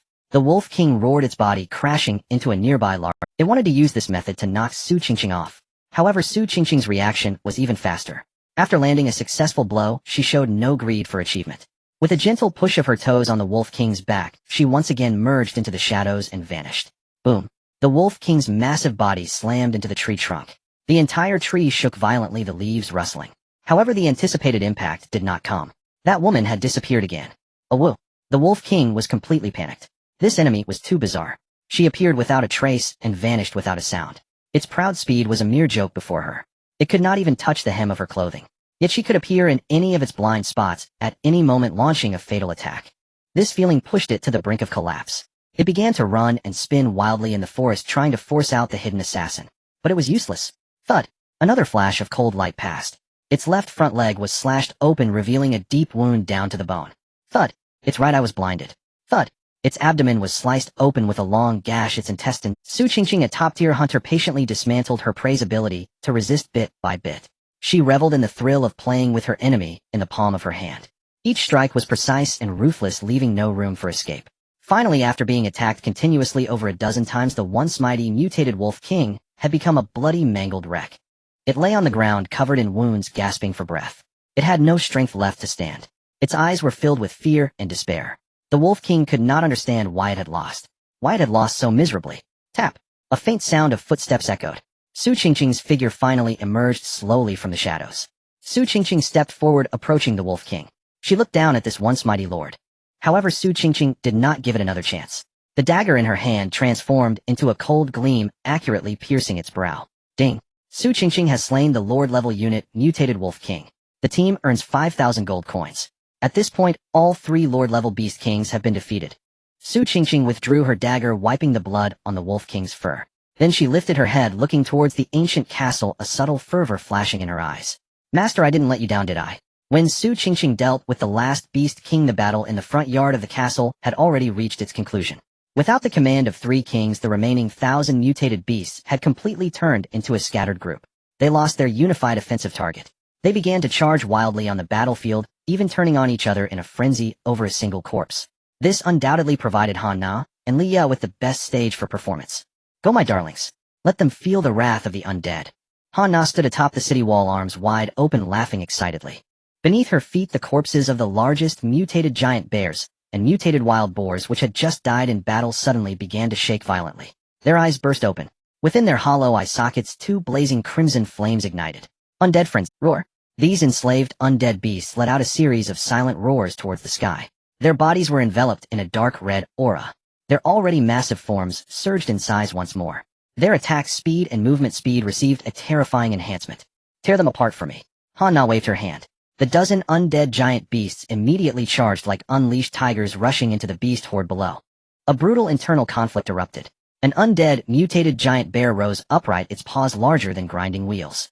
It slammed down hard on the head of a living counterpart. Bang! The head of that mutated giant bear was smashed to smithereens like a watermelon. On the other side, an undead wild boar with sharp and long tusks rampaged through the beast horde like a heavy Any creature in its way would be easily knocked away or disemboweled. These undead beasts, controlled by Han Na, were fearless, tireless. Moreover, their attack power was even stronger than when they were alive. They were like a dozen efficient killing machines. In the beast horde, a bloody storm erupted. Wow! Han Na, your new ability is so cool! Li Yu exclaimed. Watching the scene below, which resembled a purgatory, her eyes sparkled with envy. The spectacle of summoning an army of undead to sweep the battlefield was simply magnificent. It's definitely cool. Han Na said proudly, hands on her hips. But it's boring to perform alone. Li Yu, it's your turn. Alright, watch me. Li Yu took a deep breath, a hint of excitement flushing her fair face. She raised her hand, beginning to chant a spell. The elemental affinity skill made her feel an intimate connection with the fire elements drifting in the air.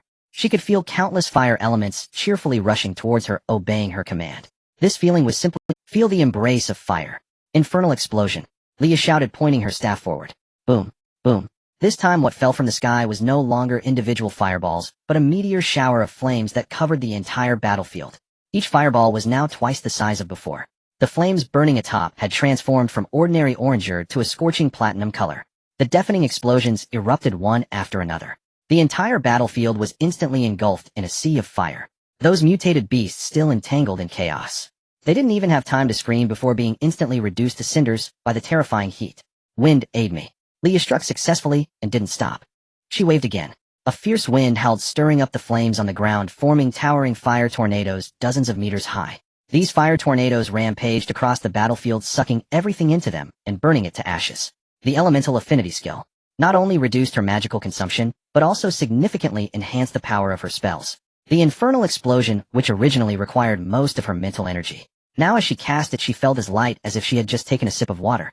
Moreover, its power had increased so much. So satisfying. Leah looked at her masterpiece, unable to contain a satisfied moan. The feeling of wielding such powerful forces and dominating the battlefield was utterly captivating. In the face of Han Na's undead army and Li Yu's earth-shattering magic, the remaining mutated beasts had no capacity for resistance whatsoever. In less than 10 minutes the entire battlefield was cleaned up thoroughly. Apart from the countless charred corpses and ashes, not a single monster capable of movement could be seen. Phew, it's done. Han Na clapped her hands, releasing her control over the undead beasts. Those undead giant beasts that had just been so formidable. The red glow in their eyes instantly extinguished, and their massive bodies collapsed to the ground, turning into a pile of ordinary corpses. Did we win? Bai Xian looked at the empty battlefield, still in disbelief. Such a terrifying wave of beast tide was just resolved. Moreover, from start to finish, they hadn't even sustained a single injury. Yes, we won. Bai Luoli leaned against her sister, letting out a long sigh of relief. Winning was so easy. Reflecting on the struggles during the fourth and fifth waves of the corpse tide, and faced with powerful enemies, their feelings were completely different. Back then they were in passive defense, struggling for survival, and were even pushed to the brink. But now they were taking the initiative, maneuvering with ease, achieving victory in a nearly overwhelming manner. Lin Yu, Lu Rongfei, and Su Qingqing returned to the castle from outside. Seeing the excited and thrilled expressions of the girls, Lin Yu also revealed a hint of a smile. It seems this side has been resolved as well. Master.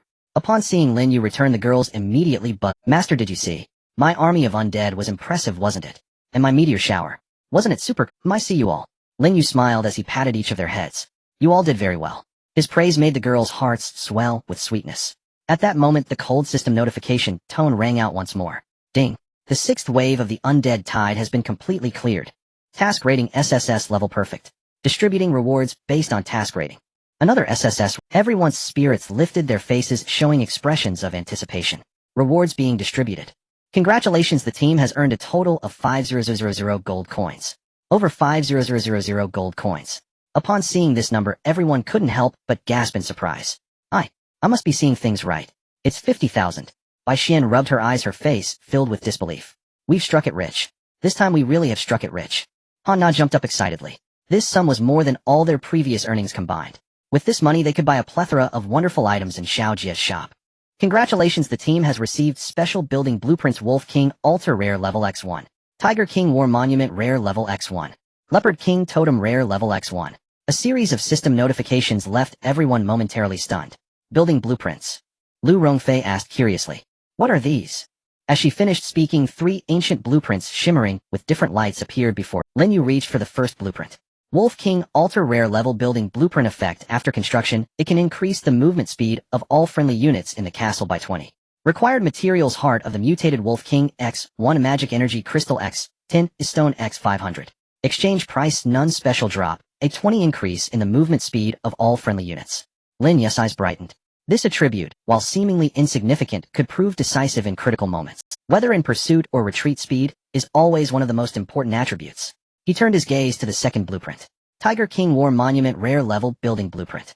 Effect: after construction, it can increase the physical attack power of all friendly units in the castle by 20. Required materials: Heart of the Mutated Tiger King X, 1 Magic Energy Crystal X, 10 Iron Ingot X 500.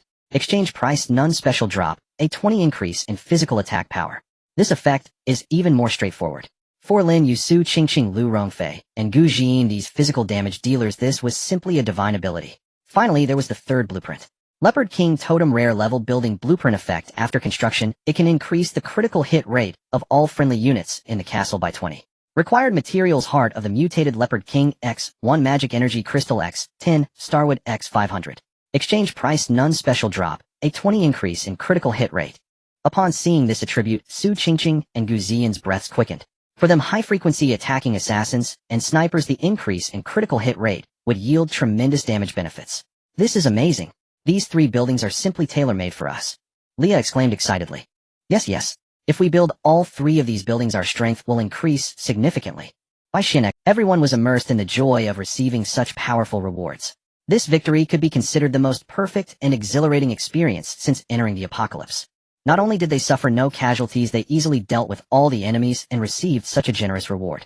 The feeling was simply exhilarating. Alright, enough with the celebrations. Lin Yu spoke up. First, let's clean the battlefield and retrieve the hearts of the 3 Beast Kings. Yes, master. The girls immediately sprang into action. With Xiao Jie's assistance, they quickly cleaned up the battle. They retrieved 3 still slightly pulsating hearts from the mangled bodies of the 3 Beast Kings. Each of these hearts contained immense energy. Wrapped in a layer of tough membranes holding them allowed one to feel the surge of life within. All materials are ready, Xiao Jie. Can these 3 buildings be constructed? Lin Yu handed the 3 hearts and 3 blueprints to Xiao Jie. Of course, master, Xiao Jie replied calmly as she accepted the items. These are all basic functional buildings, and the construction difficulty is not high. Great, then let's start immediately. Yes, master. Xiao Jie once again showcased her terrifying construction abilities. Under the astonished gazes of everyone, she took the materials and designated 3 areas within the castle's training ground, watchtower, and inner walls. Then her hands transformed into complex mechanical arms once more. Cutting, polishing, shaping, enchanting. Each intricate and precise procedure flowed seamlessly in her hands. In less than an hour, 3 buildings filled with a mysterious aura arose from the ground.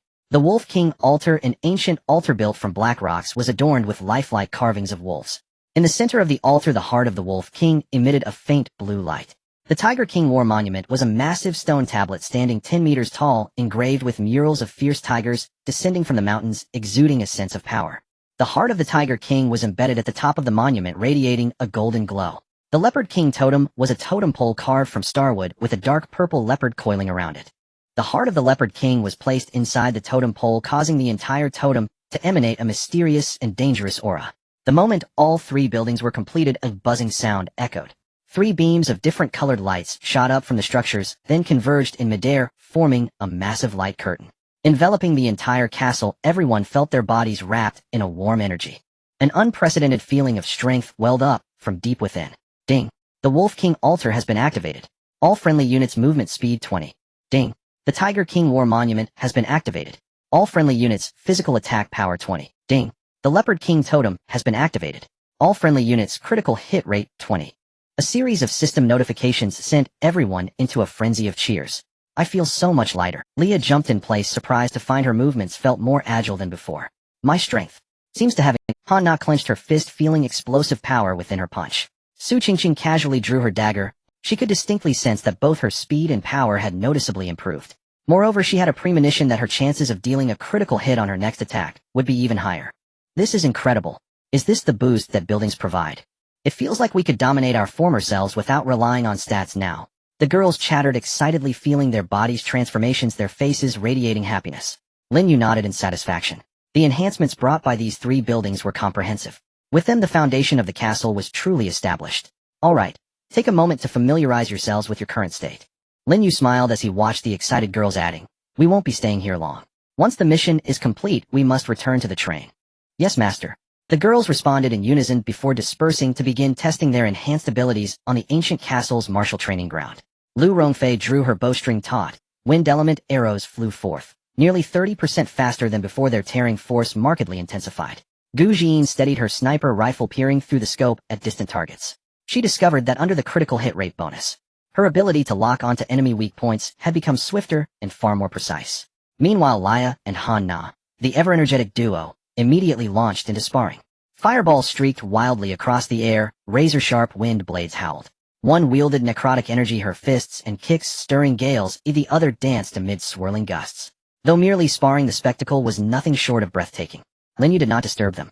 Alone, he ascended the ramparts and gazed toward the distant forest. The 6th wave of beast tide had subsided, but the mission had yet to signal completion. That meant sterner trials still lay ahead, the 7th, 8th, even further waves. Yet Lin Yu now stood firm in quiet confidence. The team's strength had grown exponentially, like an avalanche gathering mass, with each successive battle.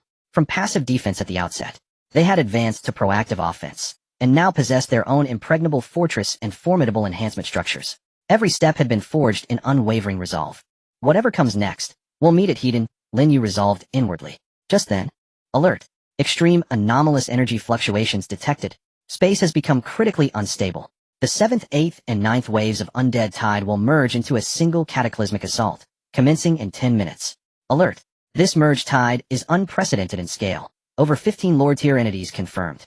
All survivors must prepare for total engagement. Alert! This is the final trial, and the last chance for survival. A rapid-fire cascade of warnings detonated like thunderclaps within every mind. The entire castle plunged into utter silence. Girls mid-training froze mid-motion on the martial ground. The fireball Laya had just conjured dropped from her palm, with a soft puff extinguishing instantly. Han Na's triumphant grin locked rigid upon her lips. Did I hear that right? Bai Xian whispered, her voice trembling, then pinched her own cheek hard enough to wince. The system said, all 3 waves are merging. It appears so. Bai Luali's face paled, she gripped her sister's hand tightly, palms slick with cold sweat. 3 waves merged. What did that even mean? They had barely survived the 6th wave, over 1,000 mutated beasts, 3 lords. Already an overwhelming ordeal. Now combining the 7th, 8th, and 9th waves. How colossal would that tide be? More than 15 Lord-tier entities. That number alone sent chills down spines and froze limbs solid. This is absurd. Lu Rongfei murmured, her usual composure shattered. This difficulty far exceeds our current capacity. Is the system sentencing us to death? Despair spread like contagion among the women. This wasn't cowardice. It was stark rational assessment. If the 6th wave was a modest river, their newly built embankments could barely hold it back. But this merged tide, a world-ending tsunami, capable of swallowing both castle and occupants whole, leaving not even ash behind. What do we do? We're doomed. Laya collapsed onto the ground, eyes hollow and vacant. 15 lords, how could we possibly defeat them?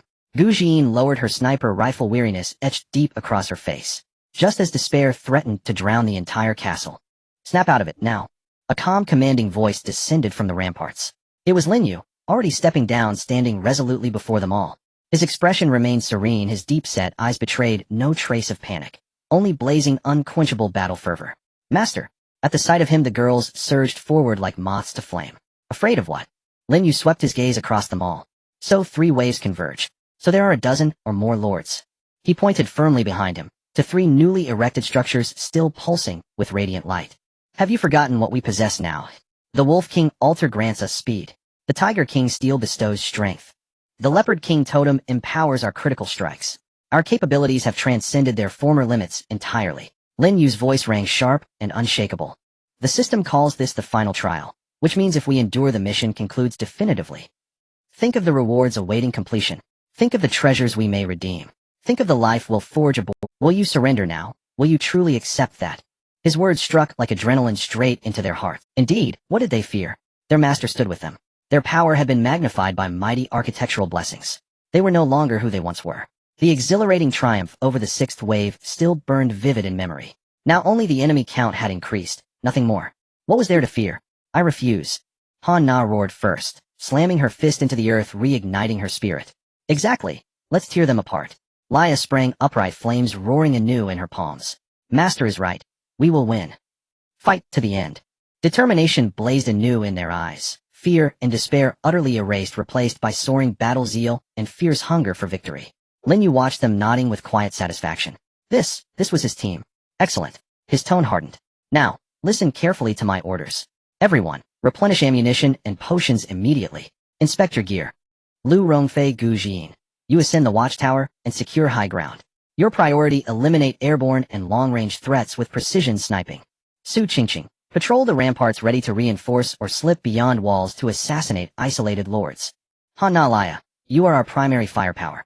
Han Na, do not hold back your necromantic legions, summon every last one.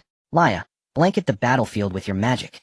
Bai Luali, Bai Xian, you manage logistics and healing. Maintain peak condition for all. Xiao Jia, you handle energy replenishment for the automated arrow turrets. Lin Yu issued each command with crystalline clarity. Yes, master. In unison, the girls saluted, then scattered to their stations for final pre-battle preparations. Once more the ancient castle hummed, like a precision war machine, gears turning at full velocity. Lin Yu himself strode to the rampart's foremost edge, gripping his battle axe. He would serve as their unbreakable shield, anchoring the front line. 10 minutes passed swiftly. As the final second of the countdown bled away, boom, the earth convulsed violently. On the distant horizon, a thin black line appeared, thickening, lengthening, surging toward the castle at terrifying speed. An endless tide of zombies and mutated beasts. The sky darkened. Swarms of grotesque flying undead blotted out the sun, shrieking with ear-splitting, bone-rattling intensity. They're here. Lin Yu growled, low knuckles widening around his axe. A black tide surged across the horizon, vast, overwhelming, and inexorable. It could no longer be called a wave, it was in truth a shifting continent of darkness. It crashed toward the ancient fortress with frenzied momentum. The earth thundered, the sky shrieked. Countless zombies and mutated beasts merged into a single maelstrom of death, a tempest reeking of rot and blood. On the battlements the girl's cheeks stung under the gale's ferocious lash. Though mentally prepared witnessing this cataclysmic spectacle, akin to divine retribution descending upon the world, still stole their breath. Their hearts skipped half a beat. This horde must be at least 5 times larger than the last. Lia swallowed hard, her voice parched and brittle. Look over there. Gu Xian's voice rang from the watchtower, calm, yet edged with gravity. I count at least 7 colossal overlord-class entities. And in the sky, there are more up there too. Following her outstretched finger one beheld, amidst the chaos of the undead tide, dozens of titanic silhouettes, each as massive as mountains. Some stood over 10 meters tall, armored in jagged bone spurs, others were grotesque, stitched abominations dragging scorpion tails and spewing venom from gaping maws, still others resembled hellish warhorses, hooves blazing with viridian flame. Above, several vultures, rotting wingspans exceeding 20 meters, circled with piercing guttural cries. Perched upon their backs stood humanoid zombies gripping bone spears like grim sentinels. Each overlord exuded an aura so terrifying it made the soul recoil. Gathered together, these dozen monstrosities generated a pressure so immense it seemed to petrify the very air. Gulp. Bai Xian nervously swallowed, her small hand clutching tightly at her elder sister's sleeve. Don't be afraid, Bai Luoli murmured, her own pulse racing yet her voice steady as she reassured her trembling sibling. Master is here. Everyone, steady your minds. Lin Yu's voice cut through the chaos like an anchor dropped into storm-tossed seas, instantly calming every heart. He stood at the very edge of the rampart, robes whipping wildly in the gale, his gaze sharp as forged steel. Remember our advantage now. We wield the combined blessings of 3 sacred structures. Our attack power, speed, and critical strike rate all surpass anything we've known before. Do not fear their numbers. They are nothing but rabble, disorganized, mindless, and doomed. Follow my command. Lin Yu raised his battle-axe high, its blade pointing unflinchingly toward the roiling Black Sea below. Auto-archery towers, open fire at will. Shatter their vanguard, every last one. Understood, Master. Xiao Jie's voice responded, cool, precise, unwavering. In the next instant, 100 auto-archery towers lining the entire fortress wall blazed with eerie azure light. Enhanced and refined by Xiao Jie's craftsmanship, their firing rate and destructive force had soared beyond recognition. And now, bolstered doubly by the Tiger King steel and Leopard King totem, the barrage began. SHHHSHHHSHHH. A deafening chorus of arrows slicing through the void. Tens of thousands of alloy arrows, gleaming coldly, poured down like a merciless storm, blanketing the undead tide beneath in lethal rain. The front ranks, ordinary zombies and mutated beasts, collided as if against an impenetrable wall of iron. Their bodies tore apart, pierced effortlessly by the high-velocity shafts.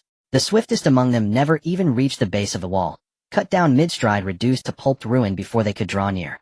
One volley alone felled thousands of monsters, halting the tide's unstoppable advance in its tracks. Brilliant, Han Na shouted, elated. This firepower dwarfed their previous capabilities by orders of magnitude. Don't just watch. Our turn now? Lin Yu's voice echoed once more. Gu Jin, Lu Rongfei, bring down those flies in the sky. From the watchtower, both women answered in unison. A glacial light flickered in Gu Jin's eyes, her deadly marksman ability silently activating. Her breath slowed. Her heartbeat steadied. In that instant the world around her dissolved into slow motion. Every detail crystalline, every trajectory absolute. She locked onto the fastest flying carrion vulture overhead, a creature whose back bore an elite zombie poised to hurl its bone spear toward the ramparts. You're mine. A frost-edged smile curved Gu Jin's lips. With the Leopard King totem's 20 critical chance amplifying her precision, enemy weaknesses shimmered before her like exposed nerves. Boom. A deep, resonant gunshot cracked the air. A specially modified armor-piercing round spun forth, howling, blazing, its velocity magnified beyond mortal reckoning by both deadly marksman and the Wolf King altar. It crossed 1,000 meters in the same heartbeat the trigger was pulled. That arrogant vulture, still soaring, still shrieking, had no time to comprehend its doom. Its skull detonated, not cracked but shattered, exploding into crimson mist. Unchecked, the bullet's fury surged onward, striking true, straight into the elite zombie's forehead. Another soft final sound. Its head burst like a ripe melon. 1 shot, 2 kills. Both headshots. Whoa. Below, Lia gasped in awe. Jin Jie, that shot was absolutely legendary. Gu Jin did not reply. Calmly, she cycled the bolt, ejecting the searing casing, then fixed her sights on the next target. Meanwhile, Lu Rongfei stood undaunted. Her longbow drew taut as the moon itself. Her whispers of the wind ability had fused her essence with the zephyr, granting unparalleled attunement. Wind, answer my call. She whispered, voice like silk over steel. 3 arrows wreathed in cerulean gusts materialized upon the string. Triple shot, a technique mastered long ago yet now transformed utterly by whispers of the wind and the triple structure blessing. Twang. The bowstring sang.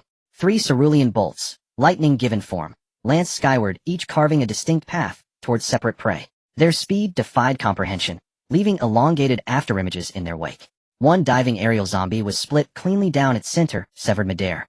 The second arrow intercepted a gargoylish beast mid-spew, plunging through its open maw and erupting from its occiput trailing viscous emerald ichor. The third struck a colossal bat zombie precisely at the base of its wing, where wind elemental energy amplified to devastating intensity erupted upon impact. Crack! The entire wing disintegrated, ripped apart by savage howling gales. The creature shrieked, spiraled wildly, and plummeted from the heavens. In a single exchange the aerial threat was decimated. More than half obliterated, the rest fleeing in terror, unwilling to breach the fortress's entire perimeter again. Outstanding. Lin Yu boomed his praise. Gu Jian and Lu Rongfei's long-range suppression had eradicated the skyborne menace with flawless precision. Now, ground forces would face their reckoning. Below, the undead tide had regrouped, surging forward once more toward the walls. The dozen overlords led the charge, each a living siege engine, their colossal frames crushing lesser zombies beneath hooves or flinging them aside like chaff. Hanna, Lia, Lin Yu roared. We're ready, master. Watch us. The two girls exchanged a fierce, exhilarated glance, their smiles alight with anticipation. It was time for these grotesque abominations to learn the true meaning of annihilation. Go forth, my darlings. Let them taste the wrath of the undead. Hannah stood atop the city wall, arms outstretched. Black necrotic energy surged violently from within her. Below, the corpses of mutated beasts and zombies, slain in battle, trembled violently. These were high-tier spoils she had deliberately instructed Xiao Jie to preserve. Among them lay the carcasses of the mutated giant bear and wild boar from the 6th beast tide. Their eyes snapped open, empty sockets blazing with crimson fire. Necrotic frenzy. Roar. The undead creatures raised their heads skyward in silent, thunderous howls. A swirling aura of blackened energy enveloped their bodies, causing them to swell massively in size. Shattered bones reknitted seamlessly. Decaying flesh hardened into steel-like resilience. Bolstered by the 20 physical attack bonus granted by the Tiger Kings, steely their strength soared to its absolute zenith. Tear them apart. Hannah gestured sharply. Dozens of undead leviathans leapt from the ramparts like ravenous tigers, charging headlong, fearless, and unyielding into the tide of corpses. A brutal civil war erupted instantly. One undead mutated giant bear rose upright on its hind legs, its beer paw larger than a millstone growing ever more terrifying. It confronted an elite-tier mutated chimpanzee. The chimp roared and swung a devastating punch. The undead bear neither flinched nor evaded, swatting the blow aside with a single crushing strike that shattered the chimp's arm. A shriek of agony tore from its throat. A second blow followed without pause, smashing its skull into ruin. Crimson and ivory fragments splattered across the ground. Elsewhere, an undead mutated wild boar charged forward, its razor-sharp tusks gleaming. Amplified by the Wolf King's altar, its speed was astonishing. Like a heavy tank, it barreled through the corpse tide, unstoppable and relentless. A lord-tier stitched monstrosity extended writhing tentacles attempting to ensnare it. But the boar evaded with uncanny grace, then lunged headfirst into the monster's abdomen.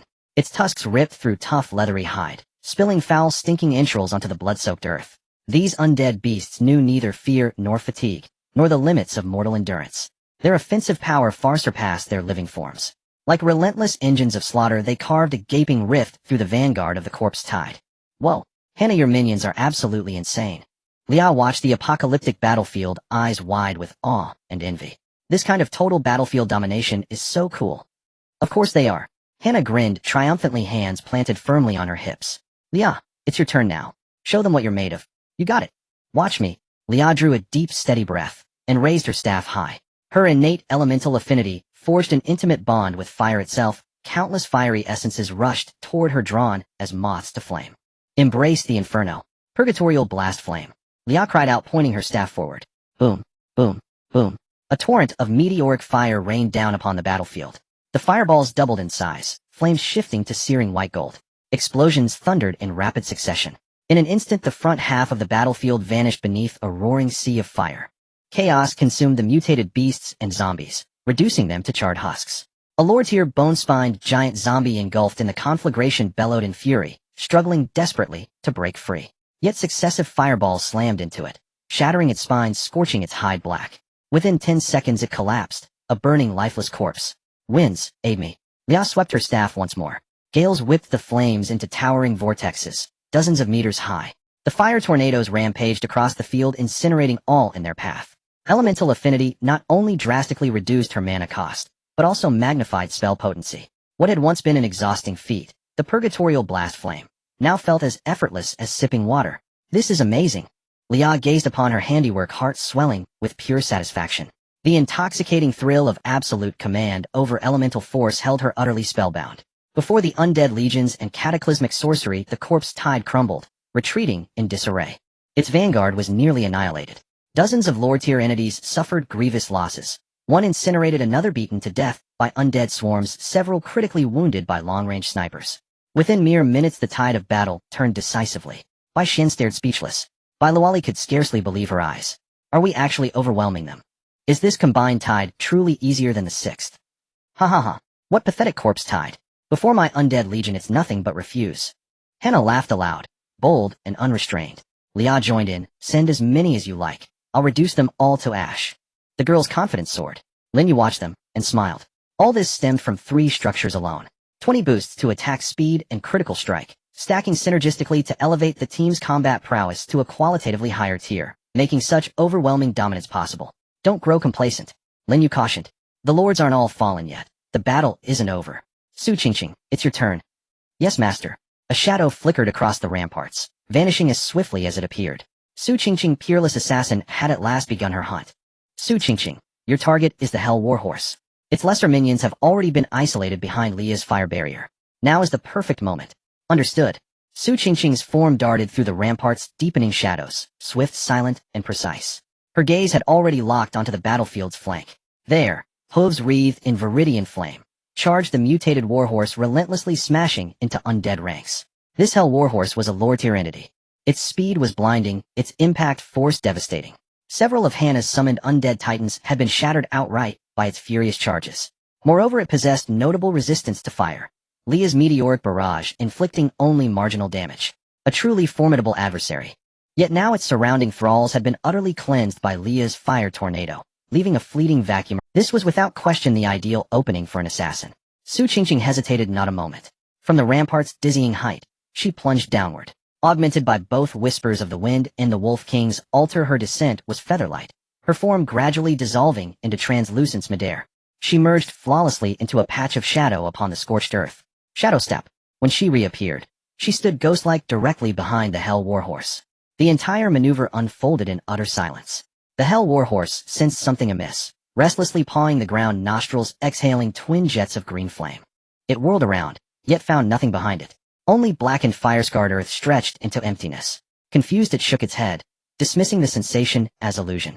Yet the instant it turned away, icy lethal intent erupted from its flank. Thwip! 2 frostbright daggers, serpentine and merciless, pierced the vital joint of its hind leg with surgical precision. Scree! The Hell Warhorse screamed in agony, its hind leg buckling, nearly collapsing beneath it. Furious, it spun about, desperate to confront its unseen assailant. But the accursed human had vanished again. Having landed her strike, Su Qingqing showed no trace of greed or hesitation. Her toes barely brushed the beast's leg. Then she dissolved once more into shadow, vanishing without a whisper. She moved like the apex predator she was, patient, methodical, dismantling her prey's defenses one calculated stroke at a time. Aart! The Hell Warhorse finally erupted into full, mindless fury. It began to charge and spin wildly in place, its hooves aflame, with green fire carving deep charred craters. It sought to force out the hidden assassin lurking in the shadows through this wild display. However, it was in vain. Swish! Another glint of cold light flashed by. Its other hind leg was also slashed open, revealing a deep wound down to the bone. Swish! A blood hole punctured its neck. Swish! One of its eyes was pierced blind. Su Qingqing's speed was too swift. Enhanced by the Wolf King altar, her shadow step became even more elusive. Each of her attacks, boosted by the Tiger King's War Tablet and the Leopard King's Totem, became extraordinarily lethal.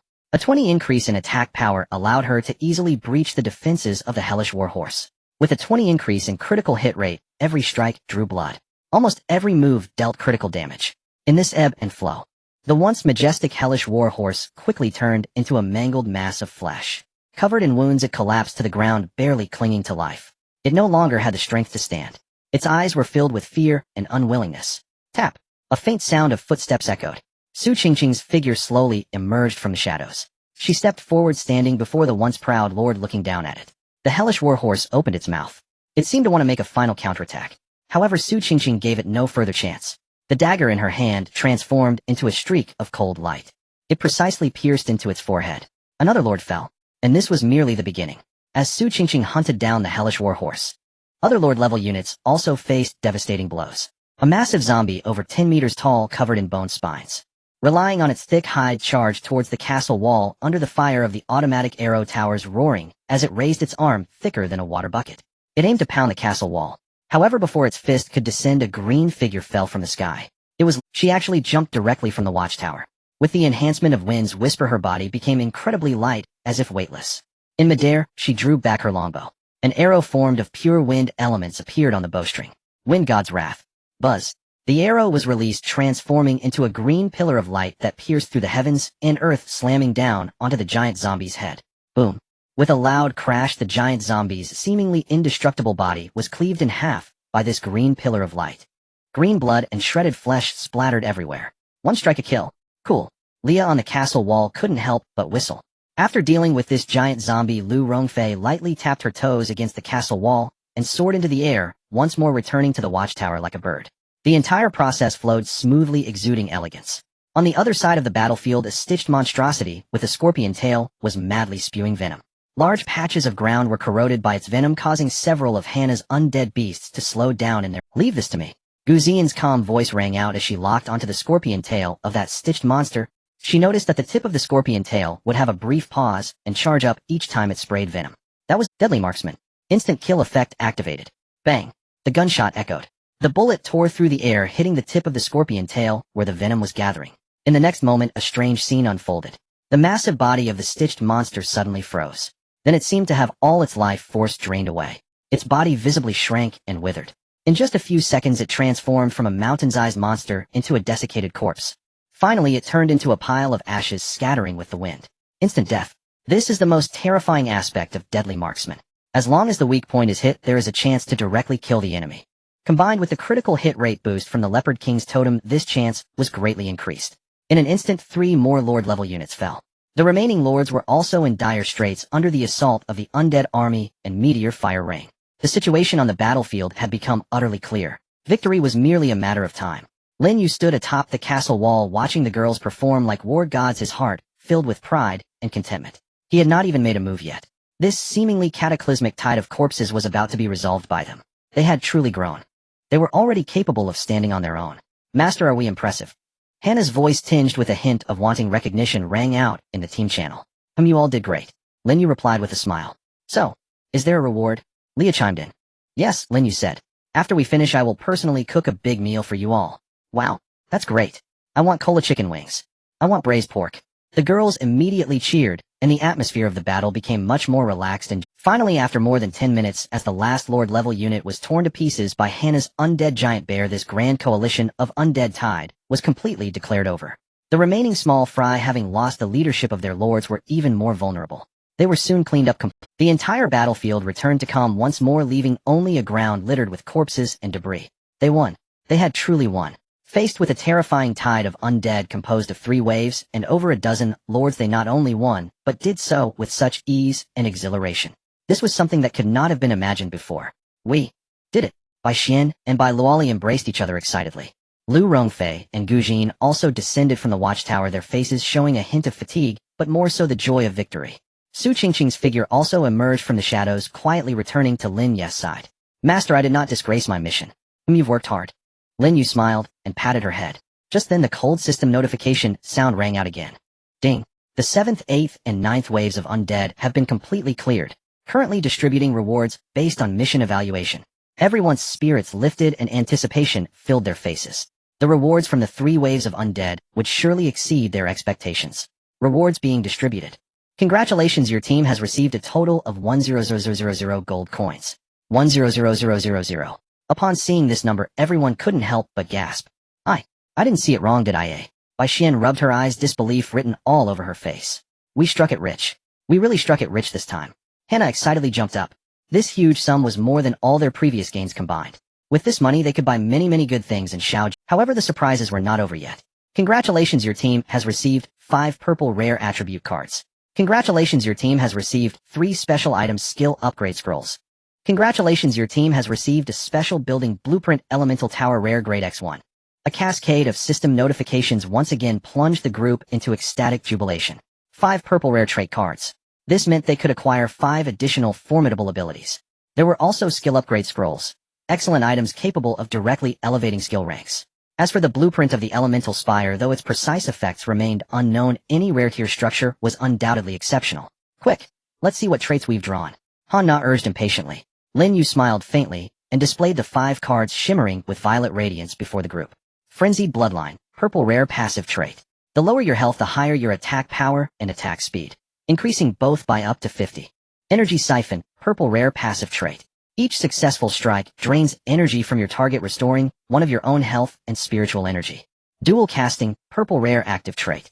Upon activation, your next magical attack fires twice in rapid succession. Cooldown 2 hours. Eagle Eye Vision, purple rare passive trait. Your field of vision and dynamic acuity are dramatically enhanced, allowing you to effortlessly pierce through enemy disguises and stealth. Lethal Venom, purple rare active trait. You may imbue your weapon with deadly toxin, inflicting sustained poison damage upon enemies and reducing their healing efficacy by 50. Each of the 5 traits was extraordinarily potent. This Frenzied Bloodline is practically tailor-made for me. Lin Yu's eyes gleamed as he gazed upon the first trait. He already possessed the Demon God physique, granting him exceptional defense and regeneration, making him uniquely suited for prolonged attritional combat. With this trait, he could now fully embody the fury of a berserker, growing ever more formidable with every blow struck. I'll take Energy Siphon. Han Na raised her hand. My undead legion desperately needs endurance. Dual Casting is mine. Laya snatched it up, cradling it reverently. Instant casting 2 spells in succession. This was nothing short of divine artistry for any mage. The remaining traits, Eagle Eye Vision and Lethal Venom, were naturally assigned to Gu Jin and Su Qingqing respectively. Eagle Eye Vision would elevate Gu Jin's sniping prowess to unprecedented heights, rendering enemy stealth and ambush tactics utterly futile. Lethal Venom would render Su Qingqing's assassinations lethally precise, though any prey marked by her stood virtually no chance of survival. Once the traits had been distributed, the group turned their attention to the 3 skill upgrade scrolls, a decision demanding careful consideration. I believe priority should go to Laya and Han Na, Lu Rongfei proposed calmly. They serve as our primary area effect damage dealers. Enhancing their skill ranks yields the greatest overall boost to our team's strength. Nods of agreement followed her words. Accordingly, 2 scrolls were allocated to Laya, 1 to Han Na. Laya upgraded her core skills, Infernal Blast and Flame Cyclone. The enhanced spells now boasted wider coverage, greater destructive force, and reduced mana cost. Han Na upgraded her Undead Frenzy, causing her summoned undead to erupt into heightened savagery, more ferocious and far harder to destroy. Finally came the blueprint for the Elemental Spire. Elemental Spire, rare tier blueprint. Effect upon construction grants all allied units within the castle a 30 increase in elemental resistance and a modest boost to the potency of elemental-based skills.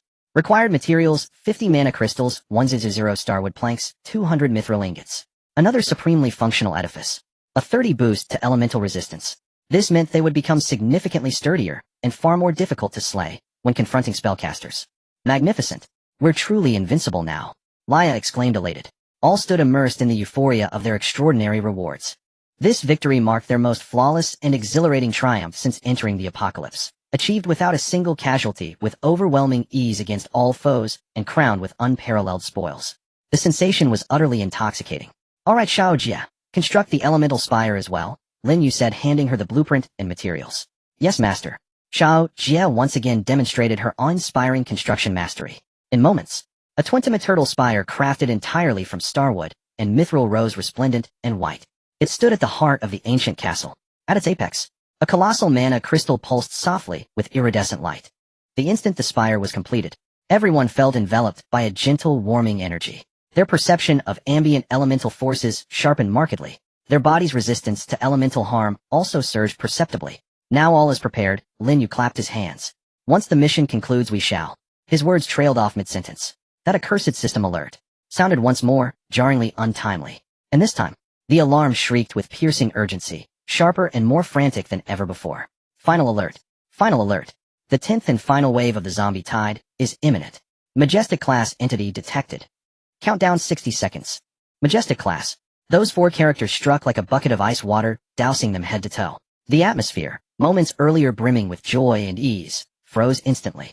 Every face contorted with unprecedented terror. Majestic class. A rank surpassing even Lord class.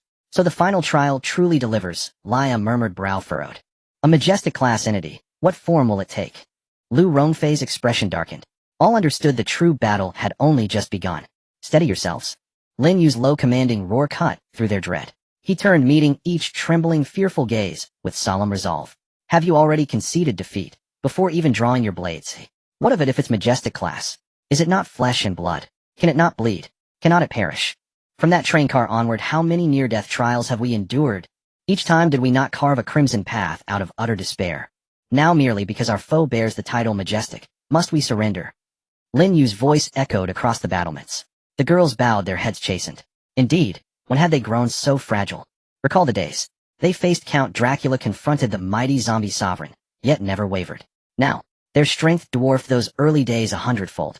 Add to that, an impregnable fortress, extraordinary traits, and game-defying architectural enhancements. Why then should they yield here? Master. Lia clenched her lips and rose to her feet. Forgive us, Master. We were wrong. Han Na whispered, fists tightening. A flicker of renewed resolve kindled in the girl's eyes. Fear still lingered, but courage at last reclaimed its place. Lin Yu watched them, his stern countenance softening slightly. He knew this was no moment for lecture. He strode to the rampart's edge and drew a deep, steadying breath. Listen well, all of you. This battle may claim our lives, even end us utterly. Yet if death comes, let it find us standing tall. Let it find us tearing a bloody chunk from that majestic beast's hide. Unleash every ounce of power, every hidden trump card, without restraint. Let that creature learn, once and for all, that we are not to be trifled with. Yes, the women shouted in unison, their voices carrying a resolve akin to burning bridges behind them. Fear still lingered, yet their fighting spirit had now eclipsed that fear. At that moment the countdown reached 0. Boom. The entire earth began to tremble violently more than ever. In the distant forest, trees fell in clusters, as if an invisible giant hand had mercilessly flattened them. A colossal figure loomed ahead. From the horizon it slowly rose. When everyone finally saw the full silhouette, they could not help but gasp and it was a dinosaur. A Tyrannosaurus Rex made entirely of pure steel and bones. Its height exceeded 50 meters. Like a moving mountain, its body was covered in heavy armor that glinted with a metallic sheen. Between the seams, countless twisted bones and crackling blue arcs of electricity could be seen. Its head was a monstrous metal dragon head, and its eyes were two massive crystals burning with azure flames. It dragged a massive metallic tail behind it, the tail's end featuring an enormous meteor hammer. Steel Tyrannosaurus Rex, King, level. Health, skills, a string of question marks displayed the chasm-like gap between it and the crowd. What kind of monster is this? Leah's voice trembled. Just its presence radiated an oppressive force that was 100 times more terrifying than the combined might of the previous 10 lords. Roar. The steel Tyrannosaurus Rex noticed the ancient castle. It opened its massive maw filled with drill-like teeth, letting out a deafening roar. The roar formed a shockwave visible to the naked eye. Wherever it passed, the ground cracked, and trees were uprooted. The castle walls shook under the might of that roar. Violent tremors shook the ground. Attack! Lin Yu decisively issued the order. There was no time to waste. They had to weaken it as much as possible before it got too close. Automatic arrow towers concentrate fire. Buzz. The automatic arrow towers simultaneously adjusted their aim, unleashing all their firepower onto the steel Tyrannosaurus Rex. Swish, swish, swish. Hundreds of alloy arrows formed a dense rain of projectiles. However, clang, clang, clang. A series of crisp metal collision sounds rang out. Those arrows, capable of piercing through the fur of mutated giant bears, left no mark on the armor of the steel Tyrannosaurus Rex. It was as if they were merely scratching its surface. What? Xiao Jie's emotionless electronic voice showed a hint of fluctuation. Physical defense. Too high. Use magic. Lin Yu shouted. Leah? Coming. Leah suppressed her fear and raised her staff. Purgatory flame explosion. Boom, boom, boom. A cascade of platinum shooting stars descended from the sky, enveloping the steel Tyrannosaurus Rex. Violent explosions erupted continuously upon its body. Yet when the flames dissipated, the steel Tyrannosaurus Rex still stood there completely unscathed. Its heavy metal armor bore not a single scorch mark. Ineffective. My magic is utterly ineffective again. Leah's face was filled with disbelief. Let me handle it. On the watchtower, Guzian's eyes flashed with determination. She took a deep breath and loaded a specially made Reniched armor-piercing round into the chamber. This was her trump card. It was specifically designed to deal with enemies of abnormal defense. Through the scope she locked onto the steel Tyrannosaurus Rex's eyes ablaze with blue flames. That spot should be its weak point. Bang. The gun fired, and the bullet, carrying an unstoppable momentum, cut through the air, striking the right eye of the steel Tyrannosaurus Rex. However, crack.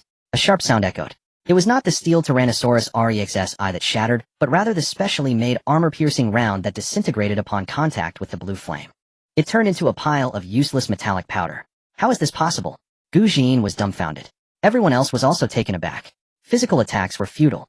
Magical attacks were ineffective. Even specialized armor-piercing ammunition had no effect. How could they fight this? This was not a battle but a one-sided massacre. Roar. It seemed the collective attacks had enraged the steel Tyrannosaurus Rex. It began to march forward, its heavy steps echoing ominously. The earth groaned beneath its feet. Thud thud. Each step the steel Tyrannosaurus Rex took was like a heavy hammer striking the ground, resonating in the hearts of everyone. That massive metallic body, exuding an unparalleled sense of oppression, slowly approached. Distance 800 meters. 600 meters. 400 meters.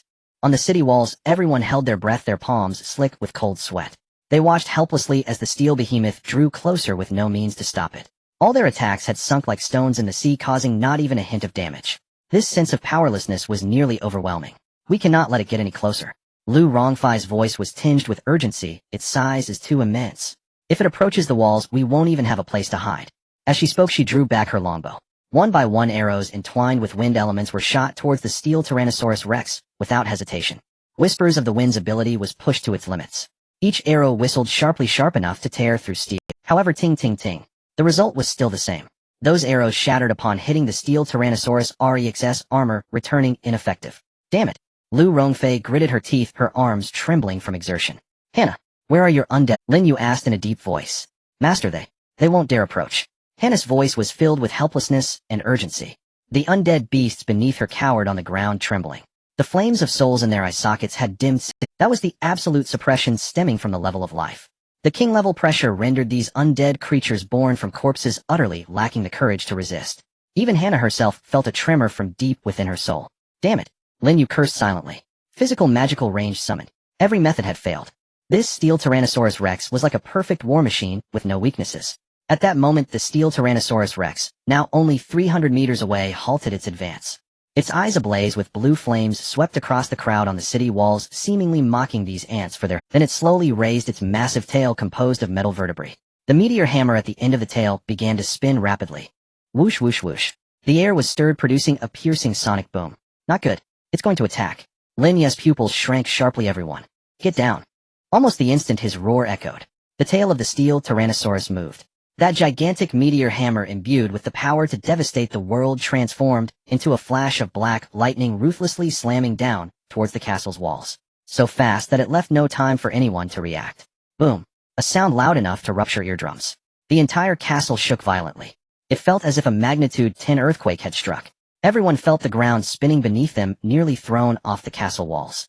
When they regained their balance, they lifted their heads, gazing at the place of the attack.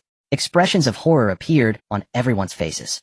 They saw the castle's walls, built from special materials incredibly solid, had actually been smashed open, creating a massive aperture over 10 meters in diameter. Countless fragments of stone and brick flew in all directions. The edges of the breach were covered in spiderweb-like cracks. It seemed ready to collapse at any moment. One strike, just one strike, caused such terrifying destruction. How can we fight like this? Leah gazed at the giant breach, her voice trembling. This castle wall was their greatest reliance. But before this monster, it felt as fragile as tofu. If it received a few more blows, the entire castle would likely be reduced to ruins. Roar. The steel Tyrannosaurus seemed quite pleased with its handiwork. It let out another roar, then opened its massive mouth filled with drill bits. Buzz buzz buzz. The alloy drill bits began to spin at high speed. A wave of destructive energy rapidly gathered in its mouth. A blinding blue energy sphere grew larger and brighter. It's an energy cannon. Lin Yu's heart sank. Quick, scatter. Get out of that area. Without him saying more, the girls had already sensed the heart-stopping energy flux. They scrambled to the sides of the castle wall. Just as they had barely escaped, whoosh. A thick blue energy beam shot forth from the steel Tyrannosaurus mouth. The beam's speed was astonishing. In an instant, it crossed hundreds of meters and slammed into the castle's walls. Boom. An explosion more violent than before occurred. A small mushroom cloud shot up into the sky. The terrifying energy shockwave swept across the entire battlefield. The section of the castle wall hit by the energy cannon, along with the several automatic arrow towers above, was instantly vaporized, vanishing without a trace. A massive gap over 30 meters long appeared in the castle's defense line. Through that gap, one could even see the internal structures of the castle. It's over. The two words surfaced in everyone's hearts. The castle wall had been breached. They had lost their greatest barrier. Next, they would have to face that terrifying metal beast with their own flesh and blood. Master, we... Su Qingqing approached Lin Yu, her voice trembling for the first time. Lin Yu said nothing. He merely stared intently at the steel Tyrannosaurus, which was slowly closing in. What to do? What should they do? A direct confrontation was definitely not an option. The enemy's defense was and its attack power could easily obliterate everything they had. Escape? Impossible. Just one of its steps could crush several of them. Moreover, without completing their mission, they couldn't return to the train. Could it be that they were really going to be annihilated here? No. Lin Yu's gaze suddenly sharpened. He remembered he still had a trump card. A card he had just drawn before setting off, which he had never used. That entry might be their only hope now. Everyone listen. Lin Yu's voice resonated through the team chant. It echoed in everyone's minds. Hold it back. At all costs, hold it back for me. Leah Hannah, use your magic and the undead to distract its line of sight. Gu Jin Lu Rongfei, attack its joint connections. Even if you can't break through, you must disrupt its movement. Su Qingqing, find a way to get close to it, and see if you can find its energy core or control center. By Xian Bai Luoli, prepare to heal. Give me a bit of time. Lin Yu's tone was more serious than ever. Although the girls didn't know what he was planning, out of absolute trust in him, they immediately sprang into action. Yes, Leah and Hannah exchanged glances, seeing determination in each other's eyes. Flame tornado. Undead. The two acted simultaneously, pouring out all the little power they had left. Although they knew they couldn't harm the steel Tyrannosaurus, they still pressed on without hesitation. Even if it was just to buy their master one more second. Meanwhile, Lin Yu, after issuing the orders, closed his eyes. His consciousness sank into his attribute panel. He found that long-hidden purple rare entry. Thunderstorm. This was it. Success or failure depended on this move. This is it. Lin Yu's heart let out a shout. He no longer hesitated, his consciousness instantly locking onto the entry, radiating purple light. Thunderstorm effect. Upon activation, designate a 500-meter diameter area, summoning a thunderstorm filled with destructive energy. Within the cloud, lightning will continuously strike all hostile targets, each strike causing significant paralysis and electrical damage. Duration 20 minutes. This entry was an additional reward from the system before they set off. Because its effect seemed too exaggerated and required a large designated area, he had never found a suitable opportunity to use it. But now, facing this gigantic creature which moved relatively, this entry was practically tailored for it. High paralysis and electrical damage. Perhaps this was the key to countering such mechanical monsters. Activate Thunderstorm. Lin Yu issued the command in his heart. The next second, buzz. An invisible wave spread out from Lin Yu. In all directions. The sky, once gray from the explosion, suddenly darkened. Large masses of dark clouds surged in from nowhere, gathering and rolling in the skies above the castle at an incredibly unscientific speed. The color of the dark clouds grew deeper, transforming rapidly from gray-white to pitch black like ink. Within the clouds, silver lightning snakes danced wildly. The crackling sound sent chills down their spines. A crushing aura of destruction descended from the sky, enveloping the entire battlefield. What is this? The girls surrounding the steel Tyrannosaurus noticed the anomaly in the sky, their faces filled with astonishment. They could sense it. Within the dark clouds lay a terrifying power that could instill fear in their hearts. Even that imperious steel Tyrannosaurus also came to a halt. It raised its massive metallic head, its eyes burning with blue flames fixed intently on the thunderclouds above. It seemed to sense a lethal threat. Master, is this your doing? Leah's voice trembled with disbelief over the team channel. Everyone fall back. Lin Yu did not respond, but issued a low growl. Retreat to a safe distance. Do not get caught in it. Upon hearing this, the girls did not dare to hesitate. They immediately ceased their attacks and quickly retreated away from the steel Tyrannosaurus. Lin Yu, however, kept his gaze fixed on the massive beast. His right hand slowly raised, pointing towards the sky. In my name, summon the thunder. Thunderstorm, descend. As his last word fell, rumble. A gigantic lightning bolt thicker than a barrel streaked down from the dark sky, like the wrath of a deity, bringing with it an endless force of destruction. It struck fiercely upon the head of the steel Tyrannosaurus. Zzz. The blinding electric light erupted instantly. Countless small electric serpents raced wildly across the massive body of the steel Tyrannosaurus. Roar! A shrill and painful roar escaped its mouth for the first time. Its gigantic body trembled violently. The heavy armor covering it began to show fine cracks under the onslaught of the lightning. Black smoke billowed from the seams of the armor. Effective. The attack was effective. Seeing this scene, everyone's eyes lit up. In their hearts, a flicker of hope reignited amidst despair. Awesome. Master's ability can actually harm it. Bai Xian exclaimed excitedly. I knew it. Master must have a way. Han Na also cheered, pumping her fist. And this was just the beginning. Boom. After the first lightning strike, the thundercloud above went completely berserk. One after another, thick bolts of lightning rained down continuously from the sky, as if a storm of lightning was pouring down. Each bolt of lightning struck precisely upon the steel Tyrannosaurus, driving it into a frenzy. It lunged left and right at the center of the thunderstorm, attempting to escape this deadly zone. However, the coverage of the thundercloud storm was simply too vast. An area with a diameter of 500 meters completely enveloped its massive body. No matter where it ran, it could not escape the wrath of the descending thunder. Roar, roar, roar. It roared in anger, wildly thrashing the ground with its massive tail, trying to vent its fury. But it was futile. Under the continuous paralyzing effect of the lightning, its movements became increasingly sluggish and stiff. Like a rusted machine, its seemingly indestructible metal armor became battered and scarred with each successive lightning strike, covered in charred marks and spiderweb-like cracks. Some of the more vulnerable areas even began to melt, and revealing the complex mechanical structures and energy conduits inside flickering with electrical sparks. There's a chance. A glint of brilliance flashed in Lin Yu's eyes. Now's the time. It has been paralyzed. Its defenses have shown vulnerabilities. Everyone focus fire on the areas where the armor is peeling off. Let's smash its internal structure to pieces. Yes. The girls responded with vigor. Hope was right. How could they possibly let this unseen-a-lifetime opportunity slip by? Deadly sniper. Gu Jian was the She once again set up her sniper rifle and easily found the steel Tyrannosaurus back through the scope. A huge gash created by the lightning. Through the gash, she could even see a thick conduit transporting blue energy inside. Right there. Bang. The gunshot rang out. The bullet whistled as it flew. This time it did not get deflected, but accurately drilled through the gash. A soft sound. The energy conduit was blown apart by the bullet. Zzz. A large amount of blue energy liquid mixed with electrical sparks gushed out from the gash. The steel Tyrannosaurus body went rigid. Its right eye, which had been burning with fierce flames, instantly dimmed. Well done, Jean. Lin Yu praised loudly. Continue. Don't stop. Everyone attack freely. Turn it into a pile of scrap metal. All right. Leah shouted, raising her staff once more. Taste this. Flamestorm. The fierce winds whipped up flames, forming a massive tornado that swept towards another damaged area of the steel Tyrannosaurus. This time the flames were no longer ineffective. The scorching heat surged through the gaps in the armor, starting to burn the precise internal parts and circuits of the beast. A frenzied beatdown ensued. The sky was filled with a cataclysmic thunderstorm. The ground was bombarded by the girls' concentrated attacks like a torrential rain. Once invincible, the steel Tyrannosaurus had now completely been reduced to a live target. Roar. The steel Tyrannosaurus let out a deafening roar. The sound was mournful. Its massive body trembled violently under the dual onslaught of lightning and magic.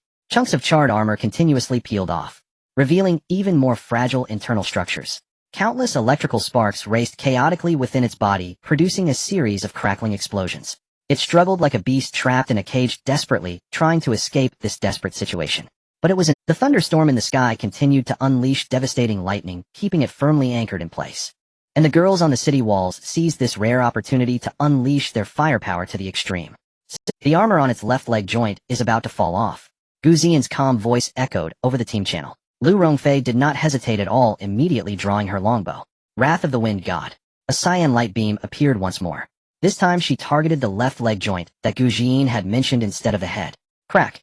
The sound of metal shattering echoed painfully. The already cracked joint armor could no longer withstand such a terrifying impact, shattering completely. Losing the armor's protection, the fragile mechanical transmission structure inside was immediately exposed to the... Now, before Lin Yu could give the order, Su Qingqing's figure had already become a black streak as she leapt down from the battlement. In midair, her body turned insubstantial. She materialized beside the steel Tyrannosaurus' pillar-like thigh. Shadow step. Two daggers in her hands glinted with a ghostly cold light. Amplified by the Tiger King War steel and the Leopard King totem, every one of her strikes was both swift and merciless. SSSHD. A series of metal-cutting sounds rang out. Su Qingqing's silhouette whirled frantically around the exposed joint. Countless sparks scattered in all directions. The metal linkages and hydraulic conduits responsible for transmission and support were severed one by one beneath her daggers. Aru. The steel Tyrannosaur's left leg suddenly went limp. Its mountain-like body lost its balance. With a thunderous rumble, it sank to one knee, the very earth trembling. Well done, Qingqing. Lin Yu shouted. In that moment their teamwork was displayed to perfection. Gu Jiyan was responsible for finding weaknesses. Lu Rongfei handled long-range armor breaking. Su Qingqing took care of close-range destruction. A seamless string of moves had directly crippled one of the steel giant's legs. We cannot let it stand again. A hard light flashed in Lin Yu's eyes. He hoisted his battle axe and leapt from the battlement. Demon God's body, he unleashed it with full force. His body swelled in midair, every muscle brimmed with explosive power. Boom. He crashed down, carving a vast, deep pit into the ground.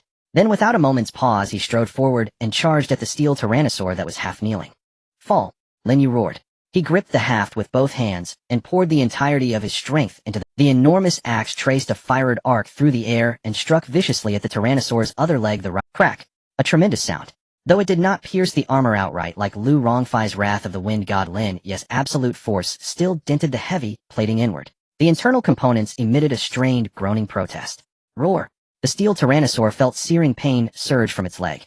It turned its head in fury, its intact left eye fixating on the tiny human Lin Yu. It opened its massive maw and began to gather a ball of blue energy once more. It intended to reduce the ant that dared to provoke it to ash. Master, watch out, the girls on the battlement cried in alarm. Yet there was no trace of fear on Lin Yu's face. A cold smile curled at his mouth. You think I would give you another? At the very instant the energy cannon was about to fire, the thunderclouds above seemed to respond to Lin Yu's will. A bolt thicker than any before, like a spear of divine punishment, descended from the sky and struck the tyrannosaur's gaping charging maw. Zzzt. Terrifying currents poured in. The energy mass that had been coalescing lost control. Boom. A muffled explosion detonated inside the tyrannosaur's mouth. Zzzt. Terrifying currents poured in. The energy mass that had been coalescing lost control. Boom. A muffled explosion detonated. Now, Lin Yu seized the chance. He raised his battle axe again. This time he aimed for the same spot. The right knee joint. Break, he growled. The axe, driven by titanic force, fell again with brutal weight. This time the already dented armor could not withstand it, and shattered with a tremendous crash. Ching-ching. No further command was needed. Su Ching-ching's figure, ghost-like, had already appeared beside the tyrannosaur's right leg. The same maneuver was executed once more. Cold light flashed, and sparks flew. Soon the tyrannosaur's right leg was utterly ruined, with a thunderous collapse having lost support from both legs. The immense steel behemoth could no longer hold itself upright. Its mountain-sized body fell heavily to the ground. A cloud of dust erupted into the sky. Success! We brought it down. A rousing cheer broke out on the battlement. Excitement and exhilaration were written on everyone's faces. They had actually knocked a king-class monster. Although it was not yet dead, an immobile target was no different from a corpse for their purposes. The battle had entered its final phase of reaping. The thunderstorm would last another several minutes, enough time for them to slowly dismantle the giant into a pile. However, just as everyone presumed victory was assured, a blinding red light suddenly flared across the downed steel tyrannosaur's body. A far more violent and perilous aura burst forth from within it. Warning. Target entering berserk mode detected. Energy readings are spiking rapidly. Xiao Jie's alarm blared abruptly. No. Lin Yu's inner warning bell sounded. It's going to self-destruct. Lin Yu's roar struck like a thunderclap in everyone's ears. The smiles that had just been lit by victory froze on the girls' faces in an instant. Self-destruct. What a terrifying prospect. This creature's ordinary attacks had already been cataclysmic. If it detonated itself, the blast would be unimaginable. It would likely reduce the entire fortress, and all of them, to ash in a heartbeat. Now, everyone, use your strongest attacks. Break it. Lin Yu ordered without hesitation. He himself, with no sign of doubt, raised his axe and charged again toward the tyrannosaur's head. He could feel that the berserk energy was emanating from the core area of its head. They had to stop it there. Purgatorial Inferno. Wrath of the Wind God. Deadly Marksman. The girls on the battlement responded. They poured every last reserve of strength they had without reservation. Platinum fireballs, shafts of azure light, specially forged armor-piercing rounds. Every attack fell like a torrential downpour. They converged on the tyrannosaur's head. The thunderstorm above intensified, lightning striking with ever greater frequency and ferocity. Boom, boom, boom. Violent explosions followed one after another. The tyrannosaur's head was instantly swallowed by a sea of flame and lightning. Yet the glaring red light on its body did not dim. If anything, it grew brighter and more piercing. It was swelling madly in an unstoppable surge. No, it's not working. It won't break.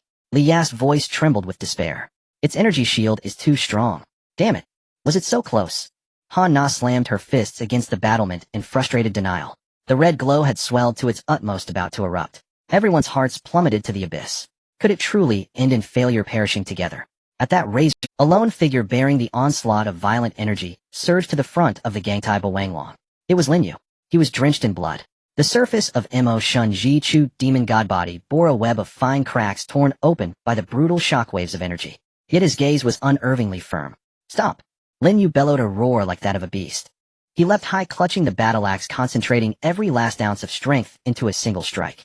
The Quangbao Shuedong berserk lineage trait passively activated at that instant. The more wounds he bore, the fiercer his power grew. Flames erupted along the vast axe. Not sorcery, but raw force, heat born of air, torn by violence. Break! With a low, resolute roar, the axe, implacable and absolute, slammed into the battered metal skull of the Gangtai Bawanglong. Crack!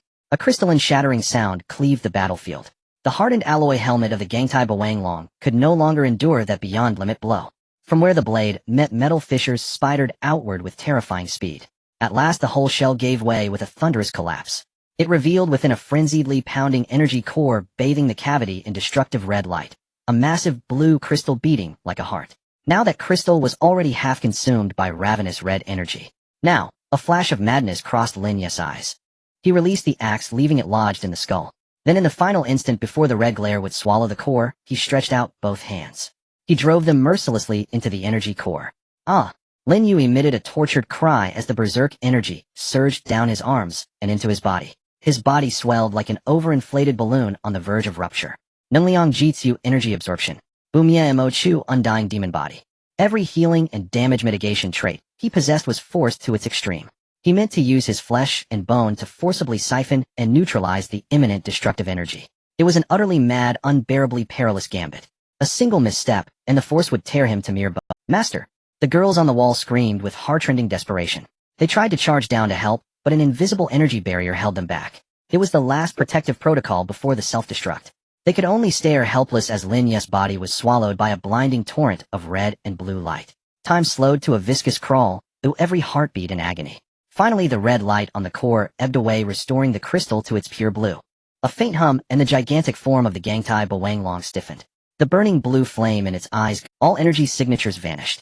It was dead, reduced to a cold heap of scrap iron. Lin Yu himself collapsed like a limp heap of flesh. He slid down and struck the ground with a heavy thud, losing consciousness. Ding. You have slain the boss-grade unit, Gangtai Boanglong. Ding. Detection. The 10th and final wave of the corpse tide has been cleared. Congratulations, you have successfully completed this siege defense mission. Mission rating SSS perfect. Final rewards are being tallied. Transmission protocol initiating, preparing to return to the train.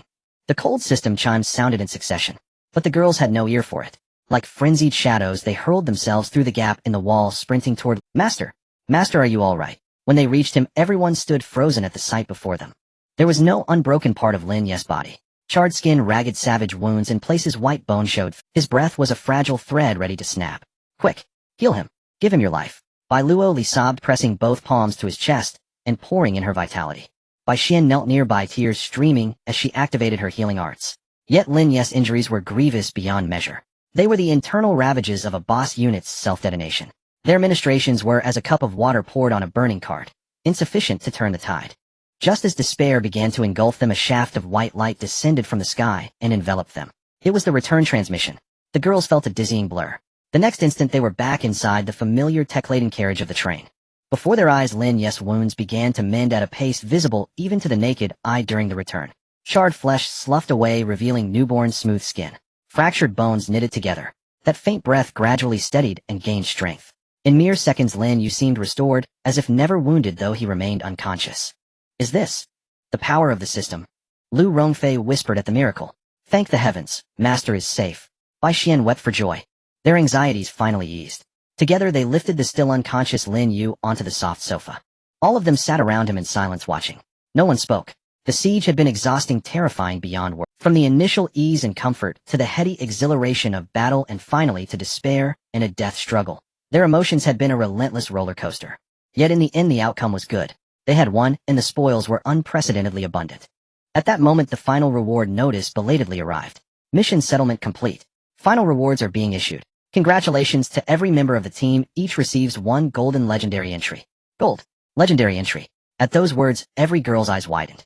This tier was rarer than purple, an entire rank above. The supreme power of this world. Each person would receive 1. Could this be the ultimate reward for flawlessly passing the final trial? Time passed by second. After about 10 minutes Lin Yu's eyelids twitched, letting out a faint groan. Master! Lin Yu! The girls immediately surrounded him, their faces filled with worry and joy. Lin Yu slowly opened his eyes. What came into view were the concerned faces of the girls. He felt a bit weak, but that near-death sensation had completely. He moved his hands and feet, realizing everything was normal. Where am I? Lin Yu asked, feigning confusion. With a playful smile, Bai Xian exclaimed, Master, you scared us to death. She cried as she threw herself back into. Yes, Master, you fainted for over 10 minutes. Bai Luo Li echoed while Lin Yu gently patted Bai Xian's back. Feeling the soft body in his arms, a wave of warmth surged through his heart. He knew that these silly girls were genuinely worried about him. It's fine, I'm perfectly fine now. Lin Yu sat up, feeling the abundant power within him. He knew that the violent energy had been completely digested by the system. It even nourished his body. Master, are you really okay? Leah asked cautiously. You were almost shattered. She still felt lingering fear. Haha, shattered. Is your master that weak? Lin Yu laughed as he ruffled Leah's golden hair. I am Lin Yu, but isn't that easy to die? He noticed the remnants of fear and concern in the girl's eyes, realizing they were truly frightened. Alright, don't worry anymore. I'm just a bit exhausted, but I'm fully recovered now. Lin Yu stretched lazily.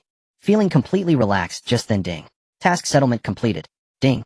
Final reward being distributed. Congratulations to all team members, each receiving a Golden Legend token X1. When the words Golden Legend token exploded in their minds, the entire carriage fell silent. The expressions on the girls' faces shifted from joy and worry, instantly turning blank, then to disbelief. Lin Yu was also stunned. A golden token. Each person. Wasn't this reward a bit too extravagant? He knew the classification of tokens: white for ordinary, green for excellent, blue for fine, purple for rare. Purple tokens were already very powerful things that were hard to come by. And gold, the legendary golden token, was simply a force from another dimension. Golden Legend token. Bai Xian's voice trembled, she even doubted if she had heard wrong. Yes, Golden Legend. Leah murmured, her eyes wide open, filled with disbelief. Lu Rongfei's expression also turned serious. This was not only an increase in power, but a qualitative leap. System, you must be mistaken. Han Na couldn't help but ask, though she knew the system wouldn't make mistakes. The weight of this reward made her doubt. The system did not respond to their questions. Instead, it displayed golden token cards shimmering and radiating dazzling light, making it clear at a glance that they were extraordinary. Moreover, this time, unlike before, it appeared directly in everyone's minds. Lin Yu looked at the golden tokens, feeling a mix of emotions. He knew the difficulty of this city defense task. The king-level unit Iron Tyrannosaurus was immune to both physical and magical attacks, and its final self-detonation nearly took his life. To receive an SSS rating, he felt it was well-deserved. However, for everyone to receive a golden token, the reward was indeed too generous. This gave him a new understanding of the system's final reward. Everyone has one. Su Qingqing's voice was soft as she reached out her hand, seemingly wanting to touch the illusory golden card. Lin Yu took a deep breath, calming his excited heart. Since it's from the system, it can't be wrong. Let's see what token each of us has. This is Golden Legend, it must be extraordinary. His words reminded the girls, who immediately focused their attention on the token cards in their minds. Mine. Bai Luo Li was the first to exclaim, her face filled with excitement. My token is Source of Life. As soon as she finished speaking, the detailed information of Bai Luo Li's token also appeared in Lin Yu's mind. Source of Life Golden Legend. Your healing ability is no longer limited to restoring health points. You can now heal any non-lethal negative status, disease, curse, and even slowly restore missing limbs. Additionally, your healing effects will grant the Life Blessing effect, allowing the healed to gain accelerated vitality, recovery, and increased resistance to abnormal states for a limited time. Cooldown time none. Cost mental energy. Lin Yu was struck with astonishment after reading the introduction to this token. This was simply god-tier support. Restoring missing limbs exceeded the scope of regular healing, almost a miraculous ability. And with Life Blessing, it could enhance the team's sustainability and resistance. With this token, Bai Luo Li's support ability would reach an unprecedented height. Wow, sister, that's Bai Xian also saw her sister's token and couldn't help but exclaim. Mine too. Bai Xian immediately checked her own token. Mine is also Source of Life. Lin Yu thought to himself, as expected of twin sisters, even their golden tokens, with that their healing capabilities were simply doubled. Having two such supports in a team was truly invincible. Mine isn't any worse. Leah shouted excitedly. Elemental Overlord. Elemental Overlord Golden Legend. Your mastery over all elemental magic reaches its peak. Your elemental magic power increases by 500 and consumption decreases by 90. You can cast multiple elemental spells simultaneously and fuse them to create entirely new composite elemental spells. You are immune to all elemental damage below your level. Cooldown time none. Cost mental energy. Lin Yu gasped as he looked at Leah's token. A 500 power increase and a 90 decrease in consumption. This was no simple enhancement. It transformed Leah from a powerful magician into a walking elemental catastrophe. Simultaneously casting multiple elemental spells and being able to fuse them to create new spells was akin to being a god of creation in the world of magic. Moreover, being immune to elemental damage greatly enhanced her survival ability on the battlefield. My token is Shadow Warrior. Su Qingqing's voice was somewhat subdued, but Lin Yu could sense her excitement.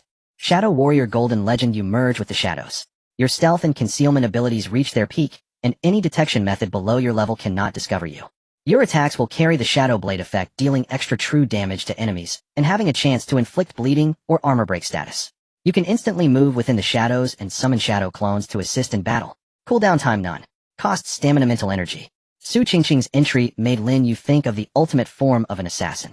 The pinnacle of stealth means she can disregard any defenses and strike directly at the enemy's vital points. The true damage of Shadow Blade and its bleeding and armor-piercing effects made her a terrifying harvesting machine. Instant movement and shadow duplication greatly enhanced her mobility and explosive power. With this entry, Su Qingxing would become the deadliest ghost on the battlefield. My entry is Soul Contract. Han Na was clearly pleased with her entry. Soul Contract Golden Legend. You can sign a contract with any undead creature and make it your own, significantly increasing the quantity limit. The undead creature you contract will gain the Soul Enhancement effect, increasing all attributes by 300, and can share some of your entry abilities. You can actively summon and dismiss the undead, and can instantly resurrect any contracted undead by consuming your own life force. Cooldown time none. Consumption Mental Strength Life Force. Lin Yu's eyes lit up as he saw Han Na's entry. A 300 boost in all attributes plus the ability to share entry powers. This means Han Na's Ghost Wolf King would become incredibly terrifying, even capable of possessing some of his entry effects. Moreover, the quantity limit is significantly increased along with the abilities to actively summon, dismiss, and resurrect the undead.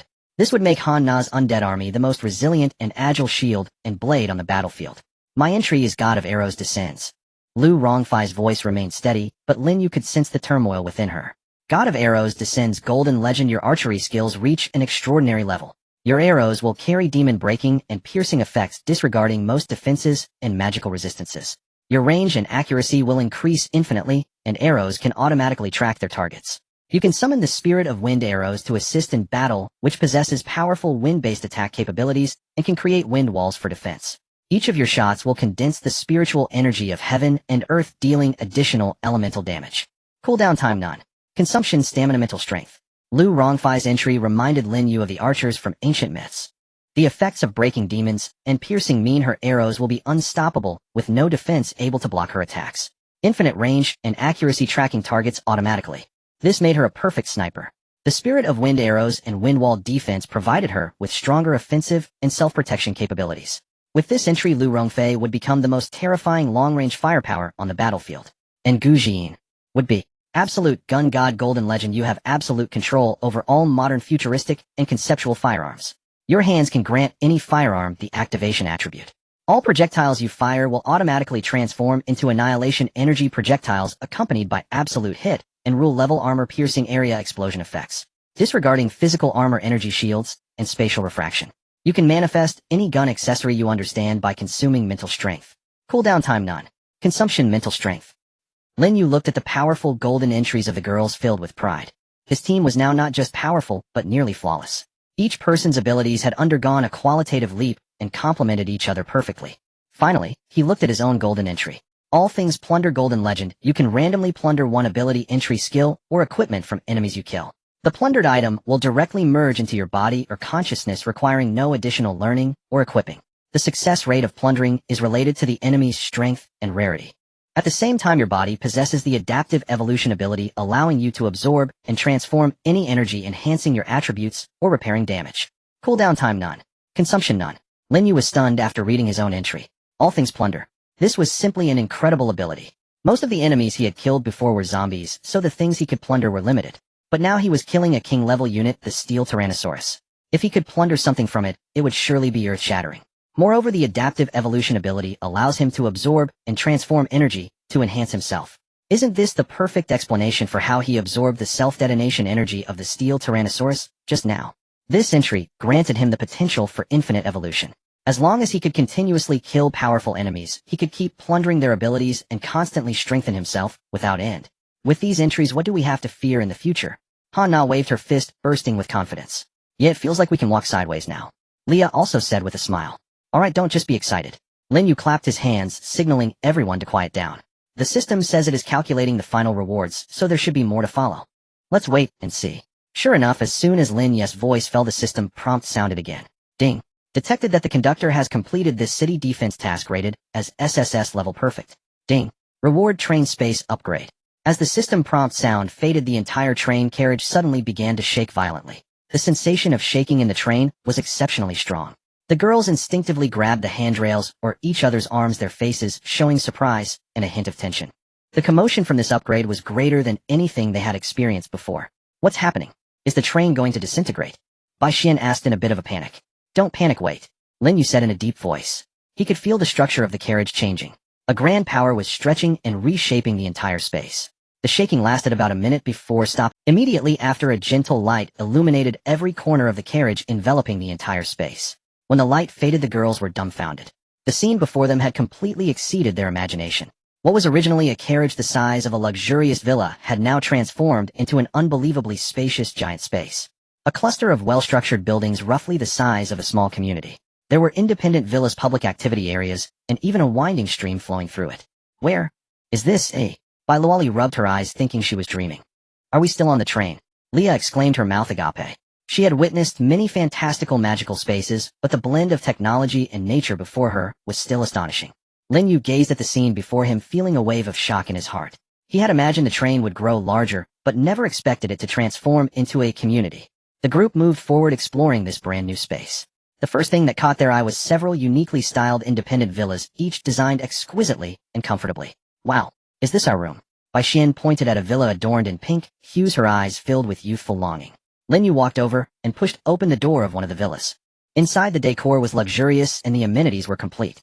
There was a private bedroom, living room, kitchen, and bathroom, even a small private garden. It seems we each have our own independent space now, Lin Yu said with a smile. The girls immediately became excited, rushing into the villas they liked to explore and choose. Lin Yu continued to explore the public areas. He discovered a massive entertainment center. Inside, there was KTV rooms equipped with top-notch facilities, stunning sound effects, and an extensive song library that included everything from popular hits to classic oldies. Cinema, a private giant screen cinema with comfortable seating, shocking sound effects, and a rich selection of films, dramas, and animations available for on-demand viewing. Game room filled with the latest gaming consoles, VR equipment, and classic arcade games. Bai Luoli and Bai Xian were captivated, their eyes widening in amazement. Gym, a full array of professional fitness equipment. Han Na's eyes sparkled at the sight, eager to try it out.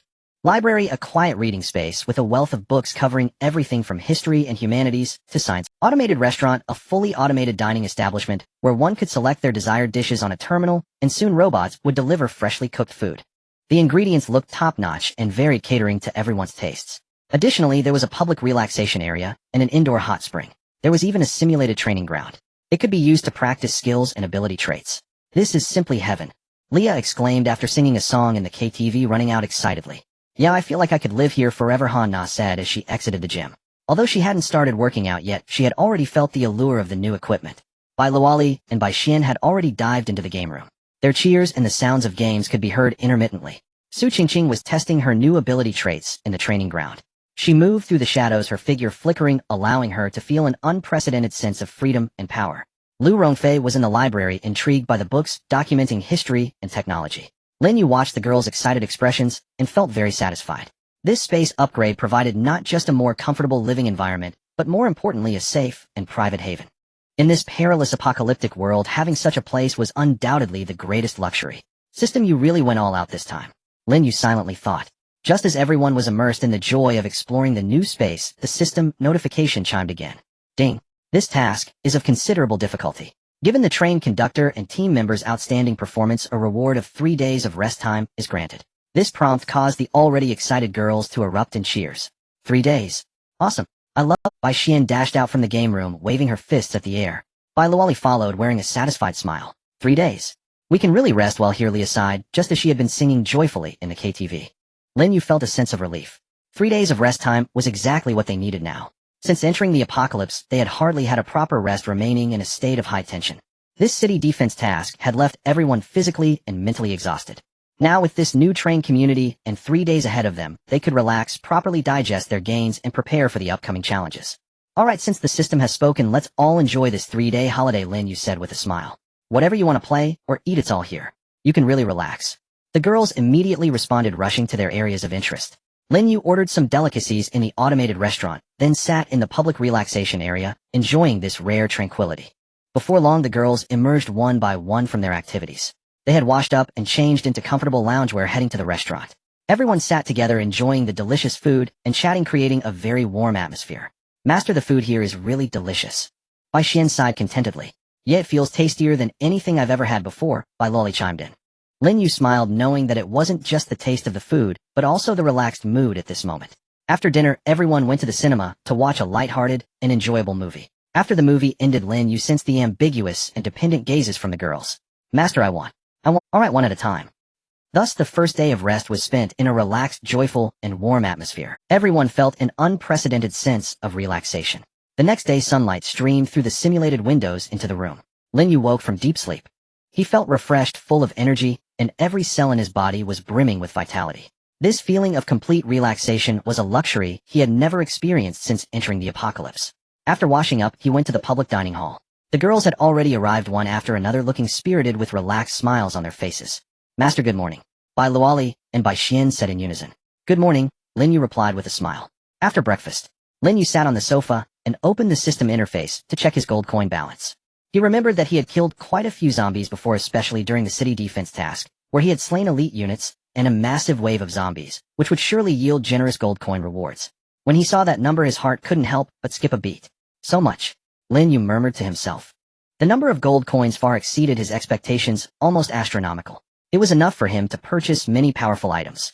The team's strength has significantly increased with the addition of the golden attributes. However, weaponry and equipment are equally important.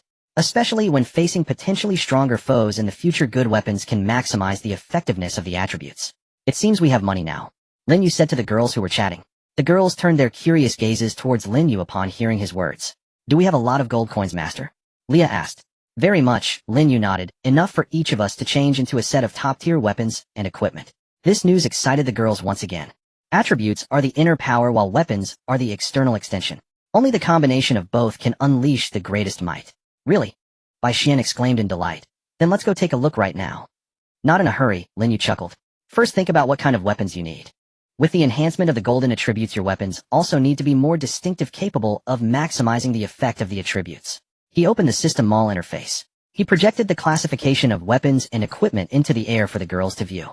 A dazzling array of weapons and equipment appeared before their eyes. From swords and daggers to magic staffs, bows, and special weapons, everything was available with grades ranging from ordinary to legendary. There were even some mythic-grade equipment with special prefixes. After a discussion and selection, everyone picked their desired weapons. Lu Rongfei chose a golden legendary longbow named Starfall Bow. This bow is made entirely from an unknown metal, and the bowstring sparkles with fine starlight. Starfall Bow Golden Legend, the ultimate longbow crafted from the essence of stars and celestial meteors. Each shot can condense the power of the stars, with arrows possessing the Starbreak effect, dealing extra damage to any energy shields and defensive barriers. Once an arrow hits its target, it splits into several streams of light, dealing area damage to surrounding enemies. The bow can communicate with the user's intentions, automatically adjusting the tension of the bowstring to maximize shooting speed and power. It comes with the skill Meteor Arrow Rain. Lin Yu couldn't help but marvel at this introduction. This bow is simply tailor-made for Lu Rongfei's Arrow God descends with the Starbreak effect combined with magic penetration, making it virtually ignore all defenses. Meteor Arrow Rain is even a powerful area attack. Su Qingqing chose a pair of golden legendary daggers named Shadow Twin Blades. These two daggers are crafted from a kind of pitch-black crystal with blades that are incredibly sharp, seemingly capable of swallowing light. Shadow Twin Blades Golden Legend, the unparalleled twin blades forged from abyss shadows and void crystals.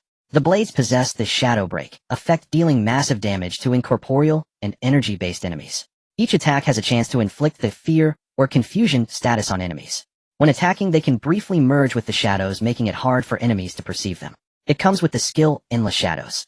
This pair of daggers complements Su Qingqing's Shadow Warrior attribute perfectly. The Shadow Break effect makes her particularly effective against those special enemies, while the fear and confusion statuses allow for better control of the battlefield. Endless Shadows enables her to maneuver in battle like the wind, leaving no trace. Leah chose a golden legendary staff named Elemental Staff. This staff features a crystal orb at its tip that radiates a rainbow of colors, and the staff itself is engraved with intricate elemental runes. Elemental Staff Golden Legend, the supreme staff that gathers the power of the elements of heaven and earth. It greatly enhances the casting speed and range of all elemental spells. When spells are cast, it possesses the elemental resonance effect, making the surrounding elemental energies more active, thereby enhancing the power of subsequent spells. The crystal orb can store a large amount of elemental energy as an emergency mana reserve. It comes with the skill Elemental Storm. This staff greatly augments Leah's elemental domination attribute, allowing her to strike enemies faster and from further away. The elemental resonance effect allows her to unleash a continuous stream of powerful spells. Han Na, on the other hand, chose a golden legendary auxiliary gear named Undead Horn. This is an ancient bone horn entwined with dark green wraiths. Undead Horn Golden Legend, a mysterious horn crafted from the spine of an ancient undead king. Blowing the horn can greatly enhance the morale and attack power of all contracted undead, granting them a brief, undying state. The horn can absorb the souls of dead creatures on the battlefield, converting them into undead energy, accelerating the summoning and resurrection of the undead. It comes with the skill Return of All Souls. This undead horn perfectly complements Han Na's soul contract attribute. It enhances the attributes of the undead, grants an undying state, and can absorb souls to replenish energy, making Han Na's undead army even more powerful and enduring. The name Return of All Souls suggests it is a powerful crowd control or attack skill. Bai Luoli and Bai Xian both chose a pair of golden legendary auxiliary bracelets, named Holy Light bracelets. The bracelets are embedded with warm white jade emanating a gentle holy light. Holy Light bracelets golden legend healing artifacts formed from pure holy energy. They significantly enhance the effectiveness and range of all healing spells. The bracelets can actively release a holy light barrier, blocking one lethal attack. The wearer is immune to all negative states below their level. It comes with the skill group Purification. This pair of bracelets makes the Sister's Source of Life attribute even more powerful. They enhance healing effects and range. The Holy Light barrier and immunity to negative states greatly improve their survivability, while group Purification can remove abnormal states from the team, making them the most reliable support. Lin Yu himself also changed into a new war axe named Judgment of Doom. Judgment of Doom Golden Legend, a destructive war axe forged from abyssal demon iron and chaotic fire.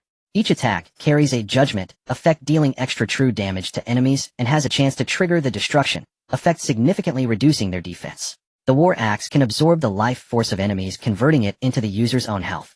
The axe blade can ignite chaotic fire, burning everything. It comes with the skill Judgment Storm. This war axe is simply tailor-made for Lin Yu's all things plunder and demon god body. True damage and the destruction effect allow him to easily tear apart enemy defenses. The lifesteal and chaotic fire greatly enhance his sustainability and burst capability. Judgment Storm is a powerful area attack. After the girls received their new weapons, they couldn't put them down. They tried them out in the training ground, feeling the immense power derived from the perfect combination of weapons and attributes. My arrows feel like they can pierce through anything now. Lu Rongfei exclaimed in delight. She tried to shoot an arrow which whistled through the air, easily penetrating the alloy target in the training ground and exploding behind it. My daggers feel lighter and faster, and there's a chill with each attack. Su Qingqing darted through the shadows, her figure moving so quickly it was nearly invisible. Leo waved her staff, casually casting a fireball that instantly expanded into a massive fireball radiating an astonishing wave of heat. Han Na blew her undead horn, causing the ghostly Wolf King to become more solid, its size swelling and emitting a deafening roar. Bai Luoli and Bai Xian's bracelets shimmered with holy light as they attempted to heal the training ground's dummies, instantly healing the wounds on the dummies. Lin Yu also swung his Judgment of Doom war axe. The axe blade ignited with dark red, chaotic fire. So awesome.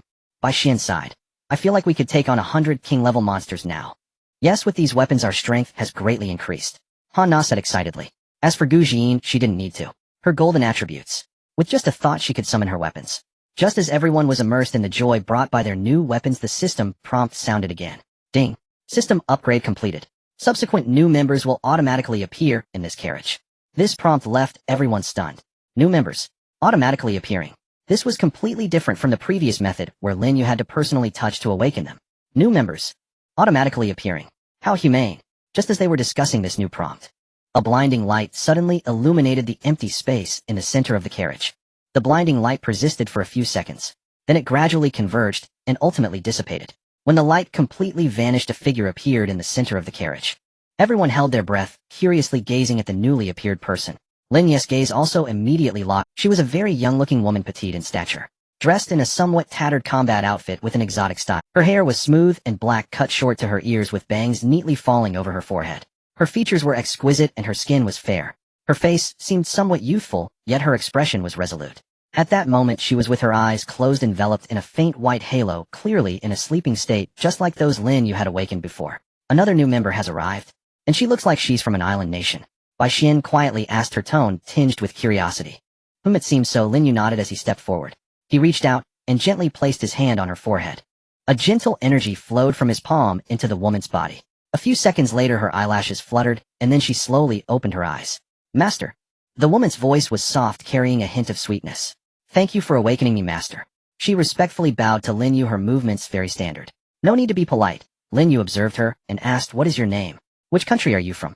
Replying to Master, my name is Xiaonan Caihua, and I am from an island nation. She lifted her head, her gaze clear. Xiaonan Caihua. Lin Yu repeated the name in his mind, feeling it suited her temperament well. Welcome, Caihua. Bai Luoli stepped forward and smiled at her kindly. This is our home, and from now on we— Thank you. Xiaonan Caihua bowed slightly again, then greeted the other girls one by one. Her attitude was very polite, yet carried a natural charm. Caihua, you seem very polite. Gu Jin said with a smile. What did you do before? Xiao and Kaiwa thought for a moment and replied. Replying to Sister Gu, I was a judo coach. Saiwa, you seem very polite, Gu Jin said with a smile. What did you do before? Xiao and Kaiwa thought. Lin Yu explained for her. The information from the system contains her abilities. She excels in judo combat. Really? Saiwa, can you show us? Bai Xian asked curiously. Xiao and Kaiwa looked at Lin Yu seeking his opinion. Lin Yu nodded and said, since everyone wants to see, go ahead and demonstrate. Let us also understand your abilities. Yes, master, Xiao and Kaiwa immediately responded. She walked to the center of the training ground. She executed a standard judo starting stance. Her movements were smooth and graceful, yet contained her gaze became focused and the aura around her changed, transforming from a cute and obedient demeanor to that of a professional fighter. Everyone please be courteous, she reminded, then moved her body, beginning to showcase her judo skills. She did not attack anyone, but rather simulated a hypothetical opponent. She performed various judo moves on the training ground. Her punches whistled through the air, and her kicks were precise and powerful. Her body exhibited extraordinary flexibility, capable of executing various high-difficulty evasive and counterattacking maneuvers. She excelled at using her opponent's strength against them, effortlessly throwing her imaginary opponents to the ground time and again. The girls were left dumbfounded. Unexpectedly, this seemingly adorable girl possessed such formidable combat abilities. Xiao and Kaiwa's movements were clean and precise, filled with a sense of power and grace. Wow, Kaiwa is amazing. Bai Xian couldn't help but exclaim. Who would have thought such great strength is hidden in that little frame? Her explosive power is strong, and her technique is excellent. Su Qingqing's gaze sharpened. She could see the intricacies of Kaiwa's fighting style. This was completely different from her assassin's path, but equally lethal. This isn't just ordinary judo, it's simply at a master level. Hanna also praised. Being a fitness enthusiast herself, she had a deep understanding of such body control. Leah and Lu Rongfei also looked at Xiao and Kaiwa with newfound respect. Most fighters they had seen before relied on brute strength, but Kaiwa perfectly combined strength with technique. Lin Yu watched Xiao and Kaiwa's demonstration with great satisfaction. He knew that her addition would greatly enhance the team's close combat capabilities. Especially when facing enemies requiring close combat, her role would be irreplaceable. With a foundation in judo combat, she could effectively control and subdue enemies with just a few skills. After demonstrating a full set of moves, Xiao and Kaiwa paused her actions. She reverted back to her cute and obedient demeanor, looking at Lin Yu, awaiting his evaluation. Very good, Saihua, Lin Yu sincerely praised. Your judo combat skills are exceptional, and I believe you will play a significant role in our team. Thank you for the compliment, master. Xiao and Kaiwa smiled shyly, yet her eyes sparkled with the joy of being. The girls also came forward expressing their praise and welcome to Xiao and Kaiwa. Saihua, with you our team's close combat ability has improved a notch. Hanna patted her shoulder, smiling. Yes, who would dare bully us now?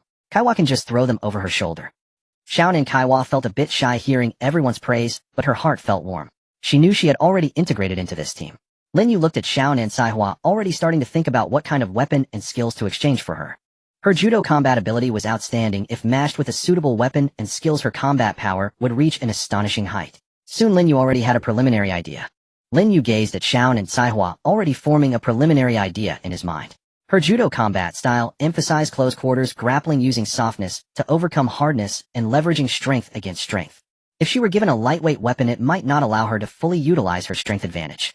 A sword or dagger, on the other hand, would not align well with her judo techniques. What she needed was a weapon that could complement her combat style while maximizing her power output. Lin Yu opened the system shop again and filtered through the weapon categories. He paid special attention to heavy weapons and blunt instruments. These weapons could unleash astounding destructive power in judo combat through clever use of leverage. Master, what are you looking at? The girls approached with curiosity. I'm selecting a weapon for Saihua, Lin Yu replied. Her judo combat is impressive. She needs a weapon that matches her style. After a careful selection, Lin Yu's gaze finally locked onto a weapon called the Earthquake Hammer. Earthquake Hammer, Golden Legend, a giant hammer forged from the core crystal of the earth and the bones of ancient titans. Every swing carries a shockwave effect, causing internal shock damage to the target and potentially stunning them.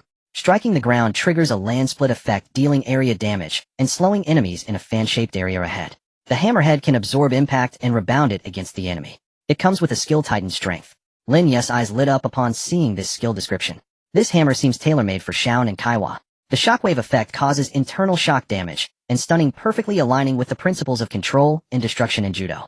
The land split effect compensates for the lack of area attacks. Most importantly, the hammerhead's ability to absorb impact and redirect it against the enemy epitomizes the essence of judo's principle of leveraging strength.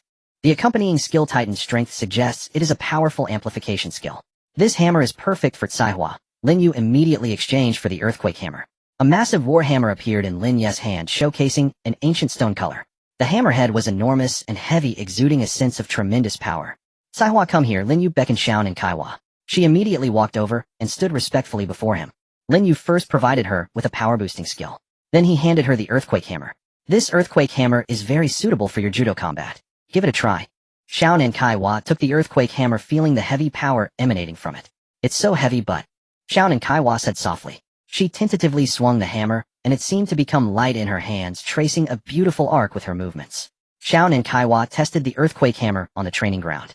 She first attempted several swings, and then tried to incorporate her judo techniques. She used the hammerhead to block, and then counterattacked with leverage. She pressed down with the hammer's handle, and executed a shoulder throw, smashing the imaginary enemy and the hammer into the ground. This triggered a slight shockwave effect. This is perfect. Su Qingqing couldn't help but exclaim, her judo combined with this hammer is simply seamless. Indeed, with one hammer strike, who can withstand it? Han Na chimed in excitedly. Lin Yu watched Xiao and Kaiwa skillfully wielding the earthquake hammer, gaining a more intuitive understanding of her combat capabilities. With this hammer, she would become a reliable point of melee control and output within the team. Next, Lin Yu assigned 1 golden skill and 2 purple skills. Heart of the Earth Golden Legend. Your body resonates with the earth. Your physique and defense are significantly enhanced, reducing damage from any physical attack by 70. You can manipulate the power of the earth to create wall spikes or shockwaves. Your strength attribute increases by 500. You are immune to all shock and displacement effects. Cooldown none. Consumption, stamina, mental power. Tenacious Spirit Purple Rare. Your will is you are immune to all mental control and charm effects. When your health falls below 30, your defense increases by 50, and you gain a continuous recovery effect. Brute Charge Purple Rare. Your charge attack carries knockback and stun effects. The farther the charge distance, the higher the damage dealt. Lin Yu looked at Xiao and Kaiwa's skill combination with great satisfaction. These 3 skills perfectly complemented her judo combat and the earthquake hammer. They made her an all-round melee expert, balancing offense and defense. Thank you, Master. Kaiwa will definitely work hard and live up to your expectations. She bowed respectfully, again her tone filled with gratitude and determination. Saihua, you are now practically... Han Na laughed. Yes, in the future when we charge you'll be at the front, and we'll just follow you. Bai Xin teased. Xiao and Kaiwa felt a bit shy from everyone's compliments, but she was very happy inside, feeling the warmth and recognition of the team. Thus they continued. In laughter and joy they spent another leisurely day. As night fell again, the train community was brightly lit, filled with a warm atmosphere. The girls returned to their respective villas, enjoying the rare private time. Lin Yu also returned to his room. A gentle knock echoed at the door. There stood Xiao and Kaiwa outside, wearing soft loungewear, appearing somewhat reserved, yet with a hint of determination in her eyes. Master. Xiao and Kaiwa called softly, her cheeks slightly flushed. Lin Yu looked at her, understanding something. Come in. Lin Yu stepped aside to let her in. Xiao and Kaiwa entered the room and gently closed the door behind her. She stood there looking at Lin Yu, somewhat at a loss. Is there something you need, Kaiwa? Lin Yu asked gently. Xiao and Kaiwa took a deep breath, then looked up, her gaze firmly meeting Lin Yu's. Master, Kaiwa wants to become your woman. Her voice was soft, but each word was clear. Lin Yu stepped forward and gently embraced her. Xiao and Kaiwa's body trembled slightly, then relaxed, resting her head against his chest. Then everything fell. A night without words. The next morning, when Lin Yu awoke, Xiao and Kaiwa was quietly lying beside him, wearing a satisfied and happy smile. At that moment, the system prompt echoed once more in Lin Yu's mind. Ding. Detected. A deep bond established between the train master and team member, Xiao and Kaiwa. Congratulations, train master, you have obtained the purple legend skill Soul Resonance. Congratulations to team member Xiao and Kaiwa for obtaining the purple skill Tenacious Spirit. Lin Yu checked his new skill in his mind. Soul Resonance. When fighting alongside a teammate with whom you have a bond, you can share part of their abilities, significantly enhancing the overall combat power of the team. This is a very powerful team buff skill, allowing Lin Yu and his girls to become more in sync and stronger in battle. Meanwhile, Xiao and Kaiwa's Tenacious Spirit is a strong defensive skill, enabling her to become immune to damage when receiving a fatal attack and briefly enter an invincible state. This complements her Immovable King skill, making her a truly unkillable existence. Next, Lin Yu and the girls continued to enjoy life on the train. Xiao and Kaiwa quickly integrated into the team, being obedient, sensible, and eager to learn, quickly gaining the affection of all the girls. She often pestered Su Qingqing to learn combat techniques. She also sought guidance from Lu Rongfei on the essentials of ranged attacks. On the third night, everyone watched a movie together at the cinema, and then sang at KTV, only dispersing late into the... Everyone wore satisfied smiles, feeling very pleased with these 3 days of relaxation. However, a new task was about to begin soon. The next morning, everyone had just finished breakfast. A notification sounded. Ding. Rest period is over, new mission has begun. Everyone paused their actions and looked towards Lin Yu. waiting for the details of the mission. Ding. The train will arrive at the primitive forest area. Mission requirement: survive in this area for 7 days. As the words primitive forest appeared in their minds, the girls exhibited various expressions. Bai Luoli and Bai Xian looked a bit curious. They felt a sense of novelty about this outdoor survival model. Lia furrowed her brows, concerned about the environment of the forest, especially the unknown dangers. Henna seemed a bit excited, believing that in the forest her undead creatures might have more room to operate. Su Qingqing's face was serious. She knew the primitive forest was filled with unknown dangers and would be a challenging environment for an assassin. Lu Rongfei and Gu Jin were deep in thought. The survival mission in the primitive forest meant they would face not only monsters, but also the challenges posed by the environment itself. Xiao and Kaihua remained calm, looking at Lin Yu, waiting for his instructions. Lin Yu quickly analyzed the task. Primitive forest survive for 7 days. This meant they would leave the train's protection and truly enter the wild.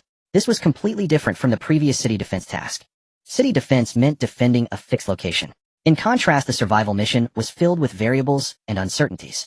He knew that the primitive forest might have various mutated creatures, as well as unknown traps and harsh natural environments. 7 days is not a short time. They needed to be fully prepared. Alright, everyone, listen to me. Lin Yu spoke. This is a survival mission different from the previous city defense. We need to consider not only combat, but also living supplies, defensive structures, and our ability to adapt to various environmental changes. First, we need a temporary base. Lin Yu said. A base that can provide shelter and defend against enemy attacks. Next, we need food and water. Although the train community has an unmanned restaurant, once we disembark, we will have to rely on ourselves for these. Then there are other survival tools such as lighting, navigation, first aid, and so on. He opened the system mall and focused on the categories of outdoor survival and base construction. We have enough gold coins, so we don't need to save money. Lin Yu said. Our goal is not only to survive in these 7 days, but also to live comfortably and explore and gather resources as much as possible. The girls breathed a sigh of relief upon hearing Lin Yu's words. They knew that with Lin Yu around, regardless of the task at hand, they could find the best solutions. Master, what do we need to buy now? Bai Luoli asked. He'll pick some necessary supplies, Lin Yu replied. You can add some things you think are necessary. For example, Qingqing and Caihua, since you will be engaging in close combat in the forest, you might need some lightweight armor. Luoli and Bai Xian, your healing abilities are crucial, so you also need some gear that can protect you. He began browsing the mall, already having a complete shopping list in mind. He wanted to ensure that this survival mission would be foolproof. Lin Yu meticulously sifted through various items in the system mall, his gaze intensely focused. He knew that the focus of this mission was survival, not merely combat. Therefore, in addition to powerful offensive capabilities, stable defense and ample resource guarantees were equally important. He first selected a product named Modular Defense Fortress from the base construction category. Modular Defense Fortress Legendary Level, a rapidly deployable modular defense system. It includes a main control core that can expand into a circular defense area with a radius of 50 meters. The fortress is made of high-strength alloys capable of withstanding most physical and energy attacks. It contains automated defense turrets, energy shield generators, biological scanning radars, and material storage compartments. Deployment time 5 minutes. Recovery time 5 minutes. Upgradable. Lin Yu was delighted after reading the introduction. This fortress was simply tailor-made for them. A 50-meter defense area was enough for their activities, and the high-strength alloy and energy shields could provide strong protection, while the automated turrets and radars would offer early warning and counterattacks. Most importantly, the quick deployment and recovery allowed them to flexibly establish and dismantle camp while surviving in the wild. This fortress can serve as our temporary base. Lin Yu showcased the fortress introduction to the girls. With it, we can sleep more soundly at night. The girls found the fortress introduction very practical. Wow, this is amazing. It even has automated turrets. Bai Xian exclaimed. With it, we won't fear nighttime ambushes. Su Qingqing also agreed. Then, Lin Yu purchased a large quantity of compressed nutrition meals, water purification tablets, energy drinks, and some high-calorie snacks from the food supply category. Although the system community has an unmanned restaurant, these items are essential for outdoor survival. Food and water are the foundation of survival. These supplies will last us for 7 days, or even longer. In the outdoor tools category, Lin Yu purchased a high-precision map device, satellite communicator, multifunctional survival knife, lighting equipment, first aid kit, portable generator, and some camouflage gear. These are basic outdoor survival tools that will help us cope with various emergencies, Lin Yu explained. He specifically purchased an element energy converter for Lia, a device that could convert the elemental energy from the surrounding environment into mana, greatly enhancing Lia's stamina. For Hannah, he bought a set of undead sensing devices which would allow her to sense nearby undead creatures more accurately and control them.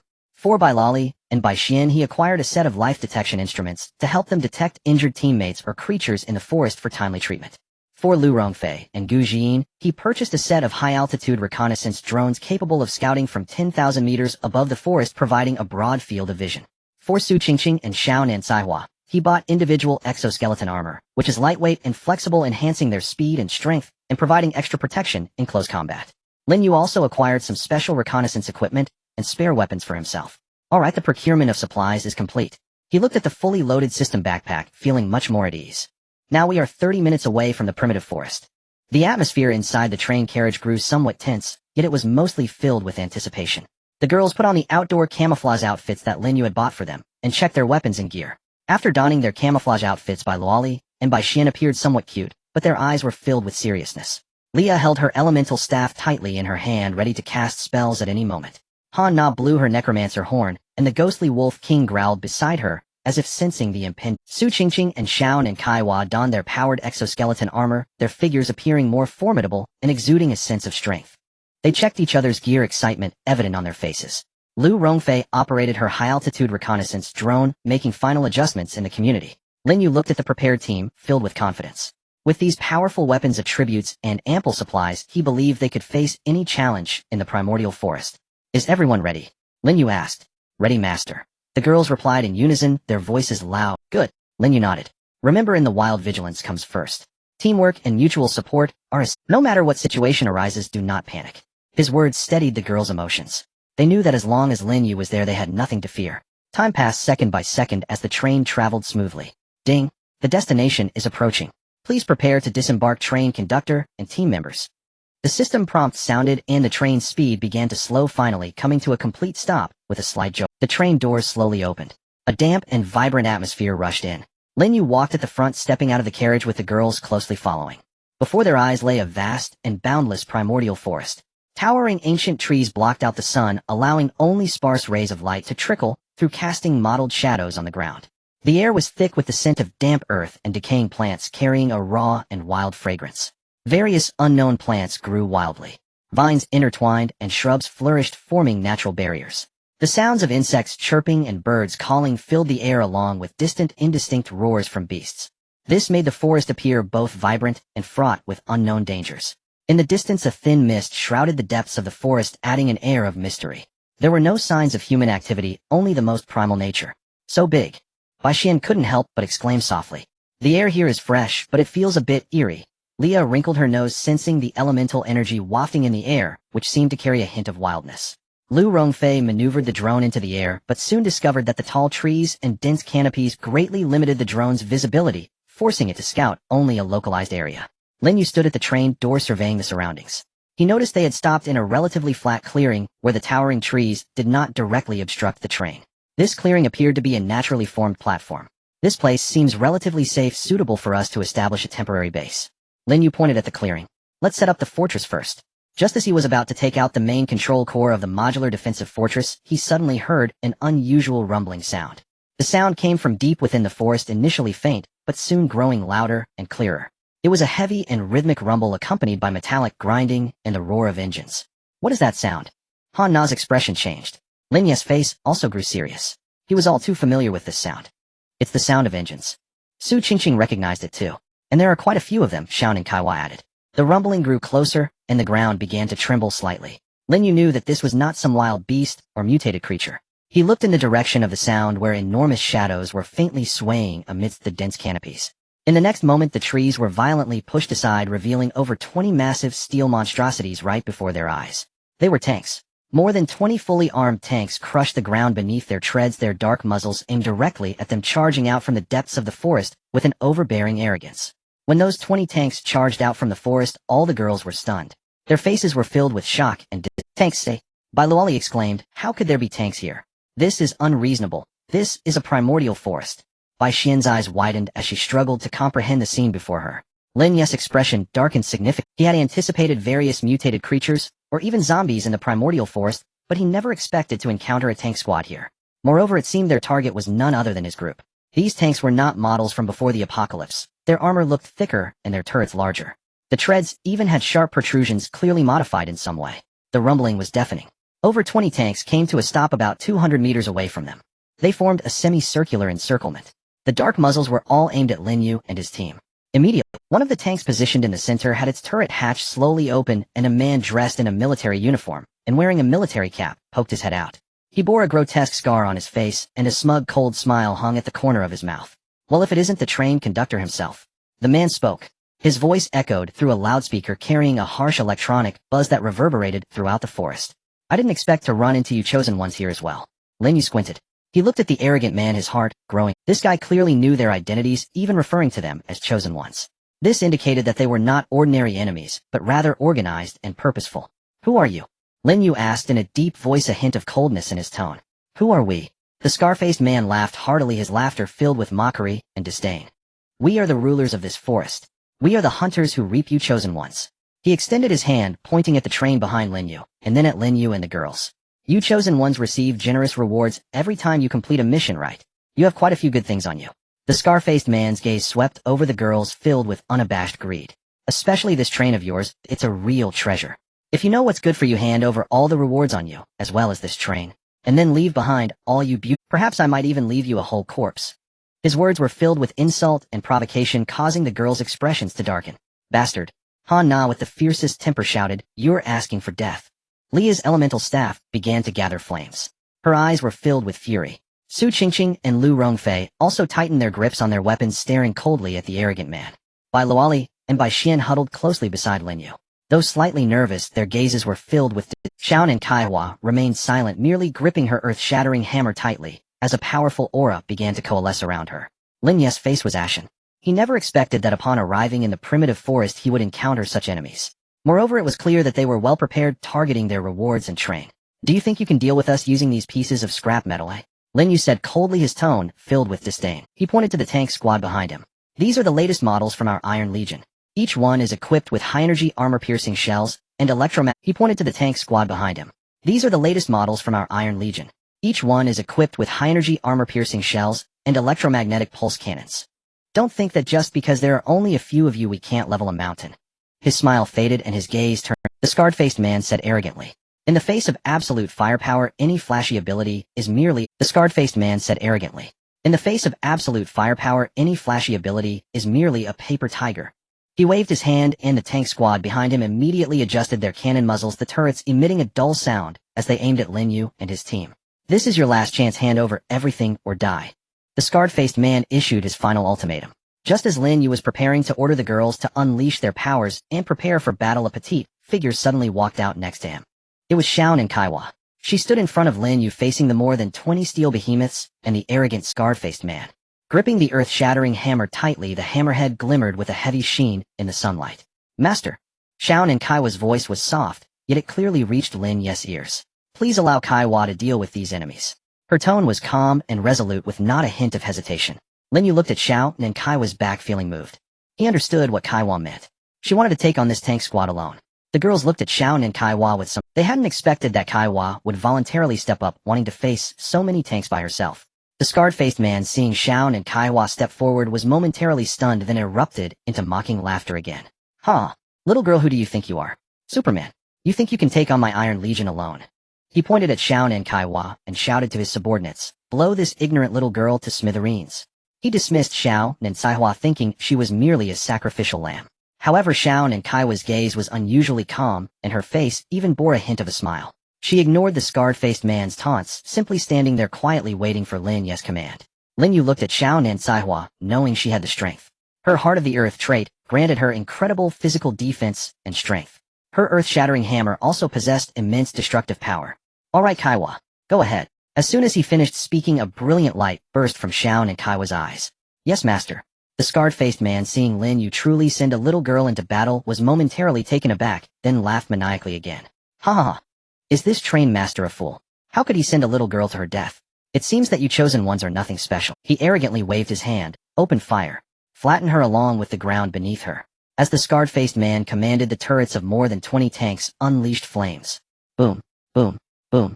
The deafening roar of artillery engulfed the entire forest. Armor-piercing shells screamed towards Xiao and Caihua, tracing deadly trajectories through the air. The girls held their breath, their eyes fixed on Xiao and Kaiwa. Although they trusted Lin Yu's judgment, and knew Kaihua was strong, facing such concentrated tank fire still made their hearts race. However, Xiao and Kaiwa did not dodge. She simply planted the earth-shattering hammer gently on the ground, took a deep breath, and a faint earthy yellow glow enveloped her body. This was the powerful defensive capability granted by the Heart of the Earth trait. The first wave of shells hit Xiao and Kaiwa. Boom, A massive explosion erupted where Xiao and Kaiwa stood, flames soaring into the sky, smoke billowing, and the ground shaking violently. The shockwave spread outwards, even causing Lin Yu and the girls to feel a powerful air blast. Kaiwa! Bai Xian couldn't help but exclaim. Impossible. The scarred-faced man wore a cruel smile, convinced that under such firepower, no one could survive. However, as the smoke and dust gradually settled, everyone beheld an incredible sight. Xiao and Kaiwa still stood in place, her body completely unscathed. Though her clothes were somewhat torn, her skin bore not a single scorch mark. Even her stance remained unchanged, only the hammerhead of her earth-shattering hammer was deeply embedded in the ground. How is this possible? The scarred-faced man's smile froze instantly, his eyes wide in disbelief. She is unharmed. The tank soldiers behind him also gasped in disbelief.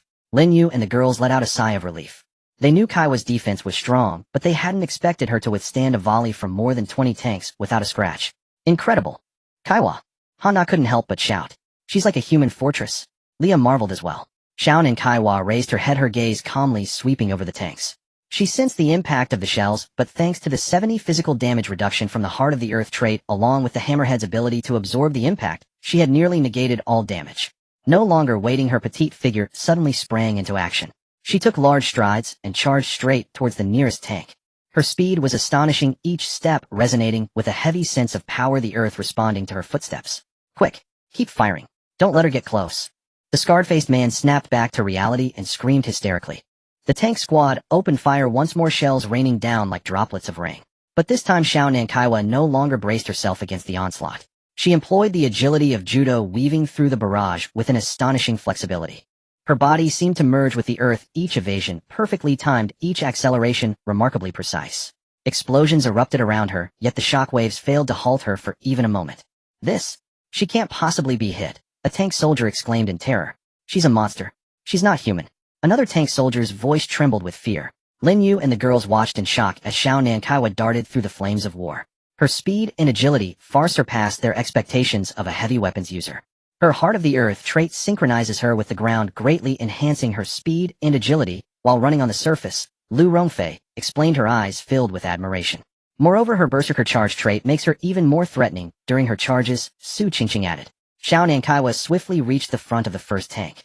Without a hint of hesitation, her petite form leaped into the air, raising the seismic hammer high and bringing it crashing down onto the tank's turret. Boom. A deafening explosion. The turret of the tank caved in instantly, its tough alloy armor tearing apart as if made of paper under the impact of the seismic hammer. The hammer penetrated deep into the turret, causing violent tremors. A chilling scream echoed from within the tank. The vehicle jolted violently, smoke billowing from the turret as its internal components exploded with a cacophony. Ultimately, Xiao Nankaiwa forcibly smashed the entire turret from the tank's body, sending it crashing to the ground. The scarred man watched in disbelief, his eyes nearly popping out. His proud steel legion was utterly dismantled by a petite girl with a single blow to a tank. She actually smashed the turret with one hit. The tank soldiers behind him were left dumbfounded, having never witnessed such terrifying power. Xiao Nankaiwa did not pause. She drew her seismic hammer and spun around sharply, bringing the hammer down on the tank's tracks. Crack! The tracks severed instantly, leaving the tank unbalanced and unable to move an inch. Quick! Attack her! Don't let her get close! The scarred man screamed frantically. More shells rained down upon Xiao Nankaiwa, yet she seemed to possess a premonition, always evading at the most critical moments. She charged towards the second tank. This time she did not attack the turret directly. Instead, she circled to the side of the tank and leaped, bringing her seismic hammer crashing down onto the side armor. Boom! The side armor of the tank was finally breached. Xiao Nankaiwa inserted the seismic hammer into the gash and twisted it violently. Using the clever force of judo, she leveraged the hammer to rip off a large piece of armor from the tank side, exposing its delicate instruments and ammunition boxes. What is she planning? A sense of foreboding rose in the scarred man's heart. Xiao Nankaiwa did not disappoint him. She slammed the seismic hammer down onto the exposed ammunition box. Boom! A violent explosion. The tank detonated from the ammunition inside. Its body shattered into pieces, flames shooting into the sky, thick smoke billowing. Another one! Bai Xian shouted excitedly. Kaiwa is amazing. Hana also cheered, pumping her fists. Lin Yu looked at Xiao Nankaiwa, who charged through the tank squad alone, filled with pride. The scarred man was utterly dumbfounded. His steel legion was being destroyed one by one by a petite girl, right? Fear began to take root in his heart. Retreat. Quickly retreat. He finally gave the order to fall back, his voice trembling noticeably. However, it was too late. Xiao Nankaiwa showed no signs of letting them breathe. Hidden within her petite form was the ferocity of an ancient beast. She bent her legs suddenly, causing the ground to collapse into a deep pit. Then she leaped into the air like a cannon. Stop her! Anti-aircraft machine guns fire! Fire! The scarred man roared hysterically from the command vehicle, cold sweat soaking his combat uniform. A web of firepower erupted, interlacing toward Xiao Nankaiwa in midair. High-caliber armor-piercing rounds struck her, but only produced showers of sparks. Even the layer of earthy yellow light from her heart of the earth could not be penetrated. Xiao Nankaiwa endured the firepower net in midair, raising her seismic hammer high. The hammerhead reflected a cold arc of death under the sunlight. Die! Xiao Nankaiwa's gaze remained unfaltering as she coldly uttered these two words. Her body plummeted with overwhelming force. Boom! The seismic hammer struck precisely on the top armor of the third tank. No resistance was met. The indestructible special alloy armor caved in and tore apart upon contact with the hammerhead. The immense kinetic energy transmitted through the tank, causing its tracks to shatter instantly. The internal components emitted a grinding sound, then suddenly exploded into a blinding fireball. Fourth one, Xiao Nankaiwa murmured softly. Using the recoil, she skillfully rolled in midair and landed on the barrel of another nearby tank. The driver inside went mad, frantically turning the turret to shake her off. Xiao Nankaiwa gripped the hammer firmly, her waist twisting with incredible force as she swung the seismic hammer horizontally. Crack! The thick electromagnetic pulse cannon barrel was smashed cleanly in half. One half of the barrel flew back and crashed into another tank's tracks, jamming it completely. Panic-stricken screams erupted from the tank that had lost its barrel. Xiao Nankaiwa, expressionless, jumped down from the turret and slammed the hammer onto the weakest point of the side armor, triggering yet another detonation. Monster! She's a monster! Run! The remaining 10 or so tanks completely collapsed. The glory of the Steel Legion and the overwhelming firepower became a joke in the face of absolute power.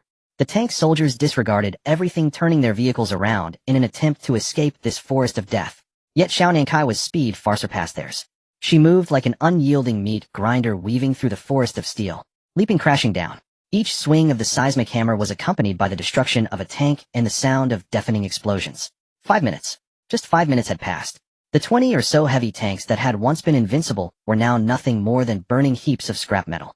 Thick smoke obscured the sky. The air was saturated with the acrid smell of gunpowder and the stench of charred. The entire area was dead silent. Only the crackling sounds of the burning debris could be heard. Su Qingqing's hand clutching the dagger was slightly sweaty as she turned to Lin Yu, asking, "Master, isn't the destructive power of Kaiwa a bit exaggerated?" Lin Yu curled his lips into a satisfied cold smile. This was the crushing force of absolute power. What modern high-tech weaponry could withstand the overwhelming might of the system? Well done, Saihua, Lin Yu said nonchalantly. Xiao Nankaiwa stepped out of the sea of fire, holding a tremor hammer covered in oil and soot. Her breathing remained steady as she approached Lin Yu and obediently lowered her head, saying, "Master, everything obstructive has been cleared away. Only one remains." As she spoke, she casually threw an object at Lin Yu's feet. It was the scarred-faced man who had just been so arrogant. At this moment, he had lost all his previous bravado. His combat suit was torn and tattered, his face covered in grime, and his pants were wet, emanating a foul stench of urine. He had been forcibly dragged out of the command vehicle by Xiao Nankaiwa, terrified to the point of losing his mind. "No! Don't kill me. Please don't kill me." The scarred man raised his head, seeing Lin Yu looking down at him from above. Ignoring the intense pain in his body, he crawled to clutch Lin Yu's leg. Lin Yu kicked his hand away in disgust, his combat boot mercilessly pressing down on the man's chest with a slight exertion. Crack! The man's ribs made a dangerous cracking sound as he opened his mouth, painfully coughing up blood. "Did you not just say that our abilities are merely a flashy paper tiger?" Lin Yu's gaze was icy, his tone laced with unabashed mockery. "Did you not intend for us to die? Now who is dying?" Han Na snickered from the side. "Do you really think you can rob us with such shabby scrap metal? Master, just kill him and feed him to my ghost wolf." Liao waved her elemental staff, saying, "This kind of scum can be turned to ash with a single flame." Listening to the girls, the scarred man was completely panicked. He could feel the terrifying power from the foot on his chest. If his opponent exerted just a little force, his heart would be crushed. His strong desire to survive drove him to shout frantically, "You can't kill me. Do you know who I am? I have a powerful force backing me."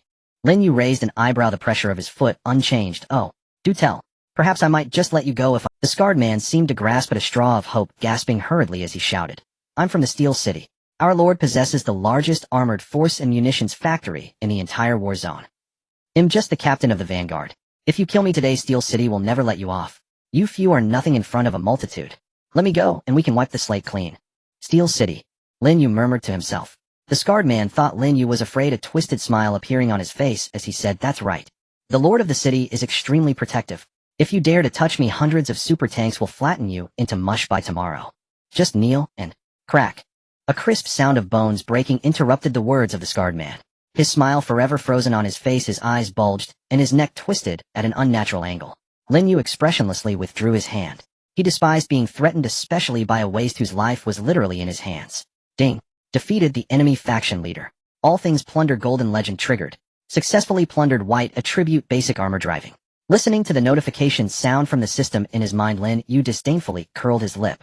As expected, he was a waste. Even the dropped attribute was so trashy, a white attribute was of no use to him now. Master, about that Steel City. Lu Rongfei stepped forward, her eyes betraying a hint of caution. Although they were not afraid, being targeted by a powerful force was still a hassle. Just a jumping clown. No matter how many come, well, kill them all. Lin Yu turned around, not even glancing at the corpse on the ground. He had this group of powerful girls, and he had just settled all the golden legend attributes. Even if a real steel fortress stood before him, he was confident he could cleave it in two. Han Na, burn this place clean, leaving no traces behind. Lin Yu commanded. Yes, master. Han Na snapped her fingers, and several undead engulfed in ghostly green flames rushed toward the wreckage, instantly consuming everything in high temperatures. Lin Yu glanced around at the utterly destroyed forest, the nauseating scent of blood causing him to frown slightly. It's too foul here, not suitable for resting. Everyone tidy up, let's head deeper, and find a clean place to set up camp. The girls responded in unison. After this brief interlude, their reliance and admiration for Lin Yu deepened. The team set off again, leaving the burning steel ruins far behind, as they ventured into the depths of the unknown primordial forest. In the depths of the primordial forest, the vegetation grew denser, and towering ancient trees blocked out the sky. Yet the air had become exceptionally fresh, the smell of gunpowder from the battlefield completely replaced by the fragrance of the plants. Master, there's a good spot ahead. Su Qingqing gracefully leaped down from a tree several dozen meters high, like a weightless leaf, landing steadily in front of Lin Yu. Since acquiring the Shadow Warrior attribute, her movements had become increasingly elusive, her breathing seemingly merging with the surrounding shadows. Lin Yu followed Su Qingqing's direction for a while, and suddenly found himself in a spacious area. It was a hidden valley. A steep rock wall blocked the view from the outside like a barrier. Above the rock wall, a clear waterfall cascaded down, splashing into a bottomless emerald pool below, creating bursts of white mist. Surrounding the pool were strange flowers and plants of unknown types, and even a few stunted trees laden with bright red fruits. What was more rare was that the terrain here was surrounded by mountains on three sides, with only a narrow entrance making it a natural safe base. A perfect camping spot. Lu Rongfei surveyed the surroundings and nodded in satisfaction. Easy to defend and hard to attack, with a plentiful water source. Even if a horde of monsters attacked, as long as we block the entrance, we can hold them off. Lin Yu had always trusted Lu Rongfei's tactical insight. He planted his axe into the ground and stretched lazily, saying, "We'll settle here. Everyone is tired today, let's rest well." Awesome. Finally we can take a bath. Bai Luoli and Bai Xin, the twin sisters, cheered with joy.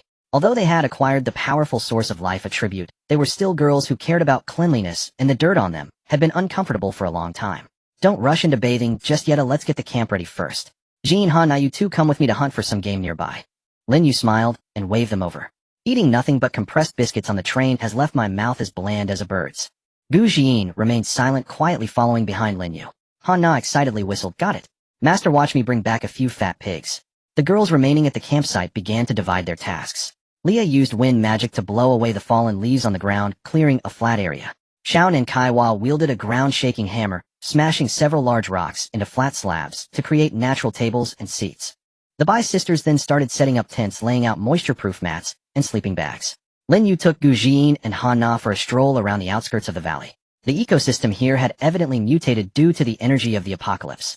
The animals were astonishingly. Suddenly, a mutated wild rabbit the size of an adult Tibetan mastiff burst out from the bushes, moving at an incredible speed, leaving a trail of foul wind.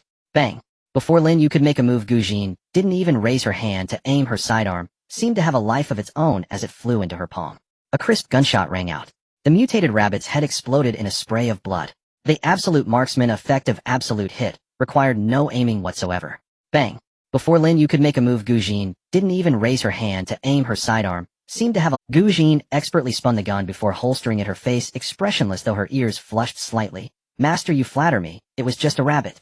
In less than half an hour, the three returned fully loaded, bringing back 2 enormous mutated rabbits and 3 brightly feathered mutated wild chickens, each the size of an ostrich. The quantity of meat was enough for all of them to enjoy a hearty meal. Upon returning to the campsite, the bonfire was already lit. Lin Yu skillfully skinned and cleaned the prey, threading the rough branches that Lu Rongfei had prepared onto skewers and roasted them over the fire. The meat of the mutated animals was surprisingly firm. As the temperature rose, golden fat dripped along the fibers into the flames, sizzling with a pleasant sound. The enticing aroma of meat filled the entire valley. Bai Xian squatted by the bonfire like a greedy cat, continuously swallowing her saliva. Bai Luoli kindly took out a handkerchief. She helped Lin Yu wipe the sweat from his forehead. Master, you've worked hard. Let me and my sister take care of the rest, Bai Luoli said softly, her eyes filled with deep affection. Under the influence of the absolute loyalty trait, their entire world revolved around Lin Yu. Add some cumin and chili powder, it tastes even better. Lin Yu smiled as he handed the roasting task to the twins sitting down on a nearby stone slab to enjoy the rare tranquility in this post-apocalyptic world. Leah came over thoughtfully, using a small ice magic to create a cup of chilled juice, which she held to his lips. Master, have some water, you used up too much energy in the earlier battle. Lin Yu took a sip from Leah's hand. The icy sweet liquid slid down his throat, dispelling all fatigue. He wrapped his arm around Leah's slender waist, causing the golden-haired girl to giggle. Dinner is served. Bai Xian excitedly raised an entire roasted wild chicken leg perfectly cooked. The girls didn't eat first, instead each cut off the most tender and succulent parts and presented them to Lin Yu. Master, try this rabbit meat, it's chewy. Han Na tore off a piece of meat with her hand and fed it to Lin Yu. Master, eat this. Surrounded by a group of stunning beauties catering to him, Lin Yu felt an unprecedented sense of comfort. This was the rhythm of life one should have in the apocalypse. With immense power, devoted women, meat to eat and wine to drink. However, this leisurely dinner did not last long. Just as Lin Yu swallowed the last bite of roasted meat and prepared to lean against a rock to rest, the chilled juice in his hand suddenly rippled slightly. Following that, the ground began to tremble lightly. This wasn't the sound of Shaun and Kaiwa walking, but something of an enormous quantity and heavy footsteps rapidly approaching. The ripples on the surface of the water in the pond became increasingly violent, and the sound of the waterfall was even overshadowed by a deep rumbling noise. Lin Yu's gaze turned cold. All laziness and relaxation vanished. He suddenly stood up, grabbing the battle axe beside him. Lu Rongfei, who had not relaxed her vigilance, felt her ears twitch slightly. She quickly stood up, reaching for the longbow behind her expression becoming extremely serious. Master, there are a vast number. Hundreds, even thousands. They are surrounding us from all directions. Su Qingqing's figure blurred, merging into the night, and moments later her voice came from a big tree above the campsite, carrying a hint of seriousness. Master, it's zombies. But not human zombies. It's dinosaurs. A massive horde of zombie dinosaurs. As Su Qingqing's words fell, a thunderous crash echoed as a row of towering trees at the valley's entrance were violently broken. The stench of decaying flesh surged towards them like a tsunami. In the line of sight of Lin Yu and the girls, a horde of zombie velociraptors several meters long with rotting flesh hanging from their bodies and glowing red eyes surged into the valley like a tide. Behind them one could see zombie triceratops and ankylosaurs the size of heavy armored vehicles, crushing everything in their path with heavy steps. They let out a roar mixed with hunger and madness, a sound that reverberated throughout the valley. A sudden catastrophe roar. The deafening roar echoed through the valley. Hundreds of zombie velociraptors were the first to charge. Their speed was astonishing. Even with half-rotted muscles, they still left afterimages as they sprinted. Their sharp claws tore deep gouges into the ground. Green rancid saliva splattered wildly from their chins, directly targeting Lin Yu and the others in the center of the campsite. Faced with this nightmare-like tide of corpses, the girls showed no hint of fear. Instead, each of their eyes burned with fierce battle intent. Come on, Han Na cracked her neck, the bones popping like firecrackers. I was just worried about not having a place to test the golden trait I just got, and now it has come right to my doorstep as a target. Everyone open fire at will. Today we will sacrifice this group of beasts. Lin Yu ordered, holding the battle axe in one hand. As soon as he finished speaking, Gu Jin was the first to act. She had no unnecessary words. With lightning speed, she drew out her large-caliber dual pistols. Under the activation of the absolute marksman trait, the ordinary black gun bodies glimmered with a dazzling silver-blue light. That was the sign of the activation attribute being triggered. Fire. Gu Jin coldly uttered 2 words. Bang, bang, bang. The gunshots transformed from crisp sounds of gunpowder igniting into deep energy booms. What shot from the gun barrels were no longer solid bullets, but pure annihilation energy bullets. The first dozen zombie velociraptors that charged in the front as they leapt into the air were pierced through by several streams of silver-blue light. There was no blood splatter, no screams.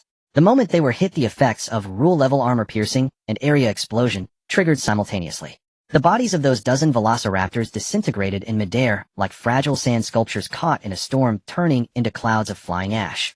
Not a single complete bone was left. The explosion radius is truly useful. Gu Xian's lips curled into a barely perceptible smile. The dual gun spun in her hands like butterflies weaving through flowers, each shot creating a vast vacuum in the midst of the dinosaur horde. However, the number of zombie dinosaurs was overwhelming. Several massive zombie triceratops lowered their heads, aiming their 3-bone spikes reminiscent of battering rams at the camp as they charged forward. The ground trembled wildly beneath their hooves. Big dumb cow, get up there. Leah's crisp voice rang out. The elemental staff in her hand radiated blinding light. With the enhancement of the elemental master attribute, she did not need lengthy incantations. With a wave of her left hand, crimson hellfire erupted. With a point of her right finger, a furious azure tornado rose from the ground. Fusion magic, flame tornado. Fire borrowed the wind's strength, and the wind aided the fire's ferocity. A terrifying fire tornado over 20 meters in diameter appeared out of thin air on the path of the charging zombie triceratops. With a 500 power boost, this magic had become a true natural disaster. The charging zombie triceratops had no time to brake, crashing straight into the fire tornado. The thick bone plates capable of withstanding armor-piercing rounds carbonized under the extreme heat. The massive body, weighing several tons, was easily swept into the air by the raging winds, emitting a mournful wail in the flames, and within seconds it was reduced to charred remains that fell heavily. It's my turn. Ha-Na shouted excitedly, slamming her hands onto the ground. Soul contract activated. The ground in front of the camp cracked open, and a ghostly wolf king over 3 meters tall, and surrounded by ethereal blue ghost flames, roared as it charged out. With a 300 all-attribute boost from the golden attribute, its aura was now comparable to that of a lord-level monster. Following the wolf king, a swarm of undead army appeared. Skeleton warriors, ghouls, and even the skeletal remains of the recently burned zombie triceratops stood up again under the summons of the soul contract, turning against their enemies. Like a black torrent, they collided violently with the horde of zombie dinosaurs, tearing and biting madly. Meanwhile, high above the battlefield, Lu Rongfei stood on a protruding rock, her gaze chillingly calm. Arrow God descends activated. She drew back her bowstring, needing no arrows, as the surrounding spiritual energy surged into the longbow, coalescing into a glowing azure arrow. Releasing her grip. Whoosh. The azure arrow shot forth, transforming into a massive blade of wind in midair. The attached effects of demon braking and penetration allowed it to ignore all physical obstacles. The arrow seemed alive automatically, tracking the largest zombie ankylosaurus, piercing through its skull. Then it bizarrely refracted, consecutively penetrating the heads of a dozen dinosaurs before dissipating. Simultaneously, a gigantic translucent spirit of the wind manifested in front of the battleground, spreading its arms wide as an indestructible wall of wind rose from the ground. Any velociraptor attempting to cross the undead army to approach the camp would be shredded into mincemeat by countless invisible blades of wind upon touching the wall. In the center of the battlefield, a shadow flickered occasionally. That was Su Qingqing. Shadow Warrior allowed her to fully embody the Grim Reaper. Each time she flickered into the shadows, the dagger in her hand would precisely slice through the throat of a dinosaur. The attached shadow blade, true damage, rendered any hardscales useless. The dinosaurs didn't even have time to react before they collapsed amidst the rushing black blood. At the back of the camp, Bai Loli and Bai Xian held hands, a holy golden light radiating from them, enveloping the entire area. Source of Life, with its life blessing effect, made all the battling girls feel no fatigue, replenishing their consumed mental energy. They didn't even need to defend, as any minor scratches healed in an instant with a flash of golden light. This was a one-sided slaughter without any suspense. This was truly a magnificent exhibition of death artistry. Lin Yu watched the girls effortlessly dispatch their foes, his blood boiling. He laughed heartily, no longer watching from the sidelines, and leaped into the densest area of monsters with his battle axe. Die! Lin Yu cleaved the head of a zombie dinosaur in half. Ding! Zombie dinosaur killed. All things plunder activated. Attribute plunder successful, strength 5. Continue. Lin Yu charged like a tiger into a flock of sheep, each swing of his axe claiming a life. His body, empowered by the ability of adaptive evolution, continuously absorbed the scattered energy around him, growing stronger as he fought. His stamina not only didn't deplete, but felt as if it was about to overflow. 10 minutes later, the last zombie velociraptor was shot in the head by Gu Jin. The entire valley had turned into a hellish battlefield littered with incomplete dinosaur corpses and the stench of blood. Yet these girls, aside from a bit of dust on their bodies, showed no signs of distress in their breathing. This was a team composed of golden legend attributes, an absolute crushing level. Master, this is too easy, right? It feels like we haven't even had a chance to shine. Su Qingqing fiddled with the dual daggers in her hands, her tone laced with boredom. She excelled in single-target assassinations, and this large-scale mowing battle was indeed not her forte. Lu Rongfei maintained her bow-drawing posture, the spirit of the wind swirling around her, forming an impenetrable wall of wind. It blocked all the occasional splashes of venom and shattered bones. Her brows furrowed slightly. Master, something feels off. These zombie dinosaurs may lack intelligence, but their attack formations are too organized, like they are being driven by something. Lin Yu's gaze turned cold upon hearing this. With one hand gripping his battle axe, he stared intently at the massive deep pool beside the camp beyond the scattered remains. Fei Fei is right. There was such a loud commotion just now, yet the pool didn't even ripple, which is inherently... Lin Yu's voice was low. Moreover, do you smell that? The girls were taken aback, inhaling deeply. In the air besides the rotten stench of the zombies, an extremely strong fishy sweet odor had mixed in without their notice. It was like the venom of some ancient creature. Glug, glug.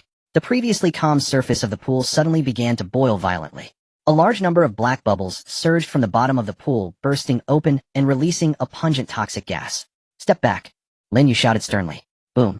The surface of the water exploded and a water column over 10 meters in diameter shot up into the sky. Amidst the splashing water, a deafening roar that shattered the clouds emanated from the depths of the pool. It was a suffocating behemoth, over 70 meters long. Its entire body was covered in hard scales the size of wash basins intertwined in black and red. It had a long snake-like body, but its belly bore 4 stout sharp claws. A gigantic head emerged from the water topped with a horn that emitted a ghostly green glow. Its crimson eyes were filled with the brutality and madness of an ancient overlord. This was a prehistoric dragon that had undergone terrifying mutations. It's the matriarch. Lu Rongfei's pupils contracted sharply. All the mutated dinosaurs in this forest have likely been infected and controlled by it. Roar. The dragon surged from the water, stirring a violent stench. It was clearly enraged by the ants on the shore who slaughtered its kin. With a tremendous sweep of its massive tail, boulders weighing several tons flew towards the camp like cannonballs. At the same time, it opened its gaping maw, unleashing a column of dark green high-pressure venom. It spewed forth with a force capable of crushing everything directed towards Lin Yu and the others. The corrosive nature of the venom was so strong that even the air sizzled and crackled as it burned. Oh, one of Han Na's ghostly wolf kings was accidentally grazed by the venom. The originally unkillable undead body was instantly corroded into a puddle of green water. Han Na groaned softly, a trickle of blood escaping her lips. Sister, Bai Xian exclaimed. Leave it to us. Bai Luoli remained unfazed, her hands pressed together with her sister Bai Xian. Source of life.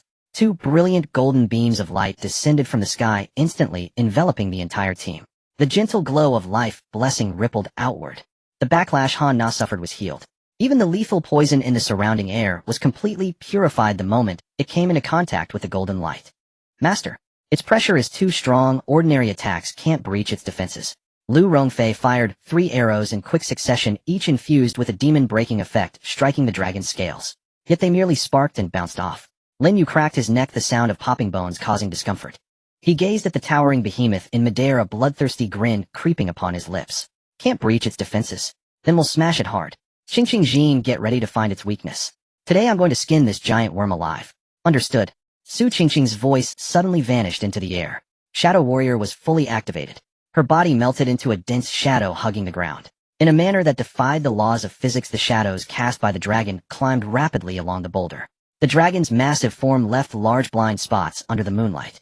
This was the ultimate assassination stage, custom-made for Su Qingqing. Roar.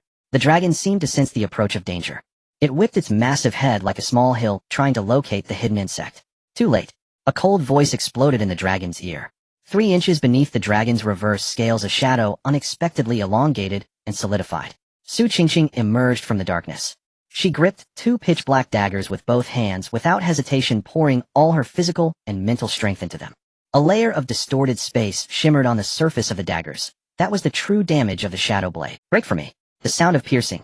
The hard scales that even Lu Rongfei's demon-breaking arrows couldn't penetrate were torn apart effortlessly before the shadow blade. Both daggers plunged deep into the dragon's flesh. A woo. The dragon let out a scream of green blood gushed from the wound like a high-pressure water gun. It splashed onto the surrounding rocks, corroding deep pits. True damage triggered. Bleeding status stacked. Armor-breaking status activated. Now's the time. Jean. Su Qingqing struck decisively, not greedy for more. Her form transformed into a wisp of blue smoke, utilizing the shadows to teleport. She narrowly evaded the dragon's massive claw that was slashing down. Received.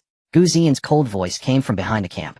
She stood atop a towering rock. The dual guns she once held now vanished. In their place was a heavy cyberpunk-styled energy sniper cannon materialized from her vast reserves of spiritual power through the absolute gun god trait. The barrel stretched 2 meters long, its surface crackling with dazzling blue arcs. Target locked. Rule-level armor-piercing round fully charged. Gu Ziyan closed her eyes, needing no aim. Under the rule of absolute hit, the wound that Su Qingqing had inflicted on the dragon appeared as bright as a searchlight in the night. She pulled the trigger. Boom.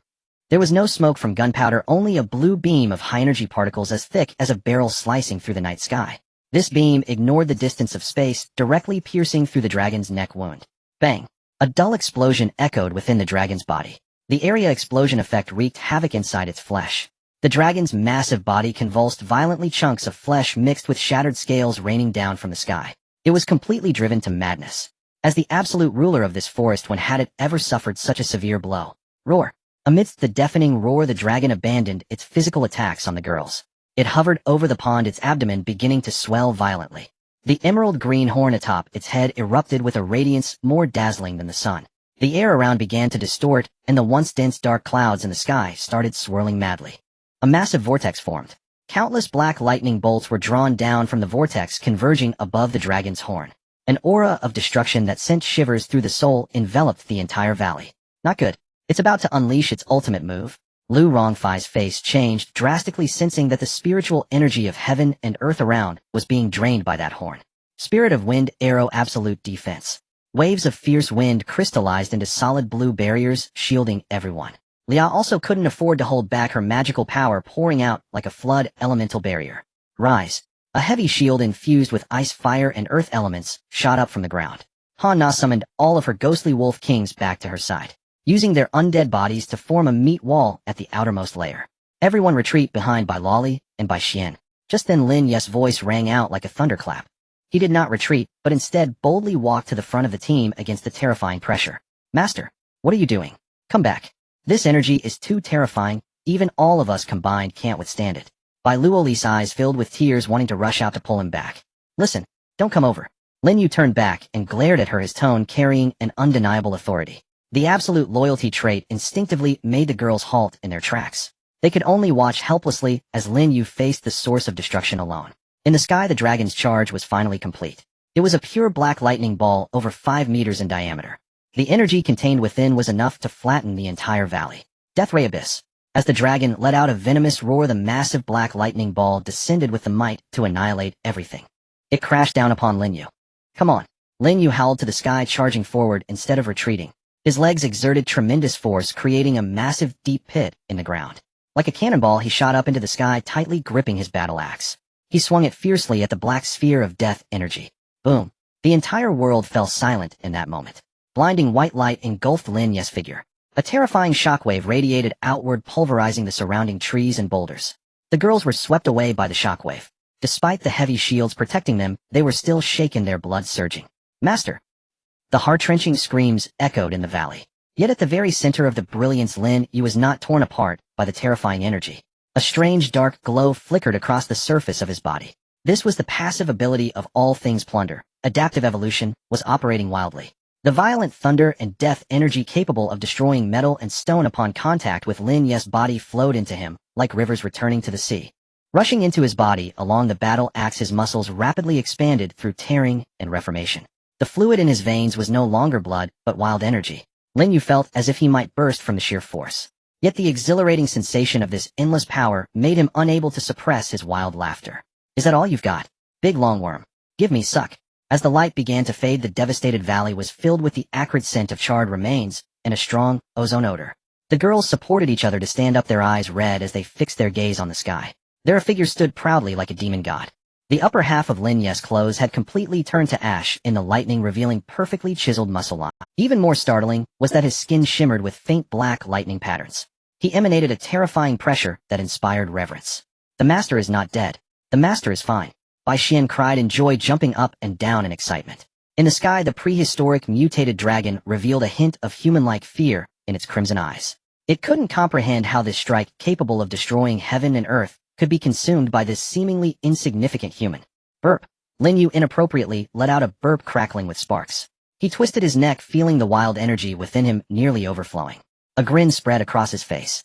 Have you finished your big move? Now it's my turn. Lin Yu gripped his battle axe with one hand. With the support of adaptive evolution, all the death energy he had just absorbed surged into the axe blade. Like a flood breaking through a dam, it flooded into the axe blade. The originally pitch-black battle axe erupted with a dazzling blade of lightning dozens of meters long. Die! Lin Yu suddenly stepped forward in midair, causing a sonic boom in the air. His figure crossed dozens of meters, directly appearing above the dragon's massive head. With a swing of his hand, the axe fell. There were no flashy techniques, only pure and extreme violent crushing. The enormous lightning axe blade descended with unstoppable momentum. Following the wound inflicted by Su Qingqing and Gu Jin, it sliced in without any obstruction. Sizzle.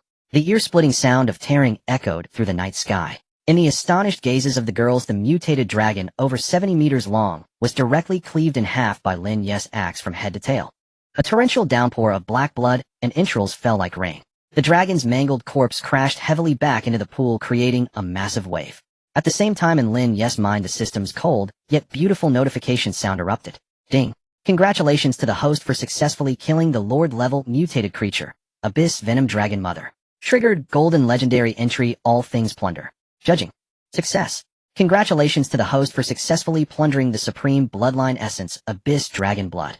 Passive, all attributes permanently increased by 500, immune to all toxins and lightning damage, gained powerful underwater breathing and stealth abilities. Congratulations to the host for successfully plundering supreme armor equipment. Abyss reverse scale armor can be hidden within the body, automatically triggers upon suffering a fatal blow, providing absolute defense against physical magic damage. Once cooldown time, 24 hours. Hearing this series of notifications, Lin Yu's heart raced. I've struck gold. This haul is simply over the top.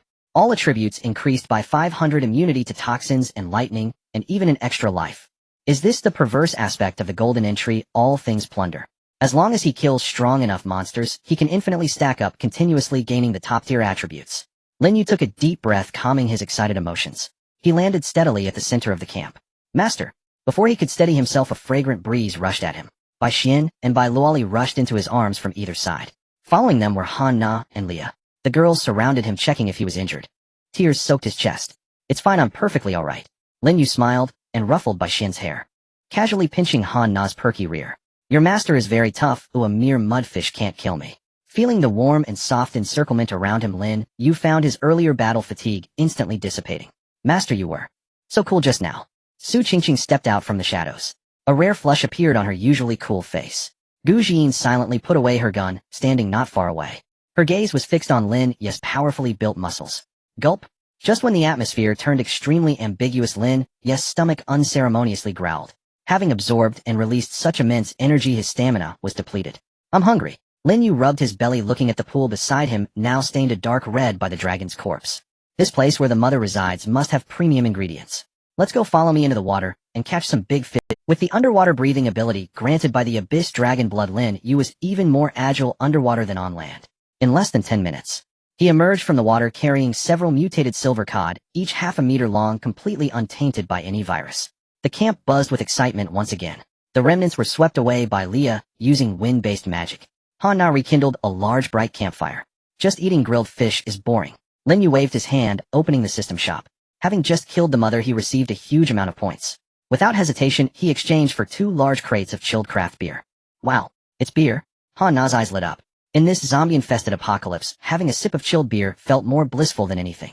The campfire crackled and the oil from the silver cod dripped onto the coals, emanating an enticing roasted aroma. Everyone sat around the fire, each holding a bottle of chilled beer glistening with water droplets. Cheers to our master's invincibility. Han Na raised her beer bottle and shouted loudly. To the master. The girls cheered in unison, the crisp clinking of glasses echoing in the night sky. The cold beer flowed down his throat, bringing a thrilling sensation that made Lin Yu feel utterly relaxed. He wrapped his left arm around Bai Luoli and his right around Leah. He savored the fish meat that Su Qingqing had delicately prepared, feeding it to his mouth, blissfully squinting his eyes. The firelight illuminated the girls' stunning faces. The alcohol gave their cheeks a charming blush. Han Na, a bit tipsy, insisted on challenging Leah to an arm wrestling match. Bai Xian curled up like a kitten on Lin Yu's lap, dozing off. Lu Rongfei and Gu Jin sat nearby, quietly discussing shooting techniques, occasionally throwing gentle. There were no zombie howls, no pressure of life and death. This was the apocalypse life he desired. Absolute power, absolute authority. And these superb beauties who were utterly devoted to him. Master, tonight, let me keep you company for rest. Bai Luoli whispered in Lin Yu's ear, her breath fragrant, her voice soft as a whisper. The warmth and enchantment by the campfire gradually transformed into suppressed gasps and whispers within the tent as the night deepened. The first ray of morning sunlight cascaded down through the mist in the valley.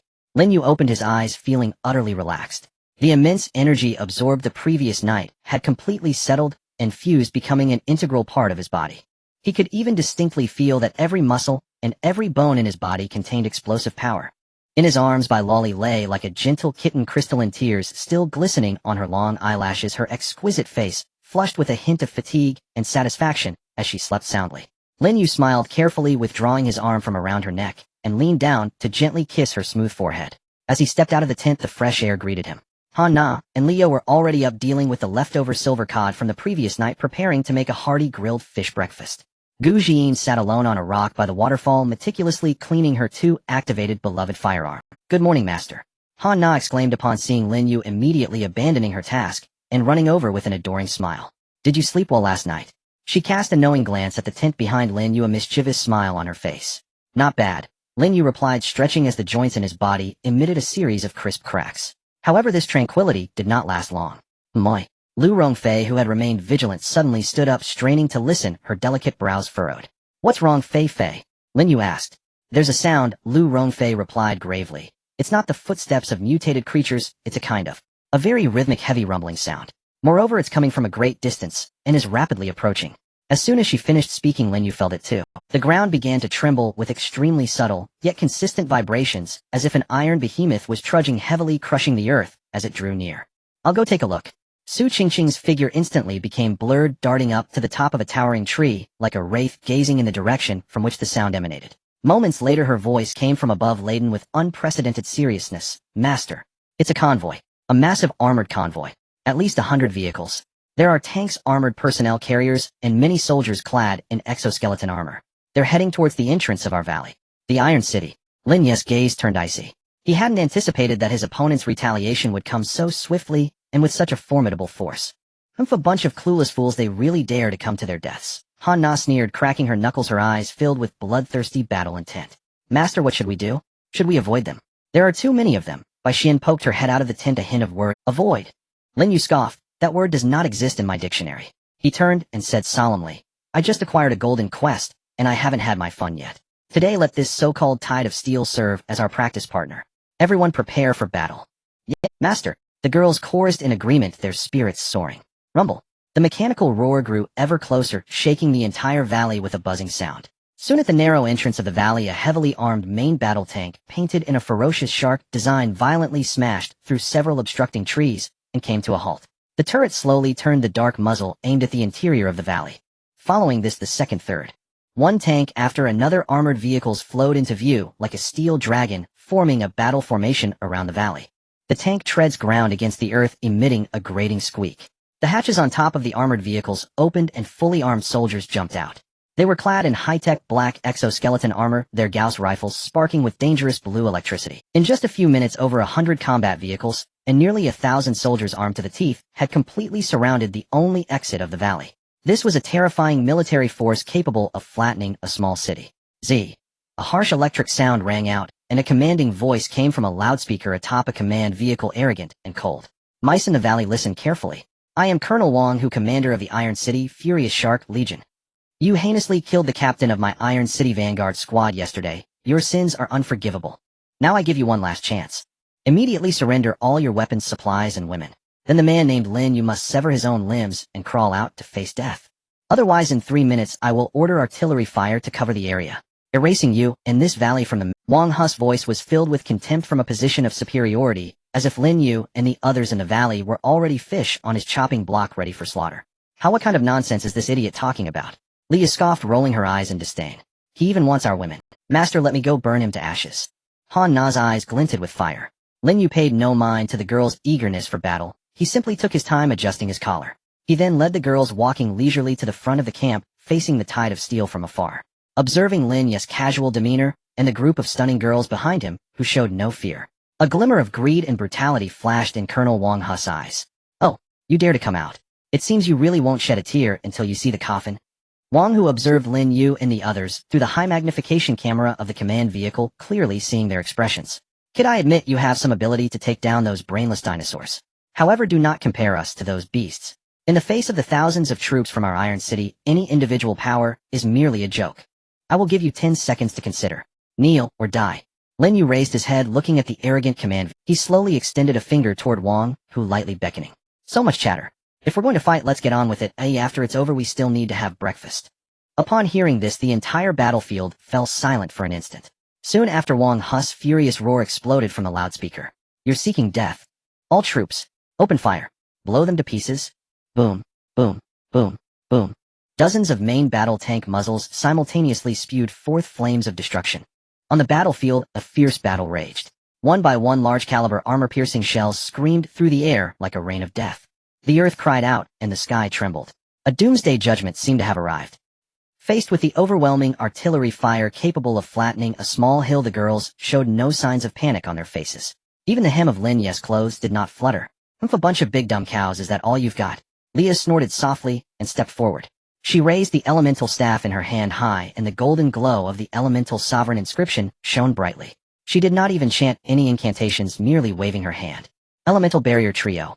In an instant, 3 enormous walls of light, each a different color and immensely thick, appeared out of thin air in front of the camp. The outermost layer was a wall of ice crystals that shimmered with a chilling aura several meters thick. The middle layer was a wall of roaring flames, the intense heat distorting the air. The innermost layer was a heavy, ancient stone wall adorned with soil-colored magical runes. Boom, boom. The first armor-piercing shell slammed violently against the ice crystal wall. The terrifying kinetic energy that could penetrate a meter-thick steel plate merely cracked the massive ice wall, creating a web-like pattern of fractures. The shell was frozen and embrittled by the extreme cold, losing all its power. Immediately after, the second, third, and dozens of shells followed.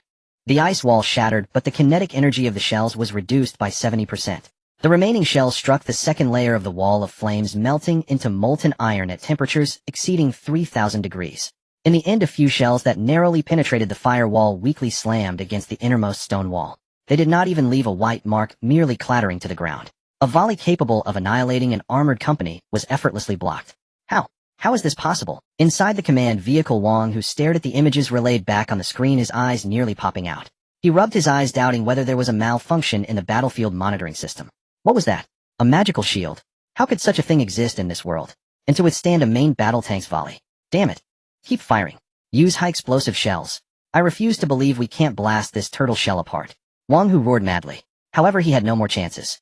It's my turn. At the highest point of the valley's rock wall, Lu Rongfei's figure quietly appeared. She stood at the edge of the cliff, the mountain wind blowing through her long hair, her gaze as calm as ancient ice. The arrow god descends inscription activated. She slowly drew back her longbow, but there was no arrow. However, as she moved, the surrounding spiritual energy seemed to be summoned, gathering frantically towards her bow, coalescing into one glowing energy arrow after another. Infinite range auto-tracking. Lu Rongfei whispered, releasing the bowstring. Whoosh, whoosh, whoosh, whoosh. Dozens of azure arrows like a swarm with eyes tore through the sky. Their speed surpassed that of sound, leaving long white wake trails in the air. The soldiers of Steel City only saw a flash of blue light. They did not even have time to react. Thud, thud, thud. The targets of those azure arrows were not the heavily armored tank bodies, but their long and thick gun barrels. Break magic and penetration effects activated. The tank's gun barrel was as fragile as paper before the azure arrows pierced through the muzzle without obstruction, accurately detonating the next shell waiting to be fired within the chamber. Boom, boom, boom. A series of earth-shattering chain explosions occurred. The turret of the first main battle tank was sent flying into the air by the explosion inside its own chamber. It transformed into a blazing fireball. Following that, a chain reaction occurred. The explosion ignited the ammunition rack inside the tank. Boom. An even larger mushroom cloud rose, blowing the 60-ton tank into countless flying pieces.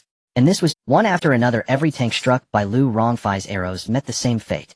Explosions erupted continuously, flames soared into the sky, resembling a grand fireworks display. In just a dozen seconds, Steel City's proud tank force was incapacitated by more than half. No. Wang Hu's eyes widened in despair as he let out a desperate roar. Gunners! It's that woman. Focus fire on the woman at the mountaintop. Turn her into minced meat. In an instant, all the remaining armored vehicles and exoskeleton soldiers aimed their weapons at Lu Rongfei on the mountaintop.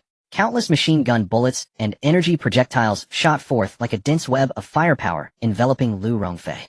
However, Lu Rongfei merely cast a cold glance, then drew back her bow again. Spirit of the Wind, Arrow Wind Wall Guardian. A massive, translucent eagle phantom composed of raging winds appeared in front of Lu Rongfei. It spread its wings, forming an invisible, constantly rotating barrier of airflow. Every bullet and energy projectile aimed at Lu Rongfei was shredded and deflected by the violent currents upon contact with the wind wall, not a single one able to injure her. As the enemies focused their fire on Lu Rongfei, another massacre began. Target locked fire. Gu Ziyan's cold voice rang out. She appeared like a specter on the other side of the battlefield. In her hands, 2 large-caliber pistols, activated and glowing with silver-blue light, began their elegant, yet deadly dance. Bang, bang, bang. The gunfire was no longer the crisp sound of gunpowder exploding, but a deep, rumbling energy roar. Each shot that left the gun was an energy projectile capable of annihilating matter. Under the absolute hit rule of the absolute gun god, she did not even need to aim. A crazily firing armored vehicle suddenly had a hole blasted in the observation window of its driver's cabin with a flash of silver blue light. The driver inside along with the control panel was annihilated into fundamental particles. The out-of-control armored vehicle crashed into another vehicle beside it. A soldier operating a heavy machine gun in an exoskeleton saw his helmet suddenly explode, the area explosion effect engulfing 3 of his teammates nearby, and the 4 of them silently turned to ash. Rule-level armor penetration effect allowed her energy projectiles to ignore any physical armor and energy shields. With every pull of the trigger, Gu Jin ensured a critical target was accurately eliminated. Commanders, artillerymen, communications personnel. Under her gun, all were treated equally. The command system of Steel City fell into paralysis under Gu Jin's sniping. Monsters. They are all monsters. Retreat. Retreat quickly. The once formidable torrent of steel crumbled completely in an instant. The soldiers, terrified by this incomprehensible strike, began to turn and flee.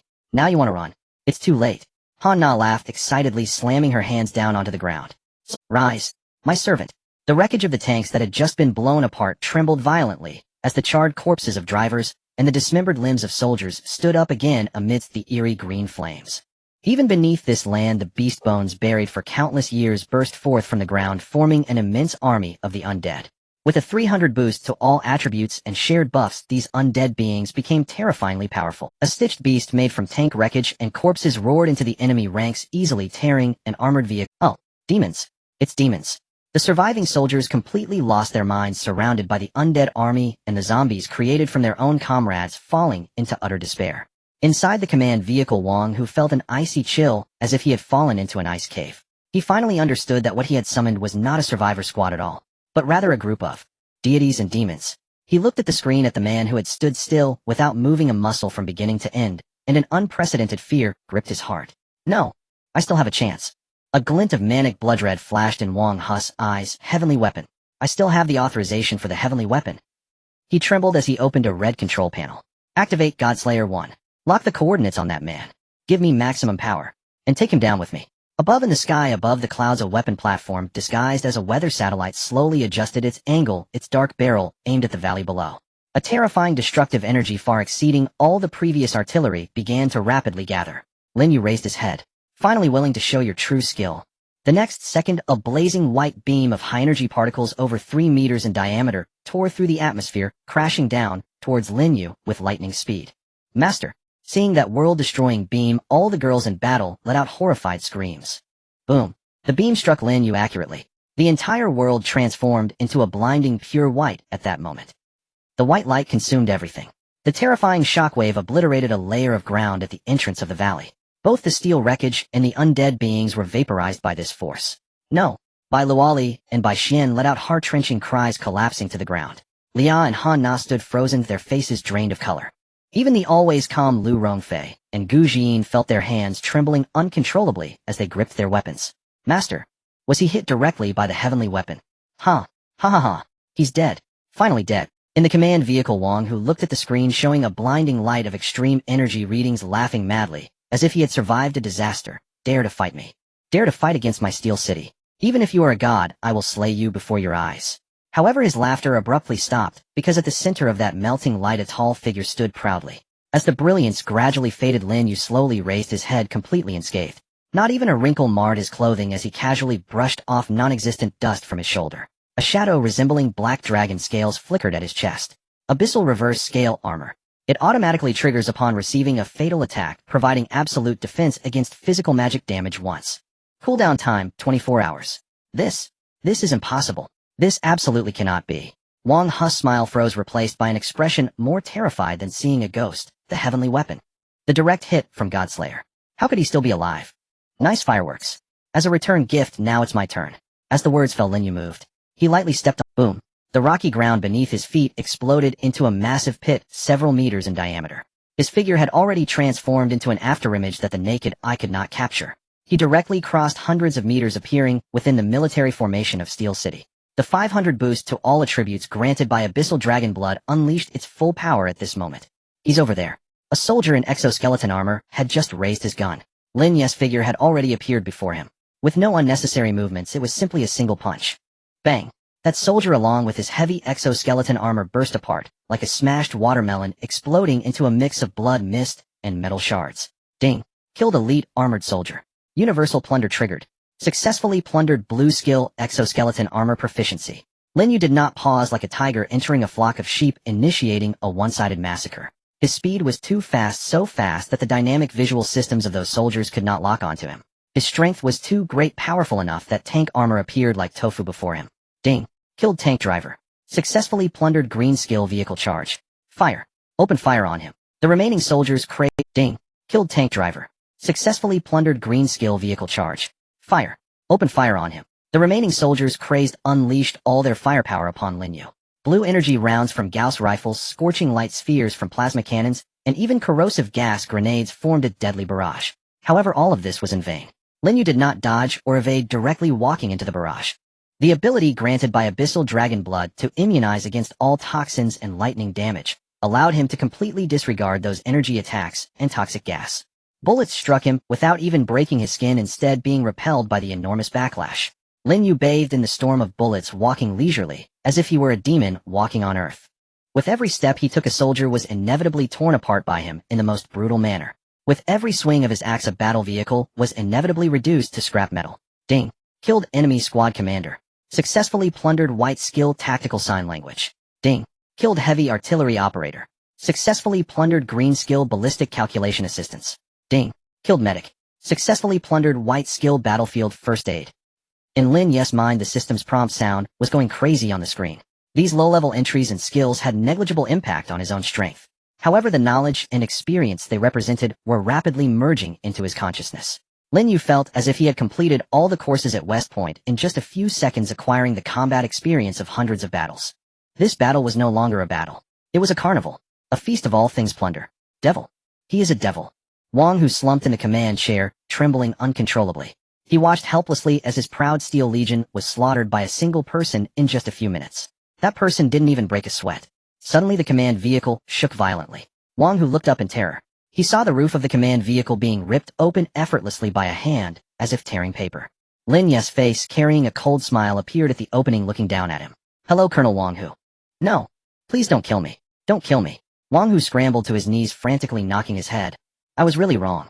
I am willing to surrender. I am willing to give you everything. All the wealth of Steel City. Please spare my life. Oh. Lin Yu raised an eyebrow. Do you think I need it? He grabbed Wang Hu by the neck. He pulled him out of the vehicle like a chick. Tell me, where is Steel City? It's to the east. Just follow this road for about 300 kilometers. There is our most fortified stronghold. Wang Hu, desperate to live, unhesitatingly betrayed his hometown. Very good. Lin Yu nodded. Then under Wang Hu's hopeful gaze, his fingers slowly tightened. Crack. The crisp sound of bones breaking echoed. Wang Hu's head drooped weakly. Ding. Successfully killed the opposing faction's commander. All things plunder triggered. Judging. Congratulations to the host for successfully plundering the golden special item Iron Heart Fragment. Iron Heart Fragment, a peculiar item containing the core rules of a technological civilization city. It can be used to construct or upgrade your exclusive base. Note this item is in a fragmented state and requires other core fragments for completion. Seeing the prompt in his mind, Lin Yu's eyes brightened. A base construction tool. This is a good thing. He casually threw Wang Hu's corpse to the ground, turned around, and looked towards the valley entrance.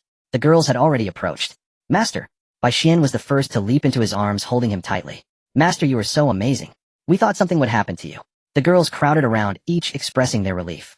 All right, I'm fine, aren't I? Lin Yu smiled, enjoying their affection. Just a bunch of insignificant chickens and dogs. How could they possibly harm me? His gaze passed over the girls. He looked at the battlefield strewn with corpses and piled high with steel wreckage, a glint of profound light flashing in his eyes. Steel City, Lin Yu murmured. Since you are so enthusiastic and have sent such a big gift, wouldn't it be too rude if I didn't pay a visit? A bold plan quietly formed in his mind. Master, are we setting off to that Steel City now? I feel my big axe is itching to go. Han Na walked over, licking her lips. Not yet.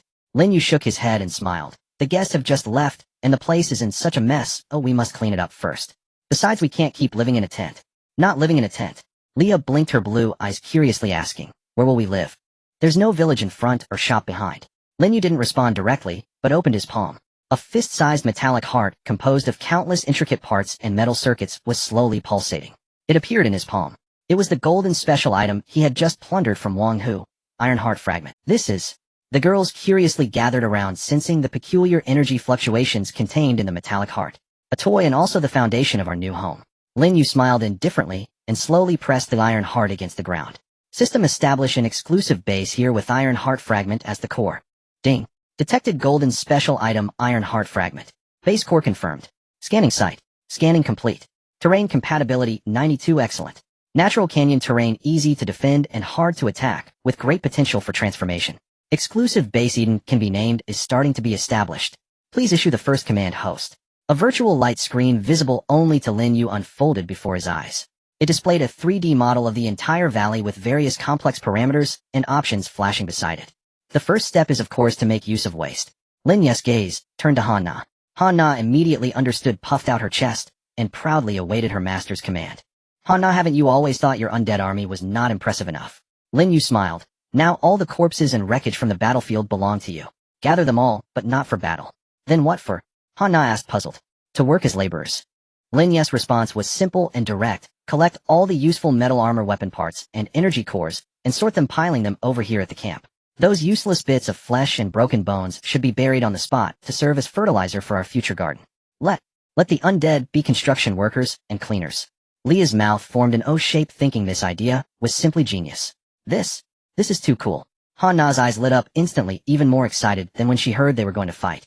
Controlling the undead army to slaughter enemies was indeed thrilling, but commanding an undead engineering team to build one's own home was an entirely new experience that made her blood boil. At your command, my master. Han Na waved her hand excitedly. The green glow of the soul contract once again enveloped the entire battlefield. Arise, my loyal servants. It's time to work. Boom. The earth trembled. The tank wreckage that had just been blown to pieces and the shredded exoskeleton armor began to reassemble under the ethereal fire. They transformed into various shapes of transport machines. Some used tracks as legs while others used barrels as lifting arms. They efficiently began to clean the battlefield. Meanwhile, the soldiers' corpses blown apart wobbled upright, mechanically gathering weapons, ammunition, and small parts from the ground. For a moment, this death zone at the entrance of the valley presented a bizarre scene of bustling construction. Wow. Bai Xian and Bai Luoli, the two sisters, stared in astonishment. It felt as if they were playing a surreal real-time strategy game. Lu Rongfei. Lin Yu turned to the silently observing Lu Rongfei. Master, please give your orders. You are our Hawkeye, responsible for the overall defense planning of the base. Lin Yu pointed at the valley model on the virtual screen. I need you to plan watchtowers and sniper platforms at all key vantage points, ensuring there are no blind spots in visibility. Every possible attack route, known or unknown to the enemy, must be under your fire coverage. Understood. Lu Rongfei's gaze sharpened, and she immediately got into the zone, starting to mark and calculate on the screen, resembling a professional military fortress designer. Leah, here. What does my master need me to do? Block the valley entrance with rocks, or hang an everlasting flame meteor in the sky? Leah asked eagerly. Your task is more important, Lin Yu smiled. I need you to use magic to reshape the terrain. First, dig a moat at least 20 meters wide and 10 meters deep around the valley's perimeter. Then elevate the area where our camp is located by 10 meters, forming a defensible inner bastion platform. Leah's eyes sparkled brighter. Reshaping mountains and filling seas was the ultimate dream of all great mages. I promise to complete the task. Master, just wait and see. Gu Jiyin. Lin Yu looked at the last girl who had yet to receive a task. Gu Jiyin simply watched him quietly, waiting for orders. You and Su Qingqing are responsible for vigilance. While we don't fear trouble, I don't want to be disturbed by some blind little bugs while building our home. Yes, Gu Jiyin and Su Qingqing, who had just jumped down from a tree, replied in unison. As for the Bai sisters, Lin Yu ruffled the hair of Bai Luli and Bai Xian, who had leaned in. Your task is the easiest yet the most important. Ensure we have good logistics so that everyone can have hot meals and drink clean water at any time. A stable rear is the guarantee of everything. Yes, leave it to us, master. The sisters smiled sweetly. After assigning the tasks, Lin Yu focused his attention back on the Heart of Steel. As Han Na's undead army transported piles of metal materials, Lin Yu began the conversion through the base system. Detected wreckage of Shark-class main battle tank can be decomposed into special alloy X50, high energy chips X12, a energy core, damaged X1. Do you wish to decompose? Ding. Detected Stinger exoskeleton armor can be decomposed into composite materials X20, miniature servo motors X8, neural connection ports, damaged X1. Do you wish to decompose? Decompose everything and convert to basic building materials. Command confirmed. Converting. The piles of steel debris melted away under the faint glow emitted by the Heart of Steel, like snow under sun, transformed into pure metal liquid, and energy units being absorbed into the underground core. In the base's resource reserve, the values of various basic materials began to rise rapidly. Everything was proceeding in an orderly manner. Leah stood at the entrance of the valley, raising her staff high and chanting ancient and obscure incantations. The earth rumbled beneath her feet. The hard rocky ground felt as soft as mud. A wide trench was being dug out at a visible speed. Lu Rongfei stood at the highest point of the valley, her gaze sharp, constantly revising and perfecting the virtual blueprints provided by Lin Yu. Every detail of the defensive structures was meticulously considered. Watching the girls each fulfill their roles, energetically working for their shared home, Lin Yu felt an unprecedented sense of satisfaction and control rising within him. This was the post-apocalyptic life he desired.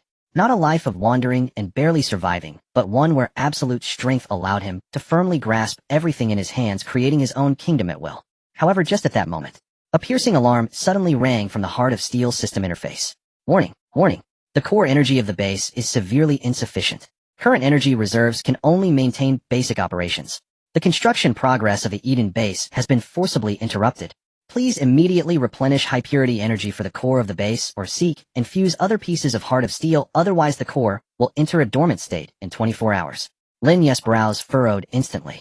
He had underestimated the energy required to build a high-tech fortress from just decomposing those war remnants had nearly exhausted all the energy stored in the Heart of Steel fragments.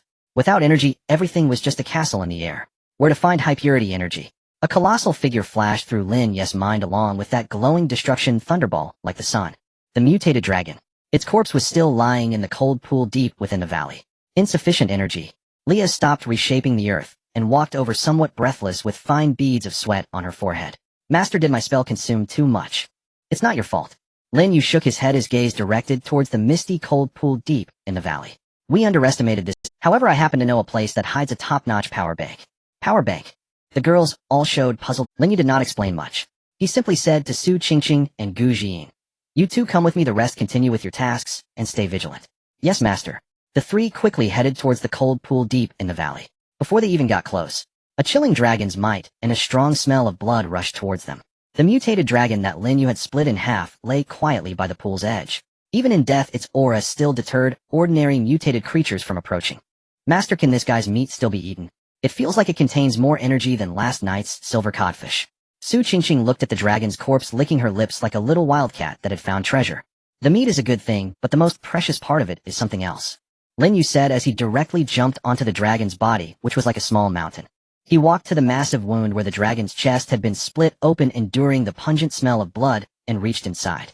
After groping through the cold blood and broken bones for a moment, as the heart core emerged, the surrounding air ignited with the dense, almost liquefied thunder energy and essence of life, dispersing in all directions. Both Su Qingqing and Gu Jiying felt as if every cell in their bodies was rejoicing. What? Such immense energy. Su Qingqing stared in shock at the heart core. She could sense that the energy contained within this crystal was even more terrifying than the combined force of hundreds of war chariots from the Iron City. "Let's go back and perform a bridging surgery for our heart." Lin Yu, holding the searing dragon heart core, swiftly returned to the camp. When he placed this heart core next to the once dimly glowing metallic heart, seemed to smell blood erupting with an intense desire. Countless fine metallic tendrils extended from the surface of the iron heart. Like vines, they tightly coiled around and enveloped the dragon heart core. Ding. Detected ultra-high purity energy source, Lord level Thunder Dragon Heart Core. Energy purity 99. 8. Energy level S rank. Proceed with absorption and transformation. Absorb immediately. Command confirmed. Energy transformation initiated. Buzz. The golden glow and purple arcs of electricity on the surface of the dragon heart core were frantically drawn in by those metallic tendrils, transformed into visible streams of energy continuously flowing into the iron heart. On the virtual screen of the base system, the progress bar, representing energy reserves, began to rise at an exaggerated speed. 10, 30, 70, 100. Ding. Base core energy reserves are full. Warning. Continuous energy influx, core energy overload. Overload rate 150, 300, 800. Ding. Energy overload. Triggering core evolution program. Iron heart damaged, is undergoing self-repair and upgrade. Repair progress 1. 2. Lin Yu's eyes suddenly brightened. He never expected that the energy from this dragon heart core would not only fill the energy gap of the base, but also unexpectedly trigger the self-repair of the iron heart. Although the repair progress was slow, it meant that as long as he could find enough high-level energy cores, he might completely restore this damaged golden item. As the energy surged in, the beating frequency of the iron heart accelerated, and its emitted light became increasingly radiant. An invisible force field spread outward from it, enveloping the entire valley. Ding. Base core upgrade completed. New functions unlocked: force field, shield resource, auto collection, basic fabrication factory. Eden base construction permissions have been enhanced. More complex terrain modification and building construction can now be performed. Well done. Lin Yu laughed heartily and immediately ordered Liela. Energy is abundant. Use all your abilities and get that wall built for me. All right, master. Watch me. With ample energy support, Leah's face flushed with excitement. She raised her staff again, this time no longer needing to carefully control her magical output. All right, master. Watch me. With ample energy support, Leah's face flushed with excitement. She raised her staff again, this time no longer needing to carefully The entire valley trembled violently. Outside the valley beyond the moat, just dug large patches of land began to bulge and tear. Then a massive rock wall over 200 meters wide, nearly 10 meters thick, and a terrifying 30 meters high surged up from the depths of hell, like a colossal god's spine. The surface of the high wall was not a smooth plane, but was covered in jagged sharp stone spikes. Inside the wall, yellowish magical runes flickered, exuding an indomitable aura. This was no feat achievable by human strength, it was truly a miracle. Oh my god! Bai Xian and Bai Luoli gaped, utterly speechless. Even the usually composed Lu Rongfei and Gu Jian were filled with shock. It's not over yet. Leah shouted, waving her staff again. She reached towards the tank armor plates. Flames as furnace melt metal into armor. Whoosh! A flame of over 1,000 degrees appeared, melting the special alloy armor into crimson iron liquid. The molten iron gathered in the air, forming a fire dragon that roared towards the newly risen giant stone wall, evenly coating the outer side, as if gilded. Sizzle! The high-temperature molten iron met the cold rock, erupting vast clouds of steam. When the smoke cleared, the originally yellowish stone wall had transformed into a steel wall glimmering with metallic luster. A solid magical rock core covered externally with a thick layer of special alloy armor. Its terrifying defensive power could likely withstand bombardments from space-based weapons. So spectacular. Han Na gazed at the masterpiece before her murmuring to herself. She suddenly felt that her undead army seemed like mere children playing house in the face of this true elemental might. Don't rush, next it's time for your treasures to shine. Lin Yu smiled, patting her shoulder as he tapped a new command on the base system's display. Basic fabrication factory activated. Selecting fabrication blueprint Sentinel automated turret. Consumption special alloy X10, high energy chip X2, micro servo motor X4. Beginning fabrication. Next to the iron heart, a virtual factory composed of light appeared out of nowhere. The basic materials that had been decomposed flew into the factory under the force field's guidance, undergoing a series of dazzling cuts, assemblies, and welds. In just a few dozen seconds, a dual-mounted automated turret shimmering with a metallic cold light and embodying the aesthetics of technology and violence was printed out. Ding! Sentinel turret fabrication complete. Please specify installation location. Install it. As soon as Lin Yu finished speaking, the stitched beast, constructed from tank wreckage, marched over with heavy steps. It carefully picked up the turret with its lifting arm and transported it to the 30-meter-high city wall, securely placing it in the pre-reserved position planned by Lu Rongfei. Continue fabrication. Ding. Sentinel turret fabrication complete. Ding. Sentinel turret fabrication complete. With the tremendous energy support provided by the heart of the Flood Dragon, the assembly factory commenced frantic mass production.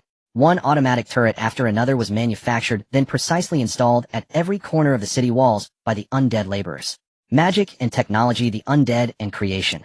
These vastly different, even opposing forces perfectly merged under Lin Yes, while forging an unprecedented apocalyptic fortress. Master, the defenses on the outer side of the city walls have taken initial shape, Lu Rongfei's voice transmitted through the communicator. However, I suggest we add some surprises in the moat. Oh, go on. We could toss some of the Flood Dragon's flesh and organs into the moat, using its Lord-level aura and energy to attract and transform some aquatic mutated creatures, making them our first line of defense for the moat. Lin Yes' eyes lit up after hearing this good idea. Let's do it. This plan not only utilized waste, but also created a unique biological defense line, a true Tofurone deal.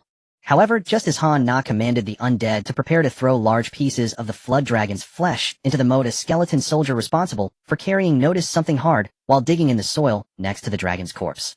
Han Na frowned and walked over. It was an area buried deep in the soil. It seemed to have been exposed due to the tremendous impact when the Flood Dragon fell. Beneath the soil lay a metallic box approximately 1 meter long on each side. The box exhibited a dark tungsten gold hue, its surface engraved with incomprehensible intricate patterns and ancient, yet futuristic design, starkly contrasting with the rugged technological style of the Steel City. Master, there's a new discovery here. Han Na shouted immediately. Lin Yu and the others quickly gathered around. What is this? Leah curiously poked the box, but was repelled by a faint electric shock. Such a sturdy box. Su Qingqing drew out a dagger and exerted all her strength to scratch its surface, leaving only a shallow white mark, failing to even breach the outer layer. Gu Jian raised her handgun and fired a shot at the box. Bang! The energy bullet capable of obliterating matter struck the box, but merely stirred a ripple. The box itself left not a single trace. A look of surprise appeared on Gu Ziyan's otherwise icy face for the first time. Her absolute gun god trait, which included a rule-level armor-piercing effect, theoretically could ignore any form of physical and energy defenses. Yet on this box it completely failed. Let me have a try.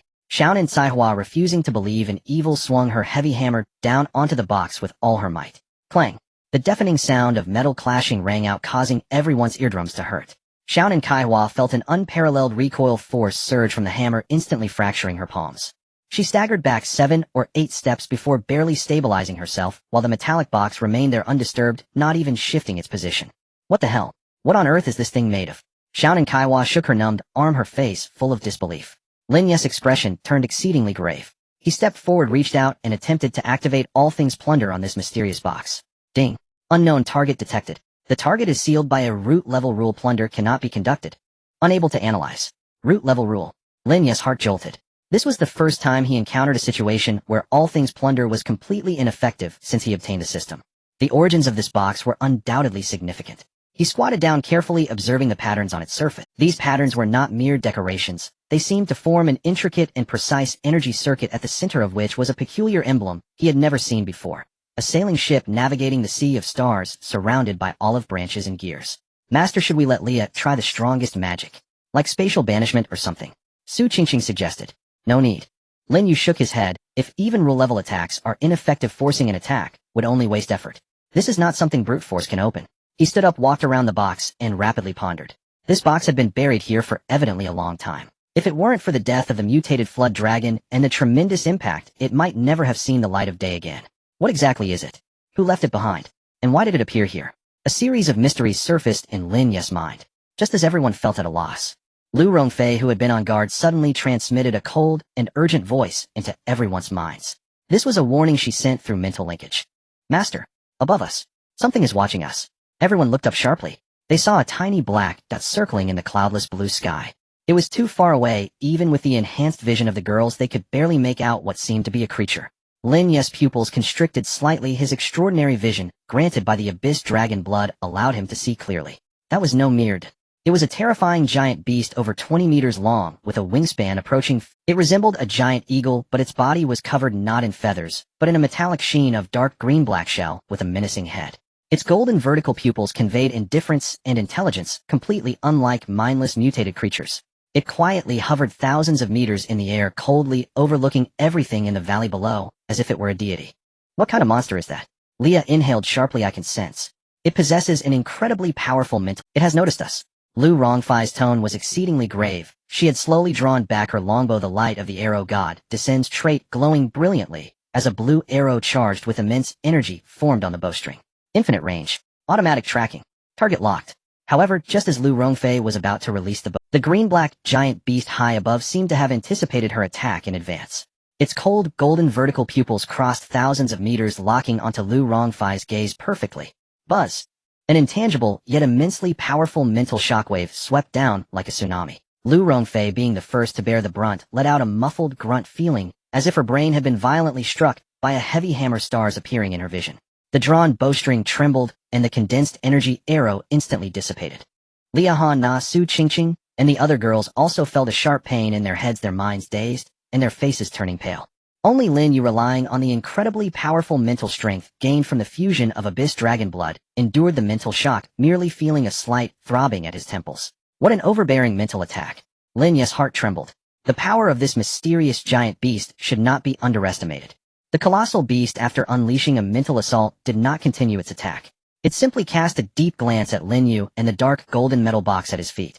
Then, with a flap of its wings, its entire form became blurry, as if merging with the space around it, vanishing into thin air. It appeared suddenly and departed in a mysterious manner. Huff! Huff! Lu Rongfei leaned against a nearby rock, gasping for breath, beads of cold sweat dotting her forehead. What terrifying mental strength! I couldn't even complete the law, Connor. It seems to foresee my intent to attack. It has left. Lin Yu raised his head, gazing at the empty sky, his expression unusually grave. This unexpected encounter sounded an alarm for everyone. They had always believed that with the golden title, they had become the apex hunters of this apocalyptic world. But today they realized that in some corner of this realm there existed such a terrifying intelligent observer. They clearly saw the gaze of the colossal beast. It was not the look of a predator, but rather that of a specimen. Master we. Bai Luoli nervously tugged at Lin Yu's clothing. It seems we must make our home, even. Lin Yu took a deep breath, suppressing the turmoil within. The unknown threat only ignited his fighting spirit. His gaze returned to the mysterious metal box. His intuition told him that this box and the target of the colossal beast might be intertwined, concealing the deepest secrets of this world. It must be opened. A spark of inspiration flashed in Lin Yu's mind. Since brute force was ineffective and attacks were futile, was it possible that the key to open it was something he already possessed? He thought of the emblem, a sailboat in a sea of stars surrounded by olive branches and gears. It represented navigation, life, and technology. He also recalled what he had just acquired, the Iron Heart. This item similarly encapsulated the core principles of a technological civilization. Could there be a connection between the two? Lin Yu no longer hesitated. He retrieved from his pocket the pulsating metal heart, Iron Heart fragment. Slowly he brought this heart of technology, symbolizing rebirth, closer to the mysterious iron box representing ancient times. Just when the two were less than 10 centimeters apart, an anomaly occurred. Buzz! The emblem of the sailboat on the surface of the mysterious iron box suddenly erupted in dazzling white light. The Iron Heart seemed to respond to some kind of summons, its pulsation frequency instantly synchronizing with the radiance of the emblem. A peculiar resonance emerged between the two. Immediately after, an ancient hoarse mechanical synthesized voice, as if traversing through endless time and space, echoed in everyone's minds. Detecting ignition source energy fluctuations. Permission identification in progress. Identification successful. ARCS, Project Foundation Core No. 7. A holder permission confirmed. Welcome Executive Officer. Ancient Relic 017 seal is unlocking for you. Click click. Accompanied by a series of precise mechanical operation sounds. The dark golden metal box, which remained unmoved despite the women's attacks, began to slowly rotate and reorganize its complex surface patterns. The lid of the box opened like petals, layer by layer unfurling outward. An ancient and vast energy wave, even carrying a hint of sacred aura, seeped out from within the box. Immediately after, lines of golden glowing text refreshed at the pinnacle of the technological tree like a waterfall. Top-tier blueprint sequence unlocked. Blueprint Sky Dome, Energy Shield Generation Matrix Mythical Level. Capable of constructing an absolute defense field covering the entire base, theoretically able to withstand stellar-level energy impacts. Required prerequisite technology: Spatial Stabilization Anchor Technology, High-Dimensional Energy Guidance. Blueprint Guardian Battle Construct Legendary Level. A 12-meter-tall versatile humanoid combat weapon equipped with a positron cannon and high-frequency vibrating particle blade, possessing independent combat AI and strong environmental adaptability. Required prerequisite technology: Soul Algorithm Miniature Nuclear Fusion Reactor. Blueprint Orbital Accelerator Cannon Legendary Level. A long-range strike weapon deployed above the base, capable of accelerating high-density alloy projectiles to sublight speeds for devastating strikes on the surface. Required prerequisite technology: Anti-gravity Suspension Technology, Superconducting Electromagnetic Rail. Blueprint Nanomaterials Self-Replicating Furnace Legendary Level. Blueprint Space Jump Beacon Mythical Level. Staring at the glowing blueprint names, shimmering in gold, and even dark gold, along with a string of terrifying prerequisite technologies they had never heard of, everyone fell into a daze. My God, is this the ultimate tech tree from a game? Bai Luoli muttered to herself. She and her sister exchanged glances, both seeing the shock in each other's eyes. This was more exaggerated than anything they had experienced in any interstellar strategy game. Mythical level. Legendary level. Leah's mouth fell slightly open, and she could feel that the powers contained in the things described by these blueprints had completely surpassed her understanding of magic. Using technology to achieve what only deities could accomplish. Is this the power of ancient civilizations? Lu Rongfei's breathing quickened as her gaze fixated on the Sky Dome, Energy Shield Generation Matrix, and the Orbital Accelerator Cannon. As the team's defense planner, she understood better than anyone what these two items represented.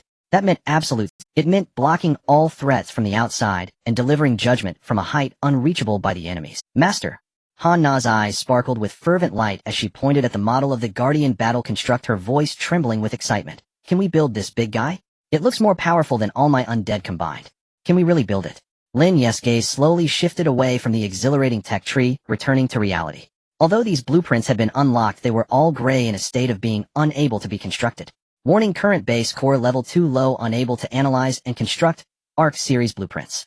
Warning: current production facility, primary construct factory, does not meet construction requirements. A series of red warnings doused everyone's enthusiasm with cold water. As expected, it's not that simple. Lin Yu frowned, but was not surprised. If it were so easy to create mythical-level weapons, that would be too unrealistic. He directed his gaze to the already opened dark golden metal box, named Ancient Relic 017. Now he preferred to call it the Arc Foundation Core. Ding. Host intention detected. Ironheart Fragment and Arc Foundation Core 07 exhibit high compatibility. Proceed with fusion upgrade. Warning: fusion process is irreversible. Ironheart will be completely consumed as the energy source and rule completion module for the Arc Core. After fusion, the base, Eden, will undergo comprehensive evolution and all fundamental functions will be qualitatively enhanced. There is no need to hesitate any longer. Immediately fuse. Lin Yu extended his hand slowly, pushing the pulsating steel heart towards the miniature nebula. At the moment of contact, there was no earth-shattering explosion. Instead, it resembled long-lost lovers embracing perfectly. The metallic circuits and intricate components of the steel heart disintegrated like melting candles, transforming into the purest technological rules and energy, which were fervently absorbed by the nebula. The radiance of the nebula became increasingly brilliant, and its size began to expand. Core fusion initiated. Base core evolution underway. 10, 30, 70, 100. Fusion complete. Congratulations, host. The exclusive base Eden has successfully upgraded to Eden Arc initial form. Base core replaced with Arc Foundation Core 07 activation level 1. 2. Base functions fully upgraded. The initial assembly factory has been upgraded to nanomaterial adaptive furnace. The force field shield has been upgraded to partial force field shield capable of slightly deflecting kinetic attacks. The resource auto collection has been upgraded to nano cluster resource exploration and collection with collection efficiency increased by 1000. Unlocking a new base module. Central Intelligent Control Hub Noah Dormant requires high-purity spiritual energy to activate. Partial construction permissions for the Arc Series blueprints have been unlocked. As the system's notification sounded, the entire valley began to undergo transformation. The energy that was previously absorbed by the steel heart found an outlet and erupted violently. Countless bright silver nanorobots surged out like a tidal wave. They swiftly dismantled the originally rudimentary assembly factory, then in an almost artistic precision reconstructed a massive circular furnace filled with futuristic sci-fi aesthetics adorned with blue energy patterns. This is the nanomaterial adaptive furnace. So cool. Han Na exclaimed excitedly as she observed the changes before her. Master, can you check if those blueprints can be built? Bai Luoli asked eagerly. Lin Yu directed his gaze towards the enormous technological tree hologram. Indeed, among the previously dim blueprints, several icons on the lowest level had already been lit up blue. Blueprint Worker B, Engineering Robot Common level unlocked. Blueprint Scout Unmanned Reconnaissance Drone Elite level unlocked. Blueprint Barrier Modular Alloy Wall Elite level unlocked. Blueprint Guardian Combat Construct Legendary Level Prerequisite Technology Not Met 317. Blueprint Heavenscape Energy Shield Generation Matrix Mythical Level Prerequisite Technology Not Met 128 cannot be built. Although the top-tier ones remain out of reach, the basic construction units are already available. The first step is always the hardest. Lin Yu gazed at the lengthy list of prerequisite technologies, and instead of feeling discouraged, a fierce fighting spirit ignited in his eyes. It was like a player with the ultimate strategy. Although starting as a novice, he clearly knew that the path to godhood lay right beneath his feet. Master, should we start building now? Lu Rongfei stepped forward, her tone tinged with excitement. Of course. Lin Yu waved his hand, grandly filled with the ambition of controlling everything. However, before we begin, we need to solve one problem. He pointed to the progress bar of the base's energy reserves. During the brief process of core fusion and factory upgrade, nearly 1/5 of the massive energy provided by the glass Thunder Jiao core had already been consumed. And on the hologram, the marked energy and resource consumption for constructing the most basic barrier modular alloy wall was an astronomical figure. Our power bank won't last long. Lin Yu's gaze swept over the others. Moreover, the materials are far from sufficient. The scrap metal obtained from clearing the battlefield was merely a drop in the bucket for the impending grand project. What should we do? Should we slay a few more dragons? Su Qingqing licked her lips, eager to try.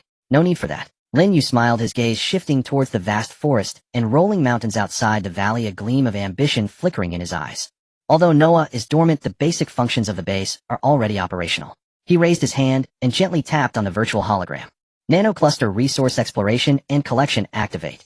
Please specify the collection area and area. All regions within a 50-kilometer radius centered on this location.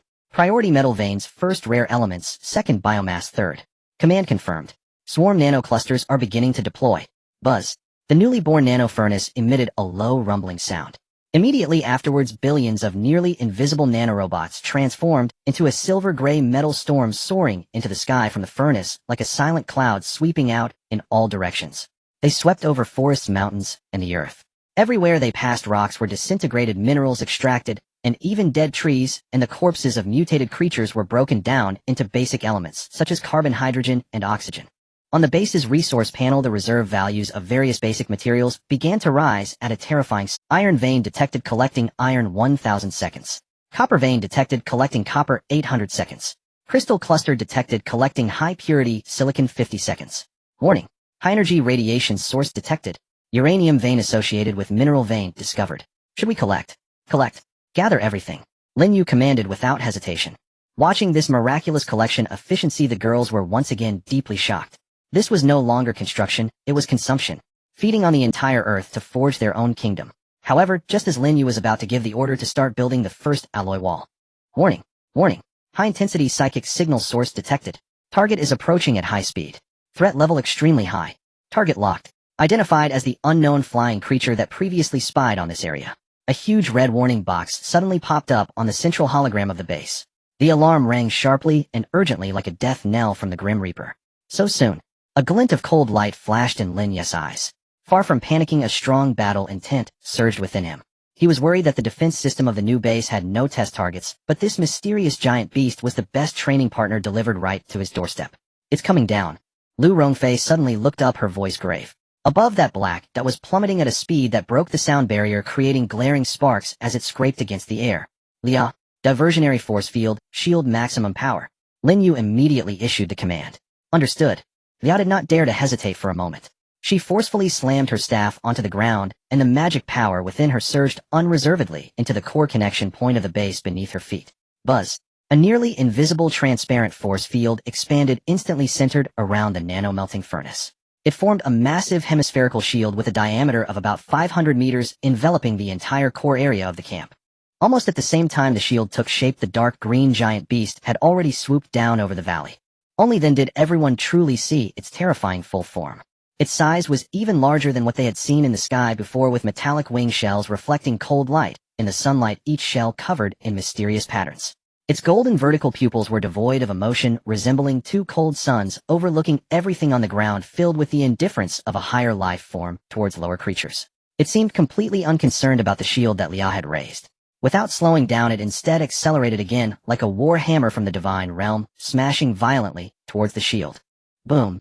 A sound loud enough to tear through eardrums erupted throughout the valley. At the moment of impact, the invisible diversionary force field shield finally revealed its form.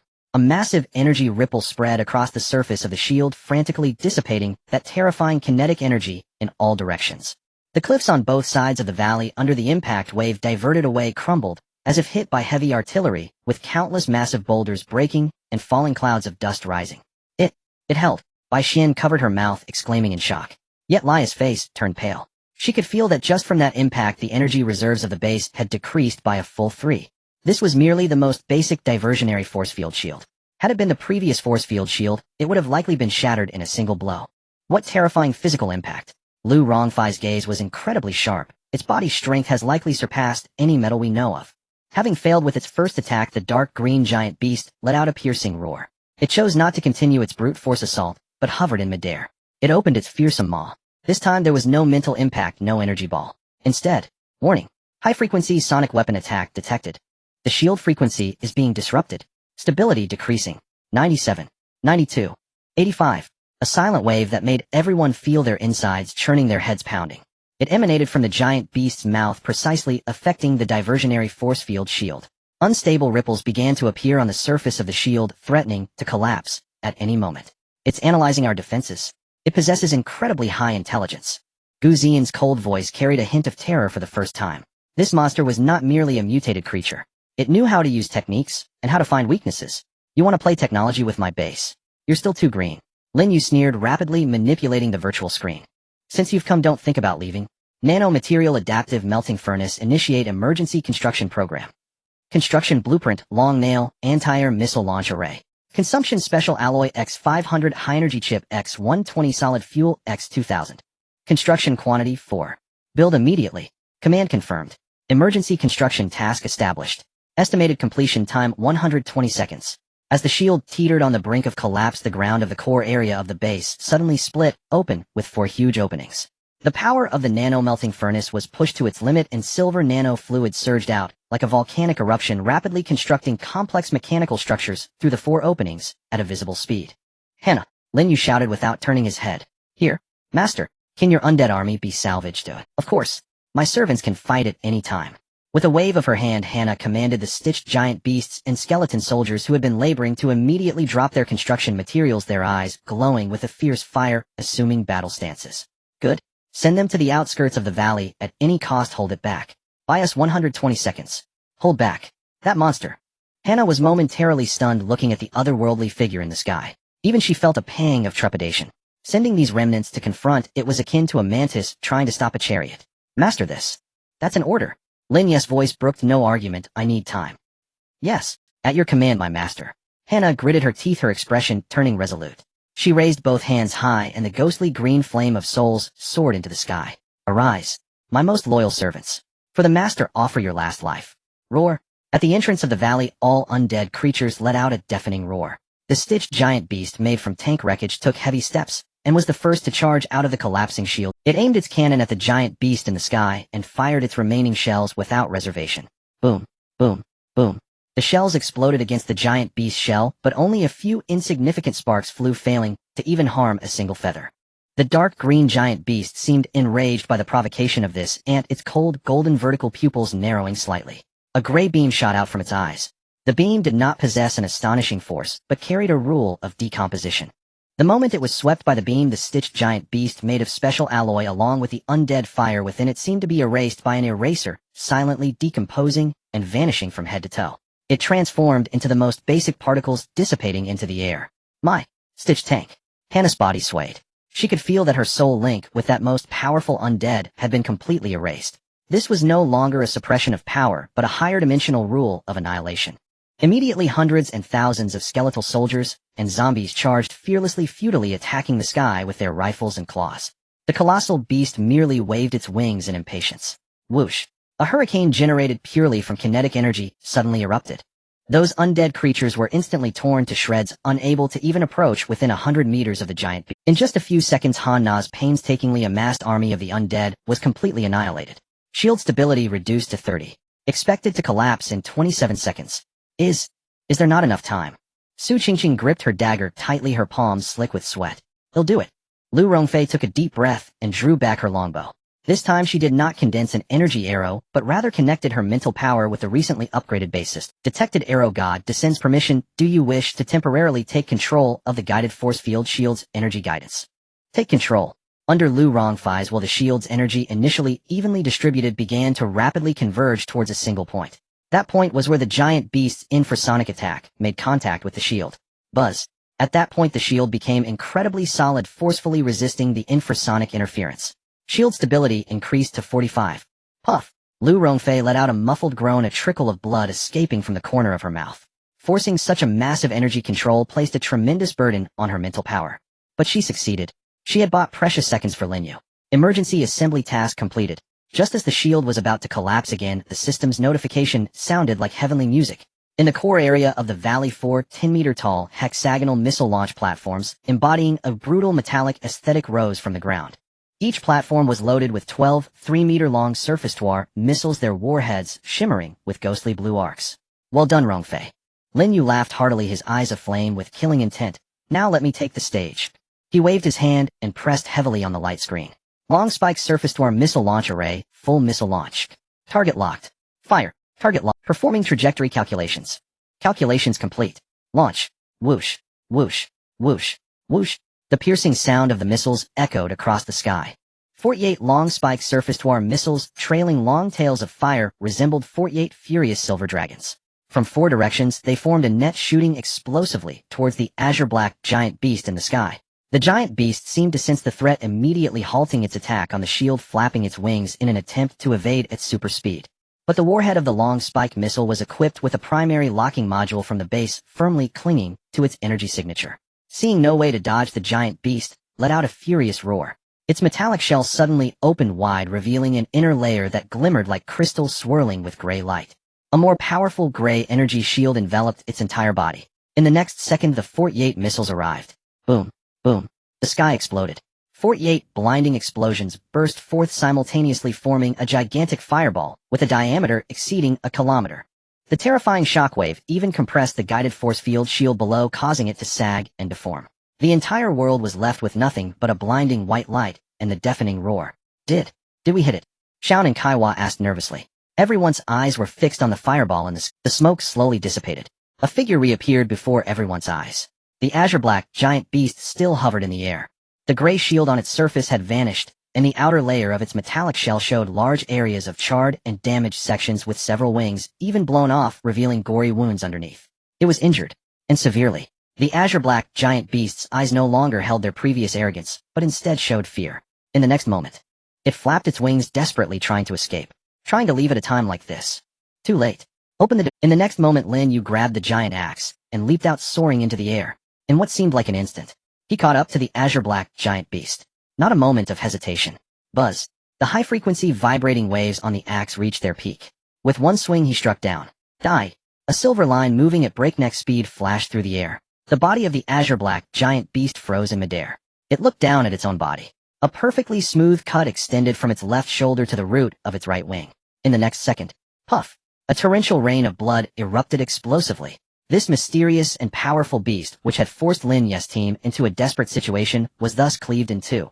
The massive carcass fell from the sky like two meteors, crashing heavily onto the ground outside the valley, kicking up a cloud of dust. Ding. Successfully killed an unknown mythological level creature juvenile. All things plunder triggered. Judging. Congratulations, host successfully plundered the golden special title Rule Analysis. Rule Analysis passive ability. Your mental power will be able to perceive and analyze the basic rules that constitute the world, and attacks will have a certain chance to carry the rule destruction effect, ignoring most of the target's defenses. Note the strength of the analytical ability is linked to the host's mental power strength. Congratulations, host successfully plundered special item space, core, damaged. Lin Yu looked up. This battle had drained all the energy from the base. This powerful war machine was now just an empty shell. And the energy explosion from that giant beast before its death. All powerful beings within 1,000 miles, perhaps even further, had likely been alarmed. The danger had not been averted. The real test was just beginning. We have no time to rest. Lin Yu took a deep breath, forcing himself to stand upright, his gaze sweeping over the ravaged base and the vast, dangerous world in the distance. Lu Rongfei. Yes, master. Quickly devise the final defense plan for the Eden Arc at the fastest speed. Lin Yu's voice was hoarse, but filled with undeniable authority. I want this place to become a true, unfallable steel fortress before the next attack arrives. He looked at the energy-depleted guardian, then at the distant corpse of the giant beast, a glint of ferocity flashing in his eyes. Now go drag that giant beast's corpse back and disassemble it. I will use its bones to forge our city walls. Use its core to light up our sky shield. Yes, master. Lu Rongfei. Draw up the final defensive plan for Yidianyu and Fangzhou Eden Arc as quickly as possible. Lin Yu's gaze swept across the ravaged base and the vast, perilous world beyond. Before the next assault arrives, I will turn this place into a true iron stronghold that never falls. Yet, Lu Rongfei, unable to spare the time to wipe the blood from her mouth, spun and strode to the central console. An unprecedented focus and exhilaration glittered in her eyes. The ferocity of the great beast had pushed her sense of crisis to its peak, yet it also awakened all her wit and potential. Her mind raced as she began to sketch new defensive blueprints across the virtual holoscreen. Integrate existing defenses such as the directed field shield, the long spike anti-air missile array, and the sentinel gun turrets. Weave those with the newly unlocked barrier modular alloy walls, hive worker engineering robots, and other foundational blueprints, along with countless unknown possibilities. Lin Yu turned his eyes to the drained, scarred wreck of the Guardian. He then looked toward the distant corpse of the colossal beast, a hard gleam flashing across his gaze. He understood that what stood here now would not suffice to forge a true fortress. Hanna, Lin Yu called, and drag that beast's carcass back and dismantle it. I will forge our walls from its bones, and use its core to power the Tianxiong shield. Hanna shuddered. She still felt residual terror as she stared at the mountain-like corpse, and recalled the terrifying force it had displayed. But Lin Yu's order brooked no question. She drew a deep breath, fanatic loyalty glittering in her eyes. Yes, master. My undead legions stand ready to obey. She raised both hands high, a ghostly green soulfire danced in her palms. This time, she did not summon fragile skeletons. She needed servants stronger and more resilient. As the soulfire leapt, the ground trembled and the earth heaved. Gigantic gargoyles, stitched from soil rock and broken machinery, rose with heavy rumbling from the depths below. They bore no flesh, only shells of stone and metal, cold spectral flames flickering in their eyes like ancient guardians awakened. Go and bring that beast back, Han Na commanded, pointing into the distance. The gargoyles emitted low roars, their vast wings unfurling as they swept toward the beast's fall wind howling. Their strength far exceeded that of the previous undead. They could haul that enormous carcass. At the same time, Lin Yu moved to the Yidianuan Fangzhou Foundation core and tapped the holoscreen. The panel for nanoswarm resource prospecting and harvesting resurfaced. Detected mythic-class creature remains of abundant biomass energy, extremely high rare metal content, accompanied by unknown high-energy crystals. The system intoned coldly. Collect everything. Prioritize decomposing the core and bones, converting them into materials for the barrier modular alloy walls and energy for the Tianxiong shield. Lin Yu issued the order without hesitation. The newly awakened nanoforge emitted a deeper resonant roar. Countless nanobots coalesced into a silvery gray torrent spewing from the forge and surging like a tidal wave beyond the valley. Their target was the blue-black leviathan that had just been slain. When the gargoyles reached the carcass to haul at, the nanoswarm had already arrived. Before the horrified eyes of the onlookers, the silvery torrent instantly engulfed the beast's immense body. The blue-black metallic carapace visibly dulled, as if an unseen force were rapidly dissolving it. Flesh under the shell decomposed at accelerated speed into elemental carbon, hydrogen, oxygen, and the like, swiftly absorbed and transmitted by the nanobots.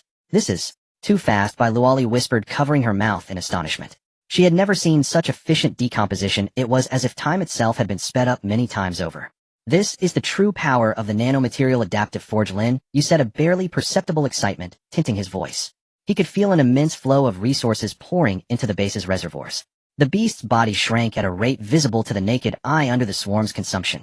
Even the iron-hard bones were swiftly enveloped by nanobots for precise decomposition and reconstruction. Most astonishingly, from the beast's chest, a crystal emitting a faint gray light was carefully extracted by the nanobots. Its internal space core damaged but intact. "Is this its core?" Leah asked, stepping forward to feel the peculiar energy within the crystal.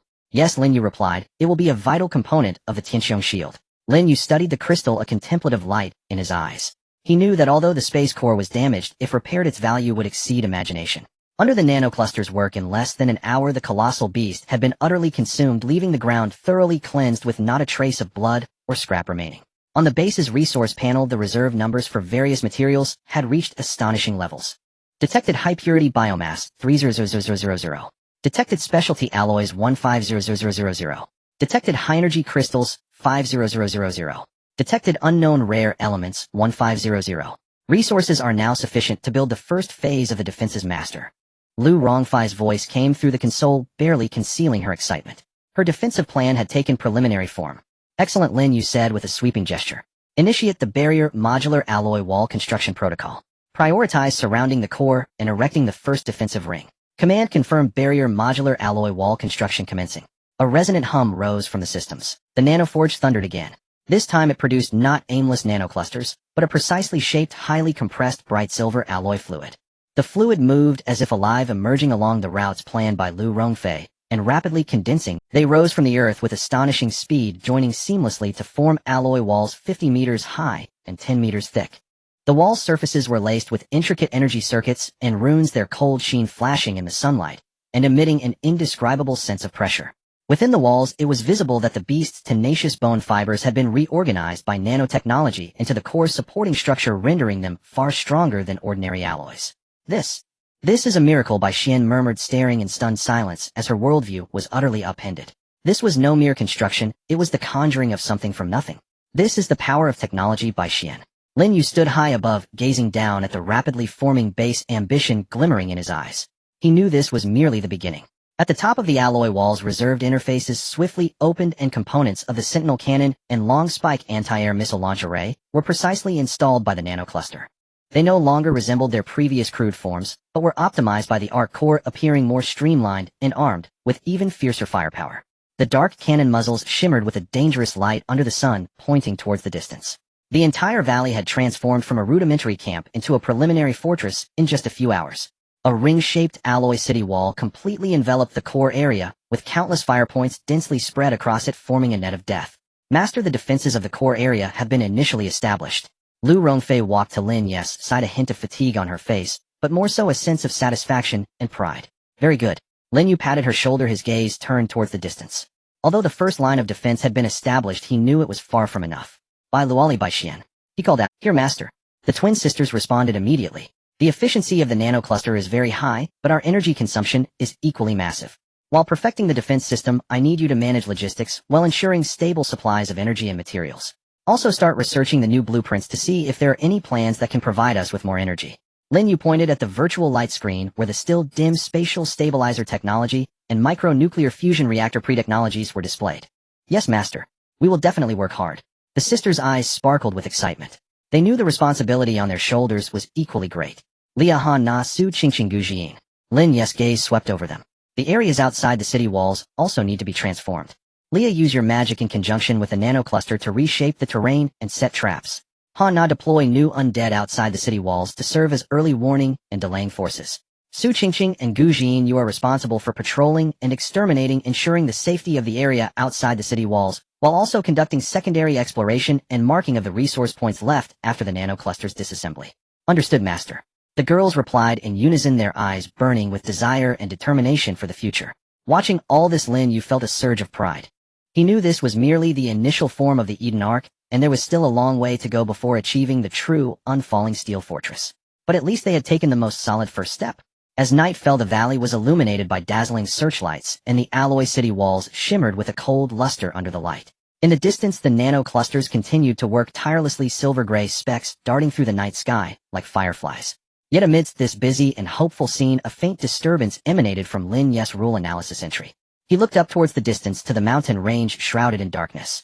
There it seemed something was being stirred by this rapidly rising arc, quietly awakening. It seems our time is truly limited. Lin Yu murmured, a hint of solemnity flashing in his eyes. A few days, the Eden Arc had already revealed its astonishing prototype. The once barren valley was replaced by a streamlined, futuristic, colossal fortress. The silver-gray alloy walls towered into the clouds, densely covered with flickering blue energy nodes and powerful weapon platforms. The directional force field shield in the sky was invisible to the naked eye, yet its powerful energy fluctuations could be felt enveloping the entire base in a layer of invisible protection. Inside the base, another scene unfolded. The nano-clusters had hollowed out the mountain's interior, constructing fully functional, comfortable, and luxurious buildings. The original temporary camp was completely transformed, replaced by spacious and bright living pods, well-equipped training grounds, and ecological gardens filled with the breath of life. Lin Yu's private living area was located at the top of the core tower, featuring 360-degree panoramic, floor-to-ceiling windows that overlooked the entire base. At this moment, Lin Yu reclined on a leather sofa. The temperature here was always maintained at a comfortable 24 degrees, with the air passing through 3 filters carrying a hint of light plant fragrance. Master, please try this. I just made a fruit tart using the base's automatic cooking module. Bai Luoli, dressed in comfortable home attire, knelt by the sofa. She brought a delicate pastry to Lin Yu's mouth. Lin Yu took a bite and nodded in satisfaction. Meanwhile, in front of the huge holographic projection screen beside them, Bai Xian was holding a newly synthesized virtual controller, playing a starship simulation game with Leah. Hey, Leah's sister, don't cheat with wind magic. Your reaction speed is too fast. Bai Xian huffed, throwing down the controller. That's a mage's intuition, little Xian. Leah, with her golden hair casually draped, held a cup of red tea, smiling exuberantly. The central control room of Lu Rongfei had now been upgraded to a massive holographic command center. Various data streams floated in the air, providing a comprehensive overview of the real-time situation inside and outside the base. Sitting in the main seat, she tapped her fingertips, swiftly relaying commands through the mental link to various Behind her, Bai Loli and Bai Xian were busily operating the resource management system, with screens displaying the constantly growing resource reserves and consumption data. The sisters wore satisfied smiles on their faces as their game had now become incredibly real and filled with a Master, the automatic irrigation system of the 3rd ecological zone has completed debugging, and the first batch of high-energy crops is expected to mature in 3 days. Bai Luoli's sweet voice came through the communicator. Very good, Loli, keep it up. Lin Yu replied softly. The ecological zone was another highlight within the base. With Leah's magical assistance combined with the nanocluster's gene editing technology, various mutated plants were tamed and thrived in the greenhouse inside the base. They not only provided fresh food, but also purified the air, bringing a rare touch of vitality to the base. Han Na was busy outside the city walls. She commanded the newly summoned mutated stitching behemoths and gargoyles to dig deep trenches and set traps around the base. These undead had become even more resilient under the fortification of the nanocluster. Their cold flames in their eyes became the first warning for the area outside the base. Su Qingqing and Gu Jin were conducting routine patrols on the city walls. Their movements were agile and silent, with the daggers and pistols in their hands glinting coldly under the sunlight. Although the base's defenses were rock solid, they never relaxed their vigilance. Qingqing, the energy fluctuations at the left wing no. 3 watchtower are slightly abnormal and need to be checked. Gu Xian's cold voice rang out, her gaze sharp as an eagle.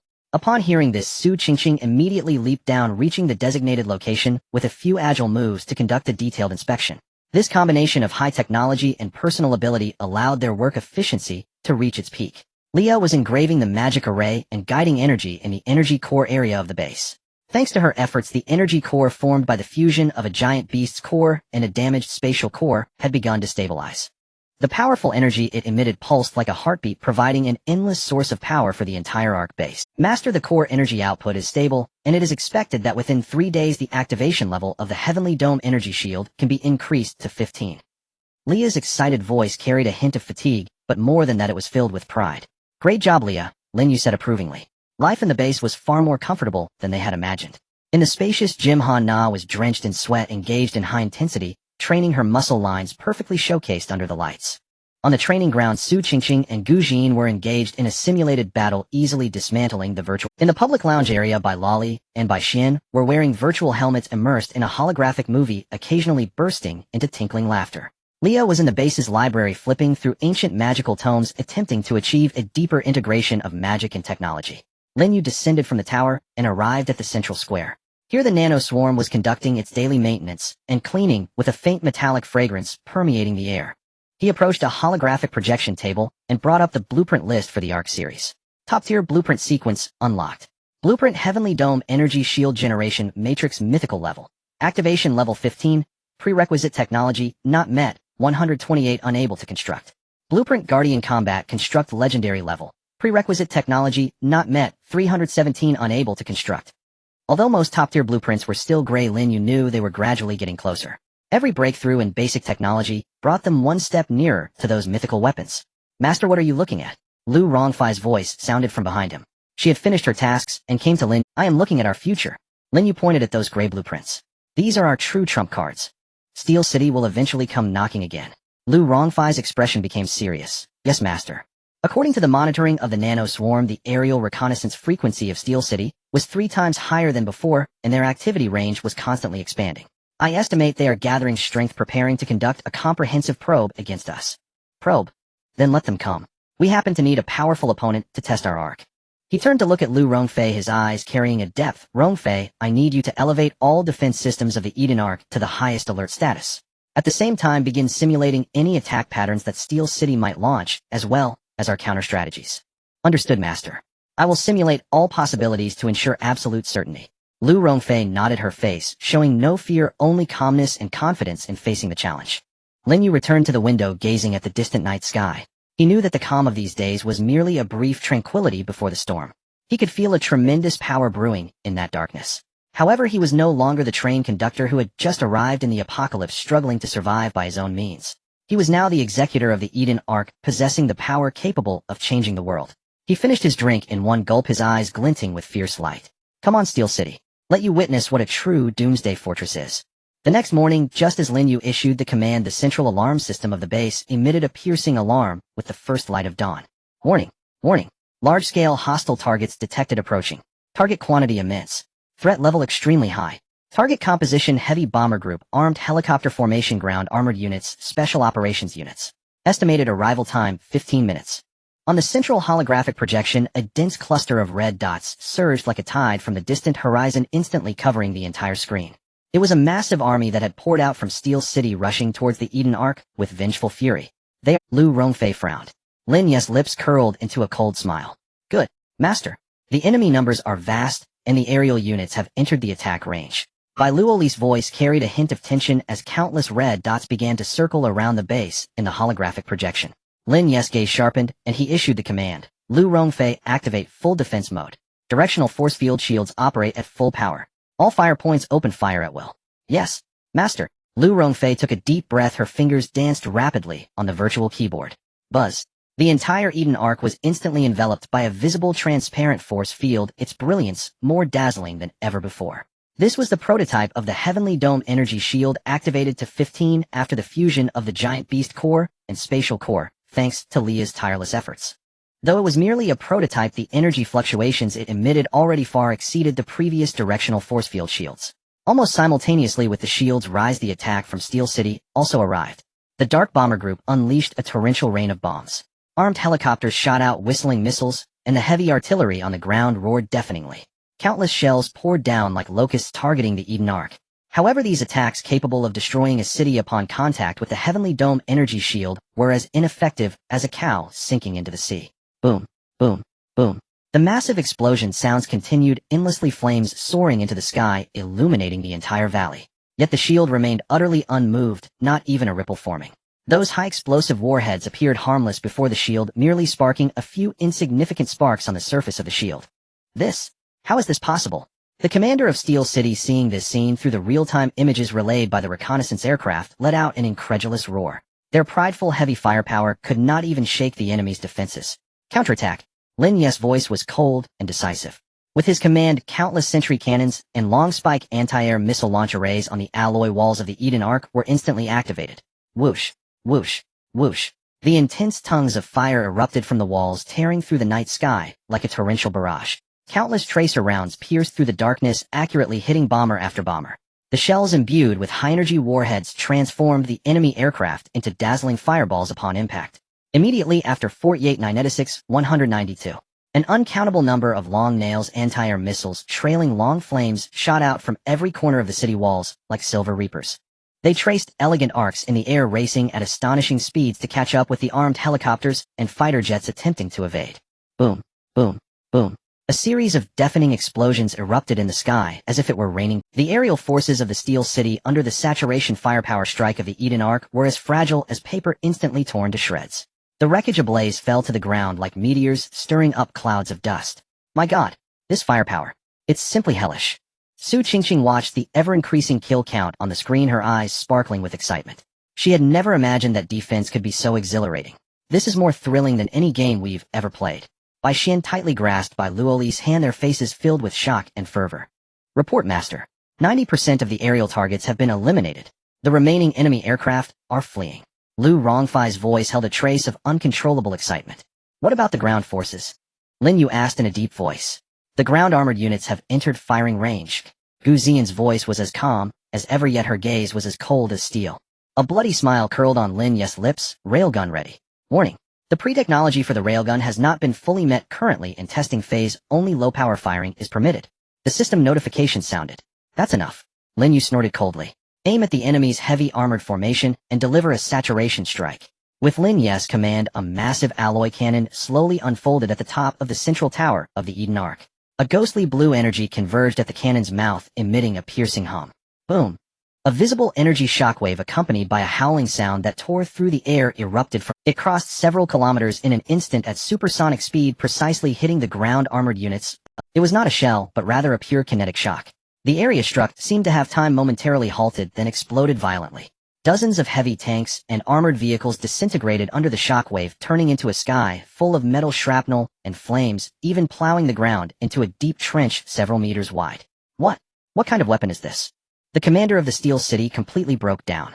Their proud air power and ground armor left not even a scratch against the opponent's defenses, instead being slaughtered under the enemy's firepower. Retreat. All units retreat.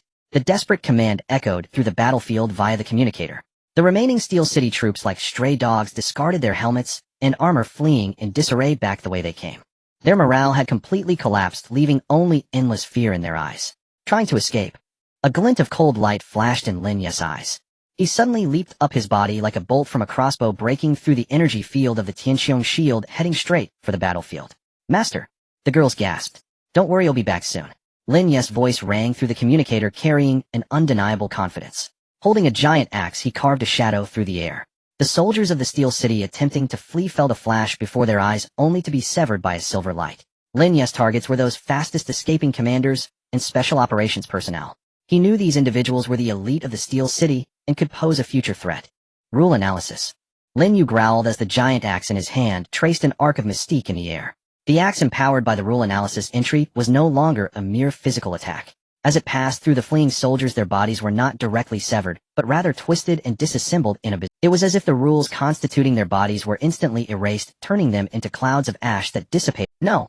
What kind of power is this? A special operations captain from the Steel City let out a desperate wail before dying, his body collapsing like a sand painting under Lin Yu's axe blade. In just a few minutes, Lin Yu moved like the Grim Reaper, weaving through the fleeing enemy troops. He left no survivors, all who tried to escape were utterly annihilated by the power of rule analysis. When he returned to the Eden Ark, he bore not a single drop of blood, the giant axe shimmering with a cold light, and he looked up at the sky where the once dense red dots had completely vanished, leaving only scattered flames burning in the distance, signifying all that had just transpired. Account for battle losses, tally the results. Lin Yu's voice carried a hint of fatigue, but more prominently was the indifference of victory. Yes, Master. Lu Rongfei's voice was filled with awe and fervor. The Eden Ark in this battle had thoroughly proclaimed its strength and inviolability to this apocalyptic world. But Lin Yu knew this was merely the beginning. The Steel City, though heavily damaged, could still harbor more formidable entities behind it. He looked at the giant axe in his hand, then toward the war-scarred land in the distance, a glimmer of profundity flashing in his eyes. Then Lin Yu's gaze fell upon the freshly updated system notification. The rewards from this battle were far from over. Ding. Hidden achievement, absolute domination, has been achieved. Final reward settlement, completed. Congratulations to the host for obtaining the Mythic Level Strategic Facility Blueprint Holographic Celestial Eye Network. Holographic Celestial Eye Network Mythic Level bound to the core of the Eden Ark. It can ignore any terrain and energy interference, instantly scanning and locking onto all life forms, energy sources, and resource distributions within 1,000 kilometers around the Ark. Includes the fog of war dispelling and God's perspective functions. Lin Yu's breath caught slightly. The Holographic Celestial Eye Network. The strategic value of this thing was even comparable to the Golden Legend entry they had just obtained. In this perilous wasteland world, intelligence is life. Previously, they had always been in a state of being blind to the enemy's movements. The overwhelming presence of the Steel City's army was the best example. Previously, they had always been in a state of being blind to the enemy's movements. The overwhelming presence of the Steel City's army, and now with this Holographic Celestial Eye Network, the area within 1,000 kilometers around the Ark would be utterly transparent to him. Lin Yu silently commanded the system immediately construct and activate the Holographic Celestial Eye Network. In command confirmed. Consuming 1000 high-energy crystals, 500 units of specialized alloy. Construction commencing. Boom. A deep resonant rumble surged through the entire central command chamber. Then from the center of the massive alloy tactical table, a dazzling cerulean beam shot skyward, rippling outward like water across the air. The light waves swiftly interwove and reconfigured within mere seconds. An exquisitely detailed, seamless 360-degree, holographic, three-dimensional map materialized before everyone's eyes. At its heart, softly pulsing with azure radiance, stood their Eden Ark. Wow, this is absolutely breathtaking. Bai Xian's eyes widened in awe as she extended her delicate fingers toward the hyper-realistic virtual mountains suspended midair. Yet Lu Rongfei's expression darkened instantly upon beholding the map. Master, something is gravely amiss. Lu Rongfei strode briskly to the holographic projection and gestured swiftly in midair, zooming in on several regions of the map. Observe here, here, and here. As she manipulated the interface, the previously serene holographic terrain erupted with countless crimson points, dense, voracious, and blood-red, like swarming carnivorous ants. These scarlet clusters coalesced into 3 colossal torrents converging with unrelenting resolve from due east-northwest and due south, racing headlong toward the hidden valley where the Eden Ark lay entrenched. At the core of each red cluster pulsed an ominous high-energy signature. System scan complete. Lu Rongfei intoned her voice glacial. The total annihilation of Steel City failed to serve as a deterrent. Instead, it has utterly enraged neighboring factions, or rather triggered in them an unprecedented existential dread. According to spectral analysis by the Celestial Eye Network, the Eastern Force belongs to the Black Steel Brotherhood entrenched in the ruined metropolis. They've deployed no fewer than 300 heavy exoskeleton mechs. The northwestern threat is the infamous Toxic Marsh Mutant Alliance. Those crimson dots represent bioengineered colossal abominations. And the southern advance, Lu Rongfei drew a sharp breath, belongs to the region's most formidable warlord, the Raging Lion Legion. They have even mobilized an archaic land-based aircraft carrier. Silence gripped the command chamber for 3 full seconds. A rough estimate confirmed that this tripartite coalition fielded over 100,000 troops. This tally excluded the colossal biomechanical weapons and heavily armored battle platforms. 100,000 soldiers, launching a preemptive strike to eradicate the Eden Ark, a nascent, yet terrifyingly potent threat before it could ever take root. 100,000. Is that all? A faint disdainful chuckle pierced the stillness. Han Na rotated her slender neck with a crisp audible crack. Within her voluptuous frame now surged the unfathomable abyssal death force granted by the Soul Covenant. Do they truly believe numbers alone guarantee victory? It seems our last battle was not brutal enough, Gu Jin remarked, coolly drawing a plain black handgun from her waistband. The instant her fingers closed around the grip, the weapon stirred, as if awakened. The golden trait Absolute Gun God activated intricate lethal crimson energy circuits bloomed across the barrel's surface, while the muzzle exhaled an aura of absolute annihilation. Master Gujin lifted her gaze, her frost-bright eyes devoid of fear, only razor-sharp focus on slaughter. Issue your command. Lin Yu gazed upon these peerless beauties whose ethereal grace belied an overwhelming tide of murderous intent, and slowly curved his lips into a cruel predatory smile. Panic. Coalition. Preemptive strike. An hour ago, confronting a mechanized and mutant legion numbering 100,000, he might have relied solely on the Ark's Heavenspan shield for desperate defense. But now, each girl wielded a golden legendary trait capable of rewriting battlefield laws, and Lin Yu himself possessed omnivorous acquisition of bottomless divine technique of evolution. Defense. It no longer existed. Since they're so eager to meet their end, Lin Yu seized the obsidian greataxe beside him. The blade catching the hologram's cerulean glow reflected a chilling blood-hued sheen. Then let us personally escort them into oblivion. He turned sharply, his gaze slicing across the women like twin blades. Rongfei, entrust base operations to the automated defense systems and Nanite Legion. Initiate absolute isolation mode. Everyone else, arm yourselves fully. We will not hold the fortress. Lin Yu stepped forward. His abyssal reverse-scale armor emitted a low draconic resonance. We will carry the front line straight into their lairs. Let this wasteland know the Eden Ark is not merely an impregnable bastion. It is a cataclysm that consumes all. As you command, Master. In unison the girls cried out, eyes blazing with absolute loyalty to Lin Yu and feverish anticipation for the slaughter to come. 10 minutes later the Eden Ark's massive alloy gates thundered open. No vast army marched forth. No deafening engine roars shattered the silence. Lin Yu led the way, followed by 6 exquisite flower-like figures whose beauty masked the terror of reapers, as they strode deliberately into the howling desert winds advancing toward a coalition 10,000 times their number. The slaughter began. The raging Lion Legion's forward encampment was stationed in a desiccated riverbed 30 kilometers from the Eden Ark. As the coalition's de facto leader, the warlord had dispatched his most elite mechanized division. 200 behemoth tanks, refitted from archaic main battle tanks, stood in rigid formation, their gaping gun barrels aimed squarely at the Ark. The camp's highest-ranking commander, a one-eyed Hulk, stood atop an armored command vehicle puffing a cheap cigar while scanning the horizon through binoculars. Sir Scouts report no large forces emerging from the Iron Fortress. Just 7 individuals walking straight, his adjutant reported perplexed. 7 people. The one-eyed commander blinked, then burst into raucous laughter. Huh. 7 people. Are they surrendering? Or have they lost their minds? Relay the order, artillery, stand by. Once they enter firing range, reduce them to pulp. Yet his laughter had not faded when, without warning, the earth trembled. Not the grinding vibration of tank treads, but a dense subterranean shudder rising from unimaginable depths, 1,000 tiny crawling pulses that set teeth on edge. What the hell? Is it an earthquake? The grin froze on the one-eyed commander's face. At the edge of the horizon, Lin Yu came to a halt. He did not glance at the distant enemy camp, but instead cast his gaze towards Han Na beside him. Na, it's your turn to perform. Lin Yu chuckled lightly. Okay, Master, I promise not to disappoint you. Han Na licked her crimson lips, showcasing a smile filled with wildness. She suddenly stepped forward, her hands forming a strange seal before her chest. Soul contract, golden legend. Wake up, poor creatures sleeping underground, heed my call. Awaken. Tear apart everything in front of your king. Buzz. A visibly dense and rich emerald green soul storm surged forth from Han Na, sweeping wildly in all directions.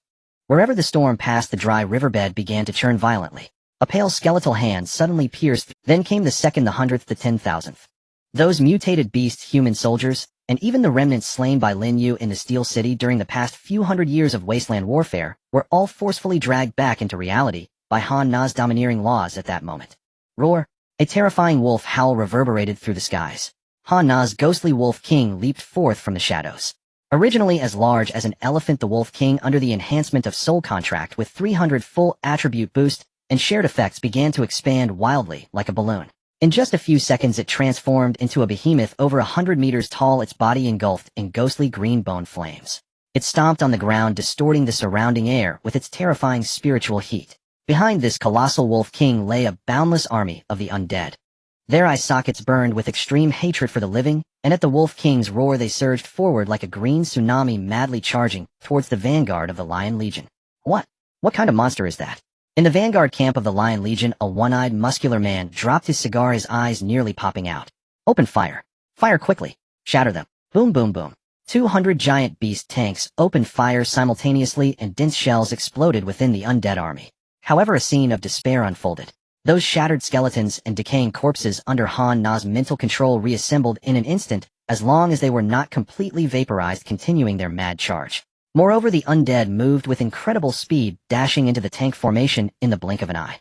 The enormous ghostly Wolf King swiped down with a paw, directly crushing 300-ton giant beast tanks into pancakes.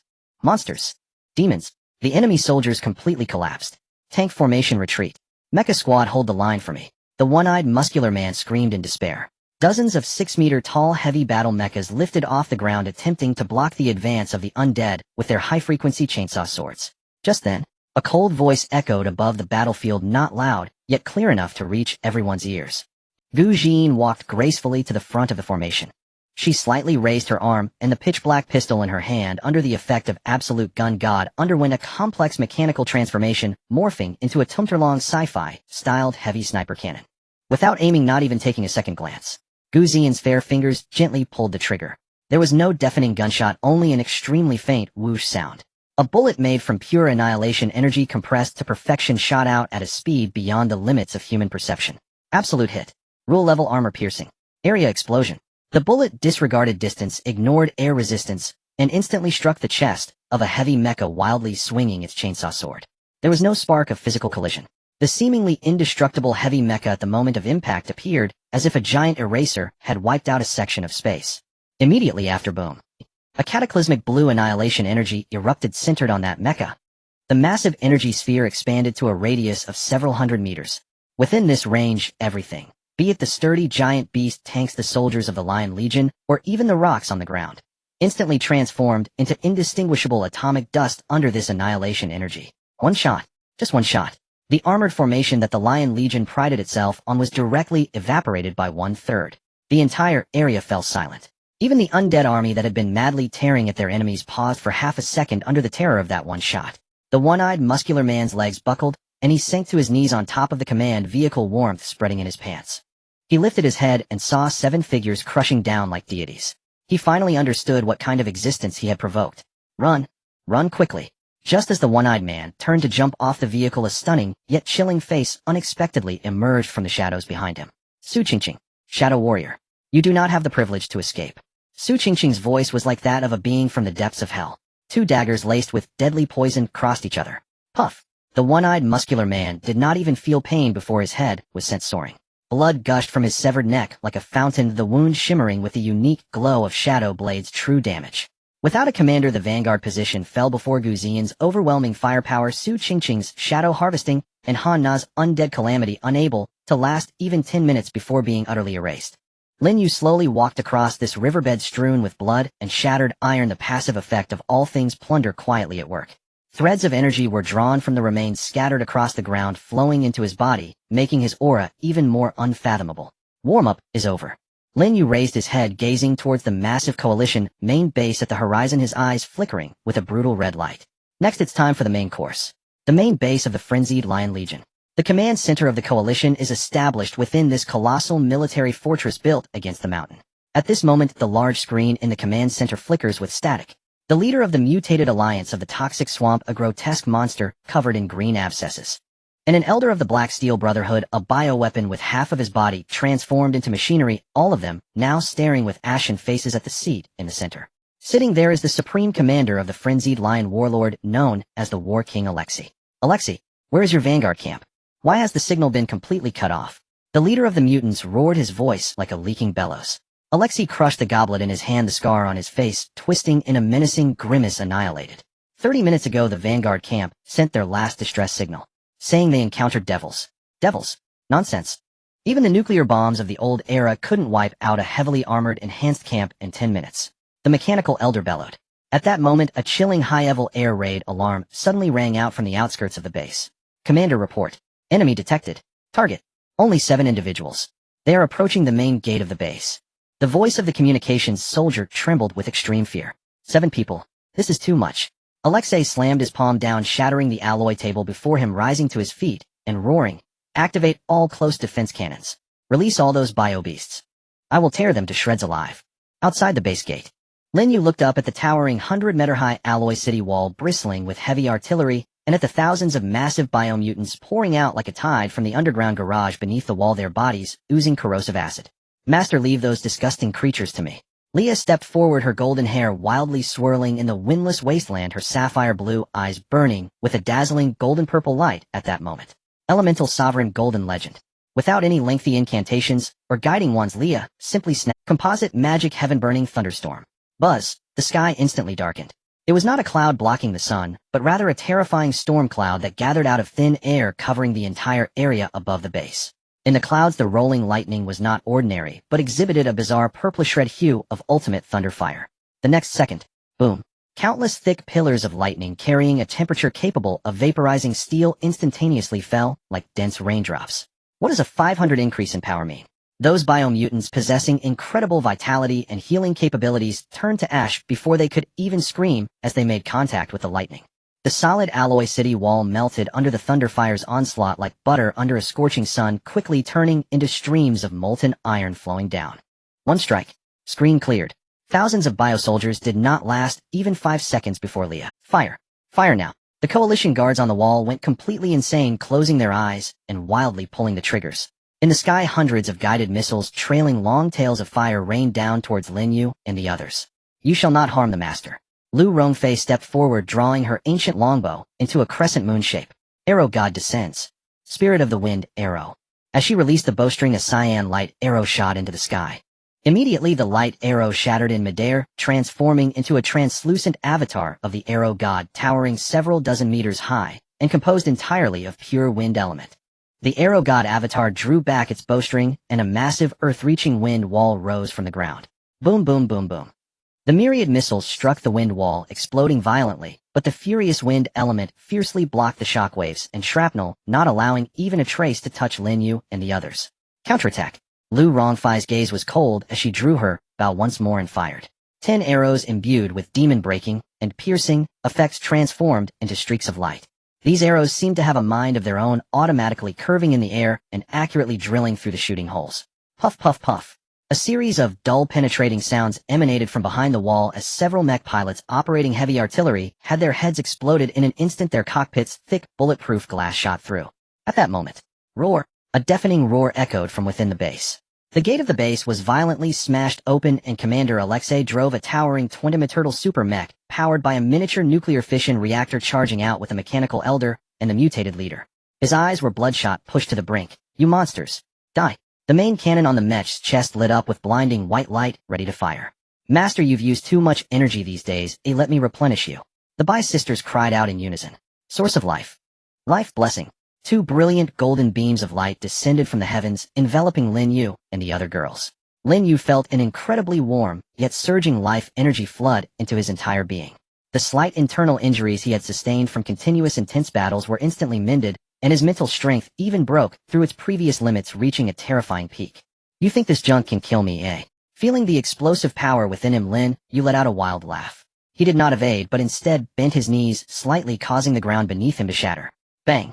Lin Yu shot up into the sky like teleportation, appearing directly above the twin-turtle super mech. Alexei in fear attempted to raise the main cannon. Damn you! Lin Yu gripped the giant axe tightly, using the terrifying momentum of his descent to swing down. Sizzle! Like a hot knife through butter, that super mech, crafted from special alloys capable of withstanding small nuclear explosions, was cleaved in two from the top of its head to its waist by Lin Yu's axe. Inside, Alexei and the mech were neatly cut in half. At the same time, all things plunder golden legend. The god-tier attribute within Lin Yu surged wildly. He abruptly extended his left hand and pressed it against the wreckage of the mech's core. A terrifying suction force erupted. The energy of the still intact miniature nuclear reactor within the mech, along with the royal-level berserk ability contained within Alexei, transformed into a visible torrent of red and blue flooding into Lin Yu's body through his arm. Not just this mech. As Lin Yu's consciousness spread the entire energy core and reserve warehouse of the Mad Lion base. Even the buried special metals underground were being stripped and devoured by some invisible force, continuously transported back to the Eden Ark through a distant nano-network. Run, run fast. The mutated leader and mechanical elder, witnessing this scene reminiscent of a demon consuming souls from mythology, were thoroughly terrified and turned to flee. But Su Qingqing's dagger and Gu Xian's bullets had already predicted their demise. In just half an hour, the coalition's main base, boasting an army of 100,000, was completely slaughtered by 7 individuals. Not a single useful screw was left unplundered by Lin Yu. Too weak, this is utterly boring. Han Na stepped on the corpse of a mutant, pouting in disinterest. Lin Yu took a deep breath, digesting the surging new energy within him just as he prepared to speak. Suddenly, an unprecedented chilling alarm rang out from the Eden Arc 300 kilometers away. The originally blue light screen instantly turned a blinding crimson. Master! Alarm! Lu Rongfei's voice came through the encrypted channel tinged with a rare tremor. In a chasm 500 kilometers northwest of us, an immeasurable life form has awakened. At the moment her words fell, a cold voice as if from ancient times and striking at the soul suddenly echoed in Lin Yu's and all the girls' minds. Plunderer, your aura is quite delicious. I found you. Lin Yu's pupils constricted in shock as he turned to look towards the northwest. The previously clear sky had been completely consumed by a layer of darkness as thick as ink. Plunderer, your aura is exquisite. I found you. This voice did not travel through the air but detonated directly within the depths of Lin Yu and the girls' minds. It bore no trace of human emotion, only a sense of aloof indifference and greed, as if looking down upon. By Luoli and by Xian standing behind Lin Yu almost simultaneously spat out a mouthful of fresh blood. Their already pale faces turned as white as paper, their legs buckling as they fell to the ground. They were purely support types, although their mental strength was immense before such unreasonable cross-dimensional mental oppression. They were as fragile as a candle flame in a tempest. Luoli, Xian. Lin Yu acted swiftly, extending his arms to securely embrace the two twin sisters. In his grasp, the girls' bodies were uncontrollably convulsing violently, their temperatures rapidly dropping. Master, it hurts so much. My head feels like thousands of needles are stabbing me. Bai Xian gripped the abyss reversal armor tightly on Lin Yu's chest. Shut your eyes, contract your mental strength, think of nothing. Lin Yu's heart tightened as an uncontrollable murderous intent surged from deep within. He abruptly lifted his head, locking his gaze onto the rolling darkness in the northwest. No matter what you are, anyone who dares to harm mine shall face my wrath. Amidst Lin Yu's roar, the golden title of all things plunder was pushed to its limit. He had just absorbed the immense energy from 100,000 allied forces and a king-level mech, which now formed an invisible vortex fiercely protecting him and the girls at its center. The terrifying mental force attempting to invade their minds was forcibly torn away as it contacted the all things plunder vortex, transforming into pure mental energy that was fed back to Lin Yu.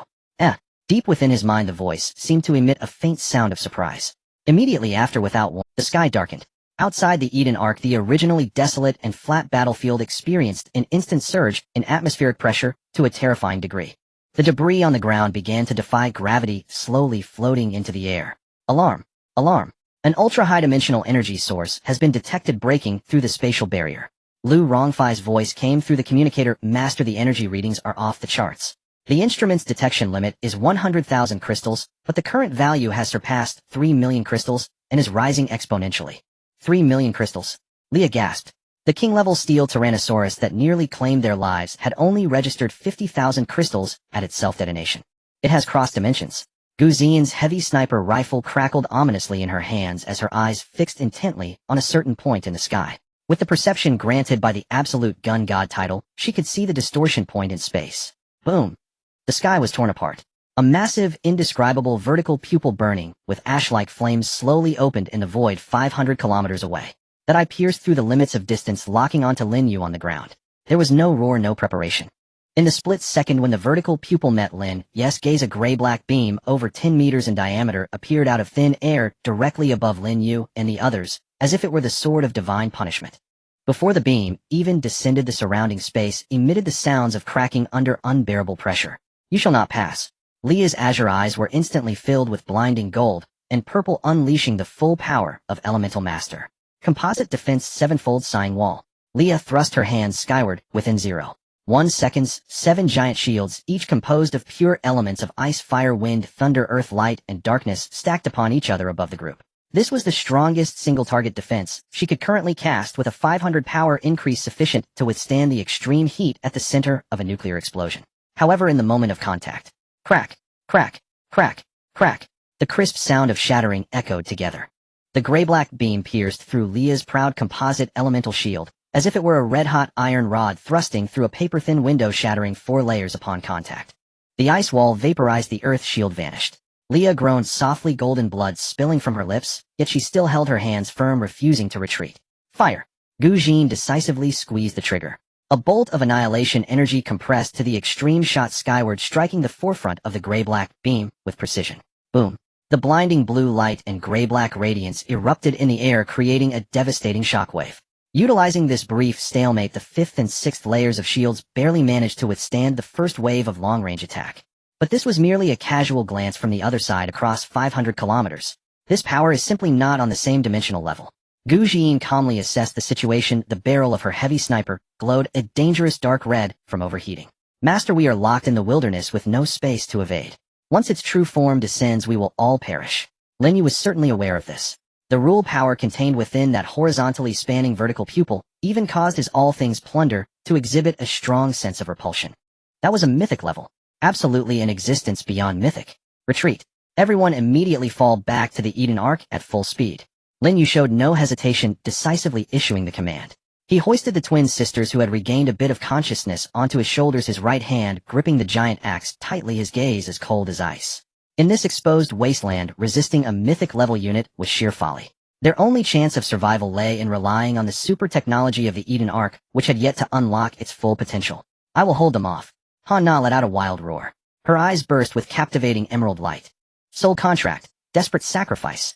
With a sudden clap of her hands against the ground, the 100,000 undead army she had revived to crush the Lion Legion came to a halt. All the skeletons, corpses, and mutated beasts, even the towering Ghost Wolf King, howled sorrowfully. To the next second, the bodies of the 100,000 undead exploded. Countless emerald green flames of souls wildly coalesced in the air, ultimately condensing into a bone and flesh wall, towering hundreds of meters and over 50 meters thick, firmly blocking the retreat path behind the group. This wall bore Han Na's tidal power, forcing any nearby energy to be significantly weakened. Go! Han Na's face paled after completing the act. She turned sharply and followed Lin Yu like a streak of black lightning racing toward the Eden Arc on the horizon. Su Qingqing slipped directly into the shadow dimension. Her mastery of the Shadow Warrior technique rendered her utterly undetectable, transforming her into a reconnaissance scout who darted relentlessly along the perimeter, vigilant against spatial assassinations. The 7 moved with blinding speed, carving sonic booms across the wasteland. They had barely covered 10 kilometers. A muffled, earth-shattering detonation echoed from behind. Lin Yu glanced back. The pupils of his eyes contracted to pinprick slivers. The wall of bone and flesh forged from 100,000 sacrifice souls by Han Na crumbled in under 3 seconds. That monstrous vertical eye fired another beam. This time, both space itself and the skeletal barrier were erased, utterly annihilated. And from the flattened void rose a colossal shadow vast enough to blot out the sky, bending reality in defiance of all physical law. It folded space as it surged forward, toward them, faster than thought. 500 kilometers, 400, 200. Its velocity was incomprehensible. Faster. Push harder. Lin Yu burned his inner energy to its limit, channeling raw propulsion force upon every member of the group. On the horizon, the Eden Arc's gleaming alloy gates, cold, metallic, and immense, were now unmistakably visible. Above them, oppressive pressure descended like a tangible weight, snapping spines and crushing breath. This was a race against death itself, and the finish line was that slumbering steel citadel. Countdown to annihilation, the abyssal apex of mass deployment. Boom! Thousands of tons of specialized alloy gates slammed shut the instant Lin Yu and the others breached the entrance tunnel, sealing them in with finality. A series of deep, resonant mechanical clanks reverberated through the airlock chamber as 10 physical isolation doors locked into place, all within 3 seconds. Huff, huff. Han Na leaned heavily against the frigid metal wall, gasping raggedly, her chest heaving. Even Gu Jian, ever composed and serene, bore a fine sheen of sweat across her forehead. It had been too fast. That visceral, omnipresent dread, the sense of imminent erasure by some unfathomable higher-dimensional force, chilled these golden legendier women to their very marrow for the first time. Lin Yu gently set down the Bicisters. En route back, the twins had already enveloped everyone in the highest-tier life source blessing, dramatically bolstering resistance against all abnormal conditions, thus shielding them from that insidious, clinging mental corruption. Master, you've returned at last. The central control room door slid open, and Lu Rongfei strode forward. Her expression was grave. In her hand, a tactical tablet pulsed with crimson alarm lights, its rhythm unervingly frantic. No preamble. Report current status now. Lin Yu strode to the holographic tactical table. There, the holocyte surveillance network glowed a uniform blood red, a dire warning of catastrophic threat. At the northwestern edge of the map, a colossal red storm vortex advanced with terrifying, unwavering precision toward the Arc. Target energy signature has exceeded all instrument measurement thresholds. Lu Rongfei's fingers flickered across the holographic interface. It employs no conventional propulsion.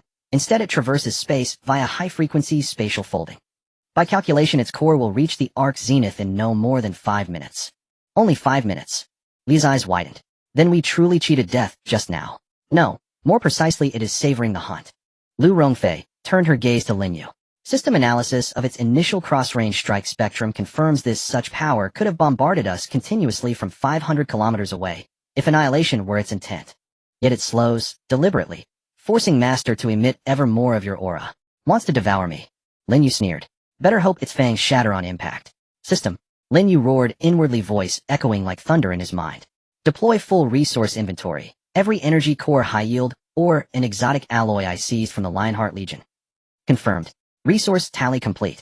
Specialized alloy reserves 1.2 million metric tons. High energy crystals 9 million units. Microfusion reactors 300 units. Unknown high-dimensional energy blocks recovered from Lionheart Mech's unspecified quantity. In the Lionheart Legion's main base, Lin Yu hadn't merely slaughtered every soul. He deployed the all-consuming plunder technique, like a cosmic vacuum, draining entire mountain ranges of mineral veins and stripping armories bare. This staggering horde, sufficient to equip an empire-sized fleet, now served as their sole lifeline. System, I accept no counsel. Commit all resources, immediately. Lin Yu braced both hands on the tactical table, eyes blazing with savage resolve. First, forcibly upgrade the Heaven's Canopy Shield to the absolute pinnacle of our current technological tree. Second, unlock and deploy the mid-tier personal defense system, Guardian Armor. No cost spared, execute now. No sooner had Lin Yu spoken than the Eden Arc resonated with a deep subsonic hum. Command verified. Mid-tier authorization engaged. Warning. Warning. This operation will deplete 99 of base resource reserves. Confirm, execute. Confirm. I'll melt this hull to slag before letting that abomination breach it. Deducting 10 million metric tons of specialized alloy. Deducting 8 million units of high-energy crystals. Energy core furnaces initiating full power overload. As the system's cold synthetic voice echoed through the control chamber, 8 massive fusion furnaces deep within the Ark's lowest stratum roared like awakened leviathans. An inconceivable torrent of energy coalesced instantly into a tangible defensive bulwark. Through the bulletproof viewport the sky revealed. The once transparent Heaven's Canopy Shield now underwent a breathtaking metamorphosis, visible even to the naked eye. Its hue deepened from pale azure to profound indigo, hexagonal energy circuits, like honeycombs, bloomed across its surface until finally the entire shield condensed into an impenetrable glass-like barrier of absolute defense. Alert! Heaven's Canopy Shield upgraded to 100 capacity, absolute barrier mode. Effective armor thickness equivalent to 3.0 meters of specialized steel, equipped with gravitational wave reflection modules and energy dissipation fields. Still insufficient. Lin Yu drew a slow, deliberate breath. Passive defense alone would inevitably fail. The shield would fall. At that moment, the floor around the control chamber split cleanly apart, revealing 6 sleek biomechanical cultivation pods rising with quiet, brutal elegance. Within each pod floated a custom-fitted obsidian black nanotech battlesuit for the girls. Alert! Guardian Armor Mythic prototype construction complete. Neural link adaptation with designated operators underway. Don them, Lin Yu commanded, gesturing toward the suits. This is the foundation of our counterstrike. The girls did not hesitate and immediately stepped forward. As their palms touched the cultivation pod, the black nanometal liquid inside seemed to come alive, crawling up their arms and enveloping their perfect curves in less than a second. Gu Xian's battle armor extended a complex mechanical interface from her right arm, perfectly merging with the sniper cannon in her hand, while the visor of her helmet flashed with ballistic calculation data marked absolute hit. Su Qingqing's battle armor was as light as a wing. The surface's nanocoating could automatically absorb the surrounding light, making her appear like an ethereal black hole even under bright lights. Meanwhile, the abyssal reverse-scale armor on Lin Yu's body erupted with a dark golden glow due to the forced infusion of residual resources from the system, and even spiky protrusions grew from his shoulder armor. Master, the system indicates that the healing effect can be refracted through the energy conduits of the battle armor for a wider range, Loli said, excitedly feeling the surging power within her. Lin Yu clenched his fist covered in alloy armor, feeling the power within capable of crushing mountains. Now the pinnacle of technology and myth-level golden attributes had perfectly fused. 2 minutes, Lu Rongfei said, coldly looking at the holographic screen. The enormous red dot representing disaster had completely covered the area directly above the Eden Arc. The entire control room fell into a deathly silence. There were no insect sounds, no wind, not even the sound of electrical currents from the system, suppressed by some invisible force. Above them in absolute darkness, something exceedingly large and heavy seemed to be slowly descending. Prepare to receive guests. Lin Yu drew the pitch-black giant axe from his back, its blade reflecting the crimson light of the plundered energy, harmonizing with the energy of the battle armor. Let us see what color the mythical blood truly is. In the next second, the ground shook violently. The myth fell, and the ultimate counterattack from the heavens commenced without any prologue or fearsome roar. Boom! When the suffocating physical impact struck the heavenly shield, the entire Eden Ark seemed to experience a magnitude 12 earthquake. The alloy floor twisted violently, and the defense light tubes at the top of the control room exploded in a dazzling shower of sparks. If they hadn't just invested thousands of tons of resources to upgrade the shield, this single blow would have shattered the Ark like an egg struck by a hammer. Lin Yu looked up through the now completely transparent observation armor. Even with mental preparation, when that thing truly revealed a glimpse of itself, everyone's heart skipped a beat. It could hardly be called a living being. It resembled a celestial body stitched together from pure despair, shadows, and countless twisted limbs. Its massive body was like a huge black curtain sealing off the sky above the Ark. Countless thick tentacles as powerful as skyscrapers were striking the honeycomb-like heavenly shield, like raindrops carrying devastating kinetic energy. With each strike, the shield sent out blinding dark blue ripples. Warning. Shield durability decreased by 2. 5. 11. Detected sustained spatial annihilation. Corrosion on the shield shell. Energy decay field is resisting at full power. Getting beaten by this beast at home is not my style. Lin Yu's eyes flashed with a hint of madness. With all things plunder and guardian armor, he was unwilling to merely be a defensive turtle. System, open the hexagonal firing ports on top of the shield. Let loose the firepower. Rongfei Jin Lia. Free fire. Orders received. As dozens of tiny openings just wide enough for attacks to pass through opened on the shield, the counterattack officially began. Absolute penetration, annihilation reign. Gu Jin took the lead. Supported by the fusion energy of the guardian armor, her heavy sniper cannon underwent a shocking transformation, turning directly into a 6-barrel Gatling heavy cannon. Each bullet fired was a highly compressed, transparent annihilation round. Under the influence of the absolute hit rule, it created a blue metallic storm that soared into the sky, accurately tearing through a layer of shadow defense on the giant beast's lower abdomen. Roar! The giant beast finally emitted a shrill roar, seemingly not expecting these ants could harm its body. Not done yet. Let you taste the flavor of natural disasters. Leah floated in midair, her golden purple eyes burning like torches. Elemental Sovereign. Ultimate Abyssal Star Explosion. Taking advantage of the defensive gap torn by Gujin, Leah forcibly kneaded the 3 most destructive elements, wind, fire, and lightning, into an extremely unstable micro-star, which she precisely shoved deep into the giant beast's wound through the firing port. Boom! Blinding white light erupted in the sky. Even through the fully upgraded heavenly shield, Lin Yu and the others could feel the tens of thousands of degrees of heat that burst forth in that instant. Countless tentacles of the giant beast were vaporized in the explosion, and the foul-smelling black blood rained down on the surface of the shield like a waterfall, hissing with corrosive sounds. Lu Rongfei was also unwilling to be outdone. The infinite barrage brought by Arrow God descends, transformed into countless cyan dragon-like projectiles, penetrating upward along the severed tentacles, directly targeting the core hidden deep within the darkness of the giant beast. The Bai sisters from the rear continuously supplied their frontline companions with source of life and mental energy through the network of their battle armor. Meanwhile, in the unseen shadowy crevices, Su Qingqing had transformed into a formless dark energy, quietly seeping along the edges of the shield, searching for a one-hit kill opportunity. The battle had entered a fever pitch from the very start. The giant beast seemed thoroughly enraged. Its massive body began to shrink rapidly, and the severed tentacles did not regenerate, but all converged toward the center. In that viscous dark center, the cold gray-black vertical pupil opened once more. But this time it was not. Warning. Myth-level unit detected compressing surrounding spatial laws. It attempts to trigger a spatial collapse to swallow the Ark along with it.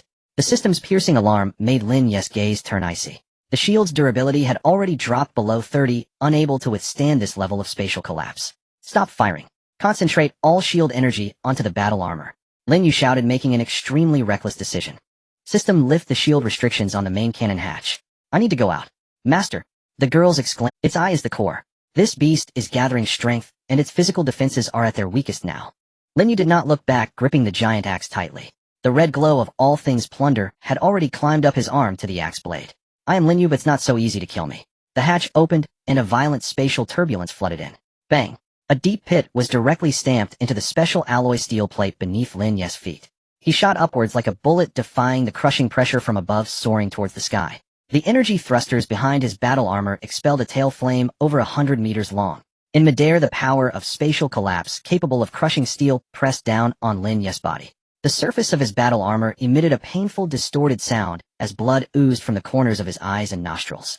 Yet the all things plunder within him was operating frantically, that terrifying adaptive evolution ability continuously absorbing the destructive energy from the outside, forcibly repairing his collapsing body. Give me death. Lin Yu let out a throat-tripping roar, merging with the giant axe, transforming into a dazzling scarlet blood blade. In the final second before the vertical pupil's spatial collapse completed, Lin Yu forcefully shattered its last mental barrier, and with one axe struck solidly into the very center of that gray-black vertical pupil. Hail! An indescribably shrill scream echoed through the wasteland. The core of the mythical giant beast was split in two. The power of all things plunder surged madly along the axe blade like a massive stabilizing needle weighing tens of thousands of tons, forcibly severing the giant beast's rule power and beginning to crazily devour its life source. The vast darkness began to disintegrate like a collapsed, ink-colored mountain. The giant beast's corpse lost its levitating power and crashed heavily onto the already damaged sky shield, then slid down like a mudslide, completely filling the deep valley surrounding the ark. In the sky, a faint glimmer of dawn appeared after a long absence. Bang! Lin Yu, covered in blood, fell onto the top armor of the ark, gasping heavily. His battle armor was nearly completely destroyed. Even the Abyss reverse scale armor was covered in cracks. Ding! Mythical defense battle victory. Ding! Triggered ultimate judgment of all things plunder. Plunder successful. Lin Yu struggled to open his heavy eyelids, seeing in his hand a mysterious substance emitting seven-colored light, resembling a three-dimensional magic cube. Ding! Detection shows host life signs below. 10. A mythical battle armor guardian damaged 92. Abyss reverse scale armor, showing structural cracks. Executing emergency life support program. The system's prompt echoed intermittently in Lin Yu's nearly unconscious mind. He felt every inch of his bones as if they were crushed and forcibly reassembled, his organs burning. Master! Lin Yu! Several cries mixed with sobs rushed from afar as the girl's figures burst through the opened hatch, surrounding him immediately. Don't come near. I am covered in that thing's corrosive blood. Lin Yu managed to utter a sentence, trying to push away Gu Jin and Han Na, who were the first to support him.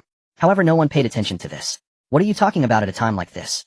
Han Na's eyes were red. She carefully tore off the fragments of battle armor that had already fused with Lin Yu's flesh, her voice trembling. What will we do if you die? Luo Li Xian. Hurry. Lu Rongfei commanded calmly, but her tightly clenched fists revealed her extreme anxiety. Sisters by Luo Li and by Xian had already lost their composure, kneeling beside Lin Yu, their trembling hands pressed against his chest.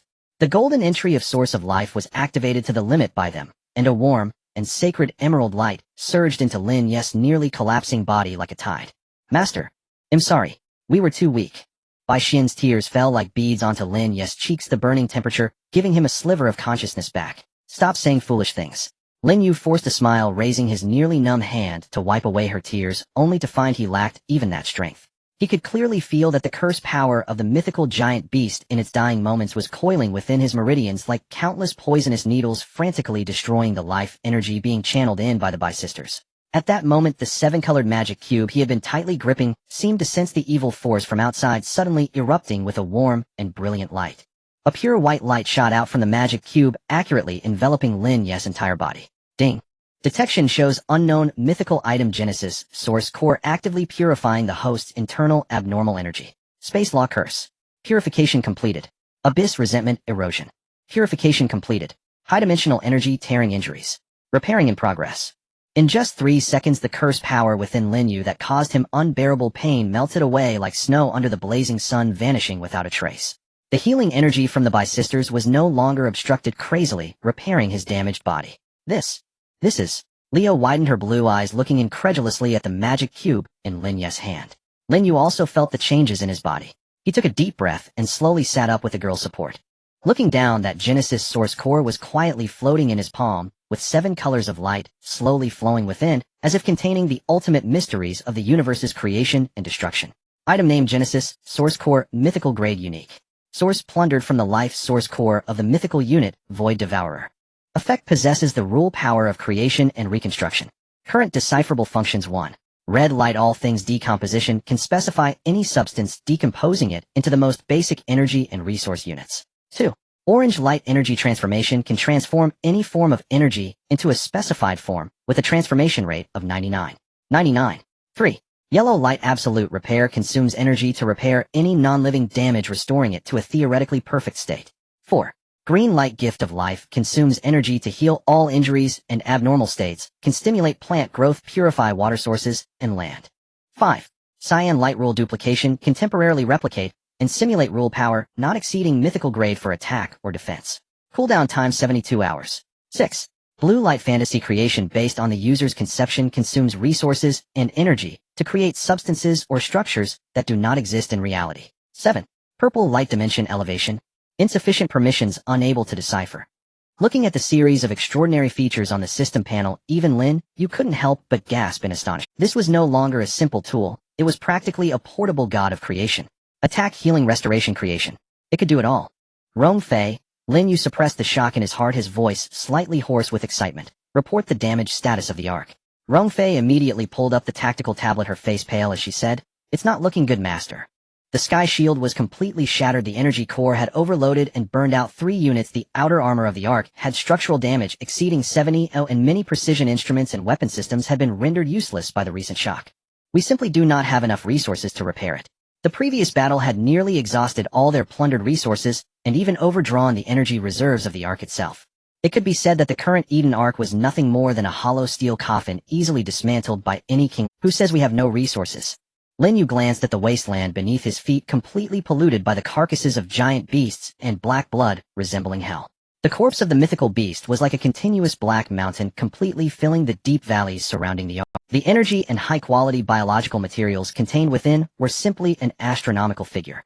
System center on me, activate the red light of the Genesis core and decompose all things. Understood, Master. Lin Yu raised the Genesis core high in his hand. In the next moment, a brilliant red beam shot into the sky, then exploded like a sun, transforming into an invisible wave of decomposition that spread rapidly in all directions. All things swept by the red halo, whether the indestructible carcass of the giant beast, the polluted land, or the scattered remnants of weapons on the battlefield, were instantly decomposed into pure energy points and fundamental particles. Like a dazzling rain of fireflies, they rolled towards the Genesis core in Lin Yu's hand. Ding. Decomposed mythical biological tissue obtained high-dimensional life energy, 9754000 units. Ding.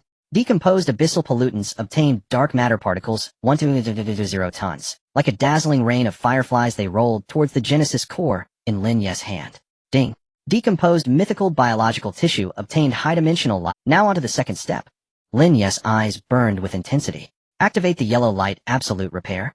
Activate the blue light fantasy. Now onto the second step. Lin Yu's eyes burned with intensity. Activate the yellow light absolute repair.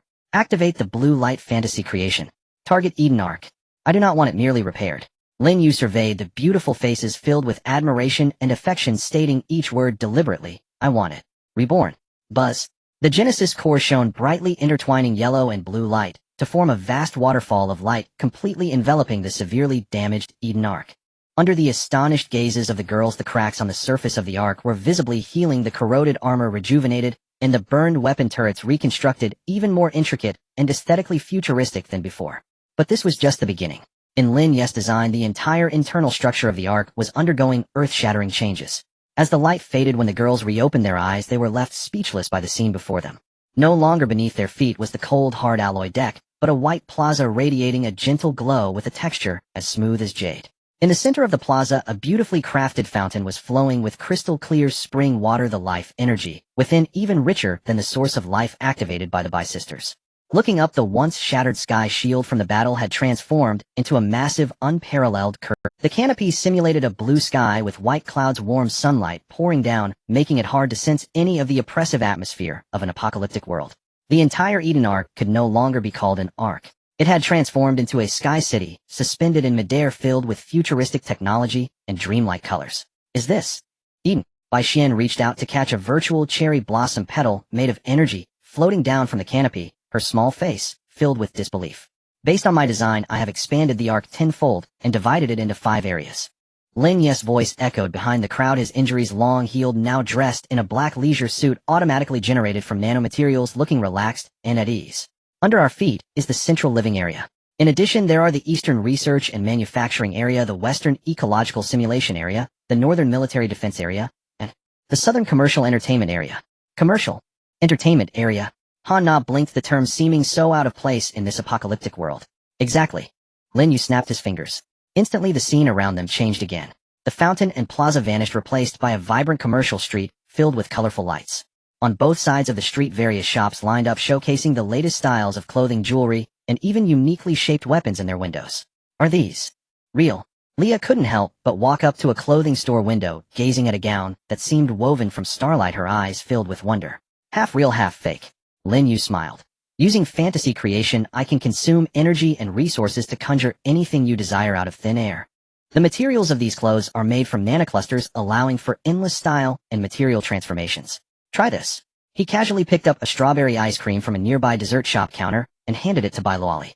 Bailuali hesitated, but took it, tasting a small bite, her eyes lighting up instantly. It's sweet. So delicious. Just like before the apocalypse. Master, you have transformed Eden into a paradise that belongs solely to us. Lu Rongfei gazed at the peaceful and prosperous scene before her voice slightly choked with emotion. In the apocalyptic world, they struggled to survive, teetering on the edge of life and death every day. Who would have thought that one day they could shop, stroll, and indulge in desserts like ordinary girls without a care in the world? This is what you deserve. Lin Yu's gaze swept across each girl. You fought alongside me through blood and battle. Now it is time to enjoy the fruits of victory together. I want that one. Master, I want that starlight dress. Leah was the first to react, rushing into the clothing store, excitedly pointing at the evening gown. I want it too. I also want to choose new clothes. Bai Xian pulled her sister by Luali like two happy butterflies rushing towards another cute store. Han Na, on the other hand, developed a strong interest in a gym equipment store where the machines were filled with a sci-fi vibe, even featuring an anti-gravity training room. Su Qingqing's figure quietly disappeared.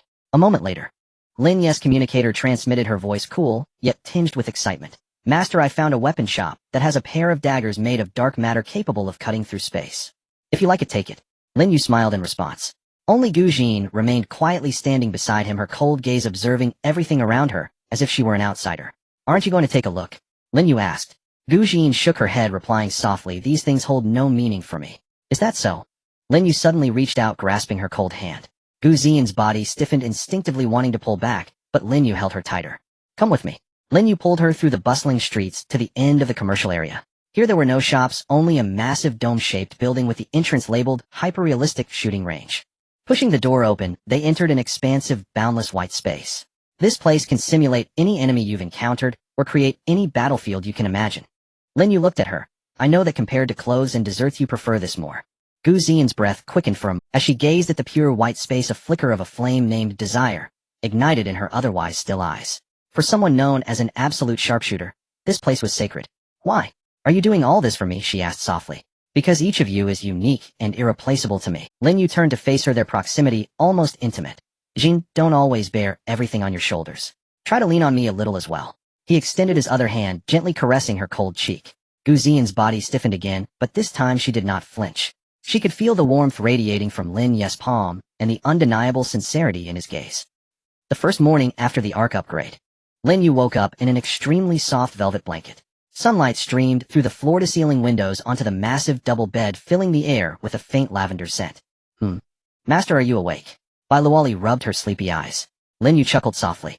This tranquil feeling almost made him forget that outside still lurked the zombie-infested, rule-torn wasteland. He stepped out of the bedroom into the newly constructed Cloud Commercial Street at the center of the Ark. This was a top-tier commercial area perfectly replicated using the colorful magic cube's creation ability combined with the system's database.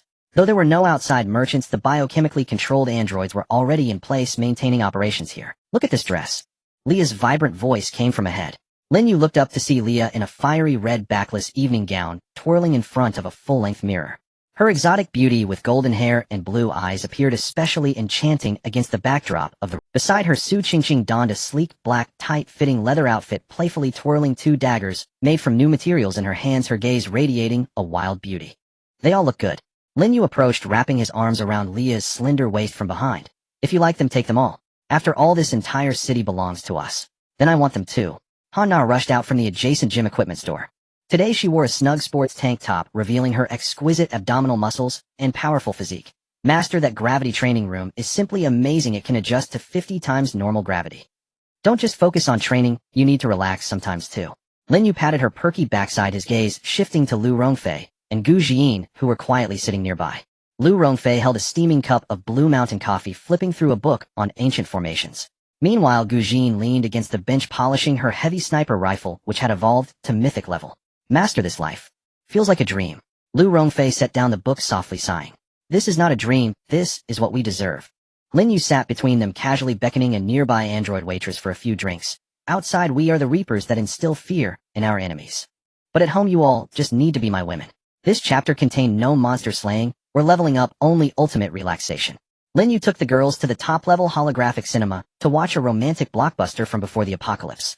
The Bai sisters cried uncontrollably, soaking Lin Yu's shirt. Leah, meanwhile, was secretly exploring Lin Yu's hand in the dark, playfully teasing him. Even the usually restrained Gu Jin gently rested her head on Lin Yu's shoulder. In the afternoon, everyone went to the artificial lake inside the ark. It was a lake formed using a water elemental core with crystal-clear water. Lin Yu changed into swim trunks, watching the girls frolic in various bikinis in the water. Leah swam like a mermaid, occasionally splashing Lin Yu intentionally. Han-na showcased her perfect physique, completing one difficult move after another on the diving board. The Bai sisters lounged on an inflatable float, applying sunscreen to each other, while discussing which new holographic game to play that evening. Lin Yu lay on a beach chair, sipping iced juice. This harmony and warmth was a luxury more precious than any mythic weapon in the apocalypse. As he gazed at these girls who were utterly obedient and loyal to him, a sense of unprecedented satisfaction rose within him. If it could always be like this, that would be nice. Lin Yu murmured to himself. What is Master thinking about? Lu Rongfei walked over in a simple white swimsuit, sitting beside him with her long legs elegantly crossed. I was thinking that maybe we should add a few more people to this ark. Lin Yu grinned at her. After all, with such a large city, it feels a bit lonely with just a few of us. Lu Rongfei's cheeks flushed, naturally understanding the deeper meaning behind Lin Yu's words. She lowered her head, her voice barely a whisper. As long as Master is willing, we will listen to you. People in this paradise-like city were enjoying the rare peace and bustle. Unbeknownst to anyone, a light point representing the Eden Ark erupted with an energy signal far beyond the mythic level due to the full activation of the Genesis core as displayed on the holographic star map in the central control room. This signal, like a brilliant pearl cast into the dark depths of the sea, instantly pierced through the endless void, quietly transmitting into the deeper and darker unknown realms of the universe. 3 days of tranquil time felt like a lifetime apart. However, the laws of the apocalypse have always been blood and fire. On the afternoon of the third day, Lin Yu was lying on the lawn of the central living area, resting his head on Lu Rongfei's supple thigh. While enjoying the crystal grapes she had peeled for him, a piercing alarm suddenly echoed throughout the Sky City. Warning! The holographic Heavenly Eye Network has detected a high-energy life cluster rapidly approaching. Target direction directly west, distance 300 kilometers. Estimated target count initially exceeding 300,000. Energy levels are continuously rising. Are they finally here? Lin Yu sat up, the laziness and comfort in his eyes vanished, replaced by familiar coldness and sharpness. The girls also immediately ceased their activities. In less than 10 seconds, everyone gathered in the central Master! Lu Rongfei stood in front of the massive holographic map, her expression grave as she pointed to the west side of the map. A vast expanse of blood red like a tidal wave was sweeping towards the location of the Eden Ark. At the very front of that blood-red mass, a particularly enormous red with an energy level comparable to that of the previous mythic beasts appeared strikingly bright. Zoom in on the front target. Lin Yu commanded. The holographic screen switched, presenting an exceptionally high-definition image to everyone. It was a dragon over 1,000 meters long, yet it had long since lost the majesty and divinity of the legendary dragons. Half of its body had completely rotted away, revealing ghastly white bones and writhing innards with countless green pus dripping from its decaying scales, corroding the ground below into deep pits emitting toxic gas. Its eye sockets were empty, only 2 balls of dark green soul fire burned fiercely within, filled with hatred and greed for all living things. It's the Emerald Dragon from Western legends. Leah gasped, but it has been transformed into an undead. What was even more hair-raising was that behind this rotting Dragon King followed an endless horde of zombies. These zombies were not ordinary. Most were still clad in tattered armor, wielding rusty weapons, and there were even quite a few gigantic undead mutated beasts, clearly part of the army, infected by this Dragon King as it rampaged through. 300,000 undead plus a mythic-level rotting Dragon King. Gu Jin analyzed calmly. The enemy's target is very clear, it is us. This energy fluctuation was attracted here by us. Perfect Lin Yu's face showed no sign of tension, rather a hint of a cold smile appeared. These days have been too comfortable and my bones are almost rusting. Let's use them to test the true power of the Genesis core. Last time against the Void Devourer he relied more on his grappling skills and the World Plunder to narrowly. This time he wanted to let the girls as well as himself witness just how unreasonable the power of the Genesis god truly was. Everyone, there is no need to wear battle armor, just watch from the control room. Lin Yu walked to the console and placed it. Master, you want to do this alone? Han-na spoke with concern. No, Lin Yu shook his head, eyes cast toward the azure sky outside. Dealing with this trash doesn't require my direct involvement. He closed his eyes, his spirit sinking into the Genesis core in his palm. System lock onto all enemy undead units outside the city. Activate the Genesis core Azure Light rule replication. Replicating target mythic level entry source of life. Instruction confirmed. Replicating mythic level entry source of life. Replication successful. conducting ultra-wide area rule deployment centered on the Genesis core. Buzz. The entire Sky City erupted with a distant and sacred hum. A rich emerald-green halo radiated from the Eden Arc, sweeping toward the undead army 300 kilometers away, like ripples on the water's surface. Wherever this halo passed, the polluted black earth revived, withered plants sprouting tender shoots anew, and dried-up rivers filling again. It was like a divine blessing showered upon the world, filled with boundless vitality and hope. However, when this halo representing the ultimate life touched the undead army, symbolizing death, a terrifying chemical reaction occurred. Roar! The first few zombie behemoths charged forward, let out confused roars as they were swept by the green. Fresh flesh began to visibly sprout from their rotting bodies. But it was not healing. For the undead, the ultimate life force was the most lethal and painful toxin. Eha! A scream so shrill it seemed unearthly echoed across the wasteland. Thousands of zombies infused with rich life energy underwent a horrifying reversal.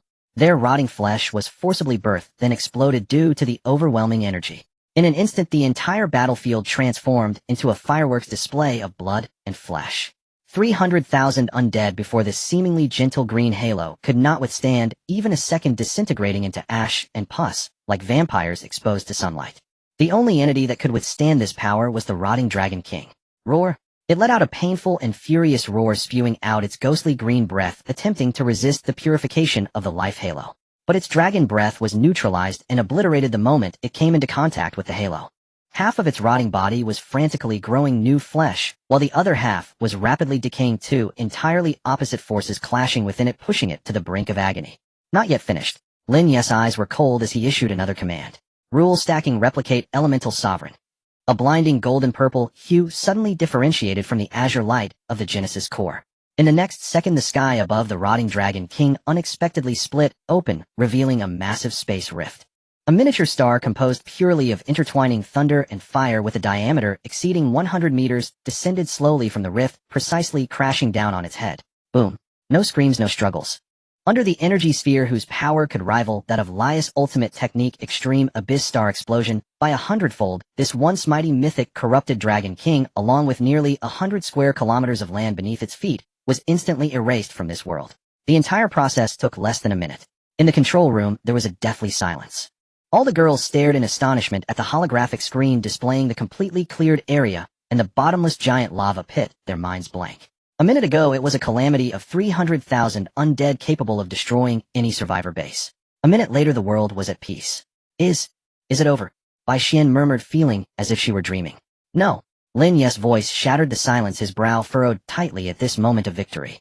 He looked at the dimming Genesis source core in his hand, and the chilling message that just popped up from the system. Warning detected a resonance of rule power from the Genesis source core with the undead sovereign from an unknown dimension. The opponent has successfully locked onto your spatial coordinates. Analysis: the opponent is attempting to construct a super long-distance teleportation portal. The cold system notification sounded like a bucket of ice water poured over the hearts of those who had just tasted the joy of victory. Undead sovereign. Lu Rongfei's face turned as pale as snow. What is that thing? Anyone who can be called sovereign must have surpassed the mythic level. Lias' voice trembled, fear emerging in her azure eyes for the first time. That is, a ruler of a dimension, the embodiment of the death rule. Before her words fell, the sky above the Eden Arc, that blue canopy simulated by energy, was violently torn apart by an invisible hand, revealing a pitch-black rift. No, that was not a rift. It was a door. A colossal gate constructed from countless twisted wailing souls and pale bones leading to the abyss of hell. The gate slowly opened without a deafening roar, only a chilling silence that froze the very soul. A pure, ultimate, and untainted divine might of death, like 100 million tons of seawater, surged from behind the door. Warning. Detected an ultra-high concentration of death rule erosion. The heavenly biosystem is being suppressed. Life energy concentration is rapidly declining. Warning. The existence of the Eden Arc is being erased. Please respond immediately, host. The piercing alarm echoed through the control room again, but at this moment no one paid it any mind. All the girls' gazes were fixated on the figure slowly emerging from beyond that giant door. It was an existence that could not be described in words. It possessed a blurry humanoid outline towering 10,000 meters high, as if it would break through this sky. Its body seemed composed of the purest darkness and void, with any light being devoured the moment it approached. On its skeletal throne, countless runes representing death flickered like stars. What was most despairing was that face bore no features, only a swirling black vortex that consumed everything. Just a glance sent the Bai sisters into a muffled groan, their faces pale as they collapsed to the ground, blood trickling from their lips. Their source of life felt as insignificant as a candle flickering in the wind before this pure death rule. Mental attack. Don't look at its face. Gu Jin shouted sharply, struggling against the tearing pain in her mind, yet her body trembled uncontrollably, as if the strength to hold her sniper rifle had been drained. The undead army summoned by Han Na turned and prostrated on the ground the moment that existence appeared, as if worshipping their supreme king. This is the sovereign. A single glance could make those of the same system bow to its will. It's over. Leia closed her eyes in despair. This is not an enemy we can resist. Master, flee quickly. Tear open space with the Genesis source core. Anyone who can escape should. However, Lin Yu did not move. He simply stood there quietly, looking up, his gaze calmly meeting that of the undead sovereign. The sovereign seemed to have noticed this tiny ant that was the only one not kneeling or even trembling under it. It halted, its all-consuming vortex face seemingly looking at Lin Yu. A cold, emotionless thought crossed the barriers of language and space, resonating directly in the depths of every soul. Profane. The dead. Die. 3 simple words contained an undeniable power of rule. As the last word die fell, an invisible wave of death surged toward Lin Yu from the undead sovereign. This was not an energy attack, nor a physical assault. It was pure annihilation on the level of rules. A direct decree of death upon the concept of life. Master. Lu Rongfei and the others let out heart-wrenching screams. In their perception, Lin Yu's life aura was being erased at a terrifying speed, as if forcibly removed from. However, in the face of this fatal blow, a cold, even mocking smile slowly crept onto Lin Yu's face. On my territory, you dare to talk about rules. He slowly raised his right hand, the multicolored cube that had just dimmed from overuse suddenly bursting forth with unprecedented brilliance. You represent death. Sorry. Lin Yu's voice was not loud, yet it resonated throughout the entire Sky City, even overpowering the divine might of death brought by the undead sovereign. I represent everything. System activate Genesis, source, core red, light decomposition of all things. Orange, light energy conversion. Purple, light dimensional upgrade.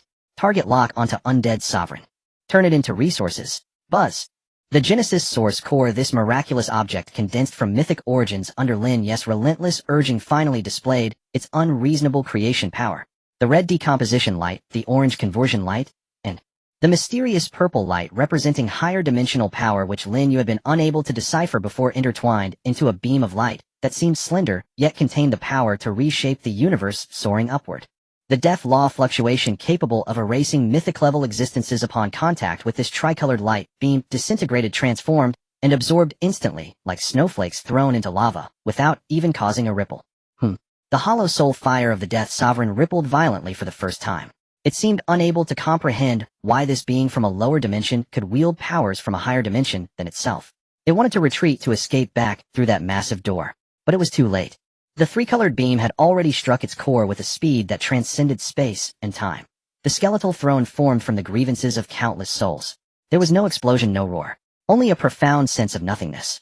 Amidst the astonished gazes of all the girls, the towering Death Sovereign, which exerted pressure over an entire dimension, was disassembled inch by inch from its throne into the purest points of energy. Its indestructible dark body, its bones imbued with the laws of death, its divine might capable of freezing souls. Everything was forcibly dimensionalized under that purple light, and then completely devoured and transformed by the red and orange rays. Like a grand and bizarre meteor shower, it rolled back, all surging into the Genesis core in Lin Yu's palm. It took no more than 5 seconds. The massive door in the sky shattered, and the divine might of death dissipated into the air. The once invincible Death Sovereign was utterly erased from this world, as if it had never existed, leaving not a trace behind. In the realm of heaven and earth, only the colorful cube, now slowly spinning in Lin Yu's palm, with a brilliance tenfold brighter than before, remained. Triggered the ultimate judgment of all things. Plunder successful.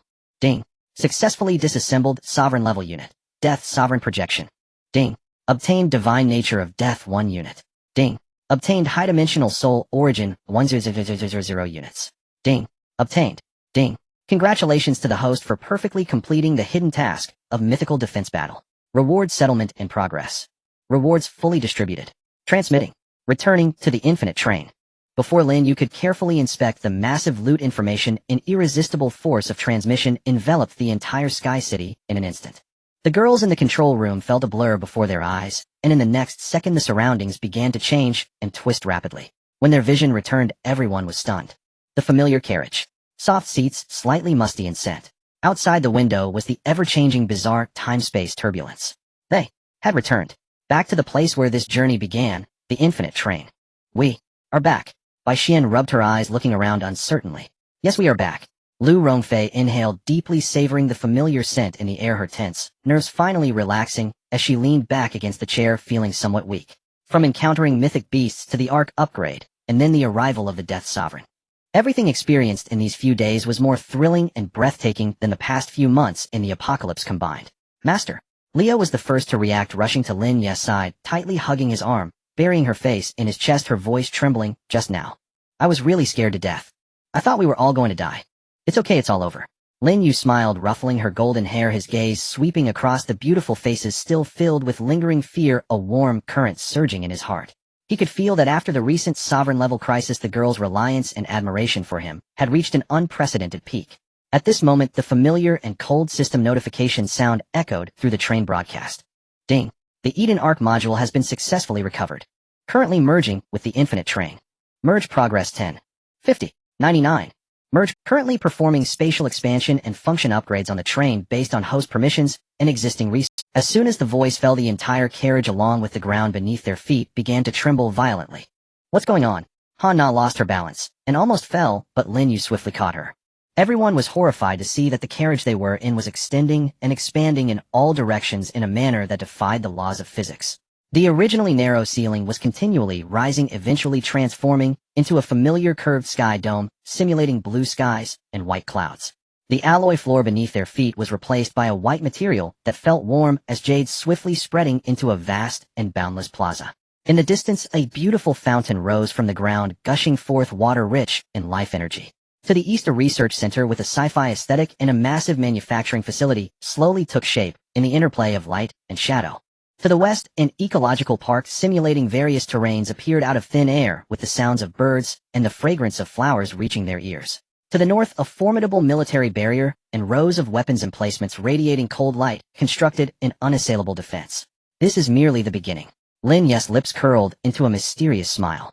The system's voice resonated again, perfectly timed. Train upgrade complete. Distributing rewards for flawless completion of the mythic-level defensive campaign.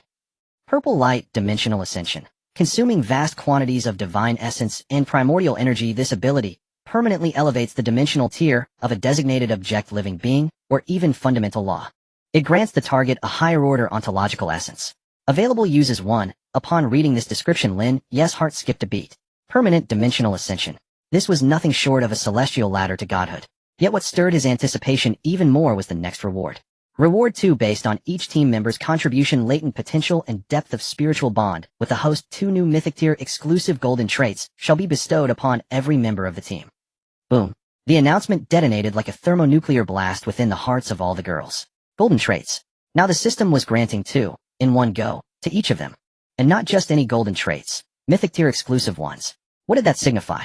It signified they would no longer be mere attendants trailing behind their master, offering only support and healing. Each of them would now wield power formidable enough to stand alone, or even shatter heaven and rend earth. In an instant, the control room, no, it had already become the central plaza, was filled with the rapid, shallow breaths of every girl, their exquisite faces flushed crimson with overwhelming exhilaration. Their eyes locked onto Lin Yu, burning with unprecedented fervor, yearning, and devotion. They knew this miracle had been bestowed solely by this man before them. Then, Lin Yu met their expectant gazes and smiled, snapping his fingers. The celebration begins. As his words faded, radiant golden pillars descended from the heavens like divine benedictions, precise, unwavering, enveloping each girl upon the plaza. Warmth, boundlessness, and sovereign majesty flooded their bodies, resonating violently with their soul essence and remolding the very fabric of their being. The system's chimes rang through their minds like celestial symphonies. First to transform was Lu Rongfei. Her warbow stirred without wind, levitating silently midair. Intricate arcane golden sigils bloomed across its surface. Lu Rongfei, Trait Awakening. Mythic tier exclusive trait 1, Arrow of Causality. Effect lock-on guarantees impact. When the arrow flies, hitting the target is the cause, the target being struck is the inevitable effect, transcending distance, space, defense, and all interference. This is absolute law. Mythic tier exclusive trait 2, Omniscient Chessboard. Effect heaven and earth become your board, all sentient beings your pieces. Within the mental realm, you may unfold battlefield simulations to discern optimal strategies. During simulation, you may briefly glimpse fragments of the future, revealing every enemy weakness and trajectory of action. Causality, Omniscience. Lu Rongfei stood transfixed, her mind inundated by twin torrents of colossal crystalline knowledge. From this moment forth, if she wielded her arrows, would strike any foe in existence. and her stratagems would approach near-perfect foresight. She was no longer merely an archer or tactician. She was the war goddess who commanded causality and destiny itself. Next came Bai Luoli and Bai Xian, twin beams of light entwined coalescing into a perfect Taiji symbol. Behind them a spectral tree of life, vast enough to cradle the cosmos, flared once and vanished. Bai Luoli Bai Xian, trait awakening. Mythic tier shared trait 1 life reversal. Effect at the cost of one's life since the very concepts of life and death may be forcibly inverted, reviving the deceased or reducing the living to absolute stillness. Mythic tier shared trait 2 soul resonance. Affect twin souls 1 consciousness. When casting spells jointly, all abilities amplify exponentially. Should either suffer mortal injury, the damage is displaced into void space and instantly healed by the other. Theoretically, so long as both remain, they are immortal. Sister Weave. Bai Xian trembled, awestruck by the terrifying power over life and death surging within her slender frame. Yes. Bai Luoli gripped her sister's hand tightly, tears glistening as she gazed at Lin Yu. From now on, we will never let our master be harmed again. An immortal healer. No, this was the sovereign of life, capable of defining existence itself, or even healing enemies to death. Next, Han Na. Beneath her feet, a colossal black magic circle erupted. Spectral wolf lords surged forth, howling at the sky, only to transmute rapidly into armored weapon-wielding demon god phantoms, eyes blazing crimson. Han Na, trait awakening. Mythic tier exclusive trait 1 Lord of 10,000 Legions. Effect: your summoned undead are no longer ephemeral constructs. You command an eternal legion, able to devour, evolve, and reside within a dedicated necrotic plane. Its size and strength scale solely with your energy capacity. Mythic tier exclusive trait 2 Indestructible Warframe. Effect: your body is a divine weapon forged for battle, possessing hyperregeneration, energy absorption, and adaptive resilience. The greater the damage sustained, the more your strength, speed, and defense surge, until you transcend all limits. Roar! Han Na growled, exultant, every fiber of muscle, every drop of blood thrumming with Master, I feel I could punch a planet into dust. She clenched her fist, her statuesque, power-forged form gleaming under golden radiance, a vision of untamed primal allure. Then the light converged upon Laya. Wind, fire, water, earth, lightning, light, and shadow. 7 pure elemental energies coalesced into 7 brilliant stars, orbiting her like celestial courtiers paying homage to their sovereign queen. Laya, trait awakening. Mythic tier exclusive trait 1 Elemental Throne. Effect: you are the elements are you. In any environment, you wield supreme dominion over all elemental energies, casting any forbidden level spell instantly, while immune to all elemental damage of equal rank. Mythic tier exclusive trait 2 Forbidden Spellcraft. Self-authored. Effect: your imagination is your greatest weapon. By expending energy, you may freely combine and forge entirely novel magics, unbound by reality's constraints. Oh my divine creator, no my master. Laya shrieked with rapture, feeling an unprecedented communion with the elemental tapestry of the cosmos. Right now, I swear I could conjure a sun and set it off as fireworks. Then it was Su Qingqing's turn. Her figure became hazy in the beam of light, as if she would blend into the shadows at any moment. The 2 dark matter daggers in her hands under the illumination began to turn transparent, seemingly on the verge of disappearing from this dimension. Acquired mythic level exclusive entry 1 Conceptual Cutting. Effect: your daggers can cut through concepts that transcend material dimensions. For example, cutting space to deliver strikes that ignore distance, cutting defense to inflict real damage, cutting life to cause instant death. Acquired mythic level exclusive entry 2 Realm of Shadows. Effect: you can create an independent space belonging to you within any shadow. In this realm, you can travel freely, hide, and restore. Within the realm of shadows, you are the only god. Su Qingqing said nothing. She slowly lifted her head and gently waved the dagger in her hand at a metallic pillar dozens of meters away. The next moment, amidst the astonished gazes of everyone, the top of the pillar inexplicably vanished without a trace. She cut through that segment of existence. Finally, the beam of light fell upon Gu Jin. She still maintained her cold demeanor, standing quietly there, but the mythic-level heavy sniper in her hand buzzed with excitement, as if it were thrilled for its master. Gu Jin, entry awakening. Acquired mythic-level exclusive entry 1 Destiny's Endpoint. Effect: your bullets are the endpoint of the target's fate. When you fire, what you lock onto is no longer the enemy's body, but their fate. The bullet will follow the trajectory of fate, ignoring all obstacles reaching its endpoint. This strike cannot be evaded, defended against, or blocked.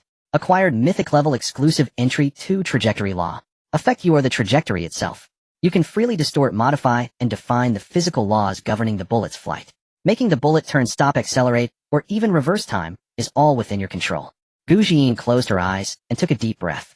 When she opened them again, her usually calm eyes seemed to hold the birth and death of stars. She felt that as long as she wished she could even shoot a target from the past or future.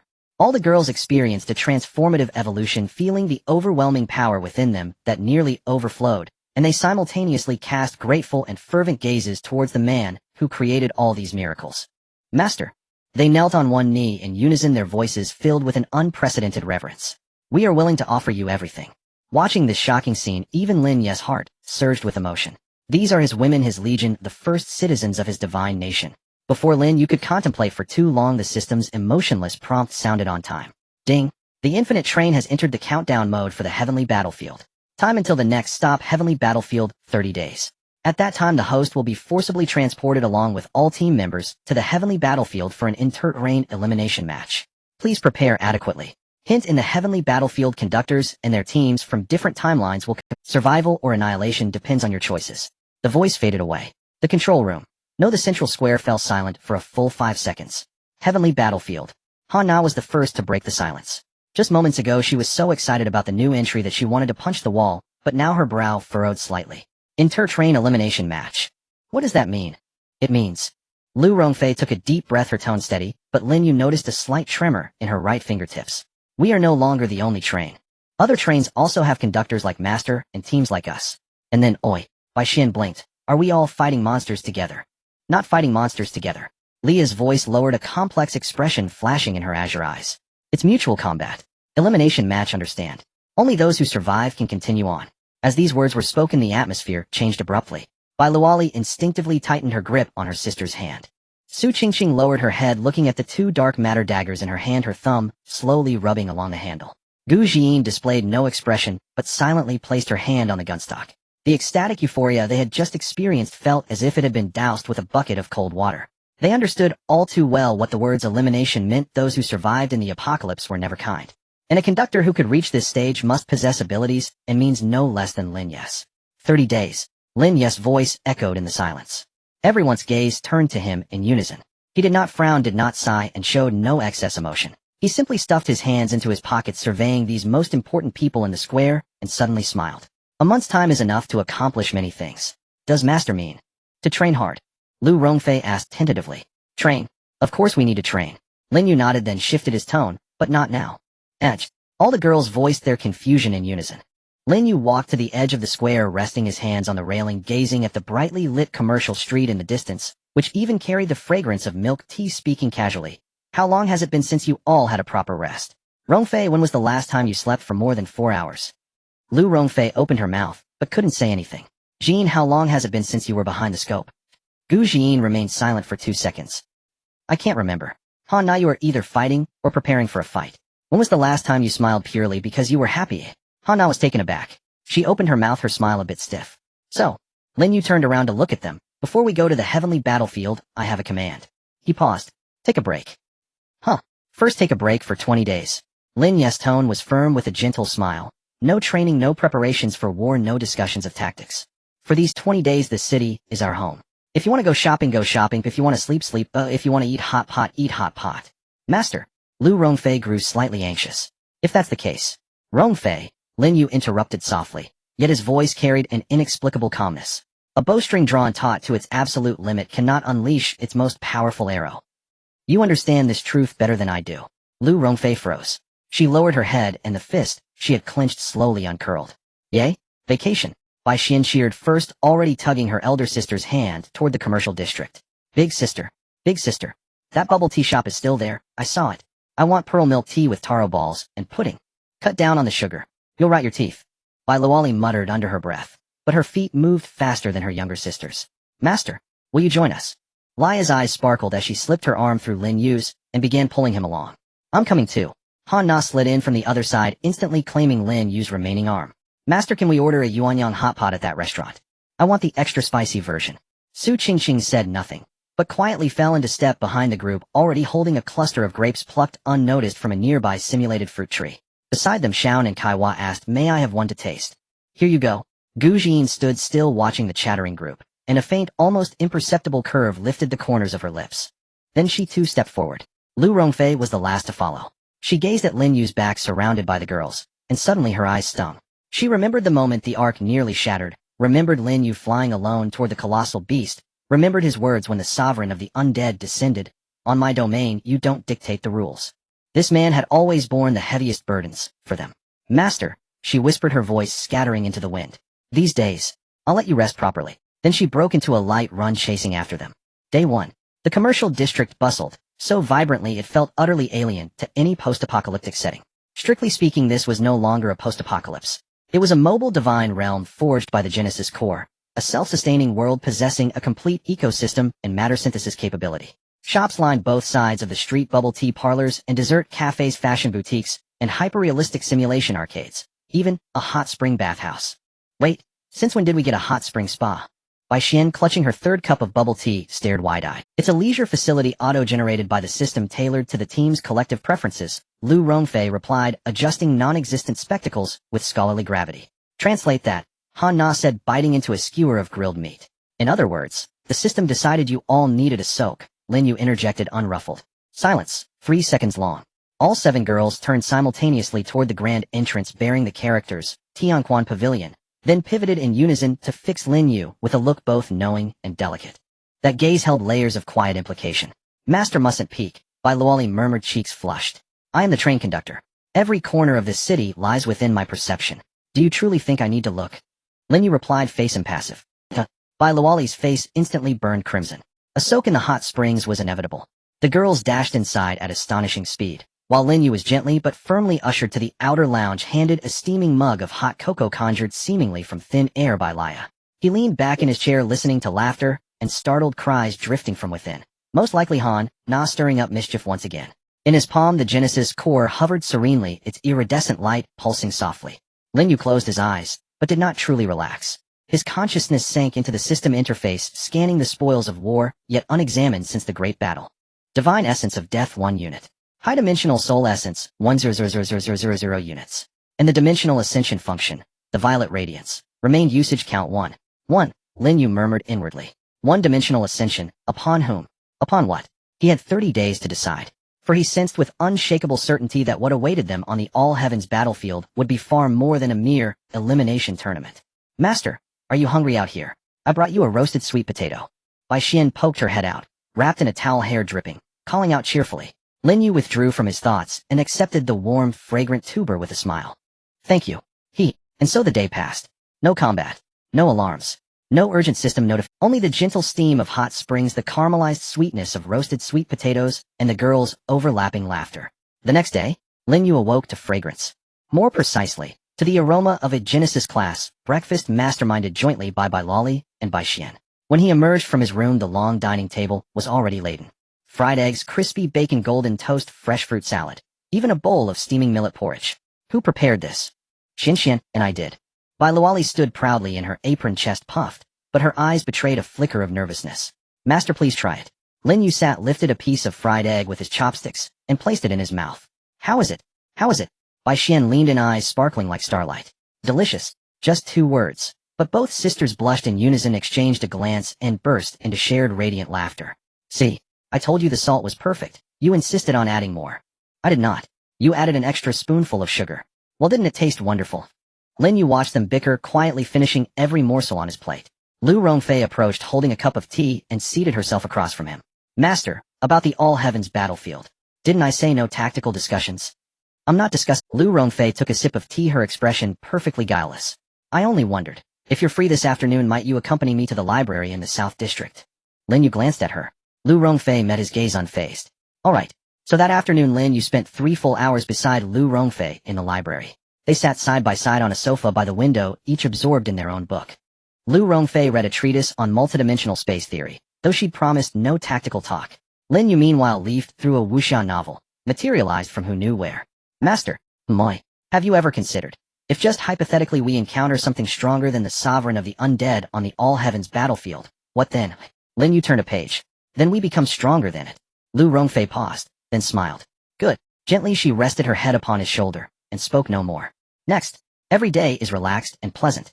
On the 20th day, this is the last day of the holiday.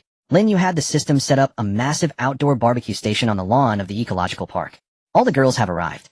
Han Na is in charge of grilling. She claims to be the king of Apocalypse Barbecue. It turns out her control over the heat is far less impressive than her command over the undead army. The first 3 trays of skewers were all burnt. Let me do it. Leah pushed Han Na aside, her fingertip flicking out a precise little flame that enveloped the skewers, heating them evenly. 2 minutes later, a tray of golden brown skewers, exuding a mouth-watering aroma, was ready. Magician's barbecue, is that against the rules? Su Qingqing asked, chewing on a grilled chicken wing, her words unclear. Not at all. Lin Yu, also eating, replied. Abilities are meant for enjoying life. Everyone laughed. Halfway through the meal, Bai Xian suddenly stood up. Master, I thought of a super fun game. What? Truth or dare? The air fell silent for a second. Then all the girls' eyes lit up. I agree. Leah raised her hand. I second that. Lu Rongfei nodded calmly. Gu Jian remained silent, but did not refuse. Thus in the apocalypse, within a mobile divine kingdom suspended in the chaotic flow of time and space, a group of breathtakingly beautiful women with world-destroying power and their master gathered around the barbecue station to play truth or dare. The process was spectacular. For example, when Han Na was asked, which part of the master do you think looks the best? She replied without changing her expression, the pecs. She was then pelted by 6 girls with pillows. For instance, Bai Luoli was chosen for a dare, hug the master for 10 seconds. But once she hugged him, her face turned so red that she couldn't even count down, and it was Bai Xian who was beside her, laughing so hard she counted for her. For example, Gu Jian was asked, have you ever secretly watched the master sleep? She was silent for 3 seconds and said 2 words. No, you're lying. Leah shouted, I once got up in the middle of the night and saw you sitting at the master's door. Does standing watch require looking through the door gap? Gu Jian blushed for the first time in her life. Laughter echoed over the lawn for a long time. Thus the 20-day holiday came to an end. No one mentioned the impending battle, but everyone knew that the memories of these days would become their most solid armor in the blood and fire to come. Next comes the training. On the training grounds of the New Eden, the sounds of metal clashing and energy explosions echoed continuously. Lin Yu formulated an extremely rigorous training plan. Every girl had to utilize her newly acquired myth-level attributes to the fullest in combat simulations. Lu Rongfei's arrow of causality can now accurately hit the target from 3 simulated spaces away.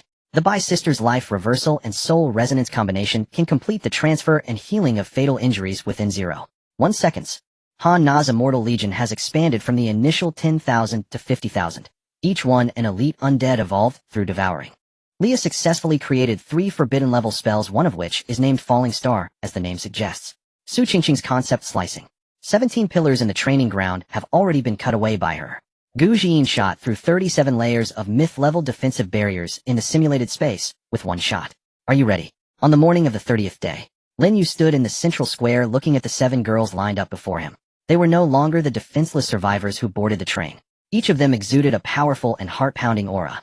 We are ready, master. 7 voices spoke in Lin Yu nodded. At that moment, beep, countdown finished. The infinite train has arrived at its destination, the battlefield of all realms. Executing force transmission. A white light engulfed everything. When the light faded, the scene before Lin Yu caused his pupils to constrict suddenly. Beneath his feet lay an endless expanse of shattered earth. The ground was riddled with bottomless fissures from which dark red lava surged. The sky was a chaotic gray-purple with no sun, no moon, only a few bizarre spatial rifts traversing the heavens, as if this sky had been forcefully torn apart by something. In the distance, broken mountain ranges floated in midair, slowly rotating and colliding with rocks silently falling. The atmosphere was suffused with an energy fluctuation that was oppressively intense, as if countless rules were colliding and tearing apart here. This is the battlefield of all realms. Lu Rongfei looked around, her tone serious. Welcome to the battlefield of all realms.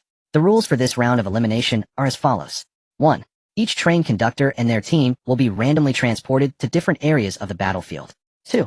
Killing other train conductors will yield all their resources and attributes. 3. The final survivors will qualify for the next stage. Good luck. The system's notification sound faded. Master, over there. Su Qingqing suddenly lowered her voice, pointing southeast. Lin Yu followed her direction. About 2 kilometers away on a broken highland, an intense battle was erupting. 2 teams. The team on the left has about 12 members led by a tall man wielding a gigantic shield radiating golden light. Behind him, several clearly melee-oriented team members were fiercely clashing with their opponents. The team on the right is slightly smaller with about 8 to 9 members appearing to be at a disadvantage. Their formation was gradually being compressed, and the leader was a slender young man who was hoarsely directing his but it was futile. Lu Rongfei, Lin Yu said, I'm already watching. A golden pattern flashed in Lu Rongfei's eyes. That was the power of the all-knowing chessboard. Her consciousness instantly unfolded a massive simulation chessboard in the spiritual realm, encompassing the battlefield situation 2 kilometers away. 3 seconds later she spoke. Clearly the team on the left is stronger. The giant shield man in charge has at least 1 golden attribute. His shield. No, his own defensive ability is absurdly high, while the attacks from the right side team can hardly inflict effective damage on him. What about the right side? The right side likely won't hold out much longer. Their trained conductor shows no obvious golden attribute response, and the coordination of the entire team is chaotic. At most, 3 minutes. Less than 2 minutes after her words fell, the battle in the distance determined a victor. The trained conductor of the right side team was sent flying by the giant shield man, crashing heavily to the ground, unable to stand again. The remaining team members were either killed or knelt in surrender. Lin Yu coldly watched as the giant shield man beheaded the surrendering members, tossing their heads aside. No prisoner policy, Gu Jian said coldly. Quite straightforward. Han Na commented. The opposing team began to clean the battlefield, scavenging for resources. He has discovered us, Lu Rongfei said calmly. Yes, he has discovered us, Bai Xian shrank her neck, and it feels like he's coming towards us. Indeed. There were 12 people on the opposite side. Now there are 11, as they lost one in the recent battle, and they began to move quickly towards us. They moved quickly, exuding clear hostility. There was no hesitation, no probing, not even a scout sent ahead. They became arrogant after winning one battle. Lin Yu's lips curled slightly, revealing a cold smile. Looking for death. 3 minutes later, the 11 stopped 50 meters away, fanning out in a semicircle, blocking Lin Yu and his group at the edge of the shattered high ground. The leading man with the massive shield stepped forward. Up close, he was even more imposing than imagined. Standing over 2 meters tall, clad in heavy armor covered in golden patterns, he held a heavy shield almost as tall as himself in his left hand and gripped a blood-dripping short axe in his right. His face bore the exhilaration and disdain of someone who had just slaughtered a group of people. After glancing at Lin Yu, his gaze quickly shifted to the 7 girls behind him. Then he smiled. Oh. The giant shield man drove the short axe into the ground, crossed his arms, and looked Lin Yu up and down, his tone filled with undisguised mockery. I thought it was some remarkable team, but is it just you, the only man? The team behind him burst into laughter. Brother, are you the train conductor, or the train lady? Did you bring a whole carriage of girls out for a trip? Ha! The laughter was boisterous and grating. Lin Yu's expression remained unchanged. He stood still, hands in his pockets, not even bothering to stand up from the chair. Yes, he had just asked Bai Xian to pull out a folding chair from her spatial storage, and he was sitting on it now. Let me introduce myself. The giant shield man stopped laughing and patted the heavy armor on his chest. 7th train conductor Zhao Taizhan, holder of the golden entry. Just took care of that group of useless people from the 12th train. He pointed a finger at Lin Yu. You which train number? Doesn't matter. Lin Yu said lightly. Oh, you're quite arrogant. Zhao Taizhan raised an eyebrow. Fine, you be arrogant. I value efficiency and dislike dawdling. Let me be straightforward. His gaze swept over the girls behind Lin Yu, lingering for a couple of seconds on Leah and Lu Rongfei, his tongue licking his lips. Hand over 3 of your team members. You can choose which 3. Then take the rest and leave. I Zhao Tieshan keep my word, and will let you go. What do you think? Isn't that generous? He spread his arms wide, wearing a face that said, I have been very merciful. The team behind him laughed again. Lin Yu did not laugh. Lu Rongfei did not laugh. Among the 7 girls, none laughed. Master, a voice came from Lin Yu's right rear. Su Qingqing stepped forward. Her expression was quite plain, even a bit bored. Her hands hung naturally at her sides, fingers loosely gripping the 2 dark matter daggers.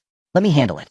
She looked at Zhao Taizhan and the 10 men behind him, her tone as casual as asking, what are we having for dinner tonight? Zhao Taizhan was momentarily taken aback by her words. Then he threw his head back and laughed as if he had heard the world's greatest joke. Ha ha. He laughed so hard, he bent over, slapping his thigh, nearly in tears. Did you all hear that? She said she wants to fight us alone. A little girl with a dagger wants to fight 11 of us. The team behind him was also roaring with laughter, with a few already unable to stand. Girl, you must have been in the apocalypse too long to lose your mind, right? After laughing enough, Zhao Taizhan wiped the tears from the corners of his eyes, picked up the short axe from the ground again, and his smile gradually faded, replaced by a layer of cold, killing intent. Fine, if you want to die, I'll help you. He looked at Lin Yu. Are you sure you want to let a little girl come out to die? Lin Yu replied with a slight sound, casually pulling out a candy from his pocket and tossing it to Su Qingqing. Don't take too long. Su Qingqing caught the candy, unwrapped it, and popped it into her mouth. It was strawberry flavored. Is 10 seconds enough? She asked, her words a bit muffled. About right. Zhao Taizhan's smile had completely vanished. He felt insulted. Kill her.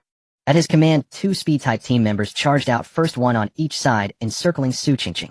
One wielded a long knife, while the other had hands glowing green, likely some sort of poison entry ability. 50 meters was nothing for these evidently enhanced warriors. They could cover it in less than 2 seconds. However, Su Qingqing moved. No, to be precise, she disappeared. In everyone's sight, her figure scattered and shattered like a reflection, thrown into water, merging into the shadows beneath her feet. What? The man with the long knife in front felt his pupils constrict. His blade struck nothing but air, cutting through nothing. The next second he felt his shadow moving. It wasn't him moving. It was his shadow that was moving. From the dark shadow beneath his feet, a slender hand silently stretched out, gripping a dagger. The dagger did not aim at his body. It aimed at something much more essential. His existence. Concept cutting the long knife man opened his mouth wanting to scream. But the sound couldn't escape. Because at the moment the dagger sliced through the concept of sound, in his throat was cut off. Immediately after Su Qingqing's second strike fell. This blow cut through life. No blood. No. The body of the long knife man seemed to fast forward 1,000 years in time, rapidly wilting, shriveling, and turning to ash. From a living person to a dried corpse, then to a handful of ashes. The entire process lasted less than a second. Li brotherly. The toxin man behind him saw this, seen his steps halted abruptly, and the color drained from his face. He instinctively wanted to turn and run. But his distance was cut off. Su Qingqing stood clearly 10 meters away, but when that knife swung out her dagger was already pressed against his neck. Concept cutting space. The blade glided lightly. The toxin man's head rolled off his shoulders, the cut as smooth as a mirror. No blood sprayed out because the process of bleeding was also cut away. 2 seconds. 2 people. The battlefield was so quiet one could hear a pin drop. Zhao Taizhan's smile froze on his face, as if someone had glued it there with adhesive. The team members behind him who had just been laughing wildly were now pale, with a few already trembling. What is your ability? Zhao Taizhan finally reacted, raising the giant shield abruptly, and blocking it in front of him, fear trembling in his voice for the first time. This is impossible. This kind of entry. Su Qingqing was not interested in hearing him finish. She stepped fully out of the shadows. The strawberry candy now switched to the other side of her mouth. Still. 9 left, she said. Then she vanished again. What followed was something Zhao Taizhan never wished to recall for the rest of his life. Shadows, everywhere shadows. Su Qingqing slipped between the dark silhouettes of every person like a silent venomous serpent. Each slash of her dagger severed a lethal concept with surgical precision. She cut defense. Zhao Tieshan's golden great shield, the very emblem of his pride, dissolved at the mere touch of her blade. Its defensive runes melted away like frost beneath spring sun. The once impregnable shield crumbled into ordinary sheet iron. She cut strength. A burly hammer wielder raised his weapon to strike, yet before the hammer could fall, all strength vanished from his limbs. The hammer crashed onto his own foot, not even breaking the skin. She cut speed. An archer tried to flee, but mid-stride his legs turned leaden, rooted in place. Then silently gliding from behind the blade, ended him. Arg! A scream finally tore through the air, only to be severed, silenced, erased. Zhao Tieshan's eyes widened in horror as his squad members vanished one by one, not slain, but erased from existence itself. He tried to run, but his sense of direction had been cut away. He could no longer distinguish front from back, left from right, spinning helplessly in place like a headless fly. No, don't come closer. He cast aside his now useless shield, discarded his short axe, and dropped to his knees. I surrender. I surrender. Don't kill me. I'll give you everything. A hand emerged from the shadow behind him and gently tapped his shoulder. Zhao Taizhan whirled around. Su Qingqing stood behind him. Her strawberry candy long finished, her tongue delicately licking residual sugar from her fingertips. 10 seconds are up, she said. Then she cut away his final existence. Silence. Absolute silence. 50 meters away, an 11-member squad, and their gear, weapons, even the footprints they'd left behind, had vanished without trace. As if they had never existed at all. Su Qingqing sheathed her dagger and returned, standing beside Lin Yu. Done. Lin Yu glanced at the empty battlefield and nodded. Clean and precise. Bai Xian's mouth hung open, speechless. Han Na swallowed hard. Holy hell. Lia pressed a hand to her chest. I've decided I will never anger Qingqing again. Lu Rongfei's divination board still hovered midair. But further calculation was unnecessary. She smiled, faintly retracted the all-knowing board, and turned her gaze toward Lin Yu. Master, it seems we were better prepared than anticipated. Her steps were measured, neither hurried nor slow. Her dagger was sheathed flawlessly, not a single drop of blood staining its edge. Of course, conceptual severance left behind no crude residue like blood. She halted before Lin Yu and tilted her head slightly. Done. Lin Yu rose from his folding chair and walked forward to meet her. At that moment, a faint golden speck drifted upward from where Zhao Taizhan had dissolved. It floated weightlessly through the air, as if drawn by unseen force, then vanished directly into the Genesis core resting in Lin Yu's palm. A soft prismatic shimmer flickered. Chime. Train Conductor Zhao Tieshan's 7th train eliminated. Acquired Resource Fragment 1, a Lexical Remnant 1. Resource Fragment automatically stored in Genesis core. Lexical Remnant quality gold. Decompose immediately. Lin Yu did not rush the decision. He read the message twice, slowly and deliberately. Master. Lu Rongfei had already approached, voice hushed. Did you notice? Lin Yu's eyes narrowed slightly. Kill to seize treasure. Victory takes all. Lu Rongfei nodded, expression grave. Eliminating a trained conductor grants direct access to their resources and lexical remnants. This was the core mechanism of the elimination tournament. Not a race to outrun, but a contest to outkill. Kill more, claim more, grow stronger, and then kill yet more. Lin Yu traced this logic chain to its end, and a faint ambiguous curve touched his lips, whether smile or sneer none could tell. This system truly knows how to play. The moment those words left his lips, another system prompt appeared. Current elimination progress 13. Defeat 2 more train conductor squads to unlock the transit channel and enter the multiversal battlefield core zone. Note train conductors within the core zone possess significantly higher average power than those in the periphery, yet corresponding rewards scale exponentially. At that announcement, every face shifted. Core zone, by Xian, who had just been laughing, softened her voice, fingers nervously twisting the straw of her milk tea. Is it more dangerous? Lin Yu glanced at her. Naturally more dangerous. His tone was so calm it sounded as though he spoke of weather, not life or death. But danger means resources. Resources mean power. To stand still here is the greatest peril of all. Bai Xian opened her mouth, to speak, perhaps protest, then simply nodded. Master is right. Bai Luoli clasped her sister's hand and looked to Lin Yu. Where do we go? Lin Yu's gaze swept across the fractured horizon and settled firmly on the northeast. There. No hesitation. No debate. No justification offered. Yet no one questioned it. When Lin Yu pointed the path with singular follow, the formation began to move. It was the standard advanced formation refined by Lu Rongfei over 27 days of training. Gu Jin took the high vantage point ahead for reconnaissance and long-range vigilance. Su Qingqing and Han Na flanked the formation as mobile strike units. Lia held the center, providing suppressive fire and protective shielding. The Bai sisters remained close to Lin Yu, handling restoration and purification. Xiao and Kaiwa brought up the rear. Lu Rongfei activated the all-knowing board. Its perception spanned 2 kilometers in all directions. Golden filaments flickered deep within her pupils. In her spiritual realm, the colossal divination board updated in real time, mapping every fluctuation of energy in the surrounding expanse. Faint residual energy detected 1 kilometer southwest, cooled, likely the aftermath of a prior skirmish. 2 moving energy signatures located 1.5 kilometers north, but receding. Likely another squad. Do not pursue. Understood. They marched for roughly 15 minutes. Then Lia suddenly halted. What? She crouched, brow furrowed, studying a hairline fracture in the ground beside her boot. The crack was very narrow, only the width of 2 or 3 fingers. Yet from the gap a stream of dark purple mist was slowly surging out. The mist had almost no smell and was exceedingly thin. If not for Lia's innate sensitivity to elemental energy, she would not have noticed it at all. But just as Lia stared at the mist for 3 seconds, her gaze suddenly became unfocused for a moment. Lia! Bai Xian waved her hand in front of her. Lia abruptly came to her senses, a hint of panic flashing in her eyes. I just seemed to space out.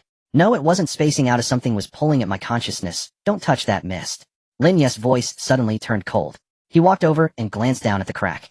The Genesis source core trembled slightly, and several lines of information appeared in his consciousness. Chaotic mist. Lin Yu read the name. A debuff from the battlefield of the heavens. It directly affects the mental level. Brief contact can lead to disorientation, while prolonged exposure can induce hallucinations or even mental collapse. Annoying stuff. Lia rubbed her temples. I almost fell for it after just 3 seconds. This is just the outer. A voice from behind came, carrying a hint of worry. The concentration in the core area will be even higher. Lin Yu said nothing more and turned to look at Bai Luoli and Bai Xian. The 2 sisters exchanged glances, understanding each other. Bai Luoli was the first to extend her hands, a warm light of pale gold blossoming from her palms, spreading out like ripples. Bai Xian followed closely, bringing her hands together, releasing a purifying halo that resonated with her sisters. The 2 halos perfectly overlapped, forming a translucent golden dome that covered the entire team. When the dark purple mist touched the dome, it sizzled, as if ice met boiling oil, rapidly evaporating and dissipating. How long can this dome last? Lin Yu asked. If maintained continuously. Bai Luoli calculated 6 hours should be no problem. Let's go. The team continued to advance. The golden dome enveloped 8 people, steadily progressing across the shattered gray-purple ground. More and more cracks appeared beneath their feet, and the dark purple mist that surged out became denser, but was entirely blocked by the purifying halo. They walked for about another 20 minutes. Gu Xian's voice suddenly came from ahead, cold and urgent. Stop! Everyone halted at once. Gu Xian crouched behind a broken rock, her right eye pressed closely against the sniper scope. There's a situation ahead. Lin Yu approached and crouched beside her. What kind of situation? Gu Xian did not answer, but slightly adjusted the angle of the sniper rifle, allowing Lin Yu to see the scene in the distance through the lens. Lin Yu leaned closer, his pupils narrowing slightly. A massive floating mountain loomed in the air. The top of the mountain was a flat plateau about the size of several football fields. At this moment, a fierce battle was occurring on that plateau. It was intense. On the left side, a team of about 15 people was led by a woman clad in a dark red cloak. Her figure was tall, her face obscured in the shadows of the cloak, but the dozens of blood-red chains extending from her hands were unmistakably clear, writhing and slashing through the air like living creatures, each carrying immense power, forcing the opponents back. On the right side, a team of about 10 was led by a bald, muscular man. This man was roughly as muscular as Zhao Tieshan, but what was more exaggerated was that his entire body was covered with a layer of rock-like dark gray armor looking like a living statue. With every punch he threw, the ground would be smashed into a pit, stones flying everywhere. Two long lines of combatants. Lu Rongfei walked over quickly. The all-knowing chessboard was already operating at full speed. They are currently engaged in battle. What about their strength? Neither side is weak. Lu Rongfei's eyes quickly scanned the simulation data on the chessboard. The red-cloaked woman's chains have a golden attribute response. The rocky-headed man on the right does too, but his grade might be slightly lower. Both sides are relatively even in strength and are currently at a stalemate. How long will it take to determine a victor? Based on the current rate of consumption, 5 to 8 minutes. Lu Rongfei looked at Lin Yu, her tone carrying a hint of calculation. Master, I suggest we wait for them to finish fighting. We can reap the benefits with minimal cost, Master. A voice interrupted her. Han Na stepped forward. Her hands were on her hips, and her ponytail swayed slightly in the wind. In her eyes there was a flame burning. Lu Rongfei turned to her. Han Na. Let me go, Han Na repeated, a bold and almost arrogant smile splitting her face. Sister Rongfei's plan is sound. Waiting for them to finish is indeed the easiest way. But I don't want to take the easy route. She cracked her neck, the bones making a crisp cracking sound. Training since awakening the new attributes has left me itching to fight. Shooting at those dummy targets in the simulation training ground is far from satisfying. Her eyes fixed intently on the battlefield. A kilometer away, a flash of deep blue light flickered in her pupils. I want real combat. Moreover, she extended a finger pointing at the two teams engaged in battle in the distance. There's no need to wait for them to decide a victor. They should fight together. The air fell silent for 2 seconds. Leah opened her mouth. Together. Han Na Yu, I can handle it alone. Lu Rongfei's brow furrowed slightly as she turned to Lin Yu. Lin Yu looked into Han Na's eyes. There was no impulse, no bravado. What lay within was only an absolute confidence that had been building up, ready to burst forth. He remained silent for 3 seconds. He did not ask, are you sure? Go. Just one word. Han Na's smile instantly widened to its fullest. Understood. She turned and walked to the edge of the cliff, pushed off with both feet, and jumped straight down, plummeting towards the floating mountain a kilometer away. As she landed, a massive silhouette of a dark blue wolf surged from beneath her feet, firmly catching her and carrying her towards the battlefield. Leah stood at the cliff's edge watching Han Na's departing figure, biting her lip in worry. However, Lu Rongfei shook her head. Let her go. She retracted the simulation images from the all-knowing chessboard, her tone calm. Training is not in vain. When Han Na landed, the two teams on the battlefield were still locked in a fierce struggle. The blood-colored chain woman's offensive grew increasingly violent, as dozens of chains wove a tightly knit blood web in the air, pinning the melee team members of the rocky-headed man in the corner. The rocky-headed man, relying on his monstrous physical resistance, withstood the frontline assaults. Each punch he threw shook the ground, though he could not break through the chain's blockade. He still prevented the opponent from advancing easily. Sparks, explosions, and screams blended into one. Then everything came to a sudden halt. Because Han Na, she did not ambush, hide, or flank. She did none of the things a normal person would do when faced with two opposing teams. She boldly walked into the center of the two battling teams. She stood firm, took a deep breath, and shouted, "Hey, both sides." Her voice pierced through the entire battlefield. Stop fighting. Come at me. The noise on the battlefield instantly ceased. The blood-colored chain girl's attacking hand froze in midair, and the chains around her floated with a humming vibration. She peered out from the shadow of her cloak, looking at Han Na with a gaze, as if she were observing a madwoman. The rock-shelled bald man also halted, his fist turning his massive head, confusion written all over his small eyes. The entire battlefield was silent for a full 2 seconds. Then the blood-colored chain girl scoffed. Another one seeking death. Her voice was hoarse and deep, carrying a kind of pride born from countless battles. Little girl, which train did you fall off? Are you lost, or just out of your mind? The rock-shelled bald man was even more direct, bursting into a hearty laugh that shook the gravel beneath his feet. Ha! Little girl, go back and drink your milk. Didn't your mother teach you to stay away when two tigers are fighting? Members of both teams began to laugh uproariously. One person, just one. Did her trained conductor throw her out to die? She looks pretty, but clearly her brain isn't functioning well. The laughter was loud and unrestrained. It was exactly the same as when Zhao Taizhan mocked Su Qingqing half an hour ago. Han Na listened to these words, and instead of becoming angry, her smile grew even brighter. That smile was pure and sunny, like a fitness enthusiast who just walked into a gym and saw all the equipment unoccupied. Excitement. Pure excitement. Have you all finished laughing? She asked. Without waiting for anyone to respond, she extended her right hand palm, facing down. She slowly pressed down. Golden entry, undead domination, immortal legion activated. The change began from beneath her feet. The ground beneath Han Na suddenly let out a deep, muffled roar. It was not an earthquake, but something deeper responding to her summons. Cracks. Dark purple cracks spread from the soles of her feet, in all directions, like spider webs, like lightning, like some ancient summoning array. The cracks widened 10 meters, 50 meters, 100 meters. The entire surface of the floating mountain was covered with dense cracks. The smile of the blood-colored chain girl froze. She looked down at the cracks spreading beneath her feet, feeling an enormous aura of death surging up from deep within the earth. What is this? Before she could finish her sentence, the first hand stretched out from the cracks. Bony claws. Ethereal blue bony claws broke through the ground from the fisher's fingers, spread wide, fiercely grasping the edges of the earth. Then came the second, third, the 10th, the 100th, the 1000th. More cracks exploded open, and more bony claws surged forth. The undead were pulled from the void into reality, one after another crawling out from the ground. Their bones emitted an ethereal blue cold flame, with unquenchable ghostly fire burning in their hollow eye sockets, and the remnants of armor and weapons were engraved with dense reinforcement patterns. These were no ordinary undead. Each had undergone devouring evolution, each emanating energy fluctuations at least above silver level. The front row of several elite bodies stood tall, their bones covered with a layer of pale golden sheen of golden grade. 1,000, 5,000, 10,000, 30,000, 50,000. A full 50,000 elite undead filled every inch of space on the floating mountain in just 10 seconds. They stood behind Han Na, to her sides, and in front of her. Dense and unending. The ethereal blue, ghostly fire gathered together, casting the entire sky in a cold blue hue. The laughter ceased. Completely ceased. A deathly silence. The face of the blood-colored chain girl turned as pale as paper. Her eyes widened, lips trembling, the chains in her hand shaking uncontrollably. The mocking expression of the rock-shelled bald man froze on his face, as if someone had pressed the pause button. His mouth was agape, the joke about going back to drink milk still lingering at the corner of his lips, but at this moment, it looked utterly foolish. 50,000. A teammate behind him stuttered, recounting in disbelief, his voice changing pitch. Han Na stood right in the center of the 50,000 undead legion. She stretched lazily and rolled her shoulders. Let me introduce myself again. Her tone was light, like warming up before exercise. Han Na, one of the members of our master's team.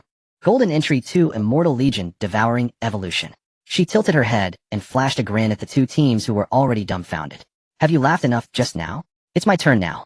1 kilometer away on the cliff edge, Bai Xian lay on the rocky ledge, eyes wide, nearly dropping her milk tea. This is too exaggerated, right? The scene of the entire floating mountain covered by the ethereal blue undead army was astonishing even from a kilometer away. Leo was also stunned, instinctively swallowing her saliva. My god. When did Han Na become this strong? She had already reached 50,000 during training. Lu Rongfei said calmly, though there was a hint of amazement in her eyes. But seeing it in a simulation and in real combat feels completely different. Lin Yu sat on a folding chair, crossing his legs, his expression calm, as if watching a game whose outcome he already knew. This is still her holding back. Holding back? Bai Xian's eyes widened in disbelief. 50,000 undead, and she's still holding back. Her upper limit is 80,000. Bai Xian silently set down her milk tea, feeling her hand tremble. On the mountain platform, Han Na raised her right hand. She lightly flicked her index finger. Go. One word. The 50,000 undead surged forward like a flood released from a dam, splitting into two torrents, simultaneously charging toward the two teams. The ground trembled. The air shrieked. The sound of 50,000 bony feet stomping on the ground converged into a sound akin to ancient war drums, heavy, oppressive, and despairing. The blood-colored chain girl reacted quickly, or rather she was forced to react quickly. Block it. Block them all. She screamed as she hurled out all her chains, dozens of blood-colored iron chains weaving into a dense net in the air, sweeping ahead and crushing the first 300 to 400 undead that charged. The sound of shattered bones echoed. But 2 seconds later, those shattered bones trembled on the ground and began. Broken skeletal arms found their shoulder blades, a spine shattered into 3 segments reattached, and the crushed skulls restored like a reversed video. The entire process took no more than 2 seconds. 300 to 400 undead, all fully revived, rejoined the charge. Impossible. The blood-colored chain girl's voice cracked. I clearly broke them apart. This is what immortality means. Within Han Na's control, her legion does not truly die. When shattered, they reassemble. When torn, they mend. When turned to ashes, the ashes coalesce once more into bones. This is not an army. This is a tsunami that will never recede. On the other side, the rock-skinned bald man chose the most straightforward and brutal method to endure. His entire body became rock-like, his figure swelling from 2 meters to 3, transforming into a giant of black and gray stone. With each swing of his colossal fists, he shattered a large number of the undead bones, splintering and flying everywhere. Ha, is that all? He roared, smashing another dozen undead with a single punch. But in the next moment, his expression, from the remnants of the undead he had slain, strands of faint purple energy floated out. This energy did not dissipate. Instead, it was absorbed by the surrounding undead that were still charging forward. The undead that absorbed that energy had their skeletal glow intensify. They became faster, stronger. This was Han Na's second golden trait, Devour Evolution. Any loss of individuals in the Legion translates to a collective enhancement. For every one killed, the remaining ones grow stronger by 1 measure. For every shattered piece, the encirclement tightens by 1 degree, growing stronger with each blow, more ferocious with each kill. What the hell? The bald man smashed down, yet the undead before him did not shatter. It clutched his fist tightly, its bones creaking, yet it did not break. For the first time, fear appeared on the face of the rock-skinned bald man. Han-Na walked at the center of her legion. With her hands in her pockets, she chewed on a piece of jerky she had pulled from somewhere. Her expression was as relaxed as if she were walking a dog. The posture of her hands in her pockets was strikingly similar to Lin Yu's. Han-Na's hands in pockets pose. Bai Xian quietly complained from a kilometer away. It's like she was carved from the same mold as her master. You learned it quite well, Leah chuckled. Lin Yu remained silent, but subtly lifted the corners of his mouth. The blood-colored chain girl could no longer hold on. Her chains consumed her own life force. With each swing, with each strangulation, she drained her vitality. After 5 minutes of continuous high-intensity output, her complexion turned as pale as paper and blood trickled from the corner of her mouth. What was worse, her teammates behind her had already started to flee, but they couldn't escape. The legion of undead had completely surrounded the floating mountain with ghostly blue flames in every direction. There was no retreat, no gaps. Even the route to jump off the floating mountain was blocked. Ironclad formation, Lu Rongfei observed from a distance, nodding in appreciation. Her tactical arrangement is much more mature than a month ago. Finally, the bald man realized a crucial point. Hard hitting the undead would never end. The more he hit, the stronger they became. The only way to break the situation was to decapitate the controller. If he killed the controller, the Legion would automatically disband. So he stopped attacking the undead. With a powerful push from his rock-like body, he lunged toward Han-Na like a cannonball. The 3-meter stone giant surged forward with thunderous power, aiming a punch at Han-Na's face. Han-Na! Leah screamed from a distance. Han-Na looked up. She stared at the rock giant's fist, which almost obscured her entire field of vision.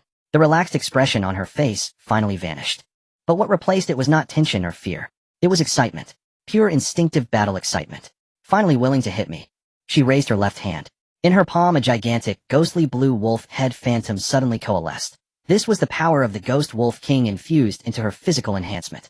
She did not evade. Did not block. She met it heat-in with her body. Boom. A tremendous explosion shattered the entire platform. The shockwave spread out in all directions, cracking the ground in a web of fissures with debris flying. Han-Na sank half an inch into the ground. The stone slabs beneath her feet shattered into powder. Yet her body remained unmoved. Meanwhile, the surface of the rock-skinned bald man's fist was covered with dense cracks. Impossible, the bald man exclaimed, his eyes wide with disbelief. Han-Na looked up at him, smiling. Your strength is impressive. She grasped the bald man's fist with one hand. Her 5 fingers tightened gradually. The rock shell crumbled and peeled away layer by layer between her fingers. Heavier than the weights I lift at the gym. The bald man struggled furiously, veins bulging, but his rock-like arm would not budge an inch. His fist was trapped as if cast in concrete. Han-Na pressed her other hand against his chest. The golden trait Devour Evolution directly acted upon the target's body. The bald man's pupils suddenly shrank to the size of pinheads. He felt it. The power within him was being drained frantically, irresistibly, leaving not a trace. The rock-like exterior began to crack and peel extensively. The 3-meter stone giant rapidly shrank, pieces of rock crashing to the ground, revealing a thin, trembling, ordinary person inside. No, please, he gasped. Shoo. Han-Na released her grip. The bald man slumped to the ground, unable to muster the strength to raise his hand. She looked down at him, tilting her head. What did you say earlier? Going back to drink milk. The last light in the bald man's eyes extinguished completely. Meanwhile, on the other side of the platform, the blood-colored chain girl was being overwhelmed by a dozen elite undead of golden rank. Her chains broke one by one, and she was pinned to the ground, unable to move. I surrender. I surrender. She screamed hysterically, her voice sharp and piercing. Han-Na glanced at her. For some unknown reason, her expression dulled. Surrender. She recalled the moment Zhao Taizhan had decapitated a surrendering person. She remembered Gu Ziyan's words about no prisoner policy. Han-Na averted her gaze, whispering a single word, "Kid." The ghostly flames of the elite undead surged violently. The screams faded after 3 seconds. Then there were the remaining teammates. Not a single one was spared. The platform eventually fell silent. 50,000 undead stood in formation like an army awaiting inspection. Han-Na clapped her hands, brushing off non-existent dust, and finished the last piece of jerky. On a floating mountain, 2 teams, 25 people. All cleared. She turned and made a face in the direction of the cliff a kilometer away, giving a yay gesture. Bai Xian watched, stunned. I will never dare to compete with Han-Na for the last piece of grilled meat again. Lin Yu's Genesis Source core glowed once more in his palm. 2 golden light points floated over and merged into it. Ding. Killed the train conductor. Blood Shadow 3rd train. Gained resource fragment 1, trait residue 1. Ding. Killed the train conductor Rock, King 9th train, gained resource fragment 1 trait residue 1. Current elimination progress 33. Conditions met. Generating teleportation passage. Target battlefield of the Heaven's Core area. Lin Yu looked at the message and slowly stood up. In the distance, Han Na rode back on the Phantom Wolf King, jumping down in front of Lin Yu, standing at attention with a bright smile. Master, the mission is complete. Well done. Lin Yu patted her shoulder. Han Na chuckled twice, then leaned in close to Lin Yu's ear and whispered, Master, was I handsome just now? Handsome. Before the laughter faded, the ground beneath their feet suddenly began to tremble violently. A gigantic spatial rift tore open in the void before everyone, revealing a deep pitch-black passage that was impossible to gaze into. At the end of the passage, an extremely heavy sense of oppression emanated, one that was unlike any enemy they had encountered before. It was a crushing pressure from a higher dimension. This is the entrance to the core area. Bai Luoli instinctively tightened her grip on her sister's hand. Lu Rongfei's all-knowing chessboard flashed wildly in her spiritual world, but I can't deduce it. Her voice carried a genuine gravity for the first time. The information from the other side of the passage is blocked by some force. My all-knowing chessboard cannot see through it. This statement caused everyone's expressions to darken. Lin Yu gazed at the black passage, his eyes narrowing slightly. The Genesis source core floated quietly in his palm, its multicolored light dimmer than usual, not because it had weakened, but because it was instinctively retracting, like a ferocious beast hiding its presence when approaching a larger predator. Master. Lu Rongfei looked at him. Lin Yu remained silent for 5 seconds. Then he stepped toward the passage. Let's go. There was no hesitation. The women followed closely behind. As the last person stepped into the passage, the rift behind them closed with a thunderous roar, cutting off all retreat. Darkness engulfed them all. It was unclear how long had passed, perhaps a second, perhaps a century. Then light but at the moment Lin Yu clearly saw the scene before him, his steps halted for the first time since crossing into the apocalypse. A city hovered in the sky of the core area, 10 times larger than the New Eden. At the center of the city, a massive throne floated at an altitude of 10,000 meters, and on that throne sat the figure was looking down at them, smiling. The city hovered directly in the center of the core area's sky, not an illusory projection, but a real giant aerial fortress, made of some unknown metal. The city walls were engraved with dense runes, each one flowing slowly, as if alive. The scale of the city was at least 10 times that of New Eden, with its shadow covering the entire land beneath. And at the center of the city, on that throne floating at 10,000 meters, sat a figure. The man's features were indistinct, but everyone could see his smile clearly. That smile was not scornful or dismissive, but rather one of amusement, looking down upon ants from a lofty height. Lin Yu's steps halted for 2 seconds before he resumed walking. His gaze did not waver, directly colliding with the gaze from 10,000 meters above. Welcome. The voice came from the sky, without any amplification, yet every word fell clearly into the ears of everyone present. It was as if it resonated directly in their minds. Lin Yu then noticed that they were not the only group to have arrived. Beneath their feet was a gigantic circular arena, at least 5 kilometers in diameter, the ground paved with black unknown stone, as smooth as a mirror. Evenly distributed along the edge of the arena were 10 teleportation points, each with a large numerical identifier floating above it. They emerged from the No. 7-inch teleportation point. Meanwhile, the other 9 teleportation points were already filled with people. The number of members in each team varied, some with as few as 5 or 6, others with over a dozen. But without exception, each team radiated a significant energy fluctuation. There were no weaklings who could reach the core area. Rongfei, what is the strength of these people? Lin Yu called out. Lu Rongfei had already closed her eyes. The all-knowing chessboard unfolded in her spiritual world. Although she couldn't deduce the existence on the throne, she had more than enough to assess the strength of the 9 teams present. 3 seconds later, she opened her eyes. The 9 teams have varying overall strength. Her voice was calm. 2 of them are relatively strong, namely, the one in black armor to the 3 o'clock direction, and the one with mechanical exoskeleton at the 7 o'clock direction. The captains of these 2 teams have energy levels comparable to our strength before we acquired our new attributes. Before that level, Han Na chewed on some jerky she had found. Doesn't that mean? Exactly. Lu Rongfei looked at Lin Yu, the corners of her mouth slightly lifting. Master, our strength far surpasses all the teams present. It's not a matter of scale. Crushing them. Su Qingqing twirled the dagger in her hand. Crushing. Lin Yu. At that moment, the voice from the sky resounded again. To the 10 teams, congratulations on reaching the end. The figure on the throne slowly stood up, his form still clearly visible at 10,000 meters high, the distance of space meaningless to him. The rules are simple. Pair up in 2s, 5 pairs will fight. The victors will advance. Then continue pairing and fighting. Until only one team remains. As the words fell, a gigantic light screen appeared on the arena floor, displaying the identifiers and basic information of the 10 teams. Now you have 3 minutes to freely form teams. After 3 minutes, unteamed groups will be randomly matched. Begin. 3 minutes. The arena instantly erupted in chaos. The captains of various teams began to scrutinize, test, and negotiate with one another. Some were loudly calling for allies, others were whispering plots, while some hesitated. Lin Yu remained still. He turned to Lu Rongfei. Rongfei, share your thoughts. Master, our strength far surpasses that of all the teams present. Her tone was not arrogant, but rather a statement of fact. The newly awakened myth-level attributes, each one capable of changing the course of battle. Not to mention your Genesis Source Core Master. She paused, and added, to be honest, pairing up in twos is too slow for us. What do you mean? Quick battles. Lu Rongfei looked into Lin Yu's eyes. No need for teams or allies if our one team can take on everyone. Lin Yu remained silent for 2 seconds, then smiled. He turned around, facing the entire arena. At this moment, 2 teams had already approached them. Leading the way was the captain of Team No. One, a middle-aged man in a suit who looked like a businessman wearing a shrewd smile. Hello, friends from Team No. 7, he rubbed his hands as he approached. I am the captain of Team No. Wanna just call? I observe that your team's strength is quite strong. Why don't we team up? Although our Team No. 1 has average combat power, we have a support-type ability user who can enhance the entire team. Definitely won't hold you back. Lin Yu raised his hand, interrupting. No need. Lao Zhou was taken aback. Huh? The captain of the approaching Team No. 6, the young woman in her 20s with sharp eyes, also paused. Team No. 7, I am from Team No. 6. She got straight to the point. Let's team up, we. No need at all. Lin Yu's voice was not loud, but everyone present heard it clearly. He stepped forward, positioning himself at the forefront of his team. Then he did something that silenced the entire arena. Lin Yu raised his head, looking up at the throne 10,000 meters high, his voice calm, yet clear as it echoed throughout the arena.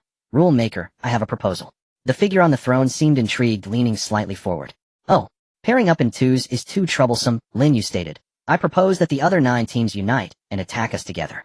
The entire arena fell into a deathly silence. It lasted for a full 3 seconds. Then is he out of his mind? A single team taking on 9. The bald man in position 3 crossed his arms, saying interesting. The masked woman in position 9 remained silent, but the 4 individuals behind her were clearly tensed. Old Zhou from Team 1 froze, his smile fading. He watched Lin Yu's back, his mouth moving slightly, but in the end he said nothing and quietly retreated to his team. Behind Lin Yu, the girls reacted differently. Han Na's eyes sparkled with excitement. Master is magnificent. Leah clasped her hands together, looking up at the sky. Oh, my master, you are always so reckless, I adore it. Su Qingqing silently drew 2 daggers, their blades gleaming with a cold light.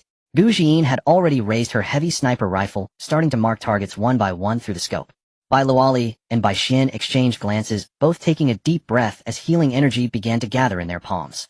Xiao and Kaiwa hefted a large hammer. Lu Rongfei stood half a step behind Lin Yu, battle bow in hand, the omniscient chessboard operating at full speed. In the sky 10,000 meters high, the figure on the throne was silent for a moment before smiling. Interesting. Very interesting. Permission granted. He waved his hand, and the light curtain in the center of the arena suddenly changed. The original pairing rules were shattered, replaced by a new camp division: red side team, 7, 9 people; blue side teams, 1, 2, 3, 4, 5, 6, 8, 9, 10, total of 87 people. The rules remain unchanged. Battle until one side is completely annihilated. In 30 seconds it begins. Members of the 9 teams quickly gathered, consolidated, and arranged their formations. Although they were wary of each other, facing a reckless opponent who dared to take on 9 alone, a temporary alliance was everyone's consensus. Lin Yu turned around to face his team. Let's allocate.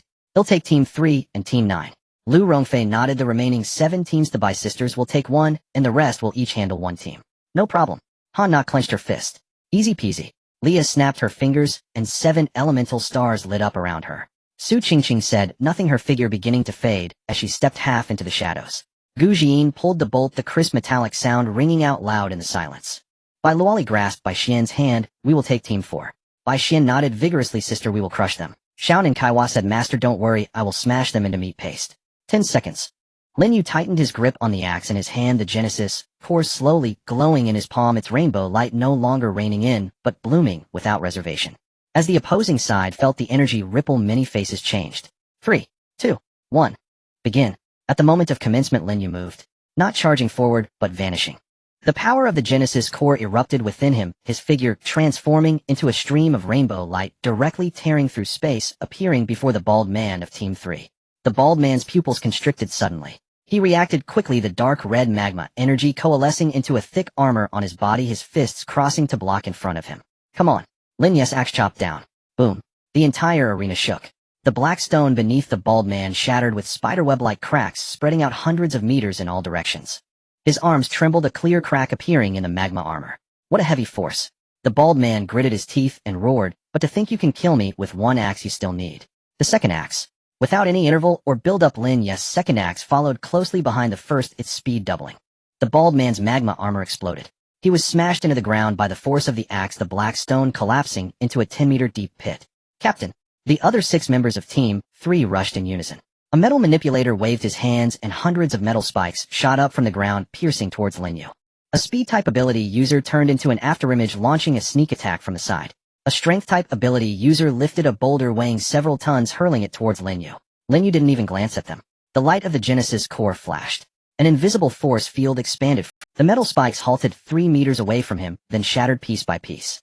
The speed-type ability user crashed into the force field, as if hitting an invisible wall, flying backward and spitting blood.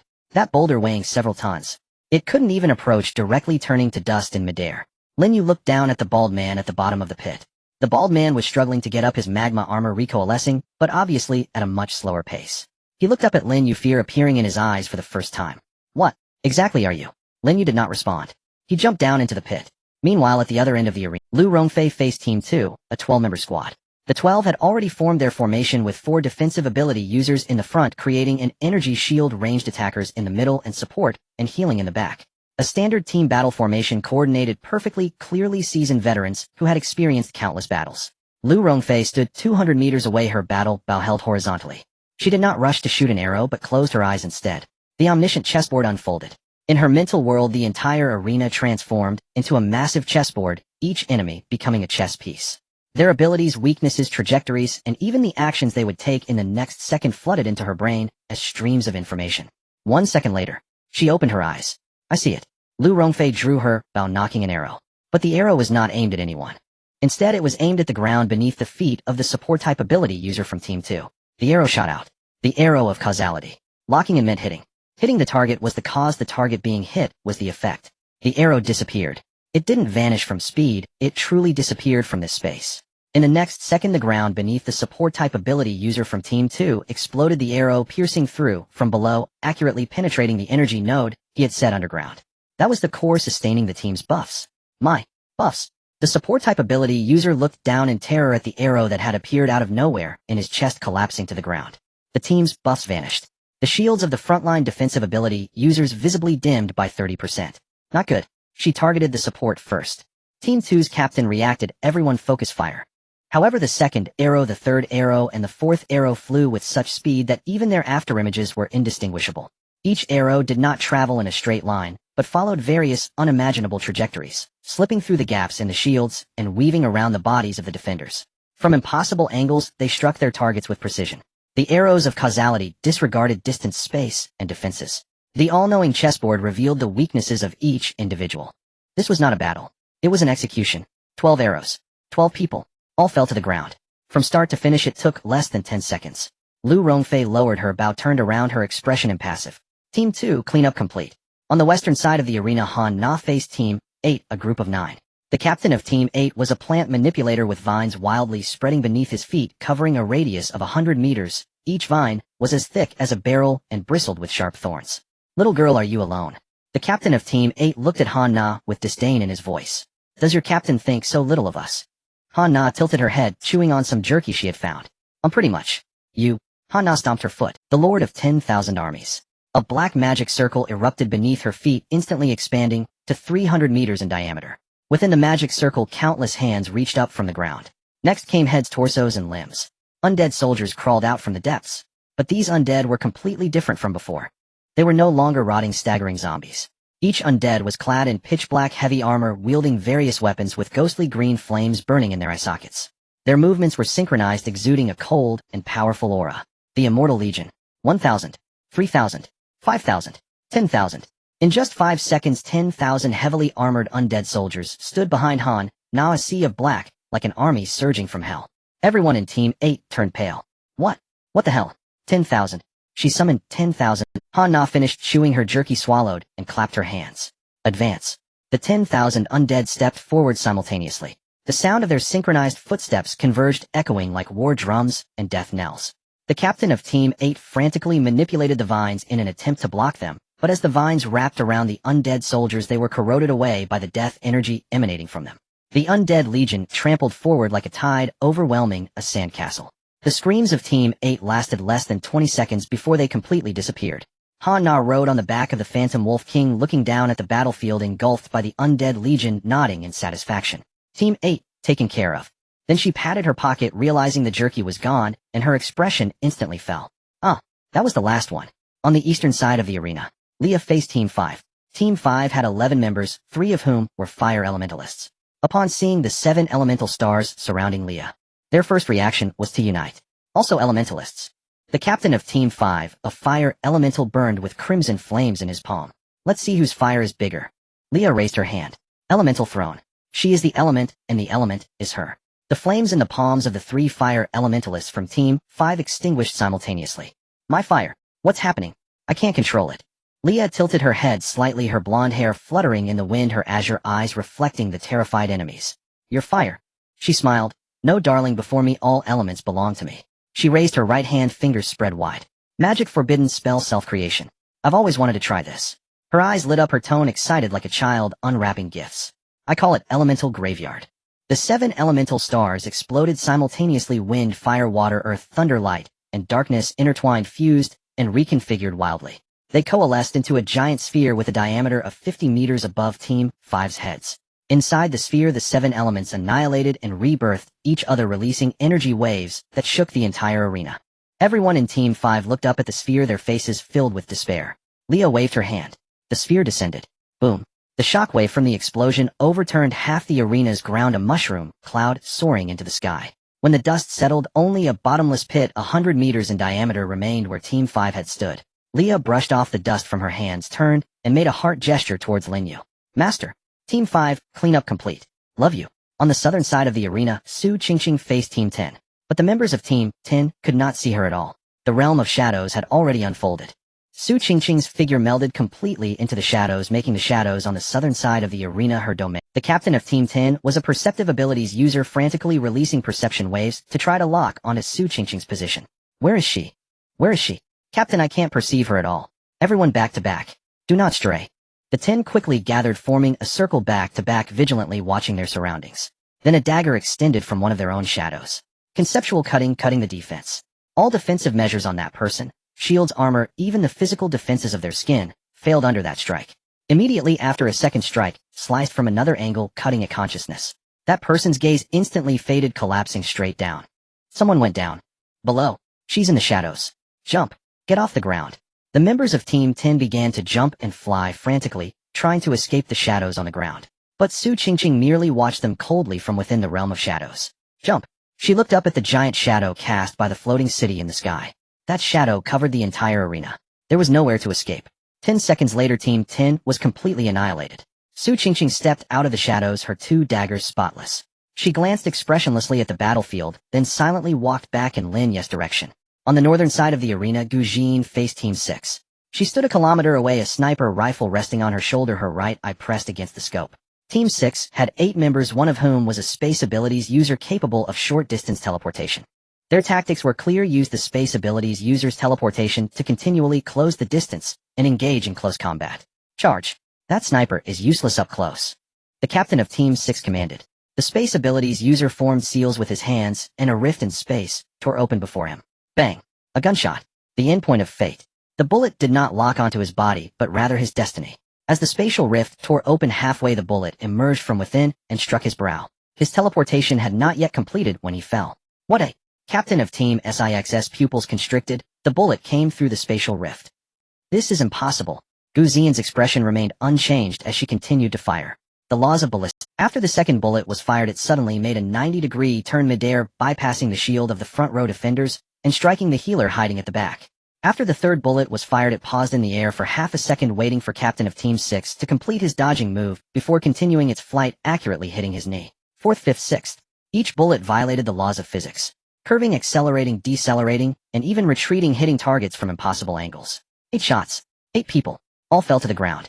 Gu Jin lowered her heavy sniper rifle and blew away the non-existent smoke from the muzzle. Team 6 has been dealt with. Bai Luoli and Bai Xian were facing Team 4's 7-member squad. The captain of Team 4 was an offensive ability user. Seeing only 2 seemingly weak girls opposite them, he was instantly delighted. 2 healers. Ha, who do you think you're looking down on? Brothers, take them out in seconds. The 7 of them launched simultaneous attacks, various energy beams and physical strikes pouring towards Bai Luoli and Bai Xian. Bai Bai Luoli and Bai Xian held hands and closed their eyes simultaneously. Soul resonance. Their energies merged, producing an exponential amplification. A massive life energy shield unfolded before them, absorbing all the attacks that struck it. Can't break, increase firepower. The attacks from Team 4 became even more intense, but the shield remained unmoved. Bai Xian opened her eyes, looking at the 7 people, frantically outputting damage, tilting her head. Done shooting. Then it's our turn to counterattack. Clap. The sisters slapped the energy shield. Immediately, whoosh, a dazzling light was shot out. In the next moment, Team 4 all members vanished from their original positions.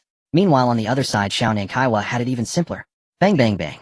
With 3 hammer strikes, the entire team facing her was smashed into mush. All battles ended. The wilderness fell silent. Completely silent. Nearly 100 people, 9 teams. From the moment Lin Yu said, attack, to now less than 2 minutes had passed. Extinct. Lin Yu and the others stood at the center of the wasteland, not a drop of blood on them, their clothing unwrinkled. On the throne, the figure who had been smiling and watching the spectacle finally showed a slight change in expression. It was not disappearance, but rather deepening. It became more profound. Interesting. The voice echoed throughout the core area once again. Very interesting. Lin Yu looked up, staring at the throne thousands of meters high. It's over, he said. What about your ultimate reward? The person on the throne did not answer. He stood up. This was the first time he had stood from the throne. An indescribable sense of oppression descended from above, 100 times stronger than before. The air in the wasteland began to twist, the ground cracked, and the sky trembled. Reward? The voice laughed. Who told you that killing other teams would earn you a reward? The true final battle is you against me. The pressure was overwhelming. So heavy that Bai Xian's knee buckled uncontrollably, so heavy that the 7 elemental stars surrounding Leah dimmed for a moment, so heavy that the smile on Hannah's face froze for the first time. Lu Rongfei's omniscient chessboard spun wildly in the spiritual world, and this time, she finally read some information. Then her expression changed. Master. Her voice was very low, but everyone heard. His energy level is at least the sum of all of ours combined. She paused. At least 10 times. Those 2 words were like a bucket of ice water poured over everyone's heads. Even though they had just received mythical level attributes, even though they had just crushed 9 teams like ants, the being standing from the throne remained a towering mountain they could not look up to. The person on the throne slowly floated down. The moment his feet touched the wasteland, the ground within a kilometer radius shattered into powder around him. A massive pit appeared out of nowhere, and he stood at the center of the pit, his robes billowing like a descending deity. Now that he was closer, Lin Yu finally saw his appearance. He was a man appearing to be around 30 with ordinary features, even somewhat mediocre. But his eyes were different. There were no pupils, only 2 slowly rotating nebulae, as if containing 2 miniature universes. Let me introduce myself. He smiled and said, I am the manager of this celestial battlefield, you can call me. The Arbiter. The Arbiter. Lin Yu tightened his grip on the axe. Yes. I am responsible for setting the rules, enforcing the rules, and he glanced at the remnants of the teams that had turned to ashes beneath his feet, eliminating unqualified participants. You said the final battle is us against you. Lin Yu's voice was calm. What are the rules? Rules? The Arbiter laughed. Very simple. You can fight however you like. If you can last 3 minutes under my hand, you win. 3 minutes. Hannah frowned. That's it. The Arbiter nodded. Of course, if you can't last. He did not finish, but everyone understood his meaning. Death. Lin Yu fell silent for 3 seconds. He did not look at the Arbiter, but turned to look behind him. Their gazes were all different. Hannah and Xiao Nankaiwa were excited yet tense. Leah was nervous yet eager to try. Su Qingqing wore a blank expression. Bai Luoli and Bai Xian held hands tightly. Gu Jiyin had already raised her heavy sniper rifle. Lu Rongfei was closing her eyes to contemplate. But one thing was the same. No one retreated. Rongfei, Lin Yu called out. Lu Rongfei opened her eyes. The omniscient chessboard has provided the optimal solution. Speak. In the first 2 minutes, Hannah will take the pressure heating using the damage from her indomitable battle body to continuously enhance her strength, while Leah and I will provide ranged output to control the situation. Su Qingqing will look for opportunities to cut in, testing his weaknesses with concept slicing, while Bai Luoli and Bai Xian will provide constant healing, ensuring no one falls, and Gu Jiyin will seek opportunities for a lethal strike. What about me? Lin Yu asked. Lu Rongfei looked at him, hesitated for a moment. Master, don't move for the first 2 minutes. Why? Because I need 2 minutes to collect his combat data. Lu Rongfei's gaze sharpened. Although the omniscient chessboard cannot fully simulate him, by observing how he fights against us, I can gradually fill in the information. After 2 minutes, I will find his flaw. Then it's your turn. Lu Rongfei said, 1 strike to determine victory. Lin Yu looked at her for 3 seconds and nodded. Let's fight like this. He turned back to face the Arbiter. The Arbiter raised an eyebrow. Have you all made your plans? No need for further preparations. No need. The Arbiter smiled and raised his right hand. Then, before his hand could descend, Hannah had already rushed out. Lord of the 10,000 armies. Her black magic circle exploded beneath her feet, and 50,000 undead poured out from the realm of the dead, transforming into a black torrent surging towards the Arbiter. At the same time, she herself transformed into an afterimage, her fist carrying the power to shatter planets, heading straight for the Arbiter's face. The Arbiter smiled. He extended a finger. One finger. That finger flicked lightly. Henna's fist stopped. It was not her own will that caused the stop, but rather her fist had struck an invisible barrier. All its power dissipated completely. And the 50,000 undead. At the moment the Arbiter's finger flicked, 10,000 of the undead in the front row turned to ashes. Not bad power, Kaijuesh assessed, but not enough. He flicked his finger. Han-Na's body was launched backward, striking the ground and gouging out a vast crater. Han-Na, Bai Xin cried. I'm fine. Han-Na climbed out of the pit, wiped the blood from the corner of her mouth, and her eyes brightened. He hits hard enough. The immortal battle body has already begun to adapt. Again, she surged forward once more. At the same time Li Ya's attack arrived. Forbidden magic self-invented. She pressed her hands together, 7 elemental stars detonated in unison, the elements fusing in a manner that defied physical law, coalescing into a 10-meter-wide prismatic beam that streaked straight at Kaijuesh. Starfall. Kaijuesh glanced at the beam and reached out. He caught that spell, one that could level a city, in the palm of his hand. Then he crushed it. Creative, he said, but the energy density is insufficient. Li Ya's expression altered, yet she did not flinch. She immediately began to form a second spell. Lu Rongfei's arrow arrived, the arrow of causality. Lock means hit, ignoring all else. The golden shaft tore through space, aimed straight for Kaijuesh's heart. Kaijuesh did not dodge. The arrow struck. To be precise, it lodged in his chest, but it halted there as if embedded in a block of infinitely thick cotton, unable to penetrate further or be withdrawn. Causality. Kaijuesh looked down at the arrow in his chest. An interesting attribute. A pity. He pinched the shaft with 2 fingers and gently pulled it free. My level of existence is higher than your causality. Before me your cause cannot yield an effect. Lu Rongfei's pupils contracted sharply, but she did not panic, for this was precisely the information she had sought. The omniscient chessboard spun into frenzy, recording, analyzing, and deconstructing the 3 ways Kaijuesh had just neutralized their assaults. A minute passed. Han-Na had been flung away 7 times, yet each time she rose stronger than before. The damage adaptation of the immortal battle body accelerated her strength. By the 7th impact, her fist could produce visible fissures in Kaijuesh's barrier. Su Qingqing had not yet struck. Her figure melded completely with the realm of shadows, slipping through Kaijuesh's shadow in search of that solitary opening. Gu Jin did not fire either. Her scope remained locked on Kaijuesh, but she waited for Lu Rongfei's signal. Then at that moment she would act. Kaijuesh's attacks began to intensify. He no longer relied on a single finger, he employed his whole hand. Each palm he struck forth carried the terrifying force of warped space. Bai Luoli and Bai Xian's healing hardly paused. Soul resonance multiplied their restorative power exponentially, yet even so against Kaijuesh's mounting blows their energy consumption soared. 2 minutes. Neither long nor short, depending on perspective. But under Kaijuesh's assault, each second stretched until it felt like an age. Han-Na rose from the ground for the 11th time. Her armor lay broken in pieces, her left arm drooped at an unnatural angle, and the blood at the corner of her mouth had dried and been wet again in endless repetition. Yet she laughed. The damage adaptation of the immortal battle body had driven her physique to a dreadful critical edge. The first time she was knocked away, a single finger had sufficed for Kaijuesh. Now he needed his entire hand, and to apply genuine force. Still standing, Kaijuesh watched Han-Na's tone carried something not quite admiration, but rather clinical curiosity. Like a researcher observing an unkillable specimen. Nonsense, Han-Na snapped, slamming her dislocated left arm against the wall, the crisp snap of bones settling, making Bai Xian's face go white. I haven't had dinner yet, it would be a shame to die here. Kaijuesh shook his head and raised his right hand, condensing a silver-white sphere of light in his palm. The energy density of this strike exceeded all that had come before by another tier. Han-Na, fall back. Lu Rongfei's voice called from the rear. Han-Na did not hesitate and slammed backwards. The silver-white orb struck the place where she had been standing. There was no explosion, no sound. The ground, the air, even the light itself in that area simply vanished. What remained was a 20-meter diameter pitch-black spherical void. Matter annihilated. He's getting serious. Lu Rongfei's omniscient chessboard ran at high speed within the spirit-whirled torrents of data converging in her mind. 1 minute 50 seconds. 10 seconds left. Kaijuesh did not grant her those 10 seconds. His form disappeared, not by swiftness but by folding space. In the next instant, he stood before Lu Rongfei less than 3 meters away. You've been analyzing me, Kaijuesh said. Clever. So you must be the first to fall. He reached out. Sister. Bai Xian screamed.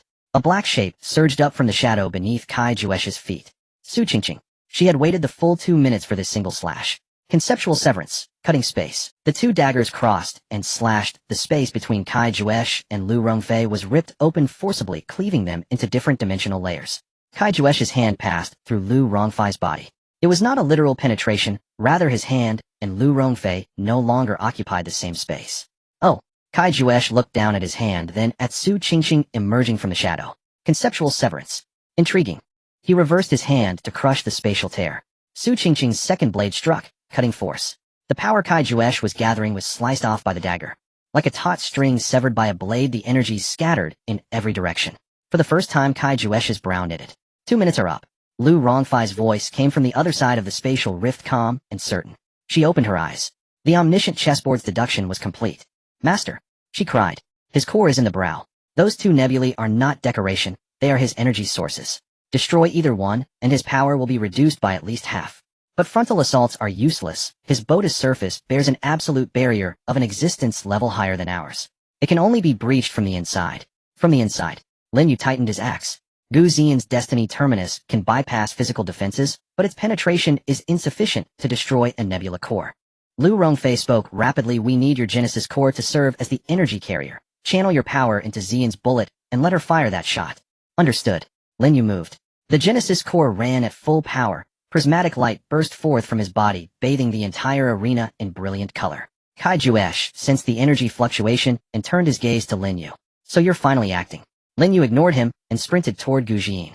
Stop him, Kai Juesh commanded. Not to any person, but to space itself. The space before Lin Yu began to twist and collapse, forming barrier upon barrier to pin him in place. Leah, here. Leah thrust her hands forward, and the elemental throne roared at full power. She did not strike Kai Juesh. Instead, she poured all elemental energy into the space beneath Lin Yu's feet, using elemental force to prop open the collapsing spatial barriers. Wind tore open the rifts, fire burned the shields, lightning shattered the seals. 7 elements carved a passage for Lin Yu. 3 seconds. Leah shouted, veins bulging on her forehead. I can only hold this for 3 seconds. Enough. 3 seconds, that is sufficient. Lin Yu stepped into the passage, the spatial rifts torn apart by 7 elements trembled violently around him. The wind blades cut against his cheeks, the lightning arcs licked his arms, and the scorching residual waves of elements charred the cuffs of his coat. He did not reduce his speed. Gu Xian was at the end of the passage. In a half-kneeling position, the heavy sniper rifle was resting on her shoulder, her right eye pressed against the scope. Her posture had not changed since Lin Yu stepped into the passage, steady, as if she had not just endured 2 minutes of hellish combat. The gun muzzle was aimed at the center of the adjudicator's forehead. Lin Yu rushed out of the passage behind him, the elemental barrier maintained by Leah shattered with a loud crash. Her knee struck the ground, all 7 elemental stars dimmed, beads of sweat dripping down from her brow. 3 seconds. She held on for 3 seconds. Not a second more, not a second less. Energy for you. Smack. Lin Yu did not hesitate, his palm slapping directly onto the body of the heavy sniper rifle. The power of the Genesis source core exploded from his palm, a spectrum of colors spreading along the metallic patterns of the gun. The moment the energy flowed into the gun chamber, Gu Xian's right index finger trembled slightly on the trigger. Not out of nervousness. The gun was changing. A faint humming emanated from within the gun chamber, the frequency rising higher and higher. The bullet lying quietly in the chamber began to manifest colorful patterns on its surface, swirling from the energy density within the metal bullet was climbing. Still climbing. Lin Yu could feel the Genesis source core within him being consumed vigorously. Energy was drawn from his Dantian meridians and blood vessels, continuously pouring into this tiny bullet through his palm. This was no longer a bullet. This was a microstar core condensed with the power of creation. Jean aimed for his left eye. Lu Rongfei's voice came from the other side of the battlefield. The omniscient chessboard shows that the rotation speed of the nebula in the left eye is 0.3% slower than that of the right eye. That is the weak point. 0.3%. Throwing this data at any sniper in the world would elicit only silence in response. It is meaningless, worthless, too minuscule to be utilized on the battlefield. But Gu Xian adjusted her aim, moving from the right eye to the left eye. The adjustment was incredibly subtle, the gun muzzle shifting no more than 1 millimeter. Then her breath stopped. Not holding her breath, but stopped. Her lungs ceased to rise and fall, her chest immediately following, her heartbeat also halted, not slowing down, but extending each interval from 0.8 seconds to nearly 2 seconds, creating an absolute vacuum between 2 heartbeats. No rise and fall of the gun from breathing. No pulse tremors from heartbeat. Her entire body became a fixed gun rest. The world in the scope shrank down to a single point, the gradually rotating nebula in the adjudicator's left eye. The adjudicator sensed it. Not prediction, not deduction. It was instinct. A pure primal sense of crisis exploded from the depths of his nebula core, causing a change in his expression for the first time. The smile vanished. His hands came together, palms facing each other. The absolute barrier on his body began to thicken. 1 layer was not enough, 2 layers. 2 layers were not enough, 3 layers. As the barrier stacked to the 3rd layer, the space around him also folded, forming multiple layers of protection, physical, spatial, and dimensional layers, 3 defenses intertwined. He wrapped himself into an impeccable cocoon. Useless. He spoke, his voice returning to its previous calm. My level of existence. Shut up, Gu Jin said. 2 words. No fluctuation, no emotion. The trigger was pulled. The end of fate. At the moment the bullet left the chamber, the gun muzzle emitted no flames, no smoke. The trajectory laws activated simultaneously, and the bullet containing the power of creation broke free from the constraints of physical laws the moment it left the barrel. It did not fly in a straight line. It entered an absolute trajectory defined by only cause and effect. Cause. Gu Jin pulled the trigger. Effect. The adjudicator's left eye nebula was shattered. All processes in between were skipped. The bullet disappeared from this dimension. The adjudicator's spatial folds could not stop it, for it was not in space. The absolute barrier could not hinder it, for it did not touch the barrier. The multiple layers of protection were as good as non-existent, for the path the bullet took had no intersection with the material world. It traversed the path of fate. In the adjudicator's left eye, that nebula that had spun for who knows how many years suddenly exploded. Silver-white energy surged out from his left eye socket. The columnar energy stream shot up into the sky, entwined with fragments of the nebula and twisted shards of space. The adjudicator's body jerked backward, his hands tightly covering his left eye, silver-white light flashing madly between his fingers. He let out a roar. That sound did not belong to the frequencies produced by human vocal cords. It was so deep that the ground of the arena resonated the remaining black stone, showing numerous cracks. Boom. His aura collapsed. The mountain that pressed down on everyone shrank from 10 to 5. 10 times reduced to 5 times. Now, Lu Rongfei's voice tore through the brief pause on the battlefield. Everyone moved. Not in sequence, but simultaneously. Han Na was the fastest. 2 minutes. She had been hit and sent flying 17 times, her bones shattered 17 times, and had regrown 17 times. The damage adaptation of her indomitable battle body pushed her to an absurd critical point. With each destruction, the rebuilt muscle fibers becoming denser than before, and the skeletal structure becoming tougher. The first time she was sent flying, the adjudicator only used a finger. Now she punched the adjudicator's chest. Boom. The absolute barrier cracked. Not the previous subtle patterns, but a spiderweb-like network of cracks spreading from the point of impact of her fist, covering most of the adjudicator's torso. Su Qingqing followed closely behind. She emerged from the shadow beneath the adjudicator's feet, 2 daggers crossing through the cracks of the barrier, conceptually cutting. The concept of cutting was the barrier itself. The cracks exploded where the blade passed, and the barrier shattered into countless shards of light like a mirror that had been pierced through. For the first time, the adjudicator's body was exposed to attack. Li Ya's self-created forbidden spell descended. The 7 elements compressed, coalesced, and reassembled into a gigantic sword of light, its blade radiating intertwined colors, imbued with the temperature to annihilate, all driven into the adjudicator's left shoulder. The sword of light pierced through his scapula, pinning him in place. He could no longer move.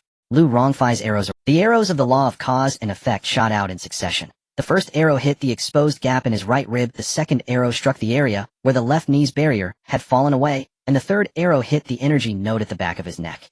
Each arrow was unreasonably precise, hitting the weaknesses exposed after the barrier shattered, preventing him from reconstituting his defense. Bai Luoli and Bai Xian held each other's hands tightly. The resonance of their souls activated, the energy of the two surged wildly after merging, but this time what was released was not healing. Life reversal.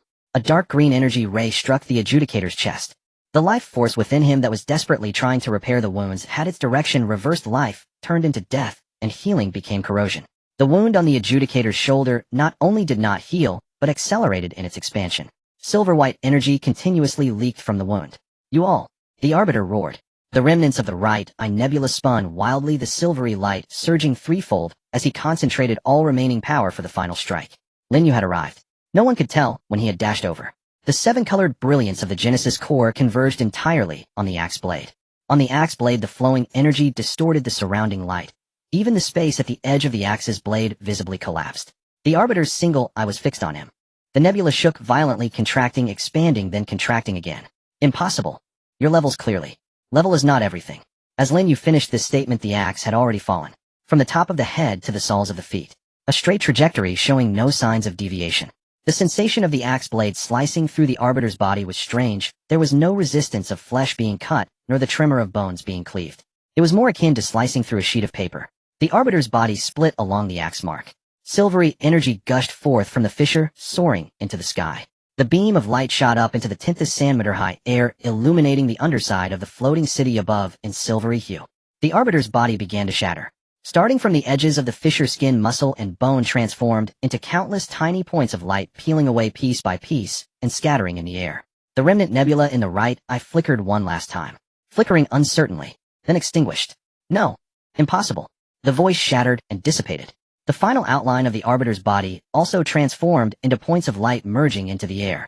High above the throne that had supported him for countless years also began to disintegrate, the black material crumbling into dust scattered by the wind. Nothing was left. The arena fell silent. Completely silent. Lin Yu knelt on one knee, the axe resting on the ground, gasping for breath. The glow of the Genesis core dimmed, and his body trembled slightly. The axe just now had nearly drained all his energy. Master! 8 girls ran towards him simultaneously. The healing energy from Bai Lali and Bai Xian immediately enveloped his entire body, the warm green light, repairing his exhausted form. Han Na squatted beside him rarely without her playful demeanor. Are you okay? Not dead yet. Lin Yu waved his hand, propping himself up with the axe. He looked around. The arena had begun to collapse. Without the Arbiter's maintenance, this space was disintegrating. Large cracks appeared on the black stone ground, and the floating city in the sky was slowly descending. Just then, ding. That familiar system notification sound, loved and hated by everyone, rang out. Detected that the Arbiter has been slain. Celestial Battlefield Elimination Round Final Task completed. Calculating rewards. All members will be teleported back to the train. A golden teleportation circle lit up beneath everyone's feet. The collapsing arena, the shattered ground, the collapsing floating city. All of it was receding. 30 seconds later, the familiar metallic floor appeared beneath their feet. The central plaza of the train. They had returned. The moment they returned to the train, everyone collapsed. Han Na lay flat on the floor in a star-shaped, limbs spread out, staring blankly at the ceiling. Her battle armor was so shattered that only a few pieces hung from her shoulders, resembling a scavenger who had just crawled out of a junk heap. I feel like my bones have been shattered at least 20 times, she said. 20 times. 17 times, Lu Rongfei corrected her. I counted. You still have time to count this. Leah sat on the ground, her golden hair a mess, hands propping her up as she sighed. Oh my god, I never want to fight that kind of monster again. My magical energy reserves are empty. I can't even conjure a fireball. Su Qingqing leaned against the wall, 2 daggers stuck at her waist, eyes closed and silent. But her hands trembled slightly, not out of fear, but as a normal reaction after the adrenaline had faded. Gu Jiyin sat in the corner, cleaning her gun. The barrel of the sniper rifle had developed subtle cracks from the bullet infused with the energy of the Genesis core. Her movements were gentle, as if soothing an injured old friend. Bai Lali and Bai Xian leaned against each other, Bai Xian's head resting on her sister's shoulder, both with eyes closed, the healing energy still slowly circulating, repairing each other's exhausted bodies. Xiao and Kaiwa sat on the ground with her large hammer, the hammerhead tapping lightly on the floor as she dozed off. Lin Yu sat on the steps in the center of the plaza, the axe resting across his knees. His complexion was much better than before. The Bai sisters' healing effects were indeed formidable. Everyone still alive? He asked. Alive. Han Na raised one hand and waved, but I need meat. Lots of meat. Roasted, stewed, fried, anything will do. You only think about eating. Leah rolled her eyes. After fighting for so long, how can we recover without eating? This is called scientific replenishment, understand? You and Necromancer talked to me about science. The bickering between the two eased the atmosphere.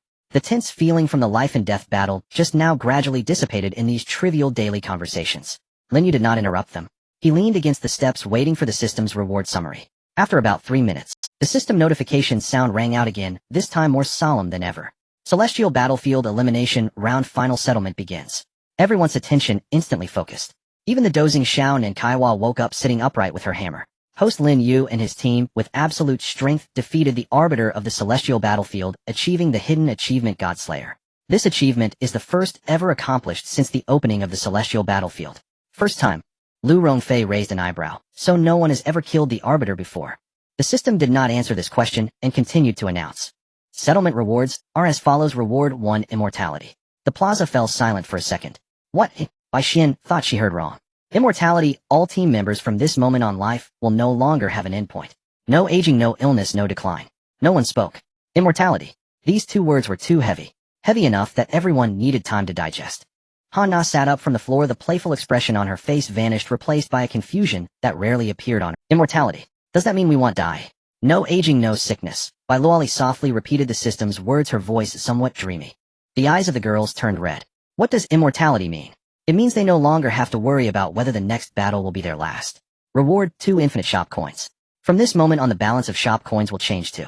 All items, equipment, materials, building blueprints, and technology blueprints in the shop can be exchanged without restriction. This reward is more concrete and easier to understand than immortality. Infinite coins. Han Na's eyes lit up. Does that mean we can buy whatever we want? Theoretically, yes, Lu Rongfei said. Then I want to buy a super large refrigerator, filled with all kinds of meat. Steak, lamb chops, pork chops, chicken legs. Can you think of something else? Leah said, speechless. You need to be full to have the energy to think of other things. Sister with infinite coins. Can we buy a game console?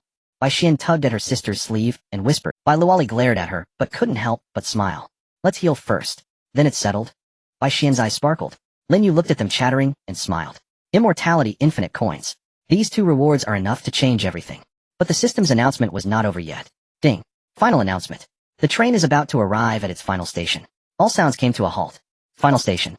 From the day the apocalypse descended, and he was chosen as the train conductor, Lin Yu knew that this train was in motion, traversing one mission space after another.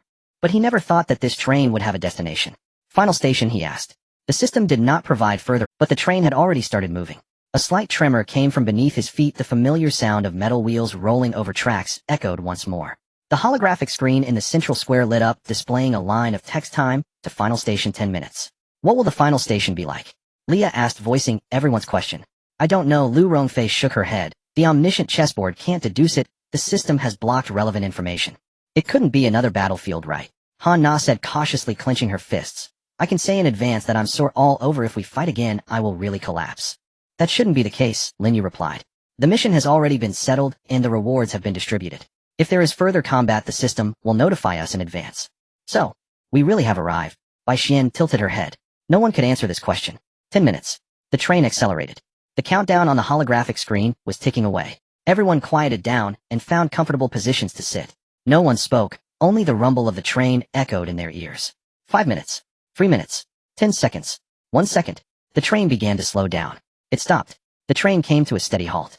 There was no shaking from inertia, no sharp sound of brakes. It was as quiet as a feather landing on the surface of water. The words on the holographic screen changed.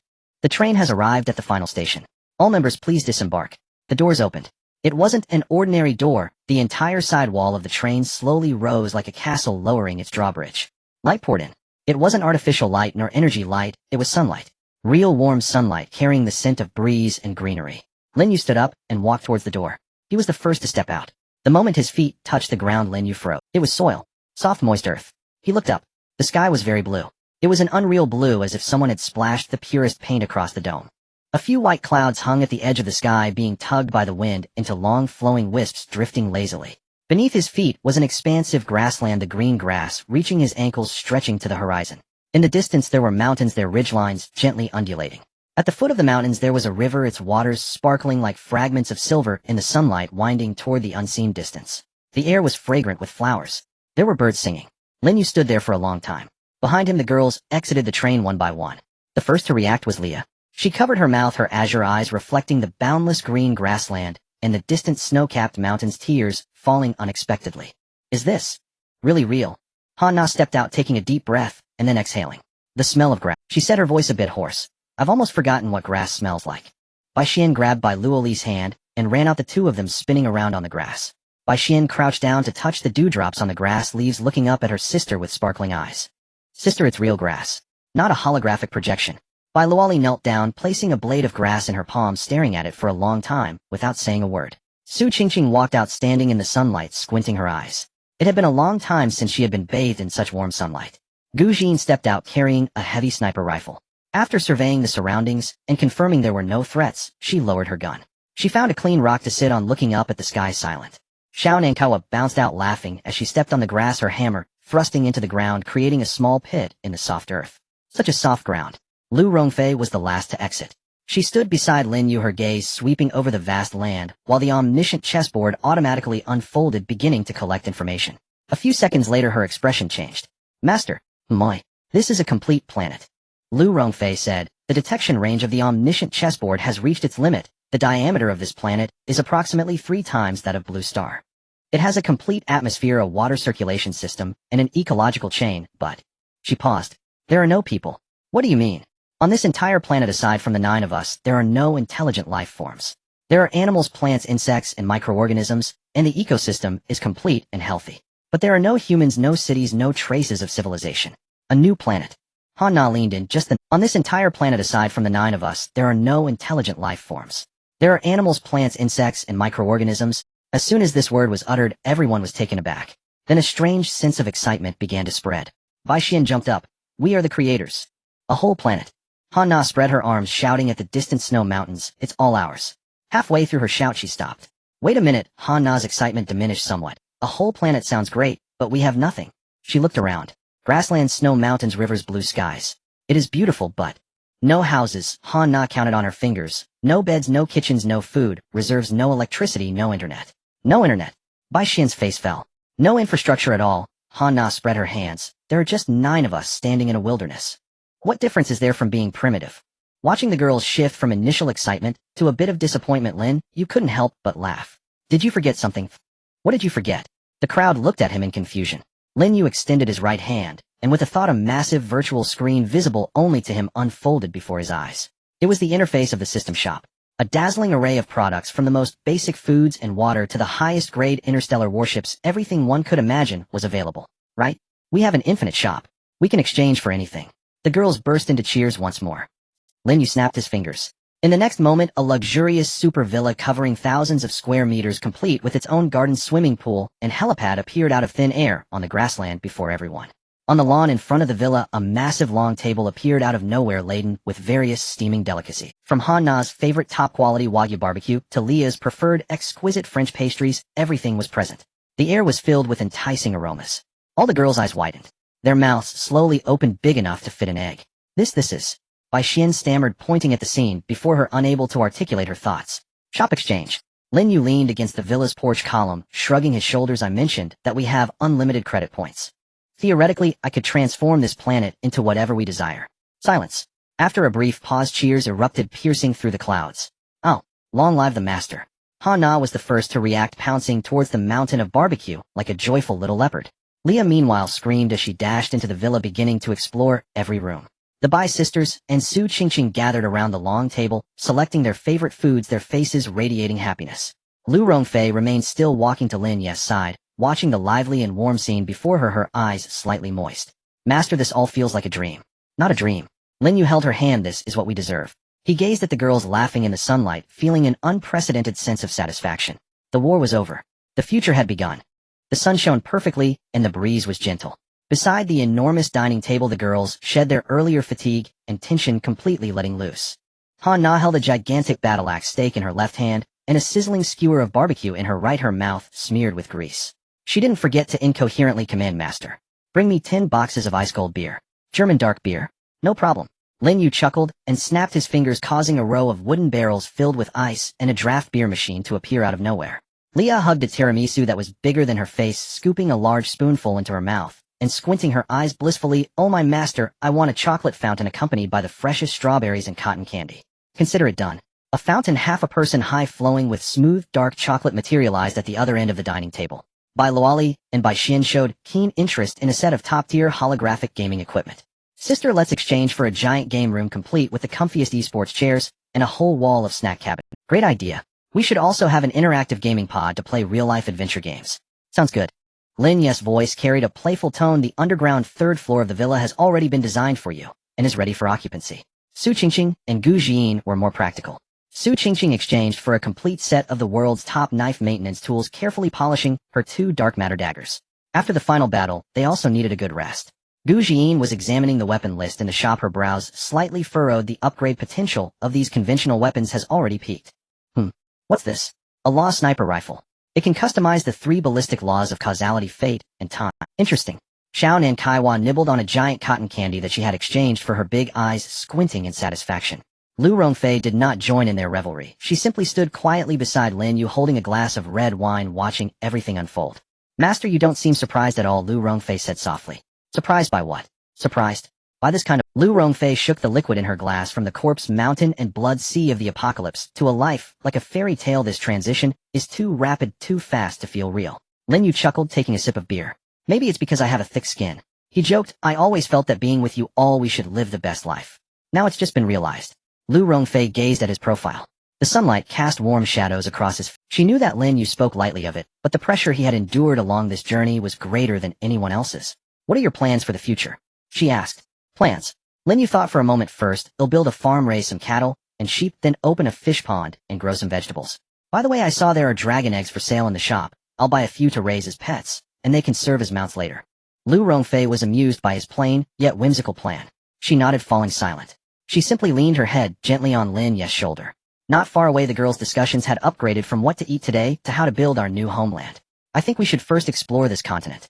Han Na slammed the table, standing up with a leader's demeanor, then divide the areas. I want the largest grassland to build a necromancer theme park. Rejected. Leah raised her hand in opposition. What's fun about necromancy? It's creepy.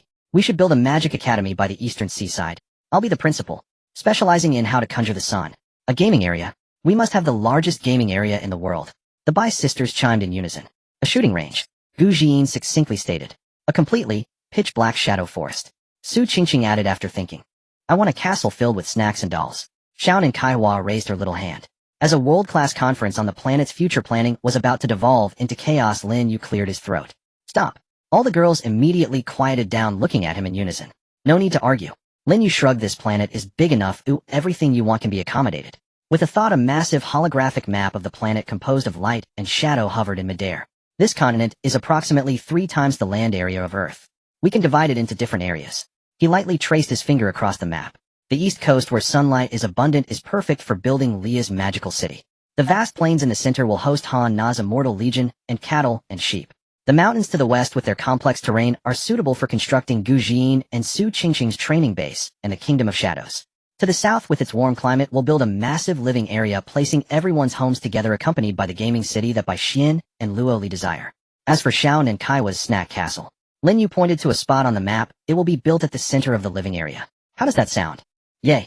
The girls looked at the clearly planned blueprint, their eyes sparkling with dreams of the future. This would be a world entirely created according to their will, free to be shaped. Night fell. The brilliant starry river hung in the unpolluted sky. A bonfire ignited on the lawn in front of the villa, with the girls sitting around it, some singing, some dancing. Others shared their embarrassing moments, laughter echoing far and wide. Lin Yu did not join them. He walked alone to a small hillside in the distance, lying on the grass, gazing at the starry river above. The scent of jerky in his pocket reminded him that Han Na had stealthily slipped a piece in earlier. He took out the jerky, took a bite, and it was delicious. Behind him, he heard soft footsteps. Without turning around, he already knew it was them. 8 figures quietly approached him, mimicking his posture, lying down one by one, surrounding him in the center. No one spoke. They simply accompanied him in silence together, gazing at the unfamiliar, yet utterly comforting starry sky. Master. After a long time, Bai Luoli's voice broke the silence of the night. Thank you. Indeed, Master. Han Na echoed. If it weren't for you, we might have perished in some corner of the apocalypse long ago. Meeting you is the luckiest thing in my life, Leah said. So do I. Each heartfelt word flowed like a warm stream through Lin Yu's heart. He turned his head, looking at the beautiful faces illuminated by the fire and starlight beside him, each one breathtakingly exquisite. Me too, Lin Yu whispered. The crowd naturally leaned closer, snuggling tightly against him. Master, from now on, let's live together like this forever, shall we? Bai Xian's voice carried a hint of dreamy expectation. Sure.